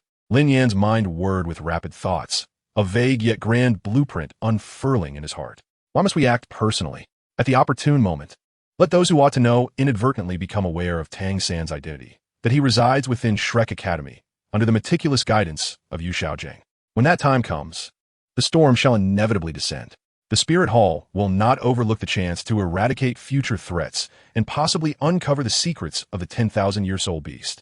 While Tang Hao will not tolerate anyone harming his son, The clash between them will be nothing short of cataclysmic. In the midst of this chaos, Lin Yan's smile broadened, revealing a cold detachment and confidence befitting a puppet master. This shall be the finest opportunity for our spirit hall to rise. When all eyes are drawn to this fierce struggle, when the existing order is shattered into disarray, it shall be our moment to absorb the nutrients and develop in shadows. As for Yu Xiaogang, Lin Yan paused, a hint of mockery in his tone. When he realizes that the disciple he has poured his heart into has fallen into despair due to his past sins, when his flawless theories crumble before overwhelming power, when he cannot even protect those he cherishes most, that will be his most complete retribution. Using a knife to kill, driving the tiger to swallow the wolf. And I shall remain in the shadows, quietly observing the tempest, becoming the ultimate beneficiary. Qingming fell silent for a moment, seemingly processing Lin Yan's ruthless scheme of using a knife to kill and driving the tiger to swallow the wolf, before slowly replying. The risks are considerable, but if executed properly, the rewards could be unparalleled. However, neither the Spirit Hall nor Hao are adversaries to be trifled with. A slight misstep could result in self-immolation. Risk is eternally intertwined with opportunity, Lin Yan calmly retorted within his heart. Without the prospect of a hundredfold gain, how could one endure even the slightest loss? Should there be a hundredfold profit, even a bottomless abyss would be worth 1,000 galloping steeds.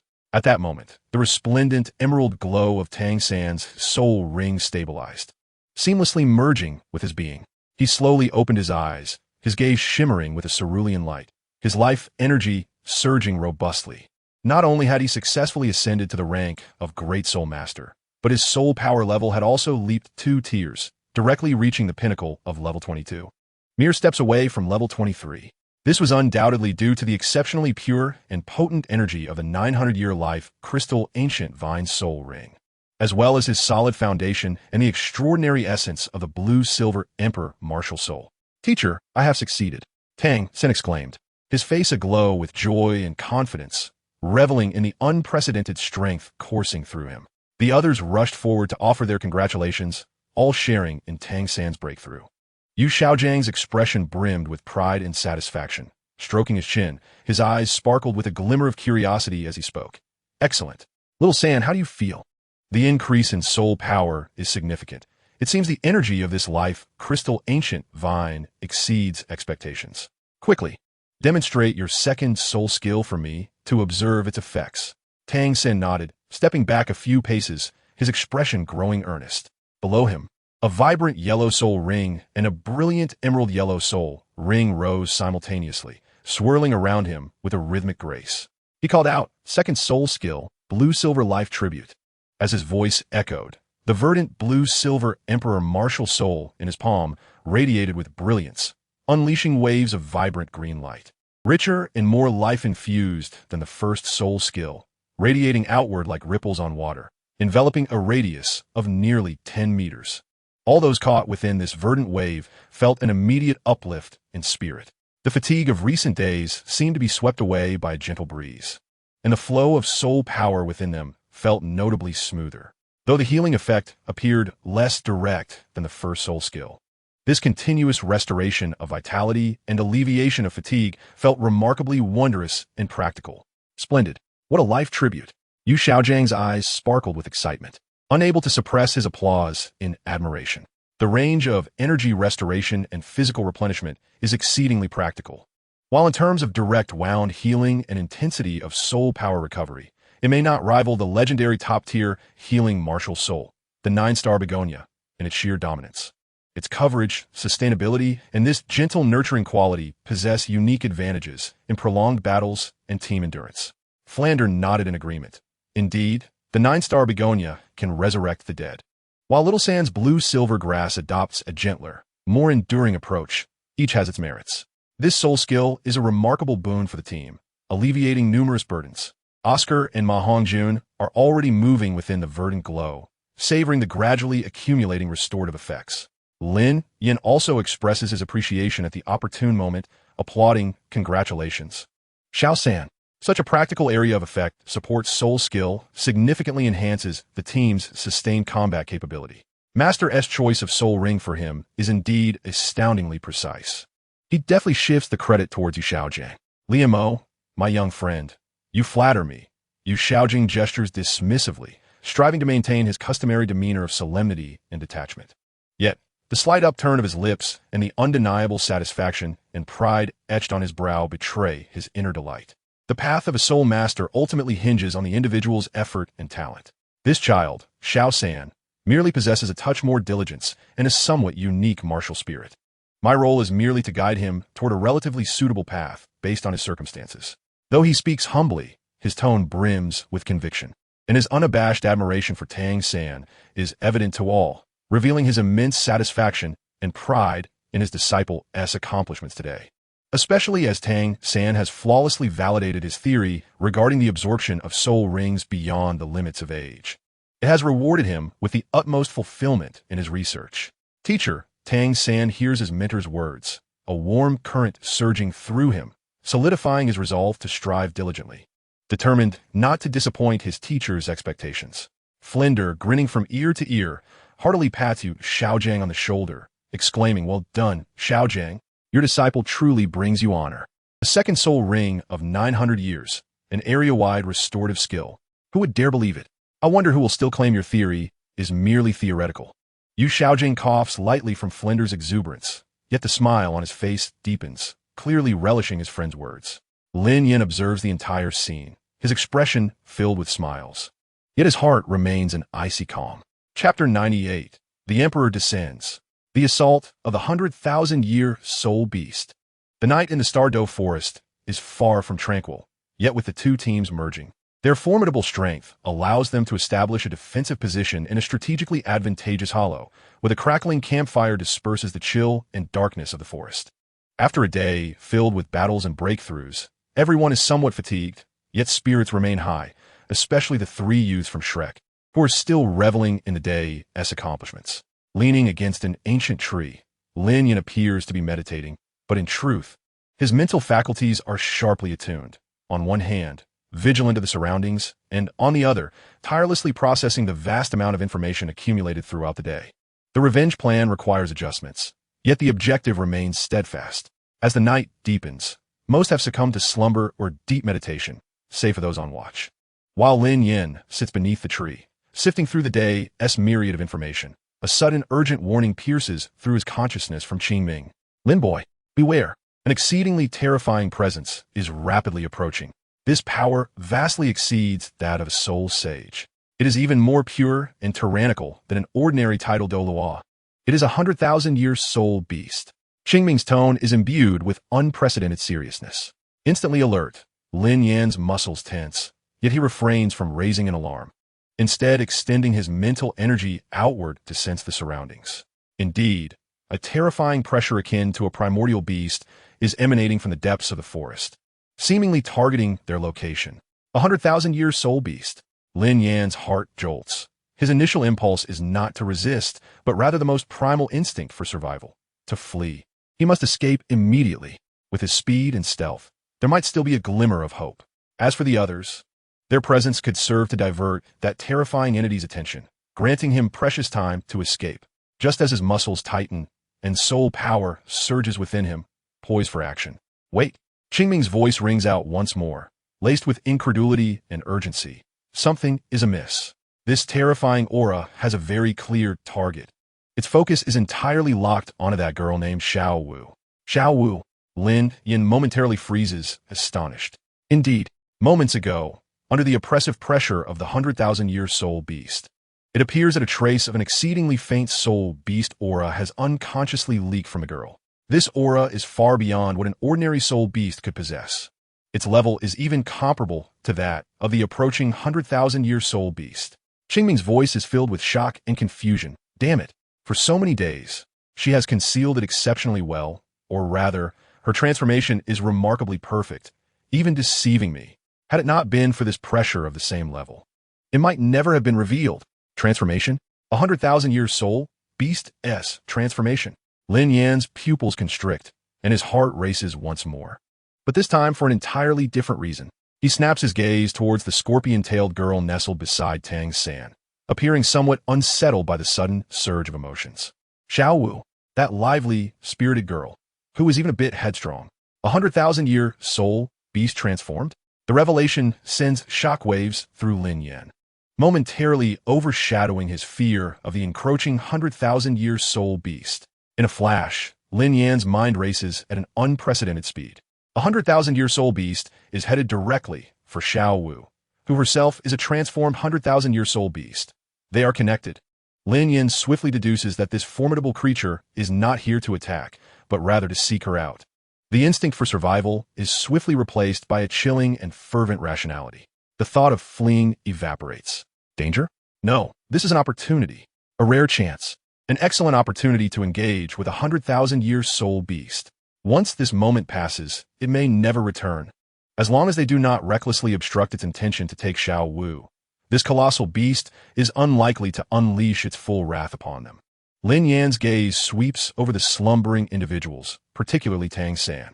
Perhaps this is an opportunity. Perhaps they might encounter to the legendary Haotian Douluo. A thought crosses Lin Yan's mind, and he promptly opens his eyes, a glint of cold determination flashing within. Without a moment's hesitation, he bellows, "Enemy attack. Highest alert. All personnel prepare for battle." His voice reverberates like thunder through the still camp, startling everyone awake. Years of training compel them to instinctively unleash their martial spirits. The brilliance of their soul rings, illuminating the fearful faces around them. What is happening? Qin Ming reacts the quickest, instantly summoning his blazing wolf martial spirit. 5 soul rings swirling around him, radiating a scorching aura as he takes a defensive stance at the forefront. Flender swiftly completes his cat-eagle transformation, soaring into the air, his sharp gaze scanning the dark forest, his expression instantly turning grave. Yu Xiaogang hurriedly shields Tang San, Oscar, and the others behind him, his face a mask of extreme seriousness. There is no need for further explanation. Boom! Boom! Boom! The heavy, suffocating footsteps echo like a drumbeat, growing closer with each step, causing the ground to tremble violently. Towering ancient trees are effortlessly uprooted like fragile reeds, as an immense, terrifying silhouette, so large it obscures the moonlight, slowly steps forth from the pitch-black depths of the forest. It resembles a moving mountain, its entire body draped in glossy black fur that shimmers with a metallic sheen. Muscled arms nearly graze the ground, and its lantern-sized yellow crystal eyes coldly survey the assembled group as if they were insignificant ants. The primal, savage, and tyrannical pressure washes over the entire campsite like a tsunami. T-Titan, giant ape. Yu Xiaogang's voice quivers uncontrollably, filled with despair. The king of the forest. 100,000-year soul beast. The hearts of all plunge into an abyss of despair. 100,000-year soul beast. This is a legendary existence, its power rivaling or even surpassing that of an ordinary title Douluo. For this group, whose highest rank merely reaches the level of a soul king, it was nothing short of a cataclysmic disaster. The frigid, colossal gaze of the Titan great ape swept across the arena, ultimately dismissing all others and fixating intently on the pale-faced, instinctively retreating Xiao Wu, whose eyes were awash with a tumult of emotions. It emitted a low growl, imbued with a sense of urgency and dissatisfaction, before raising its massive arm, akin to a pillar of the heavens, and seemingly carelessly sweeping towards the crowd standing between it and Xiao Wu. It merely sought to clear away these bothersome insects. Yet this casual swipe unleashed a devastating tempest. Spirit embodiment. True spirit manifestation armor. Faced with such a terrifying presence, no one dared to harbor any illusions, immediately revealing their trump cards. 7th soul skill. Cat eagle true form. Flender let out a sharp cry, transforming into a gigantic cat eagle, his wings generating razor-sharp blades of wind in an attempt to slice through. 5th soul skill. Azure Wolf Flame Break. Qin Ming roared in fury, the fiery phantom of the Azure Wolf howling forth, colliding with the sweeping arm, intent on incinerating all in its path. Ironclad Charge. Gale Assault. Ice Crystal Thrust. Shadow Strike. Phantom Misdirection. Soul Power Resonance. Phoenix Fire Line. The members of the Tiendo battle team and Shrek, suppressing their fear, unleashed their most potent ranged soul skills like a tidal wave, crashing towards that immense arm. Brilliant light erupted, and a thunderous roar reverberated through the night sky. Yet, a scene of despair unfolded. All attacks, be it wind blades, blazing flames, ice spikes, impacts, or shadows, merely splashed harmlessly against the Titan great ape's obsidian fur, producing only a flurry of sparks, ice shards, and negligible ripples of energy, failing to even hold it for a moment. It was as if all their efforts were futile. Bang! Crack! The colossal arm swept through. Flinder, in his cat-eagle form, sensed the cataclysmic force approaching, his seventh soul ring shining with unparalleled brilliance. His wings flapping frantically to form a dense barrier of sharp wind blades, while his body desperately attempted to flip backward to mitigate the force. However, the power contained within that arm was too horrifying. The wind blade barrier shattered instantaneously. The cat-eagle let out a mournful cry, its protective soul power fluctuating violently, nearly collapsing.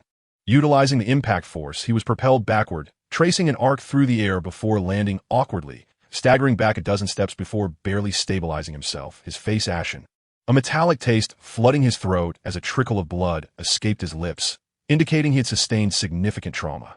On the other side, Qin Ming reacted with equal swiftness. The fiery azure wolf phantom collided fiercely with the sweeping arm, and he instantly understood the futility of a direct confrontation. The energy from the fifth soul skill, Azure Wolf Flame Break, erupted at the point of contact, not aimed at a hard clash, but rather leveraging the explosion's force to propel himself backward, simultaneously twisting his waist. He maximized the physical prowess granted by his spirit embodiment, retreating rapidly. With a thunderous bang, the flames were dispersed, a tremendous force struck him. And Qin Ming stifled a groan, feeling as if his very organs had shifted. Yet, he managed to absorb most of the impact through his backward momentum, his feet carving deep grooves into the ground, skidding over 20 meters before finally halting, kneeling on one knee, one hand braced against the earth, panting heavily. Blood also seeping from the corner of his mouth, indicating internal injuries, yet his gaze remained sharp, fixed intently on the Titan great ape. The mere residual shockwave from the assault sent Iron Mountain, Wind fierce, and others reeling, their blood surging. A casual strike from a 10,000-year-old beast was utterly terrifying. It was an entity of an entirely different realm. The Titan great ape seemed to grow slightly irritated by this futile resistance. It retracted its arm, a flicker of impatience flashing in its enormous eyes, and once more advanced, purposefully striding toward Xiao Wu. Each step of its gargantuan form reverberated through the ground, inducing an oppressive atmosphere. Xiao Wu, observing the relentless advance of the Titan great ape, felt a surge of urgency and anger. She tugged forcefully at Tang San's arm, her voice lowered and urgent. "Do not engage. We must escape." She attempted to signal Tang San to abandon a head-on confrontation, urging him to utilize his agility to evade while subtly gesturing to Ming, hoping it would understand not to draw closer. However, Tang San was currently taut with tension, his entire focus dedicated to protecting Xiao Wu from the impending threat of the monstrous beast, completely oblivious to her hints and anxiety. What he perceived was the Titan great ape's icy gaze and its unyielding advance, feeling the weight of annihilation looming. "Fear not, Xiao Wu. I am here." Tang San clenched his teeth, executing the ghost shadow misty steps to their utmost, pulling Xiao Wu along as they swiftly veered away, narrowly avoiding the shockwave produced by the Titan great ape's descending foot. Ming, witnessing Xiao Wu being dragged away by the human and seemingly reluctant to approach, displayed a hint of grievance and growing impatience in its enormous yellow, crystalline eyes. It let out a low growl, this time extending its colossal finger not to stomp down, but with a more deliberate and cautious motion, reaching out towards Xiao Wu in an attempt to draw her closer. This seemingly gentler action still conjured a terrifying gale, destabilizing Tang San and Xiao Wu as they braced for the imminent touch of that enormous finger. In this critical moment, second soul skill, Mountainous War Roar. A deep, powerful tiger's roar resonated like a calming balm. Lin Yan's second soul ring shone brightly, waves of earthy soul power radiating outward, enveloping everyone. Though the 20% increase in offense and defense appeared minuscule before such a colossal creature, that resolute battle cry reignited a spark of fighting spirit.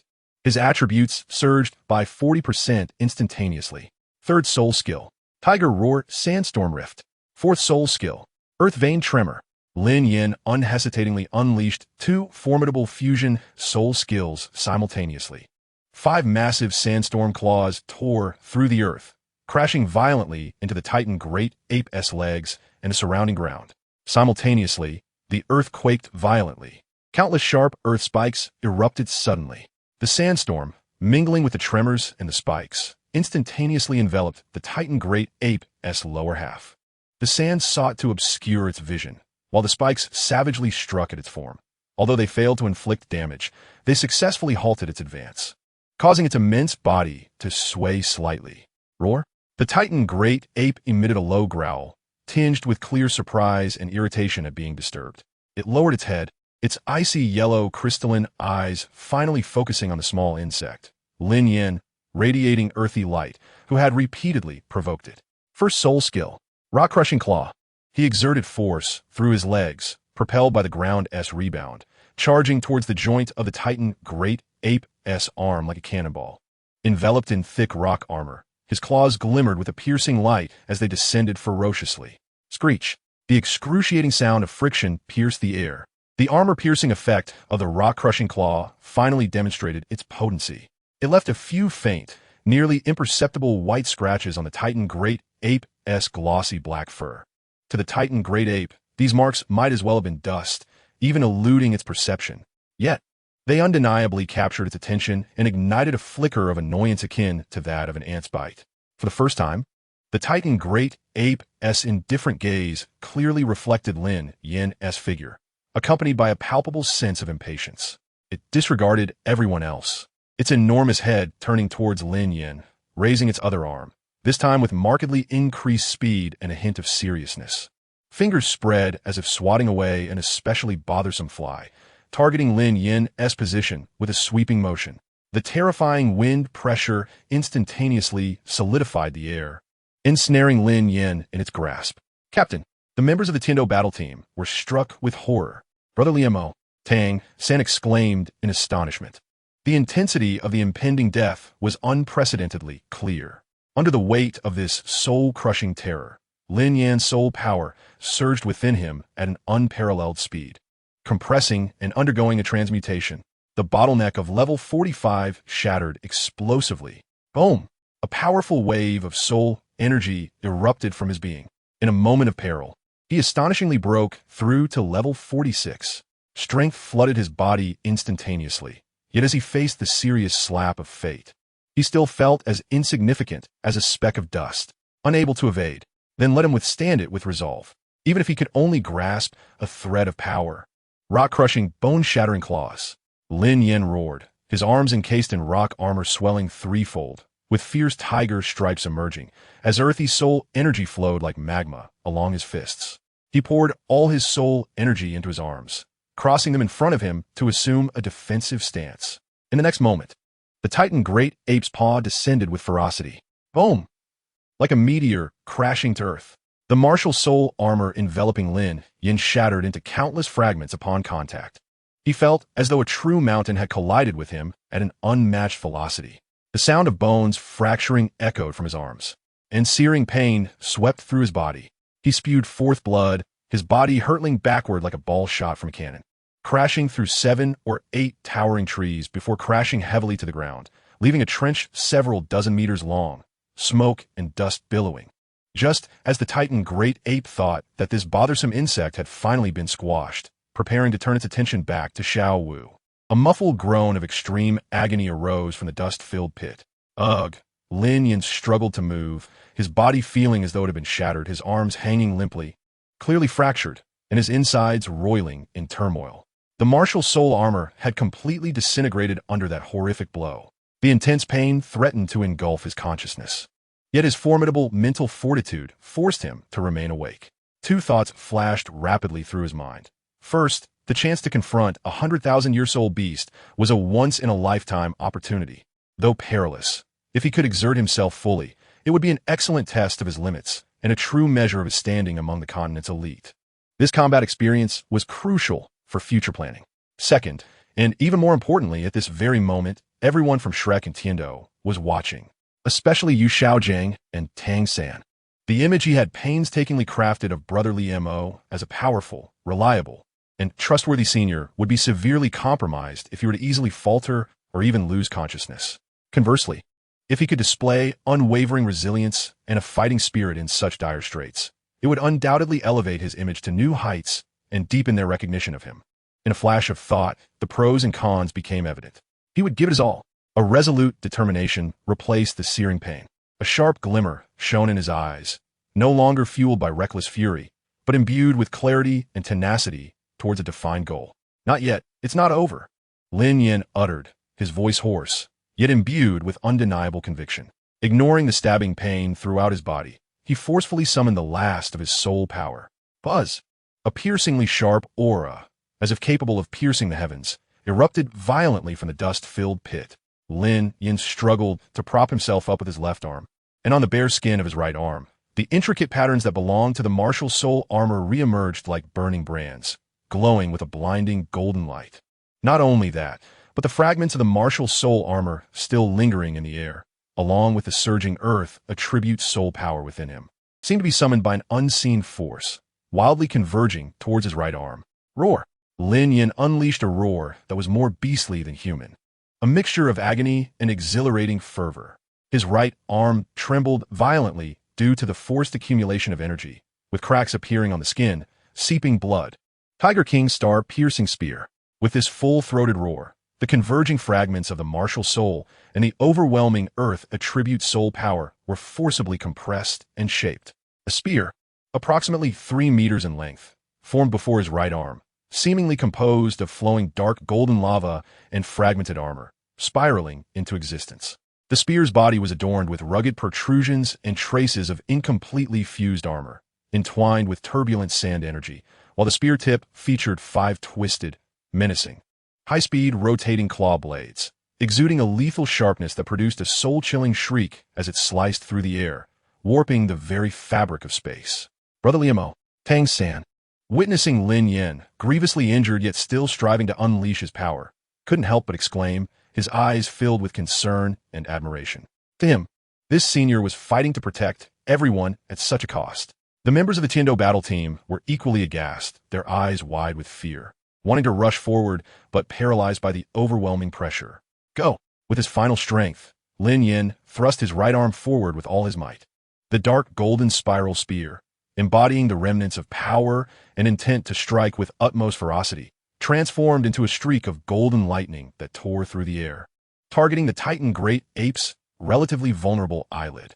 The Titan Great Ape clearly did not anticipate that this nearly defeated insect could unleash such a fierce counterattack. The sharp aura contained within the golden spear even elicited a faint sense of threat within it. Instinctively, it narrowed its eyelids. Clang!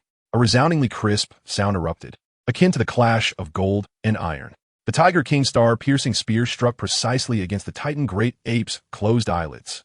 The rapidly spinning claw blades fiercely grated against skin that was thousands of times tougher than steel, igniting brilliant sparks. However, that was all there was to it. The piercing spear lasted for less than half a second before all its power was expended, ultimately shattering into countless golden motes that dissipated into the air. Yet, the Titan Great Ape's eyelids bore not even a trace of a mark. Nonetheless, this provocation, striking at its vital point, especially the frenzied intent to tear everything apart contained within the spear tip, ignited the Titan Great Ape's wrath. It abruptly opened its colossal eyes, and within those yellow crystal-like orbs, a clear, furious flame ignited for the first time. It fixed its gaze on the weakened, yet frenzied human at the pit's bottom, nostrils flaring as it expelled 2 jets of scorching white steam. Roar! A roar erupted from the Titan Great Ape's massive maw, more terrifying than any before, infused with an overwhelming rage at the perceived insult to its majesty. This roar no longer targeted the flesh but struck directly at the soul. The terrifying sound wave transformed into a tangible, visible pale black shockwave, sweeping across the entire camp like a devastating storm in a fan shape. Puffed, puffed, puffed, puffed.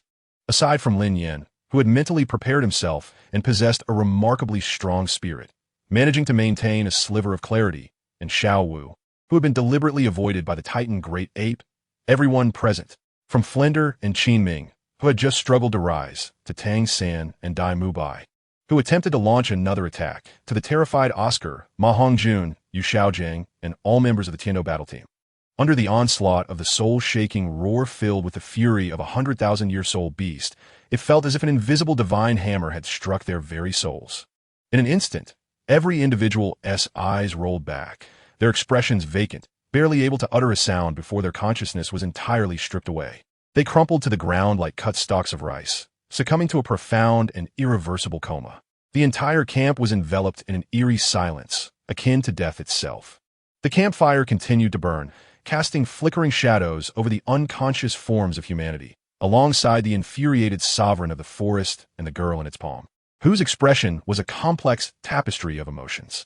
Chapter 101. Conspiracy. Only after confirming the departure of the Titan Great Ape did Lin Yan permit himself to cough up a few mouthfuls of congealed blood. Laboriously rising to a seated position, he felt his arms, nearly shattered, and his internal organs roiling as if in a tempest. Yet his countenance bore no trace of pain, instead flushed with an overwhelming sense of satisfaction and exhilaration. The Titan Great Ape of 100,000 years, its strength, speed, defensive prowess, and the imposing pressure it exuded, not to mention the soul-shaking roar it unleashed, was perfection incarnate. Utterly magnificent, he murmured to himself, his eyes gleaming with a sharp light. Alas, he lamented, he had not managed to draw forth its full might. However, before the flush of excitement could fade from his face, a voice resonated in his consciousness, grave and tinged with urgency. Lin, do not move. Conceal all your aura. Just now, at the very moment the Titan Great Ape departed, a shadow darted past, unbelievably swift. Though its presence was but a fleeting shadow, the weight it carried was as formidable as a mountain, a dominance unparalleled. It is undoubtedly the entity I warned you about. Dang Hao, he is already pursued ahead.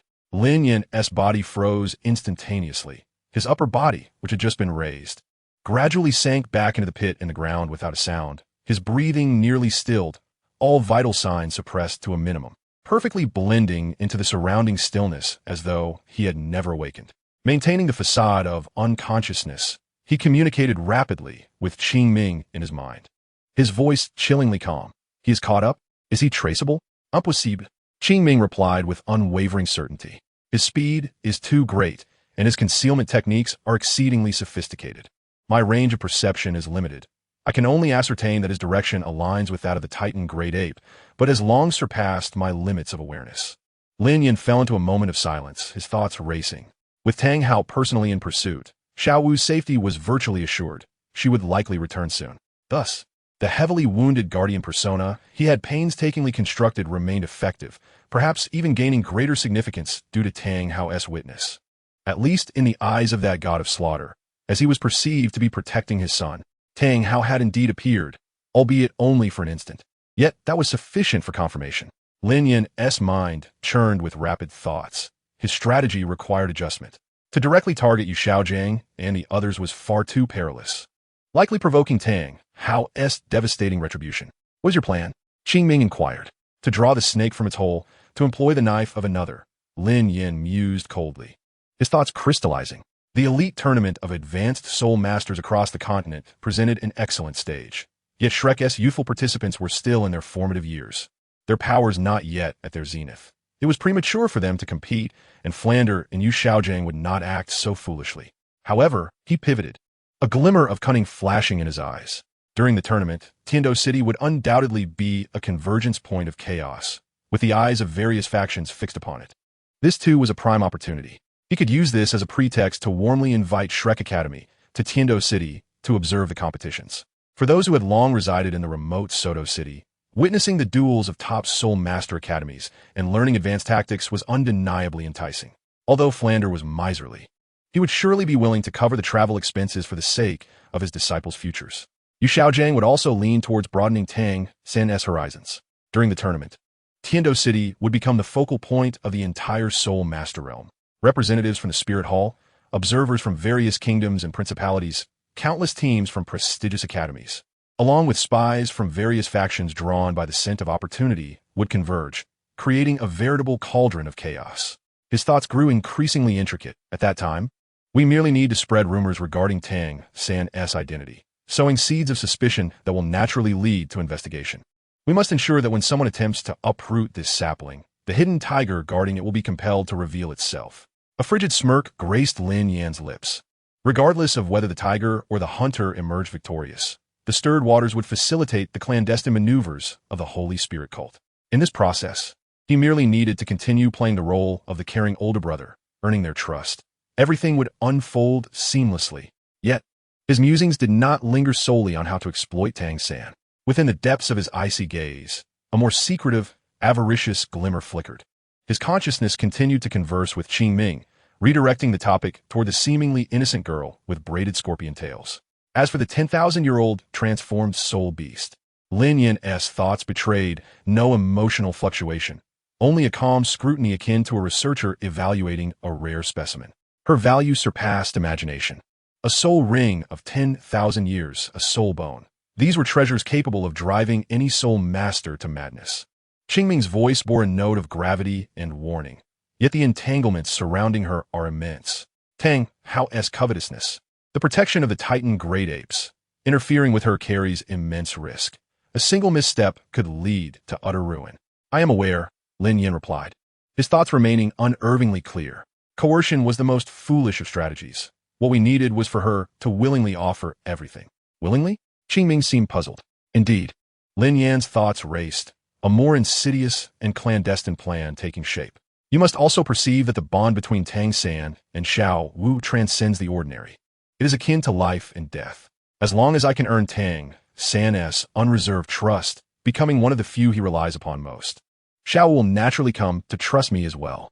Moreover, her very identity is a target coveted by various forces across the continent. All I need to do is ensure that at the opportune moment, the title Douluo discovers her soul beast identity, and the finals of the Soul Master Tournament will present the perfect occasion.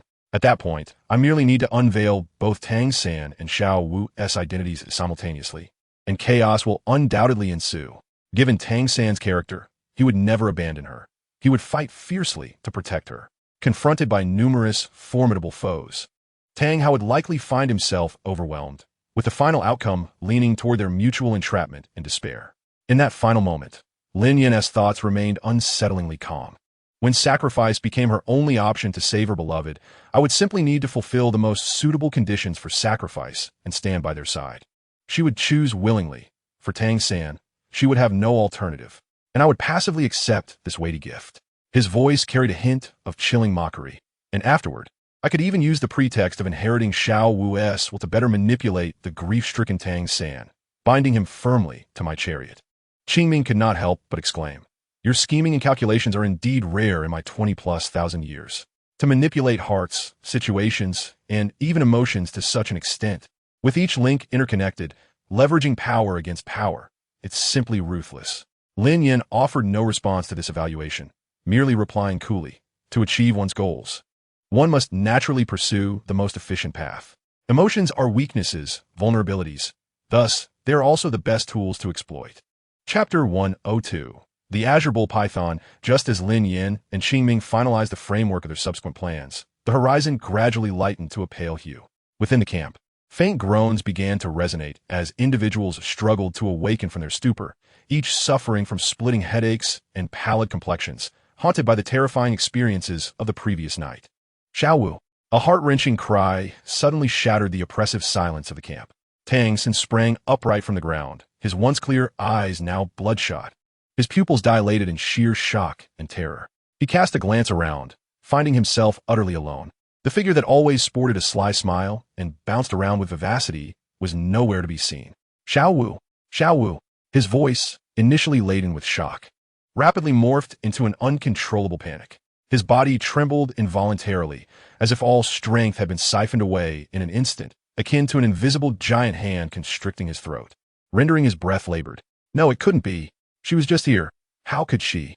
An overwhelming tide of worry engulfed him, cold and suffocating. As countless terrifying thoughts flashed through his mind, the horrifying visage of the Titan great ape looming like a persistent nightmare. He could scarcely fathom what fate Xiao Wu might face alone against that king of the forest. I must find her. Let me go. I must go. Tang San, consumed by madness, unleashed a strength that surpassed his physical limits, violently breaking free from the instinctive grasp of Oscar and Ma Hongjun. His eyes were bloodshot and, disregarding everything, he surged towards the dark, fathomless forest that had swallowed his beloved. It was a primal instinct, an impulse utterly devoid of rationality, with the fear of losing her overwhelming all else. Suddenly, Yu Xiaogang's arm wrapped around him from behind, his voice a low growl. "Xiao San, calm down." You are completely drained of spirit power, and your mind is shattered. Entering there would mean certain death. Let go. Even if it means death, I must find her. Xiaowu.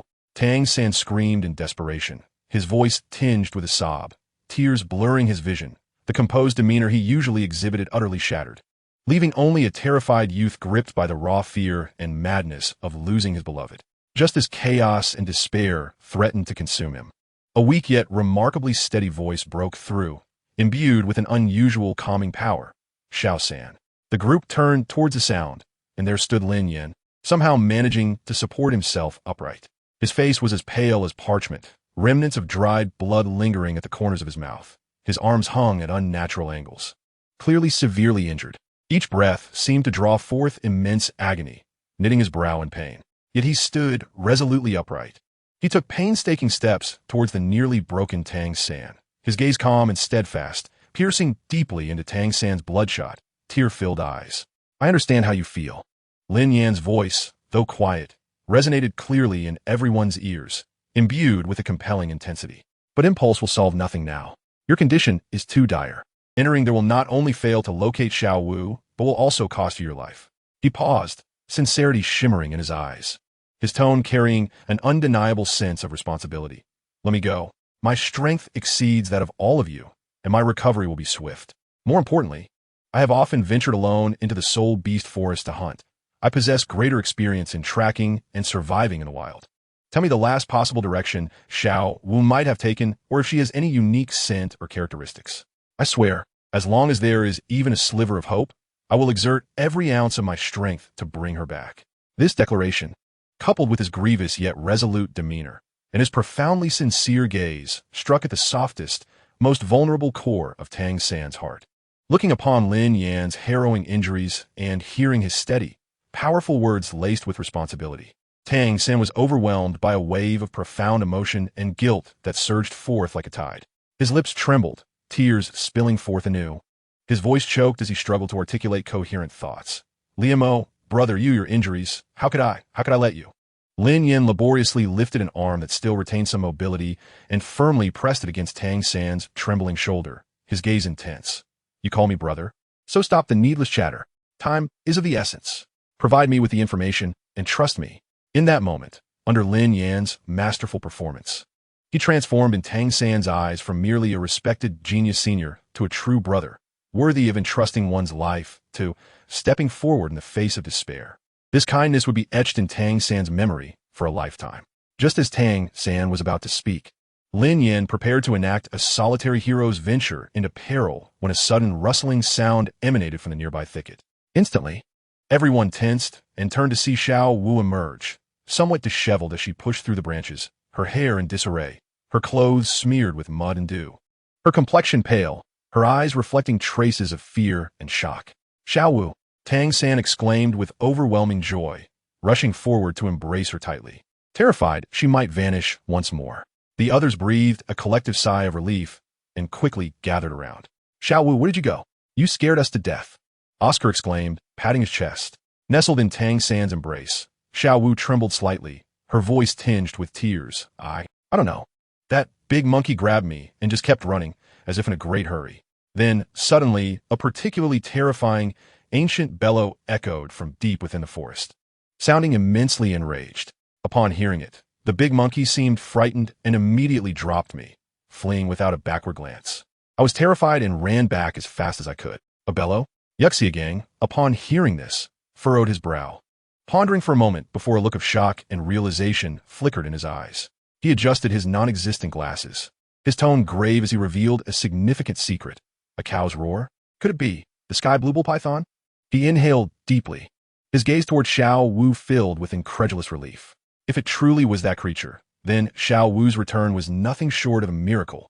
He turned to the group, his voice steady and authoritative as he explained. According to some extremely ancient texts, deep within the Stardow forest lives a true king of the forest, whose strength surpasses even that of the Titan great ape. It resembles a bull's head with a python's body, covered in azure scales, and its roar is like thunder. Hence, it is called the sky blue bull python. Legend has it that it is the true ruler of the Stardow forest, possessing the terrifying ability to manipulate thunder and extreme cold. It typically remains reclusive, but when angered, it can change the face of the earth. Though the Titan great ape is formidable, it can largely be viewed as its partner or subordinate. If that bellow, which frightened the Titan great ape, truly originated from the sky blue bull python, then everything makes sense. The Titan great ape must have intruded upon its territory, or its actions displeased the sky blue bull python, prompting a warning and expulsion. It was under the pressure of the sky blue bull python that it had no choice but to abandon its prey and flee in haste. Yu Xiaogang's voice carried a hint of lingering dread. Xiao Wu, you are indeed fortunate. It must have been the appearance of the sky blue bull python that startled the Titan great ape, allowing you to escape by a stroke of luck. At that moment, Lin Yan also exhibited a look of sudden understanding and relief, nodding in agreement. So it seems. Master, your vast knowledge is admirable. It appears that the commotion between the kings deep within the Douluo forest inadvertently saved Xiao Wu. Truly fortunate. With the authoritative endorsement of Yu Xiaogang, the theoretical master, and Lin Yan's corroboration, Xiao Wu's seemingly flawed narrative was astonishingly accepted by the group. After all, without this explanation, they could not comprehend why the Titan great ape would so easily relinquish its quarry. A sense of relief enveloped them all, having narrowly escaped disaster. Following a brief period of rest and tending to injuries, the two groups dared not linger any longer in that place. Swiftly departing the Douluo forest at the quickest pace possible, Lin Yan trailed behind the group, observing Tang San and Xiao Wu nestled together ahead, then glancing at Yu Xiaogang, who was recounting the legend of the sky blue bull python to the others, a subtle, unnoticed smile curving his lips. The seeds had been sown. The stage was being set. The grand performance was soon to commence. Chapter 103. The plan falls apart. Time flowed swiftly, seasons changed, and in the blink of an eye, a year had passed. In the span of this year, Lin Yan, under the name of Li Mo, has seamlessly woven himself into an indispensable link between the Royal Academy of Tiando and Shrek Academy. He frequently traverses between Tiando City and a quaint village on the outskirts of Soto City, under the pretext of exchanging ideas and mentoring the younger generation. Yet his true intention lies in fortifying the bonds of camaraderie with the Shrek members. His formidable prowess is accompanied by a humility that is disarming. During his sparring sessions, he adeptly points out the training oversights of Tang San, Ma Hongjun, and others, often referencing theories that leave Yu Xiaogang profoundly impressed by the boy's extraordinary comprehension. Deeming him worthy of being his disciple, he extends his generosity to others, and during times of financial strain at Shrek Academy, he discreetly resolves trivial issues, whether by lending Flanders some gold soul coins in times of need or inadvertently providing channels to acquire rare resources, thereby silently garnering favor from all levels of the institution.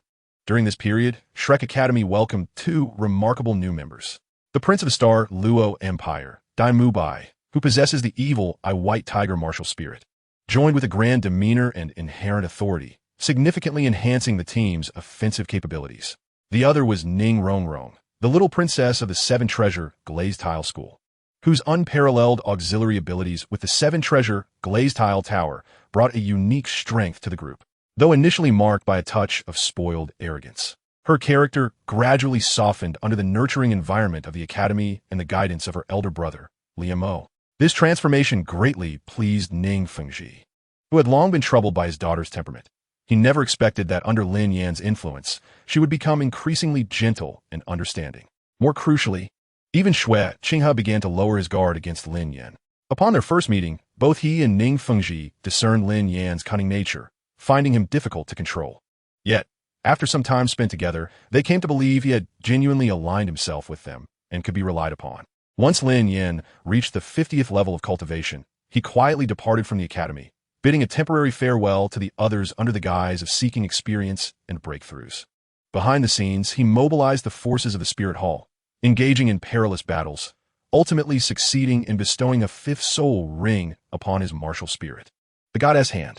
This soul ring originated from a mystical tree with an age of 50,000 years. After successfully enhancing the Goddess Hand with the fifth soul ring, Lin Yan did not rest on his laurels. He led the members of the Spirit Hall into action once more. With a new target set on higher-aged tiger-type soul beasts, the search for suitable soul beasts was expedited, soon locating an appropriate target, a 40,000-year-old crystal winged tiger. The process of this hunt was far from smooth.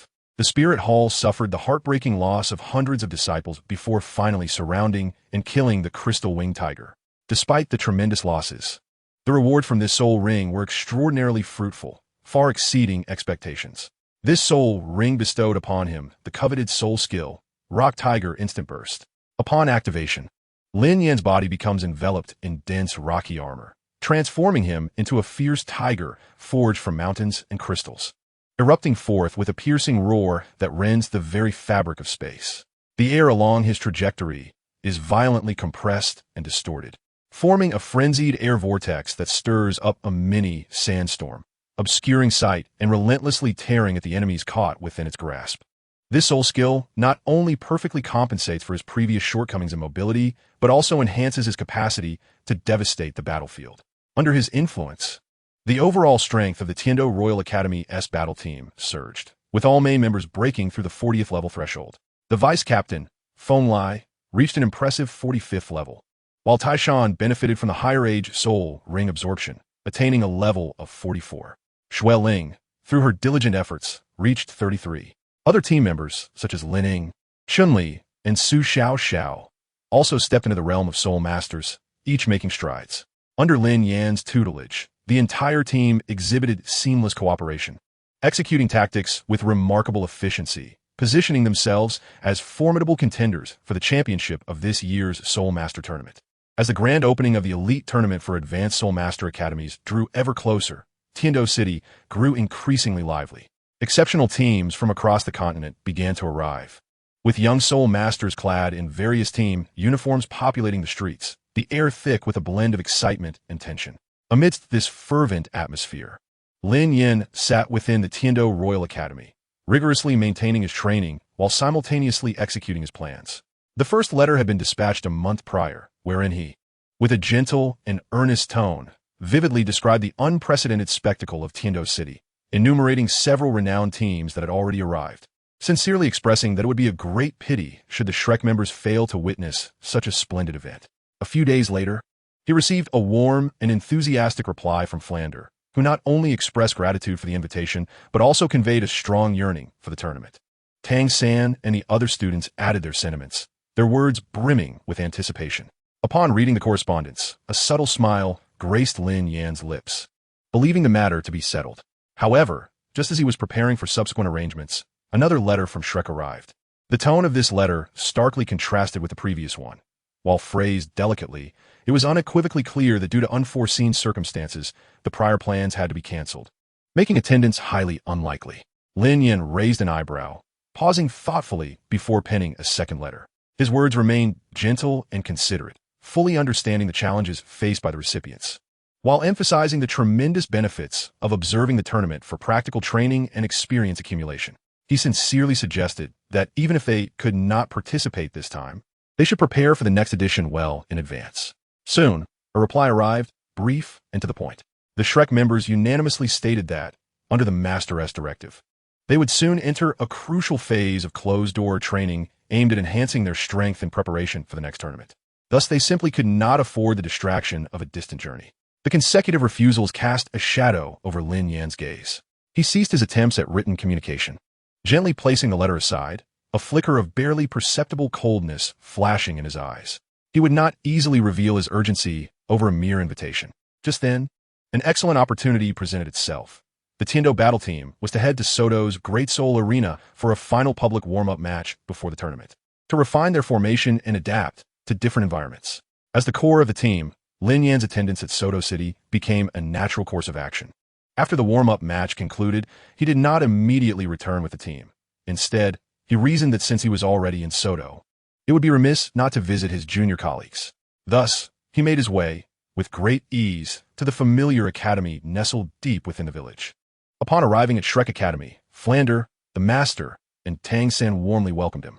In a cordial atmosphere, discussions of recent events ensued, with Flander expressing regret over the elite tournament for advanced Soul Master Academies, lamenting that it was a pity that his disciples could not experience such a grand event. Seizing the moment, Lin Yan feigned appropriate confusion and inquired with concern, if that is the case, why not before he could finish? The Master, Yu Xiaogang, interjected with a calm, yet resolute tone. I have adjusted the training plan on short notice. While the tournament is indeed splendid, they are currently at a critical juncture of breakthrough, necessitating a period of uninterrupted closed-door meditation to solidify their foundations and prepare for future challenges. Observing externally would only scatter their focus and be of no long-term benefit. Upon hearing this, Lin Yan's face instantly bore an expression of understanding and admiration, nodding in agreement. I see now. Master S considerations are thorough. I was being thoughtless. He exchanged pleasantries with everyone for a while longer, but ultimately, Yu Xiaogang and Flander politely declined the invitation to travel together immediately, though they did not close the door entirely, indicating that should their subsequent training proceed smoothly, they might attend the finals to observe. After departing from Shrek Academy for a considerable distance, the surroundings grew increasingly tranquil. A nebulous azure specter quietly coalesced beside Lin Yan, as the sardonic voice of Qing Ming slowly resonated. Perhaps one could attend the finals? Marelia de la Ying, Taktik. The stark contrast in attitudes elicited a sense of detached insight from Lin Yan. The fervent anticipation expressed in the previous correspondence seemed genuine. Yet now it was met with the flimsy excuse of seclusion for cultivation, were it not for an overwhelming external force intervening. Yu Xiaogang would have never executed such an abrupt and uniform change of heart. Lin Yan's eyes narrowed slightly, a glint of cold determination flickering within, as he remarked, "What could prompt such a swift reversal of decision, to the extent of forfeiting an invaluable opportunity for broadening their horizons? It must be that Tang Hao intervened to thwart them." Qing Ming nodded in affirmation of Lin Yan's deduction. "You are not far from the truth. Tang Hao likely fears that a tidal level powerhouse in Heavendo City might uncover Xiao Wu's true identity. Thus, your ingenious strategy to draw out the snake has fallen flat, hasn't it?" There was a hint of amusement in Qing Ming's tone. "Fallen flat?" Lin Yan chuckled softly, though his laughter bore no warmth. Will the absence of their presence render the play unperformable? The stage may be set in Heavendo City merely for convenience and efficiency. Since the protagonist refused to take the stage, he slowly lifted his gaze towards the direction of Heavendo City, his eyes sharp as blades, as if they could pierce through the infinite expanse. "Then let us relocate the stage to their doorstep. It merely requires a bit more effort." Chapter 104, Elephant Armor Academy. When Lin Yan returned to Heavendo City, weary from his journey, the elite qualifiers of the Continental Advanced Soul Master Academy competition were already in full swing. The Heavendo Great Soul Arena was alive with a cacophony of voices, vibrant with the splendor of soul lights, and the cheers and shouts surged like a tidal wave. Due to the long-standing rules of the competition, the seed teams recommended by the Heavendo Empire, the Star Luo Empire, and the Spirit Hall were allowed to bypass the preliminary skirmishes, advancing directly to the final elimination rounds. It was precisely for this reason that Lin Yan had been able to temporarily extricate himself and travel to Soto City in an attempt to enlist those from Shrek Academy. Although they ultimately declined his invitation, Lin Yan had come to a definitive conclusion. Their refusal was not born from a lack of desire, nor from an awareness of his ulterior motives, but rather due to the vigilance and interference of the Haotian law, Tang Hao. Despite the fervor of the qualifiers, Lin Yan did not invest much of his focus. In his eyes, the majority of the teams that took to the stage exhibited mediocre strength with outdated tactics. While the confrontations were intense, they lacked the true edge to threaten the apex teams. Such a competition would neither ignite the fighting spirit nor provide valuable intelligence for analysis. Thus, he unhesitatingly entrusted the responsibility of gathering intelligence entirely to the meticulous and earnest teacher Qin Ming and the vice captain, Feng Lai. In the ensuing fortnight, Qin Ming and Feng Lai practically made the Great Soul Arena their home. They occupied the highest seats in the audience, with Qin Ming diligently recording every promising team's performance, meticulously noting every detail regarding their soul skills, the signs preceding their releases, the degree of synergy among team members, and the rhythm of their formation transitions, leaving nothing to chance. Feng Lai, arms crossed and gaze sharp, kept a keen watch on the teams with outstanding victories, scrutinizing the explosive power of their core members among the Assault-type Soul Masters, the strategic layouts of Control-type Soul Masters, and the endurance capabilities of Support-type Soul Masters, all under his watchful eye. Meanwhile, Lin Yan remained at the academy, focusing on the internal training of the Heavendo team, not making an appearance. He simulated various potential combat scenarios, repeatedly honing the cooperation and adaptability among team members. Whenever Qin Ming and Feng Lai returned with a new round of observational notes, Lin Yan would gather everyone to engage in tactical deliberations regarding noteworthy opponents, how to counter the 7-in-1 fusion technique, how to restrict the incursions of high-speed, agile attack soul masters, how to seize the initiative against an entire control-oriented team. Time quietly passed amidst sweat and contemplation, and the qualifiers finally reached their conclusion. 30 teams emerged from the fray, securing their places in the elimination rounds. They were set to stand alongside the 3 seed teams, the Heaven Do Royal Academy team, the Star Luo Imperial Academy team, and the most formidable, the Spirit Hall Academy team, on the continent's highest stage of Soul Master competition, vying for ultimate glory. After the draw for the elimination rounds concluded, the schedule was officially announced. As anticipated, the 3 seed teams would sit out the first round, observing the clashes among the remaining teams. When Lin Yan unfolded the tournament schedule and his gaze fell upon the name of the Heaven Do Royal Academy's first opponent, a slight, cold smile graced his lips. In the second round, their adversary was none other than the Elephant Armor Academy, with whom they had previously developed a rivalry at the Exchange Conference. From the moment the results of the elimination round draw were revealed, a near-boiling uproar accompanied the name of the Elephant Armor Academy, sweeping through Heaven Do City. The disciples of the Elephant Armor sect were notorious for their fierce temperament and flamboyant conduct. Upon learning that their first opponent was the old foe, the Heaven Do team, and that, according to their internal sources, the core figure Lin Yan, who had bested them at the last Exchange Conference, had mysteriously left the team with an uncertain return, they found their arrogance swelling to unprecedented heights. Hua Yin Ba, the captain of the Elephant Armor Academy team, unabashedly flaunted his arrogance. In numerous taverns, outside the Soul Master Guild, and even in the rest area of the Great Soul Arena, he proclaimed loudly before countless spectators, the Heaven Do Royal Academy? Just a bunch of gloriously dressed, soft-shell crabs. Last time at the Exchange Conference, we were careless, but this time, that kid named Li Mo won't have the chance to play tricks again. I've heard he was too frightened to come back. Perfect.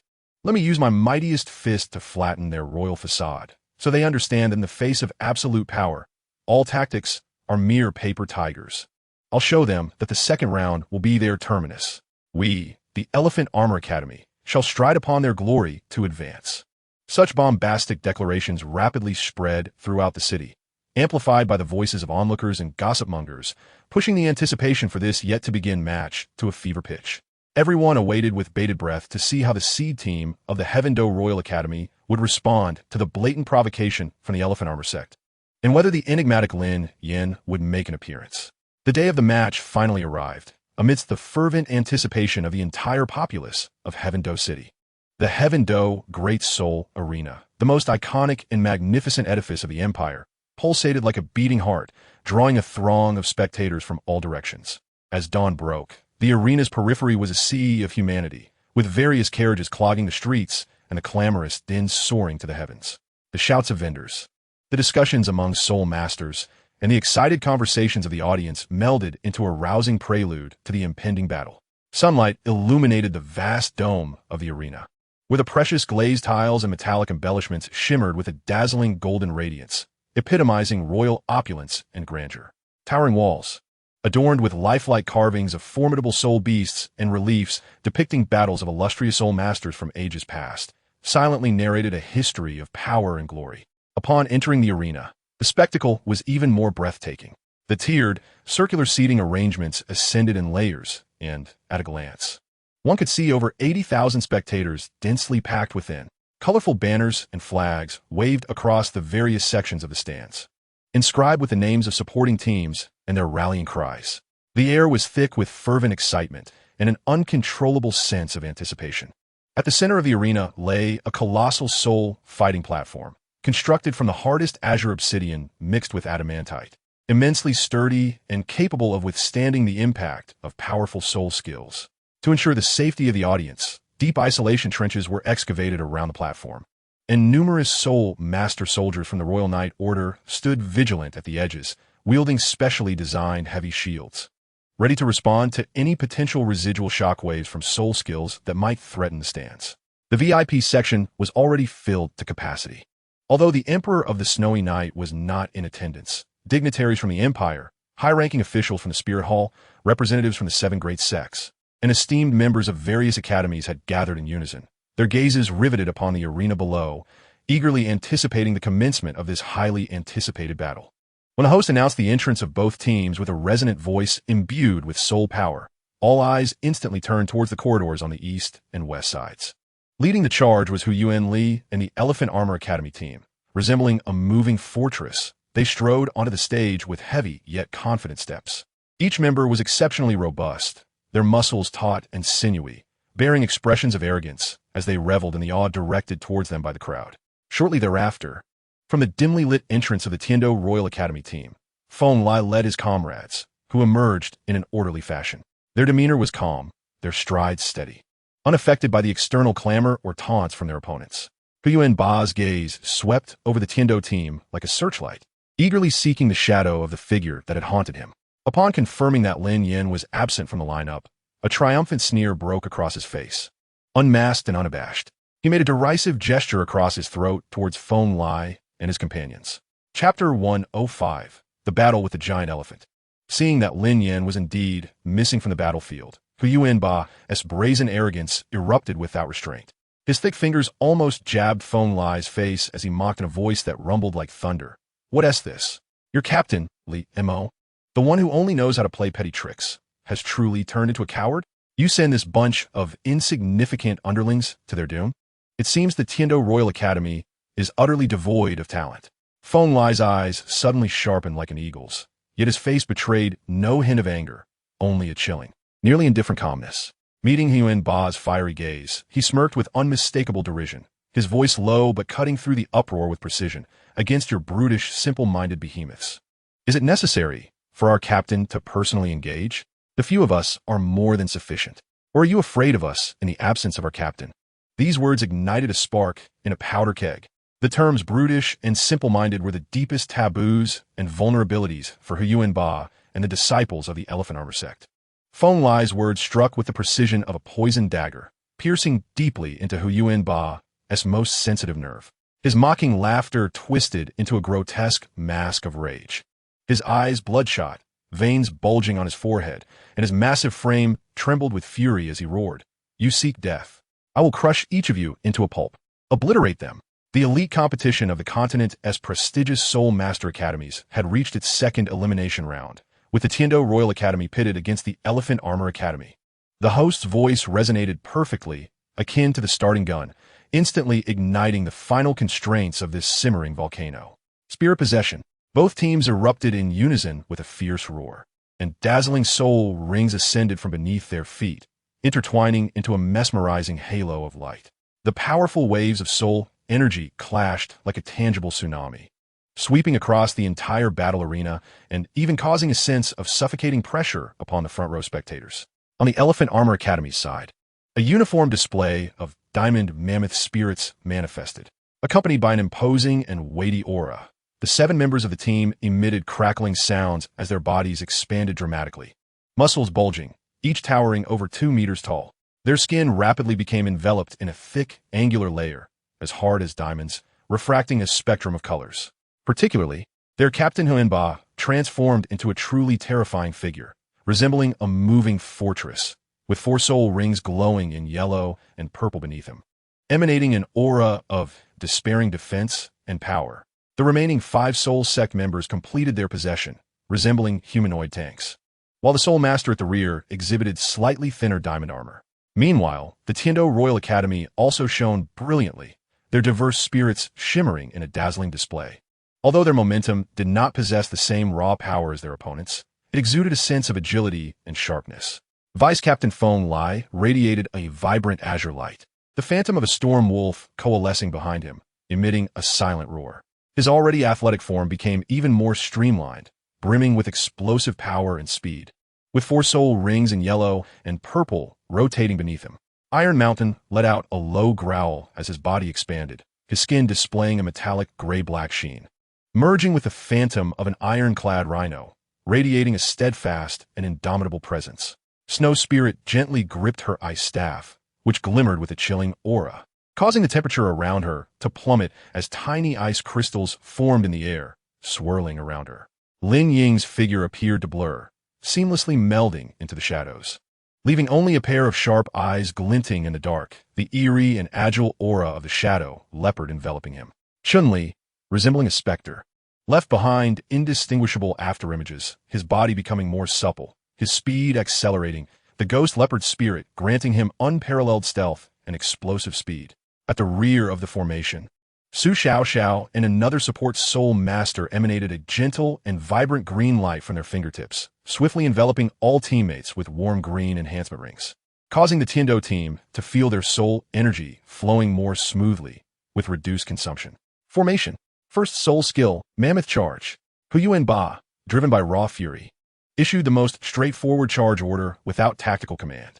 He took the lead as the sharpest arrowhead, his first soul ring gleaming, and his colossal form was draped in an even thicker diamond sheen, like an uncontrollable heavy truck, hurtling towards the center of the Tiando team S formation with a terrifying momentum aimed at crushing everything in its path.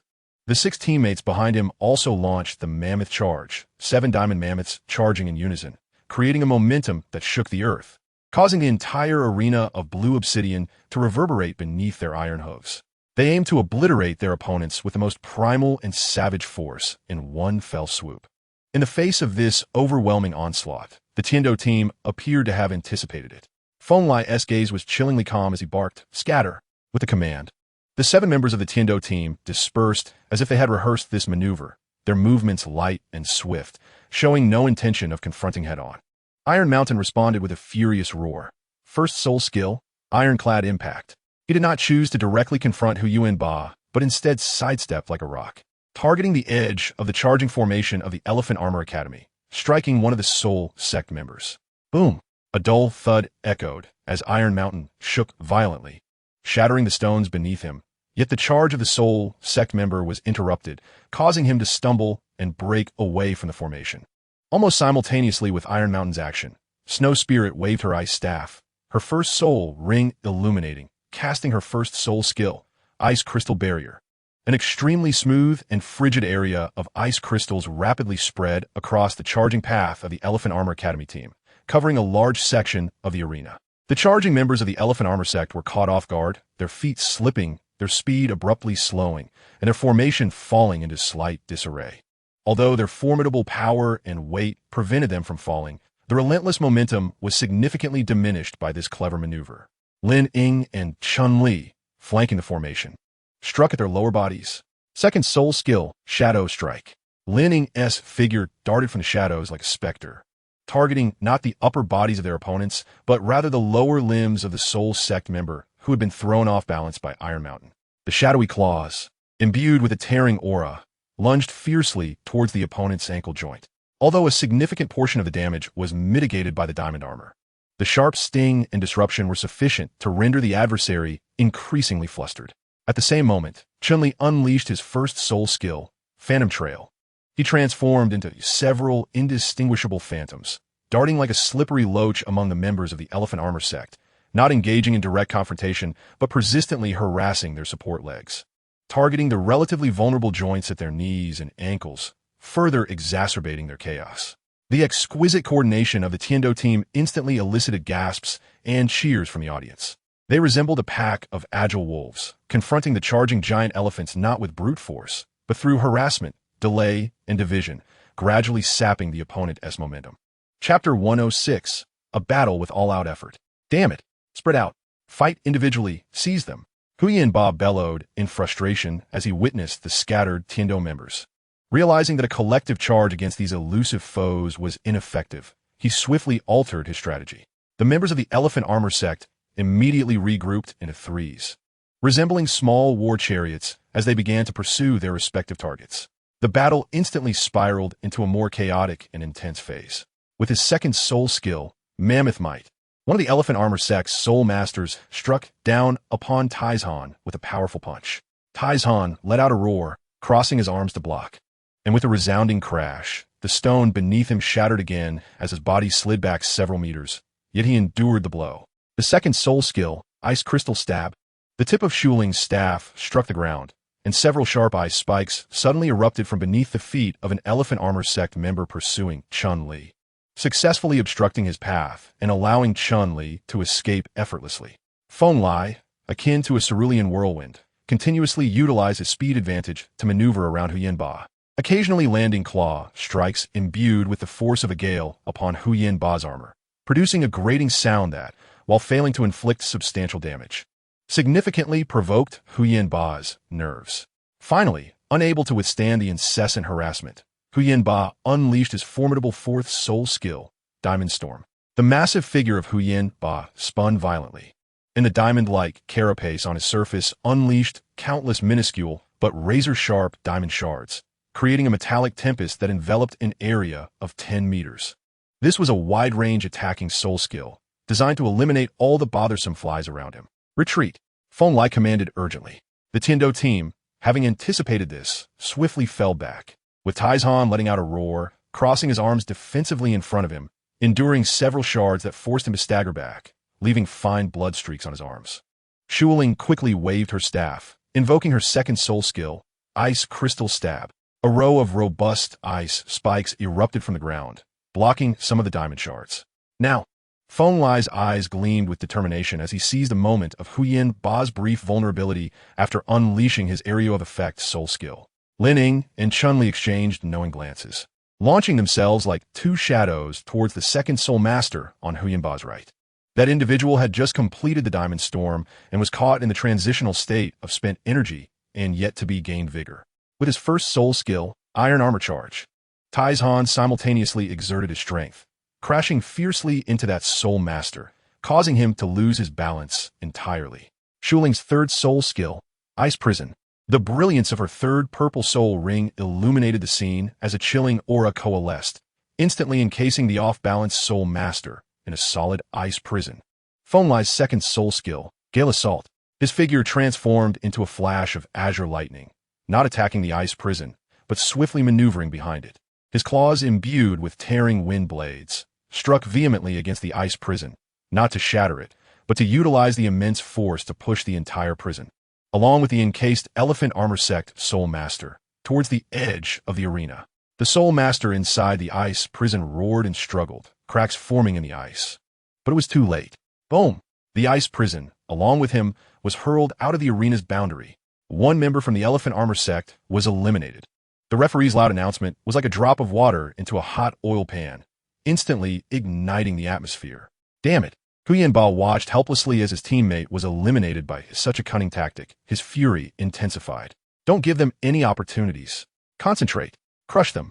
The remaining 6 members of the Elephant Armor Sect became utterly enraged, abandoning their scattered strategy, and formed a tight triangular formation with Huyin Ba as the spearhead. Charging forward once more. This time, they disregarded harassment, aiming directly at the Tiando team's strongest members, Feng Lai and Taizhan, attempting to overpower them with sheer force. The battle entered its most brutal phase of attrition. The Tiando team fought while retreating, leveraging speed and control to maneuver continuously. Huyin Ba finally unleashed his 1,000-year third soul skill. He raised his colossal foot, clad in diamond armor, and then stamped down upon the arena floor. Boom! A terrifying shockwave radiated outward in a fan shape, violently shaking the entire arena of blue, causing it to crack. This was not a physical attack, but a wide-ranging shockwave specifically designed to counter agile soul masters. Feng Lai and Taizhan at the front felt an immense force surging from beneath their feet, their blood surging, their legs going numb, and their speed drastically reduced. SoulLand in the back gasped in alarm, nearly losing her footing as her soul skill was interrupted. A perfect opportunity. Another soul master from the Elephant Armor Sect seized the chance, charging towards the unsteady Taizhan, activating his third soul skill, Diamond Fang Strike. The ivory-like bone spikes beneath his lips suddenly expanded, resembling 2 diamond spears, aimed straight for Tieshan's chest. Taizhan, watch out! Feng Lai shouted urgently, attempting to assist, but was firmly entangled by Huyin Ba. Taizhan had no way to evade, letting out a roar as his fourth purple soul ring illuminated. His body's metallic sheen deepening, as if he truly transformed into the skin of an armored rhinoceros. Clang! The deafening crash erupted as the diamond fang struck Tieshan's chest. Sparks flying, Taizhan spat out a mouthful of blood, his chest visibly caving in slightly, and he was knocked backward by the immense force, crashing heavily to the ground. Struggling to rise, clearly grievously wounded and losing most of his combat capability. Yet, thanks to the ultimate defense of his fourth soul skill, he withstood this lethal strike without being pierced through. Taizhan, Su Xiao exclaimed in alarm, as her second yellow soul ring illuminated, activating her second soul skill, Healing Breeze. A gentle green breeze enveloped Taizhan, gradually stabilizing his injuries. However, The onslaught from the Elephant Armor sect came like a relentless tide. Another Soul Master broke through Lin Ying and Chun Li's interference, charging towards the healing Yu Xiaogang. Not on my watch. Shuling gritted her teeth against the discomfort from the shockwave, activating her first soul skill, Ice Crystal Barrier. A zone of cold ice appeared beneath the feet of that Soul Master, slowing his speed. Chun Li's third soul skill, Phantom Leopard Flash. His third purple soul ring shimmered as his speed erupted, leaving behind several remarkably realistic phantoms, while his true self emerged at the side of that Soul Master, claws thrashing furiously, forcing him back to protect Yu Xiaogang. Lin Ying, like a tenacious vine, clung tightly to another Soul Master attempting to attack Shuling. The battlefield was in complete disarray. Everyone was fighting desperately. Soul power was rapidly depleting, and injuries continued to accumulate. Finally, after a violent clash, Chun-Li took a heavy punch from Huyan Ba to shield Lin Ying, the sound of shattering bones echoing as he cried out in agony, tumbling out of the arena. Lin Ying erupted, evading multiple attacks with the Shadow Leopard's elusive movements, ultimately coordinating with Shuling's precise ice crystal stab to send the opposing Soul Master out of the arena. But he too, due to exhaustion of soul power and injuries, was seized upon by another Elephant Armor sect Soul Master, who struck him in the back with a powerful punch, sending him crashing to the ground, leading to a ruling of defeat by the referee.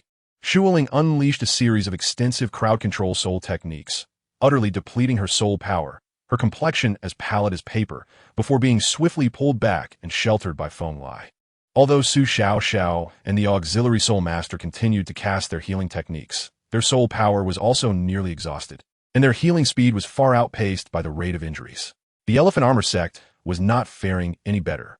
Apart from the first casualty, Feng Lai seized an opportunity to attack another opponent, employing a combination of his Gale Assault and a self-created series of claw strikes, relentlessly assaulting the same spot on their knee over a dozen times, ultimately breaking through their defenses and forcing them to kneel, resulting in a judgment of defeat from the referee.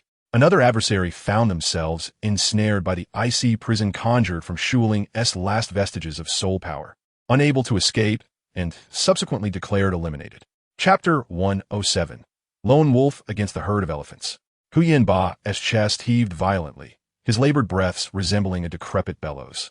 The cracks and frost upon his diamond armor bore witness to the ferocity of the recent battle. He surveyed his surroundings. Only 3 from the Elephant Armor Academy, including himself, remained standing. Opposite them, from the Tiando Royal Academy, a solitary figure stood defiantly. The Vice Captain Feng Lai, his uniform in tatters, with dried blood at the corner of his mouth and bruises scattered across his exposed skin. His left arm trembled unnaturally. The excessive drain of soul power rendered his complexion ghostly pale and his breath shallow. Yet his azure eyes remained sharp as a wolf's, ablaze with an indomitable spirit. The residual gale that surrounded him, though faint, stubbornly persisted. He stood tall, akin to an unyielding battle flag. 3 against 1. In terms of numbers, the Elephant Armor sect maintained a clear advantage. Yet, whether it was Huyan Ba or the 2 other battered Soul Masters by his side, all of whom were similarly drained, there lingered no trace of the arrogance they had possessed prior to the match, only a weighty solemnity and a barely perceptible dread. Their adversaries had paid a grievous price, nearly depleting their entire team of 4. Huyan Ba forcibly suppressed the turmoil within, emitting a hoarse and raspy laugh, attempting to mask his unease with volume. After all, we still emerged victorious. No matter how slippery or tenacious you are, it matters not. Now, you stand alone. Feng Lai conceded to avoid further humiliation. He gestured to his 2 teammates to slowly encircle from the flanks, preparing for a pincer attack, while he himself focused on Feng Lai, exerting immense pressure. Feng Lai inhaled deeply, the air thick with the metallic scent of blood. His gaze swiftly traversed each fallen comrade, the exhausted and unconscious Taizhan, the depleted Shuling, the gravely injured Chun-Li and Lin Ying who had sustained wounds while protecting others, and Yu Xiaogang, still striving to emit a feeble healing light. In his eyes, there was no despair, only a serene and resolute calm. Without a hint of retreat, and without waiting for his opponents to complete their encirclement, Feng Lai made his move. He chose to strike first, targeting the Elephant Armor sect Soul Master on the right, whose injuries rendered them slightly sluggish. Strike at the weak point, diminish their morale. Sever finger. Seeking death. The second soul technique, Mammoth Charge. The injured Soul Master feeling belittled by Feng Lai's audacity, roared and charged forth. Akin to a small war chariot bearing down, its momentum formidable enough to shatter rock. Feng Lai's second soul ring flashed instantly. His second soul technique, Gale Assault. His body seemed to meld with the wind, speed erupting explosively. Yet, as the collision approached, he executed a maneuver at an impossible angle, creating a series of afterimages, narrowly avoiding the opponent's charge, as if a nimble wolf taunting a cumbersome rhinoceros. In the next heartbeat, he found himself at the opponent's exposed side. Wind blades coalesced upon his claws, emitting a piercing shriek as they accurately struck the pre-existing wound upon the adversary's chest. Ack! A scream erupted. The wound was torn open anew. Excruciating pain surged through the Soul Master's nerves, distorting their movements and exposing a significant gap in their defenses. With his extensive combat experience, Feng Lai would not let such an opportunity slip away. He struck mercilessly, his other hand forming a blade-like gesture. The highly concentrated wind elements manifesting as a tangible short blade, slicing with lightning precision at the opponent's exposed knee. Bang! A heavy thud resonated as the Soul Master could no longer endure, emitting a pained grunt before collapsing to one knee, diamond armor clattering against the arena's azure stone. Before the opponent could react, Feng Lai pivoted, delivering a fierce sidekick infused with his full strength, striking precisely against the side of their jaw. Crack! The sickening sound of bone fracturing echoed. The Soul Master's eyes dimmed in an instant, their massive frame swaying before crashing down, completely unconscious. The entire sequence transpired with the swiftness of lightning, from initiation to conclusion, merely the span of 2 breaths. Each action flowed seamlessly, maximizing speed, timing, and precision to the utmost. The other Soul Master poised to encircle, along with Huyen Ba, had yet to fully comprehend the situation, witnessing yet another teammate dispatched with such ruthless efficiency. Bastard! How dare you? The fourth soul technique, the other flanking Soul Master, astonished and enraged, beheld their fallen comrade. A chill rising from their core. In a fury, they instinctively aimed to unleash their most potent fourth soul technique, seeking to bombard Feng Lai from a distance. Yet, the pace of Feng Lai's combat was suffocatingly rapid. Having eliminated one opponent, he did not pause, seeming as though he required no breath, pouring the last remnants of his soul power, along with his unyielding will, into this decisive final assault. His target was none other than this last remaining Soul Master. Fourth soul technique, rending void demon wolf claw. Feng Lai released a long howl to the heavens, his voice imbued with the ferocity and determination of a wolf. The previously faint azure light surged towards his right arm, causing it to swell instantly, enveloped by an enormous claw, entirely composed of frenzied wind elements. This claw was solid and formidable, its tips razor-sharp, glimmering with a chilling brilliance capable of tearing through anything. The surrounding space subtly warping under the weight of such concentrated power. This was his ultimate strike, expending all he had. The colossal azure claw, accompanied by a terrifying howl that could pierce eardrums, descended upon the Soul Master who was about to unleash their soul technique. With overwhelming force that far surpassed any prior attack, the Soul Master's technique had yet to fully materialize when they found themselves locked in the grip of this overwhelming aura. The shadow of death loomed ominously. Their pupils constricted, they barely managed to cross their arms defensively, consolidating all their diamond defense into a single point, shrieking. Third soul technique, Diamond Fortress. Boom! A deafening explosion reverberated throughout the grand arena. The azure destructive energy clashed violently against the radiant diamond light, eroding and compressing. The shockwaves radiated outward, resembling tangible waves, causing the royal knights at the arena's edge to brace themselves and raise their shields once more. The standoff lasted only an instant. The next moment, a cacophony of cracking sounds erupted. The Soul Master, in utter horror, watched as their much-prized Diamond Fortress defense disintegrated before the onslaught of the frenzied azure claw, shattering like fragile glass under a heavy blow. No! In a desperate scream, the massive claw obliterated their defenses, forcefully imprinting itself upon their chest. Beefich! Blood gushed forth as if it were free. The Soul Master's robust physique, akin to a kite severed from its string, was sent soaring through the air, tracing a long parabolic arc, crashing heavily beyond the arena's isolation zone, kicking up a cloud of dust, succumbing to unconsciousness.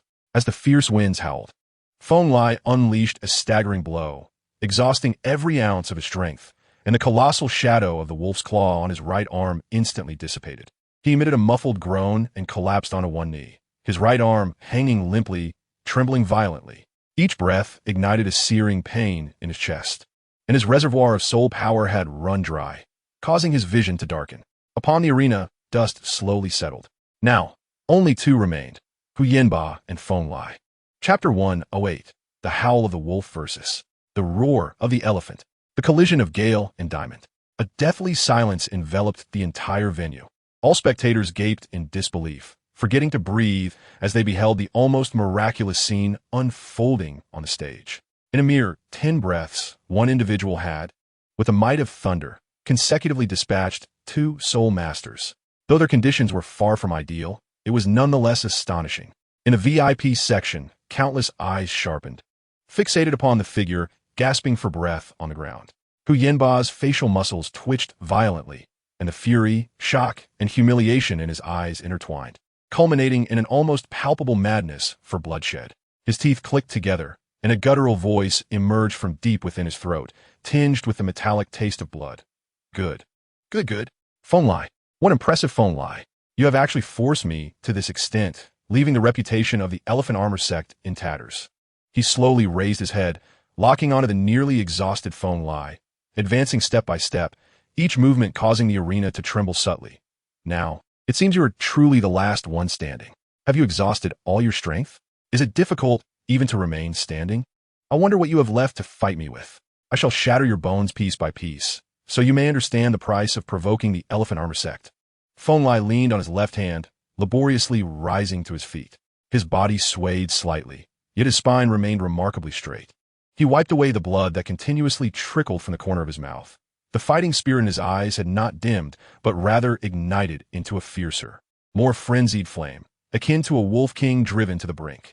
Hu Yanba's voice, hoarse yet laced with cold mockery, rang out. Do you always have so much to say? The proud defense of the Elephant Armor sect shall be shattered today. Let your life serve as proof. Hu Yanba was consumed with rage, holding nothing back, pouring every last bit of his soul power, along with all his anger and humiliation, into his diamond mammoth martial spirit. Diamond mammoth, the true form of the martial spirit, the armor. Hu Yanba's eyes turned crimson as he let out a roar that shattered the skies. The entire arena trembled, his aura erupting without reservation, squeezing out the last remnants of his soul power. The shadow of the diamond mammoth behind him solidified in an instant, as if an ancient beast had torn through time and space, emerging from the primordial chaos. Brilliant, dazzling diamond light erupted from his body, shooting skyward and instantly consuming all the light in the arena.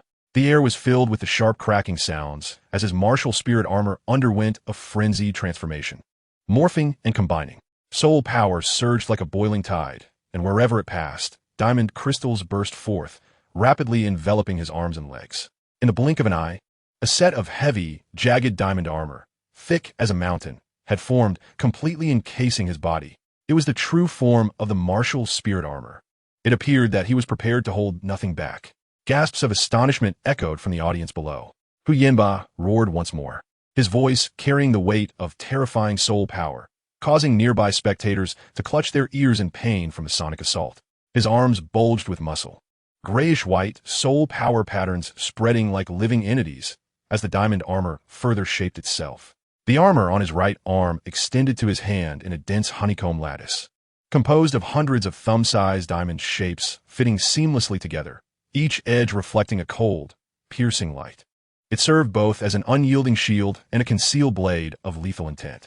His left arm bore a 2-inch thick diamond shield, its surface riddled with irregular angles. Any attack landing upon it would surely be deflected with great force.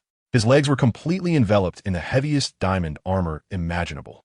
The outer thigh plates were as thick as fortifications, the knees protruding with sharp angles, and his calves transformed into massive, pillar-like forms reminiscent of a mammoth's legs, heavy, robust, and sharply defined, as if a single stomp could fracture the arena beneath him.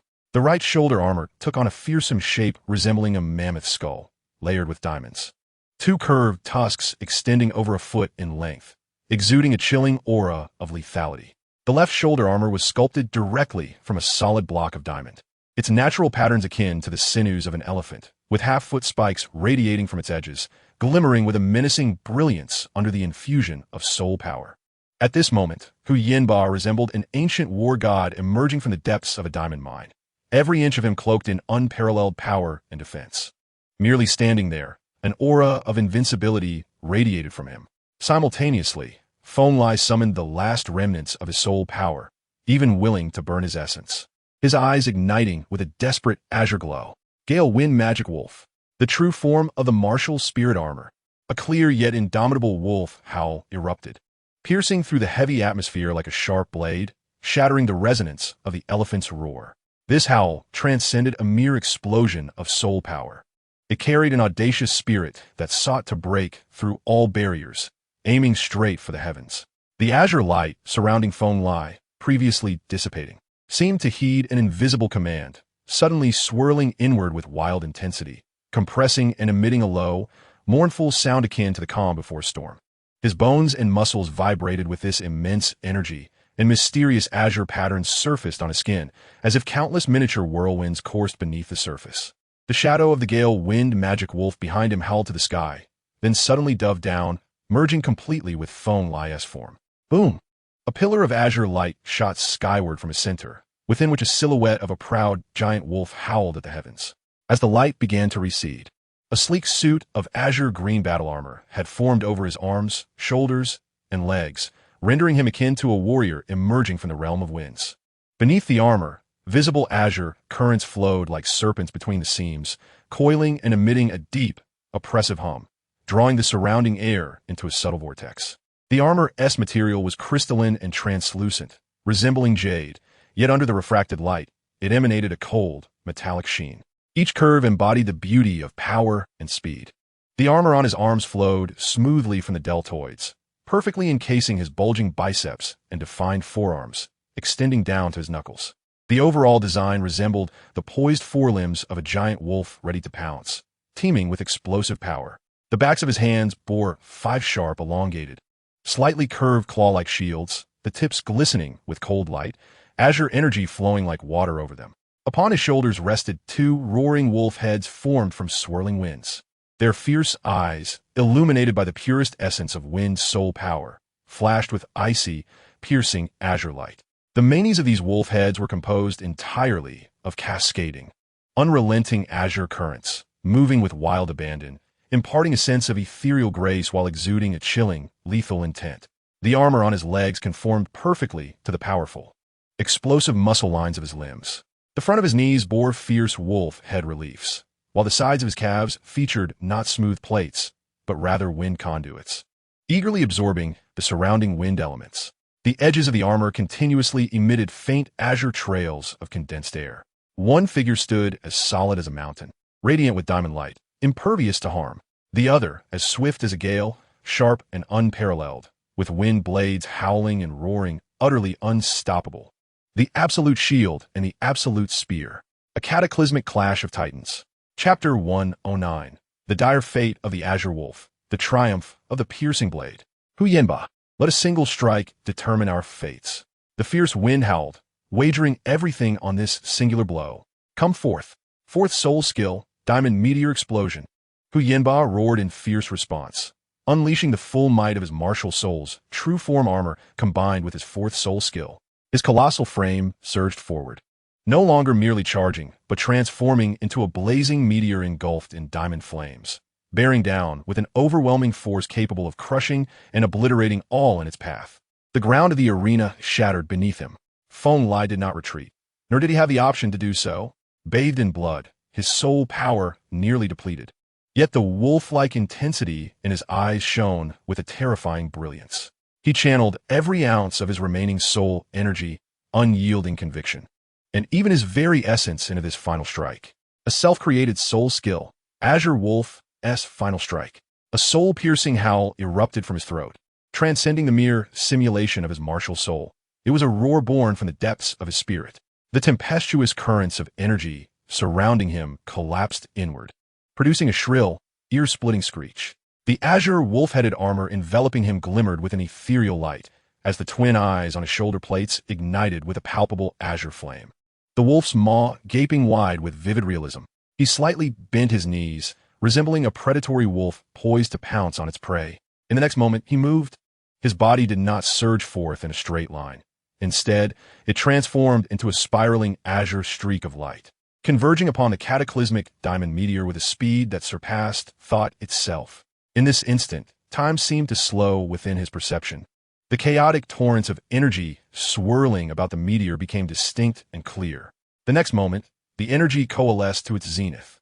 The high-velocity spiral of azure light abruptly halted mid-air, compressing the terrifying kinetic energy generated from the spiraling acceleration into the very tip of his right index finger. That point of azure radiance began as an extreme darkness, only to erupt forth like a second sun, sharp and concentrated, its destructive aura causing the temperature of the entire arena to plummet. In the next instant, this singular, concentrated point collided with the enormous diamond meteor with a thunderous crash. Time appeared to freeze in that moment. The anticipated earth-shattering explosion did not occur immediately. Instead, a piercing, spine-chilling shriek filled the air, the sound of the wind's deadly teeth burrowing and tearing through the world's most unyielding materials. The cacophony persisted for what felt like an eternity, before finally, a ressounding explosion érupted. The diamond meteor, unable to withstand the ultimate penetration concentrated at a single point infused with an unyielding will, burst apart from within. A terrifying energy storm exploded forth, akin to a dormant volcano finally awakening after millennia. Azure and white light mingled with countless refracted shards of diamond and erratic blades of destruction, forming a cataclysmic vortex of energy that soared skyward. The sturdy arena floor was upheaved as if it were mere paper, torn asunder. The protective royal knights collectively gasped, their soul rings igniting as the shield they had collaboratively erected warped violently, pushed back several meters by the shockwave, their faces etched with disbelief. Indeed, the prowess displayed was worthy of the greatest prodigies from the two academies. This strike had reached the level of a Soul King. SoulLand had become astonishingly powerful. One could scarcely imagine the might of Lian, who had already attained the rank of Soul King. The Tiando Royal Academy was poised to claim victory in this tournament, but not so fast. It was rumored that the Spirit Hall possessed two Soul Kings. Amidst the murmurs of the audience, the rampaging energy storm gradually subsided. The arena bore a vast, shocking crater, its edges lined with deep, unfathomable cracks, sprawling like a spider's web. SoulLand lay at the edge of the crater, his entire right arm's martial soul armor shattered and gone, his flesh a grotesque mess, revealing ghastly bone beneath, his aura diminished to the brink of extinction, with only a faint rise and fall of his chest attesting to his lingering life. On the opposite side of the crater stood Yu. His massive form remained upright, yet his once resplendent diamond armor was now riddled with an array of cracks, resembling glass on the verge of shattering. Particularly beneath his left shoulder, a gaping hole, the size of a fist, was starkly visible, blood oozing forth from it in torrents. He lowered his head, incredulity etched upon his face as he gazed at the lethal cavity in his chest, his expression a mix of horror, confusion, and the shattering of faith. Yu, the diamond mammoth's absolute defense, had been breached, penetrated head-on by a singular individual in the most direct and brutal manner. Yet he still stood. Meanwhile, SoulLand had fallen. Yu slowly and laboriously lifted his head, casting his gaze toward the fallen SoulLand, a twisted, grotesque grin resurfacing on his features, despite his disheveled state. It was laced with a delusional madness. Ha, ha! In the end, I stand victorious. I have won, summoning every last ounce of strength. He painfully lifted his seemingly leaden right foot, intent on taking a step forward to fully declare his victory. But at that very moment, a cold, unequivocal voice resonated through the silent arena, akin to the final judgment. Yu, you are out of bounds. Tiando Royal Academy wins. Yu froze, as if struck by lightning. Instinctively, he looked down, realizing that he had been pushed back by the overwhelming force of the impact. His last step had precisely landed upon the unmistakable white line marking the edge of the arena. He had stepped out of bounds. No. Impossible. How could this be? Yu let out a soul-wrenching roar, filled with ultimate resentment and despair. He could not accept this outcome. His defenses had been shattered. He bore grievous wounds, yet he still stood. His opponent had lost consciousness completely. Victory should have belonged to him. How could it result in disqualification? This was impossible. Yet the boundary line was clear and indisputable. Countless eyes had witnessed that he had stepped out of bounds before SoulLand fell. The referee's judgment was irrefutable. His massive form shook violently from a mix of agitation and the weight of his injuries, and in that moment, all his defiance and arrogance crumbled into oblivion. He collapsed to his knees, his diamond armor fracturing piece by piece, scattering like countless motes in the air. He hung his head, his shoulders trembling violently, unable to utter another sound. After a brief, profound silence, the pent-up emotions within the Tiando Great Soul Arena erupted with a thunderous roar. Like a volcano that had been suppressed for millennia, it unleashed a cacophony of cheers and applause. Phone lie, phone lie, phone lie. He has won. We have triumphed. Long live Tiando. The audience erupted into a frenzy. People shouted the hero's name with hoarse voices. Countless hats and flowers were tossed into the air, transforming the entire venue into a sea of joy. In the VIP section, Ning Fengji nodded gently, his eyes filled with admiration, while Gu Rong, the Bon Douluo, let out a soft hum, a barely perceptible smile gracing his lips. In stark contrast, the expression of Platinum Bishop Salas was darkened to the point of nearly dripping with discontent. Medical personnel had already rushed onto the arena, dividing into two groups. One cautiously placed the unconscious and gravely injured Feng Lai onto a stretcher, urgently administering healing soul skills as they swiftly transported him to the medical room, while the other approached the kneeling, dazed Hu Yanba. In the fleeting moment before Wind Lai's consciousness sank into the abyss of darkness, the corner of his eye seemed to catch a vague glimpse of a figure quietly standing at the entrance of the competitor's passage. Lin Yan remained clad in his simple team uniform, standing there in serene detachment, as though insulated from the surrounding fervor. He neither cheered nor expressed excitement. He simply observed the events unfolding in the arena with calm intensity, his gaze fixed upon the elevated Wind Lai. When Wind Lai's eyes swept past, Lin Yan appeared to sense it, slightly turning his head, and for a brief moment, the depths of his eyes met Wind Lai's unfocused stare. There were no words exchanged. Lin Yan merely inclined his head ever so slightly, almost imperceptibly. A faint, nearly undetectable smile tugged at the corners of Wind Lai's lips before he completely lost consciousness. Yet, he understood. They had triumphed. In the most harrowing, prideful, and indomitable manner, they had won. Chapter 110, An Alluring Promise. 2 days after the Tiando Royal Academy's victory over the Elephant Armor sect, the draw results for the third round of the elimination matches were announced. When the matchups were relayed back, the atmosphere in the Tiando team's resting area instantly became heavy with tension. In the next round, their opponents would be the Luo Empire's Royal Academy team. This team was widely recognized as one of the strongest contenders for the championship in this tournament. Their captain, Dai Wei-er, at the age of 24, possessed a formidable soul power of 51, making him an exceedingly powerful assault-type Soul King. He was not a direct descendant of the royal family, but rather the son of a highly capable prince from the Luo Empire. Having inherited the top-tier evil white tiger martial soul, and due to his slightly older age, his cultivation surpassed that of the more well-known Davis. With a combat style characterized by steadiness, dominance, and an overwhelming presence, the vice-captain, Julia, age 23, was a 49-level agile attack-type Soul Sovereign, hailing from the Zhu family, which had long-standing ties to the Luo royal family, albeit from a collateral line. Her martial soul was the swift and potent Nether Spirit Cat.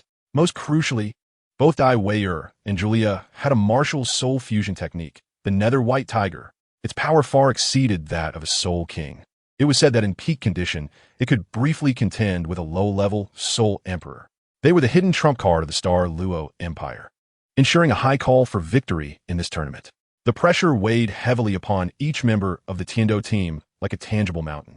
That night, under a moonlit sky with sparse stars, Lin Yan was quietly meditating in his room when a series of soft yet rhythmically distinct knocks echoed at his door. Lin Yan opened his eyes, a flicker of awareness crossing his gaze. At this hour, and with this knocking pattern, he rose to answer the door. Outside stood a figure clad in royal attendant attire, their features obscured, who softly spoke.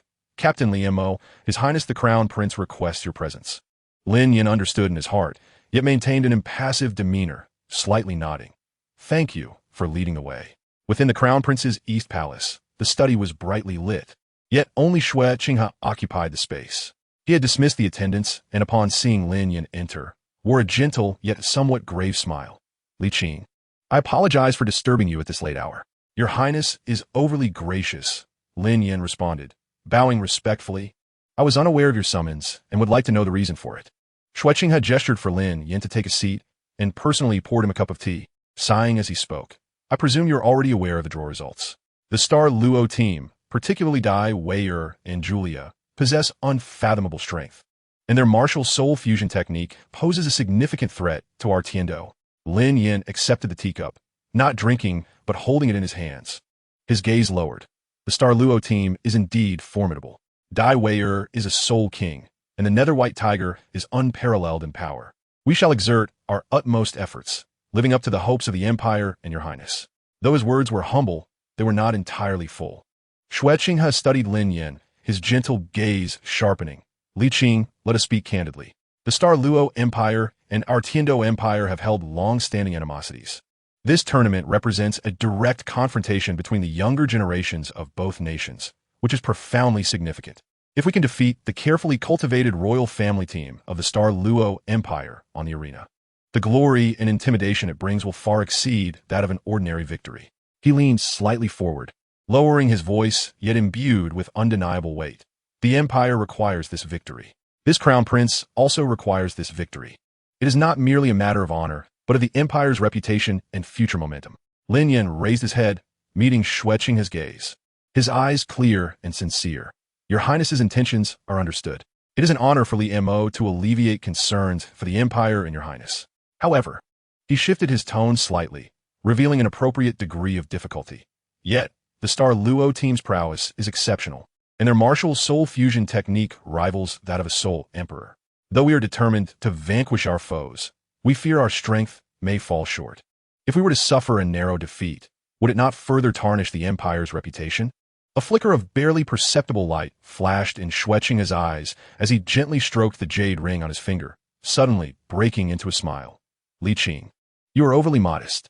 You are a 33rd level soul king, even possessing two 10,000-year soul rings, and the power of your 3rd and 4th soul rings fusion technique is astonishing. I'm aware that you have some hidden trump cards, and I believe you can overcome them. Lin Yan felt a subtle chill within, yet his expression remained impassive, only managing a wry smile. Your Highness sees clearly. These minor tricks may prove ineffective against absolute strength. Whether we can turn the tide, we will know only through trial. Xueqing's smile vanished, his expression turning serious. Li Qing, I will not beat around the bush with you. If you can lead the Tiendo team to victory over SoulLand, you will have rendered great service to the Empire. I will not treat a meritorious official poorly. Wealth, titles, cultivation resources, whatever you ask for, the Empire will surely fulfill. Lin Yan donned a contemplative expression, pausing for a moment before speaking slowly. Your Highness's generosity is deeply appreciated. Wealth and titles are desirable, but to a soul master, external forces are ultimately supplementary. I have heard that the Empire's treasury houses extraordinary treasures that could assist soul masters in breaking through bottlenecks and enhancing their martial souls. He paused appropriately. Xueqing regarded Lin Yan intently, falling into silence for a moment before suddenly laughing heartily. Excellent. Li Qing, you are indeed straightforward. I agree. If we should triumph in this battle, I shall privately present you with a piece of Millennium Soul Bone. Should we claim the championship, I will grant you permission to enter the Empire's treasury once, allowing you to select any one treasure as a reward. Upon hearing this, excitement and disbelief surged across Lin Yan's face, and he abruptly stood, kneeling on one knee, his voice trembling with emotion. Such great kindness from your Highness. Li Mo vows to exert every effort and would not shy away from death. I shall secure this victory for your Highness and the Tiendo Empire. Xueqing had nodded in satisfaction, personally stepping forward to assist Lin Yan to his feet. Li Qing, please rise. I look forward to your good news. Remember, in this battle, victory is imperative, defeat is not an option. Yes, your Highness, Lin Yan replied resolutely. As Lin Yan exited the East Palace, the cool night breeze brushed against his face.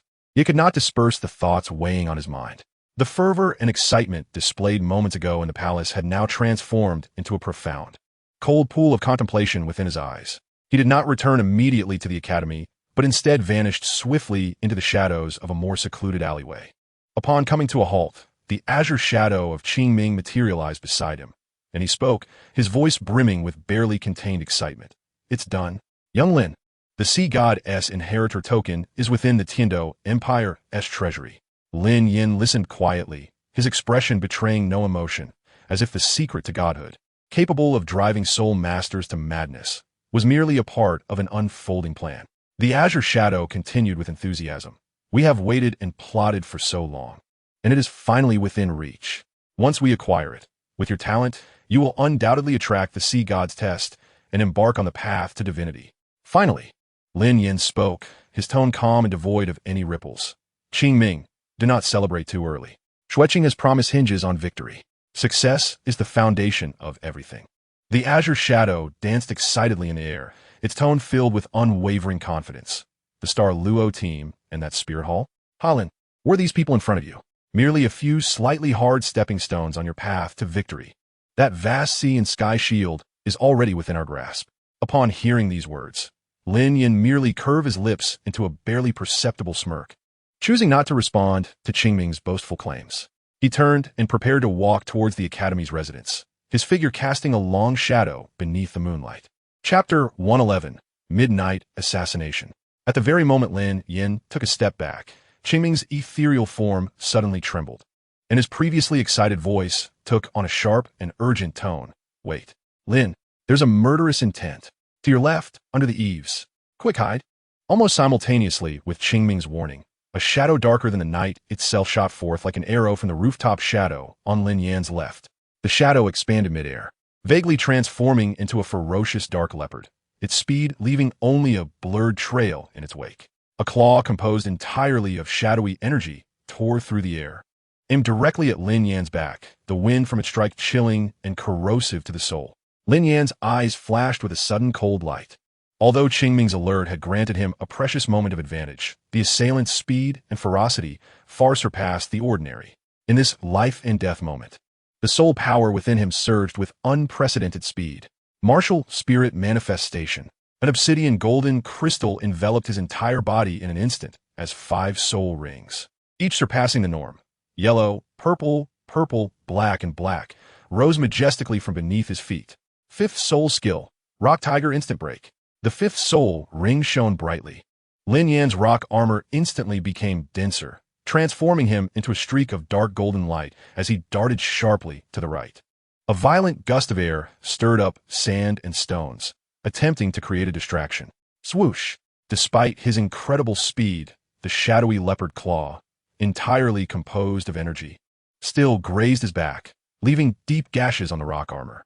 A chilling, corrosive energy attempted to seep in, but was forcefully repelled by the heavy soul power of the mountain demon tiger. Boom! Lin Yan leveraged the momentum to brace himself against the wall.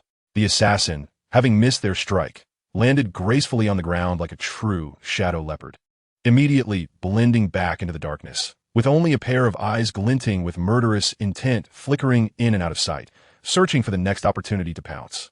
The soul power emanating from him unmistakably marked him as a level 55 agile attack type battle spirit king. 2nd soul skill, Mountain Roar. Without hesitation, Lin Yan activated his 2nd soul ring, unleashing a tiger's roar that sent rippling waves of earthy power, significantly enhancing both strength and defense. As the rock armor became even more formidable.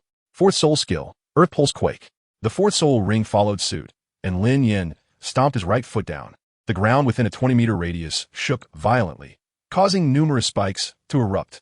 However, the agility of a shadow leopard martial spirit far exceeded expectations. The assassin weaved through the trembling ground and the emerging spikes like a specter, though not as composed as before, still managing to narrowly evade the piercing dangers, maintaining a high speed of movement. 3rd soul skill, Shadow Kill Technique. The assassin let out a low growl, activating his 3rd soul ring, and his figure suddenly split into 3, each launching a simultaneous, clawed assault from different directions. Each illusion radiated a palpable killing intent, making it nearly impossible to distinguish the real from the fake. 3rd soul skill, Tiger Roar Sandstorm Slash. Lin Yan remained calm amidst the chaos, his 3rd soul ring glowing brilliantly as he swung his arms, unleashing 5 claw-like blasts mixed with debris that tore through the air in a fan shape, covering a vast area. The sandstorm instantly engulfed 2 of the illusions, shattering them, but the last one was the true form. The assassin braced himself against the cutting damage of the sand and stones, his shadowy leopard claw aimed directly for Lin Yan's throat. 1st soul skill, Rock collapse bone-crushing claw. Lin Yan's first soul ring blazed forth, and the rock armor on his arms grew even denser and more solid.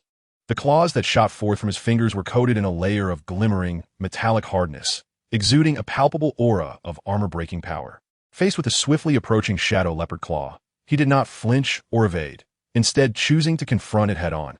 The rock crystal-covered tiger claw tore through the air with a thunderous whoosh, precisely meeting the energy-formed dark claw. Bang! The shadowy claw collided violently with the rock crystal tiger claw. A muffled sound echoed, akin to the striking of a colossal stone, as the shockwave from the energy explosion sent debris flying from beneath their feet. Lin Yan's claw, enveloped in rock armor, firmly grasped the opponent's energy claw, the corrosive shadow energy grinding against the armor, producing an agonizing hissing sound, yet failing to penetrate even an inch. A flicker of astonishment crossed the assassin's eyes, clearly not expecting Lin Yan to dare meet his soul skill with a direct claw strike, let alone the formidable strength of that rock armor. However, in that moment of surprise, Lin Yan's arms, bracing against the opponent's claw, suddenly exerted a tremendous force. Shattering mountain. The already thick rock armor on Lin Yan's arms seemed to come alive, rapidly expanding and thickening, nearly tripling in size in an instant. Sinister tiger stripes appeared on the surface of the swollen armor, while earthy soul power surged like molten lava along his fists and claws, unleashing a terrifying, destructive force capable of shattering mountains. With a resounding impact, it crashed against the assassin's chest.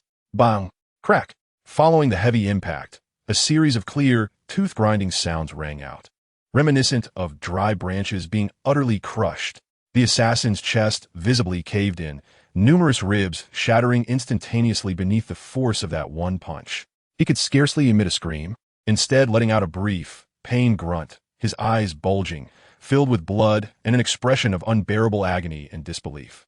He felt as if he had collided head-on with a mountain charging at high speed. All defenses seemed utterly futile against the absolute power of that punch. His body, like a broken straw, uncontrollably flew off the ground, blood spraying in a dazzling arc through the air.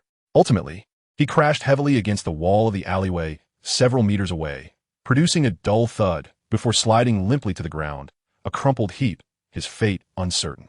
Only his utterly deformed chest testified to the terrifying power contained within that punch. The tremendous noise of their battle finally pierced the tranquil night sky, drawing the attention of the nearby royal guards on patrol. The hurried, synchronized footsteps sounded like a dense drumbeat, swiftly approaching, accompanied by the clanging of metal armor and a commanding shout. "Who goes there? In the heart of Tiando City. How dare you act with impunity? Halt immediately. Surround that area. Quick!" The light of torches swiftly illuminated the alley's entrance, as a squad of fully armored, vigilant royal guards rushed in, swords drawn, soul rings shimmering, quickly taking control of the situation within the alley.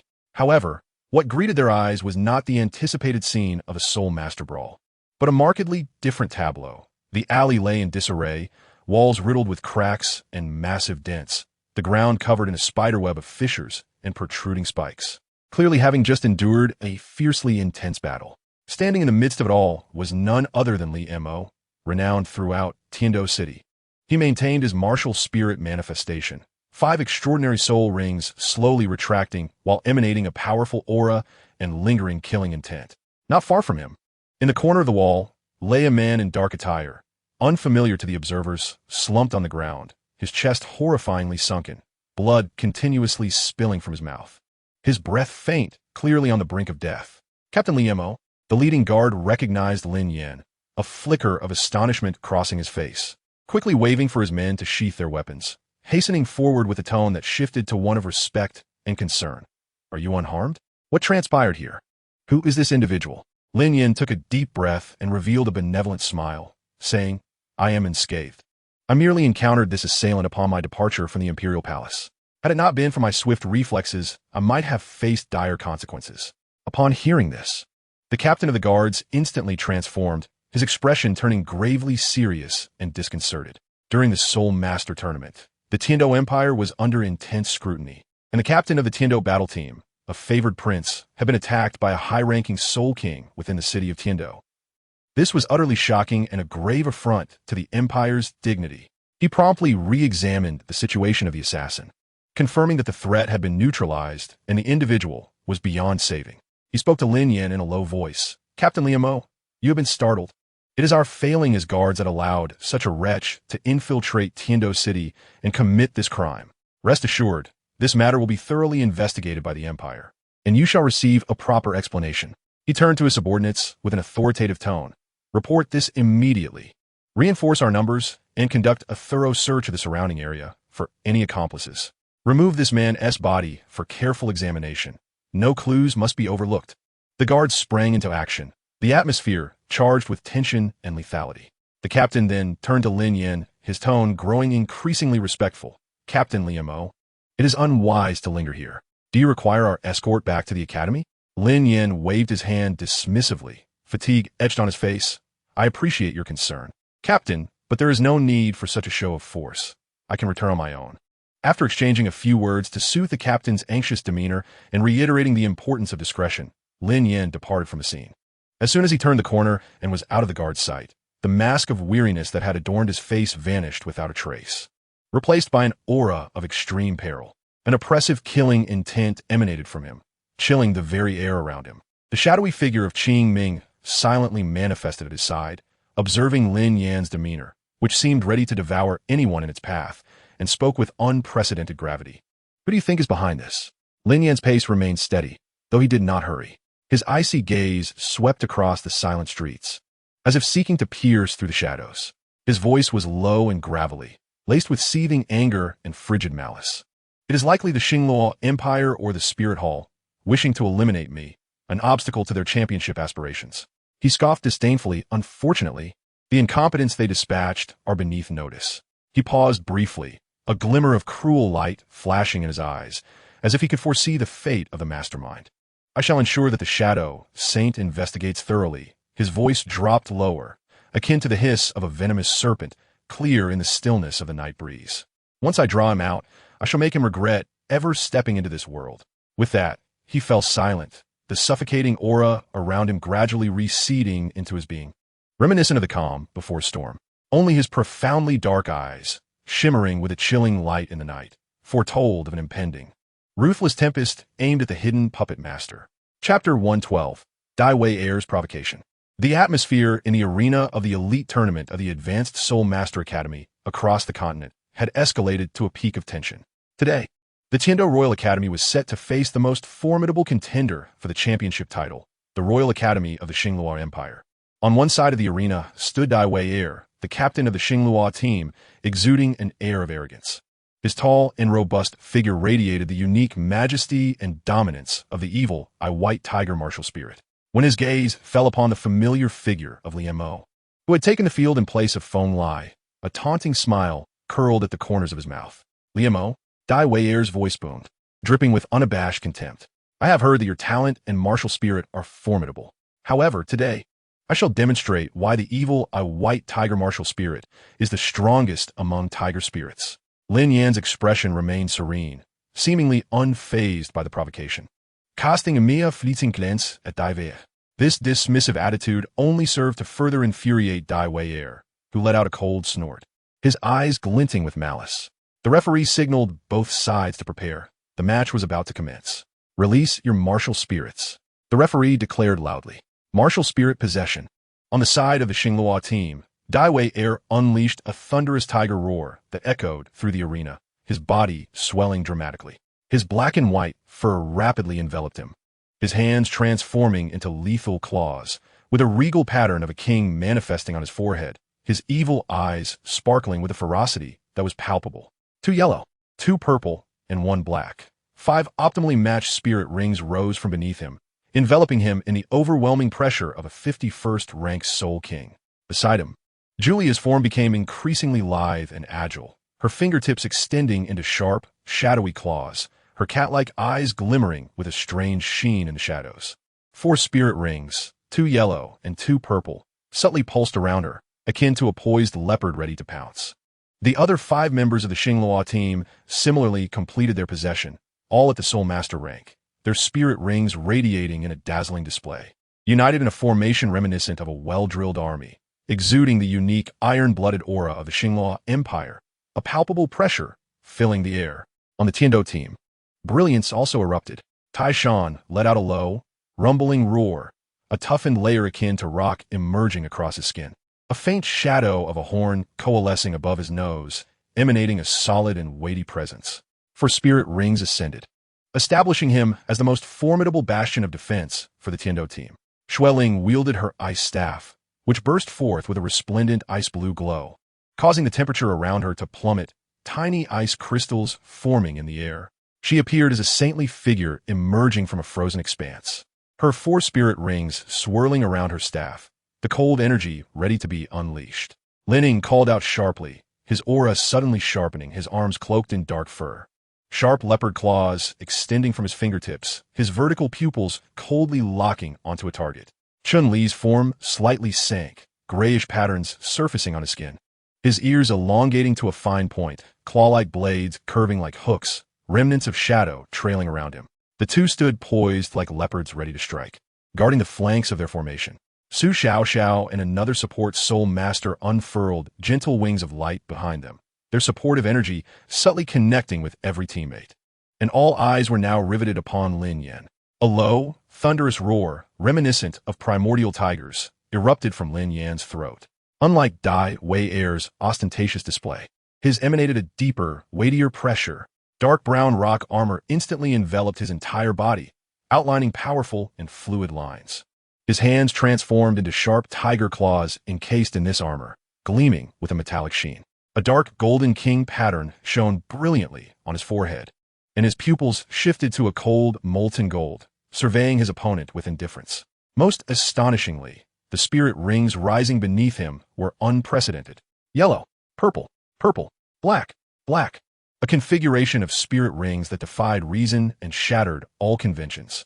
The immense pressure emanating from the two profound 10,000-year rings momentarily eclipsed even Dai Wei Air's standard 5-ring configuration. Gasps of astonishment erupted like a tsunami throughout the arena. A 10,000-year 4th ring? This is unbelievable. That 5th ring must be 30,000 years. A monster.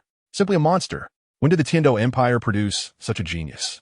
In the VIP seats, Xueqing's eyes flickered with satisfaction. Ning Fengji displayed a look of astonishment, while Bishop Salis' countenance darkened instantaneously. Dai Wei Air's pupils constricted sharply, the disdain and provocation on his face solidifying into disbelief and unprecedented gravity. He had initially assumed that his opponent was merely a figure of reputation. He never anticipated that this spirit ring configuration would be so astonishing. The match begins. The referee's announcement ignited the flames of battle. Crush them. Dai Wei Air, snapping back to reality from his shock, bellowed in fury, launching the first attack. He was acutely aware that he must act swiftly and decisively, lest the opponent's enigmatic soul ring unleash its full potential. Third soul skill, White Tiger Transformation. His already imposing physique swelled once more, muscles rippling with terrifying power, akin to a heavy war chariot, charging directly towards the core of the Tiando team's formation, Lin Yan. Julia, like a true specter, flickered and transformed into an elusive shadow, silently maneuvering towards the flank, targeting the Tiando team's auxiliary soul master. Her speed even surpassed that of Chun-Li and Lin Yan. The other 3 formidable attack-type soul masters from the Xinghua team followed Dai Wire's lead, launching a frenzied assault, while the 2 agile attack types remained close to their auxiliary, maintaining a rigorous formation, balancing offense and defense. Taishan, Lin Yan's voice was remarkably calm. Understood. First soul skill. Iron armor charge. Taishan roared, fearlessly facing Dai Wire, like a rock standing firm against raging waves. Boom! The 2 powerful attack-type soul masters collided violently, the shockwave from their soul power explosion radiating outward. Taishan stifled a groan as the ground beneath him cracked, being forcefully pushed back 3 steps. A trickle of blood escaping from the corner of his mouth. Yet he successfully thwarted Dai Wire's charge. What tremendous strength!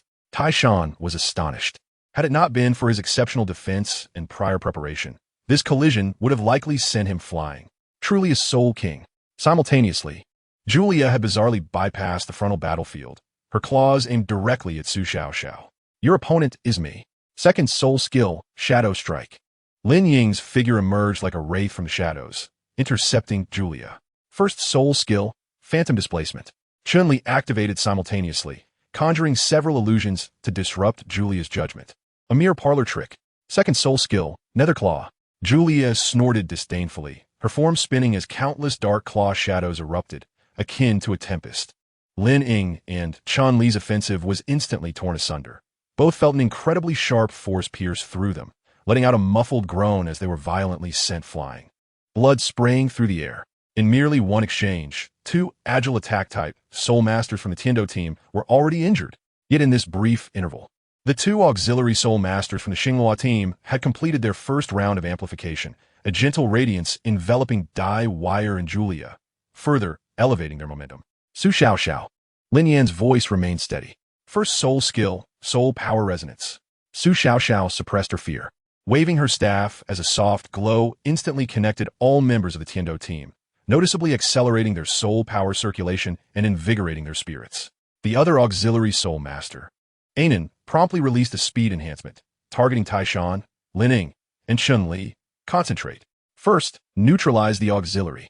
With extensive combat experience, Dai Wire seized the fleeting chaos in the Tiando team's formation caused by Lin Ying and Chun Li being repelled, and along with the other three attack-type Soul Masters, launched a powerful assault on Taishan's defensive line. Julia effortlessly shook off the interception and transformed into a shadow once more, collaborating with an agile attack-type teammate. Like two daggers plunging straight into the heart of the Tiando team, crisis descended in an instant. Chapter 113, Flanking Assault. Xueling, Ice Crystal Barrier. Lin Yan's voice was as calm as ice, cutting through the cacophony of beast roars and the clash of soul skills, reaching Xueling's ears clearly. First soul skill, Ice Crystal Barrier. Without hesitation, Xueling's ice staff radiated a brilliant ice blue light, the massive ice crystal gem at its tip unleashing a bone-chilling torrent. The ground before her instantly froze, a thick, translucent ice wall adorned with sharp ice protrusions rising up, perfectly obstructing Julia's advance. Sizzle. Julia's sharp, shadowy claws dug fiercely into the ice wall, leaving deep gashes, ice shards scattering. Yet the wall remained remarkably resilient, delaying the fatal advance of this agile attack type, Soul Master, for a moment. However, Dai Wire, bolstered by the auxiliary Soul Master skills, had already entered a frenzied state. Get out of the way, he bellowed, both his first and second soul rings shimmering in unison. White Tiger Guardian Shield. White Tiger Radiant Wave. A layer of white light enveloped his entire body, as a massive milky white wave erupted from his mouth, crashing violently against Taishan's sturdy chest. Boom!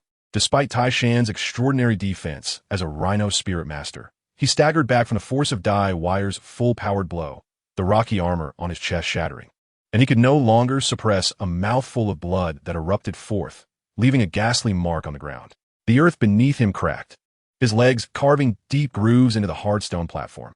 Now, Lin Yan's eyes sparkled with intensity, waiting for that fleeting moment when Dai Wire's old strength had just waned and his new strength had yet to rise. Lin Ying, Chun Li, execute the plan. The two, who had been lurking like shadows on the flank, sprang into action. No longer attempting to intercept the elusive Julia, they unleashed their speed to the utmost. Their figures blurred like phantoms, leaving behind trails of afterimages, their target unmistakably set on the two auxiliary Soul Masters from the Xinghua team, who were continuously emitting enhancement halos. Not good. Fall back. Dai Wire's expression shifted drastically. He hadn't anticipated the enemy's objective to be so resolute, even risking a frontal collapse to eliminate their auxiliaries. He attempted to turn and intercept, but Taishan roared and lunged at him once more, disregarding his injuries, fiercely entangling him with the most savage charge. Your opponent is me. First soul skill, Iron Armor Charge. Blood trickled from the corner of Taishan's mouth, his eyes aflame like a dying beast, unleashing astonishing power, managing to momentarily hold back the frenzied Dai Wire. Third soul skill, Phantom Leopard Blink. Chun Li's figure flickered in the air, executing 3 rapid, bizarre flashes, moving so swiftly that it seemed as if 3 of him appeared simultaneously, effortlessly bypassing the interceptions of the frontline Soul Masters of Xinghua and instantly penetrating the enemy's rear. Second soul skill, Shadow Strike. Almost simultaneously, Lin Ying's silhouette emerged as if from the very shadows of the arena, silently appearing behind the female auxiliary Soul Master. His sharp leopard claws aimed directly at her vulnerable back. The members of the Xinghua team hastily scrambled to defend, various soul skills illuminating to thwart this sudden, lethal assault. But it was too late. The cooperation between Lin Yan and Chun Li was nothing short of perfect. One drawing attention with a frontal assault while the other executed a deadly ambush from behind. First soul skill, nether piercing strike. Julia, having finally broken through the ice wall, was consumed by rage and fear, transforming into a shadow, dashing towards Chun Li's back at maximum speed, attempting to divert attention. Yet in this critical moment, a flash of determination and madness flickered in Chun Li's eyes. He did not evade the lethal attack approaching from behind, instead channeling all his soul power into his legs and arms. "Get down," Chun Li roared, using his body to forcibly shove aside the last Xingluo soul master trying to block him, simultaneously grabbing hold of the shoulders of the two auxiliary soul masters, and, leveraging his forward momentum, flung them violently towards the edge of the arena. Almost simultaneously, Julia's ghostly claws pierced deeply into Chun Li's back, releasing a spray of vivid blood. Chun Li, the members of the Tiando team, gasped in horror, their eyes widening in disbelief. Chun Li, grievously injured, his body stiffening. Yet a wild and satisfied smile graced his face. Propelled by the force of Julia's strike, he, along with the captured auxiliary soul master, was violently hurled out of the arena's boundaries. Xingluo team, Zhao Lei, Chun Lin eliminated. Tiando team, Chun Li eliminated. The referee's voice rang out promptly. Bang!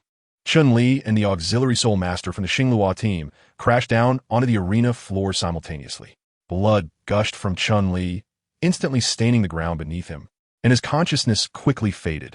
He could only muster the strength to utter a few words, "Mission accomplished," before being swiftly carried away by the rushing medical personnel for emergency aid.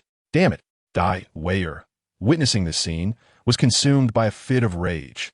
His eyes instantly bloodshot. "You seek death." He unleashed his third soul skill, White Tiger's Diamond Transformation. His already massive frame swelled further, his strength surging, and with a single punch, he sent the Iron Mountain, who had been tightly entangled with him, flying away. Iron Mountain spewed a mist of blood mid-air and landed heavily, struggling to rise. Su Xiao Healing Breeze. Despite the perilous situation, Lin Yan's voice remained chillingly calm, as if he were an emotionless machine, precisely issuing commands. Su Xiao, suppressing her tears and worry for Chun Li, immediately waved her staff. Second soul skill, Healing Breeze. A gentle green light enveloped the severely injured Iron Mountain and Lin Yan, temporarily stabilizing their injuries and dispelling some negative effects. However, the Xingluo team was evidently incensed. The absence of an auxiliary soul master had left them at a disadvantage, and Dai Weier and Julia, like frenzied tigers, led the remaining three powerful assault soul masters into an even more furious offensive. First, eliminate their two auxiliary soul masters. Dai Weier had a clear target, aiming straight for Su Xiao. Another auxiliary soul master from the Tiando team, Ainin, attempted to unleash a soul skill to block. But Julia closed in like a specter. A fierce claw strike landed squarely on her chest, and with a scream, she was sent flying off the arena, instantly eliminated. Su Xiao, be careful. Iron Mountain, having just caught his breath, saw Dai Weier break through their defenses. The massive tiger claw, accompanied by a tearing roar, was aimed at Su Xiao, prompting him to shout in alarm. Third soul skill, Ice Prison. Snow Spirit's delicate face hardened, and without hesitation, she raised her ice staff once more. Several thick ice pillars erupted from the ground, forming a sturdy cage that temporarily trapped Dai Weier inside. Crack! Boom! Dai Weier ferociously attacked the ice prison, ice shards flying, yet the prison only held for 2 seconds before shattering. But those 2 seconds bought precious time for Su Xiao to retreat. However, Dai Weier, bursting forth from the broken ice, surged with even greater momentum. His murderous intent fixated on the frail auxiliary soul master before him. Lunging once more, Julia flanked from another side, completely sealing Su Xiao's escape route. The situation turned dire in an instant. Lin Yan and Iron Mountain were detained by the Xingluo team's soul masters, unable to break free, leaving Su Xiao with no chance of evading such a pincer attack. At this critical juncture, Lin Yan shouted, "Su Xiao, concede." Now, Lin Yan quickly assessed that Su Xiao had no possibility of escape. Persisting would only lead to severe injury or even loss of life. Su Xiao was momentarily stunned by the command, but upon seeing Dai Weier's menacing claw and Julia's icy gaze so close, Overwhelming fear and the instinct to survive took precedence. She instinctively cried out, "I concede." The referee's figure darted onto the battlefield like a specter, a formidable soul power barrier suddenly unfurling before Su Xiaoxiao, perfectly intercepting Dai Wei'er and Julia's lethal strikes. Bang! The attack struck the soul power barrier, sending ripples across it. The Tiando team, Su Xiaoxiao concedes, eliminated. The referee announced loudly, swiftly escorting the shaken Su Xiaoxiao back towards the edge of the arena. With that, all auxiliary soul masters from both sides were eliminated. The match had entered the truly brutal phase of a Soul Master's raw strength confrontation. Chapter 114, The Final Symphony of Ice and Earth. On the arena, the remaining members of the Tiando team, Lin Yan and Snow Spirit, who were relatively unharmed, along with the battered Iron Mountain and Lin Ying, faced off against the furious Dai Wei'er, the cold-eyed Julia, and 3 relatively intact Assault Soul Masters from the Xinghua team. With a calmness that belied the tumult around them, Iron Mountain, Lin Ying, and Lin Yan spoke in unison, their voices steady yet imbued with unwavering trust. "Next, it's up to you. Buy us time. 10 breaths will suffice." Iron Mountain wiped the blood from the corner of his mouth, struggling to straighten up. Despite the pain racking his body, the skin of the Rhinoceros King shimmered faintly, and he grinned a blood-stained smile. "Don't worry, Captain. Unless I die, no one is getting past." He pounded his chest, producing a deep sound, reigniting his potential. Lin Ying said nothing, silently consuming a soul power recovery pill, his figure becoming more ethereal, like a shadow merging with light, resolutely standing at Iron Mountain's flank to demonstrate his resolve through action. Desperate struggles. Let us see how long you can hold out. Everyone, attack with all your might. Crush them. Dai Wei'er sneered, his murderous intent palpable. He exchanged a glance with Julia, and both charged forth, followed closely by the 3 Assault Soul Masters from Xinghua, unleashing a torrent of fierce attacks upon the Tiando team's final line of defense. 4th Soul Skill, Rhinoceros King's Skin. Iron Mountain unleashed a thunderous roar, his skin instantly becoming as thick and resilient as that of a 1,000-year-old rhinoceros, gleaming with a metallic sheen. He stood resolutely at the forefront, prepared to absorb all damage with his body. Lin Ying, on the other hand, maximized the agility of his agile attack soul skills. 2nd Soul Skill, Shadow Strike. 1st Soul Skill, Leopard Pounce. He weaved through the gaps in the enemy's 5-person assault, his claws striking out in a desperate bid to disrupt and intercept. Each attack fraught with peril, adding new wounds to his body, yet successfully delaying the overall advance of the Xinghua team. Boom! Bang! Hiss! The cacophony of soul skill collisions. The sound of claws tearing flesh and heavy impacts echoed relentlessly. Iron Mountain was continuously battered back, blood staining a large portion of the arena, yet he fought on undeterred. Lin Ying danced like a blade's edge, every dodge a heart-stopping spectacle. Puff! Iron Mountain coughed up another mouthful of blood. The Rhinoceros King's skin finally reached its limit, its glow dimming, and his body swayed precariously. Lin Ying was also struck on the shoulder by a cunning claw from Julia, the sound of shattering bone clear as day, his figure stumbling dangerously close to falling. "Captain, hurry!" Iron Mountain, watching Lin Yan and Snow Spirit still gathering soul power behind him, let out a hoarse, near-desperate roar. At this critical moment, Lin Yan and Snow Spirit's gathered soul power finally reached its zenith. Snow Spirit, understood.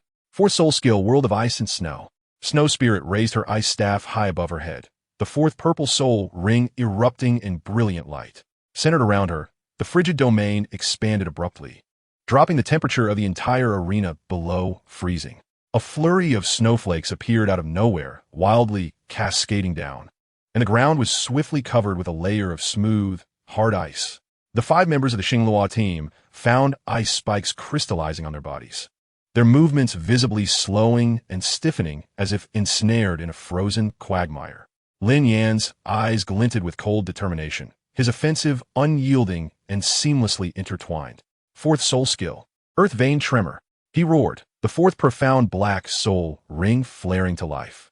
He raised his right foot, channeling immense soul power through a hammering downward motion, striking forcefully into the ice-encased arena below. Boom! A thunderous sound erupted from beneath the earth. The ice-covered, smooth surface shattered like a fragile eggshell. Countless earth spikes, as thick as a grown man's arm and tipped with deadly sharpness, gleaming with destructive, earthy soul power, violently erupted from below. ripping through the ice layer and shattering the stone slabs. Ice shards and debris flew in all directions. The 5 members of the Xinghua team, struggling against the extreme cold and the slowing effects of the world of ice and snow, were caught completely off guard by the sudden, terrifying tremors and the unforeseen eruption of earth spikes beneath their feet. The smooth surface of the ice rendered their ability to evade utterly futile. Dai Wire felt a sudden slip beneath his feet as an immense force surged from the ground, causing his stability to falter in an instant. A remarkably thick earth spike already thrusting toward him. Startled, he let out an enraged roar, activating the white tiger barrier to its utmost potential, clumsily leaping backward just in time to narrowly avoid a fatal blow. However, a deep gash was still inflicted upon his waist, disrupting his rhythm entirely. Julia, too, paled in horror. Her extraordinary speed was rendered useless against the slick ice and the incessantly erupting earth spikes, akin to dancing upon a surface laden with razor blades. Each step, a heart-stopping gamble with peril. The 3 members of the Douluo spirit sect fared no better. One faltered in evasion. His thigh brutally sliced open by a spike, the wound deep enough to expose bone, eliciting a pain scream, severely diminishing his mobility. The dual shackles of ice and earth had taken shape. With a thunderous roar, Lin Yan unleashed his decisive 3rd soul skill, Tiger Howl Dust Shatter. The brilliance of his 3rd purple soul ring shone with unprecedented intensity. His biceps bulged to their limit, veins protruding as he forcefully swung toward the death trap. Ravaged by ice and earth spikes, a torrent of 5 dark yellow sands surged forth, sweeping across the controlled area with a violent momentum that threatened to obliterate everything in its path. Boom! Crack! Splatter! The 5 waves of sand collided violently with the ice-laden ground, triggering a terrifying chemical reaction. The frozen, solid ice layer, the jagged earth spikes, and shattered stone slabs were effortlessly crushed, drawn into the maelstrom. Countless hard ice crystals birthed from the snow-laden world were swallowed by the storm. A cataclysmic sandstorm of ice and rock was born. It resembled a deathly blender, spinning at high speed, cloaked in sharp ice shards and fragments, engulfing the Douluo battle team. The storm's hue morphed into a murky, dark yellow, glimmering with the ghastly white light of countless ice crystals and stones, slicing through the air with a spine-chilling shriek. No! Quick defend! Dai Wire, gripped by terror, sensed the horrifying cutting power contained within the storm. He desperately unleashed his soul power, pushing the white tiger barrier to its utmost limits. Yet the amalgam of ice crystals and jagged debris assaulted his defensive shield like a myriad of files, grinding it down with a nauseating creak, dimming it at a visible rate. He was relentlessly pushed back by the storm, his feet etching long marks upon the ice, utterly defenseless. Julia let out a piercing scream. Her defenses proved futile against such an onslaught. The high-velocity spinning ice shards and jagged spikes mercilessly inflicted numerous gashes upon her, her garments torn, bloodied. She could only desperately concentrate her soul power upon her claws to shield her vital areas, struggling futilely against the storm. The 3 already beleaguered members of the Douluo spirit sect barely managed to sustain their screams. Their defenses were instantly shredded, their bodies engulfed by the terrifying ice and rock tempest, cut and battered as if thrown into a meat grinder, repeatedly battered and flung out of the ring, unconscious. As the storm subsided, one end of the arena resembled a site ravaged by a natural disaster. The ground was riddled with cracks, covered in a thick mixture of frost and sand, along with scattered bloodstains and torn garments. The Tiendo battle team had paid a heavy price. Taizan had long since succumbed to his injuries and was carried off, while Linning lay incapacitated due to severe wounds. At this moment, only 4 figures remained upon the arena. From the Tiendo side stood Lin Yan, pale yet resolute, with fluctuating soul power, and Shui Ling, nearly depleted of energy, precariously leaning on her ice staff.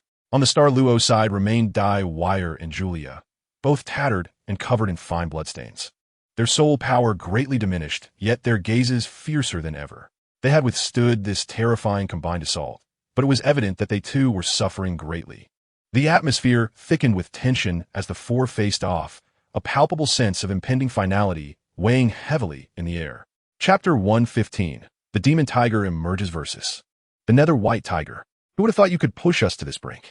Dai Wire's voice trembled slightly with fury, his gaze dark enough to drown in.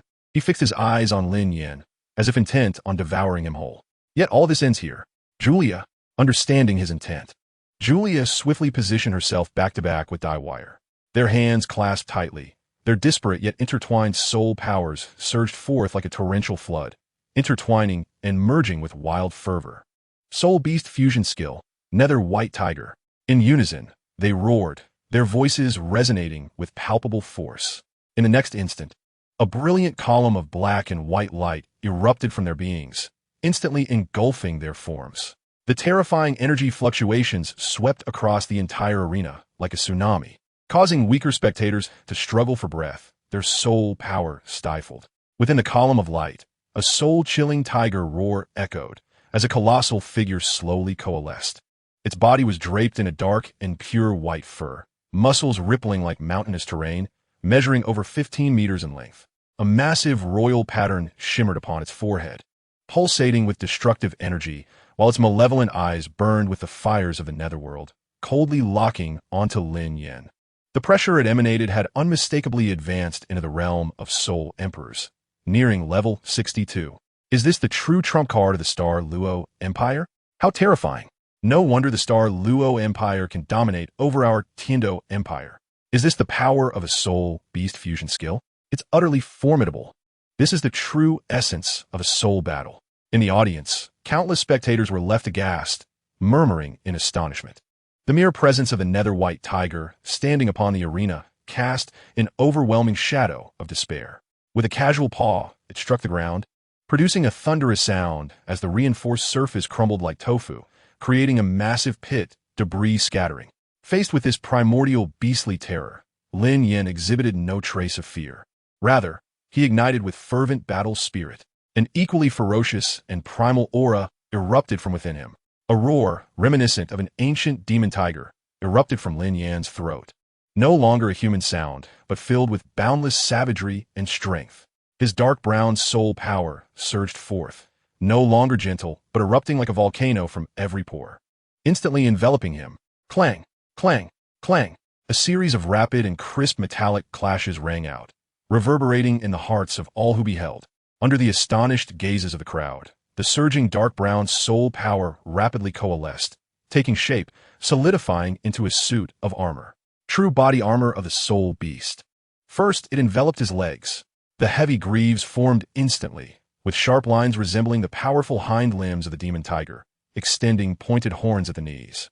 While his feet transformed into battle boots covered with dark golden claws, gripping the ground as if fused with the very arena itself. Next came the torso. A solid chest plate coalesced, covering his chest, abdomen, and back, featuring an imposing relief of a roaring demon tiger at its center, its mouth agape.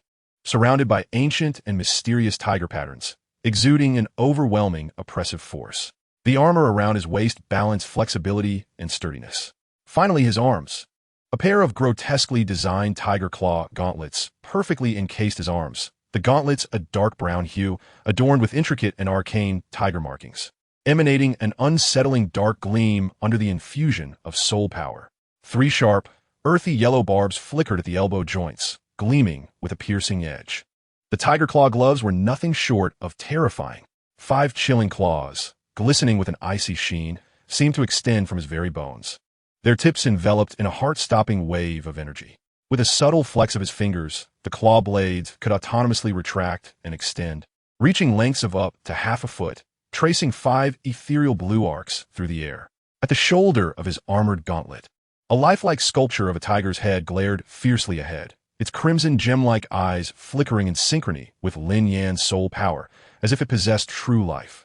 In an instant, Lin Yan was shrouded in a set of dark brown magical tiger battle armor, infused with the raw, primal strength of the wilderness and the weighty essence of mountains. This entire ensemble retained the ultimate defense and heft of a mighty mountain, while perfectly merging with the ferocity and aggression of the magical tiger. Every intricate detail exuding an oppressive aura that sent shivers down one's spine. His presence surged, and the condensed might he radiated could faintly rival that of the spectral white tiger across from him. Was the battle spirit armor truly this formidable? Its amplification effects were not far inferior to that of the blue lightning tyrant dragon's transformation, were they? In the VIP section, the erudite Ning Fengji gasped in astonishment for the first time, disbelief filling his eyes. Gu Rong also exhibited a look of shock. stroking his chin in contemplation before shaking his head. I'm not entirely certain, but it is undeniable that it surpasses ordinary battle spirit armors by a significant margin. Seated at the center, His Majesty Emperor Xie of the Tiando Empire was already wearing an uncontainable smile of joy, clapping his hands in merriment. His booming voice filled with exhilaration and satisfaction. Excellent. What a remarkable Liemo. What an astounding battle spirit armor. Truly, heaven has blessed our Tiando Empire with such an extraordinary talent. He turned to look at the equally delighted Prince Xuexing beside him, praising Prince Xuexing. Your management of the Royal Academy has been invaluable in this matter. Uncovering and nurturing such promising talent for the Empire is no small feat. Once the tournament concludes, I shall reward you handsomely. Hearing this, the pride on Prince Xuexing's face deepened. He quickly bowed slightly, his tone betraying his uncontainable excitement. Your Majesty is too kind. It is only your Majesty's great fortune that has allowed such talents to emerge. I have merely fulfilled my duties. To have gained this child is indeed a blessing for our Tiando. In his heart, he was overjoyed, for Lin Yan's performance had truly earned him great respect. In stark contrast to the jubilation of the Tiando royal family was the Platinum Bishop of the Spirit Hall, Salus. He remained seated, his expression seemingly calm. Yet his deep-set eyes churned with a tumult of complex emotions. The initial shock of disbelief had been replaced by a fervent admiration intertwined with a cold apprehension. He had heard of Lin Yan long before, having learned of his prodigious talent at the spirit arena, but he had dismissed it, convinced that this child could not rival the geniuses nurtured by the Spirit Hall. Now, a flicker of regret stirred within him. If only I had sought to recruit him earlier, this child could become an invincible weapon for the Spirit Hall, sweeping across the continent and establishing an everlasting foundation for our legacy. He glanced at Emperor Xue and the others, then back at Lin Yan in the arena, lamenting the child's close ties to the Tiando royal family, which hinted at a potential allegiance. If this child cannot be utilized by the Spirit Hall, a subtle yet resolute killing intent flickered deep within Salus's eyes. His existence would pose a significant variable and threat to the Spirit Hall's future dominance. His fingers curled slightly within his sleeve, having made up his mind. After the match, I must make immediate contact, entice him with great rewards, even a position among the elders, if necessary. However, should he show even a hint of hesitation or refusal, Salus's heart would turn cold and unyielding, and he would have to eradicate this potential menace at all costs before he fully matured. He must not be allowed to become a future source of trouble for the Spirit Hall.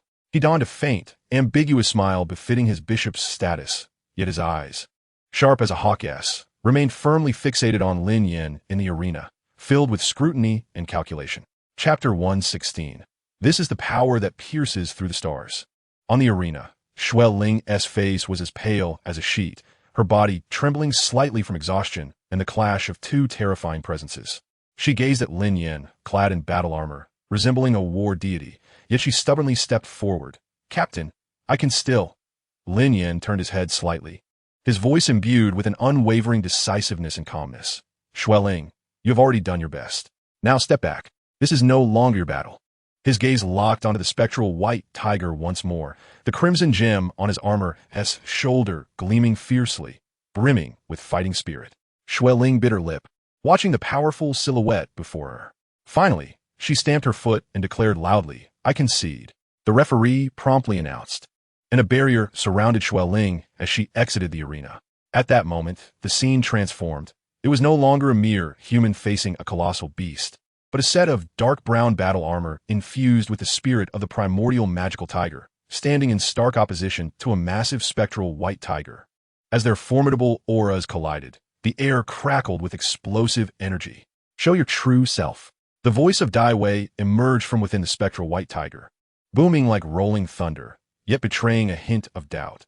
Do you truly believe that a mere battle armor can alter your fate of defeat? Crush him. The spectral white tiger surged into action. Its colossal form erupted with terrifying speed, a black and white blur flashing by, as its gigantic claws descended with a howl that split the air in a gust of blood-scented wind, striking down once more with even greater ferocity. Second soul skill, Mountain Roar. Amidst the tiger's roar, a wave of earthy yellow energy enveloped it again, the magical patterns on the armor swirling, radiating even more brilliance. Lin Yan chose not to evade. He prepared to confront it head-on. Fifth soul skill, Rock Tiger Instant Strike. He transformed into a dark golden flash. not retreating, but narrowly dodging the claw's sharp edge while instantly closing in on the spectral white tiger's flank. First soul skill, Rock Shatterbone Claw. The claws on the armor's tiger gauntlet erupted forth, expanding as the magma-like soul power surged. He struck fiercely at the spectral white tiger's ribcage. The sound of tearing flesh echoed. The spectral white tiger let out a pained roar, the area struck exploding with black and white energy.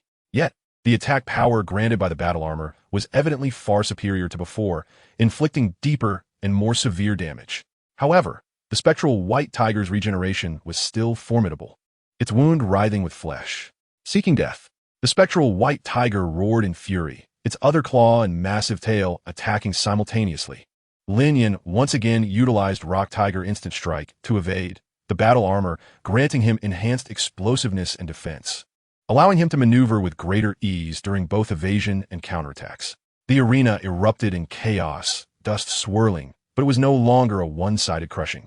It had transformed into a fierce clash between two terrifying figures.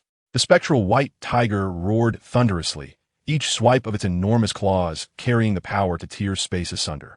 The black and white energy claws resembling the scythe of death, relentlessly pursuing the dark golden figure. Wherever it passed, the arena floor was effortlessly shredded like paper, leaving behind gaping, shocking craters, and the violent energy shockwaves even flickered the protective barrier surrounding the arena. Yet Lin Yan, clad in the battle armor, stood steadfast like an unyielding rock amidst the raging tempest. He no longer merely evaded, but frequently launched counterattacks from exquisitely precise angles. First soul skill, Rock Shatterbone Claw. Shattering Mountain. The rock armor extended to his arms, tripling in size, earthy yellow soul power coursing through his fists. Imbued with the might to shatter mountains, boldly meeting the spectral white tiger's claws. Boom! Clang! The piercing sound of metal clashing resonated alongside the booming explosions of energy. Each encounter igniting dazzling sparks and terrifying ripples of power, although Lin Yan's strength was somewhat inferior. The formidable defense provided by his martial soul true body armor allowed him to withstand the fierce onslaught of his opponent. Each collision merely caused him to tremble slightly, yet he maintained his steady footing, while the recoil provoked increasingly furious roars from the spectral white tiger. At times, he approached like a wraith, utilizing the solidity of his armor and the rapid speed of the rock tiger flash to leave deep claw marks on the immense body of the spectral white tiger. Though these wounds healed almost instantaneously, they successfully enraged his adversary and disrupted its rhythm of attack. At other moments, he swiftly created distance, employing a weakened version of the tiger roar sandstorm and earth vein tremor to interfere, continuously depleting the spectral white tiger's soul power. The battle had escalated into a heated stalemate. Two figures, one colossal and the other agile, darted across the arena, colliding, separating, and colliding again. The luminescence of soul skills intertwined with the muffled sounds of physical impacts, composing a frenzied symphony. The audience was entranced, holding their breath in awe. The spectral white tiger, frustrated by its inability to secure victory, grew increasingly agitated, its attacks becoming more frenzied, yet Lin Yan's tenacious tactics drained its energy significantly, causing its healing speed to noticeably slow. After multiple exchanges, Lin Yan finally seized upon a fleeting vulnerability exposed by the tiger's impatience stemming from its prolonged assault.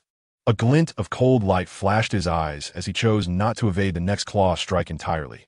Instead, he slightly angled his body, bracing himself against the fierce claw wind with the thickest part of his martial soul true body armor, the tiger head shoulder guard and arm guards.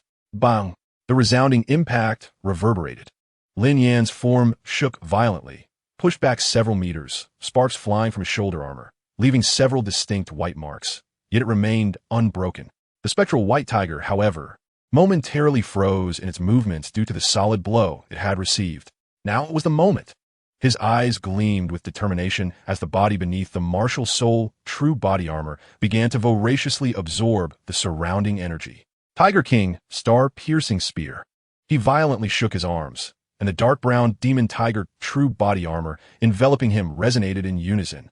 The roaring demon tiger relief on his chest plate, the sharp horns on his leg guards, and the blazing red-eyed tiger head on his shoulder armor. Every ancient demonic pattern ignited like molten veins, bursting forth with dazzling brilliance. Roar! A roar deeper than any previous burst forth from Lin Yan's being, echoing as if from the primordial world. The entire martial soul, true body armor quaked violently, as if endowed with life, and all parts of the armor on his torso and limbs simultaneously peeled away, liquefying into a surging torrent of golden brown lava.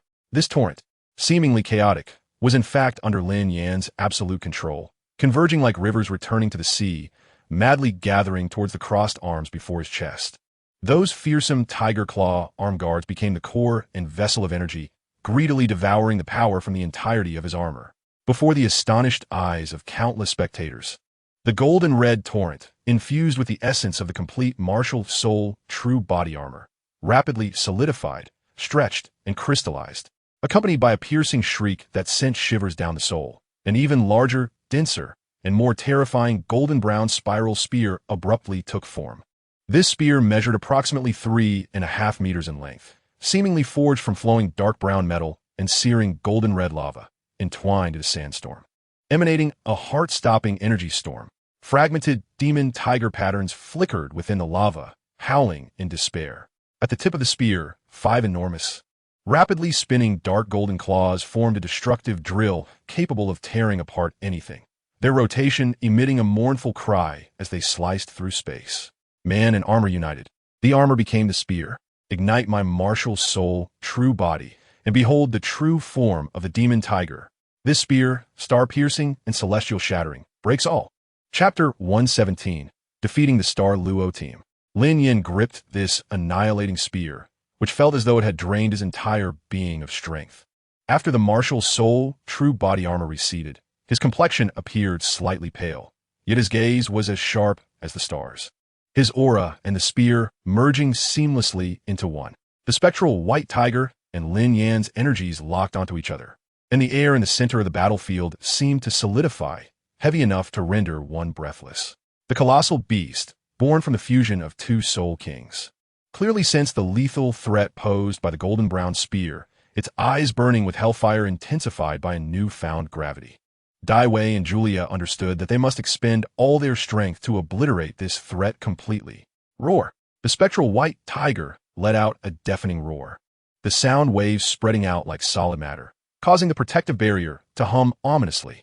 Its massive form crouched low, preparing for the final charge, as a cataclysmic energy gathered within its gaping maw at unprecedented speed. No longer merely a fusion of soul power, but a relentless compression, solidifying into a violently rotating, expanding black and white energy vortex. The center of the vortex appeared unfathomably deep, as if connected to the netherworld, exuding a power that chilled the soul. Debris and ice from the arena were uncontrollably sucked into it, instantly vanishing into the finest dust.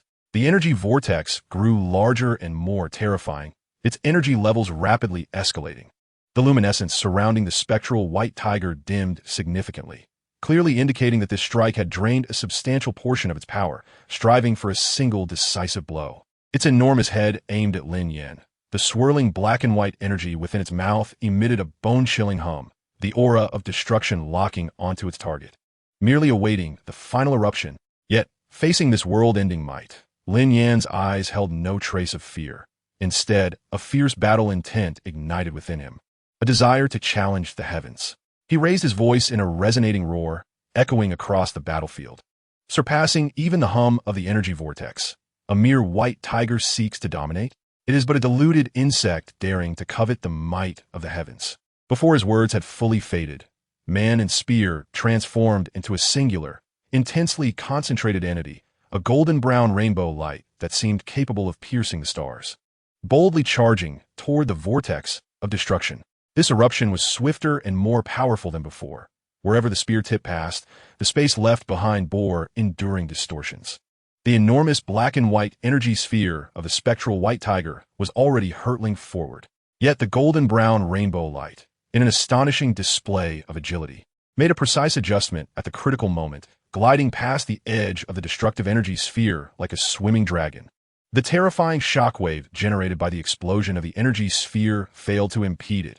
Instead, it seemed to be consumed and absorbed, causing the speed and power of the rainbow light to surge once more. In the next instant, within the gigantic, sinister eyes of the spectral white tiger, the attack that seemed capable of traversing the galaxy magnified rapidly, piercing directly into its body. The sound of penetration was deep and fatal, akin to bursting a balloon filled with energy. The golden-brown rainbow light erupted from the center of the spectral white tiger's back, its momentum unyielding, crashing violently against the distant protective barrier, creating intense ripples before gradually dissipating, revealing Lin Yan's figure. The massive form of the spectral white tiger went utterly rigid, as it lowered its head to gaze at the enormous, gaping hole in its chest, emitting a final cry of unwillingness, despair, and disbelief. No, it cannot be. In the next moment, countless golden red lights erupted from within the gigantic spectral white tiger, followed by a thunderous explosion. It transformed into a myriad of black and white specks.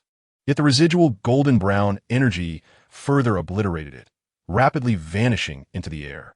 As the light faded, Dai Wei and Julia's figures fell helplessly, crashing heavily onto the arena, completely unconscious. On the other side of the arena, Lin Yan knelt on one knee, gasping for breath. The star-piercing spear had already dissipated, and the areas of his body, once covered by the martial soul, true body armor, lay in tatters. The surface of his skin was marred by fine cracks, the result of exerting powers that transcended limits, particularly upon his arms, which were bloodied and trembling. Yet, he steadfastly held his ground, refusing to succumb.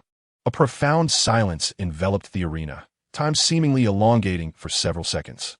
All eyes were wide with disbelief, fixated on the solitary figure standing on the stage, opposite the unconscious captains of the Douluo team. The formidable and terrifying spectral white tiger, the soul fusion technique of a soul emperor level, had truly been defeated? Had they won? The Tiando team had triumphed. They had vanquished the Douluo team, renowned for their invincibility prior to the match, even when employing their soul fusion technique. This thought struck like ice water splashed into a cauldron of boiling oil, instantly igniting the crowd. We won. After a brief, suffocating silence, the first to erupt with thunderous roars, mingled with euphoric cries and tears, were the members of the Tiando Royal Academy's resting area. Unable to contain their exhilaration, the team members surged onto the disheveled stage like a flood breaking through a dam. Tears glistened in their eyes, yet their faces radiated the brightest smiles, as overwhelming joy and disbelief coursed through each heart. The referee seemed momentarily stunned by this turnaround, lost in thought for several seconds, until the Tiando team members had flooded the stage. Only then did he take a deep breath, summoning all of his soul power, and declared with a voice that cracked with excitement, echoing throughout every corner of the grand arena. The Douluo Empire Royal Academy team has lost all combat effectiveness. The victors are the Tiando Royal Academy team. Boom! This announcement ignited the emotions of all those supporting the Tiando Empire, or simply awestruck by this astounding reversal and display of power. Li Montauk! Li Montauk! Li Montauk! The entire grand arena erupted into a fervor. The roaring waves of sound surged like a mountain and tsunami, nearly threatening to topple the massive dome. Countless spectators, their faces flushed with excitement, strained to stand, fervently waving their arms, hoarsely shouting the name of the miracle worker. In this moment, he was no longer merely the captain of an academy, but a heroic figure who had turned the tides and forged a legend. Lin Yan stood resolutely at the center of the chaotic stage, the deafening cheers crashing over him like a tidal wave, yet he felt as though separated by an invisible barrier. His expression bore no trace of victorious elation, only an almost cold calmness, his molten gold eyes reflecting the hurried figures of medics carrying Dai Wei and Julia away. The formidable spectral white tiger's power still replayed vividly in his mind, each detail captured with precision by his formidable mental strength, dissecting every aspect. A fervent curiosity and desire for exploration ignited within him, like the fiercest flame, overwhelming all other emotions in a wild blaze. The soul fusion technique. The seamless amalgamation of two distinct soul spirits, two unique bloodlines, had produced a transformation of 1+1, equating to far more than two, even temporarily manifesting as a nearly independent and stronger energy entity.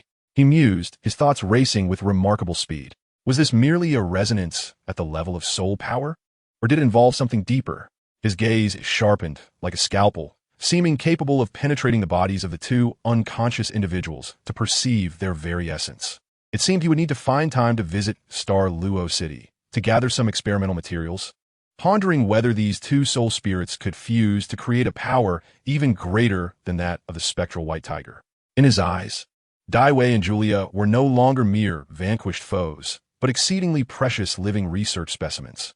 Their unconscious forms seemed to him akin to subjects laid upon an operating table, awaiting dissection. A subtle, imperceptible smirk, cold and greedy, tugged at the corners of his mouth.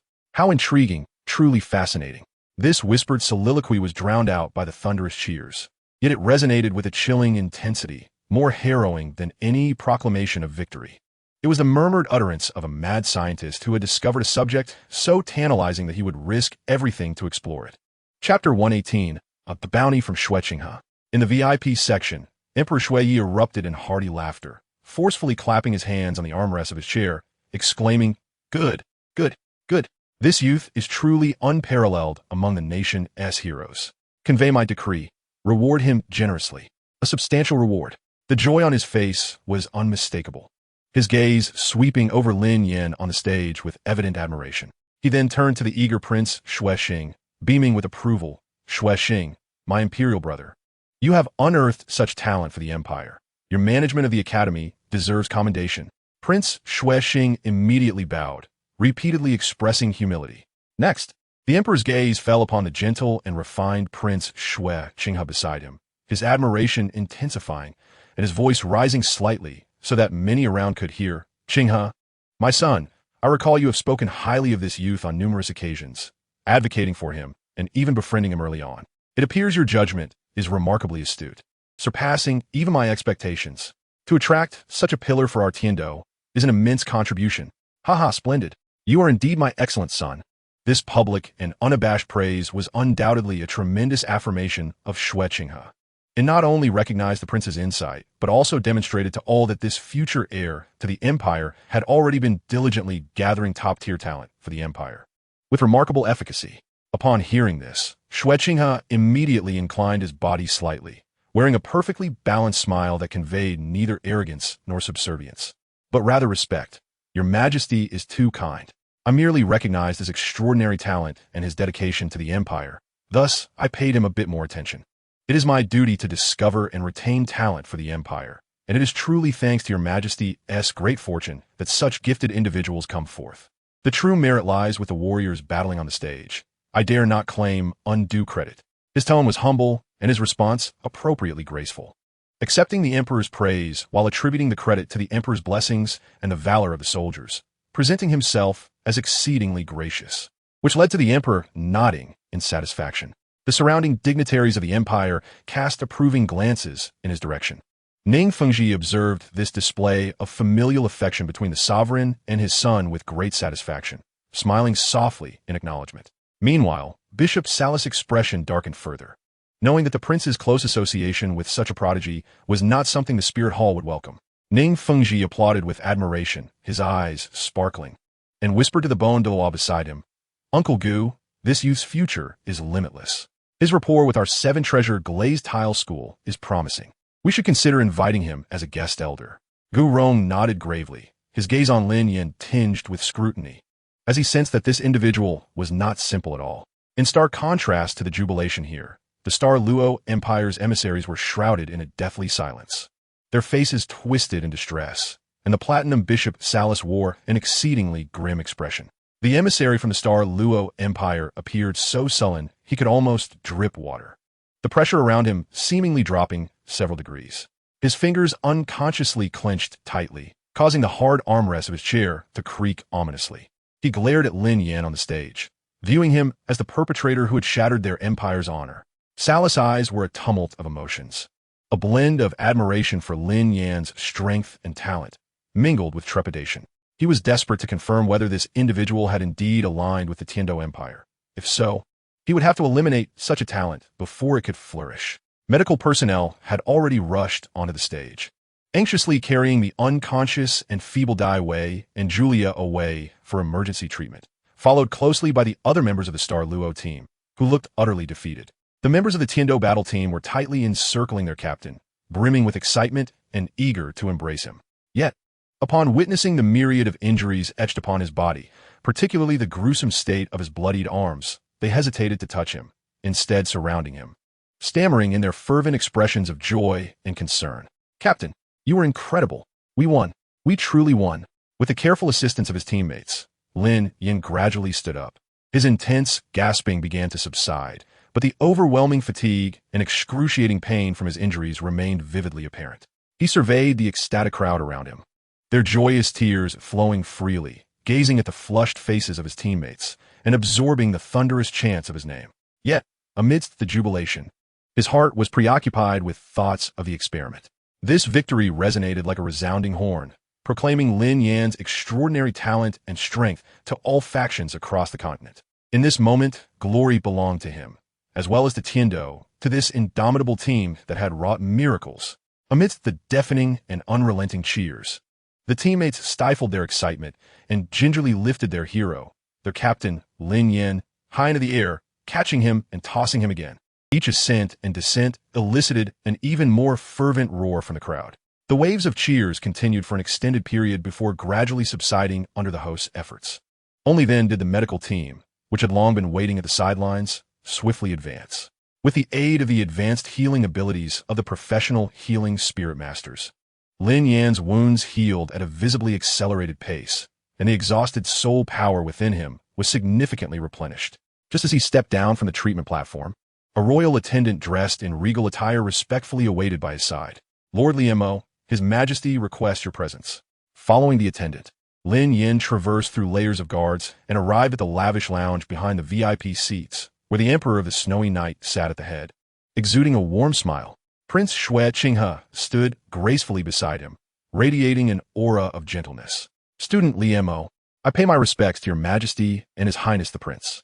Lin Yan bowed slightly in accordance with etiquette, his voice tinged with just the right amount of hoarseness and fatigue. "No need for formalities. Your performance yesterday was nothing short of astounding. You have elevated our nation's prestige and bolstered our might. I'm greatly pleased," boomed the Emperor of the Snowy Night, his voice resonant. "The Empire will never neglect any meritorious subject. Thank you for your Majesty's generous favor." "This is merely my duty as a student," Lin Yan replied with his head bowed, his tone respectful, yet his gaze remained calm and unruffled. To him, the Empire's wealth and power were merely embellishments, never his ultimate goal. The Emperor offered a few more words of encouragement before excusing himself to attend to state affairs. At that moment, Xue Qinghe approached with a smile, cradling an ancient and exquisitely crafted jade box. As he opened the lid, the radiance of a top-tier Millennium soul bone surged forth, its energy pure and overwhelming. "Li King, congratulations. This is one of the substantial rewards I promised you." Xue Qinghe warmly introduced the precious bright, white tiger right leg bone. A wave of intense excitement and disbelief washed over Lin Yan's face, his eyes fixated on the soul bone, his breath quickening as if he were overwhelmed by this immense boon. He extended his hands, his fingertips trembling slightly, as he solemnly accepted the jade box. "Your Highness, this item is far too precious. What merit do I possess to deserve such a reward?" His words were earnest, filled with gratitude and trepidation, perfectly illustrating the image of a young spirit master suddenly blessed with great fortune. "You deserve it," Xue Qinghe replied with an even broader smile.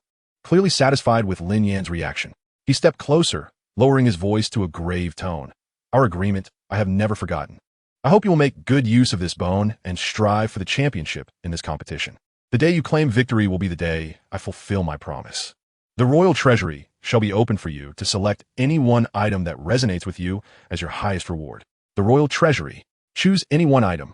Lin Yan lifted his head, his eyes sparkling with a perfectly measured ambition and determination, as if inspired by the glory of victory and the trust of the prince. "Rest assured, Your Highness." Lin Yan's voice was resolute, brimming with unwavering spirit. "The championship shall undoubtedly belong to Tiando. I shall not disappoint your expectations." Xue Qinghe patted Lin Yan's shoulder with satisfaction, his demeanor warm and approachable. Lin Yan bowed once more in submission, displaying utmost respect, before exiting the lounge under the guidance of the attendant. It was only after distancing himself from the gazes of others that the expression of gratitude and excitement on his face ebbed away like a receding tide, reverting to his usual demeanor of indifference and depth. The jade box in his hand emanated a gentle wave of energy, and as he glanced down at it, his eyes remained devoid of emotion. A soul bone nearly 10,000 years old, Indeed, it was an exceptional research material, sufficient to occupy him for quite some time. Chapter 119. The Oath of Li Mo, concerning Lin Yan's affairs. The fervor following the defeat of the Xingluo battle team had yet to fully subside. And even before Lin Yan could properly recuperate, an invitation from the Platinum Bishop of the Spirit Hall, Salus, was delivered the following day. Subsequently, Lin Yan was summoned to a secretive and opulent inner hall of the Spirit Hall. The Platinum Bishop, Salus, did not take a seat at the main position, but stood before a mural depicting the glorious history of the Spirit Hall, his back to the entrance, creating an atmosphere of profound intensity and pressure. Upon hearing Lin Yan's footsteps, Salus did not immediately turn around, allowing a moment of silence to linger before slowly facing him. A complex smile of scrutiny and warmth adorning his features. Young friend Li Mo, no need for excessive formalities. Yesterday's battle truly opened my eyes. Salus's voice was deep and magnetic, imbued with the unique warmth and authority of superior. Such talent and disposition, given time, you shall undoubtedly stand atop the continent. Your Eminence's praise is excessive, Lin Yan replied with a slight bow. A hint of bashfulness and honor flickering across his face in response to the commendation from such a notable figure. Excessive praise? I seldom flatter. Salus stepped forward, his gaze piercing as if attempting to penetrate Lin Yan's very soul. Your martial soul, your soul skills, and even your combat wisdom are beyond the reach of ordinary geniuses. However, I am somewhat curious. With your prowess, can you truly unleash your potential in the shallow waters of the Tiando Royal Academy? While the Emperor of the Snowy Night recognizes your worth, the intertwined interests of the noble families often lead to countless hierarchies. Though you bask in glory now, what the future? Can they genuinely accommodate your potential? His words, seemingly concerned, were laced with provocation and testing, directly targeting the aspirations and developmental space that a talented soul master holds dear. Lin Yan smirked coldly within, yet maintained an outward appearance of subtle melancholy and contemplation. After a brief silence, he spoke with a hint of bitterness. His Majesty and His Highness have treated me exceptionally well, and the Academy has provided numerous resources. However, Your Eminence's words hold some truth. At times, I do feel a degree of constraint. Lin Yan intentionally left his statement unfinished, allowing Salus ample room for speculation. A glimmer of satisfaction flashed in Salus's eyes, as this was the reaction he sought. He sighed, his tone shifting to one of earnestness. Indeed, geniuses are often solitary and require a vast expanse that can truly understand and support their ascent. The Spirit Hall, spread across the continent, is eager for talent and will elevate those who possess it. Our resources, secret methods, and legacies far surpass what any single nation can offer. More importantly, we share a common, lofty ideal to integrate the continent's resources, dissolve unnecessary wars and divisions, and allow all soul masters to thrive under a unified order. This is the true trend of the times and the essence of righteousness. He spoke passionately, painting a grand blueprint for the Spirit Hall, his words laced with incitement. Lin Yan timely raised his head, his eyes reflecting just the right amount of astonishment and yearning, as if hearing such lofty ideals for the first time. His breath quickening slightly. Seeing this, Salus knew the moment had come to reveal his true intentions. Young friend Li Mo, I feel an immediate connection with you, and cannot bear to see a gem remain obscured. If you are willing, the Spirit Hall is prepared to offer you all the support you require. Resources, status, and even the esteemed position of elder in the future are not beyond the realm of possibility. All that is required of you is to harness your innate talents and, at the opportune moment, align yourself with the course of history. With that, he clapped his hands, and a servant presented a silver tray adorned with several jade boxes and a storage soul guide.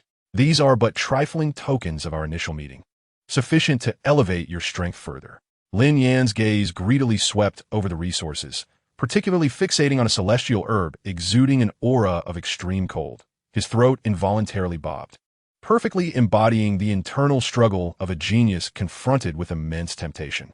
His expression oscillated between loyalty and ambition, ultimately crystallizing into a profound resolve as he clenched his teeth.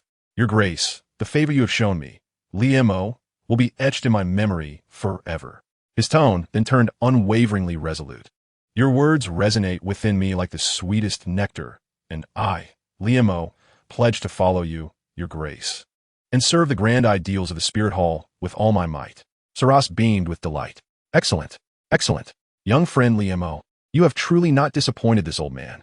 Lin Yan seized the moment, raising his right hand and proclaiming loudly, I, Liamo, hereby swear by my martial soul, that today I devote myself to the spirit hall, following his grace Saras, and I shall remain steadfast and loyal to the utmost. Should I betray this oath or harbor a fraction of treachery, may I suffer the agony of 1,000 arrows piercing my heart, and my soul forever descend into hell, never to be reborn. Let heaven and earth bear witness. With the solemn vow established, the resonance of his voice was both powerful and sincere. Saras' smile blossomed fully, dispelling the last remnants of doubt within him.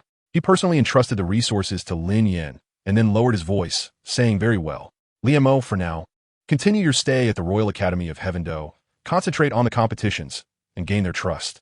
You shall become the deepest laid chess piece of our spear hall. I will communicate your specific tasks through special channels at the appropriate time. When a moment is crucial, your defection will deliver a fatal blow to Heaven Do. Yes, your grace, Liamo shall not fail you. Lin Yan reverently accepted the resources, his face alight with the thrill of being valued and the gravity of his new responsibilities. After a series of earnest admonitions, Lin Yan bowed and exited the room under Saras' approving gaze. In the instant he turned, the fervor, piety, and solemnity that could easily rival an Oscar-winning performance vanished without a trace, replaced by a smile laced with sarcasm and amusement. I, Lin Yan, have always been a man of my word, and I uphold my promises. This is a quality universally acknowledged across the continent. He mused inwardly, but the vow to join the Spirit Hall and pledge allegiance to Saras was made by Liamo. What does it have to do with me, Lin Yan? He weighed the substantial gifts in his hand, feeling a surge of delight. The trouble caused by Liamo, why should it fall upon me, Lin Yan, to bear? Once the finals conclude, His Excellency Liamo will surely declare that the pressure of the task is too overwhelming, and he must hastily flee the Soul Master world to seek a place where no one knows him to enjoy a peaceful retirement. Imagining Saras issuing commands to thin air, waiting for a chess piece that would never respond, Lin Yan nearly laughed aloud. At that moment, let the esteemed Lord Saras and his grand ideals seek out that elusively MO amidst the vast sea of humanity.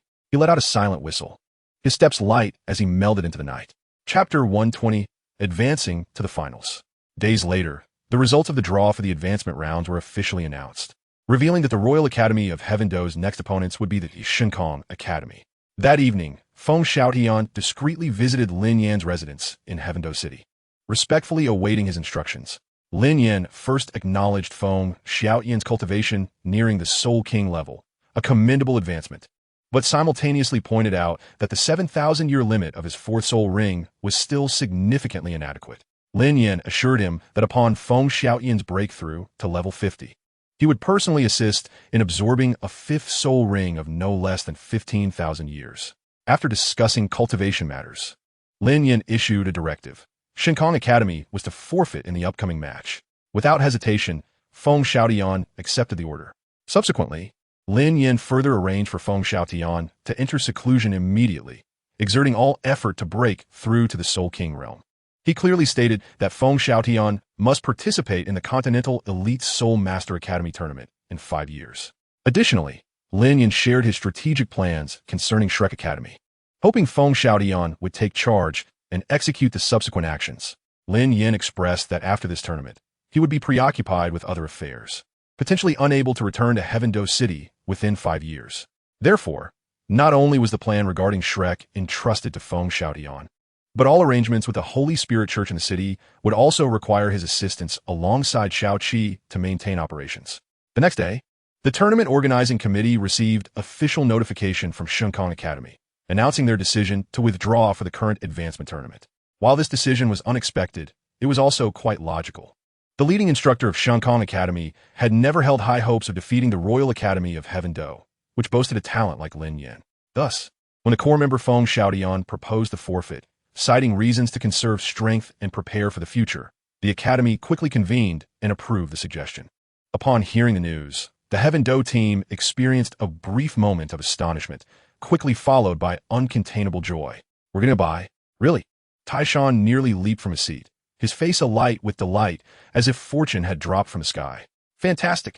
After that match with those crazy folks from Xingluo, my bones feel like they're about to fall apart, and my soul power hasn't even recovered half. He exaggeratedly moved his arms, as if already savoring the bliss of rest. Feng Lai, though more restrained, allowed a slight smile to escape, revealing his good spirits. Indeed, this is excellent news. Not only will enable us to fully recover our bodies and soul power, but more importantly, we will finally have the opportunity to witness the Spirit Hall team's match firsthand. His gaze sharpened. Their matches had always been shrouded in mystery, with little intelligence available, making this a perfect chance for close observation. Even the typically composed Xueling and Lin Yan displayed relaxed expressions. Xueling softly remarked, "Yes, let's rest well and enjoy the matches." Lin Yan added, "Indeed, knowing ourselves and our opponents will allow us to go further." Although Lin Yan had anticipated this outcome, he refrained from saying much, merely nodding in acknowledgement. Chun-Li leaned against the corner in silence, while Su Xiaoxiao stood quietly nearby, a faint smile of satisfaction gracing her face. For the team, this was undoubtedly an exceptional opportunity to catch their breath, allowing them to rest while gathering intelligence on their strongest rivals. Thus, that afternoon, as the Heaven Do team arrived at the designated competition venue of the Spirit Hall team, the stands were already teeming with spectators, all eager to witness the prowess of this seed team. The members of Heaven Do settled into the reserved observation area for the competitors, and soon, the two competing teams made their entrance. The Blaze Fire Academy was no weakling, boasting 6 Soul Masters among its 7 members, with their captain, Huowudi, reaching level 48, surrounded by an aura of searing flames that drew cheers from the crowd. However, when the Spirit Hall team made their appearance, the atmosphere of the entire venue shifted dramatically. Led by Mo Li and Qi Liao, the 7 members moved with steady strides, their expressions haughty, exuding an invisible pressure that felt almost tangible. The deep purple uniforms, emblazoned with the emblem of the Spirit Hall, shone brilliantly under the sun. Even more astonishing were their unabashed displays of soul power. Each member was a soul master. Moreover, the 5 soul rings spiraling around Mo Li and Qi Liao, particularly the last profound black 10,000-year soul ring, elicited gasps from the audience. 2 soul kings. The ease that had once graced Feng Lai's face vanished entirely, his voice now dry. Taishan's pupils constricted slightly. Level 52, 53. "Captain, can you take them both on?" He turned to Lin Yan. Lin Yan offered no response, but continued to observe the match unfolding on the field. The signal for the commencement of the competition ignited like the fuse of a powder keg. The Spirit Hall team exhibited no defensive tactics whatsoever. They launched an overwhelming assault with the ferocity of a thunderstorm. Mo Yuan moved like a wraith, wielding the peculiar spirit known as the Dark Moon Wheel, which sliced through the air in eerie, lethal arcs reminiscent of a reaper's scythe. His attacks were not straightforward. Instead, they bore an elusive quality of rotation and direction change, often striking from unimaginable angles, effortlessly tearing apart the defenses of the Blazing Fire Academy. Meanwhile, Qi Liao resembled a ferocious beast in human form, barely needing to move as he stomped the ground, causing dark red lava fissures to radiate outward from his center, instantly altering the battlefield with terrifying heat. The Blazing Fire Academy's proud, fire-based assault struck him, yet his surface, adorned with a glimmering dark red core armor, effortlessly absorbed or deflected their flames, as if they were naught but a trivial warm breeze. With a casual wave of his hand, he unleashed a cataclysmic eruption of lava, forcing the members of the Blazing Fire Academy to scramble in disarray, their formation shattered. This could scarcely be termed a battle. It resembled a one-sided performance and a merciless trampling. The other members of the Spirit Hall team executed their roles with seamless precision. The agile attack-type Spirit Masters always positioned themselves at the most lethal angles, while the support-type Spirit Masters amplified their teammates' offensives with blinding brilliance. They evidently refrained from exerting their full potential, even displaying a hint of mockery as they cornered the Blazing Fire Academy into a dire predicament. The Blazing Fire Academy attempted to counterattack. Huowudi even endeavored to forcibly utilize his fusion ring technique. However, the colossal fireball, which encapsulated all his soul power, was effortlessly severed by Mo Yuan's 5th soul skill, the explosive aftermath inflicting severe damage upon the Blazing Fire Academy itself. The match concluded with remarkable swiftness. The Spirit Hall team, with merely a slight smudge on their attire, emerged victorious, gazing upon the formidable team standing resolutely at the center of the arena. The Tiando team fell into a profound silence. The prior joy and ease had evaporated, replaced by a weighty pressure that bore down upon each heart like a colossal boulder. Feng Lai suppressed all jovial expressions, his face paling as he muttered, "Are those fellows truly monsters?"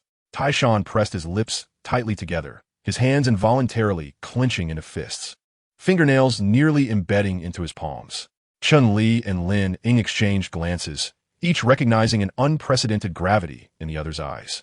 Xueling furrowed her brows, evidently racing to devise a response to such bizarre control and formidable attacks. Lin Yan's expression mirrored the tension, and he sighed internally. It seems I must reveal some hidden cards. Chapter 121. The finals commence. After several days of arduous travel, as the exclusive carriage team of the Tiando Royal Academy approached the legendary city, the clamor within the carriage gradually subsided. Everyone could not resist peering out the windows, gazing into the distance. The guiding teacher, Qin Ming, stood at the front of the carriage, pointing toward the increasingly distinct massive silhouette on the horizon. His voice tinged with barely concealed excitement and reverence. "Look, that is Spirit City." As they drew nearer, the grandeur of the scene became increasingly breathtaking. The immense white city walls were not merely erected upon the plain, but were ingeniously integrated with the rolling mountains behind, as if they were an extension of the mountains themselves. The walls towered into the clouds, their surfaces not composed of ordinary bricks and stones, but rather a type of colossal white rock refined through soul power. Sunlight cascaded upon them, revealing the faint glimmer of intricate soul guide patterns flowing within, exuding an indomitable and awe-inspiring energy. 6 colossal city gates, each corresponding to one of the 6 powerful spirit inheritances according to legend, stood majestically. At this moment, the central gate, the most magnificent of all, adorned with an angelic sculpture, had swung open, seemingly welcoming the talented youth from all directions. The caravan, amidst the throngs of people, slowly passed through the grand archway, as if traversing a veil of energy, revealing the astonishing sights within the city. Wow! Feng Lai was the first to succumb to his exuberance. The streets within the city were astonishingly wide, capable of accommodating dozens of carriages side by side. All the architectural styles were remarkably uniform, solemn, and sacred, predominantly featuring white tones interspersed with dazzling golden embellishments, with spire-like rooftops resembling countless swords pointing towards the heavens. The air seemed to be imbued with a pure and rich essence of soul power, invigorating the spirit. At the very heart of the city stood an immensely grand hexagonal palace complex, the core of Spirit Hall, the Papal Palace. It loomed like a deity seated upon a throne, emanating unparalleled majesty as it quietly surveyed the entire city and its multitude of inhabitants. Before the Papal Palace lay an unimaginably vast square, paved with impeccably cut giant blue stones, now teeming with a throng of people, the atmosphere ablaze with fervor.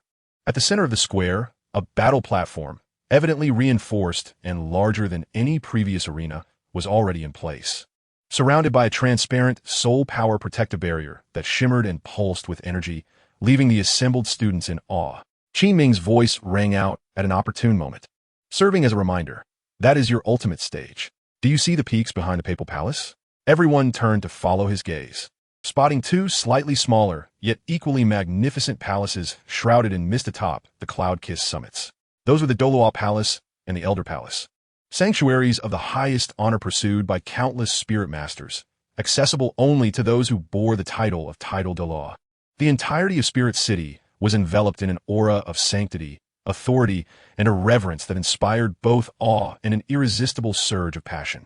The members of the Tiando team, whether the spirited Feng Lai, the composed Taishan, the calm Lin Yan, the meticulous Xueling, the perceptive Lin Ying, the vivacious Chun-Li, or the quiet Su Xiao, were all immersed in this profound awe, their hearts filled with unprecedented anticipation and tension for the impending battle. The following day marked the day of the finals. The sun seemed especially benevolent towards this sacred city, illuminating the golden dome of the Papal Palace with a radiant glow, reflecting an almost blinding brilliance.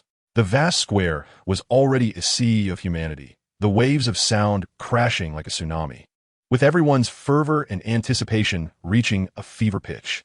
Suddenly, an indescribable, terrifying pressure surged forth, like a tangible tsunami, sweeping across the entire square without warning. The clamor of thousands fell abruptly silent, as if an invisible giant hand had seized their throats. All spirit masters felt their spirits tremble, the flow of soul power becoming sluggish. Those with slightly lesser cultivation turned pale, their legs trembling, barely able to resist the urge to kneel. A figure silently appeared on the highest balcony of the Papal Palace, as if she had always been there. draped in a resplendent papal robe adorned with purple and gold, crowned with a 9-curved golden diadem, and wielding a staff nearly 2 meters long, encrusted with countless dazzling gemstones. Her beauty was ethereal, devoid of any trace of age. Her demeanor was cold yet regal, reminiscent of an ice mountain snow lotus, and her deep purple eyes held the supreme authority to command the world. Coupled with an unfathomable power, merely by standing there, she naturally became the focal point of the entire universe, compelling all to bow before her. The Pope of Spirit Hall, Bibi Dong, a true title, Douluo reigning at the pinnacle of the continent. Her gaze swept across the densely packed crowd below, and anyone who met her eyes instinctively lowered their heads, unable to maintain direct contact. Her cold yet authoritative voice, not particularly loud, resonated clearly within the depths of every soul present in the square. I hereby declare the commencement of the Continental Senior Spirit Master Academy Elite Competition Finals. Immediately thereafter, a resplendent host, clad in crimson attire and possessing a resonant voice imbued with soul power, gracefully took center stage to exuberantly introduce both teams. First, let us extend a warm welcome to the Royal Academy battle team hailing from the Tiando Empire. Their captain, Liemo, at merely 16 years of age, he has already attained the formidable rank of a level 53 Assault Soul King. His martial spirit, the heavy mountain demon tiger, he stands as the most dazzling dark horse of this tournament, with unparalleled individual combat prowess. The vice captain, Taishan, at 20 years old, he is a level 44 defense soul master. His martial spirit, the ironclad rhinoceros, he serves as the team's most steadfast shield. Team member, Shui Ling, 19 years of age, a level 43 control soul master. Her martial spirit, the ice staff, the mistress of frost and snow. Team member, Feng Lai, 21 years old, a level 45 agility soul master. His martial spirit, the gale demon wolf, the embodiment of speed and ferocity. Team member, Lin Yan, 19 years old, a level 41 agility soul master. His martial spirit, the shadow leopard, an assassin lurking in the shadows.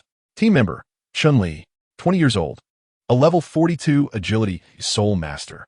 His martial spirit, the phantom leopard, an unpredictable hunter. And lastly, team member Su Xiao, at 20 years old, she is a level 41 support soul master. Her martial spirit, the healing staff, the guardian of the team's vitality. They have valiantly overcome numerous challenges, vanquishing the formidable Royal Academy of the Star Luo Empire, and stand here with indomitable will. Let us welcome them with thunderous applause. Amidst the resounding cheers, the 7 members of the Tiando team ascended the stage, their expressions grave yet their gazes resolute. On the other side, the host's voice rose again, announcing the formidable champions from our Spirit Hall, the Spirit Hall Academy Battle Team. Captain Mo Yuan, 22 years old, a level 53 Assault Soul King. His martial spirit, the Dark Moon Wheel. His attacks are enigmatic, and his strength unfathomable. Alongside Qi Liao, they are hailed as the twin prodigies of the Spirit Hall. Vice Captain Qi Liao, at 21 years old, he is a level 52 Assault Soul King. His martial spirit, the Flame Lord, possessing cataclysmic fiery power. Alongside Montak Yuan, they are celebrated as the twin prodigies of the Spirit Hall. Team member Xian Ming, 21 years old, a level 48 Defense Soul Master. His martial spirit, the Obsidian Shield, a symbol of absolute defense. Team member Gui Yen, 20 years old, a level 47 Agility Soul Master. His martial spirit, the Phantom Leopard, as lethal as a specter. Team member Huan Tong, 20 years old, a level 46 Control Soul Master. His martial spirit, the Illusion Pearl, a master of mental manipulation. Team member Shang Yan, 20 years old, a level 45 Support Soul Master. His martial spirit, the Wish Staff, a powerful all-attribute enhancer. Team member Yu Ying, 21 years old, a level 47 Agility Soul Master. His martial spirit, the Night Dagger, a blade in the darkness. They have achieved a flawless victory, crushing all opponents and advancing to the finals without contest. They are the most formidable contenders for the championship. Where are the cheers? The Spirit Hall team, amidst even more fervent applause, took to the stage, exuding an air of dominance, their gazes reflecting the pride and confidence of true champions. The two sides lined up, their eyes clashing in the air, as if they were igniting invisible sparks. The atmosphere tightened to an extreme. The referee raised his hand high and then swung it down emphatically, The match commences with a thunderous sound, almost instantaneously upon the announcement. Both sides swiftly activated their martial spirits, and the arena erupted into a veritable ocean of soul power. Brilliant soul rings, akin to stars, flickered to life, casting a kaleidoscopic glow across the expansive arena, leaving the audience in a state of awe.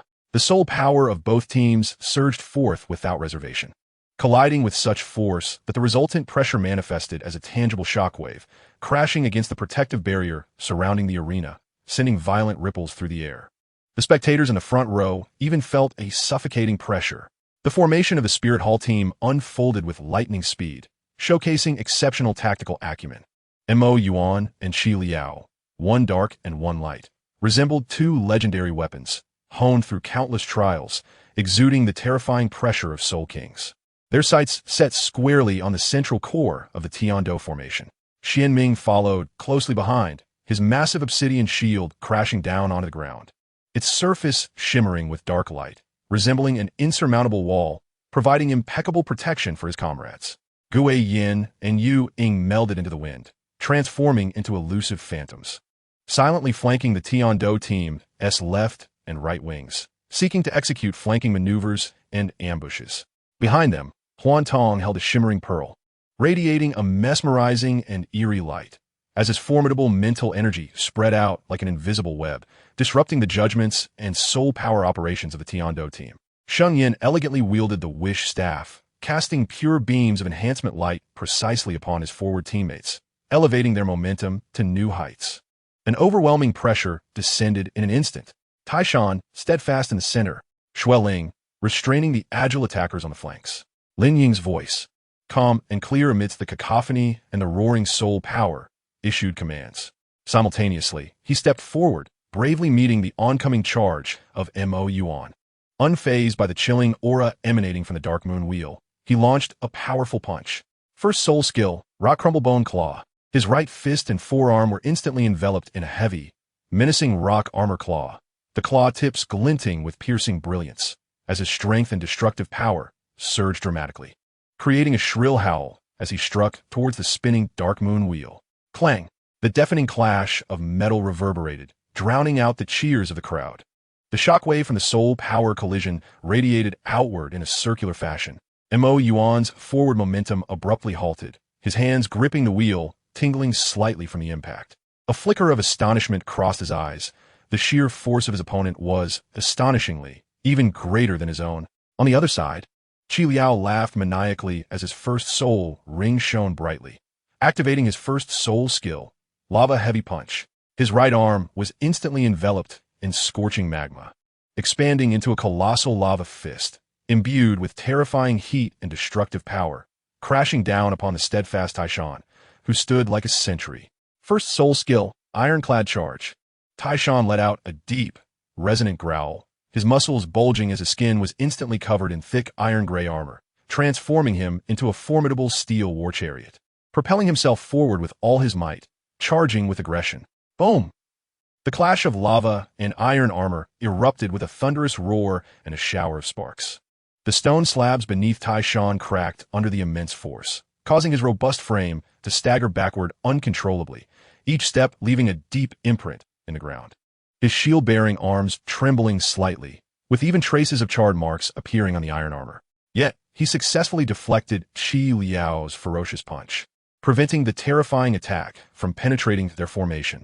On the flanks, Feng Lai transformed into a streak of azure light, accompanied by a wolf-like howl of wind, charging directly at the defensive Soul Master, Xianming. He understood that without breaching this impenetrable shield, the Tiando team's assault would struggle to genuinely threaten their core. Chun-Li swiftly activated his first soul skill, Mirage, instantly creating 3 or 4 indistinguishable copies of himself on the field, all nearly identical in appearance. Simultaneously rushing toward Gu Yin and Yu Ying, Lin Ying followed closely, attacking the two with incredible speed. However, Huan Tong's mental disruption acted like an omnipresent quagmire, causing their movements to lag imperceptibly behind their intentions, leaving them perilously vulnerable in every encounter, barely managing to defend themselves without any effective counterattacks. First soul skill, Ice Crystal Barrier.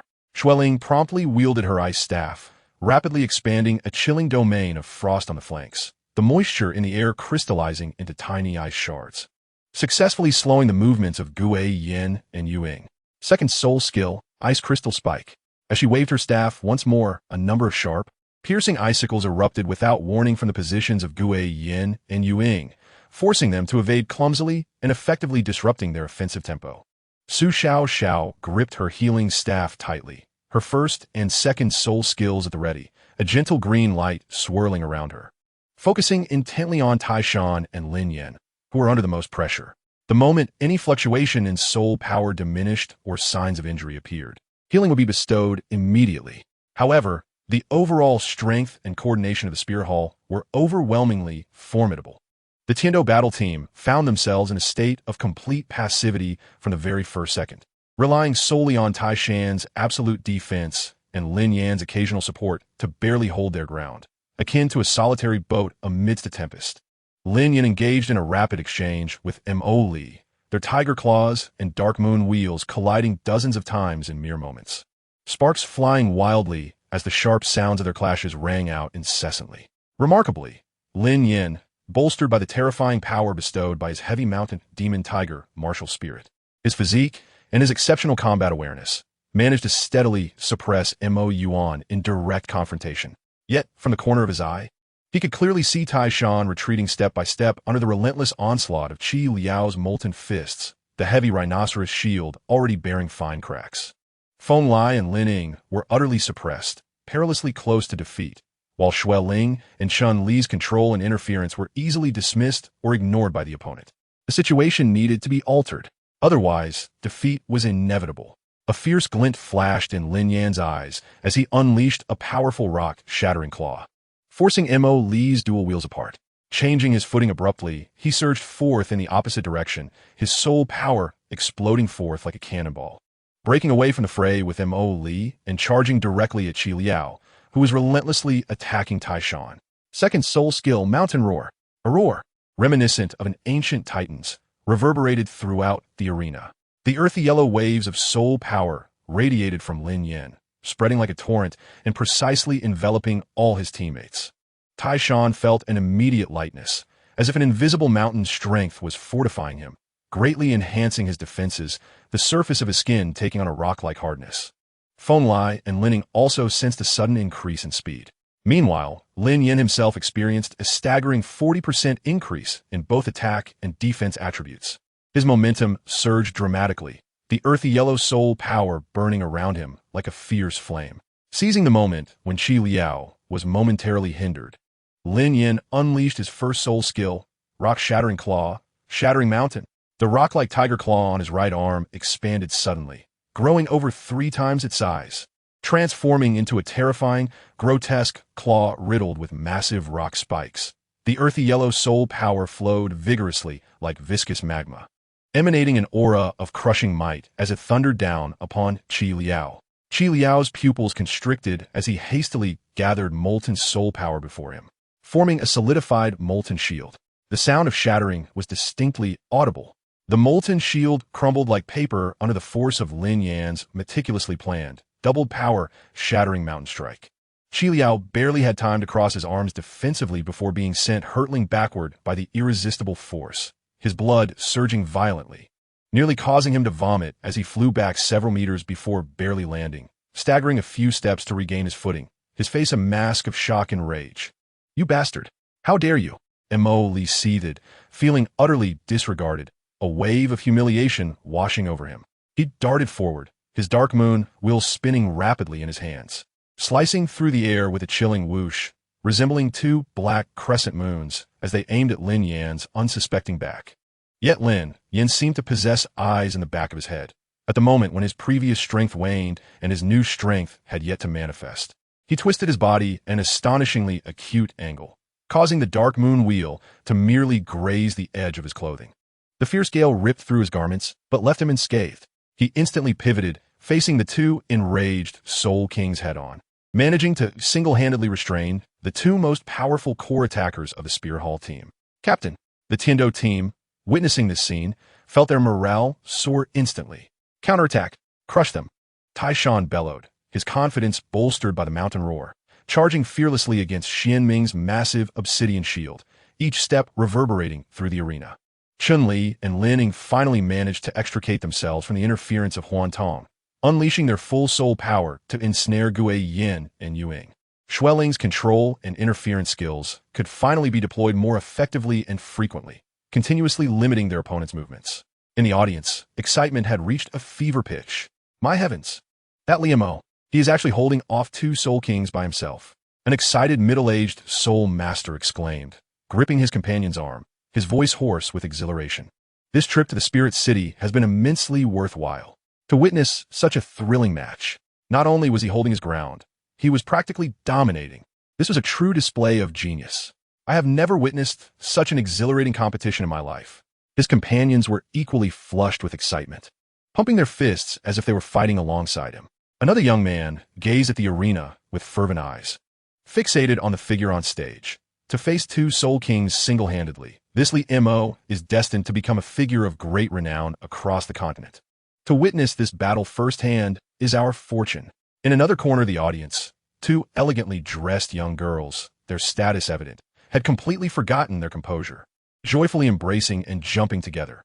Senior Li Mo is incredible, so powerful and composed. Did you see him evade that sneak attack just now? Absolutely magnificent. I saw it. From now on, I want to find a partner just like Senior Li Mo. Her companion echoed, her eyes sparkling, her cheeks flushed with excitement. It was not only they. The entire audience was enveloped in an atmosphere of immense satisfaction and exhilaration. Young soul masters from various kingdoms and principalities were enthralled, even forgetting to cheer for their originally favored teams, completely absorbed in this unexpectedly high-level competition. This was a true soul fighting contest. I hope to stand on such a stage one day, a young man from a remote province murmured, his eyes filled with boundless longing and envy for the figures on the stage, as if solidifying a resolve within him. I have made up my mind. I will go to Rock Ridge City. Whether seasoned soul masters or ordinary citizens, smiles of fulfillment radiated from their faces. They felt genuine excitement and joy for witnessing such a high-level, intense, dramatic clash of geniuses. Cheers, gasps, and fervent discussions intertwined, merging into a sea of jubilation, clearly demonstrating that the brilliance of this final match had exceeded everyone's expectations, delivering an unparalleled viewing experience. The battle on the arena continued, with the Spirit Hall maintaining its dominance through its profound foundation and superior overall strength.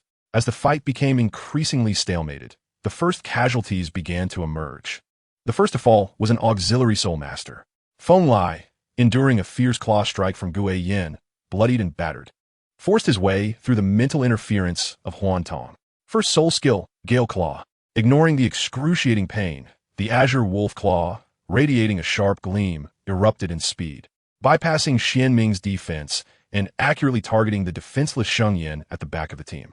Sheng Yin gasped, attempting to evade. But how could one lacking offensive capability escape the full-force strike of a speed-type soul master? The protective soul power enveloping her was torn apart in an instant, as she was forcefully sent out of the arena by Feng Lai's assault. Yet, due to this daring escapade, Feng Lai found himself with a gaping vulnerability, and was struck in the lower back by a cunning shadow thrust from the side, letting out a muffled groan before crashing heavily to the ground, subsequently being declared out by the referee. Immediately following, Su Xiaoxiao, in a bid to rescue Chun-Li, whose arm had been scorched by the area's soul skill, lava eruption, unleashed the brilliance of her staff, channeling her second soul skill, healing breeze, with all her might. A gentle green light swiftly mended Chun-Li's wounds, yet she, having expended a considerable amount of soul power in an instant and being impacted by the explosive aftermath, turned pale and collapsed weakly to the ground, losing the ability to continue in the competition. Witnessing Su Xiaoxiao leave the arena to save him, Chun-Li was overcome with a mix of sorrow and rage, his eyes turning crimson as he activated his third soul skill, Phantom Leopard Blitz, his body transformed into a series of elusive, ghostly afterimages. Recklessly launching a fierce assault on the just-executed lava eruption from Qi Liao, his claws slashing wildly. However, Qi Liao merely snorted disdainfully, the molten lava swirling around him. As he unleashed his second soul skill, Lava Armor, the searing lava effortlessly incinerated all of Chun-Li's attacks, deflecting them with ease. And with a casual wave of his hand, a tongue of magma erupted forth, sending the exhausted Chun-Li flying out of the arena. On the other side, the battle between Lin Ying and the Shadow had reached a fever pitch. Both combatants renowned for their speed, their silhouettes colliding and separating on the stage. The clang of claws and daggers ringing like a relentless downpour. Ultimately, Lin Ying, enduring injury to inflict injury, utilized his second soul skill, Shadow Strike, taking a dagger thrust from the Shadow directly while simultaneously delivering a fierce blow to the Shadow's chest with his claws. Both spat blood as they were sent flying, tumbling out of the arena. The stage above became suddenly desolate. On the side of the Tiando Royal Academy, only Lin Yan, Taishan, and Shui Ling remained. Meanwhile, the Spirit Hall Academy still had Mo Yuan, Qi Liao, and the Control-type Soul Master, Illusory Eye, although all had suffered some depletion. Their overall strength still held an undeniable advantage. The true decisive battle was just about to commence. The air felt as if it might solidify, a tremendous pressure enveloping the remaining Tiando team members. Chapter 124. The Final Symphony of Ice and Earth, Revisited. Shui Ling. Lin Yan's roar penetrated the cacophony of soul power colliding, carrying an undeniable resolution. Martial spirit, true body armor. Hearing his voice, Shui Ling hesitated not for a moment. With a resolute cry, she fervently channeled every last bit of her dwindling soul power into the cold ice staff in her grasp. In an instant, the crystalline staff erupted with a resplendent ice-blue radiance, as if she held a star of extreme cold. The light, like a living entity, swiftly spread upwards along her hands gripping the staff. With a chilling soul power flowed, a magnificent and resilient blue ice armor rapidly took form. First, it enveloped her arms, the armor's lines flowing seamlessly, resembling ice crystals that had naturally grown, with sharp ice spikes extending from the backs of her hands and snowflake pattern protection at her elbows. Next, the ice blue energy cascaded down her waist and legs, rapidly forming leg armor of the same material, wrapping around her elongated limbs, with reinforced structures resembling clusters of ice crystals at her knees, while the armor on her shins appeared particularly thick and sturdy. The ice blue light gradually converged at her ankles, forming battle boots akin to stepping upon frozen ground. The entire process unfolded with astonishing speed. In the blink of an eye, a complete set of blue ice martial spirit true body armor had adorned Shui Ling. The cold ice staff and this armor resonated in harmony, exuding an aura of unyielding chill. Though the soul power consumption was immense, her momentum peaked at the moment the martial spirit true body armor enveloped her. Fourth soul skill, Ice and Snow World. No longer merely a cold mist or ice crystal, but a true domain had descended, centered around her. An extreme cold surged forth like a tidal wave, instantly engulfing half of the arena. The moisture in the air froze into visible blue ice dust, cascading downwards. The arena's surface rapidly became coated in thick, solid ice, which continued to intensify and spread. The molten lava surrounding Qi Liao seemed doused with ice water, its brilliance dimming abruptly, emitting hissing sounds as its movements grew sluggish, akin to being mired in the depths of winter. Illusory, I shuddered violently. The bone-chilling cold not only assaulting his body, but also causing a momentary rigidity in his mental waves. Yet this was merely the prelude. Almost simultaneously as the ice and snow world unfolded, Lin Yan's heavy foot descended. Fourth soul skill, Earth Vein Tremor. This tremor exceeded all previous instances. No longer localized shaking, but the entire colossal arena quaked violently, groaning as if a dragon of the earth was stirring beneath. Enormous stone slabs were uprooted by terrifying force, shattering. Countless sharp, robust, soil-colored spikes of soul power erupted chaotically, not only piercing towards the ensnared Qi Liao and Illusory within the ice and snow, but also completely altering the arena's terrain, creating vast fissures and obstacles. Their speeds were forcibly diminished once more, as the ground became impossibly smooth, while they also had to evade the deadly assaults erupting from beneath their feet, rendering them utterly beleaguered. However, this was merely the overture. With a fierce thrust of his arms, Lin Yan propelled forward, the ethereal shadow of the heavy mountain demon tiger behind him unleashing a thunderous roar. Third soul skill, Tiger Roar Sandstorm Tear.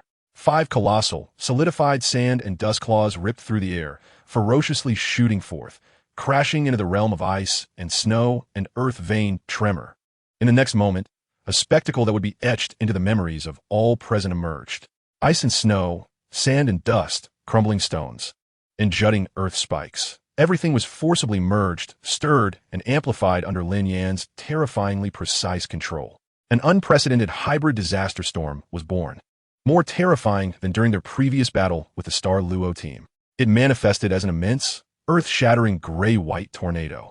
The outer edges of the tornado whirled chaotically, laden with sand, rock, and ice crystals capable of slicing through steel, while its core brimmed with extreme cold and incessantly stabbing rocks. The howling of the gale echoed like the lamentations of countless soul beasts, intermingled with the crackling of colliding ice and the thunderous grinding of stone. The energy wave emanating from the entire storm warped the protective barrier around the arena, flickering ominously as if it would shatter at any moment.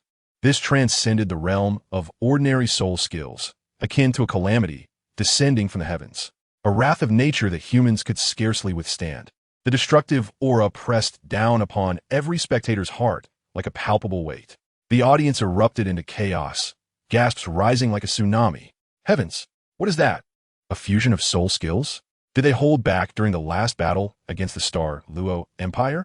Terrifying. Is such power truly within the realm of soul ancestors and soul kings? Monsters. All of them are monsters. Countless individuals instinctively rose, craning their necks, staring in awe at the apocalyptic scene unfolding upon the arena, their faces alight with shock, fear, and a sense of insignificance. Even atop the high platform, the Pope Bibi Dong, her usually placid purple eyes flickered with a trace of unusual brilliance, her gaze momentarily resting on Lin Yan and SoulLand. The storm mercilessly swept toward the ensnared Qi Liao, illusory eye, and the partially freed Mo Yuan, poised to engulf all three. Just as the calamity was about to unfold, Mo Li, positioned at the storm's edge, flashed a smile. He abruptly tore open his shirt, revealing a robust torso. Astonishingly, his right arm's bones radiated a blinding golden light akin to the sun, as if a golden liquid coursed beneath his skin. At the center of his chest, an extraordinary bone protruded, emanating a steady, profound, earthy glow. Soul bones! Soul bones! A perceptive audience member gasped in astonishment. And not just one, but two. One for the right arm, and one for the torso. Good heavens! The Spirit Hall has indeed bestowed such a precious soul bone. Gasps of astonishment reverberated throughout the arena, infused with envy, jealousy, and disbelief. Soul bones, the coveted treasures of all spirit masters. The right arm, soul bone skill, blade of the breakthrough. The torso, soul bone skill. Immovable fortress. Mo Yuan bellowed furiously. He swung his right arm forward with great force, unleashing a massive golden blade of light, intensely condensed, seemingly capable of cleaving through all existence, which violently sliced into the devastating tempest. Simultaneously, the soul bone on his chest radiated an overwhelming glow, forming an incredibly solid, earth-colored shield, as formidable as a mountain, that steadfastly protected both himself and his nearby allies, Qi Liao and Huan Tong. The piercing sound of tearing fabric echoed, even overpowering the roar of the storm. That disastrous tempest, merging three soul skills, was forcibly ripped apart by the indomitable golden blade, creating a vast breach. In the next instant, Mo Li's figure shot forth from the gap like a specter, the residual power of the blade of the breakthrough and his entire soul force coalescing, propelling him an unimaginable speed straight toward the nearly exhausted, pale-faced SoulLand. This was a lethal strike infused with the power of two soul bones. Not a chance, he declared, activating his fourth soul skill, Skin of the Rhinoceros King. The unyielding rock formation, Iron Mountain, already poised and awaiting Lin Yan's command, unleashed the loudest roar of his life. He channeled all his soul power into this. His skin instantly transformed, becoming as resilient as the thick hide of an ancient rhinoceros, while a colossal phantom shield, embodying all his soul power, appeared defiantly in the path of Mo Yuan's assault, like the most steadfast fortress. Boom! The deafening collision sent tremors through the entire Pope's Plaza. The golden radiance and earthy light collided fiercely, splintering and annihilating. The shield phantom in Iron Mountain's grasp shattered inch by inch, blood spewing from his mouth in a tragic arc through the air, and he was sent hurtling backward like a kite with its string cut, crashing heavily against the edge of the arena, rendered completely unconscious. Yet, with his will and life, he accomplished his mission of protection, steadfastly blocking this fatal strike. Chapter 125, roar. The final trio, meanwhile, Huan Tong's mental piercing, gathering the last vestiges of his power, struck like an invisible, venomous needle, precisely piercing into Lin Yan's sea of consciousness. However, the anticipated scene of Lin Yan screaming in agony did not manifest.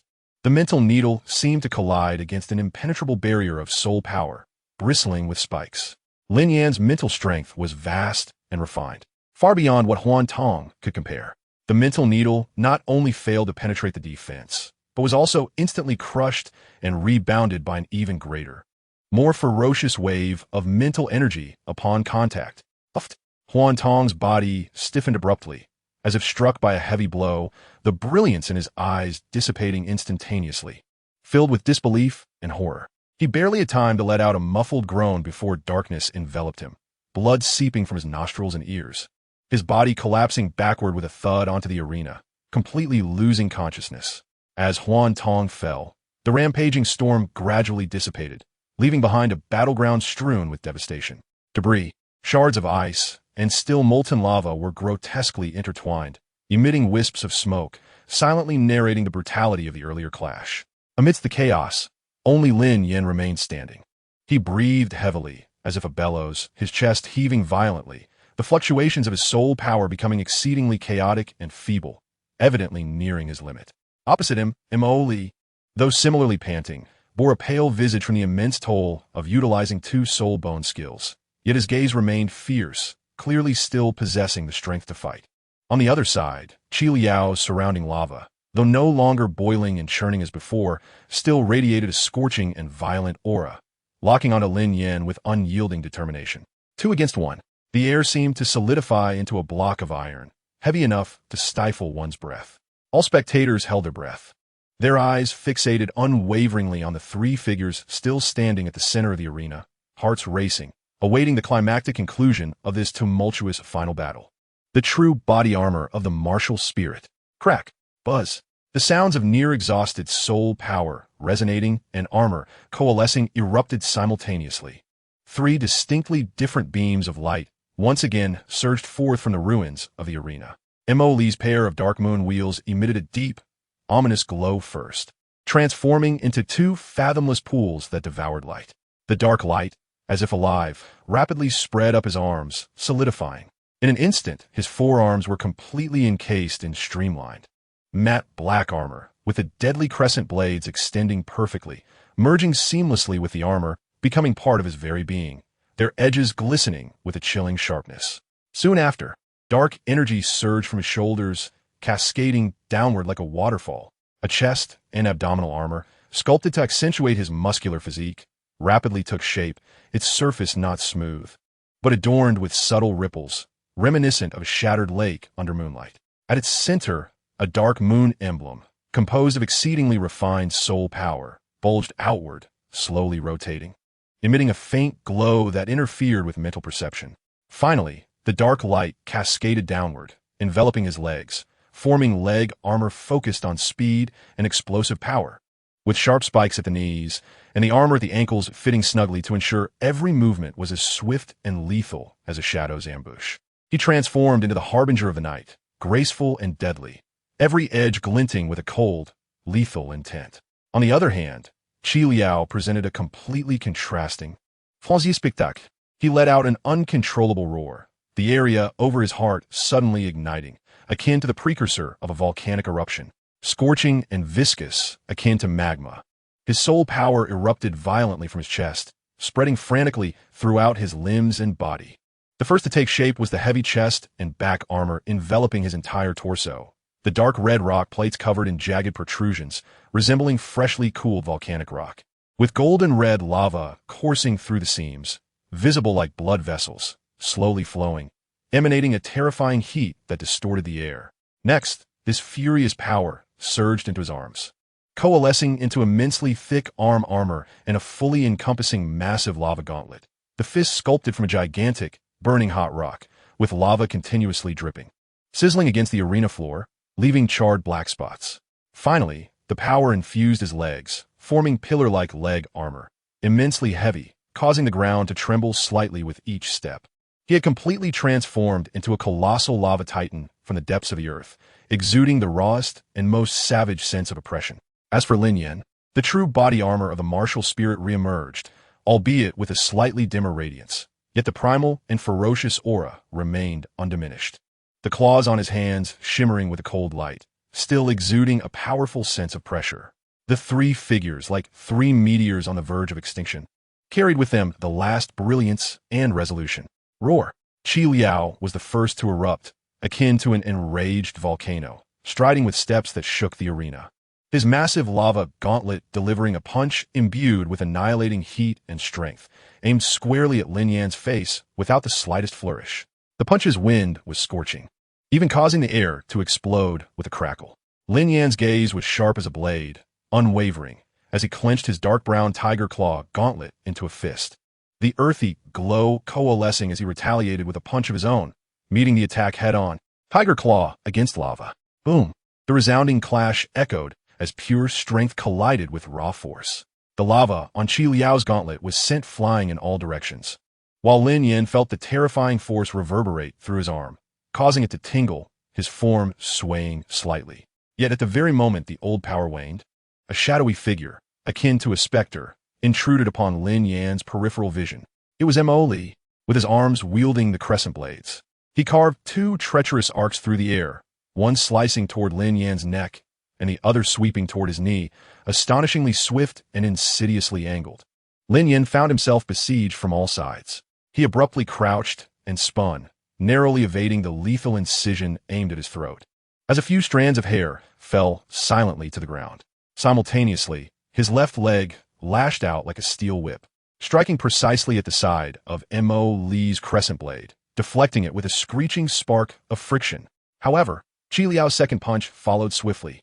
The massive molten fist descended like a meteor, sealing off Lin Yan's retreat. He was ensnared in a tempestuous onslaught from both adversaries. It was as if he were dancing upon the edge of a blade, pushing his combat awareness and instinctual prowess to the utmost limits. Bang! Bang! Clang! Hiss! The arena reverberated with the exhilarating cacophony of their clashes. Lin Yan's tiger claws, whether in the form of fists or talons, were fierce and dominating, colliding with Qi Liao's molten punches time and again, each impact unleashing a remarkable shockwave. Concurrently, he had to employ an agile and elusive movement to evade and block Mo Li's unpredictable and deadly crescent blade cuts. The dark brown tiger claws clashing rapidly with the shadowy crescent, their speed rendering them mere blurs of light. Mo Li's attacks slithered like venomous serpents in the night, silent yet lethally precise, always striking from the most unexpected angles. In contrast, Qi Liao's assaults resembled volcanic eruptions, imbued with devastating force, each punch seeking to obliterate its target with sheer strength. After a fierce exchange with Qi Liao, Lin Yan utilized the momentum to execute a backflip, channeling his soul energy into his legs as he forcefully kicked towards Mo Li's chest, who attempted a sneak attack. Mo Li crossed his arms to block the crescent blade, leaving deep gashes upon Lin Yan's armor. Yet he too was pushed back by the overwhelming force. Seizing this fleeting opportunity, Qi Liao unleashed a heavy uppercut aimed at Lin Yan's exposed abdomen. Mid-air, Lin Yan twisted his body, crossing his claws downward. Boom! Although he managed to shield himself from most of the impact, he was still jolted, blood surging within him as he flew backward.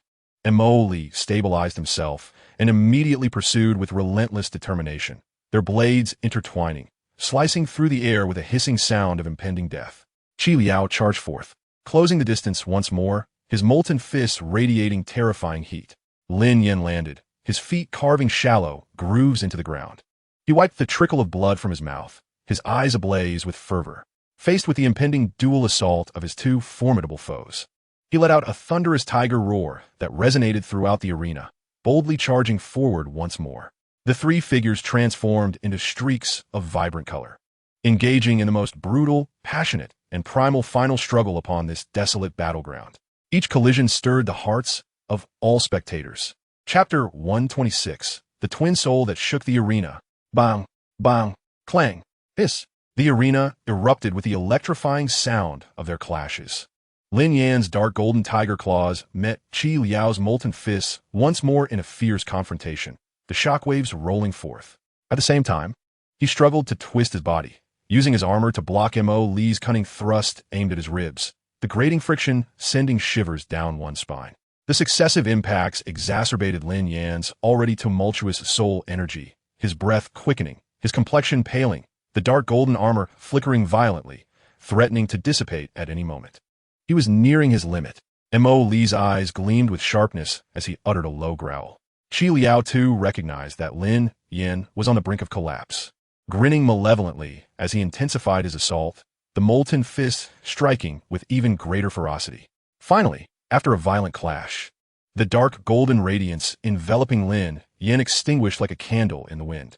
The heavy magic tiger armor emitting a mournful wail before shattering into specks of golden light that vanished into the air.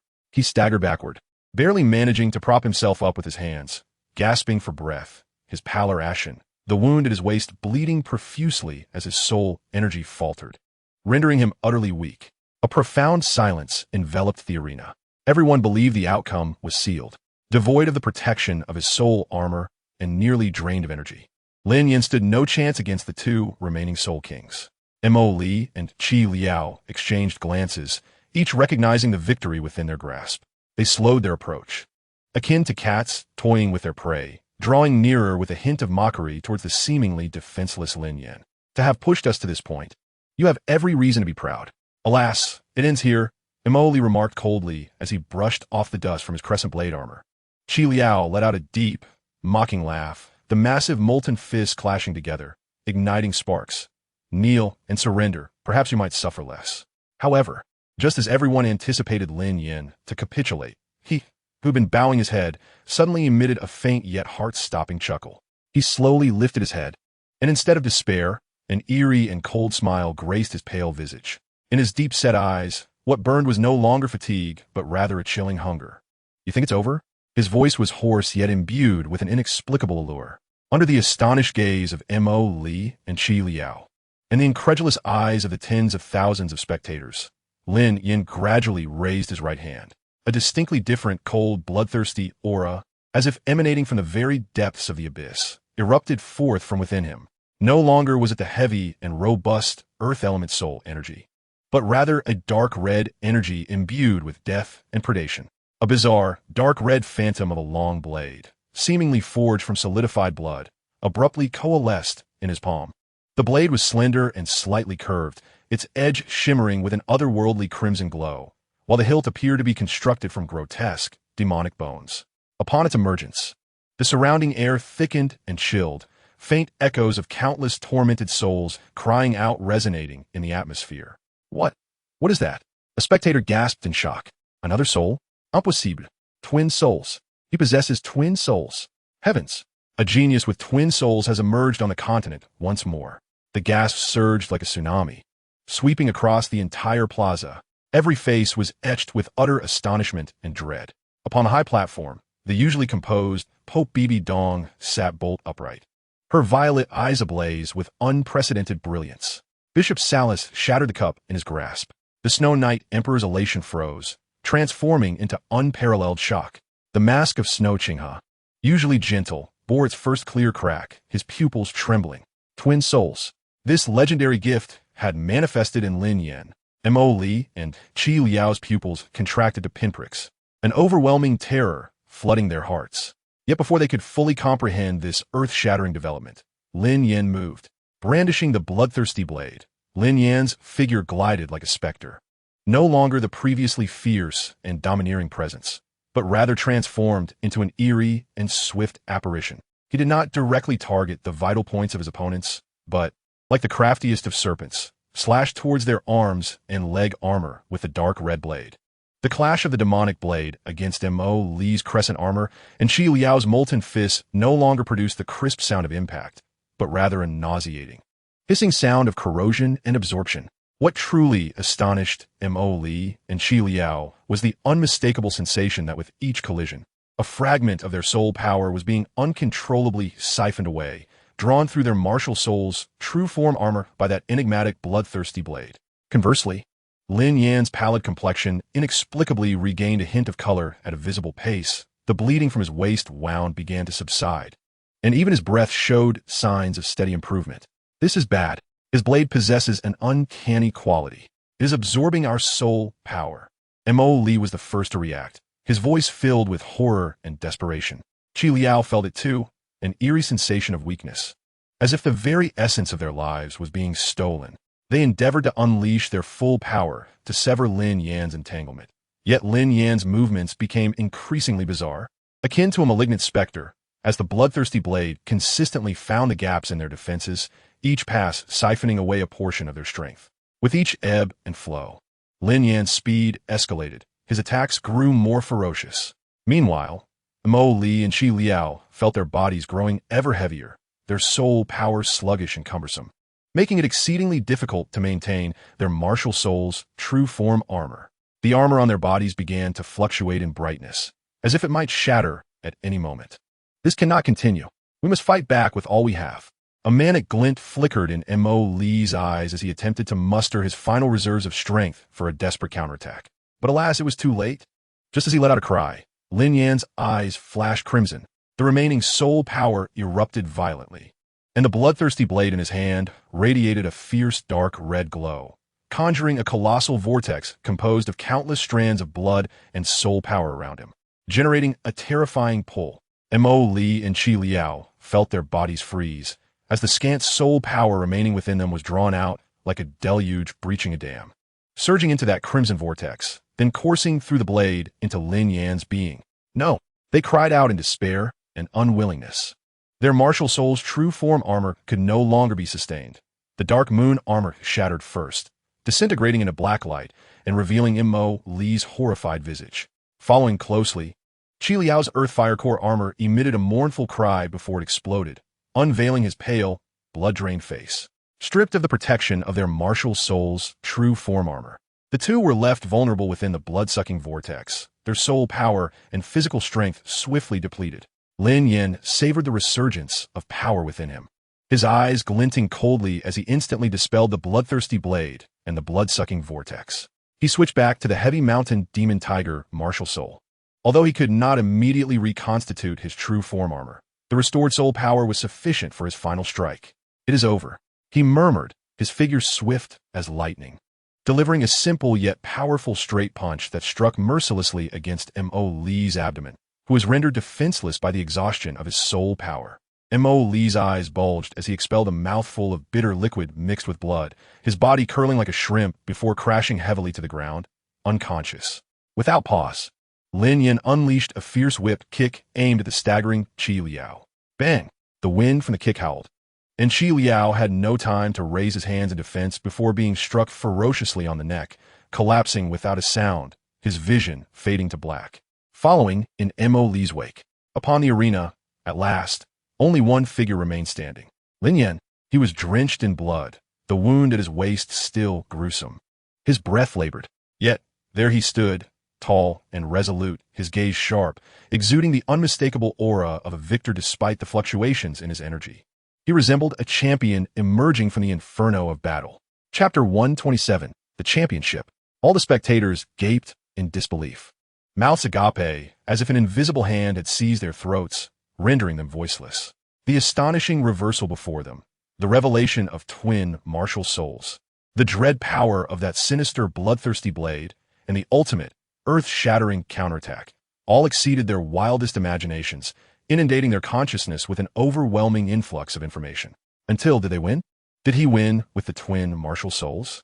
A faint, trembling, incoherent voice filled with utter shock and uncertainty emerged from a corner of the audience, as if still grappling with the unfathomable spectacle they had just witnessed. The next moment, an eruption, like a volcano that had lain dormant for millennia. The entire Pope's square erupted into chaos. The prior silence was replaced by an even more fervent tide. They won. The Tiando Royal Academy triumphed. Twin martial souls. He possesses twin martial souls. Champion. The championship belongs to the Tiando Empire. Oh, incredible. Amazing. What have I just witnessed? This is worth a lifetime. Gasps of astonishment, ecstatic screams, shouts distorted by shock, and roars of elation merged into a cacophony powerful enough to shake the heavens. People leapt in frenzy, embraced one another, waved anything they could grasp, tears and smiles mingling on their faces. This victory, illuminated by the revelation of twin martial souls, took on a legendary hue, propelling everyone's emotions to unprecedented heights. The host, driven to the brink of breaking voice, even choked with emotion, shouted through the soul guide. Attempting to surpass the frenzied clamor, it is over. Everything has concluded. A historical moment. A legendary epic finale. We have witnessed the birth of the legendary twin martial souls. The victor, the Tiando Royal Academy. The champion, Lin Yan. Let us offer the most fervent, passionate cheers and respect to this young man who has created a miracle. He is the unequivocal champion, a living legend. Lin Yan.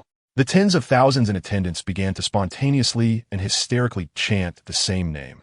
The waves of sound rising higher and higher, merging into an overwhelming tide of honor, admiration, and indescribable shock, crashing against the weary yet proud figures standing on the arena. Below the stage, those already rescued and revived by medical personnel, including Taishan, Feng Lai, and Shui Ling, had completely forgotten their injuries. Supporting each other, their expressions had shifted from initial joy to a state of utter, dazed astonishment. Twin martial souls. Taishan forgot to pound the ground, merely mumbling in disbelief. Feng Lai's long howl caught in his throat, morphing into a meaningless gasp. Shui Ling covered her mouth, tears streaming down her face.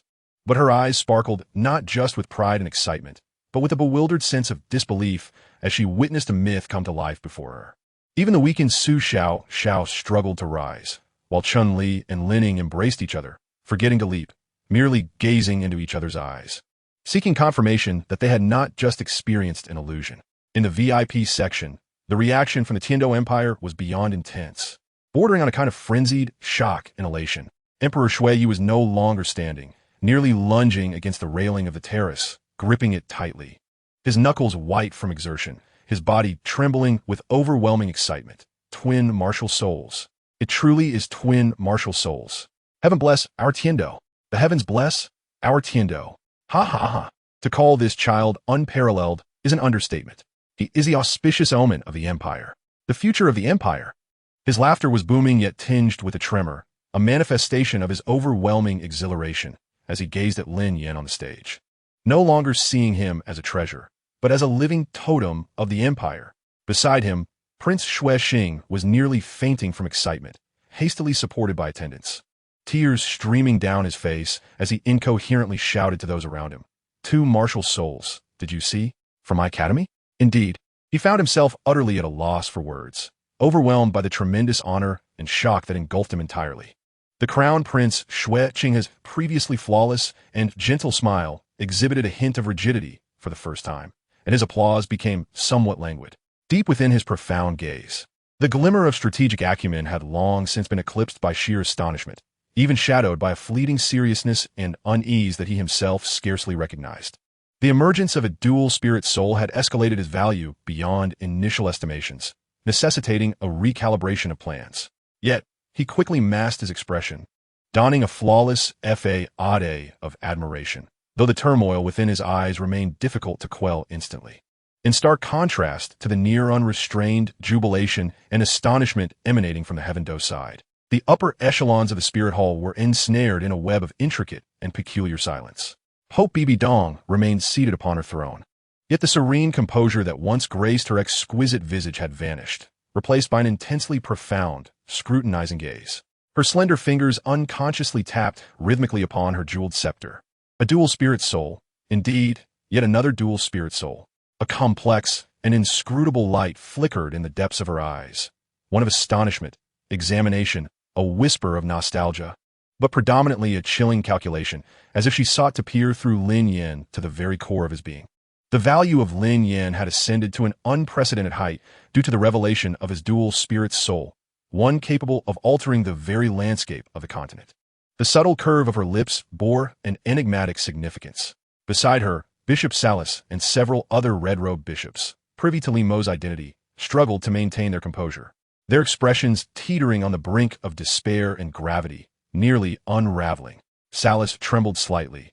It was not rage, but an overwhelming, ineffable excitement mingled with a euphoric disbelief akin to being struck by a heavenly pie. A dual spirit soul. It was indeed a dual spirit soul. Ha ha ha. The spirit hall is favored by destiny. He clenched his teeth tightly, fearing he might burst into uncontrollable laughter, resulting in facial muscles that twitched grotesquely. The tumult within them surged far more intensely than that of the Heaven Do Empire. Victory! An overwhelming triumph. Li Montauk, you have truly bestowed upon us an extraordinary surprise. They envisioned the future, the unparalleled genius possessing a dual spirit soul, supported by the Spirit Hall, orchestrating a devastating blow to the Heaven Do Empire. The glory and astonishment of the present would transform into the most lethal poison in time. The taste of betrayal would become astonishingly sweet due to the extraordinary talent Lin Yan had displayed at this moment. They desperately averted their gazes, concealing the near-overflowing madness and anticipation akin to hunters witnessing a rare treasure fall into a trap. After a prolonged interval, amidst the deafening and fervent cheers heralding the dual spirit soul, the referee finally managed to step forward with great difficulty, his voice trembling and barely coherent, formally announcing, the champion of the Continental Advanced Soul Master Academy Elite Competition, the final victor, is the Heaven Do Royal Academy. With the proclamation, the audience's cheers reached an unprecedented crescendo. This time, all exclamations were inextricably linked to the phrase dual spirit soul. Golden ribbons cascaded from the heavens, symbolizing the highest honor as the champion's reward was gradually presented. Lin Yan stood at the center of the arena, bathed in golden sunlight and the fluttering ribbons, listening to the resounding echoes of his name and the incessant exclamations of dual spirit soul. His gaze swept across the VIP section, absorbing the myriad expressions of shock, ecstasy, complexity, and suppressed greed, his heart icy with amusement. He had deliberately employed another spirit in the finals to enhance his own value. Now that the plan was complete, it was time to reap the rewards from these influential figures. Chapter 128. The Machinations of Various Forces. The fervor of victory gradually subsided. Yet the fervent atmosphere in the Spirit Square did not wane. Rather, it transformed into a more solemn and anticipatory sense of ceremony. The enormous arena was swiftly cleared and adorned with a vibrant red carpet. Next came the most traditional segment of the Continental Advanced Soul Master Academy Elite Competition, the award ceremony. Firstly, representatives from the three major powers delivered brief speeches. The envoy from the Star Luo Empire wore a grim expression, his tone rigid as he extended congratulations. Yet his words belied a sense of disappointment and reluctance, hastily concluding his remarks. The representative from the Heaven Do Empire was none other than Prince Shui Qinghe himself. His voice, as warm as jade, resonated through the soul guidance devices across the square, articulating commendations and encouragement for the Heaven Do team, particularly Lin Yan, embodying the Empire's grandeur while unabashedly expressing a desire for and appreciation of talent, eliciting waves of cheers from the crowd below. Finally, all eyes turned to Pope Bibi Dong. She rose slowly, her mere presence commanding silence without the need for excessive words, exuding an indescribable majesty and powerful aura that quieted the square. Her remarks were brief yet impactful, affirming the caliber of this competition, praising the efforts of all participating teams, and ultimately extending her congratulations to the champions. Her tone calm, yet imbued with undeniable authority. As her voice faded, a solemn squad of palace knights approached the stage, bearing a beautifully crafted jade platter, upon which lay a red silk cover, yet beneath it emanated a formidable wave of energy that left the audience awestruck. At this moment, the members of the Heaven Do team reappeared, after a brief yet effective treatment. Though their faces retained a pallor and their soul power was far from restored, they at least donned tidy uniforms, their injuries under control, and their spirits significantly lifted. Lin Yan, with his waist wound properly bandaged, wore a black and gold uniform that, despite the fatigue etched upon his brow, he stood tall and resolute, his gaze sharp, leading the team at the forefront. Iron Mountain, Feng Lai, Xueling, and others followed closely behind, their faces radiant with excitement and pride. Although they had imagined themselves as champions, in this very moment, no one could suppress their exhilaration. They formed a line, receiving the adulation of the entire audience. Cheers erupted anew, though this time, they were tinged more with admiration and blessings. Bibi Dong's gaze swept over the seven, lingering on Lin Yan for a fleeting moment before she slowly unveiled the red silk covering the jade platter. In an instant, a soft yet vibrant azure glow radiated outward, revealing a piece of bone that shimmered in a deep turquoise, shaped like a bird in flight, with what appeared to be a liquid energy flowing gently within, resting quietly upon the jade platter. The energy it exuded far surpassed that of ordinary soul bones. The host's voice trembled with excitement as he proclaimed, "According to tradition, the champion team will receive a rare soul bone reward provided by the Spirit Hall. For this competition, after discussions between the Spirit Hall and the two great empires, it has been decided to elevate the reward. What lay before you now is a premium soul bone with an age of 60,000 years, the left arm bone of the Azure Luan soaring in the sky. 60,000 years. Heaven above. Wasn't the previous record capped at 30,000 years? They have unexpectedly elevated the reward level at the last moment. And such a rare agility-type soul bone." Gasps of disbelief and astonishment rippled through the crowd. While previous championship rewards had been precious, they typically hovered around the 30,000-year mark. This doubling of the reward was indeed a grand gesture. Only the high-ranking officials in the VIP section were aware of the truth. This soul bone was originally valued at 30,000 years. Yet Lin Yan's display of terrifying strength and that astonishing dual spirit soul talent during the finals compelled the Spirit Hall and the Heaven Do Empire to coincidentally decide to increase the stakes.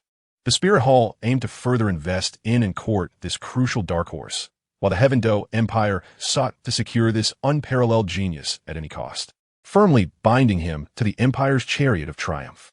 Though the Star Luo Empire's heart bleeds, it is compelled by pride and convention to stubbornly maintain its share. This unexpected bounty left the members of the Tiando battle team momentarily dazed, soon followed by an overwhelming ecstasy. Feng Lai's eyes widened in astonishment. The left arm bone of the Qing Luan soaring through the sky resonated perfectly with his windstorm, twin-headed wolf, martial spirit. At that moment, he was already contemplating how to acquire this soul bone for himself. Bibi Dong personally presented the jade platter containing the soul bone to Captain Lin Yan. Taking a deep breath, Lin Yan stepped forward and reverently accepted it with both hands. The instant he grasped it, he could feel the immense energy and ethereal essence contained within. "Thank you, Your Holiness, for your generous bestowal," Lin Yan stated calmly, neither overly humble nor arrogant. Bibi Dong nodded slightly, her gaze profound. "This is the honor you rightfully deserve. May it assist you on your future path as a soul master." Her words, seemingly plain, carried an undercurrent of deeper significance. As the award ceremony concluded and the audience anticipated dispersing, the resounding voice of the Snow Knight Emperor echoed once more. "Hold on." All eyes once again focused on the VIP section.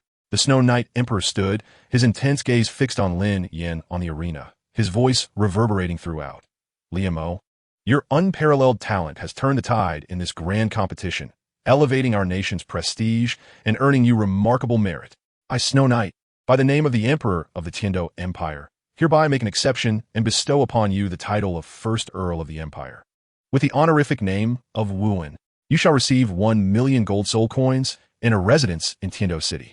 I trust you will diligently cultivate and continue to serve the Empire." The Emperor's proclamation was a direct elevation in rank, skipping over the titles of Baron and Viscount to grant the esteemed title of Earl, along with the title of Wuan, symbolizing martial strength and stability. Such was the magnitude of this honor and favor. The crowd erupted in astonishment, casting countless envious, jealous, and awed glances towards Lin Yan, their murmurs rising and falling. "Is this real? An earl at merely a teenager? I heard Liamo is only 16. Isn't that excessive? Does this mean he can participate in the next Soul Master competition? Might he even become a Soul Emperor by then?"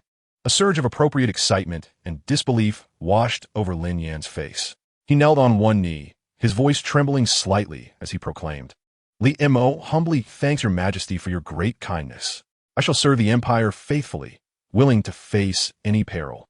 As he bowed his head in gratitude, no one noticed the swift, discreet glance he cast towards the area where the high-ranking members of the Spirit Hall were seated, momentarily locking eyes with Bishop Salas.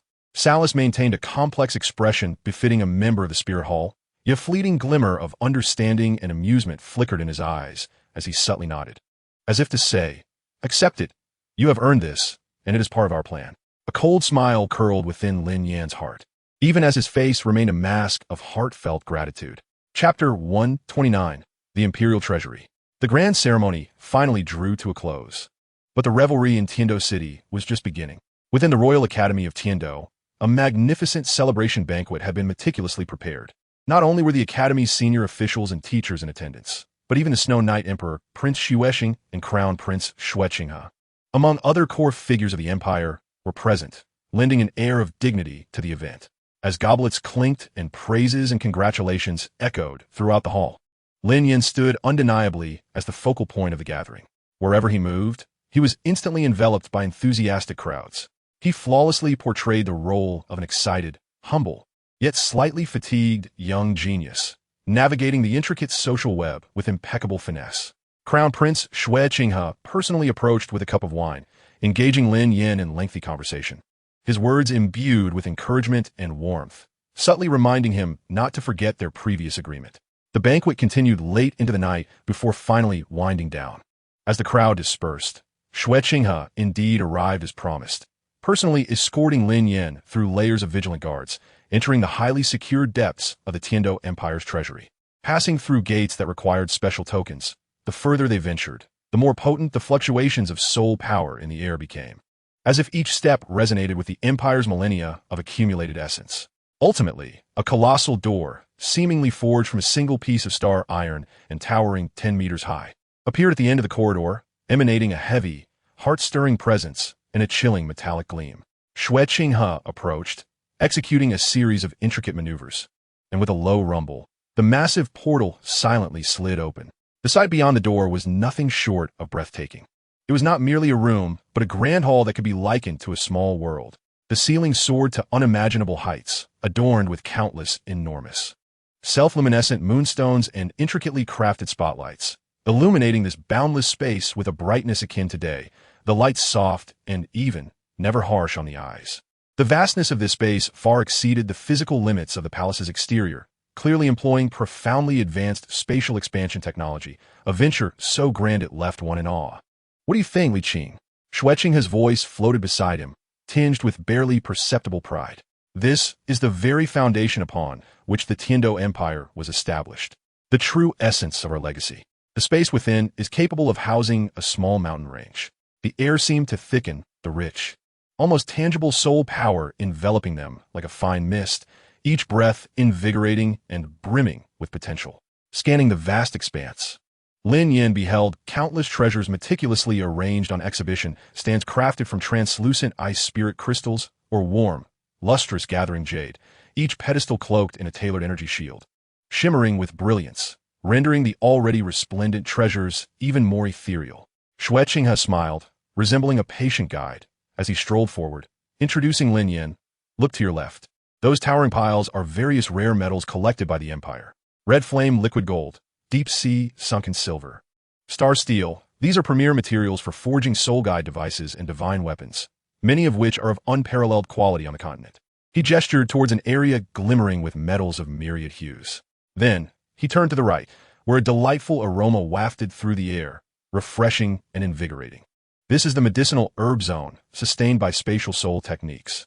The 1,000-year snow, ginseng, and spiritual mushrooms are commonplace. However, that one emitting a radiant glow is the 10,000-year Yuxi Q Lu, renowned for its extraordinary detoxifying properties. And the golden tulip nearby is the 10,000-year Q Lu YJN, known for its ability to strengthen the foundation of one's being. His tone remained calm, yet the secrets he revealed would surely send soul masters from the outside world into a frenzy. His gaze swept across the central area, where various soul guide devices floated, from ancient battle armor to intricate modern contraptions, all emitting powerful vibrations. Some of these soul guide devices originated from ancient relics, their powers said to be unfathomable. Yet no one knows how to operate them. They remain as collectibles. Finally, he pointed towards the innermost sanctum of the treasury, where the light was most dazzling, and the intense fluctuations of soul power almost manifested as a solid beam. This was the soul bone area, harboring the Empire's most treasured spoils and legacies. The lowest quality of these soul bones was at least 10,000 years, and among them lay one piece nearing the 100,000-year mark, a true treasure of the treasury. Shui Qinghe closely observed Lin Yan's reaction, noticing his astonishment, yet devoid of any semblance of greed or loss of composure, which only heightened his admiration. He smiled gently, yet his tone shifted. "Li Qing, your resolute spirit and broad vision truly set you apart. To maintain your integrity in the face of such a treasure trove is indeed a boon for the Empire." Rather than approaching a specific area, he gestured invitingly. guiding Lin Yan to meander through the vastness of this treasure trove with an air of casual exploration.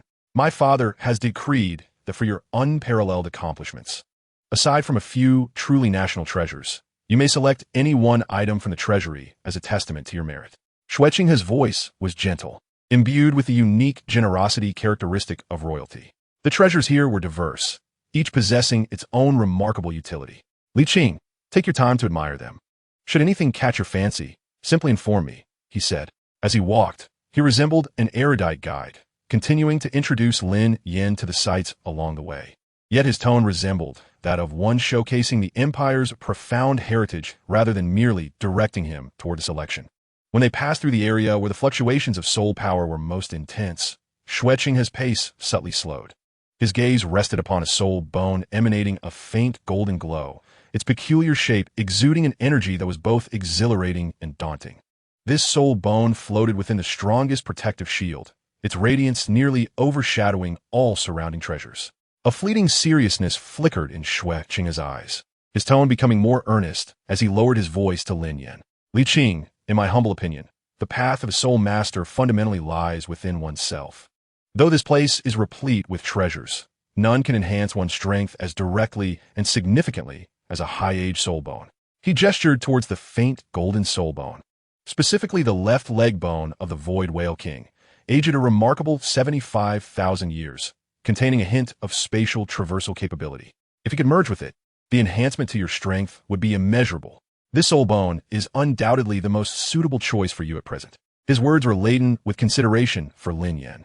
Yet a tinge of regret surfaced as his voice dropped further, carrying a hint of caution. However, Li Qing, there is something I must remind you of.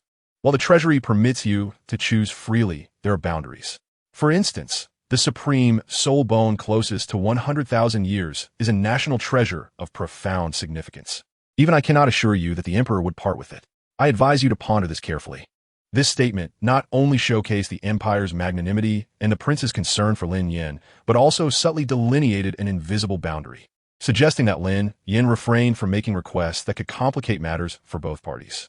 He smiled at Lin Yan, awaiting his choice, as if any selection of an outer treasure would be entirely within reason. Chapter 130, The Great Sea and Universe Shield. Lin Yan's gaze calmly swept over the alluring 75,000-year soul bone, then flitted across the array of rare treasures, ultimately settling on a relatively inconspicuous corner of the core area. There, a seemingly modest black wooden pedestal cradled a crystalline blue triangular object, encased within a shimmering energy shield that flowed like water.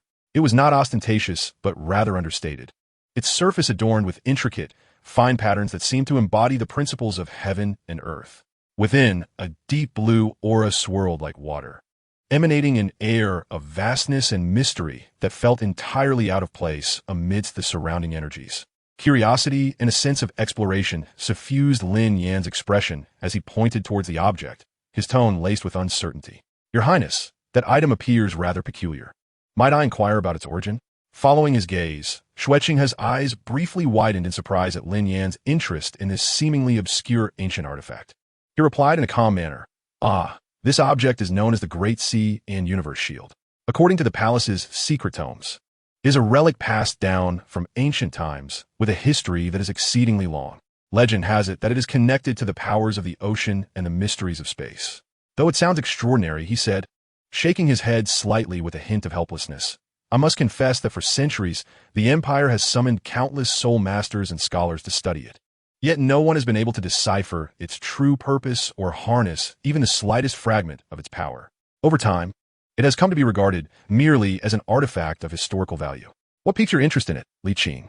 Lin Yan's gaze remained fixed on the Great Sea and Universe Shield, his face reflecting a blend of intense curiosity, the soul master's innate desire to explore the unknown, and the youthful stubbornness of disbelief. After a moment of contemplation, as if organizing his thoughts, he spoke earnestly.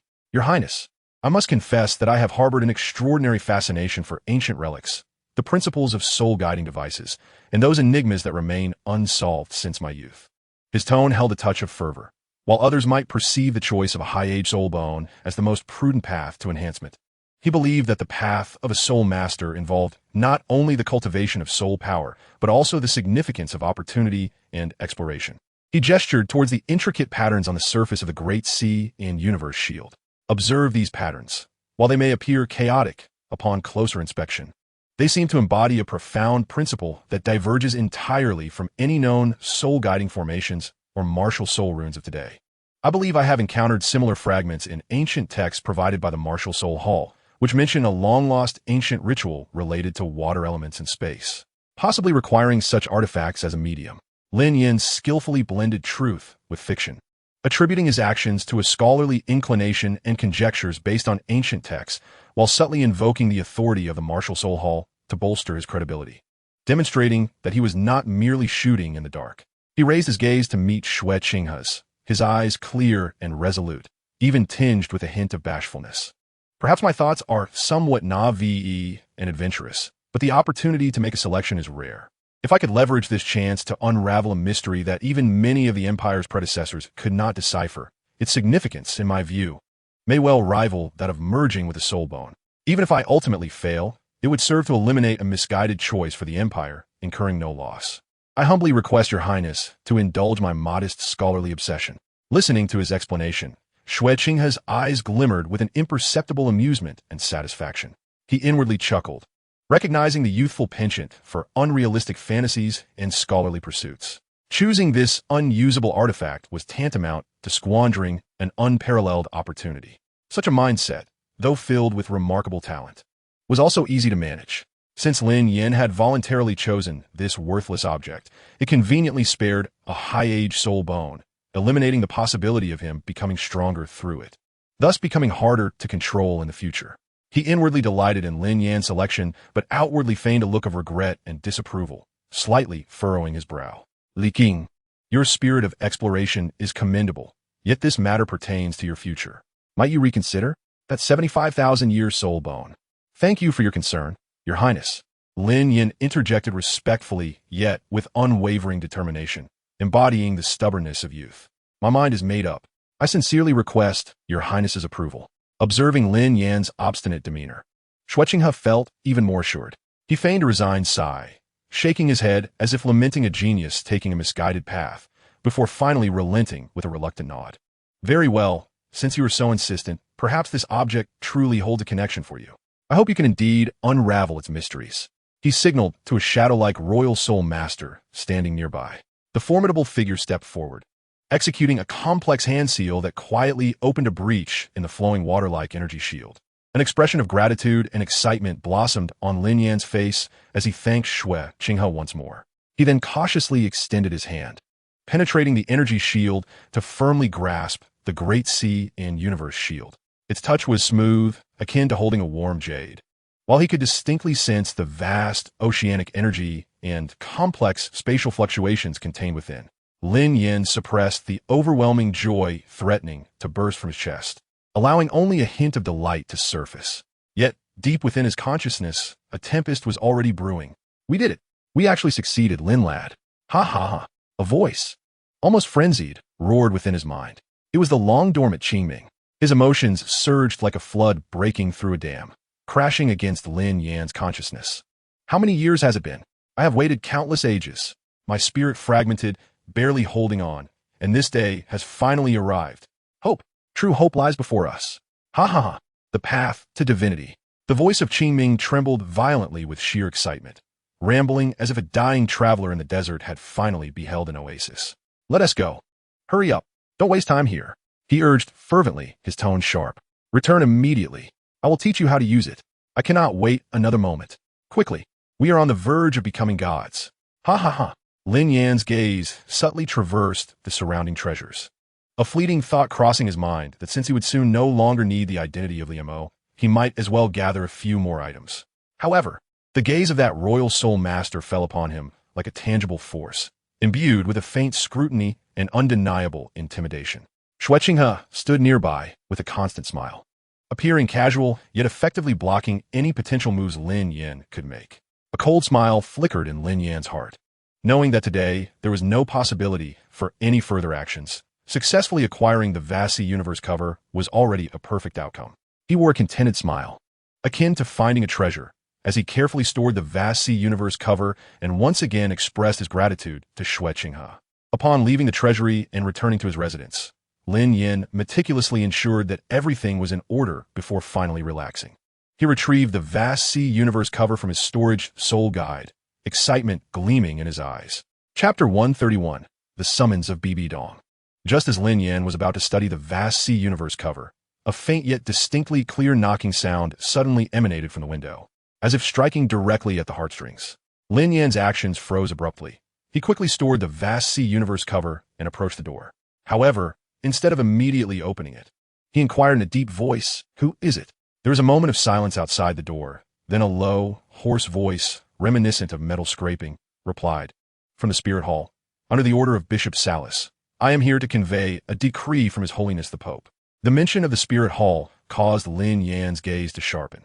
Upon realizing it was Salas who had sent this individual, he swiftly adjusted his expression to one of respectful vigilance and stepped forward to open the door.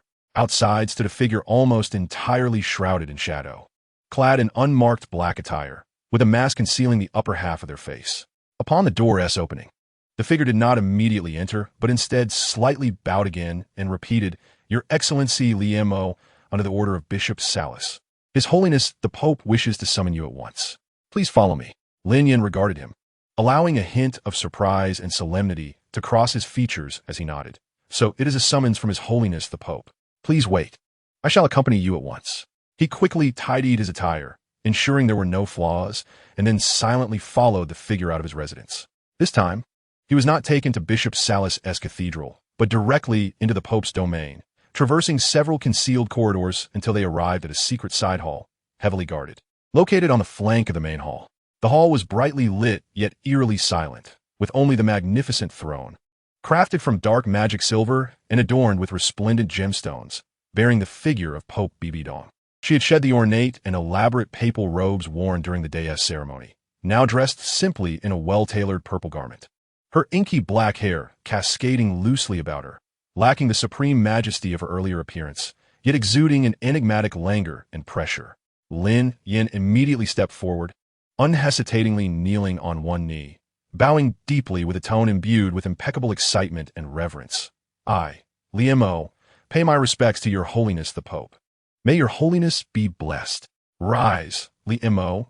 Bibidong's voice resonated evenly, devoid of discernible emotion, yet naturally commanding a presence that compelled one to listen.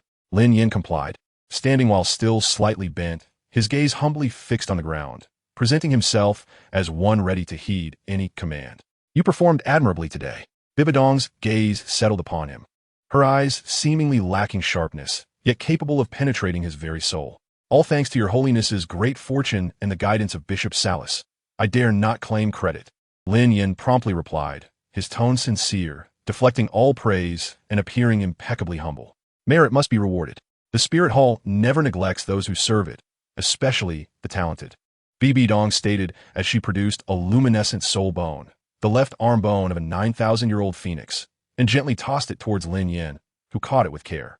"This soul bone is of decent quality and will greatly benefit your martial spirit. I bestow it upon you, and I hope you will utilize it wisely, becoming a pillar of my Spirit Hall." Lin Yan's face instantly reflected overwhelming astonishment, his hands trembling with excitement as he carefully cradled the glowing soul bone as if it were the most precious treasure in the world. His voice choked with gratitude. "Thank you so much for your generous bestowal, Your Holiness. Such a treasure. I am unworthy. I shall serve Your Holiness and the Spirit Hall with utmost dedication, even to the point of death. Even if I were to be shattered into 1,000 pieces, I would still find it impossible to repay Your Holiness's kindness." His demeanor had become increasingly polished, revealing no hint of flaw. "Very well." Bibidong's voice remained level, yet carried an undeniable weight. "I see your loyalty. However, this is merely the beginning." She leaned slightly forward, a subtle movement that nonetheless caused the entire hall's atmosphere to seem to freeze. Her deep purple eyes swirling with a vortex that fixated on Lin Yan. "Liemo, you must understand that with your dual martial spirits and the assistance of this soul bone, your future is destined to extend beyond merely a bishop. And even the position of elder is not your ultimate destination." Her words possessed an unusual allure, suggesting that the Spirit Hall's heritage is profound beyond your imagination. Once you reach a bottleneck in your cultivation, the Spirit Hall will undoubtedly assist you in obtaining the most suitable top-tier soul ring. And even a 100,000-year soul ring will not be an unattainable dream. The phrase 100,000-year soul ring slipped from her lips with such nonchalance. Yet it detonated like thunder in Lin Yan's ears. For any soul master, this was an ultimate goal worth sacrificing their life to pursue. She paused slightly, allowing the shocking news to settle before continuing at a measured pace, each word laden with endless temptation.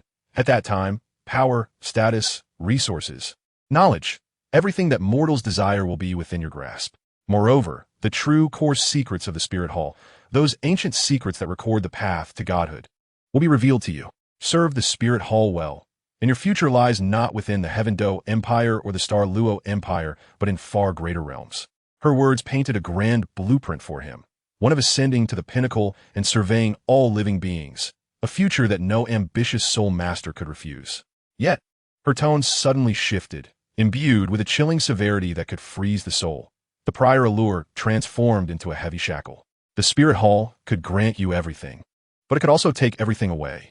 It could elevate you to the divine, or cast you into the abyss of despair. The consequences of betrayal would be far more dreadful than the most tragic death. Do you understand? The duality of benevolence and severity. After such grand promises came an unambiguous and icy warning. Lin Yan immediately bent lower, his face flushed with excitement and fear, his voice resolute and fervent, even bearing a hint of oath-like ferocity. I understand. My present and future are both bestowed by the Spirit Hall. I, Lian, am but a blade of the Spirit Hall, a spear for your holiness. Wherever you point, I shall not shy away from death. Should I harbor even a trace of rebellious thoughts, I shall willingly endure the torment of soul refining, never to be reborn. Bibi Dong scrutinized him quietly for a moment, her gaze seeming to dissect him thoroughly. Ultimately, she appeared satisfied, nodding slightly. Very well. Remember your oath today. Return and resume your duties until new orders are issued. Lie in wait, grow stronger, and earn their deeper trust. Yes, I shall faithfully obey your majesty's decree. I take my leave. Lin Yan responded respectfully, his voice still tinged with uncontainable excitement. Bowing his head, he cautiously retreated from the secluded hall, only exhaling in relief once he had distanced himself far enough from the gaze that felt as profound as an abyss. Upon reaching a deserted spot, all traces of his earlier exhilaration, reverence, and fervor vanished without a trace, leaving only a chilling calm. He touched the ancient soul bone, 9,000 years old. Within his storage soul guide, a barely perceptible smile curling at the corners of his mouth. The position of elder? 100,000-year soul ring? The secrets of divinity? He was adept at weaving enticing promises. However, this feast he would partake in first. This soul bone he would utilize first. It appeared that the identity of Li Mo could still extract further advantages from the Spirit Hall. He must seize this fleeting opportunity to garner more benefits from various factions. Chapter 132, The Fallen Land of Demigods. Lin Yan returned to his quarters, this time with heightened caution. His mental energy spread like a delicate web, meticulously probing every corner of the room and the corridors outside, confirming the absence of any prying eyes or surveillance before he truly relaxed. Drawing a deep breath, he forcefully suppressed the increasingly impatient urgings of Qingming in his sea of consciousness, once more retrieving the hard-won Hanhai, Qiankuan shield. The translucent blue triangular artifact emanated a soft yet mysterious glow in his palm, as if it contained a miniature ocean. Hurry, young Lin, do not delay any longer. Qingming's ethereal figure materialized eagerly from his sea of consciousness, a look of impatience etched on his face. Follow my instructions, and let your blood drop upon it. Only by using blood as a conduit can you communicate with its core and establish a bond. Quickly, without hesitation, Lin Yan let a drop of crimson blood fall from his fingertip, precisely landing on the smooth surface of the Hanhai, Qiankuan shield. The moment the blood made contact, a transformation occurred. Rather than sliding off, the drop was absorbed as if by a sponge, instantly permeating the artifact. Subsequently, the entire Hanhai, Qiankuan shield erupted in an unprecedented resplendent blue light, illuminating the room as if it were an underwater dragon palace. Countless intricate and profound patterns, previously subdued, seemed to awaken, flickering like breaths, while vast and ancient waves surged forth like a tide. Buzz! The Hanhai Qiankuan shield emitted a gleeful hum, levitating from Lin Yan's palm and steadily flying toward the center of his forehead. A warm, encompassing yet immensely powerful energy wave enveloped Lin Yan, as if it sought to merge with him.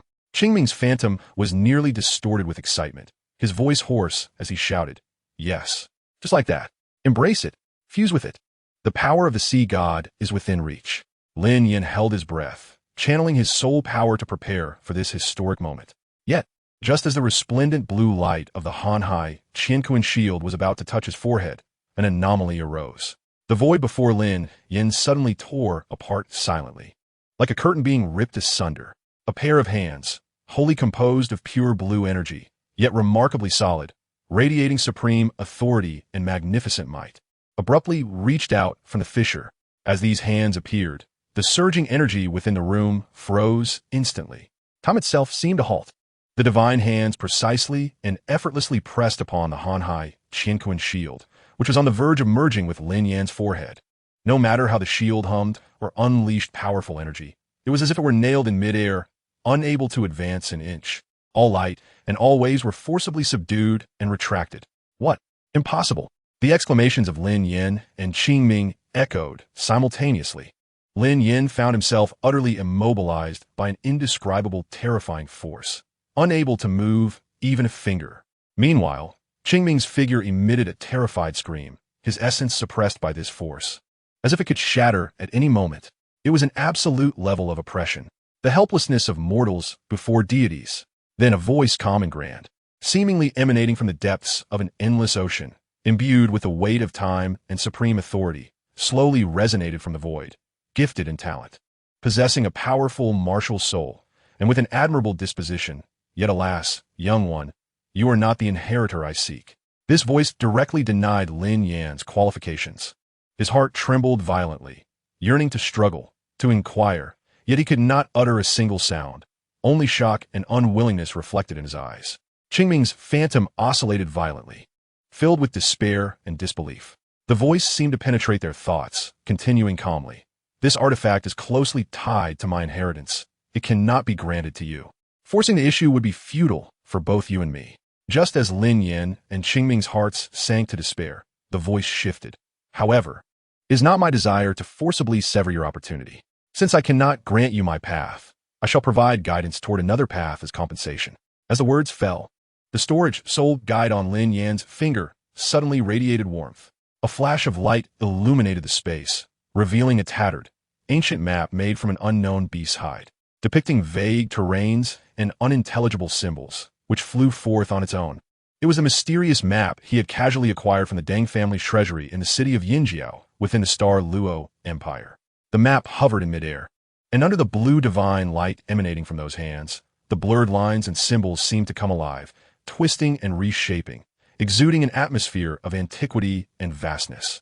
In the next moment, the entire map transformed into a blazing golden stream of light, irresistibly shooting into Lin Yan's forehead, flooding his sea of consciousness. In an instant, a deluge of information surged into him like a burst dam. Those previously incomprehensible symbols and lines now became strikingly clear, forming a complete and distinct path map. Deeply etched in the depths of his soul, he could finally comprehend the map entirely. Simultaneously, the grand voice resonated once more, elucidating. What this map records is no ordinary place. The voice continued with a hint of ancient lamentation. It is a forgotten battlefield, a forbidden realm untouched by divine grace. Once, for extraordinarily gifted beings, on the verge of touching the threshold of divinity, clashed here in a cataclysmic divine war over a fleeting opportunity for ascendance. The voice paused, as if reflecting on that fierce struggle. One was known as the Lord of the Flame Abyss, wielding the flames that could scorch the heavens and boil the seas. Another was called the Weaver of the Void, manipulating space at will. The third was the Immortal King, whose physical form was indestructible and could shake the stars. And the last was the Eternal Song Witch, whose whispers could wither all things. These four demigods stood at the pinnacle of the mortal realm, a mere step away from condensing divine essence.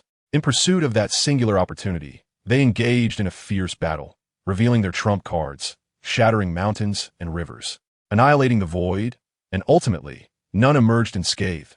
All fell here. Their immense power, their fragmented divinity, their understanding of the laws, and even the ambiguous opportunity that ignited this war were all sealed within this land, lying in silence for 10,000 years.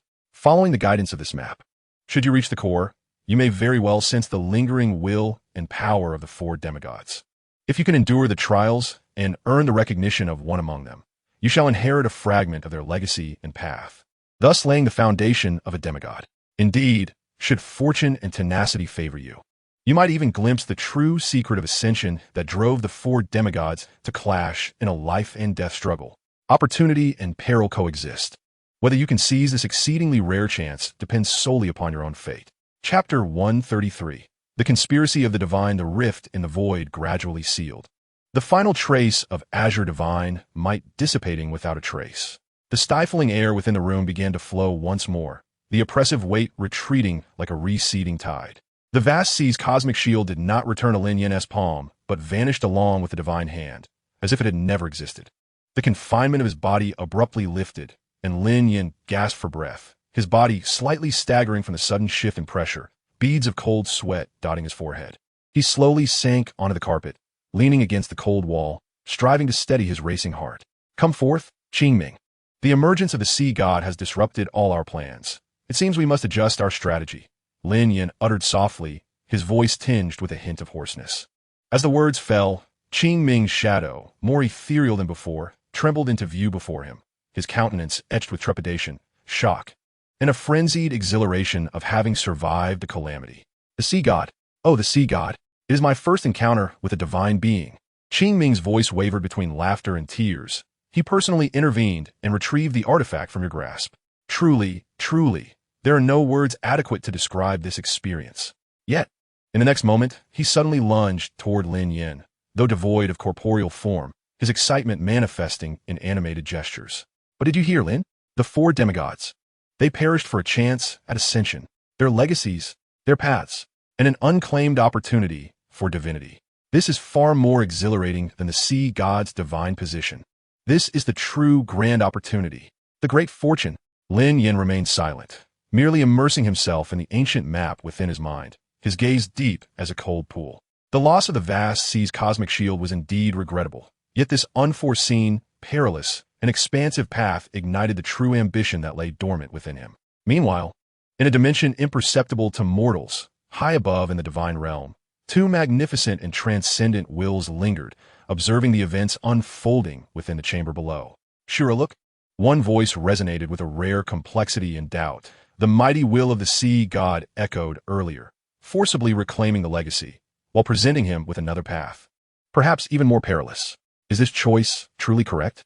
This child's temperament, talent, and his ability to swiftly calm himself and seize new opportunities after sudden loss. He appears to be the best candidate. The other, a colder presence steeped in an aura of relentless judgment and slaughter, the Shura god, after a moment of silence, spoke slowly. Rules are rules. He is not the heir you envisioned.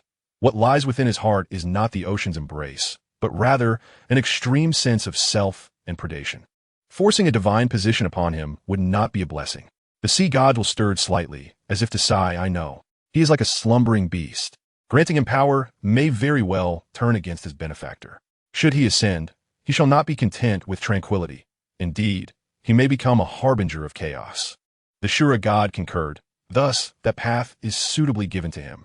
That ancient battlefield, rife with the resentments, remnants, and unfulfilled desires of the four demigods, as well as the elusive opportunity it evokes, is, in itself, a trap.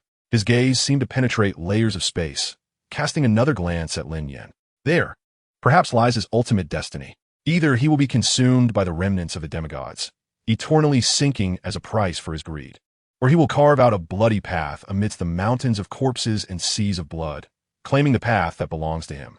Regardless of the outcome, there is no need for you and me to worry further. The exchange between the two deities remained unknown to Lin Yan and Qingming, who could only devise the most advantageous plan based on the current circumstances. Qingming, regaining his composure from excitement, spoke with a tone filled with doubt and a hint of fear. Kid, do you think the sea god is laying a trap for us?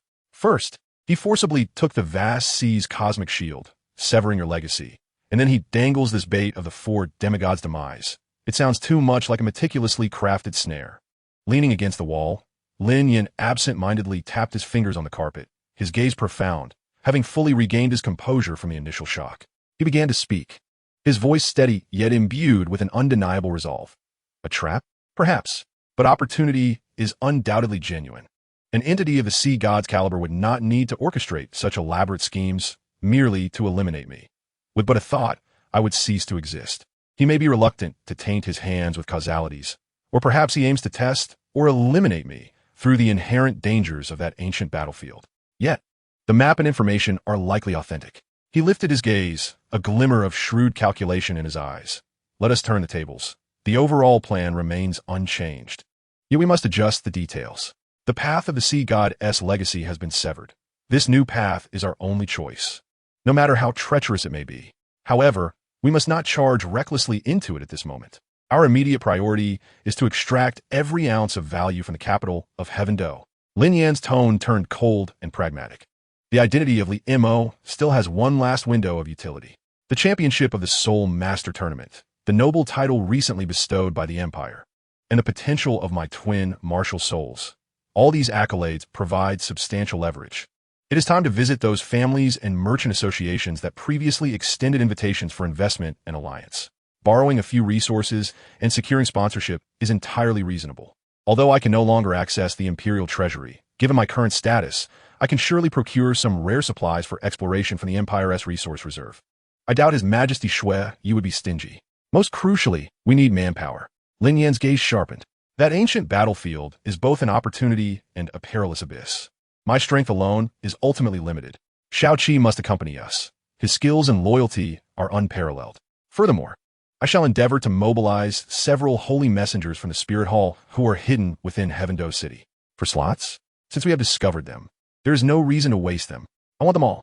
Lin Yan's tone carried a hint of ferocity. Before we depart from Heaven Do City, we will sweep away every resource we can gather, amassing every force at our disposal. Then, we shall vanish entirely. He gazed out at the gradually brightening sky, as if already envisioning the farewell that loomed near. When we next emerge, we shall either be the bleached bones of the ancient battlefield, or a chilling smile crept across Lin Yan's lips, return imbued with the power of demigods. At that time, I shall become one of the influential figures on this continent. Chapter 134. The swarm of locusts in the ensuing days, a tempest of moderate scale, quietly expanded with Lin Yan at its center. Previously reclusive and seldom engaging with the outside world, he seemed to have undergone a transformation overnight, becoming remarkably active. His figure began to frequently appear in the grand residences of the nobility, the exquisite parlors of affluent merchant houses, and even within certain soul master sections. Each of his visits was meticulously orchestrated, invariably scheduled during the afternoon or evening, times when social engagements were difficult for his host to decline. Each time he sat down, it would consume a good half of an incense stick's worth of time, his words earnest and his demeanor grave, crafting himself as a devoted ascetic, deeply concerned for the future of the empire, willing to set aside his pride in pursuit of a brighter destiny. His justifications were grandiloquent, expressing a profound sense of inadequacy in his abilities, yearning to travel far and hone his skills, seeking a breakthrough. Yet he candidly admitted to years of arduous training, arriving empty-handed, desperately in need of a substantial sum to catalyze his future contributions to the empire. Despite his claims, it was evident to discerning minds that this newly ascendant young prodigy was merely leveraging the emperor's favor and his own burgeoning fame to solicit alms. His words, though seemingly humble, bore an undertone of moral high ground, implying that any refusal to assist him would equate to neglecting the empire's future. What was even more unbearable was his uncanny ability to mention, at precisely the right moments, the emperor's fervent expectations of him, even casually revealing the imperial jade pendant that hung from his waist, rendering the noble elders and guild leaders uneasy, their brows glistening with sweat, yet compelled to maintain forced smiles in his presence. In the face of this favored individual, a pillar of the empire's future, despite harboring silent grievances, every household could only adopt the most enthusiastic demeanor. Elixirs, golden soul coin cards, rare metals, and materials for soul-guiding devices. Lin Yan accepted them all without discrimination. With his audacious demeanor, he amassed a considerable collection of precious resources. He even made a special trip to the imperial palace. And with the assistance of the Grand Emperor and the Crown Prince on a snowy night, he secured a large quantity of coveted supplies, leaving the old warehouse officials' eyelids twitching and hands trembling, yet unable to refuse to sign the release documents. In a blink, the upper echelons of Tiando City were abuzz with whispers, privately bestowing upon him the moniker of Count Locust, with an air of trepidation permeating the households, fearing that their own servants would return with news of his arrival at their doorstep. Yet, due to his evident strength and potential, along with the royal family's unabashed favoritism, none dared to openly display their dissatisfaction. Some well-informed and shrewd families even prepared offerings in advance, eagerly awaiting his arrival, hoping he would not linger, lest he conjure further insatiable demands. During this time, an intriguing episode unfolded within the team. The 6,000-year-old left arm bone of the Qingwan, obtained from the competition, sparked a division regarding its ownership among the members. Fenglai demonstrated an intense desire for this soul bone, as its attributes aligned perfectly with his swift-wind, demon-wolf martial soul, seemingly tailor-made for him. He approached Lin Yan multiple times in private, his tone urgent and eyes aflame, striving to emphasize his pivotal role in the competition and the perfect match of the martial soul, attempting to persuade Lin Yan to allocate the soul bone to him.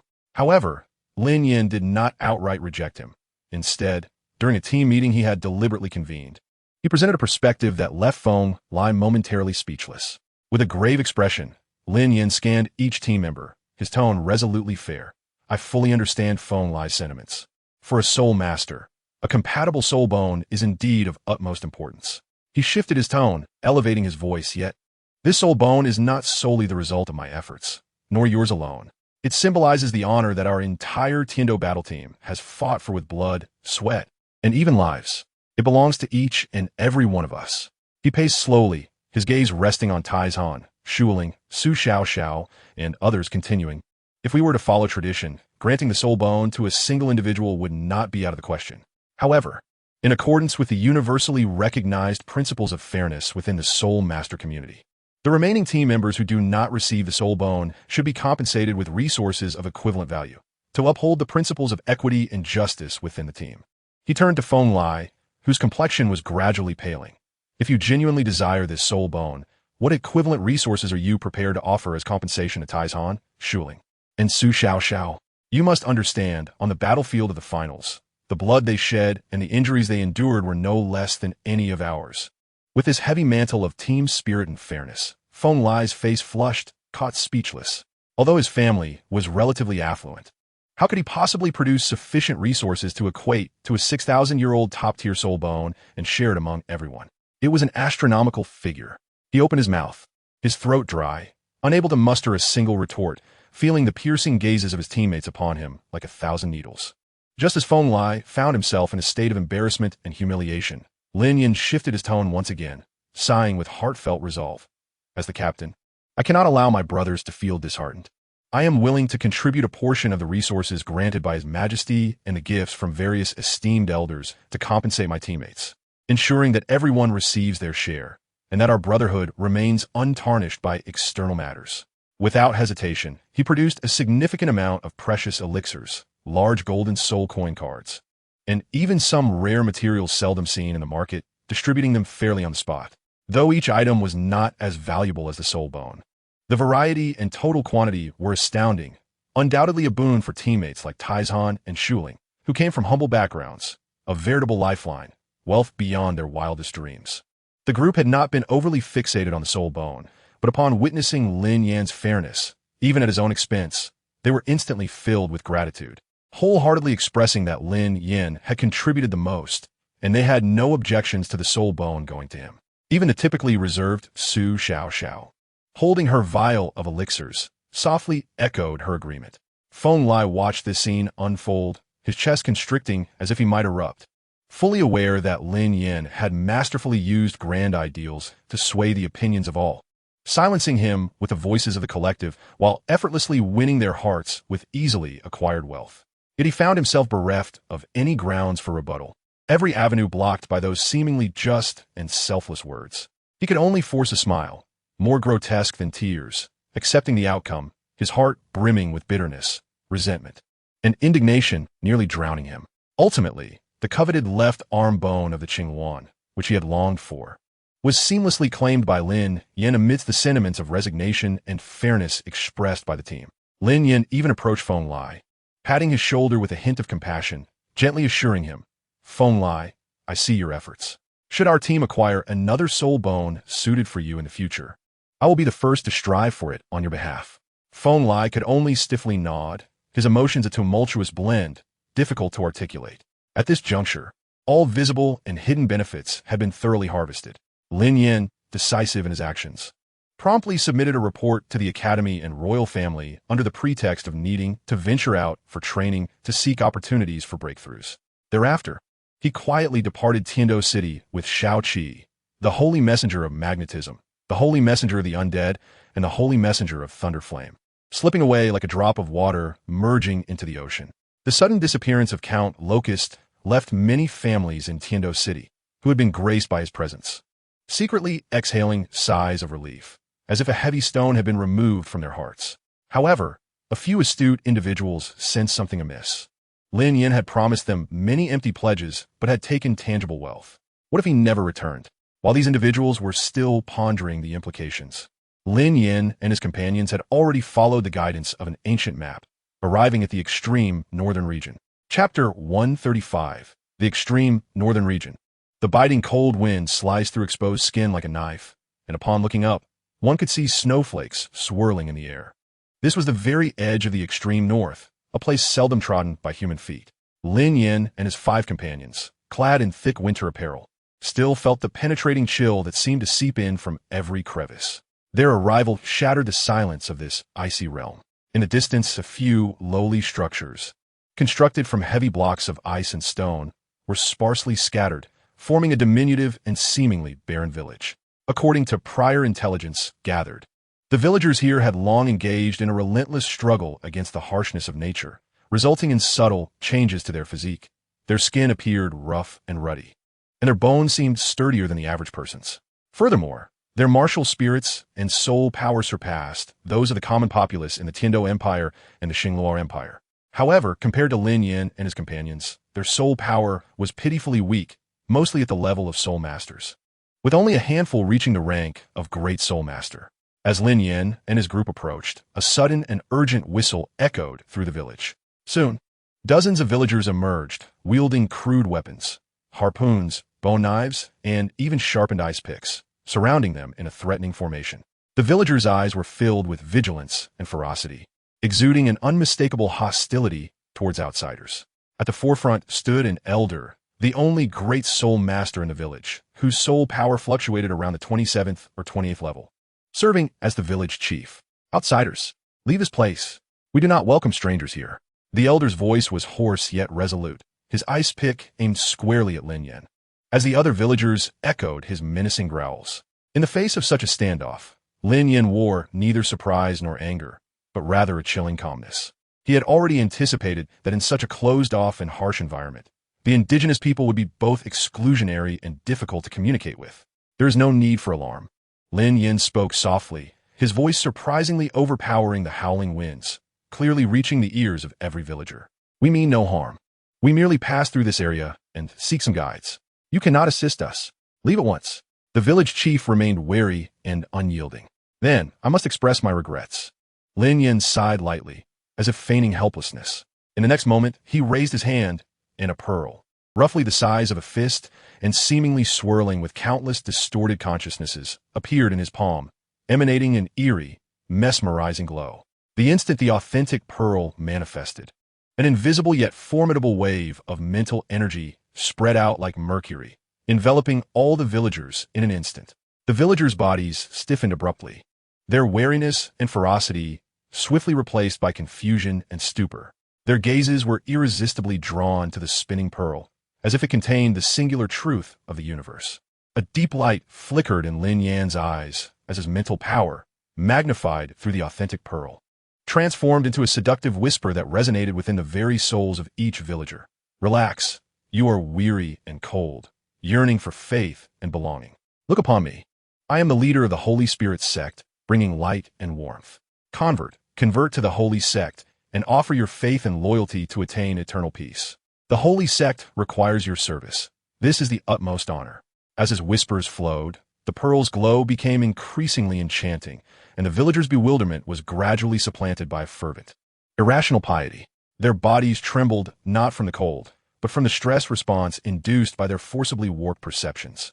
In mere moments, all the villagers, including the elder chief at the great soul master level, slowly lowered their weapons, their gazes turning vacant yet fervent, as they collectively knelt before Lin Yan. Mumbling indistinct prayers, praised the holy sect. We shall serve the holy messenger. Guide us. Lin Yan coldly observed the now docile tools before him, and wave his hand. Rise. Summon all the villagers, bring whatever supplies and food you have to withstand the cold, and follow us. Yes, holy messenger. The villagers responded in unison. Their movements synchronized as if they were puppets devoid of self-awareness. Soon, nearly 100 villagers, young and old, were gathered together. They silently packed their meager belongings, their eyes vacant as they stood in the biting wind and snow, awaiting Lin Yan's command. Shao Qi and the other 3 holy messengers watched quietly from the side, their expressions betraying no emotion. Lin Yan's gaze swept over the brainwashed villagers. Taking them along was not merely for the purpose of using them as fodder for exploring the path ahead, but also because these villagers, having resided here for generations, possessed a far greater understanding of the extreme northern lands than the 5 of them, and their experience could greatly assist Lin Yan in avoiding dangers. In the ensuing days, a quiet harvest transpired on the fringes of the extreme north. Utilizing the potent allure of the authentic pearl, Lin Yan steadily brainwashed one villager after another, thereby augmenting his ranks. This process was remarkably swift. Within just a few days, every village in the vicinity had been swept clean. Ultimately, a formidable force of over 300 individuals was amassed. Let's depart, Lin Yan commanded, his voice not loud, yet resonating deeply within the souls of the brainwashed.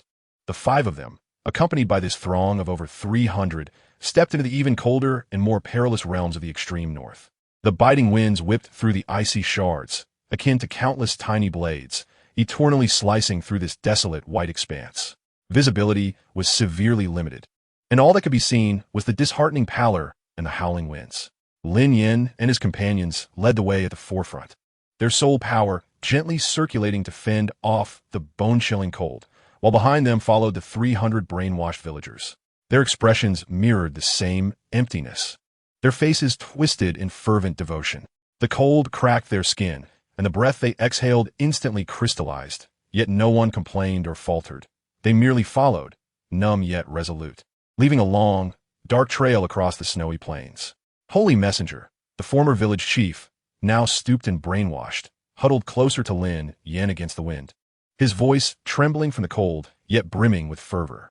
Ahead lies the domain of the white ghosts. It is a vast, ice-cracked canyon, concealing many unseen deep chasms. Falling in would mean certain death. Furthermore, ghostly soul beasts, resembling snow-white phantoms, often roam there, moving with incredible speed, their claws capable of tearing through the thickest ice. Lin Yan's gaze sharpened slightly as he nodded.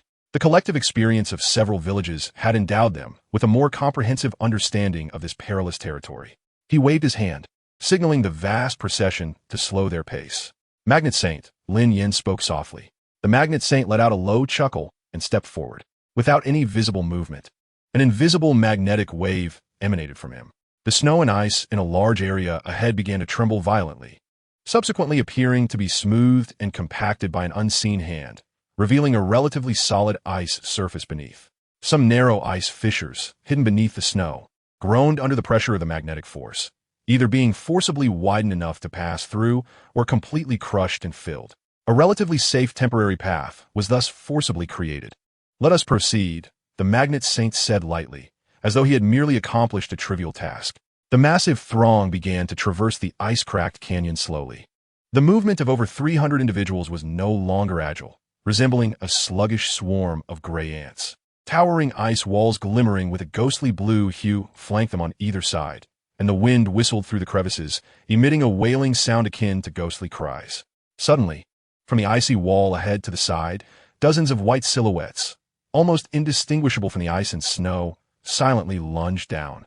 They resembled enormous snow leopards, yet their bodies were translucent as ice, with only a pair of eerie green eyes glinting with a bloodthirsty gleam. Their claws tore through the air with an ear-piercing shriek. They were indeed the white ghosts spoken of by the villagers. This time, their numbers far exceeded previous estimates, evidently drawn by the life force of the massive throng of prey. A ripple of instinctive agitation surged through the ranks of the villagers. Yet it was swiftly suppressed by the fervent indoctrination that had gripped them. They stood there, blankly staring, oblivious to the need for evasion, akin to lambs awaiting slaughter. The noise was unbearable. The Thunderfire Saint gave a cold snort and stepped forward, a flicker of impatience flashing in his eyes. In an explosive display, the lightning and flames encircling him erupted forth. Boom! Crack! Several thick bolts of lightning and fire did not soar into the sky, but rather crashed violently against the icy walls flanking the procession.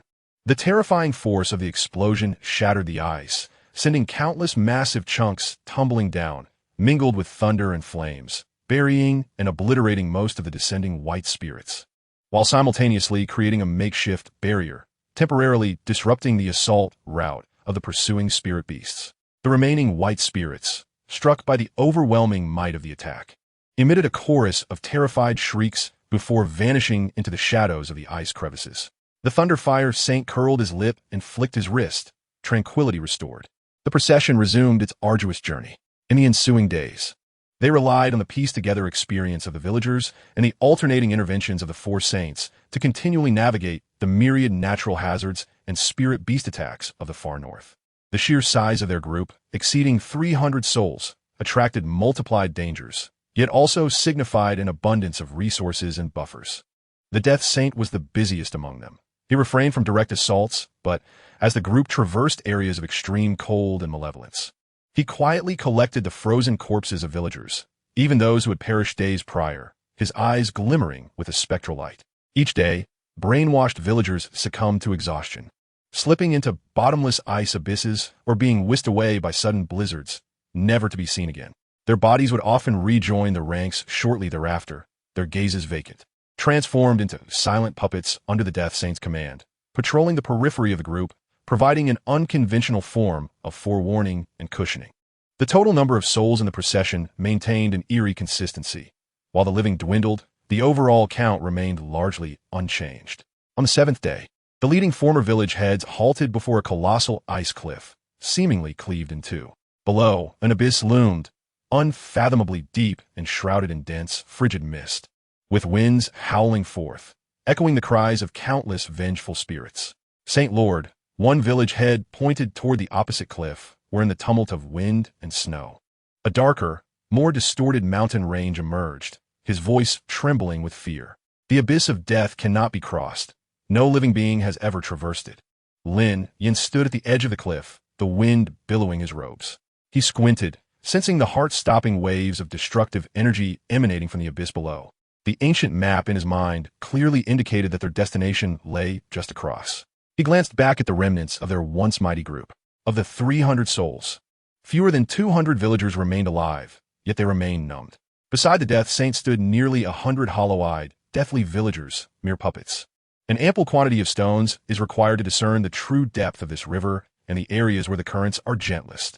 Lin Yan's voice was calm and unwavering. Behind him, the Death Saint emitted a raspy laugh. In the next moment, the nearly 100 undead villagers, along with a portion of the weakest living villagers, whose vitality was nearly spent, suddenly exhibited a complete vacancy in their gazes as if receiving a final directive. Mechanically and without hesitation, they formed groups and approached the cliff's edge, then leaped off. Like dumplings being dropped, their myriad forms plummeted into the unfathomable abyss. They were swiftly engulfed by the chilling mist. Through the shared perception of the Death Saint, Lin Yan and the others witnessed these beings, both living and dead, being violently dismembered by the invisible, terrifying wind blades during their descent, ultimately frozen and obliterated by the absolute cold. By employing such a multitude of stones, they finally discerned the weaker zones and patterns of the lethal wind blades and icy currents below. They had found a path. It had not been easy. The magnetic saint licked his lips, a glimmer of excitement and fatigue flashing in his eyes. He approached the cliff's edge and unleashed his martial spirit with all his might. The powerful magnetic control erupting forth, forcefully distorting the chaotic electromagnetic field between the cliffs, attempting to carve out a relatively stable, invisible passage guided by the information gleaned from the stones sacrificed. Now, quickly, the magnetic saint's forehead pulsed with veins as he bellowed. Without a moment's hesitation, the Thunderfire Saint unleashed his lightning and flames, transforming into a blazing streak of light, charging down the unstable pathway the magnetic saint had barely managed to create. Lin Yan, Xiao Qi, and the Death Saint followed suit, pushing their speed to the utmost. just as they crossed the midpoint of the abyss. The magnetic saint was on the verge of collapse. Deep within the abyss, amidst the absolute zero cold, it seemed that a pair of enormous, cold, and merciless eyes slowly opened, casting a detached glance at these minuscule beings daring to breach the forbidden. An indescribable, soul-deep terror flashed momentarily. The magnetic saint staggered under the weight of the oppressive force, a groan escaping his lips, blood trickling from the corner of his mouth. As the magnetic passage disintegrated in an instant, "Go!" Lin Yan shouted, abruptly seizing the slower-moving death saint, a spectral image of a demonic tiger flickering behind him, unleashing all his soul power, propelling them toward the opposite shore like an arrow released from its bow. The Thunderfire Saint landed heavily on the ice surface of the opposite side. Following him was Lin Yan, dragging the Death Saint, landing somewhat awkwardly. Shaoqi descended like a wraith, silently appearing beside them. The Magnetic Saint barely managed to surge across just before the passage collapsed completely, landing with a stagger. His face pale, utterly drained of soul and mental energy. The four turned to gaze back at the abyss of death, which loomed like a chasm of despair. Meanwhile, the remaining brainwashed villagers were left behind, resembling abandoned dolls, silently standing in the wind and snow, gradually obscured by the snowflakes, vanishing from sight. Their worth had been utterly drained. Lin Yan turned away, gazing upon the ancient, desolate, and grotesque mountain range ahead, where even the wind and snow seemed to carry a scent of blood. The map's destination, an ancient battlefield harboring the remains of 4 demigods and the potential for ascension, lay just beyond this treacherous mountain range. Chapter 137. Entering the ancient battlefield. The 5 braved the piercingly cold, soul-rending winds as they traversed the twisted mountains, resembling the fangs of a demon. Upon finally cresting the last ridge, the sight before them prompted a momentary pause of astonishment. Beyond the mountains lay not the anticipated treacherous terrain, but rather a vast, bowl-shaped valley, completely encircled by perilous peaks. The valley floor was relatively flat, yet blanketed by an accumulation of snow that had likely been accumulating for millennia, a stark white expanse enveloped in silence, reminiscent of a pure white tomb long forgotten by time. As they surveyed the scene, nothing but snow met their eyes. Not a trace of the ancient battlefield's remnants or skeletal remains was visible. Only an oppressive stillness and desolation. Is this truly the place, teacher? The Thunderfire Saint stepped forward, instinctively lowering his voice, filled with inquiry. Lightning and fire swirled around him, dispelling the biting chill. Yet his gaze remained respectful as it turned toward Lin Yan. Lin Yan did not respond immediately. He stood with his hands clasped behind his back, his eyes sharp as they scanned the seemingly boundless snowfield. His consciousness had long since descended into the depths of his mind, where the ancient map lay, its luminous points converging upon this very region. Following the map's guidance, he walked steadily toward the center of the valley. The 4 holy envoys remained silent, cautiously treading through the unknown depths of the snow, their soul power continuously circulating to combat the bone-chilling cold that threatened to freeze their very essence. The frigid air in this region surpassed even that of the outer ice abyss, as if it could crystallize the soul itself. After traversing for what felt like the duration of a single incense stick, Lin Yan halted in a snowfield that appeared no different from the surroundings. He did not kneel. Instead, he gently stomped his right foot, unleashing a torrent of pure and overwhelming soul power that pierced deep into the layers of snow. A resonant hum emerged from beneath the snow, echoing with the reverberations of an ancient epic, sending shivers down the spines of all present. In an instant, the snow around Lin Yan's footfall retreated as if animated, settling to reveal an immense circular platform, dark in material, neither metal nor stone, yet exuding an unnerving sense of resilience. The surface of the platform was etched with countless intricate ancient runes, many of which were fragmented, yet the remaining portions traced enigmatic and desolate paths, with faint glimmers of light coursing through the runic patterns. At the center of the platform was a peculiar altar, recessed and adorned with similar arcane designs, featuring a prominent groove at its core. Lin Yan's gaze fell upon this groove, and he cautioned his companions to maintain vigilance. He then stepped onto the altar, channeling an overwhelming surge of soul power into the groove, akin to rivers converging into the sea. In that moment, the altar trembled violently. The ancient, fragmented runes ignited with an unprecedented brilliance, casting a deep, shadowy light that ascended skyward.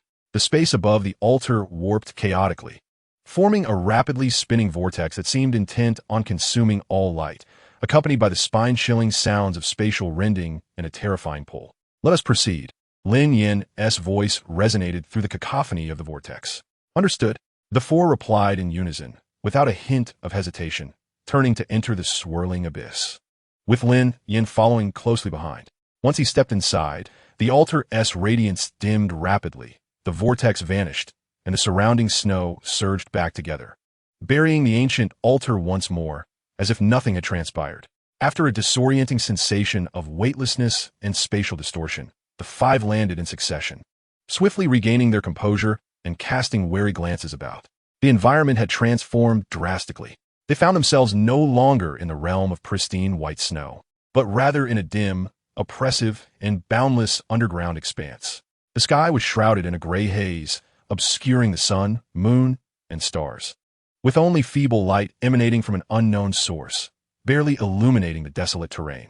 The air was thick with an inescapable scent of death and an ancient, blood-soaked aroma that seemed to seep from the very rocks, while the faint echoes of clashing steel, explosive soul techniques, and desperate wails reverberated, as if the echoes of a cataclysmic battle from millennia past still lingered, forming the backdrop of this space.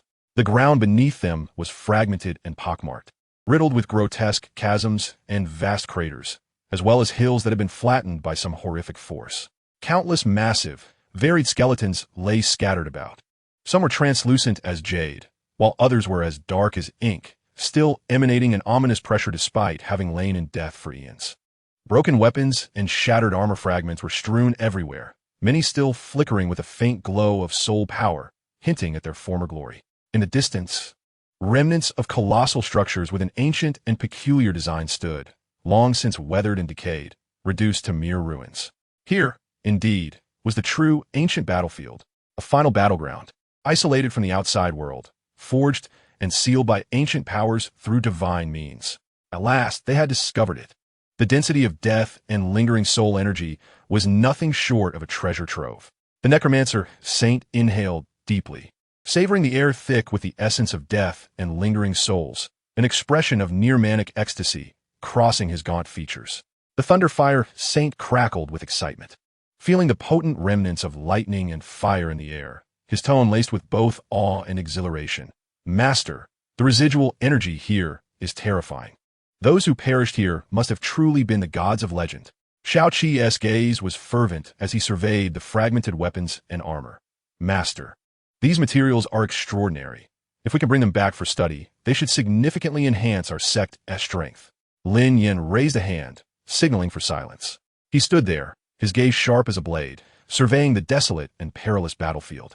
Ultimately, his eyes settled upon the core of the battlefield, where the energy fluctuations were most chaotic and terrifying. It was here that the four demigods must have met their demise. Without further ado, he nodded slightly and took the lead. The four immediately focused their minds, following closely behind in a heightened state of vigilance, forming a protective formation around Lin Yan. As they stepped into this ancient battleground from millennia ago, the sensation beneath their feet was distinctly different. The ground was not soft and yielding, but rather hard and brittle, forged under immense energy impacts. Each step produced a faint cracking sound. The chaotic energy currents in the air intensified, at times searing hot as molten lava, at others chillingly cold as the depths of the abyss, intermingled with lingering resentment and battle intent, eroding the minds of intruders, which even an ordinary soul king would find difficult to withstand. The four, possessing only the strength of the soul sect, would surely have perished long ago were it not for Lin Yan's continuous mental protection.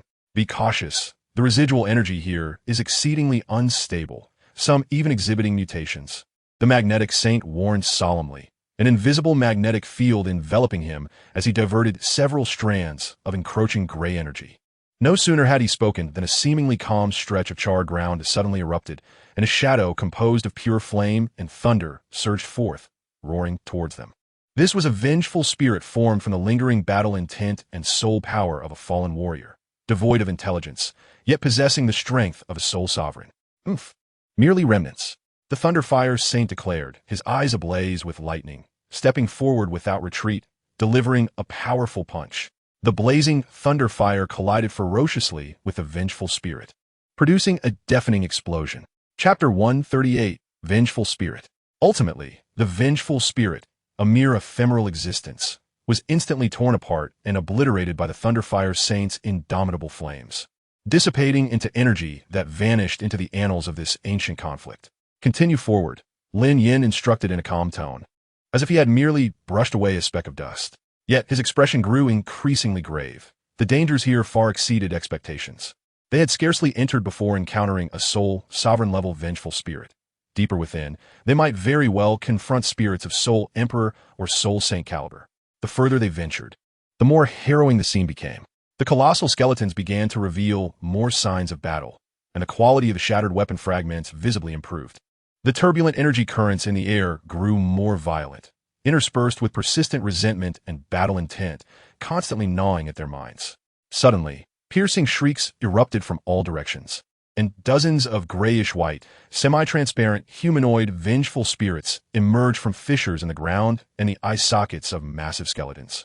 Lacking physical forms, they radiated a chilling mental aura, each exhibiting energy signatures of the soul sect level, surging towards the group like a tidal wave, dimming the very light around them. Enough of this noise. A horde of lost souls. The Thunderfire Saint scoffed, stepping forward as his lightning flames erupted. Fourth soul technique, heavenly Thunderfire net. He grasped the air with both hands, intertwining dark, purple, eternal embers of thunder with crimson flames to form a vast net of thunder and fire, cascading forward to envelop the oncoming spirits. The fierce and unyielding thunderous fire serves as the nemesis to these vengeful spirits. Wherever the electric net traverses, the spirits ignite upon contact, emitting anguished wails, and are instantaneously purified, dissipating into wisps of azure smoke. However, an even greater multitude of vengeful spirits surges forth from all directions, some of which possess the formidable essence nearing that of a Soul King. Fourth soul skill, magnetic soul binding wave. The magnetic holy envoy intoned with gravitas. His hands clasped together as an invisible, high-frequency magnetic wave radiated outward from his being. This wave did not target physical forms, but rather directly disrupted the stability of energy bodies, causing the approaching spirits to become distorted and nebulous, their speed drastically diminished, as if they could disintegrate at any moment. Fourth soul skill, Night Parade of 100 Ghosts. Cackled the necromancer holy envoy, his gnarled staff striking the ground. A thick miasma of death emanated from him, materializing into dozens of grotesque, spectral apparitions that howled as they surged back towards the vengeful spirits. These phantoms, composed of pure death energy, immediately entangled with the spirits, tearing and devouring one another, and it wasn't long before the spirits were obliterated. The team advanced onward, yet the pressure suddenly intensified. Ahead, 3 generals clad in ancient, tattered armor, wielding colossal energy blades, coalesced in a form, their presence exuding a calm, yet potent Soul King-level pressure. Clearly, they were the lingering remnants of powerful warriors who had perished in this very place.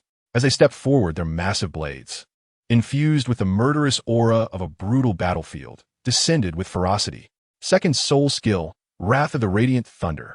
The radiant flame, holy envoy, erupted first, his body engulfed in surging thunder and fire, his attack power and speed soaring as he transformed into a streak of fiery lightning, charging directly at the central vengeful spirit.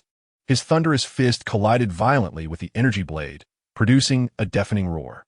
Against the formidable strike of the Soul King-level spirit, he managed to momentarily withstand the onslaught, though he was soon sent reeling backward, blood surging within him.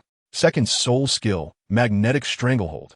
The magnetic holy envoy unleashed all his soul power, forcibly stripping away all nearby metallic fragments, which coalesced into a raging torrent of metal, coiling around another general spirit like a colossal iron serpent, slashing and constricting in an attempt to hinder its movements. Yet, the spectral force was immense. As the energy blade swung, it cleaved through the metallic torrent, pushing ever closer. Third soul skill, Chains of Death, commanded the necromancer holy envoy, manipulating the death energy to form countless ashen black chains that ensnared the third general spirit, while simultaneously directing the summoned corpses to latch onto its legs. However, the Soul King-level spirit's power far surpassed that of previous adversaries. With a sweep of its energy blade, the chains shattered and the corpses were effortlessly obliterated. Xiaoqi, his soul manifested, transformed into a bizarre amalgamation of various soul beasts, exhibiting formidable strength. This was his new martial soul, 10,000 hunts. He could now shift into dozens of soul beast forms or their hybrid combinations. With a surge of soul power, he darted toward one of the vengeful spirits, delivering a powerful punch that sent it staggering backward. Eager to pursue his advantage, he found his path obstructed by another spirit lunging at him, forcing Shaoqi to retreat momentarily. Although the spirits were not on par with true soul kings, they surpassed the strength of a soul master. Despite the team's synergy and the might of their soul skills, they could only barely keep pace, and defeating the spirits would undoubtedly require considerable effort. As one of the energy blades aimed to cleave through the magnetic holy envoy, who was straining to maintain the metallic storm, Lin Yan, who had been silently observing, finally sprang into action. The ground beneath him erupted, propelling him forward like a cannonball. His speed was so great that it generated a thunderous sonic boom, targeting the energy blade poised to strike the necromancer holy envoy. In that instant, a dark yellow, dense soul power erupted from his right arm like a volcanic eruption. First soul skill, rock-shattering claw. Crack, crack. The jarring sound of rock solidifying rang out. Lin Yan's entire right arm was instantly enveloped in an immensely thick, jagged dark yellow rock armor, his fingers transforming into gleaming, stone-like claws. Yet, this was merely the beginning. Shattering mountains. With a low shout, the rock armor covering his right arm surged as if alive, expanding rapidly. In the blink of an eye, his arm became extraordinarily robust, more than tripling in size, morphing into a colossal, inhuman arm forged from hard stone. The rock-shattering claw, shattering mountains. Facing the descending energy blade, Lin Yan did not flinch or evade. That terrifying giant stone arm, muscles taut, struck upward with a force capable of crushing mountains. Boom! The colossal stone fist collided with the energy blade in a spectacular display of raw power. There was no stalemate, no hesitation. Upon contact, the energy blade unleashed a mournful cry, shattering into countless radiant energy particles as if it had struck a reef. With unstoppable momentum, Lin Yan's figure did not pause. Altering his stance, he lunged forward like a fierce tiger, sweeping the massive shattering mountain's arm in a devastating arc. Bang! The first general spirit attempted to block, but as the energy weapon and half of its body were struck by the sweeping claw, it exploded like a battering ram meeting its target. With a twist of his waist, Lin Yan retracted his giant arm, then unleashed another devastating blow like a heavy cannon. Boom!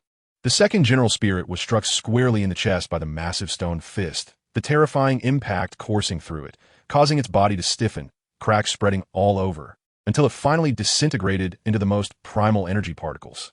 The third general spirit roared as it lunged from the side. Lin Yan, without even glancing, deftly swung his enormous shattering mountain's arm in a reverse strike. Crack! The claw smashed the final spirit, along with its energy blade, into oblivion. The residual energy radiated outward, whipping Lin Yan's robes as he remained steadfast, unyielding as a mountain. The entire sequence unfolded with lightning speed. From the moment he erupted into action until all three Soul King-level spirits were utterly annihilated, it transpired in the span of a single breath. At that moment, the soul power coursing through his massive arm gradually dimmed, the enormous rock armor receding like a receding tide, returning to the form of a normal arm. Lin Yan slowly retracted his fist, standing with his hands clasped behind his back, as if he had merely accomplished a trifling task. Silence enveloped the surroundings, save for the faint sizzling sounds of dissipating energy. The four stood frozen, gazing at Lin Yan's imposing silhouette, breaths caught in their throats, filled with awe. Chapter 139, The True Secret Realm. Lin Yan furrowed his brow slightly, surveying the now eerily quiet surroundings. If even in the periphery, Soul King-level vengeful spirits emerged.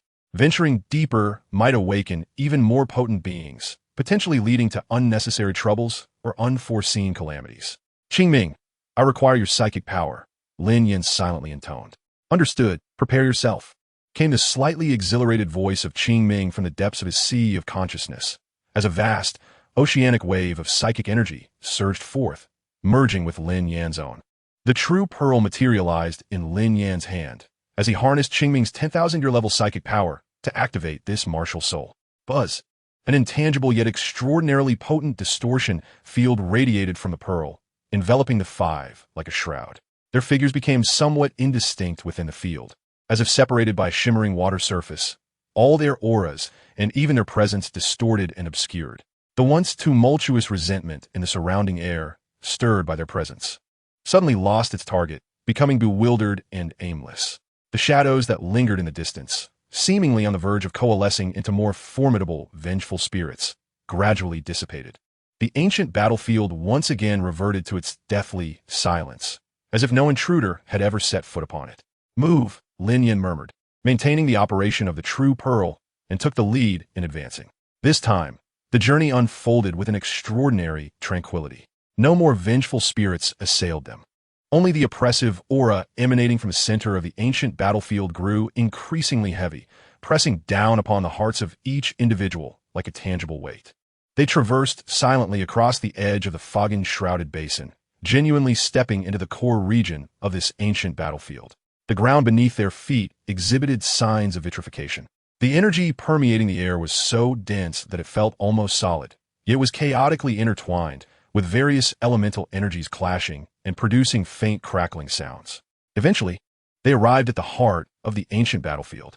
Here, the atmosphere was not as frenzied as at the edges, but rather more profound and terrifying, akin to the eye of a storm. Lin Yan's gaze sharply scanned the area. For colossal demigod remains radiated an oppressive aura that was suffocating. At the center they encircled. The energy was so concentrated it seemed nearly tangible, a chaotic mist of light swirling as if nurturing the ultimate truths of existence. However, at the very center of that luminous mist, Lin Yan's pupils abruptly constricted. He beheld a sight. At the center of the four remains, the ground was not the flat glass-like surface he had anticipated, but rather deeply concave, forming a massive bowl-like structure.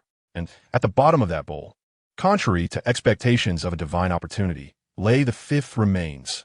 This remains was far less massive than the other four, even only slightly taller than an average person. Its entirety exhibiting a peculiar dark golden hue, covered in countless intricate, seemingly innate arcane runes. The state of the remains was peculiar, resembling a form that had been forcibly torn and distorted, barely revealing the outlines of its torso and limbs, yet all the joints twisted at illogical angles.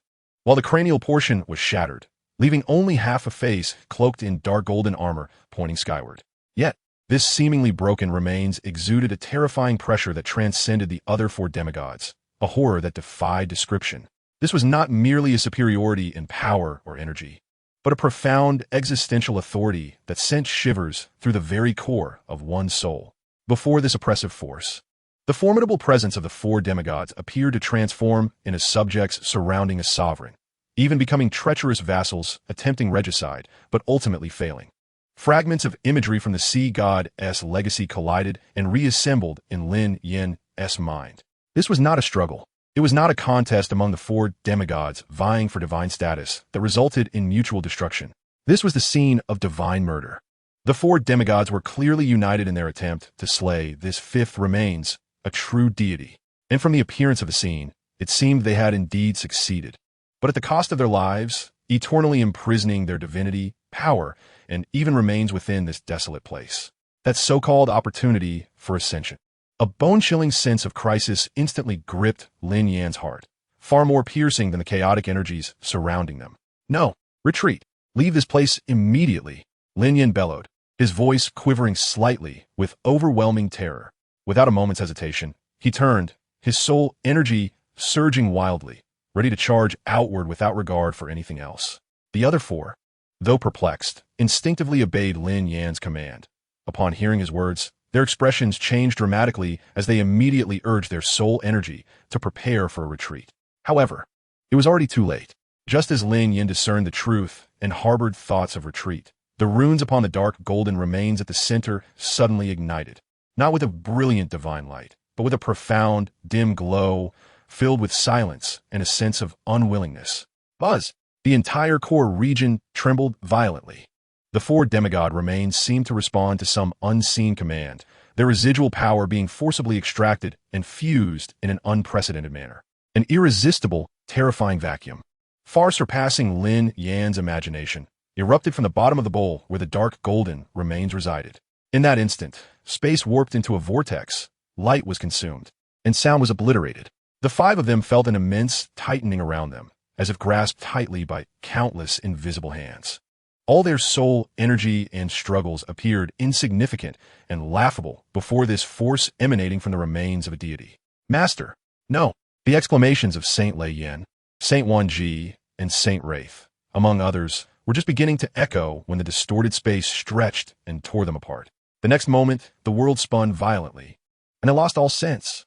Lin Yan felt as though he had been thrown into a tumultuous river composed purely of divine power, with his body and soul being violently torn and compressed, plummeting towards an unknown, perilously dangerous direction. Time became a blur. It could have been a mere moment or an eternity. When the horrifying pull finally ceased, the five of them tumbled to the ground like rolling gourds, crashing heavily onto the unyielding surface. Lin Yan gritted his teeth against the excruciating pain coursing through his body and soul, abruptly opening his eyes. What greeted him was not the lifeless core of the ancient battlefield, nor the anticipated chaotic divine power or the manifestation of strange laws. The sky was a normal azure, dotted with wisps of white clouds. The sunlight cascaded warmly, imbued with the refreshing essence of flora. Beneath him was soft earth and grass. In the distance rose rolling mountains and dense forests, and he could even hear the cheerful chirping of birds. A gentle breeze swept by, carrying faint human voices from afar. This place appeared to be an utterly ordinary, vibrant wilderness. Master, are you all right? Saint Lin Yan, Saint Wan Ji, Saint Wraith, and Xiao struggled to their feet, quickly encircling Lin Yan, vigilantly surveying their surroundings. Their faces bore expressions of lingering fear and deep confusion.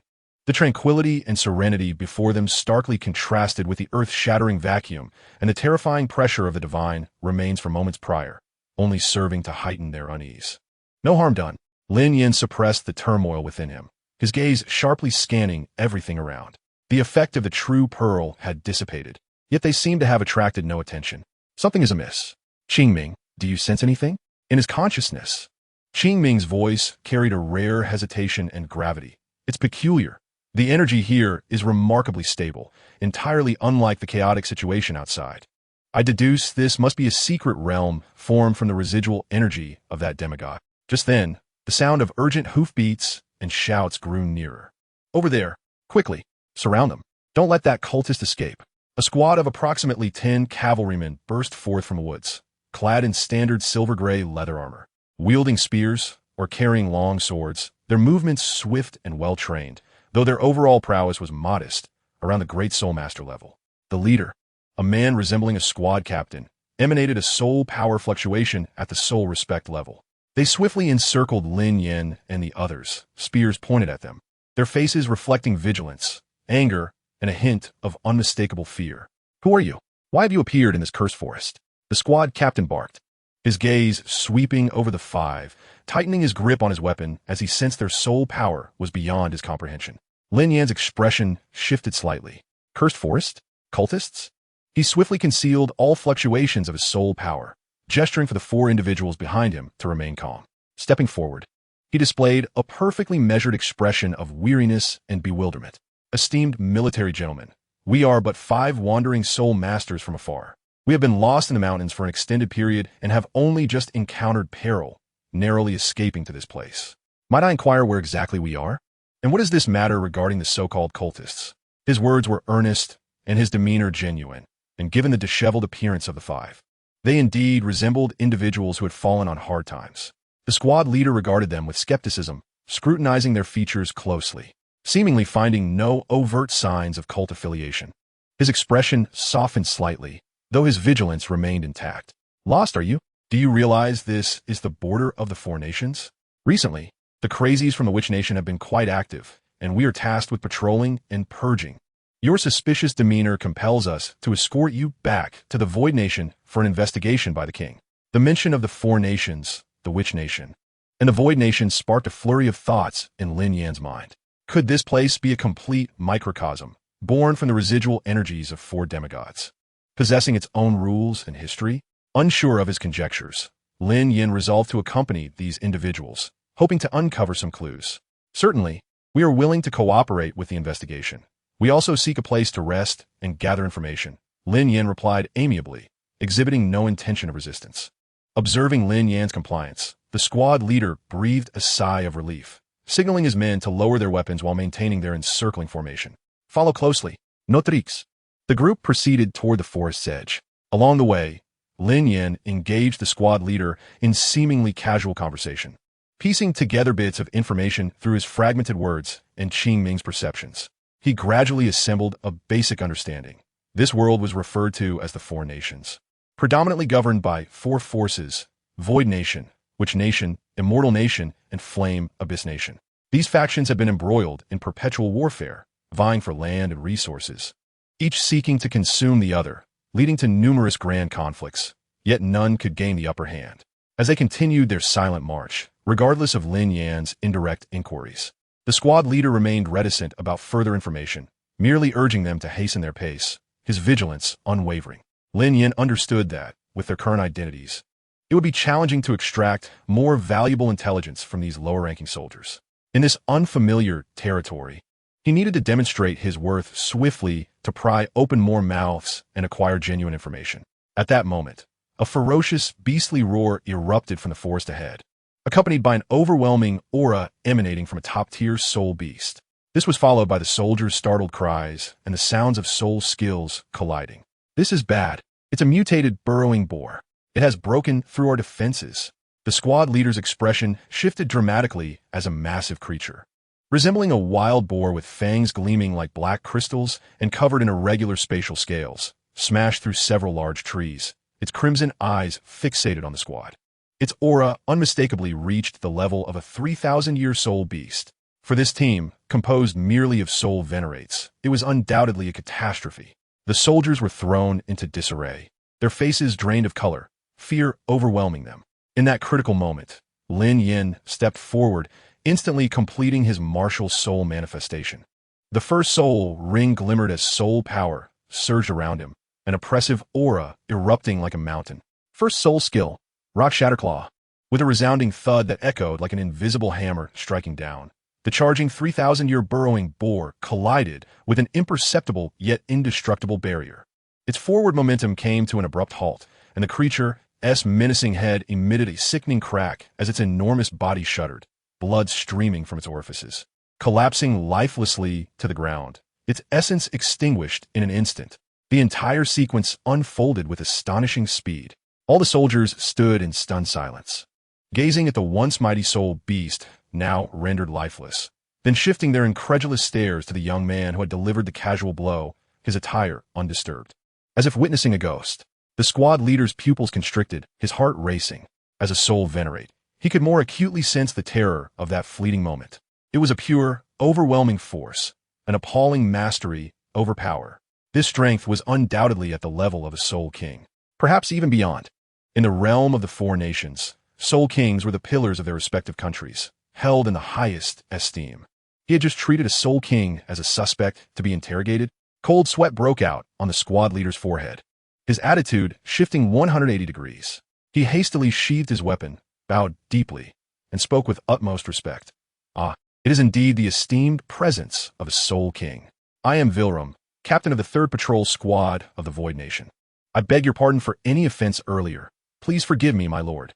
Lin Yan cast a casual glance at Captain Vilrum, as if he had merely swatted away a fly. "No matter, it is but my duty. Can we now meet with someone of authority?" His tone was unassuming, yet carried an undeniable air of command. "Of course. Please follow me, my lord." Captain Vilrum nodded vigorously, his demeanor exceedingly humble, leading the way with no trace of his previous wariness or interrogative intent. Here, strength served as the paramount passport. The group resumed their journey. As they passed the boar's carcass, several soldiers cast, not even a cursory glance, instinctively sidestepping it as though it were merely a commonplace stone by the roadside. Their expressions bore no surprise or regret, as if such occurrences were entirely expected. Chapter 141, The Void Nation. Just as everyone prepared to depart, Lin Yan's gaze lingered momentarily on the carcass. The four individuals behind him exchanged subtle glances. The burrowing boar lay crumpled on the ground, its black crystal fangs dulled, and the irregular spatial scales that adorned its body gradually dimmed. Its corpse remained intact, with fresh blood seeping from its wounds, indicating it had indeed just perished. However, the soul rings that should have manifested immediately upon the soul beast's death, signifying its cultivation age, were conspicuously absent. Moreover, upon closer inspection, an unsettling phenomenon could be discerned. The energy within the boar's body was being drawn away in an exceedingly slow manner, wisps dissipating silently into the surrounding air and earth, becoming one with the very fabric of this realm. Captain Vilram, noticing Lin Yan's gaze, assumed the powerful Soul King was intrigued by the boar's remains and eagerly explained, "My lord, should the fangs and scales of this burrowing boar have remained intact, they would be quite valuable, capable of being sold to the alchemy workshop or equipment store in the city. However, your earlier strike was too forceful, shattering these materials." His tone expressed only regret for the damage to the materials, neglecting any mention of the soul ring, as if that concept were non-existent, or perhaps had never existed at all. A chill ran through Lin Yan's heart, yet his expression remained impassive, merely responding with a non-committal hum as he retracted his gaze. Behind him, the holy envoy of thunder, Yin, subtly furrowed his brow. The holy envoy of magnetism's eyes flickered with curiosity, while the holy envoy of the undead instinctively sensed the trajectory of the dissipating energy. Shao Qi remained silent, quietly committing something to memory.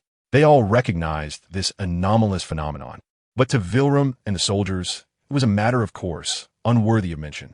In this secret realm, there were no soul rings. Upon a soul beast's death, its energy directly returned to the heavens and earth, rather than condensing into rings. This fundamentally overturned the external laws of nature. This secret realm resembled a self-sustaining, closed system of energy recycling. All energy generation, consumption, and dissipation occurred internally, with minimal interaction with the outside world. Lin Yan ceased to speak and silently followed Vilram onward. After approximately an hour's journey, the silhouette of a city emerged on the horizon. It was not the grand metropolis one might envision, but rather a colossal, oddly styled military fortress. The city's overall hue mirrored that of soldiers' armor, a silvery gray. Its walls and numerous structures were not entirely still. Certain sections appeared to be constructed from a fluid, ethereal energy crystal, occasionally rippling like water, with some smaller architectural components vanishing into thin air only to materialize elsewhere. Imbued with an unpredictable sense of transformation, the city gates were heavily guarded, with stringent inspections in place.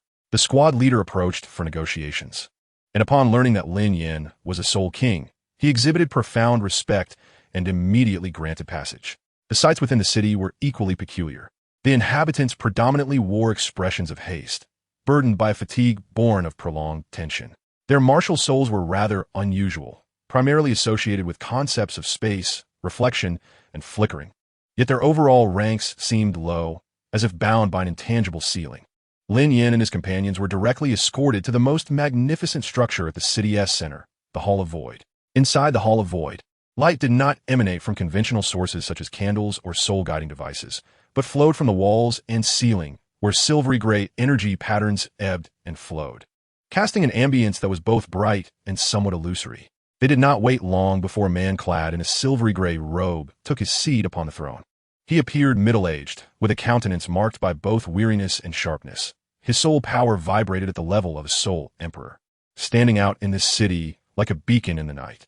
He was the king of the Void Nation, Kong Jing. Kong Jing, seated upon his throne, scrutinized Lin Yan and his four companions with the keen gaze of a hawk. The aura of a Soul King emanating from Lin Yan caused his attention to linger on him for quite some time.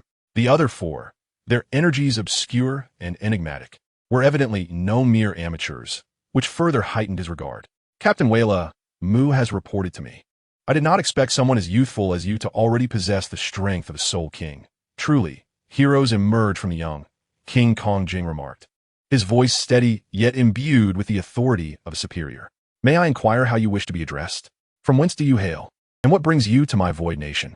His inquiries struck at the core, accompanied by an unmistakable scrutiny that brooked no evasion.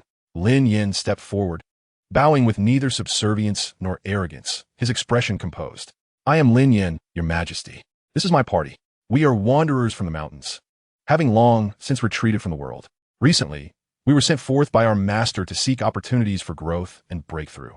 We inadvertently found ourselves here, having heard that the customs and culture of the four nations are unique, hence our desire to witness the city of Void.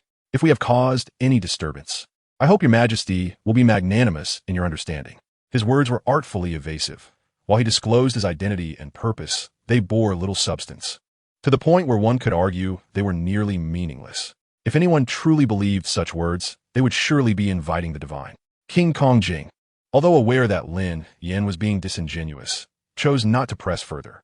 In this time of contention among the four nations, where strength was urgently needed, the fact that his lineage was unclear, but he was not an enemy spy sufficed for him to consider Lin Yan useful. I see. There is no need for such formality, Lin Yan. Though our lands are rife with conflict, we hold heroes in the highest regard. Your strength is extraordinary, and we are in need of capable individuals. Might you consider remaining in my Void Nation for a time? I shall treat you as an esteemed guest. He directly offered a branch of olive, as the inclusion of a Soul King-level powerhouse would undeniably bolster any nation as strength. Lin Yan had already contemplated this scenario. Upon hearing the proposal, he allowed a hint of intrigue and contemplation to flicker across his face, then clasped his hands in acknowledgement. Your Majesty's kindness is greatly appreciated. As newcomers, we indeed require a place to stay to further immerse ourselves in the local customs. Given your generous hospitality, should I decline, it would be tantamount to ingratitude. Therefore, I shall impose upon your Majesty and temporarily reside in your nation. Should the need arise, I am willing to extend whatever assistance I can offer within my means. He refrained from making absolute promises, merely committing himself to assist within his capabilities, thereby reserving ample room for maneuver. Upon hearing this, King Kongjing finally revealed a sincere smile. The fact that Lin Yan had not outright refused and was willing to stay was the first step toward success. As for how to make him genuinely serve the Void Nation in the future, he had ample time and means. Splendid, truly splendid. Having your assistance, Lin Yan, is indeed a boon for my Void Nation. King Kongjing exclaimed with glee. He ordered the preparations for the finest guest accommodations for Lin Yan and his companions, ensuring that all provisions were of the highest standard. Tonight, I shall host a banquet in the palace to welcome Lin Yan and his party. Thank you, Your Majesty. Lin Yan bowed again, his demeanor impeccably respectful. Chapter 142. The Coiled Serpent. That evening, within the banquet hall of the Void Palace, the atmosphere was vibrant, yet tinged with an undercurrent of tension unique to a war-torn land. In attendance were royal family members, along with several high-ranking officials and military leaders of the Void Nation, whose strengths range from Soul Sect to Soul King levels. Their gazes were filled with curiosity, scrutiny, and a barely perceptible blend of jealousy and wariness as they regarded Lin Yan and his companions. The banquet table was adorned with distinctive dishes, primarily comprising peculiar fruits infused with a faint spatial energy, fungi, and the flesh of certain soul beasts capable of transiently traversing the void. The culinary techniques employed were somewhat rustic, yet possessed their own unique flavor. King Kongjing occupied the seat of honor, frequently raising his cup to Lin Yan, his words laden with camaraderie, while he again elaborated on various aspects of the Four Nations and the Void Nation. However, when it came to core secrets and deeper rules, his explanations remained vague. Lin Yan handled the interactions with poise, neither overly familiar nor aloof, simply observing everything in silence. During a lull in the festivities, a slightly inebriated Soul King general clapped Lin Yan on the shoulder, exclaiming, "Brother Lin Yan, you are so young and accomplished. You shall undoubtedly become the pillar of our Void Nation.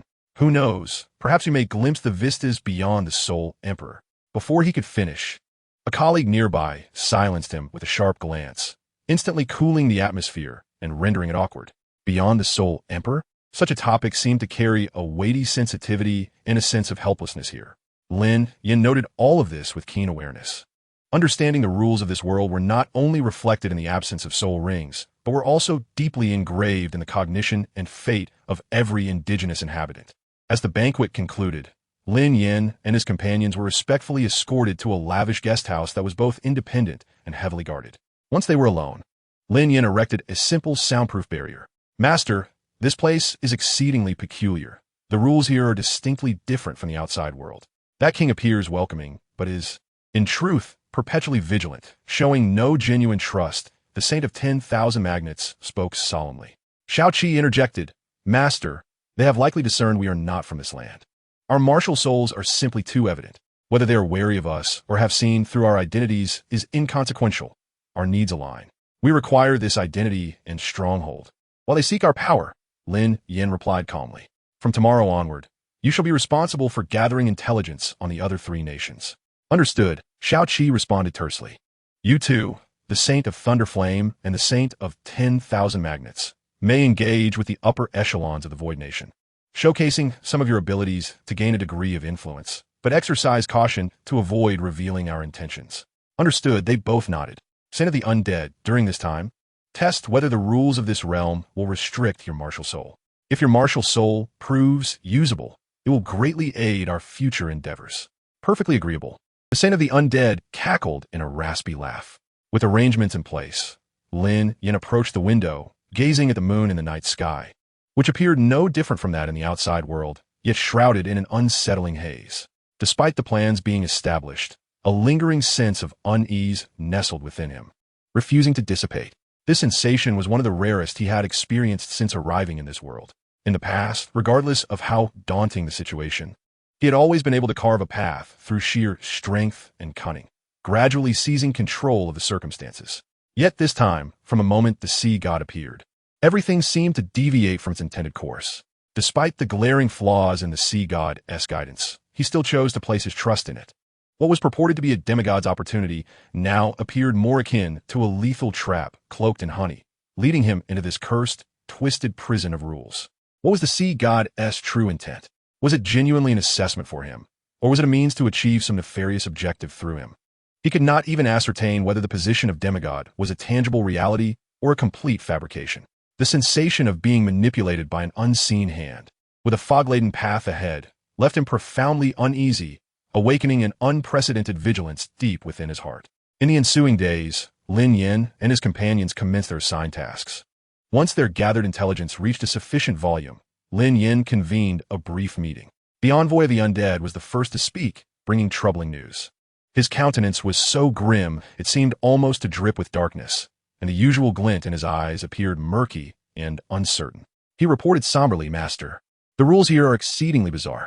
Upon death, the souls and energies of living beings do not linger briefly. Instead, they are absorbed and digested by this realm at a rapid pace, reverting to the primordial chaos energy. It is not merely the control of ancient corpses that is challenging. Even the recently deceased, if not controlled within a fleeting moment, will swiftly transform into unmovable husks. My martial soul here is almost entirely diminished." In contrast, the envoy of thunder and the envoy of magnetism had fared significantly better, leveraging the strength of the soul sect and their combat techniques, which far surpassed those of the local soul masters. They quickly garnered respect among the high echelons of the Void Nation, even obtaining some nominal positions that allowed them access to mid-level officers and logistics personnel. The envoy of thunder reported gravely, "The internal factions of the Void Nation's military are distinctly defined, with undercurrents swirling. The conservative faction, led by Marquis Seville, has entrenched itself in the royal capital, infiltrating logistics and personnel appointments, content with the status quo and striving to maintain their existing interests.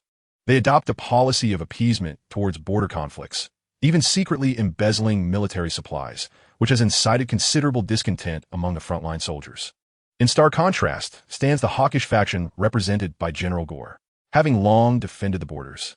His resolute character and remarkable military achievements have earned him immense respect among the border troops. He has repeatedly petitioned for troop increases and proactive offensives to seize strategic resource points, expressing vehement disdain for the cowardice and short-sightedness of the capital's aristocracy. Under his command is a cadre of middle-aged and young generals, equally eager for military glory and intent on altering their fates. The envoy of magnetism continued his report.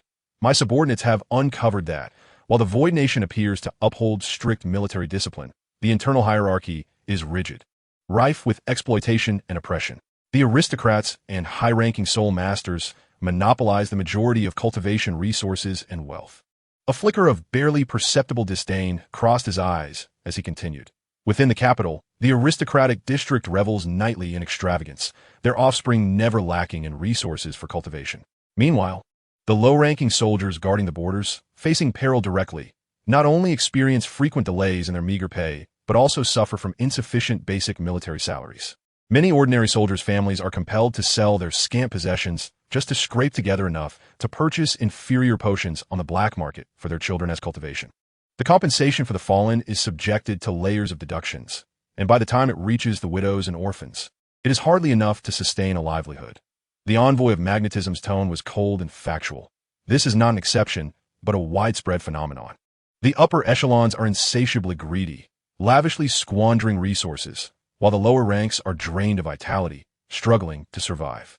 The foundation of the Void Nation has long been eroded, and the discontent simmering beneath the surface is likely far deeper than we perceive. Chapter 143. Using all beings as fuel to ignite the path to divinity. Although Shao Qi was unable to obtain overly detailed intelligence due to being in the Void Nation, the information he brought back was sufficient to sketch a clear picture of the four nations' dynamics for Lin Yan's team.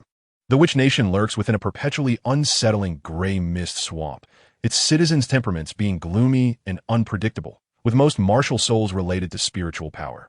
The Immortal Nation, on the other hand, boasts a strong populace residing deep within a mountain range rich in mineral resources, possessing robust, innate physiques and martial souls closely linked to rock and elemental forms. The Flame Prison Nation is entrenched in a harsh volcanic region and searing wasteland. Its people known for their fierce and combative nature, capable of harnessing and utilizing geothermal energy for cultivation and combat.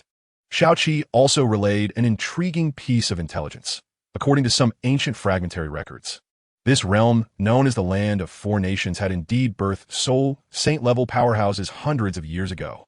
Yet, it was unclear when the Soul Emperor became an insurmountable pinnacle for all soul masters.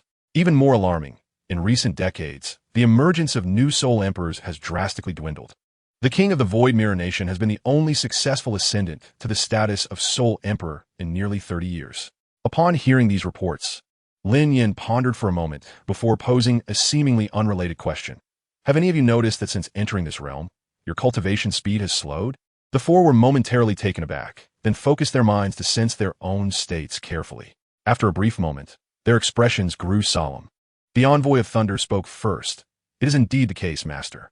The concentration of soul power in this space is too low, even inferior to that of ancient battlefields. The others nodded in agreement. Lin Yan's gaze swept over the four, his voice low yet clear. What Thunder has stated is correct. The soul power concentration here is exceptionally thin, which is quite peculiar. Initially, we speculated that this realm was formed from the residual energies of four demigods, and it should not be inferior to the ancient battlefields outside. He continued, his eyes glimmering with insight. Thus, I suspect that the thinness of the soul power is not due to innate reasons, but rather a product of external conditions, closely tied to the increasing population in this land. He approached the table, dipped his fingertip in some tea, and drew a circle on its surface. Let us imagine the total soul power of this realm as a fixed quantity. Then he marked numerous small dots within the circle, representing the population. The larger the population, the less soul power each individual can access, thereby naturally lowering the overall cultivation levels. This realization illuminated Lin Yan's eyes. This is precisely why, he inferred, the ancient texts recorded the existence of soul saints hundreds of years ago.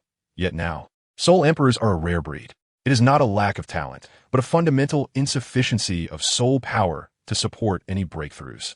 The Envoy of Magnetism contemplated thus. The high-end combat power of each nation has dwindled. To maintain national strength, they must continue to encourage reproduction. This is the most perilous aspect. Lin Yan sketched a line on the table as he continued. War necessitates a continuous supply of troops, compelling them to promote reproduction. However, with a burgeoning population and dwindling resources, even the soul power in the world is being continually diluted, ultimately leading to the need for larger-scale wars to plunder. This is an inescapable cycle. He slightly closed his eyes, his fingers unconsciously tapping on the table, producing a rhythmic and muffled sound. The echoes reverberated through the silent space, manifesting the rapid workings of his mind. Suddenly, the tapping ceased abruptly. Lin Yan's finger halted in midair as a bold idea struck him. If soul power dilutes due to population growth, could there be a method to reverse this process? This thought caused his breath to hitch, as if his blood were racing faster at that very moment. He suddenly lifted his gaze, a flicker of fervor igniting within his eyes as he addressed the assembly. An intriguing possibility has just crossed my mind. Given that the total soul power of this realm remains constant, the increase in population would dilute it. What if we were to reverse this notion? Leaning forward, his voice dropped to a conspiratorial whisper imbued with undeniable fervor. He proposed, what if the population were to drastically diminish? Would the soul power, which is currently divided amongst billions of beings, not return en masse to the very fabric of this world? Would the concentration of soul power not surge to an astonishing level in a brief span of time? Might this not coalesce into the demigod positions we so desperately require? The air in the chamber seemed to evaporate momentarily. only to ignite with fervor. The Thunder Flame Saint, his eyes alight with electric energy, was the first to react. His voice tinged with excitement and a hint of hoarseness. "Are you suggesting, Master, that we resort to war? A truly cataclysmic conflict, rather than the petty skirmishes at the borders that we currently endure? Only a substantial bloodletting can unleash the monumental soul power required to shake the very foundations of existence." Indeed, interjected the magnetic saint, "we require a calamity that engulfs all nations, one that rends the very sinews of society and brings nations to the brink of annihilation. Only then can we extract the sufficient sustenance we seek." The Death Saint emitted a low, sinister chuckle. "If I can seize control of these corpses in time, I might even establish a formidable army of the undead." Even the usually reticent Xiao Qi nodded slightly, his eyes shimmering with a cold light, clearly endorsing this extreme, yet singularly feasible strategy. The gazes of all present grew fervent and resolute. They hailed from the Holy Spirit Church, where the law of the jungle reigned supreme, and for the sake of power, they harbored no qualms about igniting the world in flames. "It appears our objectives align." Lin Yan observed the reactions of the assembly, realizing that the plan had garnered support. The pressing question that loomed was how to spark this conflagration, how to ensure that the accumulated animosities and contradictions among the four nations erupted into an all-consuming, relentless war. The focus of strategy swiftly shifted from observation to scheming. The Thunderflame Saint's eyes glinted with a combative spark. The hawkish faction within the Void Nation's military is already discontent. It merely requires a sufficiently weighty catalyst, perhaps the assassination of a prominent hawkish general at the borders, ideally with irrefutable evidence implicating a specific nation. The Magnetic Saint added, "We could also engineer a resource crisis. I can covertly sabotage several key supply depots, framing either the Infernal Nation or the Immortal Nation, inciting the common folk and military alike to outrage over the deprivation of their survival resources, thus compelling the royal family to engage in war." The Death Saint cackled darkly. "Merely relying on one nation's might is far from sufficient. I propose we first forge an alliance with one nation to have a chance at instigating a large-scale conflict." After a moment's contemplation, Xiaoqi replied, "The Death Saint has a valid point. I suggest we ally with the Witch Nation. Their spiritual assaults would indeed prove invaluable in a large-scale war." Listening to their counsel, Lin Yan's fingers resumed a rhythmic tapping upon the table, this time imbued with a commanding cadence. "Excellent," he summarized. "Thunderflame, you shall oversee military affairs and orchestrate the border incidents.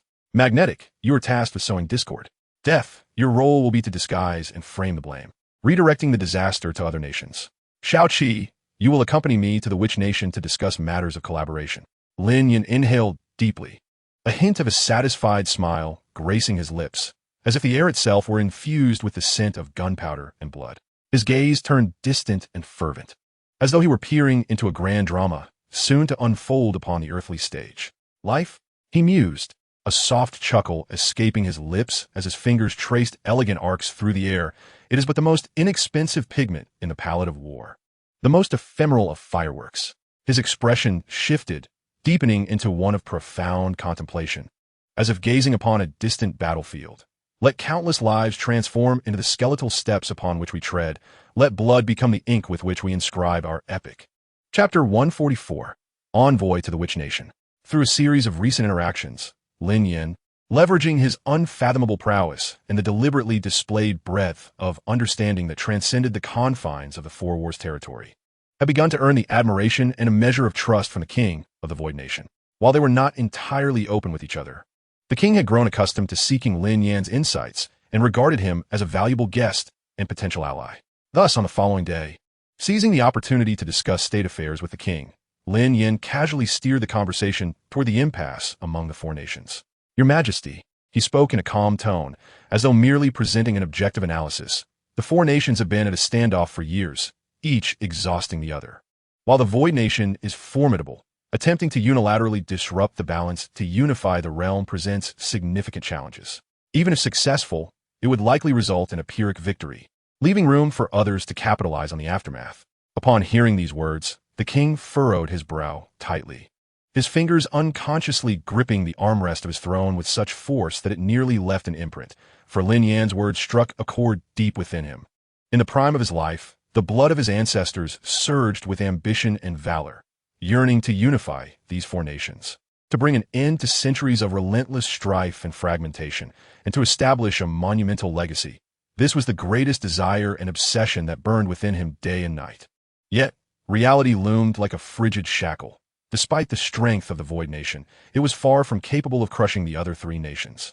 Each conflict exacted a heavy toll, yet a decisive breakthrough remained elusive.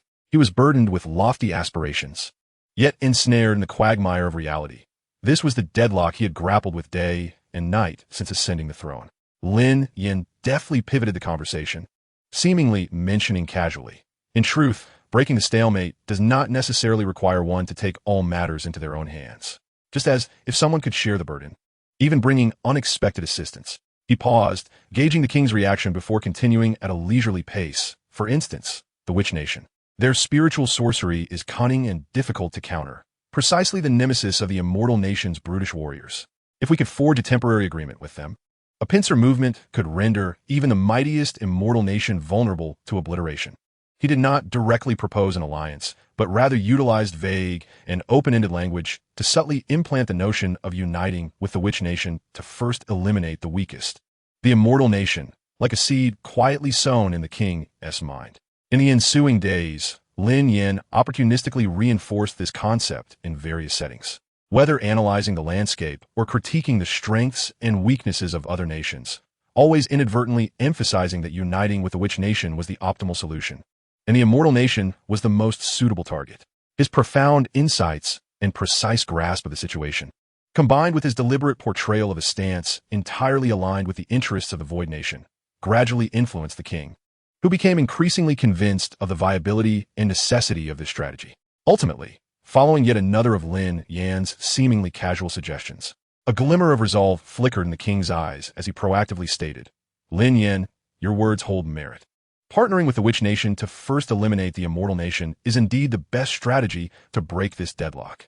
This matter is of great import.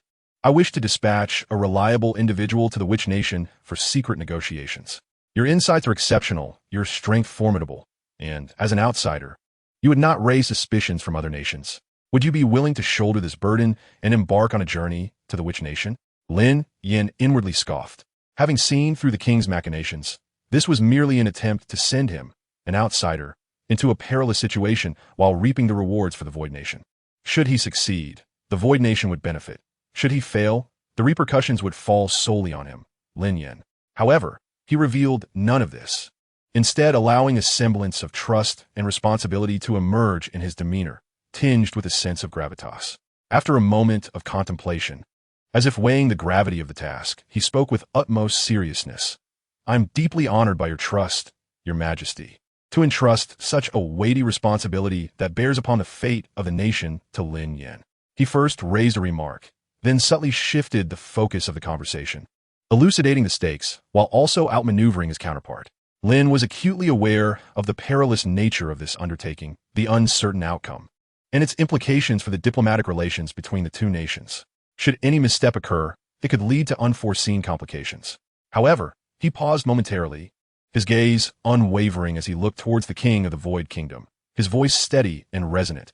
"As a guest official of the Void Kingdom, honored by your majesty, it is my duty to alleviate your majesty's burdens and resolve difficulties. I am willing to undertake a journey to the Witch Country, exerting all my efforts to gauge their intentions, thereby facilitating this matter for your majesty. Yet, such a significant task cannot be solely influenced by me. The variables are immense. I hope your majesty is cognizant of this and prepares accordingly." This statement not only accepted the mission, but also demonstrated his loyalty and courage, while deftly hinting at the potential consequences of failure, subtly implying that this was not solely his responsibility, and that the Void Kingdom could not entirely distance itself from the matter, thus shifting part of the responsibility and risk back onto the King of the Void. Upon hearing these words, a flicker of barely perceptible emotion crossed the king's eyes. However, with no turning back, he had to exhibit complete trust and support, responding with a hearty laugh, "Excellent. Indeed, you are commendably loyal and brave. I am well aware of the nuances involved. You may proceed with confidence, for the Void Kingdom stands as your backing." Lin's heart harbored a more profound smirk, yet his expression remained one of respectful acquiescence. "I shall not disappoint your majesty's expectations." "Splendid. We must not delay. The King of the Void feigned exuberance and urgency. I shall prepare the royal edict and token of goodwill forthwith, and dispatch a contingent of elite guards to ensure your safety. His words, earnest yet concealing ulterior motives, revealed that this escort, under the guise of protection, was indeed a means of surveillance and control. He needed to ensure Lin's movements remained within his grasp. Lin's gaze shifted slightly, instantly discerning the king's intentions. He understood that this troop was not there to safeguard them, but to monitor them. However, it was not the opportune moment to confront this reality, and they had no ulterior motives. The king was simply overanalyzing. He maintained a facade of indifference, nodding slightly in agreement, his tone untroubled. Your Majesty's foresight is commendable. Having elite guards accompany us will undoubtedly mitigate numerous inconveniences. I shall accept this offer without reservation. Seeing Lin's perceptiveness, the king felt a surge of satisfaction, his smile becoming more genuine. Then off you go to prepare. The escort can depart at once. Soon, all preparations were complete. Lin convened with Xiao Qi, the royal escort following closely behind, their demeanor somber, eyes sharp. Both parties tacitly understood each other. Upholding the pretense of courtesy, Lin accepted the royal edict, embodying the Void Kingdom's sincerity, along with a symbolic token, hardly glancing at the guards before boarding the carriage. The convoy set forth, departing the royal capital and advancing towards the witch country, perpetually shrouded in gray mist and sinister tales. The wheels rolled over the official path, while the guards silently flanked them, their eyes frequently scanning the leading carriage for any signs of irregularity. Inside the carriage, Lin maintained a serene expression while perusing the book in his hands, unaffected by the soldiers outside. Meanwhile, Xiao Qi maneuvered the carriage, his attention unwaveringly focused on the guards. Ever vigilant. Chapter 145, Arrival at the Witch Country. The convoy traveled in silence for several days. The official road had long since vanished, replaced by a winding, muddy trail enveloped by the swamp's edge, besieged by slick moss and twisted trees. The air was thick with a decaying and herbal scent, palpable enough to induce a peculiar dizziness upon inhalation. The ever-present gray mist loomed like a vast, murky curtain, severely limiting visibility, with only the dim glow of moss and the occasional eerie shadow flitting through the fog hinting at life, or perhaps the stirring of the dead. The guard from the Void Kingdom were evidently uncomfortable, gripping their weapons tightly, warily observing every subtle movement in the fog, their breaths intentionally hushed, as if afraid of disturbing some slumbering horror. In stark contrast, Lin remained composed within the carriage, even resuming his reading. Xiao Qi skillfully drove the carriage, maintaining speed, seemingly able to sense pathways and dangers invisible to the ordinary eye, ensuring the carriage always traveled along relatively safe grounds. He disregarded the tension among the guards, channeling all his focus on the distant horizon, aware that from the moment they set foot on this land, they were under the watchful gaze of the witch country. Uncertain how long they traversed in the eerie silence, a sudden rustling emerged from the thick mist, reminiscent of countless small objects scraping against one another. The guards abruptly halted their mounts, anxiously directing their gazes towards the source of the sound. From the gray fog, figures glided forth silently, clad in dark gray cloaks that nearly merged with the mist. Their hoods pulled low obscured their faces, revealing only the faint outline of pale, pointed chins. They moved not in a walk but appeared to float above the mire, their feet never touching the ground. Leading them was a slightly taller woman, who raised her head, revealing an exceptionally pale yet exquisite face, her eyes an unusual and rare pure white devoid of pupils, exuding a chilling indifference. Trailing behind her were several similarly attired women, along with several large puppets crudely assembled from deadwood, beast bones, and coarse earth, their eye sockets flickering with ghostly green flames. Stop! The leading woman's voice was dry and flat, devoid of any emotional fluctuation, yet imbued with an undeniable authority. This is the ever-dark marsh, the border of the witch country. State your identities and intentions. Her pure white gaze swept over the Void Kingdom's flag and the guard's armor, ultimately landing on Lin's carriage, clearly already aware of their origins, merely conducting this inquiry as a formality and a means of intimidation. The captain of the guards, swallowing hard, stepped forward, reciting the prepared lines. We are emissaries of the Void Kingdom, dispatched by our king to pay a visit to the ruler of the witch country, to discuss urgent matters. The witch envoy paid no heed to the captain, her pure white eyes still fixed on the carriage. Who is the envoy? Why do you not reveal yourself? The carriage doors swung open, and Lin descended with measured steps. Clad once more in a simple black robe, he oddly harmonized with the bleak backdrop of the marsh. And paradoxically, his calm demeanor rendered him more striking than the witch envoys. He offered a slight smile, as though oblivious to the oppressive atmosphere surrounding them. I am Lin Yan, entrusted by His Majesty, King Kongjing of the Void Kingdom, to meet the ruler of the Witch Country and present the royal edict and token of friendship. After a taxing journey, it is indeed a privilege to witness the grace of your esteemed envoys. His demeanor was neither subservient nor arrogant. His tone tranquil, yet imbued with an ineffable strength that made the witch envoy's pure white eyes flicker slightly, seemingly taken aback by his composure and demeanor. Lin Yan? The witch envoy repeated the name, as if rummaging through her memory, but evidently found nothing. She ceased her inquiries, merely coldly gesturing aside. Since you are an envoy of the Void Kingdom, follow me. Remember, stay close in the marsh, should you lose your way. You shall be forever ensnared within it. Her words carried a stark warning. The convoy resumed its journey, this time with the witch envoy leading the way. They navigated the marsh with intimate knowledge, adeptly avoiding seemingly flat, yet perilous traps and latent dangers lurking in the mire. Throughout the journey, Lin silently observed the land through the carriage window. He witnessed peculiar scenes. In the gray mist, rudimentary villages formed from twisted trees and luminous moss occasionally emerged, where sluggish peasants, wrapped in coarse fabric, struggled to gather darkened moss or capture slippery swamp fish in the muddy soil. Their gazes were predominantly vacant, devoid of vitality, as if they had long been assimilated by this land. In the air, amidst the fetid stench of decay, there lingered a faint, disorienting sweetness, seemingly emanating from peculiar marsh plants. In the distance, bizarre edifices loomed like colossal fungi, their peaks shimmering with an eerie glow, perhaps serving as vital strongholds for the witches. Occasionally, one could glimpse witches soaring above the mist on enormous creatures resembling hybrids of bats and lizards, leaving behind shrill cries. Everything here exuded an oppressive and enigmatic atmosphere, markedly distinct from the ever-shifting realms of the Void Kingdom, the solidity of the Immortal Kingdom, and the ferocity of the Infernal Kingdom. It leaned more towards a psychological erosion and a fusion with the environment. After traversing for a considerable part of the day, the fog appeared to thin, gradually revealing the silhouette of a vast city. The capital of the Witch Kingdom was not situated on level ground, but rather constructed upon a vast expanse of ancient, withered woods intertwined with numerous grotesque vines. The buildings predominantly utilized natural tree hollows, entwined vines, and bioluminescent fungi, melding seamlessly with the surroundings. Instead of towering stone walls, the city was encircled by living thorns, layered with sharp spikes and bizarre runes, as well as an ever-present protective mist. Above the city, thick fog formed a colossal vortex, slowly swirling as if a giant eye were peering down upon the earth.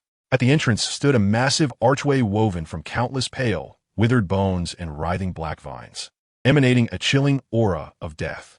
Dried and oddly shaped skulls dangled from the lintel, their eye sockets flickering with faint green flames. They had arrived in the City of Mists. The guiding witch envoy spoke coldly, instructing them to disembark and walk, assuring them their vehicle would be attended to.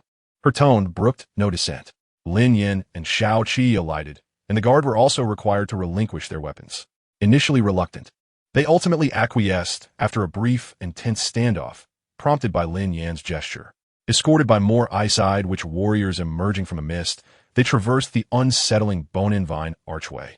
Chapter 146. An audience with the High Council of the Witch Kingdom. The sights within the city were even more bizarre than those outside.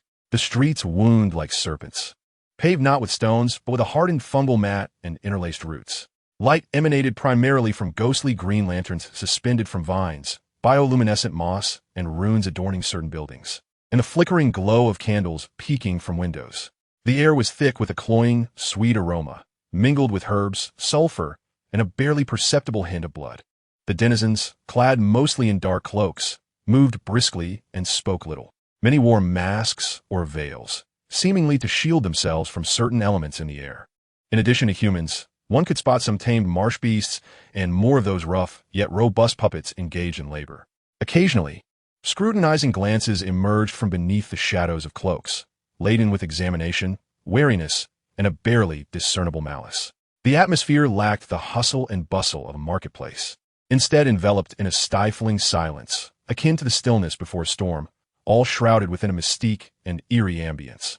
Lin Yan was accommodated in a hostel nestled within a colossal ancient tree. The interior was spacious, yet the furniture was twisted from living vines. The walls adorned with glowing veins, and the air damp and chilly. The guards were sequestered elsewhere, ostensibly for protection, but in reality, under house arrest.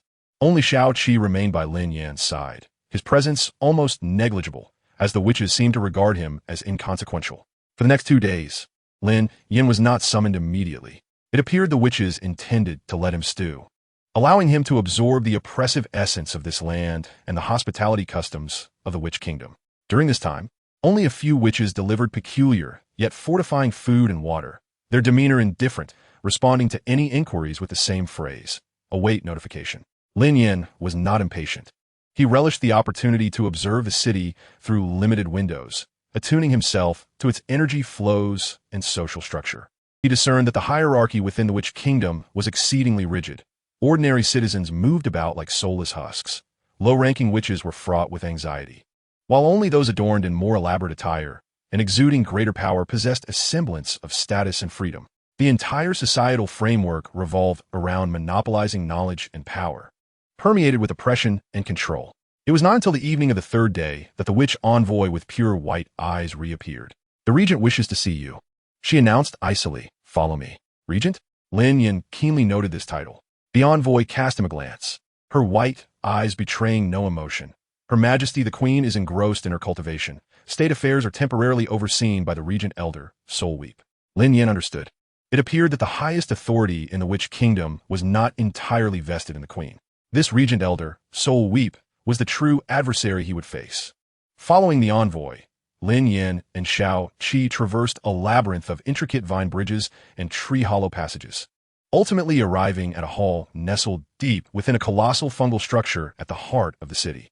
The interior of the hall was dimly lit, illuminated only by clusters of ghostly blue fungi. Strangely, the air had become significantly cleaner, the fador of the marsh replaced by a rich, unidentifiable incense that invigorated the senses while simultaneously instilling an undercurrent of unease. At the end of the passage lay an immensely spacious chamber. In the center stood a throne formed naturally from colossal tree roots, upon which sat an exceedingly aged woman. She resembled a skeletal figure draped in human skin, with 2 flickering clusters of ghostly green flames in her sunken eye sockets, rather than eyeballs. Her face bore intricate black tattoos that seemed to writhe with a life of their own. She was clad in a dark purple robe embroidered with myriad eyes, each appearing to scream silently. Her fingers were long and frail, with sharp, dark nails lightly tapping the throne's armrest, producing an unsettling rhythm. An immense and obscure psychic pressure radiated from her, like an invisible force field compressing the souls of intruders. She was the true ruler of the Witch Kingdom. Regent Elder SoulWeep. Standing beneath the throne were several individuals clad in the robes of high-ranking witches, both men and women, each exuding a dark aura. Their gazes sharp and calculating, clearly core ministers of the Witch Kingdom. Their eyes, cold as probes, fixated on Lin Yan, attempting to dissect every nuance of his emotional response.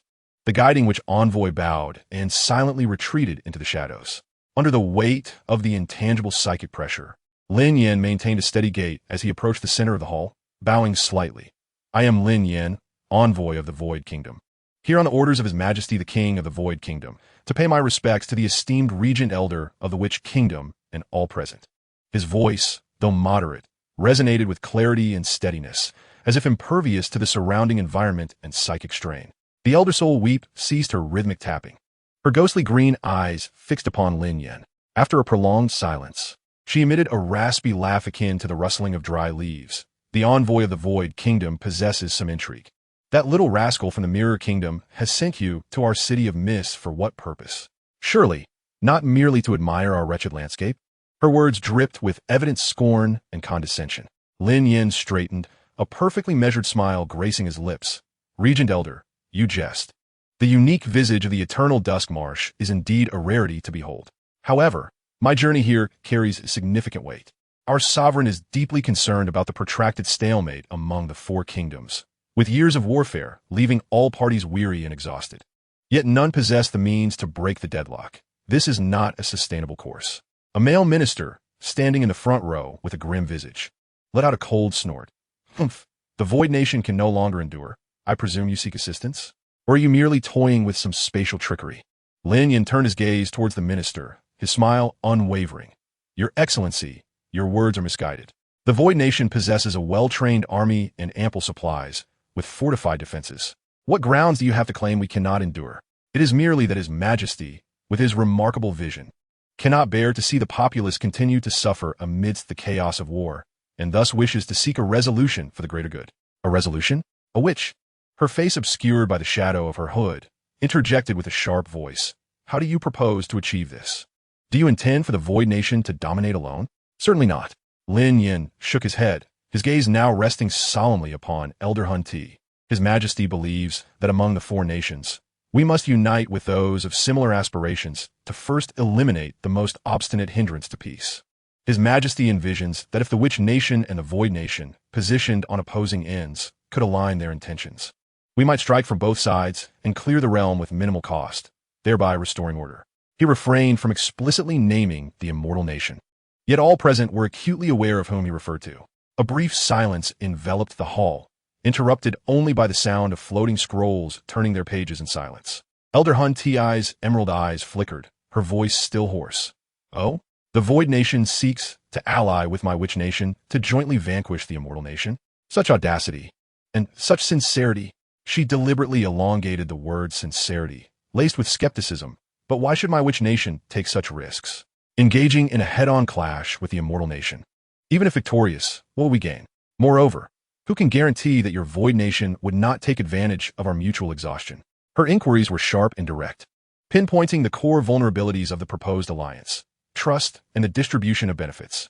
Chapter 147. Negotiation. Lin Yan appeared to have anticipated such questions, responding with composure. Elder, your discernment is commendable. While risks are indeed present, the potential rewards are substantial. His Majesty has pledged that should the alliance succeed in obliterating the Immortal Nation, the resource-rich Obsidian Mountains and 20% of the territory shall belong entirely to the Witch Nation, while the Void Nation would retain the remaining 80% in its capital. He refrained from hastily revealing his bottom line, instead proposing a price that allowed for future negotiation flexibility. After a pause to observe the subtle shifts in Elder Hun Ti's emerald gaze, he continued. Secondly, His Majesty understands that trust requires a foundation. We are willing to open a portion of border trade, providing your nation with our unique void crystals at a price 20% below market value to bolster your strength, along with a supply of military provisions to support the impending conflict. The pricing and proportions were slightly above psychological expectations. Thirdly, Lin Yan's voice lowered, imbued with a hint of persuasion. Have you not heard the proverb, when the clam and the snipe quarrel, the fisherman benefits? Currently, the four nations are in a stalemate, akin to the clam and snipe. If left unchecked, we will merely exhaust our energies, and none will emerge victorious. Only by taking the initiative to disrupt the balance can we become the beneficiaries. His Majesty's choice to ally with your esteemed nation reflects a recognition of the Witch Nation's strength and wisdom, far surpassing those brutish arsonists of the Flame Abyss. This is a union of the strong, a joint venture towards dominance. The conditions he presented sounded irresistibly enticing: territory, resources, contracts, and strategic vision, all while cleverly elevating the status of the Witch Nation, catering to their vanity. Once more, silence fell over the hall, though the dignitaries maintained their stoic expressions. The glint of calculation in their eyes intensified, sharing minute exchanges of mental energy as they weighed the pros and cons. Elder Hun Ti's slender fingers resumed their rhythmic tapping upon the armrest, the sound echoing in the quiet chamber. Initially, it seemed commonplace, yet upon closer inspection, it contained an eerie rhythm that penetrated the mind, attempting to unsettle one's thoughts and unwittingly reveal their innermost sentiments. Simultaneously, her emerald eyes blazed with an intensified glow, akin to two flickering will-o'-the-wisps igniting suddenly. An invisible yet chilling force, akin to countless fine, poisonous needles, surged forth with her gaze, aiming to pierce Lin Yan's eyes and forcibly breach his mental defenses to unveil his truest thoughts and emotional currents. This was a tactic often employed by witches, subtly imposing mental pressure and disturbance during negotiations to unsettle opponents, often leading them to err in judgment or inadvertently disclose truths. However, the mental incursion that would typically cause even the most seasoned soul emperors to frown in concentration vanished without a trace upon touching Lin Yan. He remained composed, a faint, serene smile gracing his lips, his gaze clear and profound, devoid of any ripple. As though the disconcerting sounds and icy mental needles were merely a passing breeze over a mountain stone, failing to stir even the slightest wave in the unfathomable ocean of his mind. Elder Hun Ti's hand momentarily faltered, her emerald gaze suddenly freezing in astonishment. A jolt of disbelief coursed through her. Her mental interference had proven entirely ineffective. She could not even provoke a flicker of movement in his eyes. The depth of this young man's mental prowess surpassed her expectations entirely.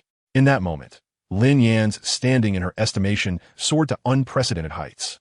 She had initially perceived him as merely a skilled envoy, but now realized that this young man was an extraordinarily formidable presence. Suppressing the tumult within, she regarded Lin Yan with a deeply scrutinizing gaze, the previous hints of amusement and condescension entirely dissipating, replaced by an almost equitable assessment tinged with wariness. When she spoke again, her hoarse voice retained its gravitas, yet the deliberate pressure had waned, replaced by earnest inquiry. Your Majesty of the Void Nation has sent forth a representative such as yourself and made such grand promises. Truly a substantial commitment, and indeed, great sincerity. She spoke slowly, carefully choosing her words. 20% of territory? The Obsidian Mountains? Void crystals at 20% below market value? Such terms are undeniably tempting. Her tone shifted sharply, becoming acutely incisive. However, esteemed envoy, we are not children. The Immortal Nation is renowned for its defenses, and the Obsidian Mountains are their stronghold. Easy to defend, yet difficult to assault. You wish for my Witch Nation to expend its main forces on the hardest of bones, while you, Void Nation, aim to reap 80% of the territory and the capital. Such good fortune is rare indeed. Furthermore, 20% below market value? Who can ascertain that you have not inflated the market price beforehand? The cunning of the old fox was evident. She did not succumb to the allure of immediate gain, but instead pointedly highlighted the most inequitable and potentially treacherous aspects of the terms.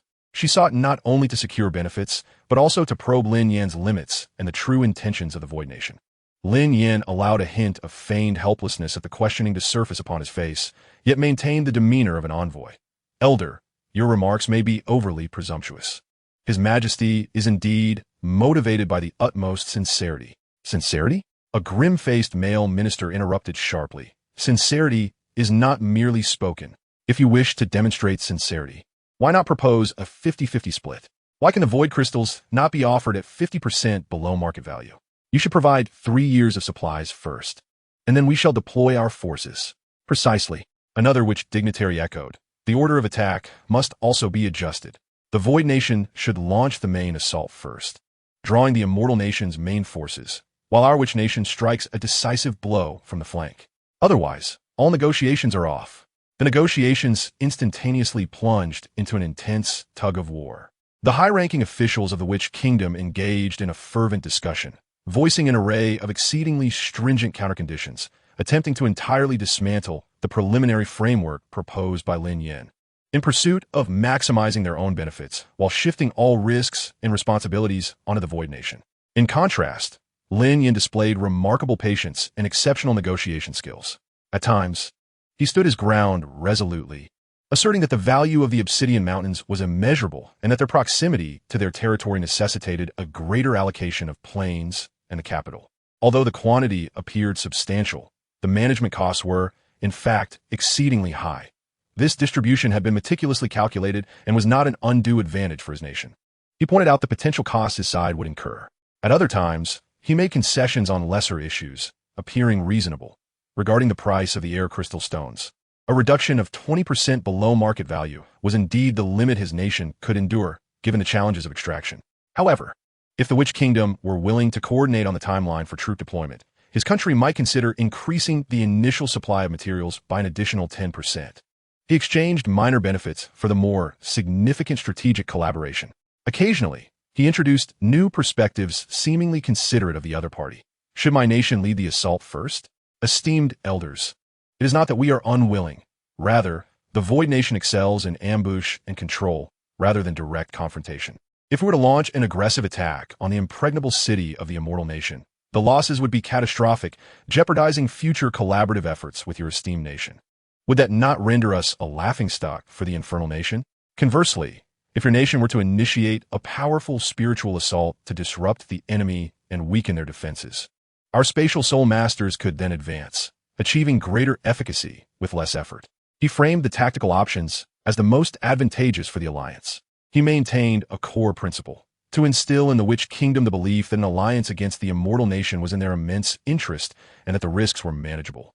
While never conceding too easily to their exorbitant demands, he needed to uphold the dignity and bottom line of the Void Nation, ensuring that each concession was met with a corresponding return or laid the groundwork for deeper future plans.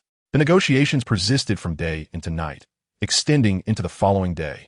Both parties engaged in a protracted tug-of-war over countless details, including territorial division ratios, deployment sequences, troop numbers, and spoils distribution, filled with questioning, testing, and disputes.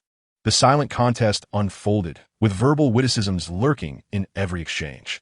Elder Hantai remained mostly silent, her emerald eyes resembling a deep pool, keenly observing Lin Yan's every response and the subtle fluctuations in his demeanor. Despite Lin Yan's almost flawless composure, she remained intently focused. Finally, on the evening of the second day, when negotiations once again reached an impasse on several key terms, Elder Hantai slowly raised her hand to halt the further disputes among her subordinates. She regarded Lin Yan, whose face bore a hint of fatigue, yet retained unwavering resolve, and rasped with a smile. Indeed, the envoy Lin Yan is articulate and steadfast. His Majesty, the empty mirror, has chosen well in sending you. However, the matters you have raised are of great significance, and many details pertain to the fate of our nations, which cannot be resolved hastily. We must deliberate further internally. Her intention was to temporarily suspend negotiations, both to temper Lin Yan's momentum and to genuinely unify internal opinions and weigh the pros and cons. Lin Yan understood this procedural norm clearly, especially in the context of a battle that could determine national fortunes. He expressed appropriate regret and understanding, rising to bow. In that case, I shall take my leave for now, awaiting news from the elders and esteemed lords. I hope we can prioritize the interests of both nations and reach a consensus swiftly. In the following days, Lin Yan found himself effectively under house arrest at the relay station, with no one coming to negotiate, save for the silent witch servants who delivered food punctually. The fog-shrouded royal capital seemed to carry on as usual, yet Lin Yan sensed that clandestine mental probing had intensified. The Witch Kingdom was evidently mobilizing their resources to verify the situation of the Void Nation, analyze the feasibility of the alliance, and assess Lin Yan himself. Lin Yan remained unperturbed, spending his days either meditating or observing the city through limited windows, even requesting some common herbs and illustrated books from the Witch Kingdom for study, exuding both tranquility and patience. 5 days later, Elder Hantai summoned him once more. This time, the atmosphere of the negotiations felt distinctly different. The Witch Kingdom had evidently engaged in intense internal discussions, presenting a more systematic, albeit more intricate and demanding counterproposal.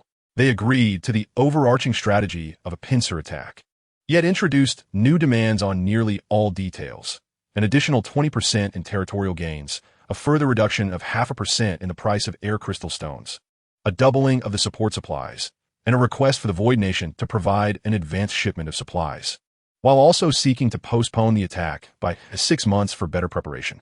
Lin Yan was equally prepared. He countered each point, arguing persuasively, once again showcasing his profound understanding of resources, military logistics, and strategy, highlighting the impracticality of many of their demands. Simultaneously, he tactfully proposed new incentives, such as the willingness to share advanced intelligence on the other two nations, contingent upon the Witch Kingdom committing more troops to the main assault. Negotiations once again devolved into a grueling tug-of-war, often spending half a day quarreling over a mere percentage point of resource discount or the deployment timeline for a 1,000-strong contingent. Both sides were testing each other's patience and limits, repeating this cycle for over a month.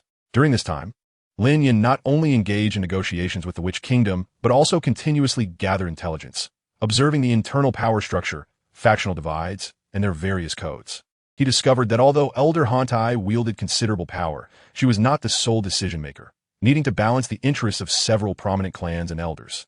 The Witch Kingdom's extraordinary desire for resources, particularly those that could enhance spiritual strength and stabilize souls, became evident. Ultimately, after a prolonged negotiation lasting 3 days and nights, a thick draft of the covenant, laden with complex clauses and soul energy seals, was laboriously agreed upon in principle. Elder Hantai gazed at the document. A culmination of over a month of negotiations, her gaunt face betraying a barely perceptible smile of satisfaction. She believed the Witch Kingdom had secured benefits and assurances far exceeding their initial expectations. Although the process had been arduous, the outcome validated her firmness and patience. The Void Nation had paid a significant price, binding themselves to the war effort. Elder Hantai, her voice still raspy but softened from its initial chill, acknowledged Lin Yan. You have indeed proven to be the most formidable and skilled envoy I have ever encountered. It is fortunate for His Majesty the Empty Mirror to have such a capable minister. On behalf of the Witch Kingdom, I provisionally agree to this draft. Once the final terms have been polished and presented to Her Majesty the Queen for approval, the alliance will come into effect. As your return approaches, you may rest well at the relay station, awaiting good news. Lin Yan bowed deeply, a smile of relief and accomplishment gracing his features. I owe it all to Elder Hantai and the esteemed lords for your profound understanding of the greater good, as well as to our sovereign for his trust. For the enduring friendship of our two nations and a new order in this war-torn land, I await the elders' final good news. Emerging from the shadowy hall, Lin Yan returned to the fog-laden streets, where the smile that once graced his face faded away, replaced by his customary impenetrable calm. After over a month of mental sparring, numerous verbal probes, and the tug-of-war of interests, the first move had finally been executed in accordance with his expectations. The ice of the Witch Kingdom had not only been cracked, but it had also been successfully dragged into the eye of the impending storm. The gears of war were already interlocked, and he would continue to propel everything forward. Next, he merely needed to secure the final covenant and return to the Void Kingdom to implement the subsequent plans. The chessboard was vast, and the game had only just begun. Chapter 149, The Assassination from the Witch Kingdom. 2 days later, Lin Yan was summoned once more to the dim hall. Unlike the previous tense atmospheres, this time the ambience within was noticeably more subdued. Although Elder Hun Ti and his chief ministers maintained serious expressions, the sharpness of their hostility had diminished, replaced instead by a cautious demeanor born of careful consideration. After a brief discussion concerning a few minor details and mutual concessions, the two parties finally reached an agreement on all terms. Elder Hun Ti personally affixed the Dark Seal, symbolizing the supreme authority of the Witch Kingdom. Upon the thick covenant document, Lin Yan, representing the Void Kingdom, solemnly marked the document with the seal granted to him by King Kong Jing. The covenant was thus established. Elder Hun Ti's voice remained hoarse, yet bore a hint of relief, expressing hopes for the two kingdoms to unite in purpose and strive for great endeavors. Rest assured, I shall not fail your expectations. Lin Yan nodded, stowing away his portion of the covenant document. He would immediately return to the Void to report to His Majesty and prepare for subsequent matters. The departure from the royal capital proceeded smoothly, and the Void Guardians were restored their weapons and rejoined the convoy. The procession once again plunged into the oppressive, eternal darkness of the Swamp of Gloom, guided by a witch's envoy towards the border. Yet, as the convoy left the core region of the Witch Kingdom and ventured into a more remote area, where the fog thickened to an almost unbreakable density, a languid yet vigilant voice echoed within Lin Yan's consciousness. Young Lin, a few small mice have been trailing us. They are likely from the Witch Kingdom, 6 in total, 2 from the Soul Sect, the rest are Soul Nobles. Lin Yan's gaze sharpened slightly, though his expression remained impassive. He had anticipated that the conclusion of the covenant would not signify an end to all troubles. The Witch Kingdom was not a monolith, and dissenting voices were inevitable. However, he had not expected them to act so swiftly and urgently. His mind raced, and he conveyed a thought to the driver, Xiao Qi, while simultaneously addressing the captain of the guards outside the carriage. Captain, there's a fork ahead. Take the left path. I recall it being a shorter route. The path he indicated was an even more secluded, nearly swallowed by the swamp, abandoned trail. The captain, albeit puzzled, chose not to question Lin Yan further out of trust and respect, and directed the convoy to turn. The pursuers indeed followed closely behind. When the convoy reached a hollow, surrounded by colossal, dead, grotesque trees, relatively concealed from view, Lin Yan abruptly ordered a halt. Here, we shall deal with them. His voice was icy as he opened the carriage door. Almost instantly upon his command, several invisible psychic blasts erupted from a mist, striking directly at Lin Yan and the Void Guardians behind him. Simultaneously, accompanied by a dizzying, piercing shriek, several indistinct gray figures lunged from the fog, brandishing daggers that shimmered with an eerie light, aimed straight for Lin Yan's vitals. Lin Yan scoffed coldly, not even summoning his martial spirit. Instead, a surge of his formidable psychic energy rippled through his consciousness, and the seemingly fierce psychic attacks shattered like waves crashing against a reef, dissipating in an instant. The two Soul King witches who initiated the assault groaned in pain, evidently suffering from the backlash. At that moment, Shao Qi's figure vanished from the carriage. And a moment later, a scream erupted from the side as a newly emerged Soul Noble Witch assassin clutched her bleeding throat and collapsed. Enemy attack. Form up. The captain of the guards finally reacted, shouting in fury and alarm. The soldiers swiftly gathered, their soul rings glowing as they braced for the onslaught emerging from the encroaching fog.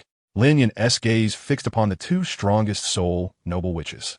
One began weaving hand signs, her eyes flickering with ghostly light as she attempted to ensnare Lin Yan with a powerful psychic binding, while the other shrieked, unleashing a torrent of twisted, wailing specters that surged towards Lin Yan, intent on devouring his soul. Child's play. Lin Yan regarded the psychic assault with disdain. With a mere thought, the true pearl materialized in his hand, emanating an ethereal and enigmatic glow that enveloped the area around him. The psychic bindings shattered like fragile glass, while the wailing specters, upon entering the field of power, melted away as if cast into searing flames, shrieking in anguish as they disintegrated.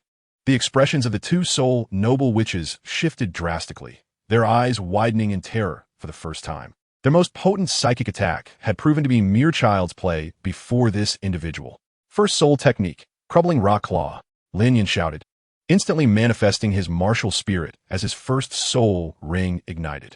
His right arm was enveloped in a fearsome rocky armor, and with a decisive step, the ground trembled slightly as he shot forth like a cannonball, targeting the witch who had unleashed the wailing spirits. His speed far exceeded their expectations.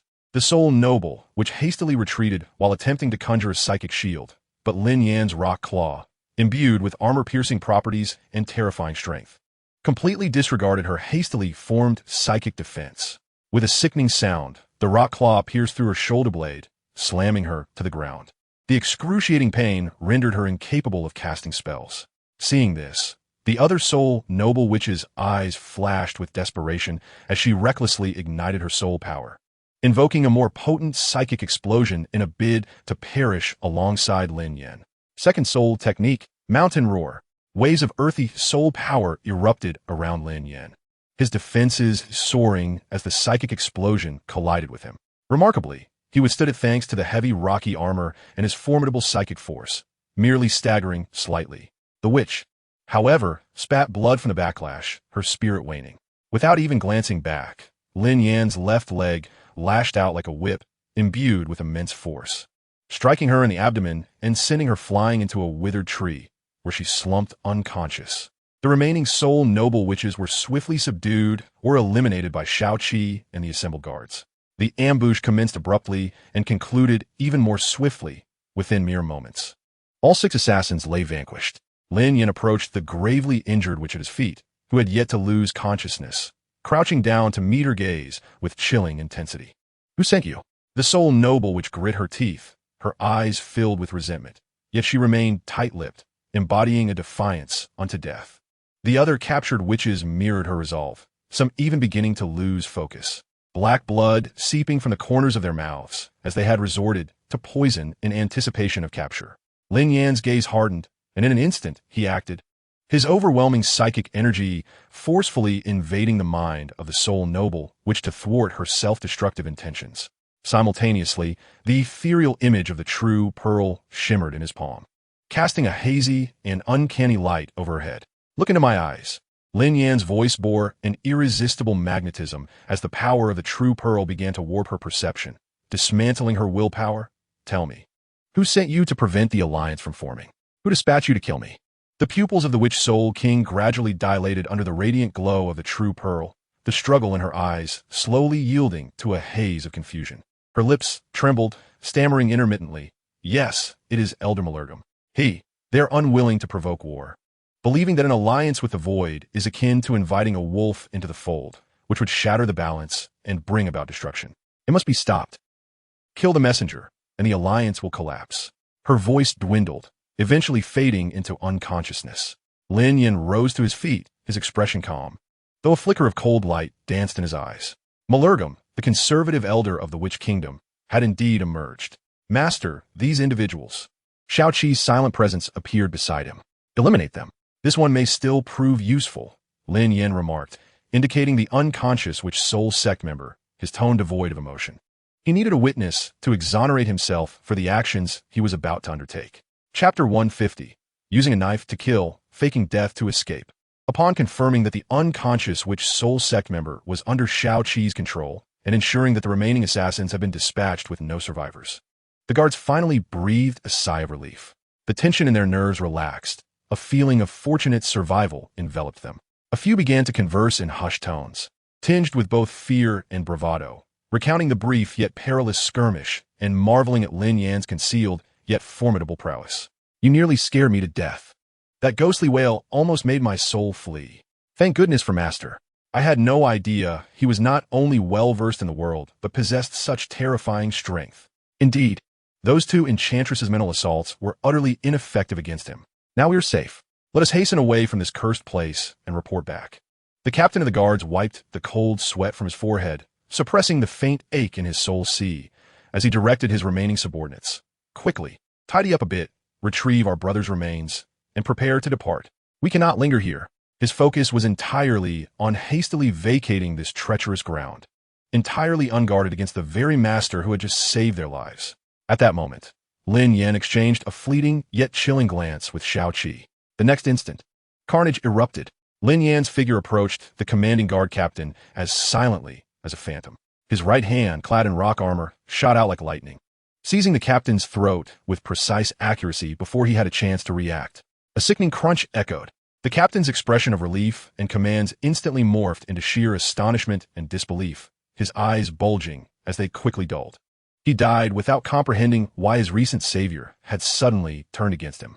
Almost simultaneously, Xiao Qi melded into the shadows, his dagger glinting with the chill of death, striking with the precision of a venomous serpent at the throats of the two guards who were facing away, tending to their fallen comrades. Blood did not even have the time to spray as the two guards crumpled to the ground, their faces still wearing expressions of relaxation. The remaining three guards finally sensed something amiss, turning in horror to behold Lin Yan's icy and emotionless gaze, alongside Xiao Qi's grim reaper-like approach. Master! The terrified inquiry barely escaped their lips before Lin Yan's left fist, imbued with heavy ochre soul energy, crashed into the chest of one guard like a battering ram. Boom!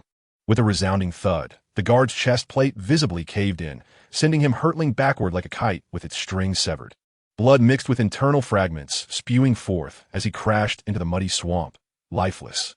Fourth soul skill, Earth Pulse Quake, Lin Yan shouted, as the ground beneath him trembled slightly, an invisible shockwave radiating outward. The remaining two guards suddenly felt their footing give way, their balance thrown into disarray, movement becoming exceedingly difficult as if they were ensnared in a quagmire.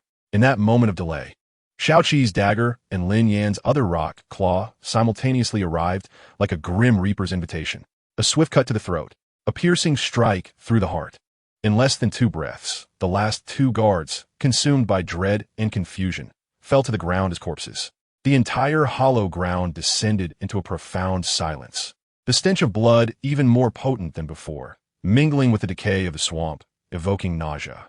Lin Yan emotionlessly flicked non-existent blood from his rock claw as the armor slowly receded from his arm. Meanwhile, Xiao Qi began to inspect each body, ensuring no survivors remained, swiftly scavenging any items of identification and meager valuables from their persons to fabricate the illusion of a robbery. Clean it up, and make it appear as if it were ravaged by swamp creatures or the Witch Kingdom. Lin Yan's voice remained calm and unperturbed, as if he had merely crushed a few ants. Understood, Xiao Qi replied succinctly, immediately commencing to drag the bodies to a position more easily consumed by the swamp, artfully creating new signs of struggle and dragging marks. Lin Yan stood still, his cold gaze sweeping across the hollow that had instantaneously transformed into a graveyard, his eyes betraying no emotion.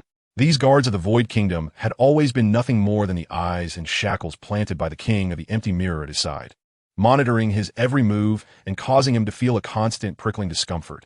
He had long sought an opportunity to rid himself of this burden, but had been hindered by the lack of suitable timing. Today's assassination was indeed a fortuitous opportunity. striking a severe blow to them through the hands of the conservative faction of the Witch Kingdom, followed by personally delivering them to their final journey. And artfully framing the conservative faction of the Witch Kingdom was nothing short of perfection. Henceforth, he would be declared missing within the Witch Kingdom, his fate uncertain. Meanwhile, the Void Kingdom would ultimately receive news that the envoy had fallen victim to an internal opposition force within the Witch Kingdom, presumably meeting total annihilation. This would not only perfectly explain his disappearance, but would also plant a sharp thorn between the Void Kingdom and the Witch Kingdom. Perhaps due to the existence of the pact, the empty mirror would temporarily bide its time, but what about after they dealt with the Undying Kingdom? When it came time for the division of interests, this thorn would come into play. Should he then add fuel to the fire? The seeds of discord might yield unexpected fruits, killing two birds with one stone. Not only had he eliminated the surveillance around him, freeing himself from all constraints and allowing him to operate entirely in the shadows, but he had also planted the seeds of turbulence for the future. Upon seeing that Xiaoqi had completed the scene's cleanup, Lin Yan once again retrieved the true pearl and approached the unconscious Witch Soul sect member. He gently pressed the true pearl against her forehead, the gem emanating a hazy and eerie glow, tendrils of light seeping into her consciousness. A fabricated memory appeared in her mind, depicting her assault on the envoy of the Void Kingdom, resulting in the deaths of all guards, with Lin Yan, the envoy, forced to flee, ultimately disappearing. After completing this, Lin Yan pocketed the pearl and instructed Xiaoqi, take her, along with this alliance document, back to the Void Kingdom. He handed the document to Xiaoqi, continuing to calmly strategize. Upon returning to the royal capital, directly meet with the king of the Empty Mirror. Inform him that we were ambushed by elite assassins from the conservative faction of the Witch Kingdom on our return journey, and our forces were completely annihilated.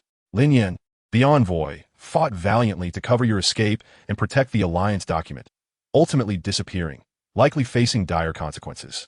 You, on the other hand, fought tooth and nail to safeguard this vital document and this important captive, breaking through the encirclement to bring back irrefutable evidence of the internal opposition's actions within the Witch Kingdom. He gestured towards the Witch Soul sect member whose memories had been altered. Be sure to emphasize that it was the internal forces of the Witch Kingdom responsible. Yet the alliance's sincerity from the Regent Elder, Soul Cry, should remain unquestionable, as the attackers were indeed the internal opposition. How to leverage this captive and the situation to exert pressure on the Witch Kingdom in exchange for greater gains is a matter for His Majesty, the Empty Mirror, to decide. Indeed, Master. I comprehend how to articulate this, Xiaoqi replied in a solemn tone, accepting the covenant document. As for me, Lin Yan's gaze shifted towards the direction of the Immortal Kingdom, his eyes profound. I shall temporarily disappear, then proceed to the Immortal Kingdom. Should inquiries arise from the Void Kingdom, you need only assert that I am missing, my whereabouts unknown. Understood. Exercise utmost caution, Master. Xiaoqi refrained from further inquiries. Lifting the unconscious Witch Soul sect member as one would a piece of luggage, his figure swiftly vanishing into the mist-laden swamp, hastening towards the borders of the Void Kingdom. Watching Xiaoqi depart, Lin Yan resolutely turned away, advancing rapidly towards the territory of the Immortal Kingdom. Chapter 151, The Immortal Kingdom. Several days later, Lin Yan had traversed the vast expanse of the Everdark Marsh, stepping into a realm starkly different from that of the Witch Kingdom. The earth beneath his feet gradually hardened, and in the distance, undulating gray-brown mountains began to emerge, their vegetation sparse. The air was laden with a faint mineral scent and the dry taste of wind-blown sand, each breath carrying a rough texture. Here lay the frontier of the Immortal Kingdom. Unlike the unpredictable nature of the Void Kingdom and the eerie gloom of the Witch Kingdom, the Immortal Kingdom first conveyed an impression of ancient weightiness, extreme hardness, and a stark, barren tranquility. Enormous boulders lay scattered like slumbering behemoths, as if every inch of land had endured millennia of wind, erosion, and rain sculpting, exuding an air of desolation, solemnity, and immutability.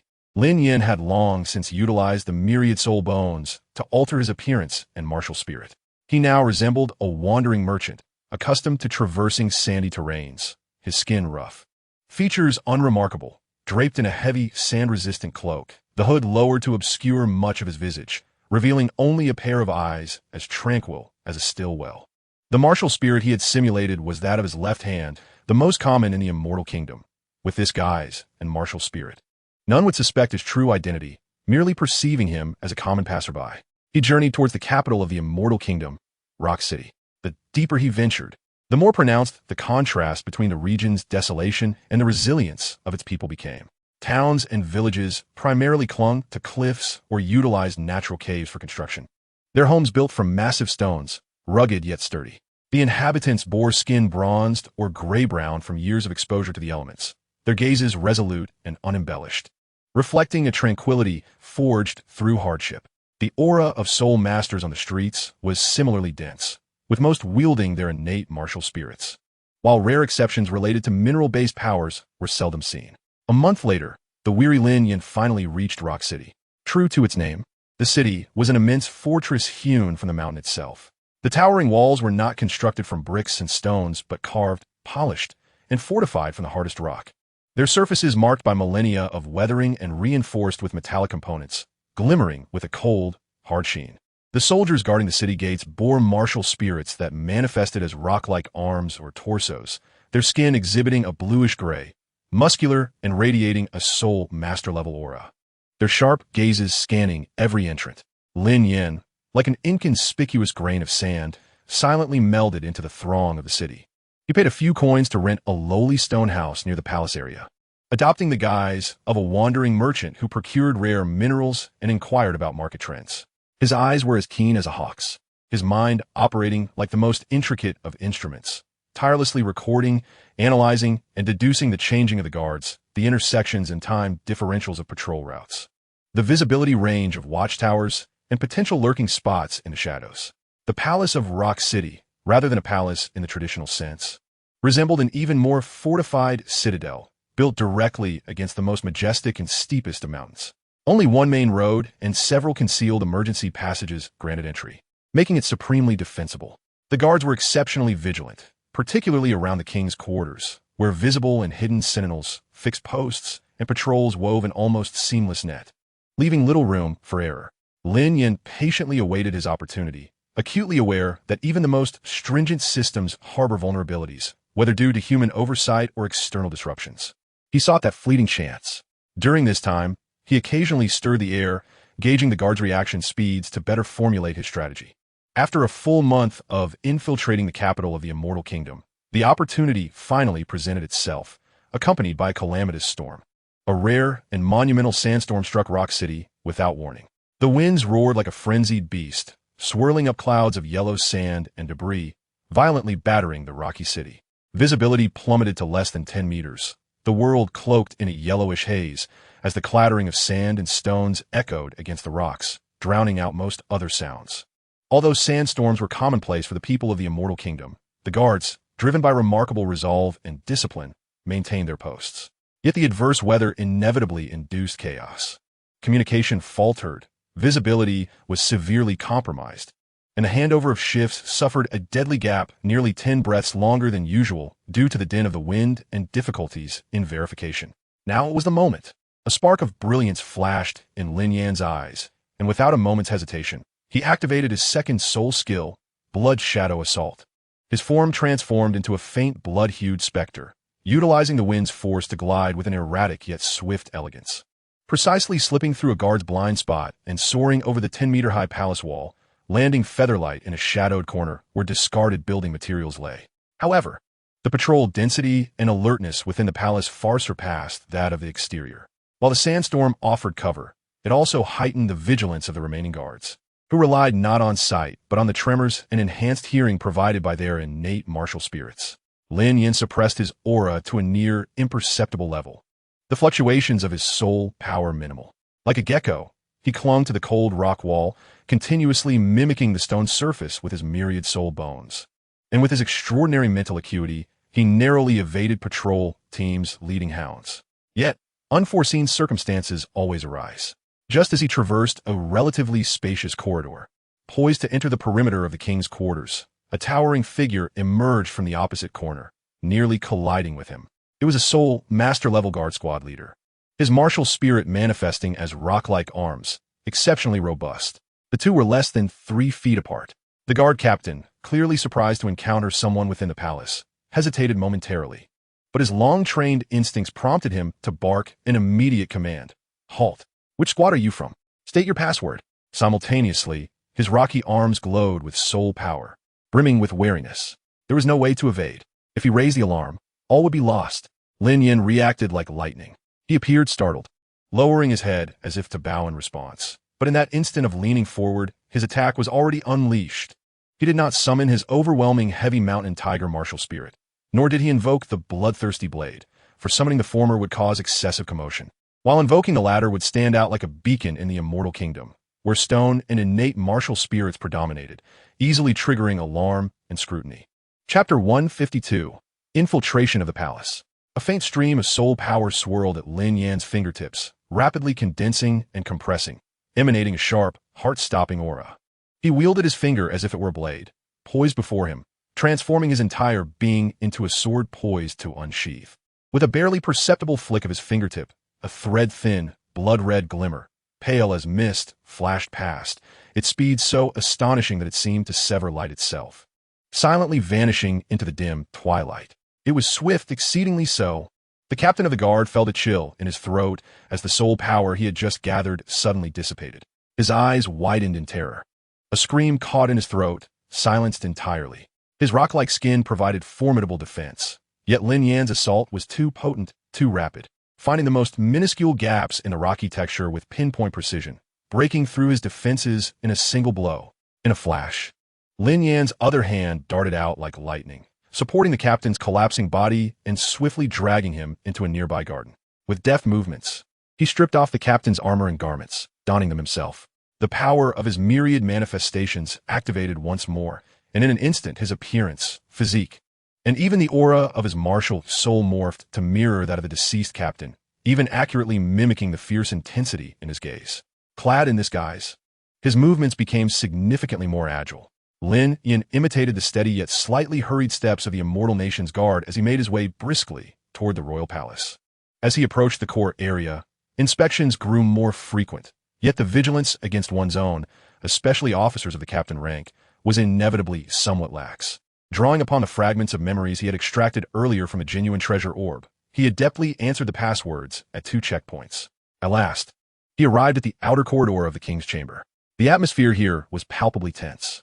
A massive stone door stood firmly shut, adorned with the totem of the immortal nation, a towering mountain. For personal guards stood like statues outside the door. Their martial soul auras were noticeably stronger than those of the previous guards, all at the soul rank, with their bodies exhibiting a high degree of petrification. Their skin gleaming with a metallic bluish-black sheen, resembling 4 warriors clad in natural, heavy stone armor, their gazes piercing, unwavering even amidst the swirling dust. A direct assault? Absolutely out of the question. It would be impossible to eliminate all 4 instantaneously without alerting everyone. Lin Yan's mind raced, and an audacious plan swiftly took shape. He quietly retreated to the shadow of a stone pillar, inhaling deeply as a flash of crimson flickered in his eyes. Third soul skill, Bloodbat, soul, severing slash. However, his target was not the guards, but rather a seemingly insignificant, already loosened decorative rock cone high above in the corridor ceiling. He meticulously controlled the output of his soul power, ensuring that the force of this strike was precisely adequate. A diminutive, bat-shaped blade of energy, nearly melding with the shadows of the wind and sand, silently shot forth, emitting an exceedingly faint hum that was perfectly masked by the sound of the wind. It skillfully navigated around several bends, as if endowed with life, striking its mark with unerring accuracy. Crack! The sound of the rock cone shattering and plummeting to the ground rang out starkly in the otherwise quiet corridor of the inner palace. At the very moment the sound erupted, Lin Yan swiftly altered his voice with soul power, mimicking a panicked shout, directing it towards the treasury area opposite the royal chamber. Enemy attack. Assassins. Over there. A shadow has headed towards the treasury. Almost simultaneously, he willed forth the genuine treasure orb, which appeared and activated silently, unleashing an intangible, perception-distorting wave of mental energy that rippled outward like water, perfectly enveloping the 4 guards who had just been startled by the noise at the door. The 4 guards had just completed their martial soul embodiment, their rocky armor thickening, producing a dull scraping sound. Upon hearing the shout, they were preparing to ascertain the direction when their vision suddenly blurred. In the shadowy depths of the corridor leading to the treasury, a vague, swift-moving silhouette seemed to glide along the ground, vanishing around the corner, its fleeting trajectory aligning seamlessly with the call of "over there." "I saw it. Over there," one guard nearly shouted, pointing towards the direction the shadow had vanished. This first-hand evidence was far more convincing than mere sound alone. The guard captain reacted swiftly, without a hint of hesitation, immediately issuing commands. "You two, guard the door. Do not leave your posts. You two, follow me. We cannot allow him to approach the treasury." Before the last word had left his lips, he surged ahead towards the direction where the shadow had disappeared, with the other two guards promptly following suit. In an instant, only two tense guards remained at the door, their attention entirely diverted, their thoughts consumed by the treasury. At this moment, Lin Yan, disguised as the captain, emerged from the corner, panting and feigning outrage. "What is happening? I heard a disturbance. What of His Majesty's safety?" The two guards, seeing a fellow comrade, especially a captain of the guard, relaxed their vigilance slightly. Speaking rapidly, "We just saw someone who appeared to be an assassin heading toward the treasury. The captain has already gone that way, leaving us to guard the door." "My lord, the situation is unclear. It may be a ruse." Lin Yan urgently interjected, his tone anxious yet loyal. "His Majesty's safety is paramount. We must first enter the royal chamber to ensure His Majesty is secure and hold fast until reinforcements arrive." One guard paused, suddenly finding his reasoning compelling. While the treasury was indeed important, if anything were to happen to the king, all would be lost. "You are right. We must enter and protect His Majesty. Quickly, open the door." The other guard, trusting Lin Yan's guise, immediately reached out to push against the heavy stone door. The door was not locked, and with a low, rumbling sound, it creaked open a crack. As the door swung open, the interior was instantly revealed, a spacious chamber illuminated by flickering lights, dominated by massive rock structures, adorned in an ancient and oppressive manner. The king of the immortal nation, who should have been resting, was evidently startled awake by the commotion outside. He sat up hurriedly from his enormous stone bed, clad in a nightgown, a look of confusion and alarm on his face. With 5 soul rings beneath his feet, 2 yellow and 3 purple, flickering erratically, and his hands already embodying his martial soul, transforming into claws that gleamed with a dull metallic luster. "What is happening? What commotion is there outside?" The king's voice was hoarse from sleep, laced with a hint of panic. The 2 guards at the door, seeing this, did not hesitate to rush into the royal chamber, swiftly positioning themselves on either side of the king for protection, while urgently stating, "Your Majesty, do not be alarmed. There seems to be an anomaly outside. The captain has gone to investigate. We are here to protect you." Their attention was entirely captured by the outside threat and the startled king, their rocky bodies shielding him in the center. Chapter 153, Bloodstained Throne. Lin Yan followed closely behind, advancing swiftly, appearing as a loyal protector, his vigilance scanning the surroundings. The 2 guards stood to either side of the king, while Lin Yan positioned himself naturally at a slightly outward angle in front of the king, forming a temporary triangular defensive formation. The focus of all 3 was intensely concentrated, their gazes fixed upon the ajar stone door and the potential threat lurking beyond, leaving their backs and flanks to each other. Now is the moment. The deadly intent erupted silently. Lin Yan did not afford the other 2 any time to react. He even bypassed the motion of turning around, standing before the king. He merely adjusted his defensive posture instinctively, yet the sinister, bloodthirsty blood-devouring blade had already materialized in his right hand like a venomous snake emerging from its lair.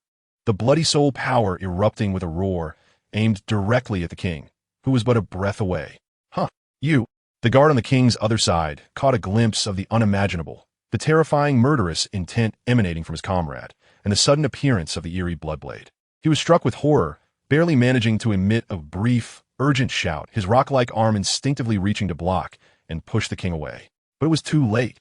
The distance was far too short. The bloodthirsty demon blade, with a piercing wail of death, had already struck. The second soul skill, Blood Shadow Assault. Lin Yan's figure transformed into a lethal flash of crimson light that tore through space, swiftly darting between the 2 guards and lunging straight for the king behind them. The speed was so astonishing that it left a faint blood-red afterimage in its wake.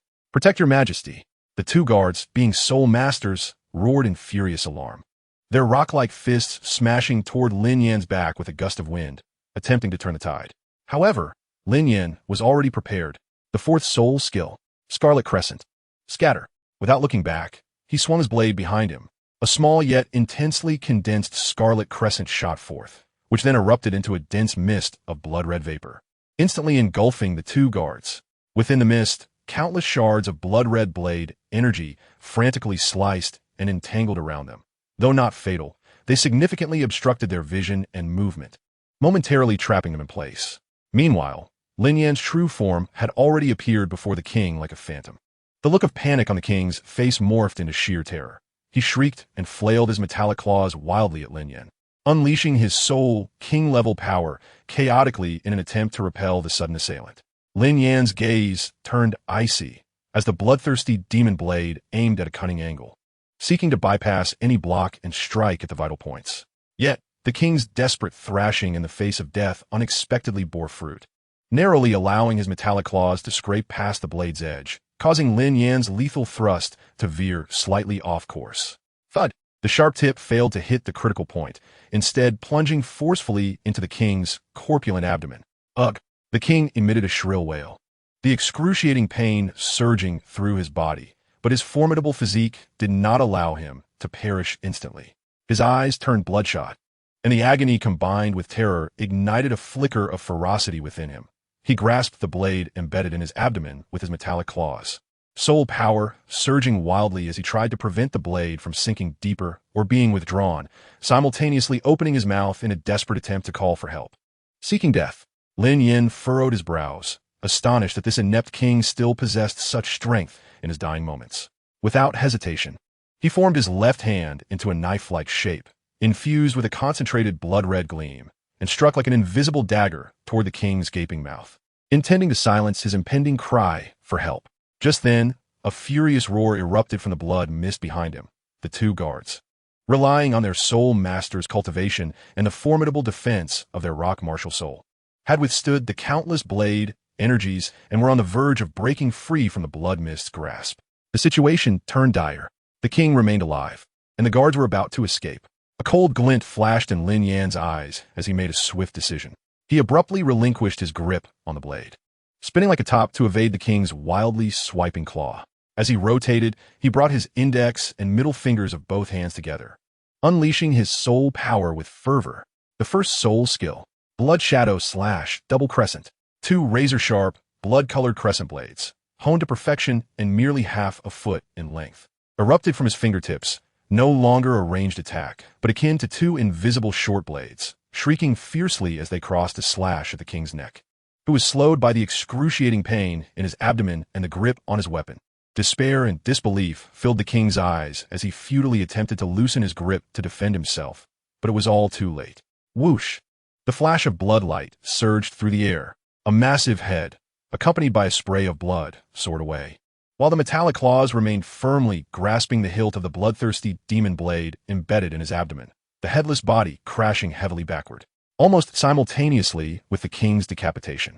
The two guards finally roared as they broke free from the blood mist, just in time to witness the gruesome scene of their king's beheading and the figure of Lin Yan, who had just retracted his hand. "Your Majesty, vile scoundrel, I shall fight you to the death."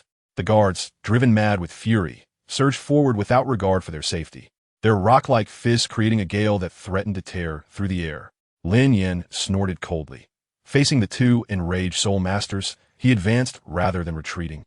The second soul skill, Blood Shadow Assault. His figure shimmered, splitting into two blood shadows that surged toward the guards, only to suddenly merge just before contact, skillfully disrupting their combined attack. The third soul skill, Bloodbat's Soul Rending Slash. Seizing the moment as the guards crossed paths, caught between their spent strength and the new energy yet to arise, Lin Yan unleashed a blade from the air. The eerie bloodbat blade energy emitted a soul-disturbing hum, instantly fracturing and coiling around the two guards like living entities, forcing them into a flustered defense. Meanwhile, Lin Yan's true form had already appeared like a specter behind one of the guards, and with a flash of his blood blade, the guard found his head severed from his body in an instant. Having dispatched one, Lin Yan did not linger. He withdrew the bloodthirsty demon blade and darted toward the remaining guard. Just as the guard shattered the bloodbat blade energy, he caught sight of his fallen comrade, his heart gripped by dread, causing his movements to falter. It was this fleeting hesitation that sealed his fate. Lin Yan's fingertip had already pressed against his forehead, the highly concentrated soul power erupting in an instant. Thud! Blood splattered from the back of his head. The inner chamber fell into an oppressive silence once more, thick with the scent of blood. Although the ordeal had been extended by the king's unexpected struggles, It concluded in a remarkably brief span of time. Outside the chamber, the cacophony of hurried footsteps, the clattering of armor, and shouts resounded. The distant commotion paired with the brief surge of soul power within the chamber had finally drawn a multitude of guards racing to the scene. Chapter 154. A substitute for the king, the usurper ascends. Lin Yan's expression remained utterly unperturbed, his movements swift enough to create afterimages. He seized the king's corpse and shoved it beneath the stone bed, simultaneously unleashing the full power of his myriad soul bone abilities. Within him, subtle adjustments echoed his form, visage, and aura, transforming rapidly until he bore an uncanny resemblance to the deceased king, even mimicking the look of terror in his eyes with exquisite precision. While 5 simulated soul rings rotated slowly beneath him. At the same time, he activated the true pearl, pressing it against the king's forehead, fervently absorbing the residual fragments of memory. Bang! The chamber doors were violently thrust open, and a Soul Emperor-level guard captain, accompanied by a cadre of elite guards, stormed in, only to behold a scene of carnage. Bodies strewn across the floor, blood splattered everywhere, and a figure standing at the center of the room, pale-faced, trembling slightly. Clad in a nightgown, seemingly in a state of shock, the king himself. Your Majesty, are you unharmed? I have arrived too late to your rescue. I am utterly culpable.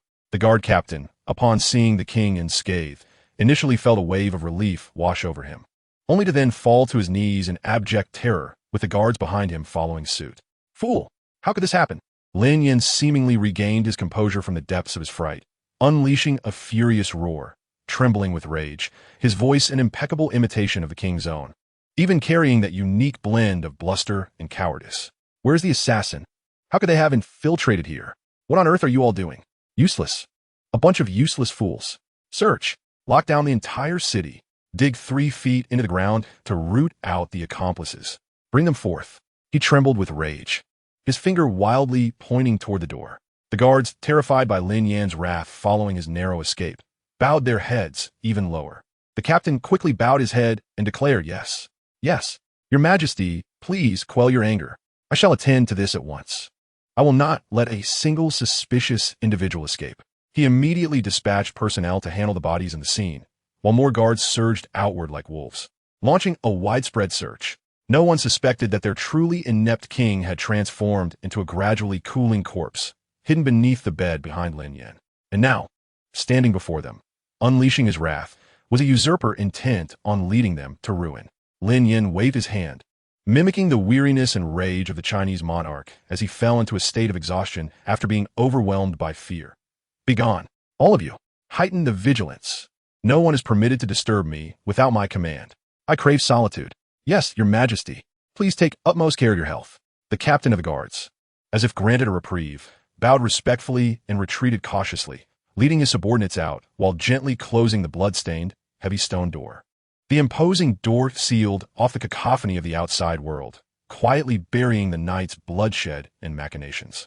Lin Yan, or in this moment, the immortal king of the nation, Shi Jian, stood alone before the window of the royal chamber, gazing at the gradually calming, yet still murky, sandstorm outside.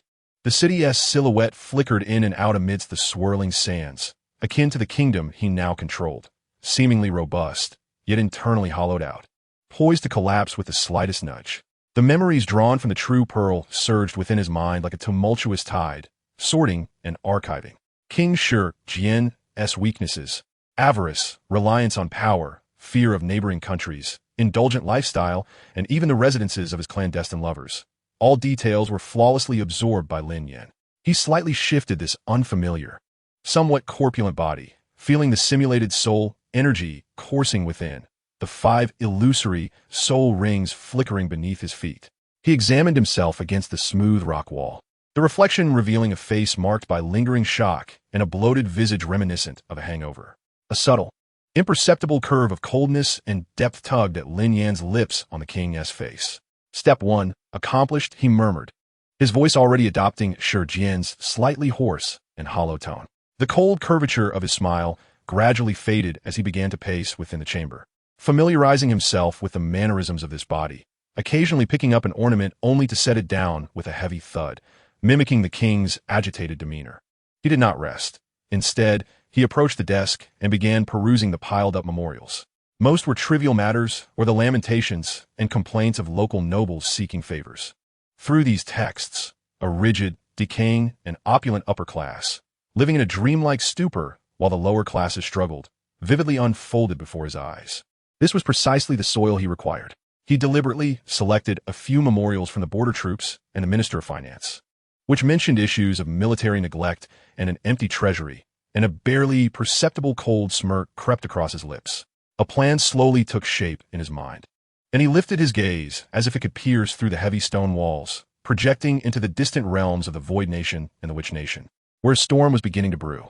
As dawn broke, the palace attendants approached, trembling with trepidation to announce the morning court.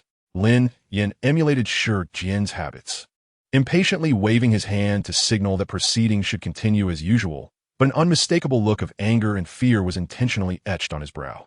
He even accidentally knocked over a wine cup, splattering its contents onto the opulent carpet, further betraying his unease. In the early morning, within the rock hall, the atmosphere was so dense it felt as though it could precipitate. Sturdy stone columns supported the towering dome, adorned with carvings of the immortal nation's past kings and totems symbolizing resilience, yet they now bore a weighty sense of oppression. The civil and military officials stood lined on either side, each holding their breath, eyes cast downward, afraid to meet the gaze of the king seated upon the throne, whose countenance was terrifyingly grim.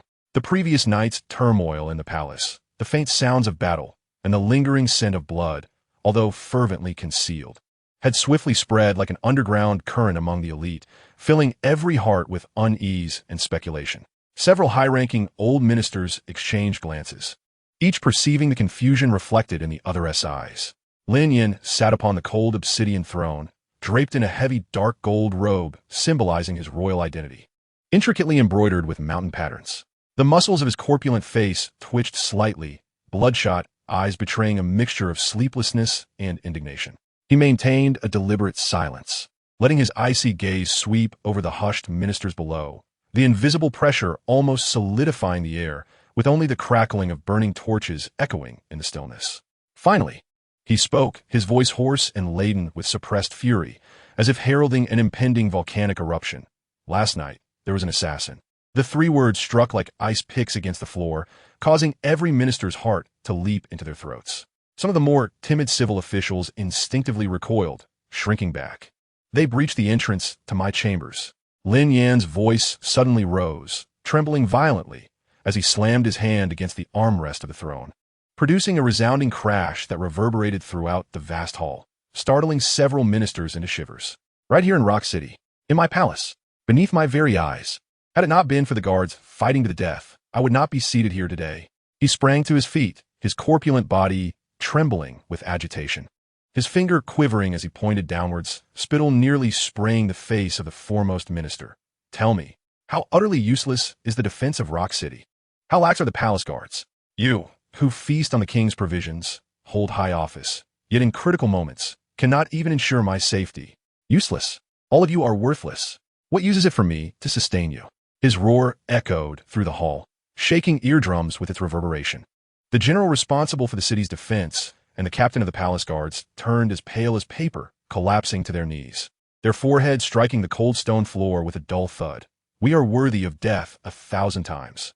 We deserve the gravest punishment. Please, your majesty, quell your anger. Quell my anger? How am I to quell my anger?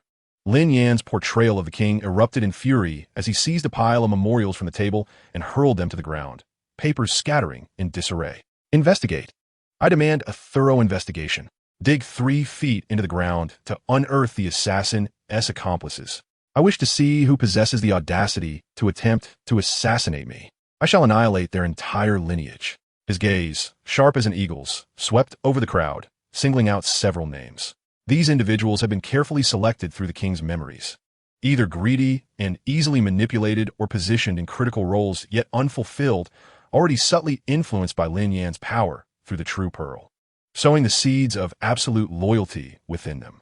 Lin Yan, he barked, a plump man clad in opulent attire, yet with shifty eyes, alongside a grim-faced figure dressed in mid-ranking military armor, instantly knelt in response. We are here. You two shall take the lead in forming the Assassination Investigation Bureau, granted the authority to act independently in this matter, and you may mobilize all guards within the city to conduct a thorough inquiry, regardless of who it involves. No matter their status, all shall be scrutinized to the fullest. Anyone who dares obstruct this investigation shall be apprehended first and reported later. Anyone who dares provide shelter shall be judged as complicit. Lin Yan's voice brimmed with violence and left no room for dissent. Xiaogang was a distant cousin of the king, greedy and lecherous, possessing average abilities yet excelling in sycophancy and bullying others. Lin Yan, on the other hand, was a captain in the royal army, strong and ambitious, yet his straightforward nature had led to his suppression. Given such immense power, especially with the king's absolute trust, both were immediately engulfed in excitement and intensity, their eyes glimmering with fervor and ruthlessness, aided by the true pearl's quiet amplification of their desires and loyalty. "We obey your command. We shall uncover the traitors for your majesty, even if it means sacrificing our lives," they nearly shouted in response. The ensuing morning court unfolded amidst a suffocating atmosphere of dread and trepidation.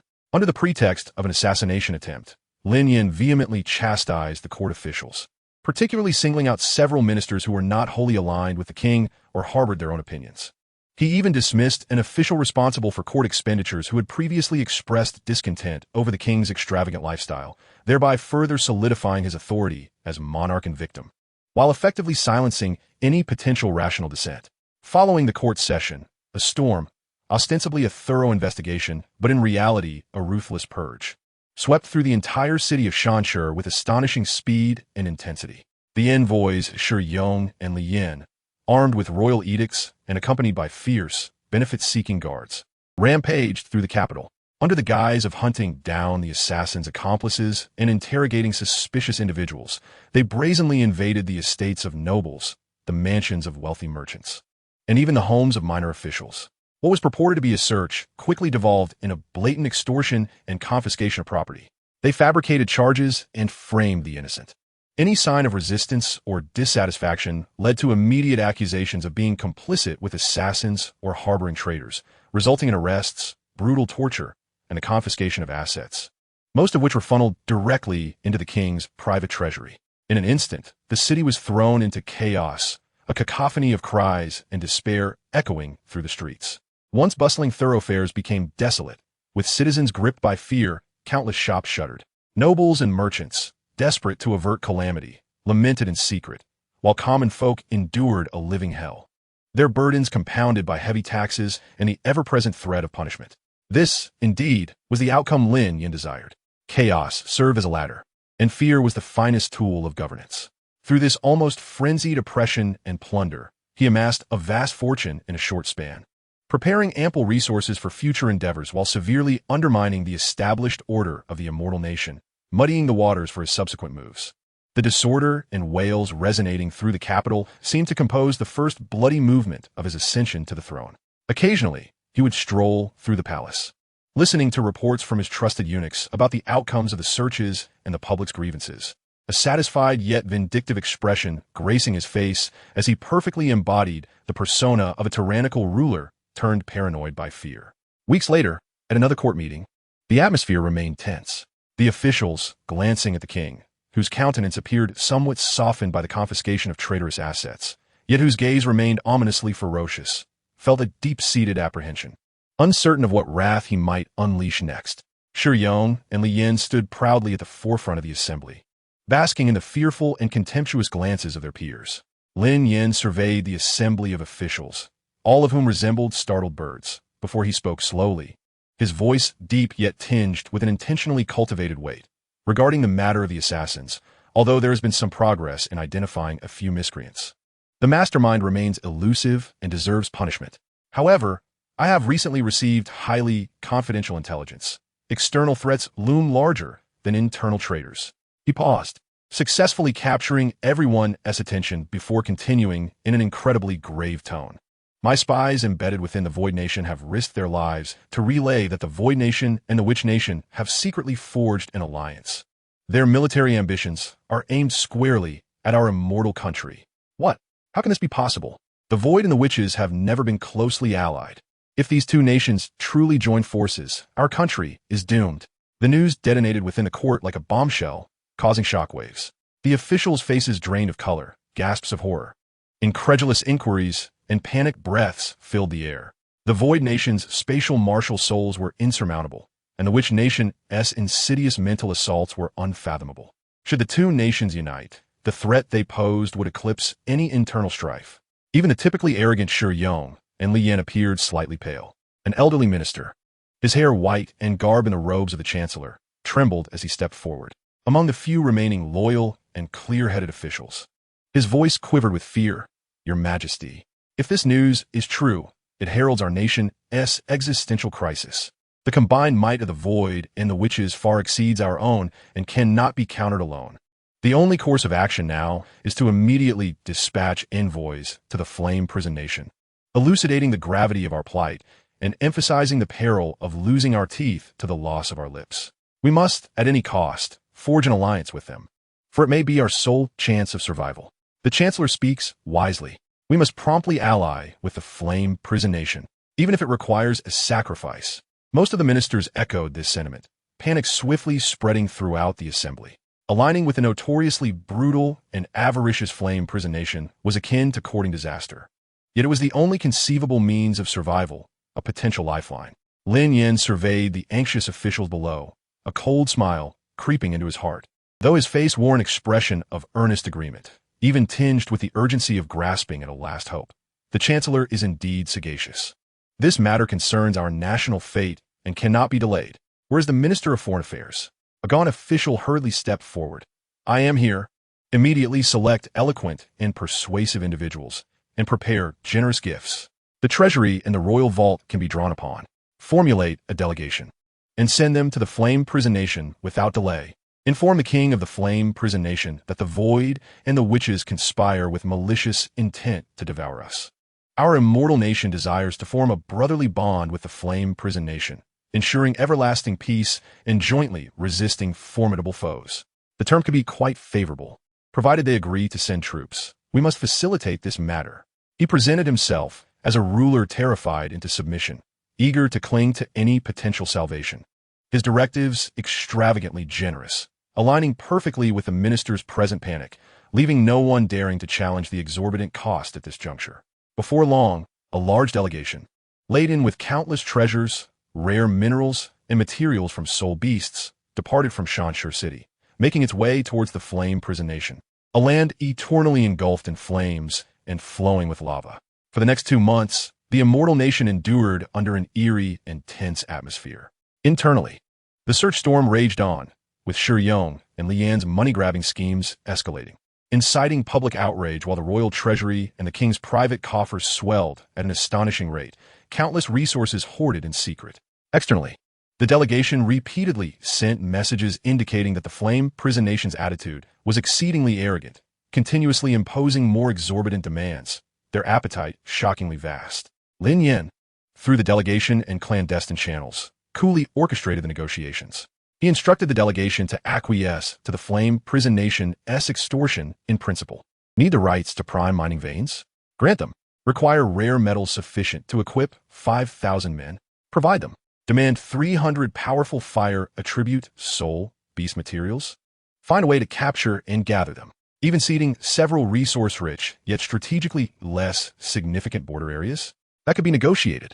He behaved like a cowardly ruler, terrified into emptying the nation's coffers for the sake of clinging to the Flame Prison Nation's formidable support. Such actions naturally provoked concern and quiet dissent among some far-sighted ministers within the country, yet under Lin Yan's oppressive rule. The climate of terror created by Xiaogang and Lin Yan, and the looming external threat, these feeble voices were swiftly suppressed or vanished without a trace. Gradually, only one sentiment remained in the court, an unwavering resolve to ally at any cost. Finally, after an astonishingly steep price that nearly drained half of the immortal nation's accumulated wealth, the envoy from the Flame Prison Nation, brimming with arrogance, arrived at Shatters City. Leading the delegation was a towering figure, his skin a dark red, radiating a searing aura, exuding an air of supreme arrogance. This sole emperor-level powerhouse was named Yan Sha, reputed to be a trusted confidant of the Flame Prison King. Lin Yan extended an extraordinary welcome, personally leading his civil and military officials to greet the delegation at the palace gates, hosting a lavish banquet, during which he spoke with extreme humility and courtesy.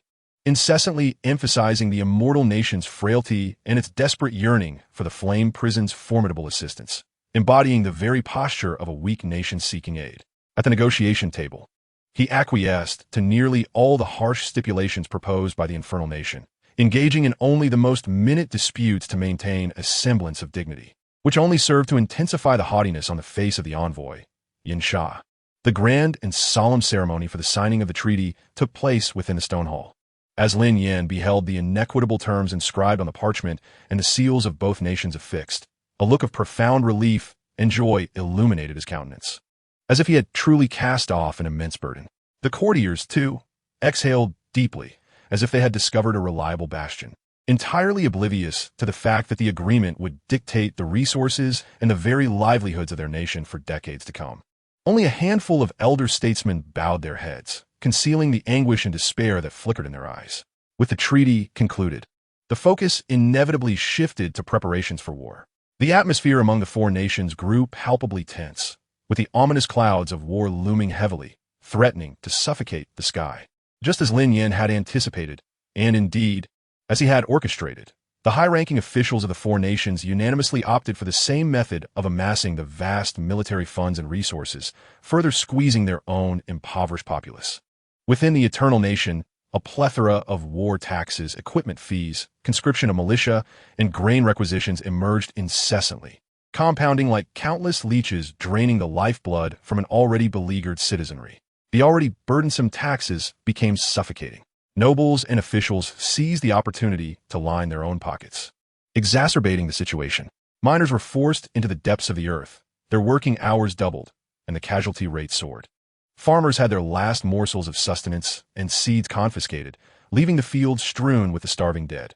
Merchants were subjected to exorbitant taxes, with failure to comply resulting in severe penalties, even execution. In a fleeting moment, the Eternal Nation was awash in discontent, the populace barely surviving, with tragedies of cannibalism emerging in the remote areas. Yet, the elites remained blissfully intoxicated by the impending war, reveling in their final debauchery, as if the heavy taxes and the wails of the common people bore no relation to their lives. Beneath the splendor of the stone capital flowed a current of despair, not only in the Eternal Nation, but also in the Void Nation, the Witch Nation, and the Infernal Nation. The circumstances were largely similar, particularly in the Void Nation. In an effort to fulfill the benefits promised to the Witch Nation, the populace was ruthlessly exploited, subtly edging towards surpassing the Eternal Nation in their suffering. Under Lin Yan's influence, the lands of the four nations resembled a colossal powder keg, with the tears, blood, and corpses of the many accumulating at the bottom, while the upper echelons of nobles and rulers continued to stuff it with greed, suspicion, hatred, and fear, shortening the fuse ever further. Chapter 157. The Void Nation's Stalling Tactics. Time flew by, and before long, a year had passed. During this time, under Lin Yan's guidance, the war machine of the Eternal Nation operated with unprecedented efficiency. Through extreme exploitation of the populace, cleverly devised levies, and the immense wealth plundered from the previous investigations of dissidents, the state treasury and the king's private coffers became remarkably abundant. Countless supplies were hoarded in the vast underground caverns along the borders, and the manufactured arms and armor piled high like mountains. Newly conscripted soldiers, forcibly recruited from the populace or lured with monetary incentives, underwent rigorous training. Although their morale was low, their numbers were substantial. On paper, the Eternal Nation had indeed amassed enough resources to sustain a large-scale, protracted war.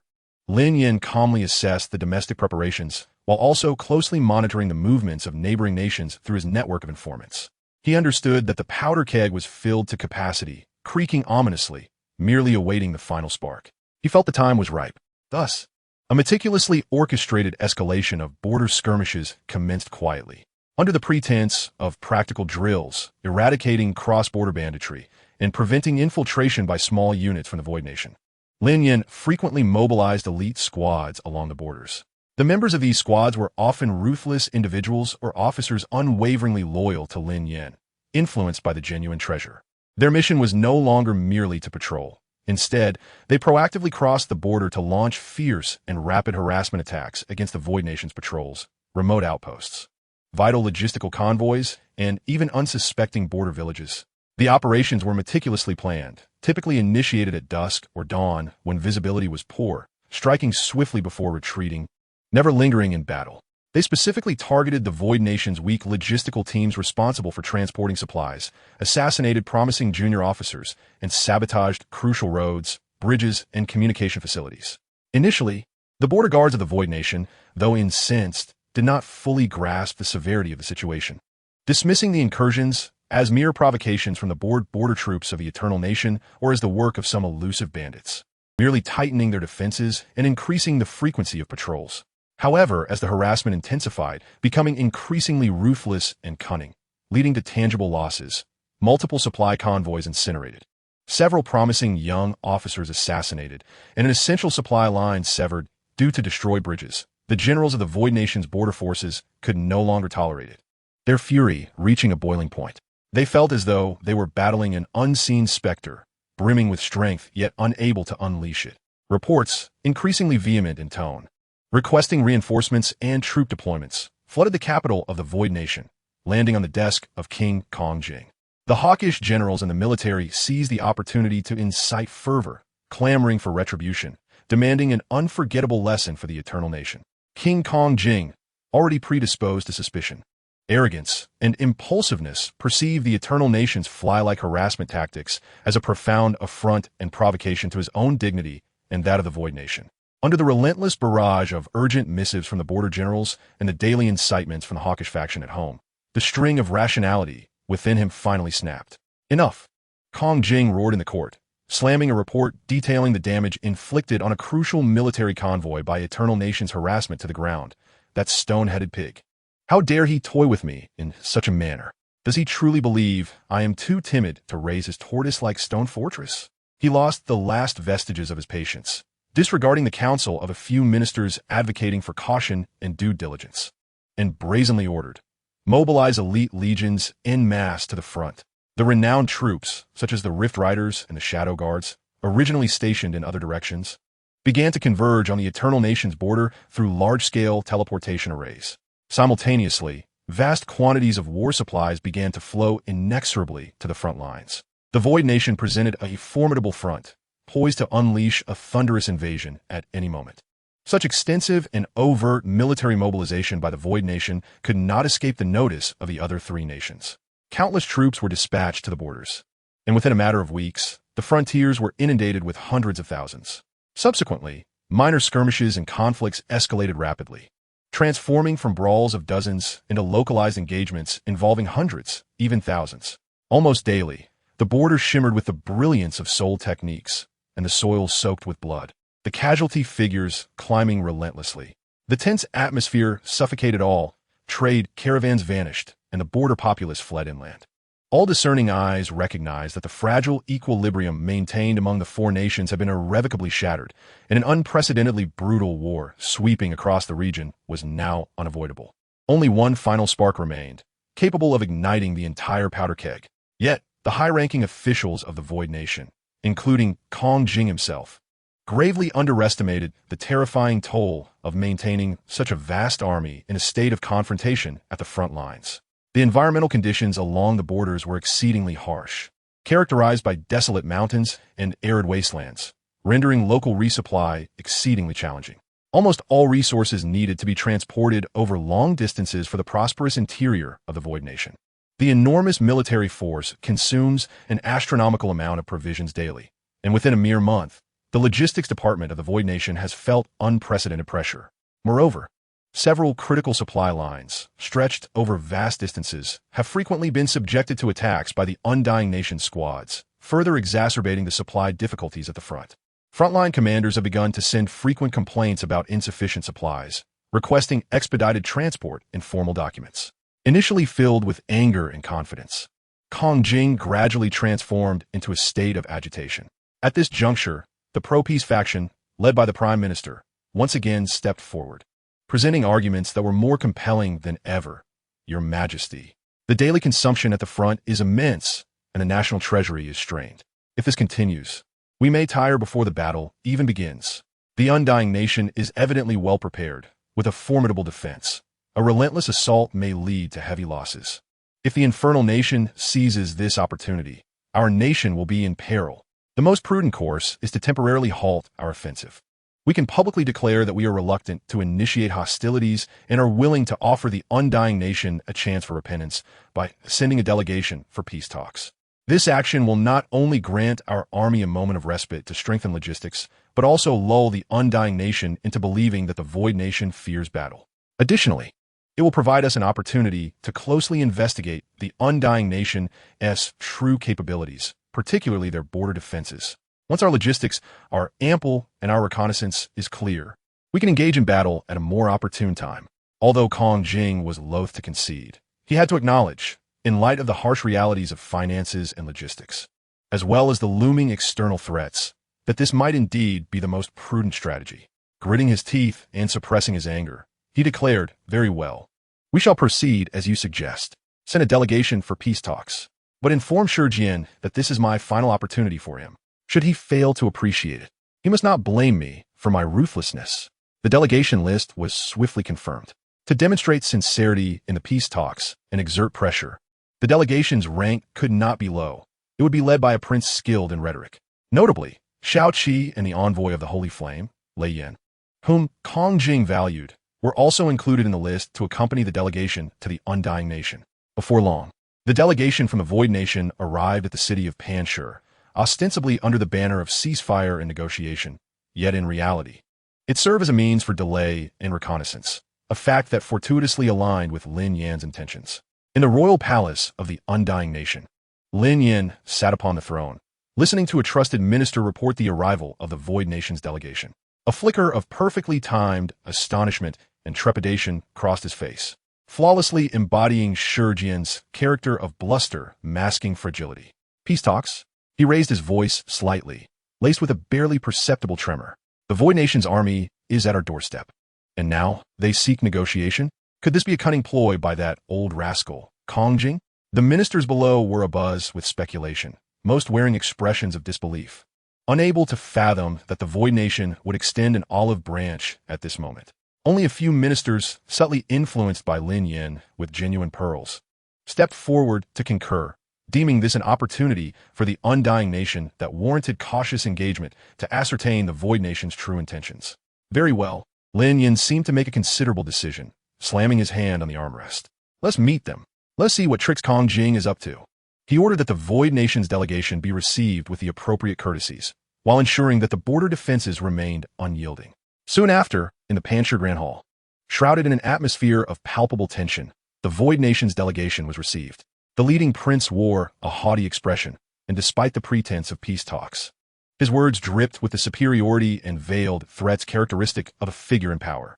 He boisterously proclaimed the military might of the Void Nation, emphasizing that this negotiation was a manifestation of the benevolence of King Kong Jing and his last opportunity, demanding that the Undying Nation immediately cease all provocative actions, compensate for the Void Nation's losses, and cede portions of resource-rich border territories as a guarantee. Lin Yan, at times feigning panic in an attempt to justify, and at other times indignantly retorting, skillfully portrayed the image of a foolish monarch who feared war yet was reluctant to part with his interests. Throughout the exchange, Xiao Qi and the Holy Flame envoy, Lin Yan, stood silently behind the prince, their sharp gazes scanning the Undying Nation's rulers with an air of dutiful vigilance. Their brief exchanges of glances with Lin Yan spoke volumes without words. In the following days, both sides engaged in protracted negotiations that yielded little progress. The Void Nation demanded exorbitant reparations, tightening the noose, while the Undying Nation stubbornly tangled the discussions, stalling for time. The fierce arguments at the negotiation table echoed, the increasingly acrid scent of gunpowder rising along the borders. During this period, as customary, the Undying Nation organized a royal hunting event to entertain the distant delegation. The hunt was set to take place at the royal hunting grounds outside the capital, a terrain of undulating hills dotted with drought-resistant shrubs and rugged stone forests. It served not only as an excellent hunting venue, but also facilitated the concealment of movements. On the day of the hunt, banners fluttered, and the sounds of horses and men filled the air.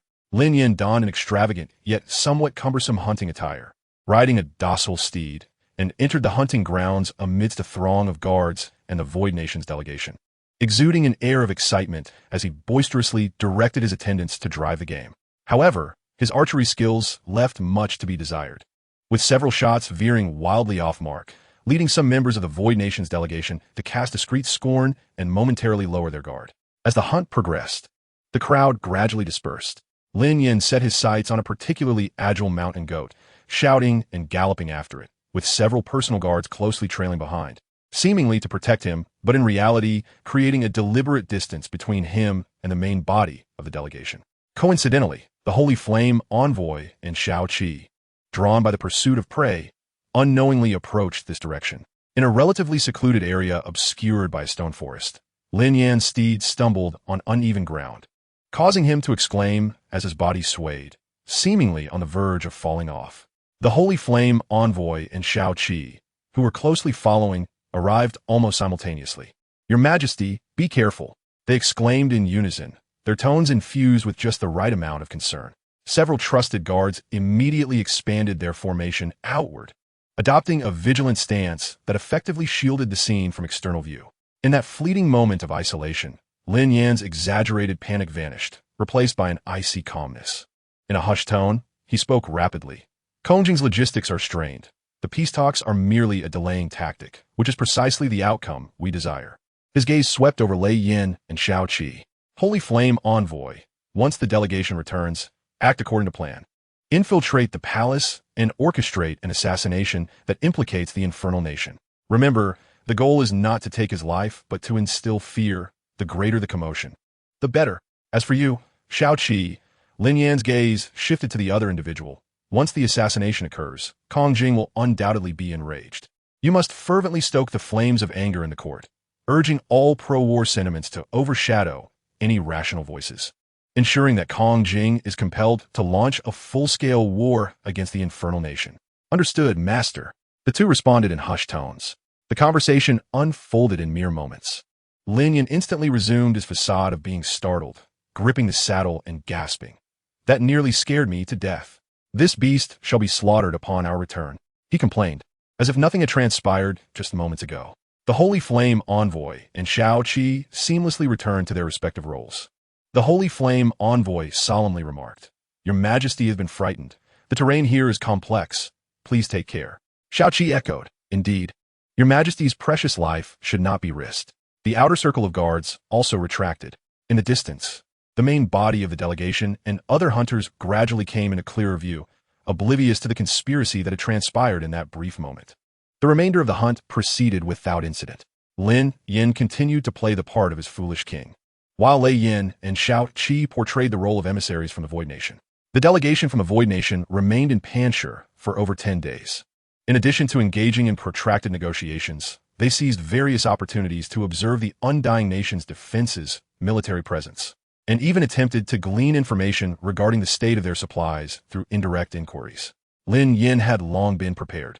He deliberately showcased a few elderly and frail soldiers alongside granaries that appeared plentiful yet were, in truth, hollow facades. This further solidified the Void Nation's perception of the Immortal Nation's bluster. Ultimately, the envoy departed with a spurious document, setting forth on the journey back to the Void Nation. After bidding farewell to the envoy, Lin Yan stood atop the palace walls, gazing at the dust of the departing delegation as it vanished beyond the horizon. The weakness and trepidation that had once marred his countenance dissipated in an instant, replaced by a profound coldness and an air of indifference, as though everything lay firmly within his grasp. They had returned. A trusted confidant materialized behind him. Lin Yan replied nonchalantly, the bowstring having been tautened once more by their own machinations. Now, it was time to sever the ties. Meanwhile, the envoy of the Thunder Flame, already en route back to the Void Nation, sat in his carriage, eyes closed in contemplation. His fingertips unconsciously stroked a cold, hard object concealed within his sleeve, an expertly forged token bearing the emblem of the Flame Prison Nation's Legion of the Heart of Molten Fire.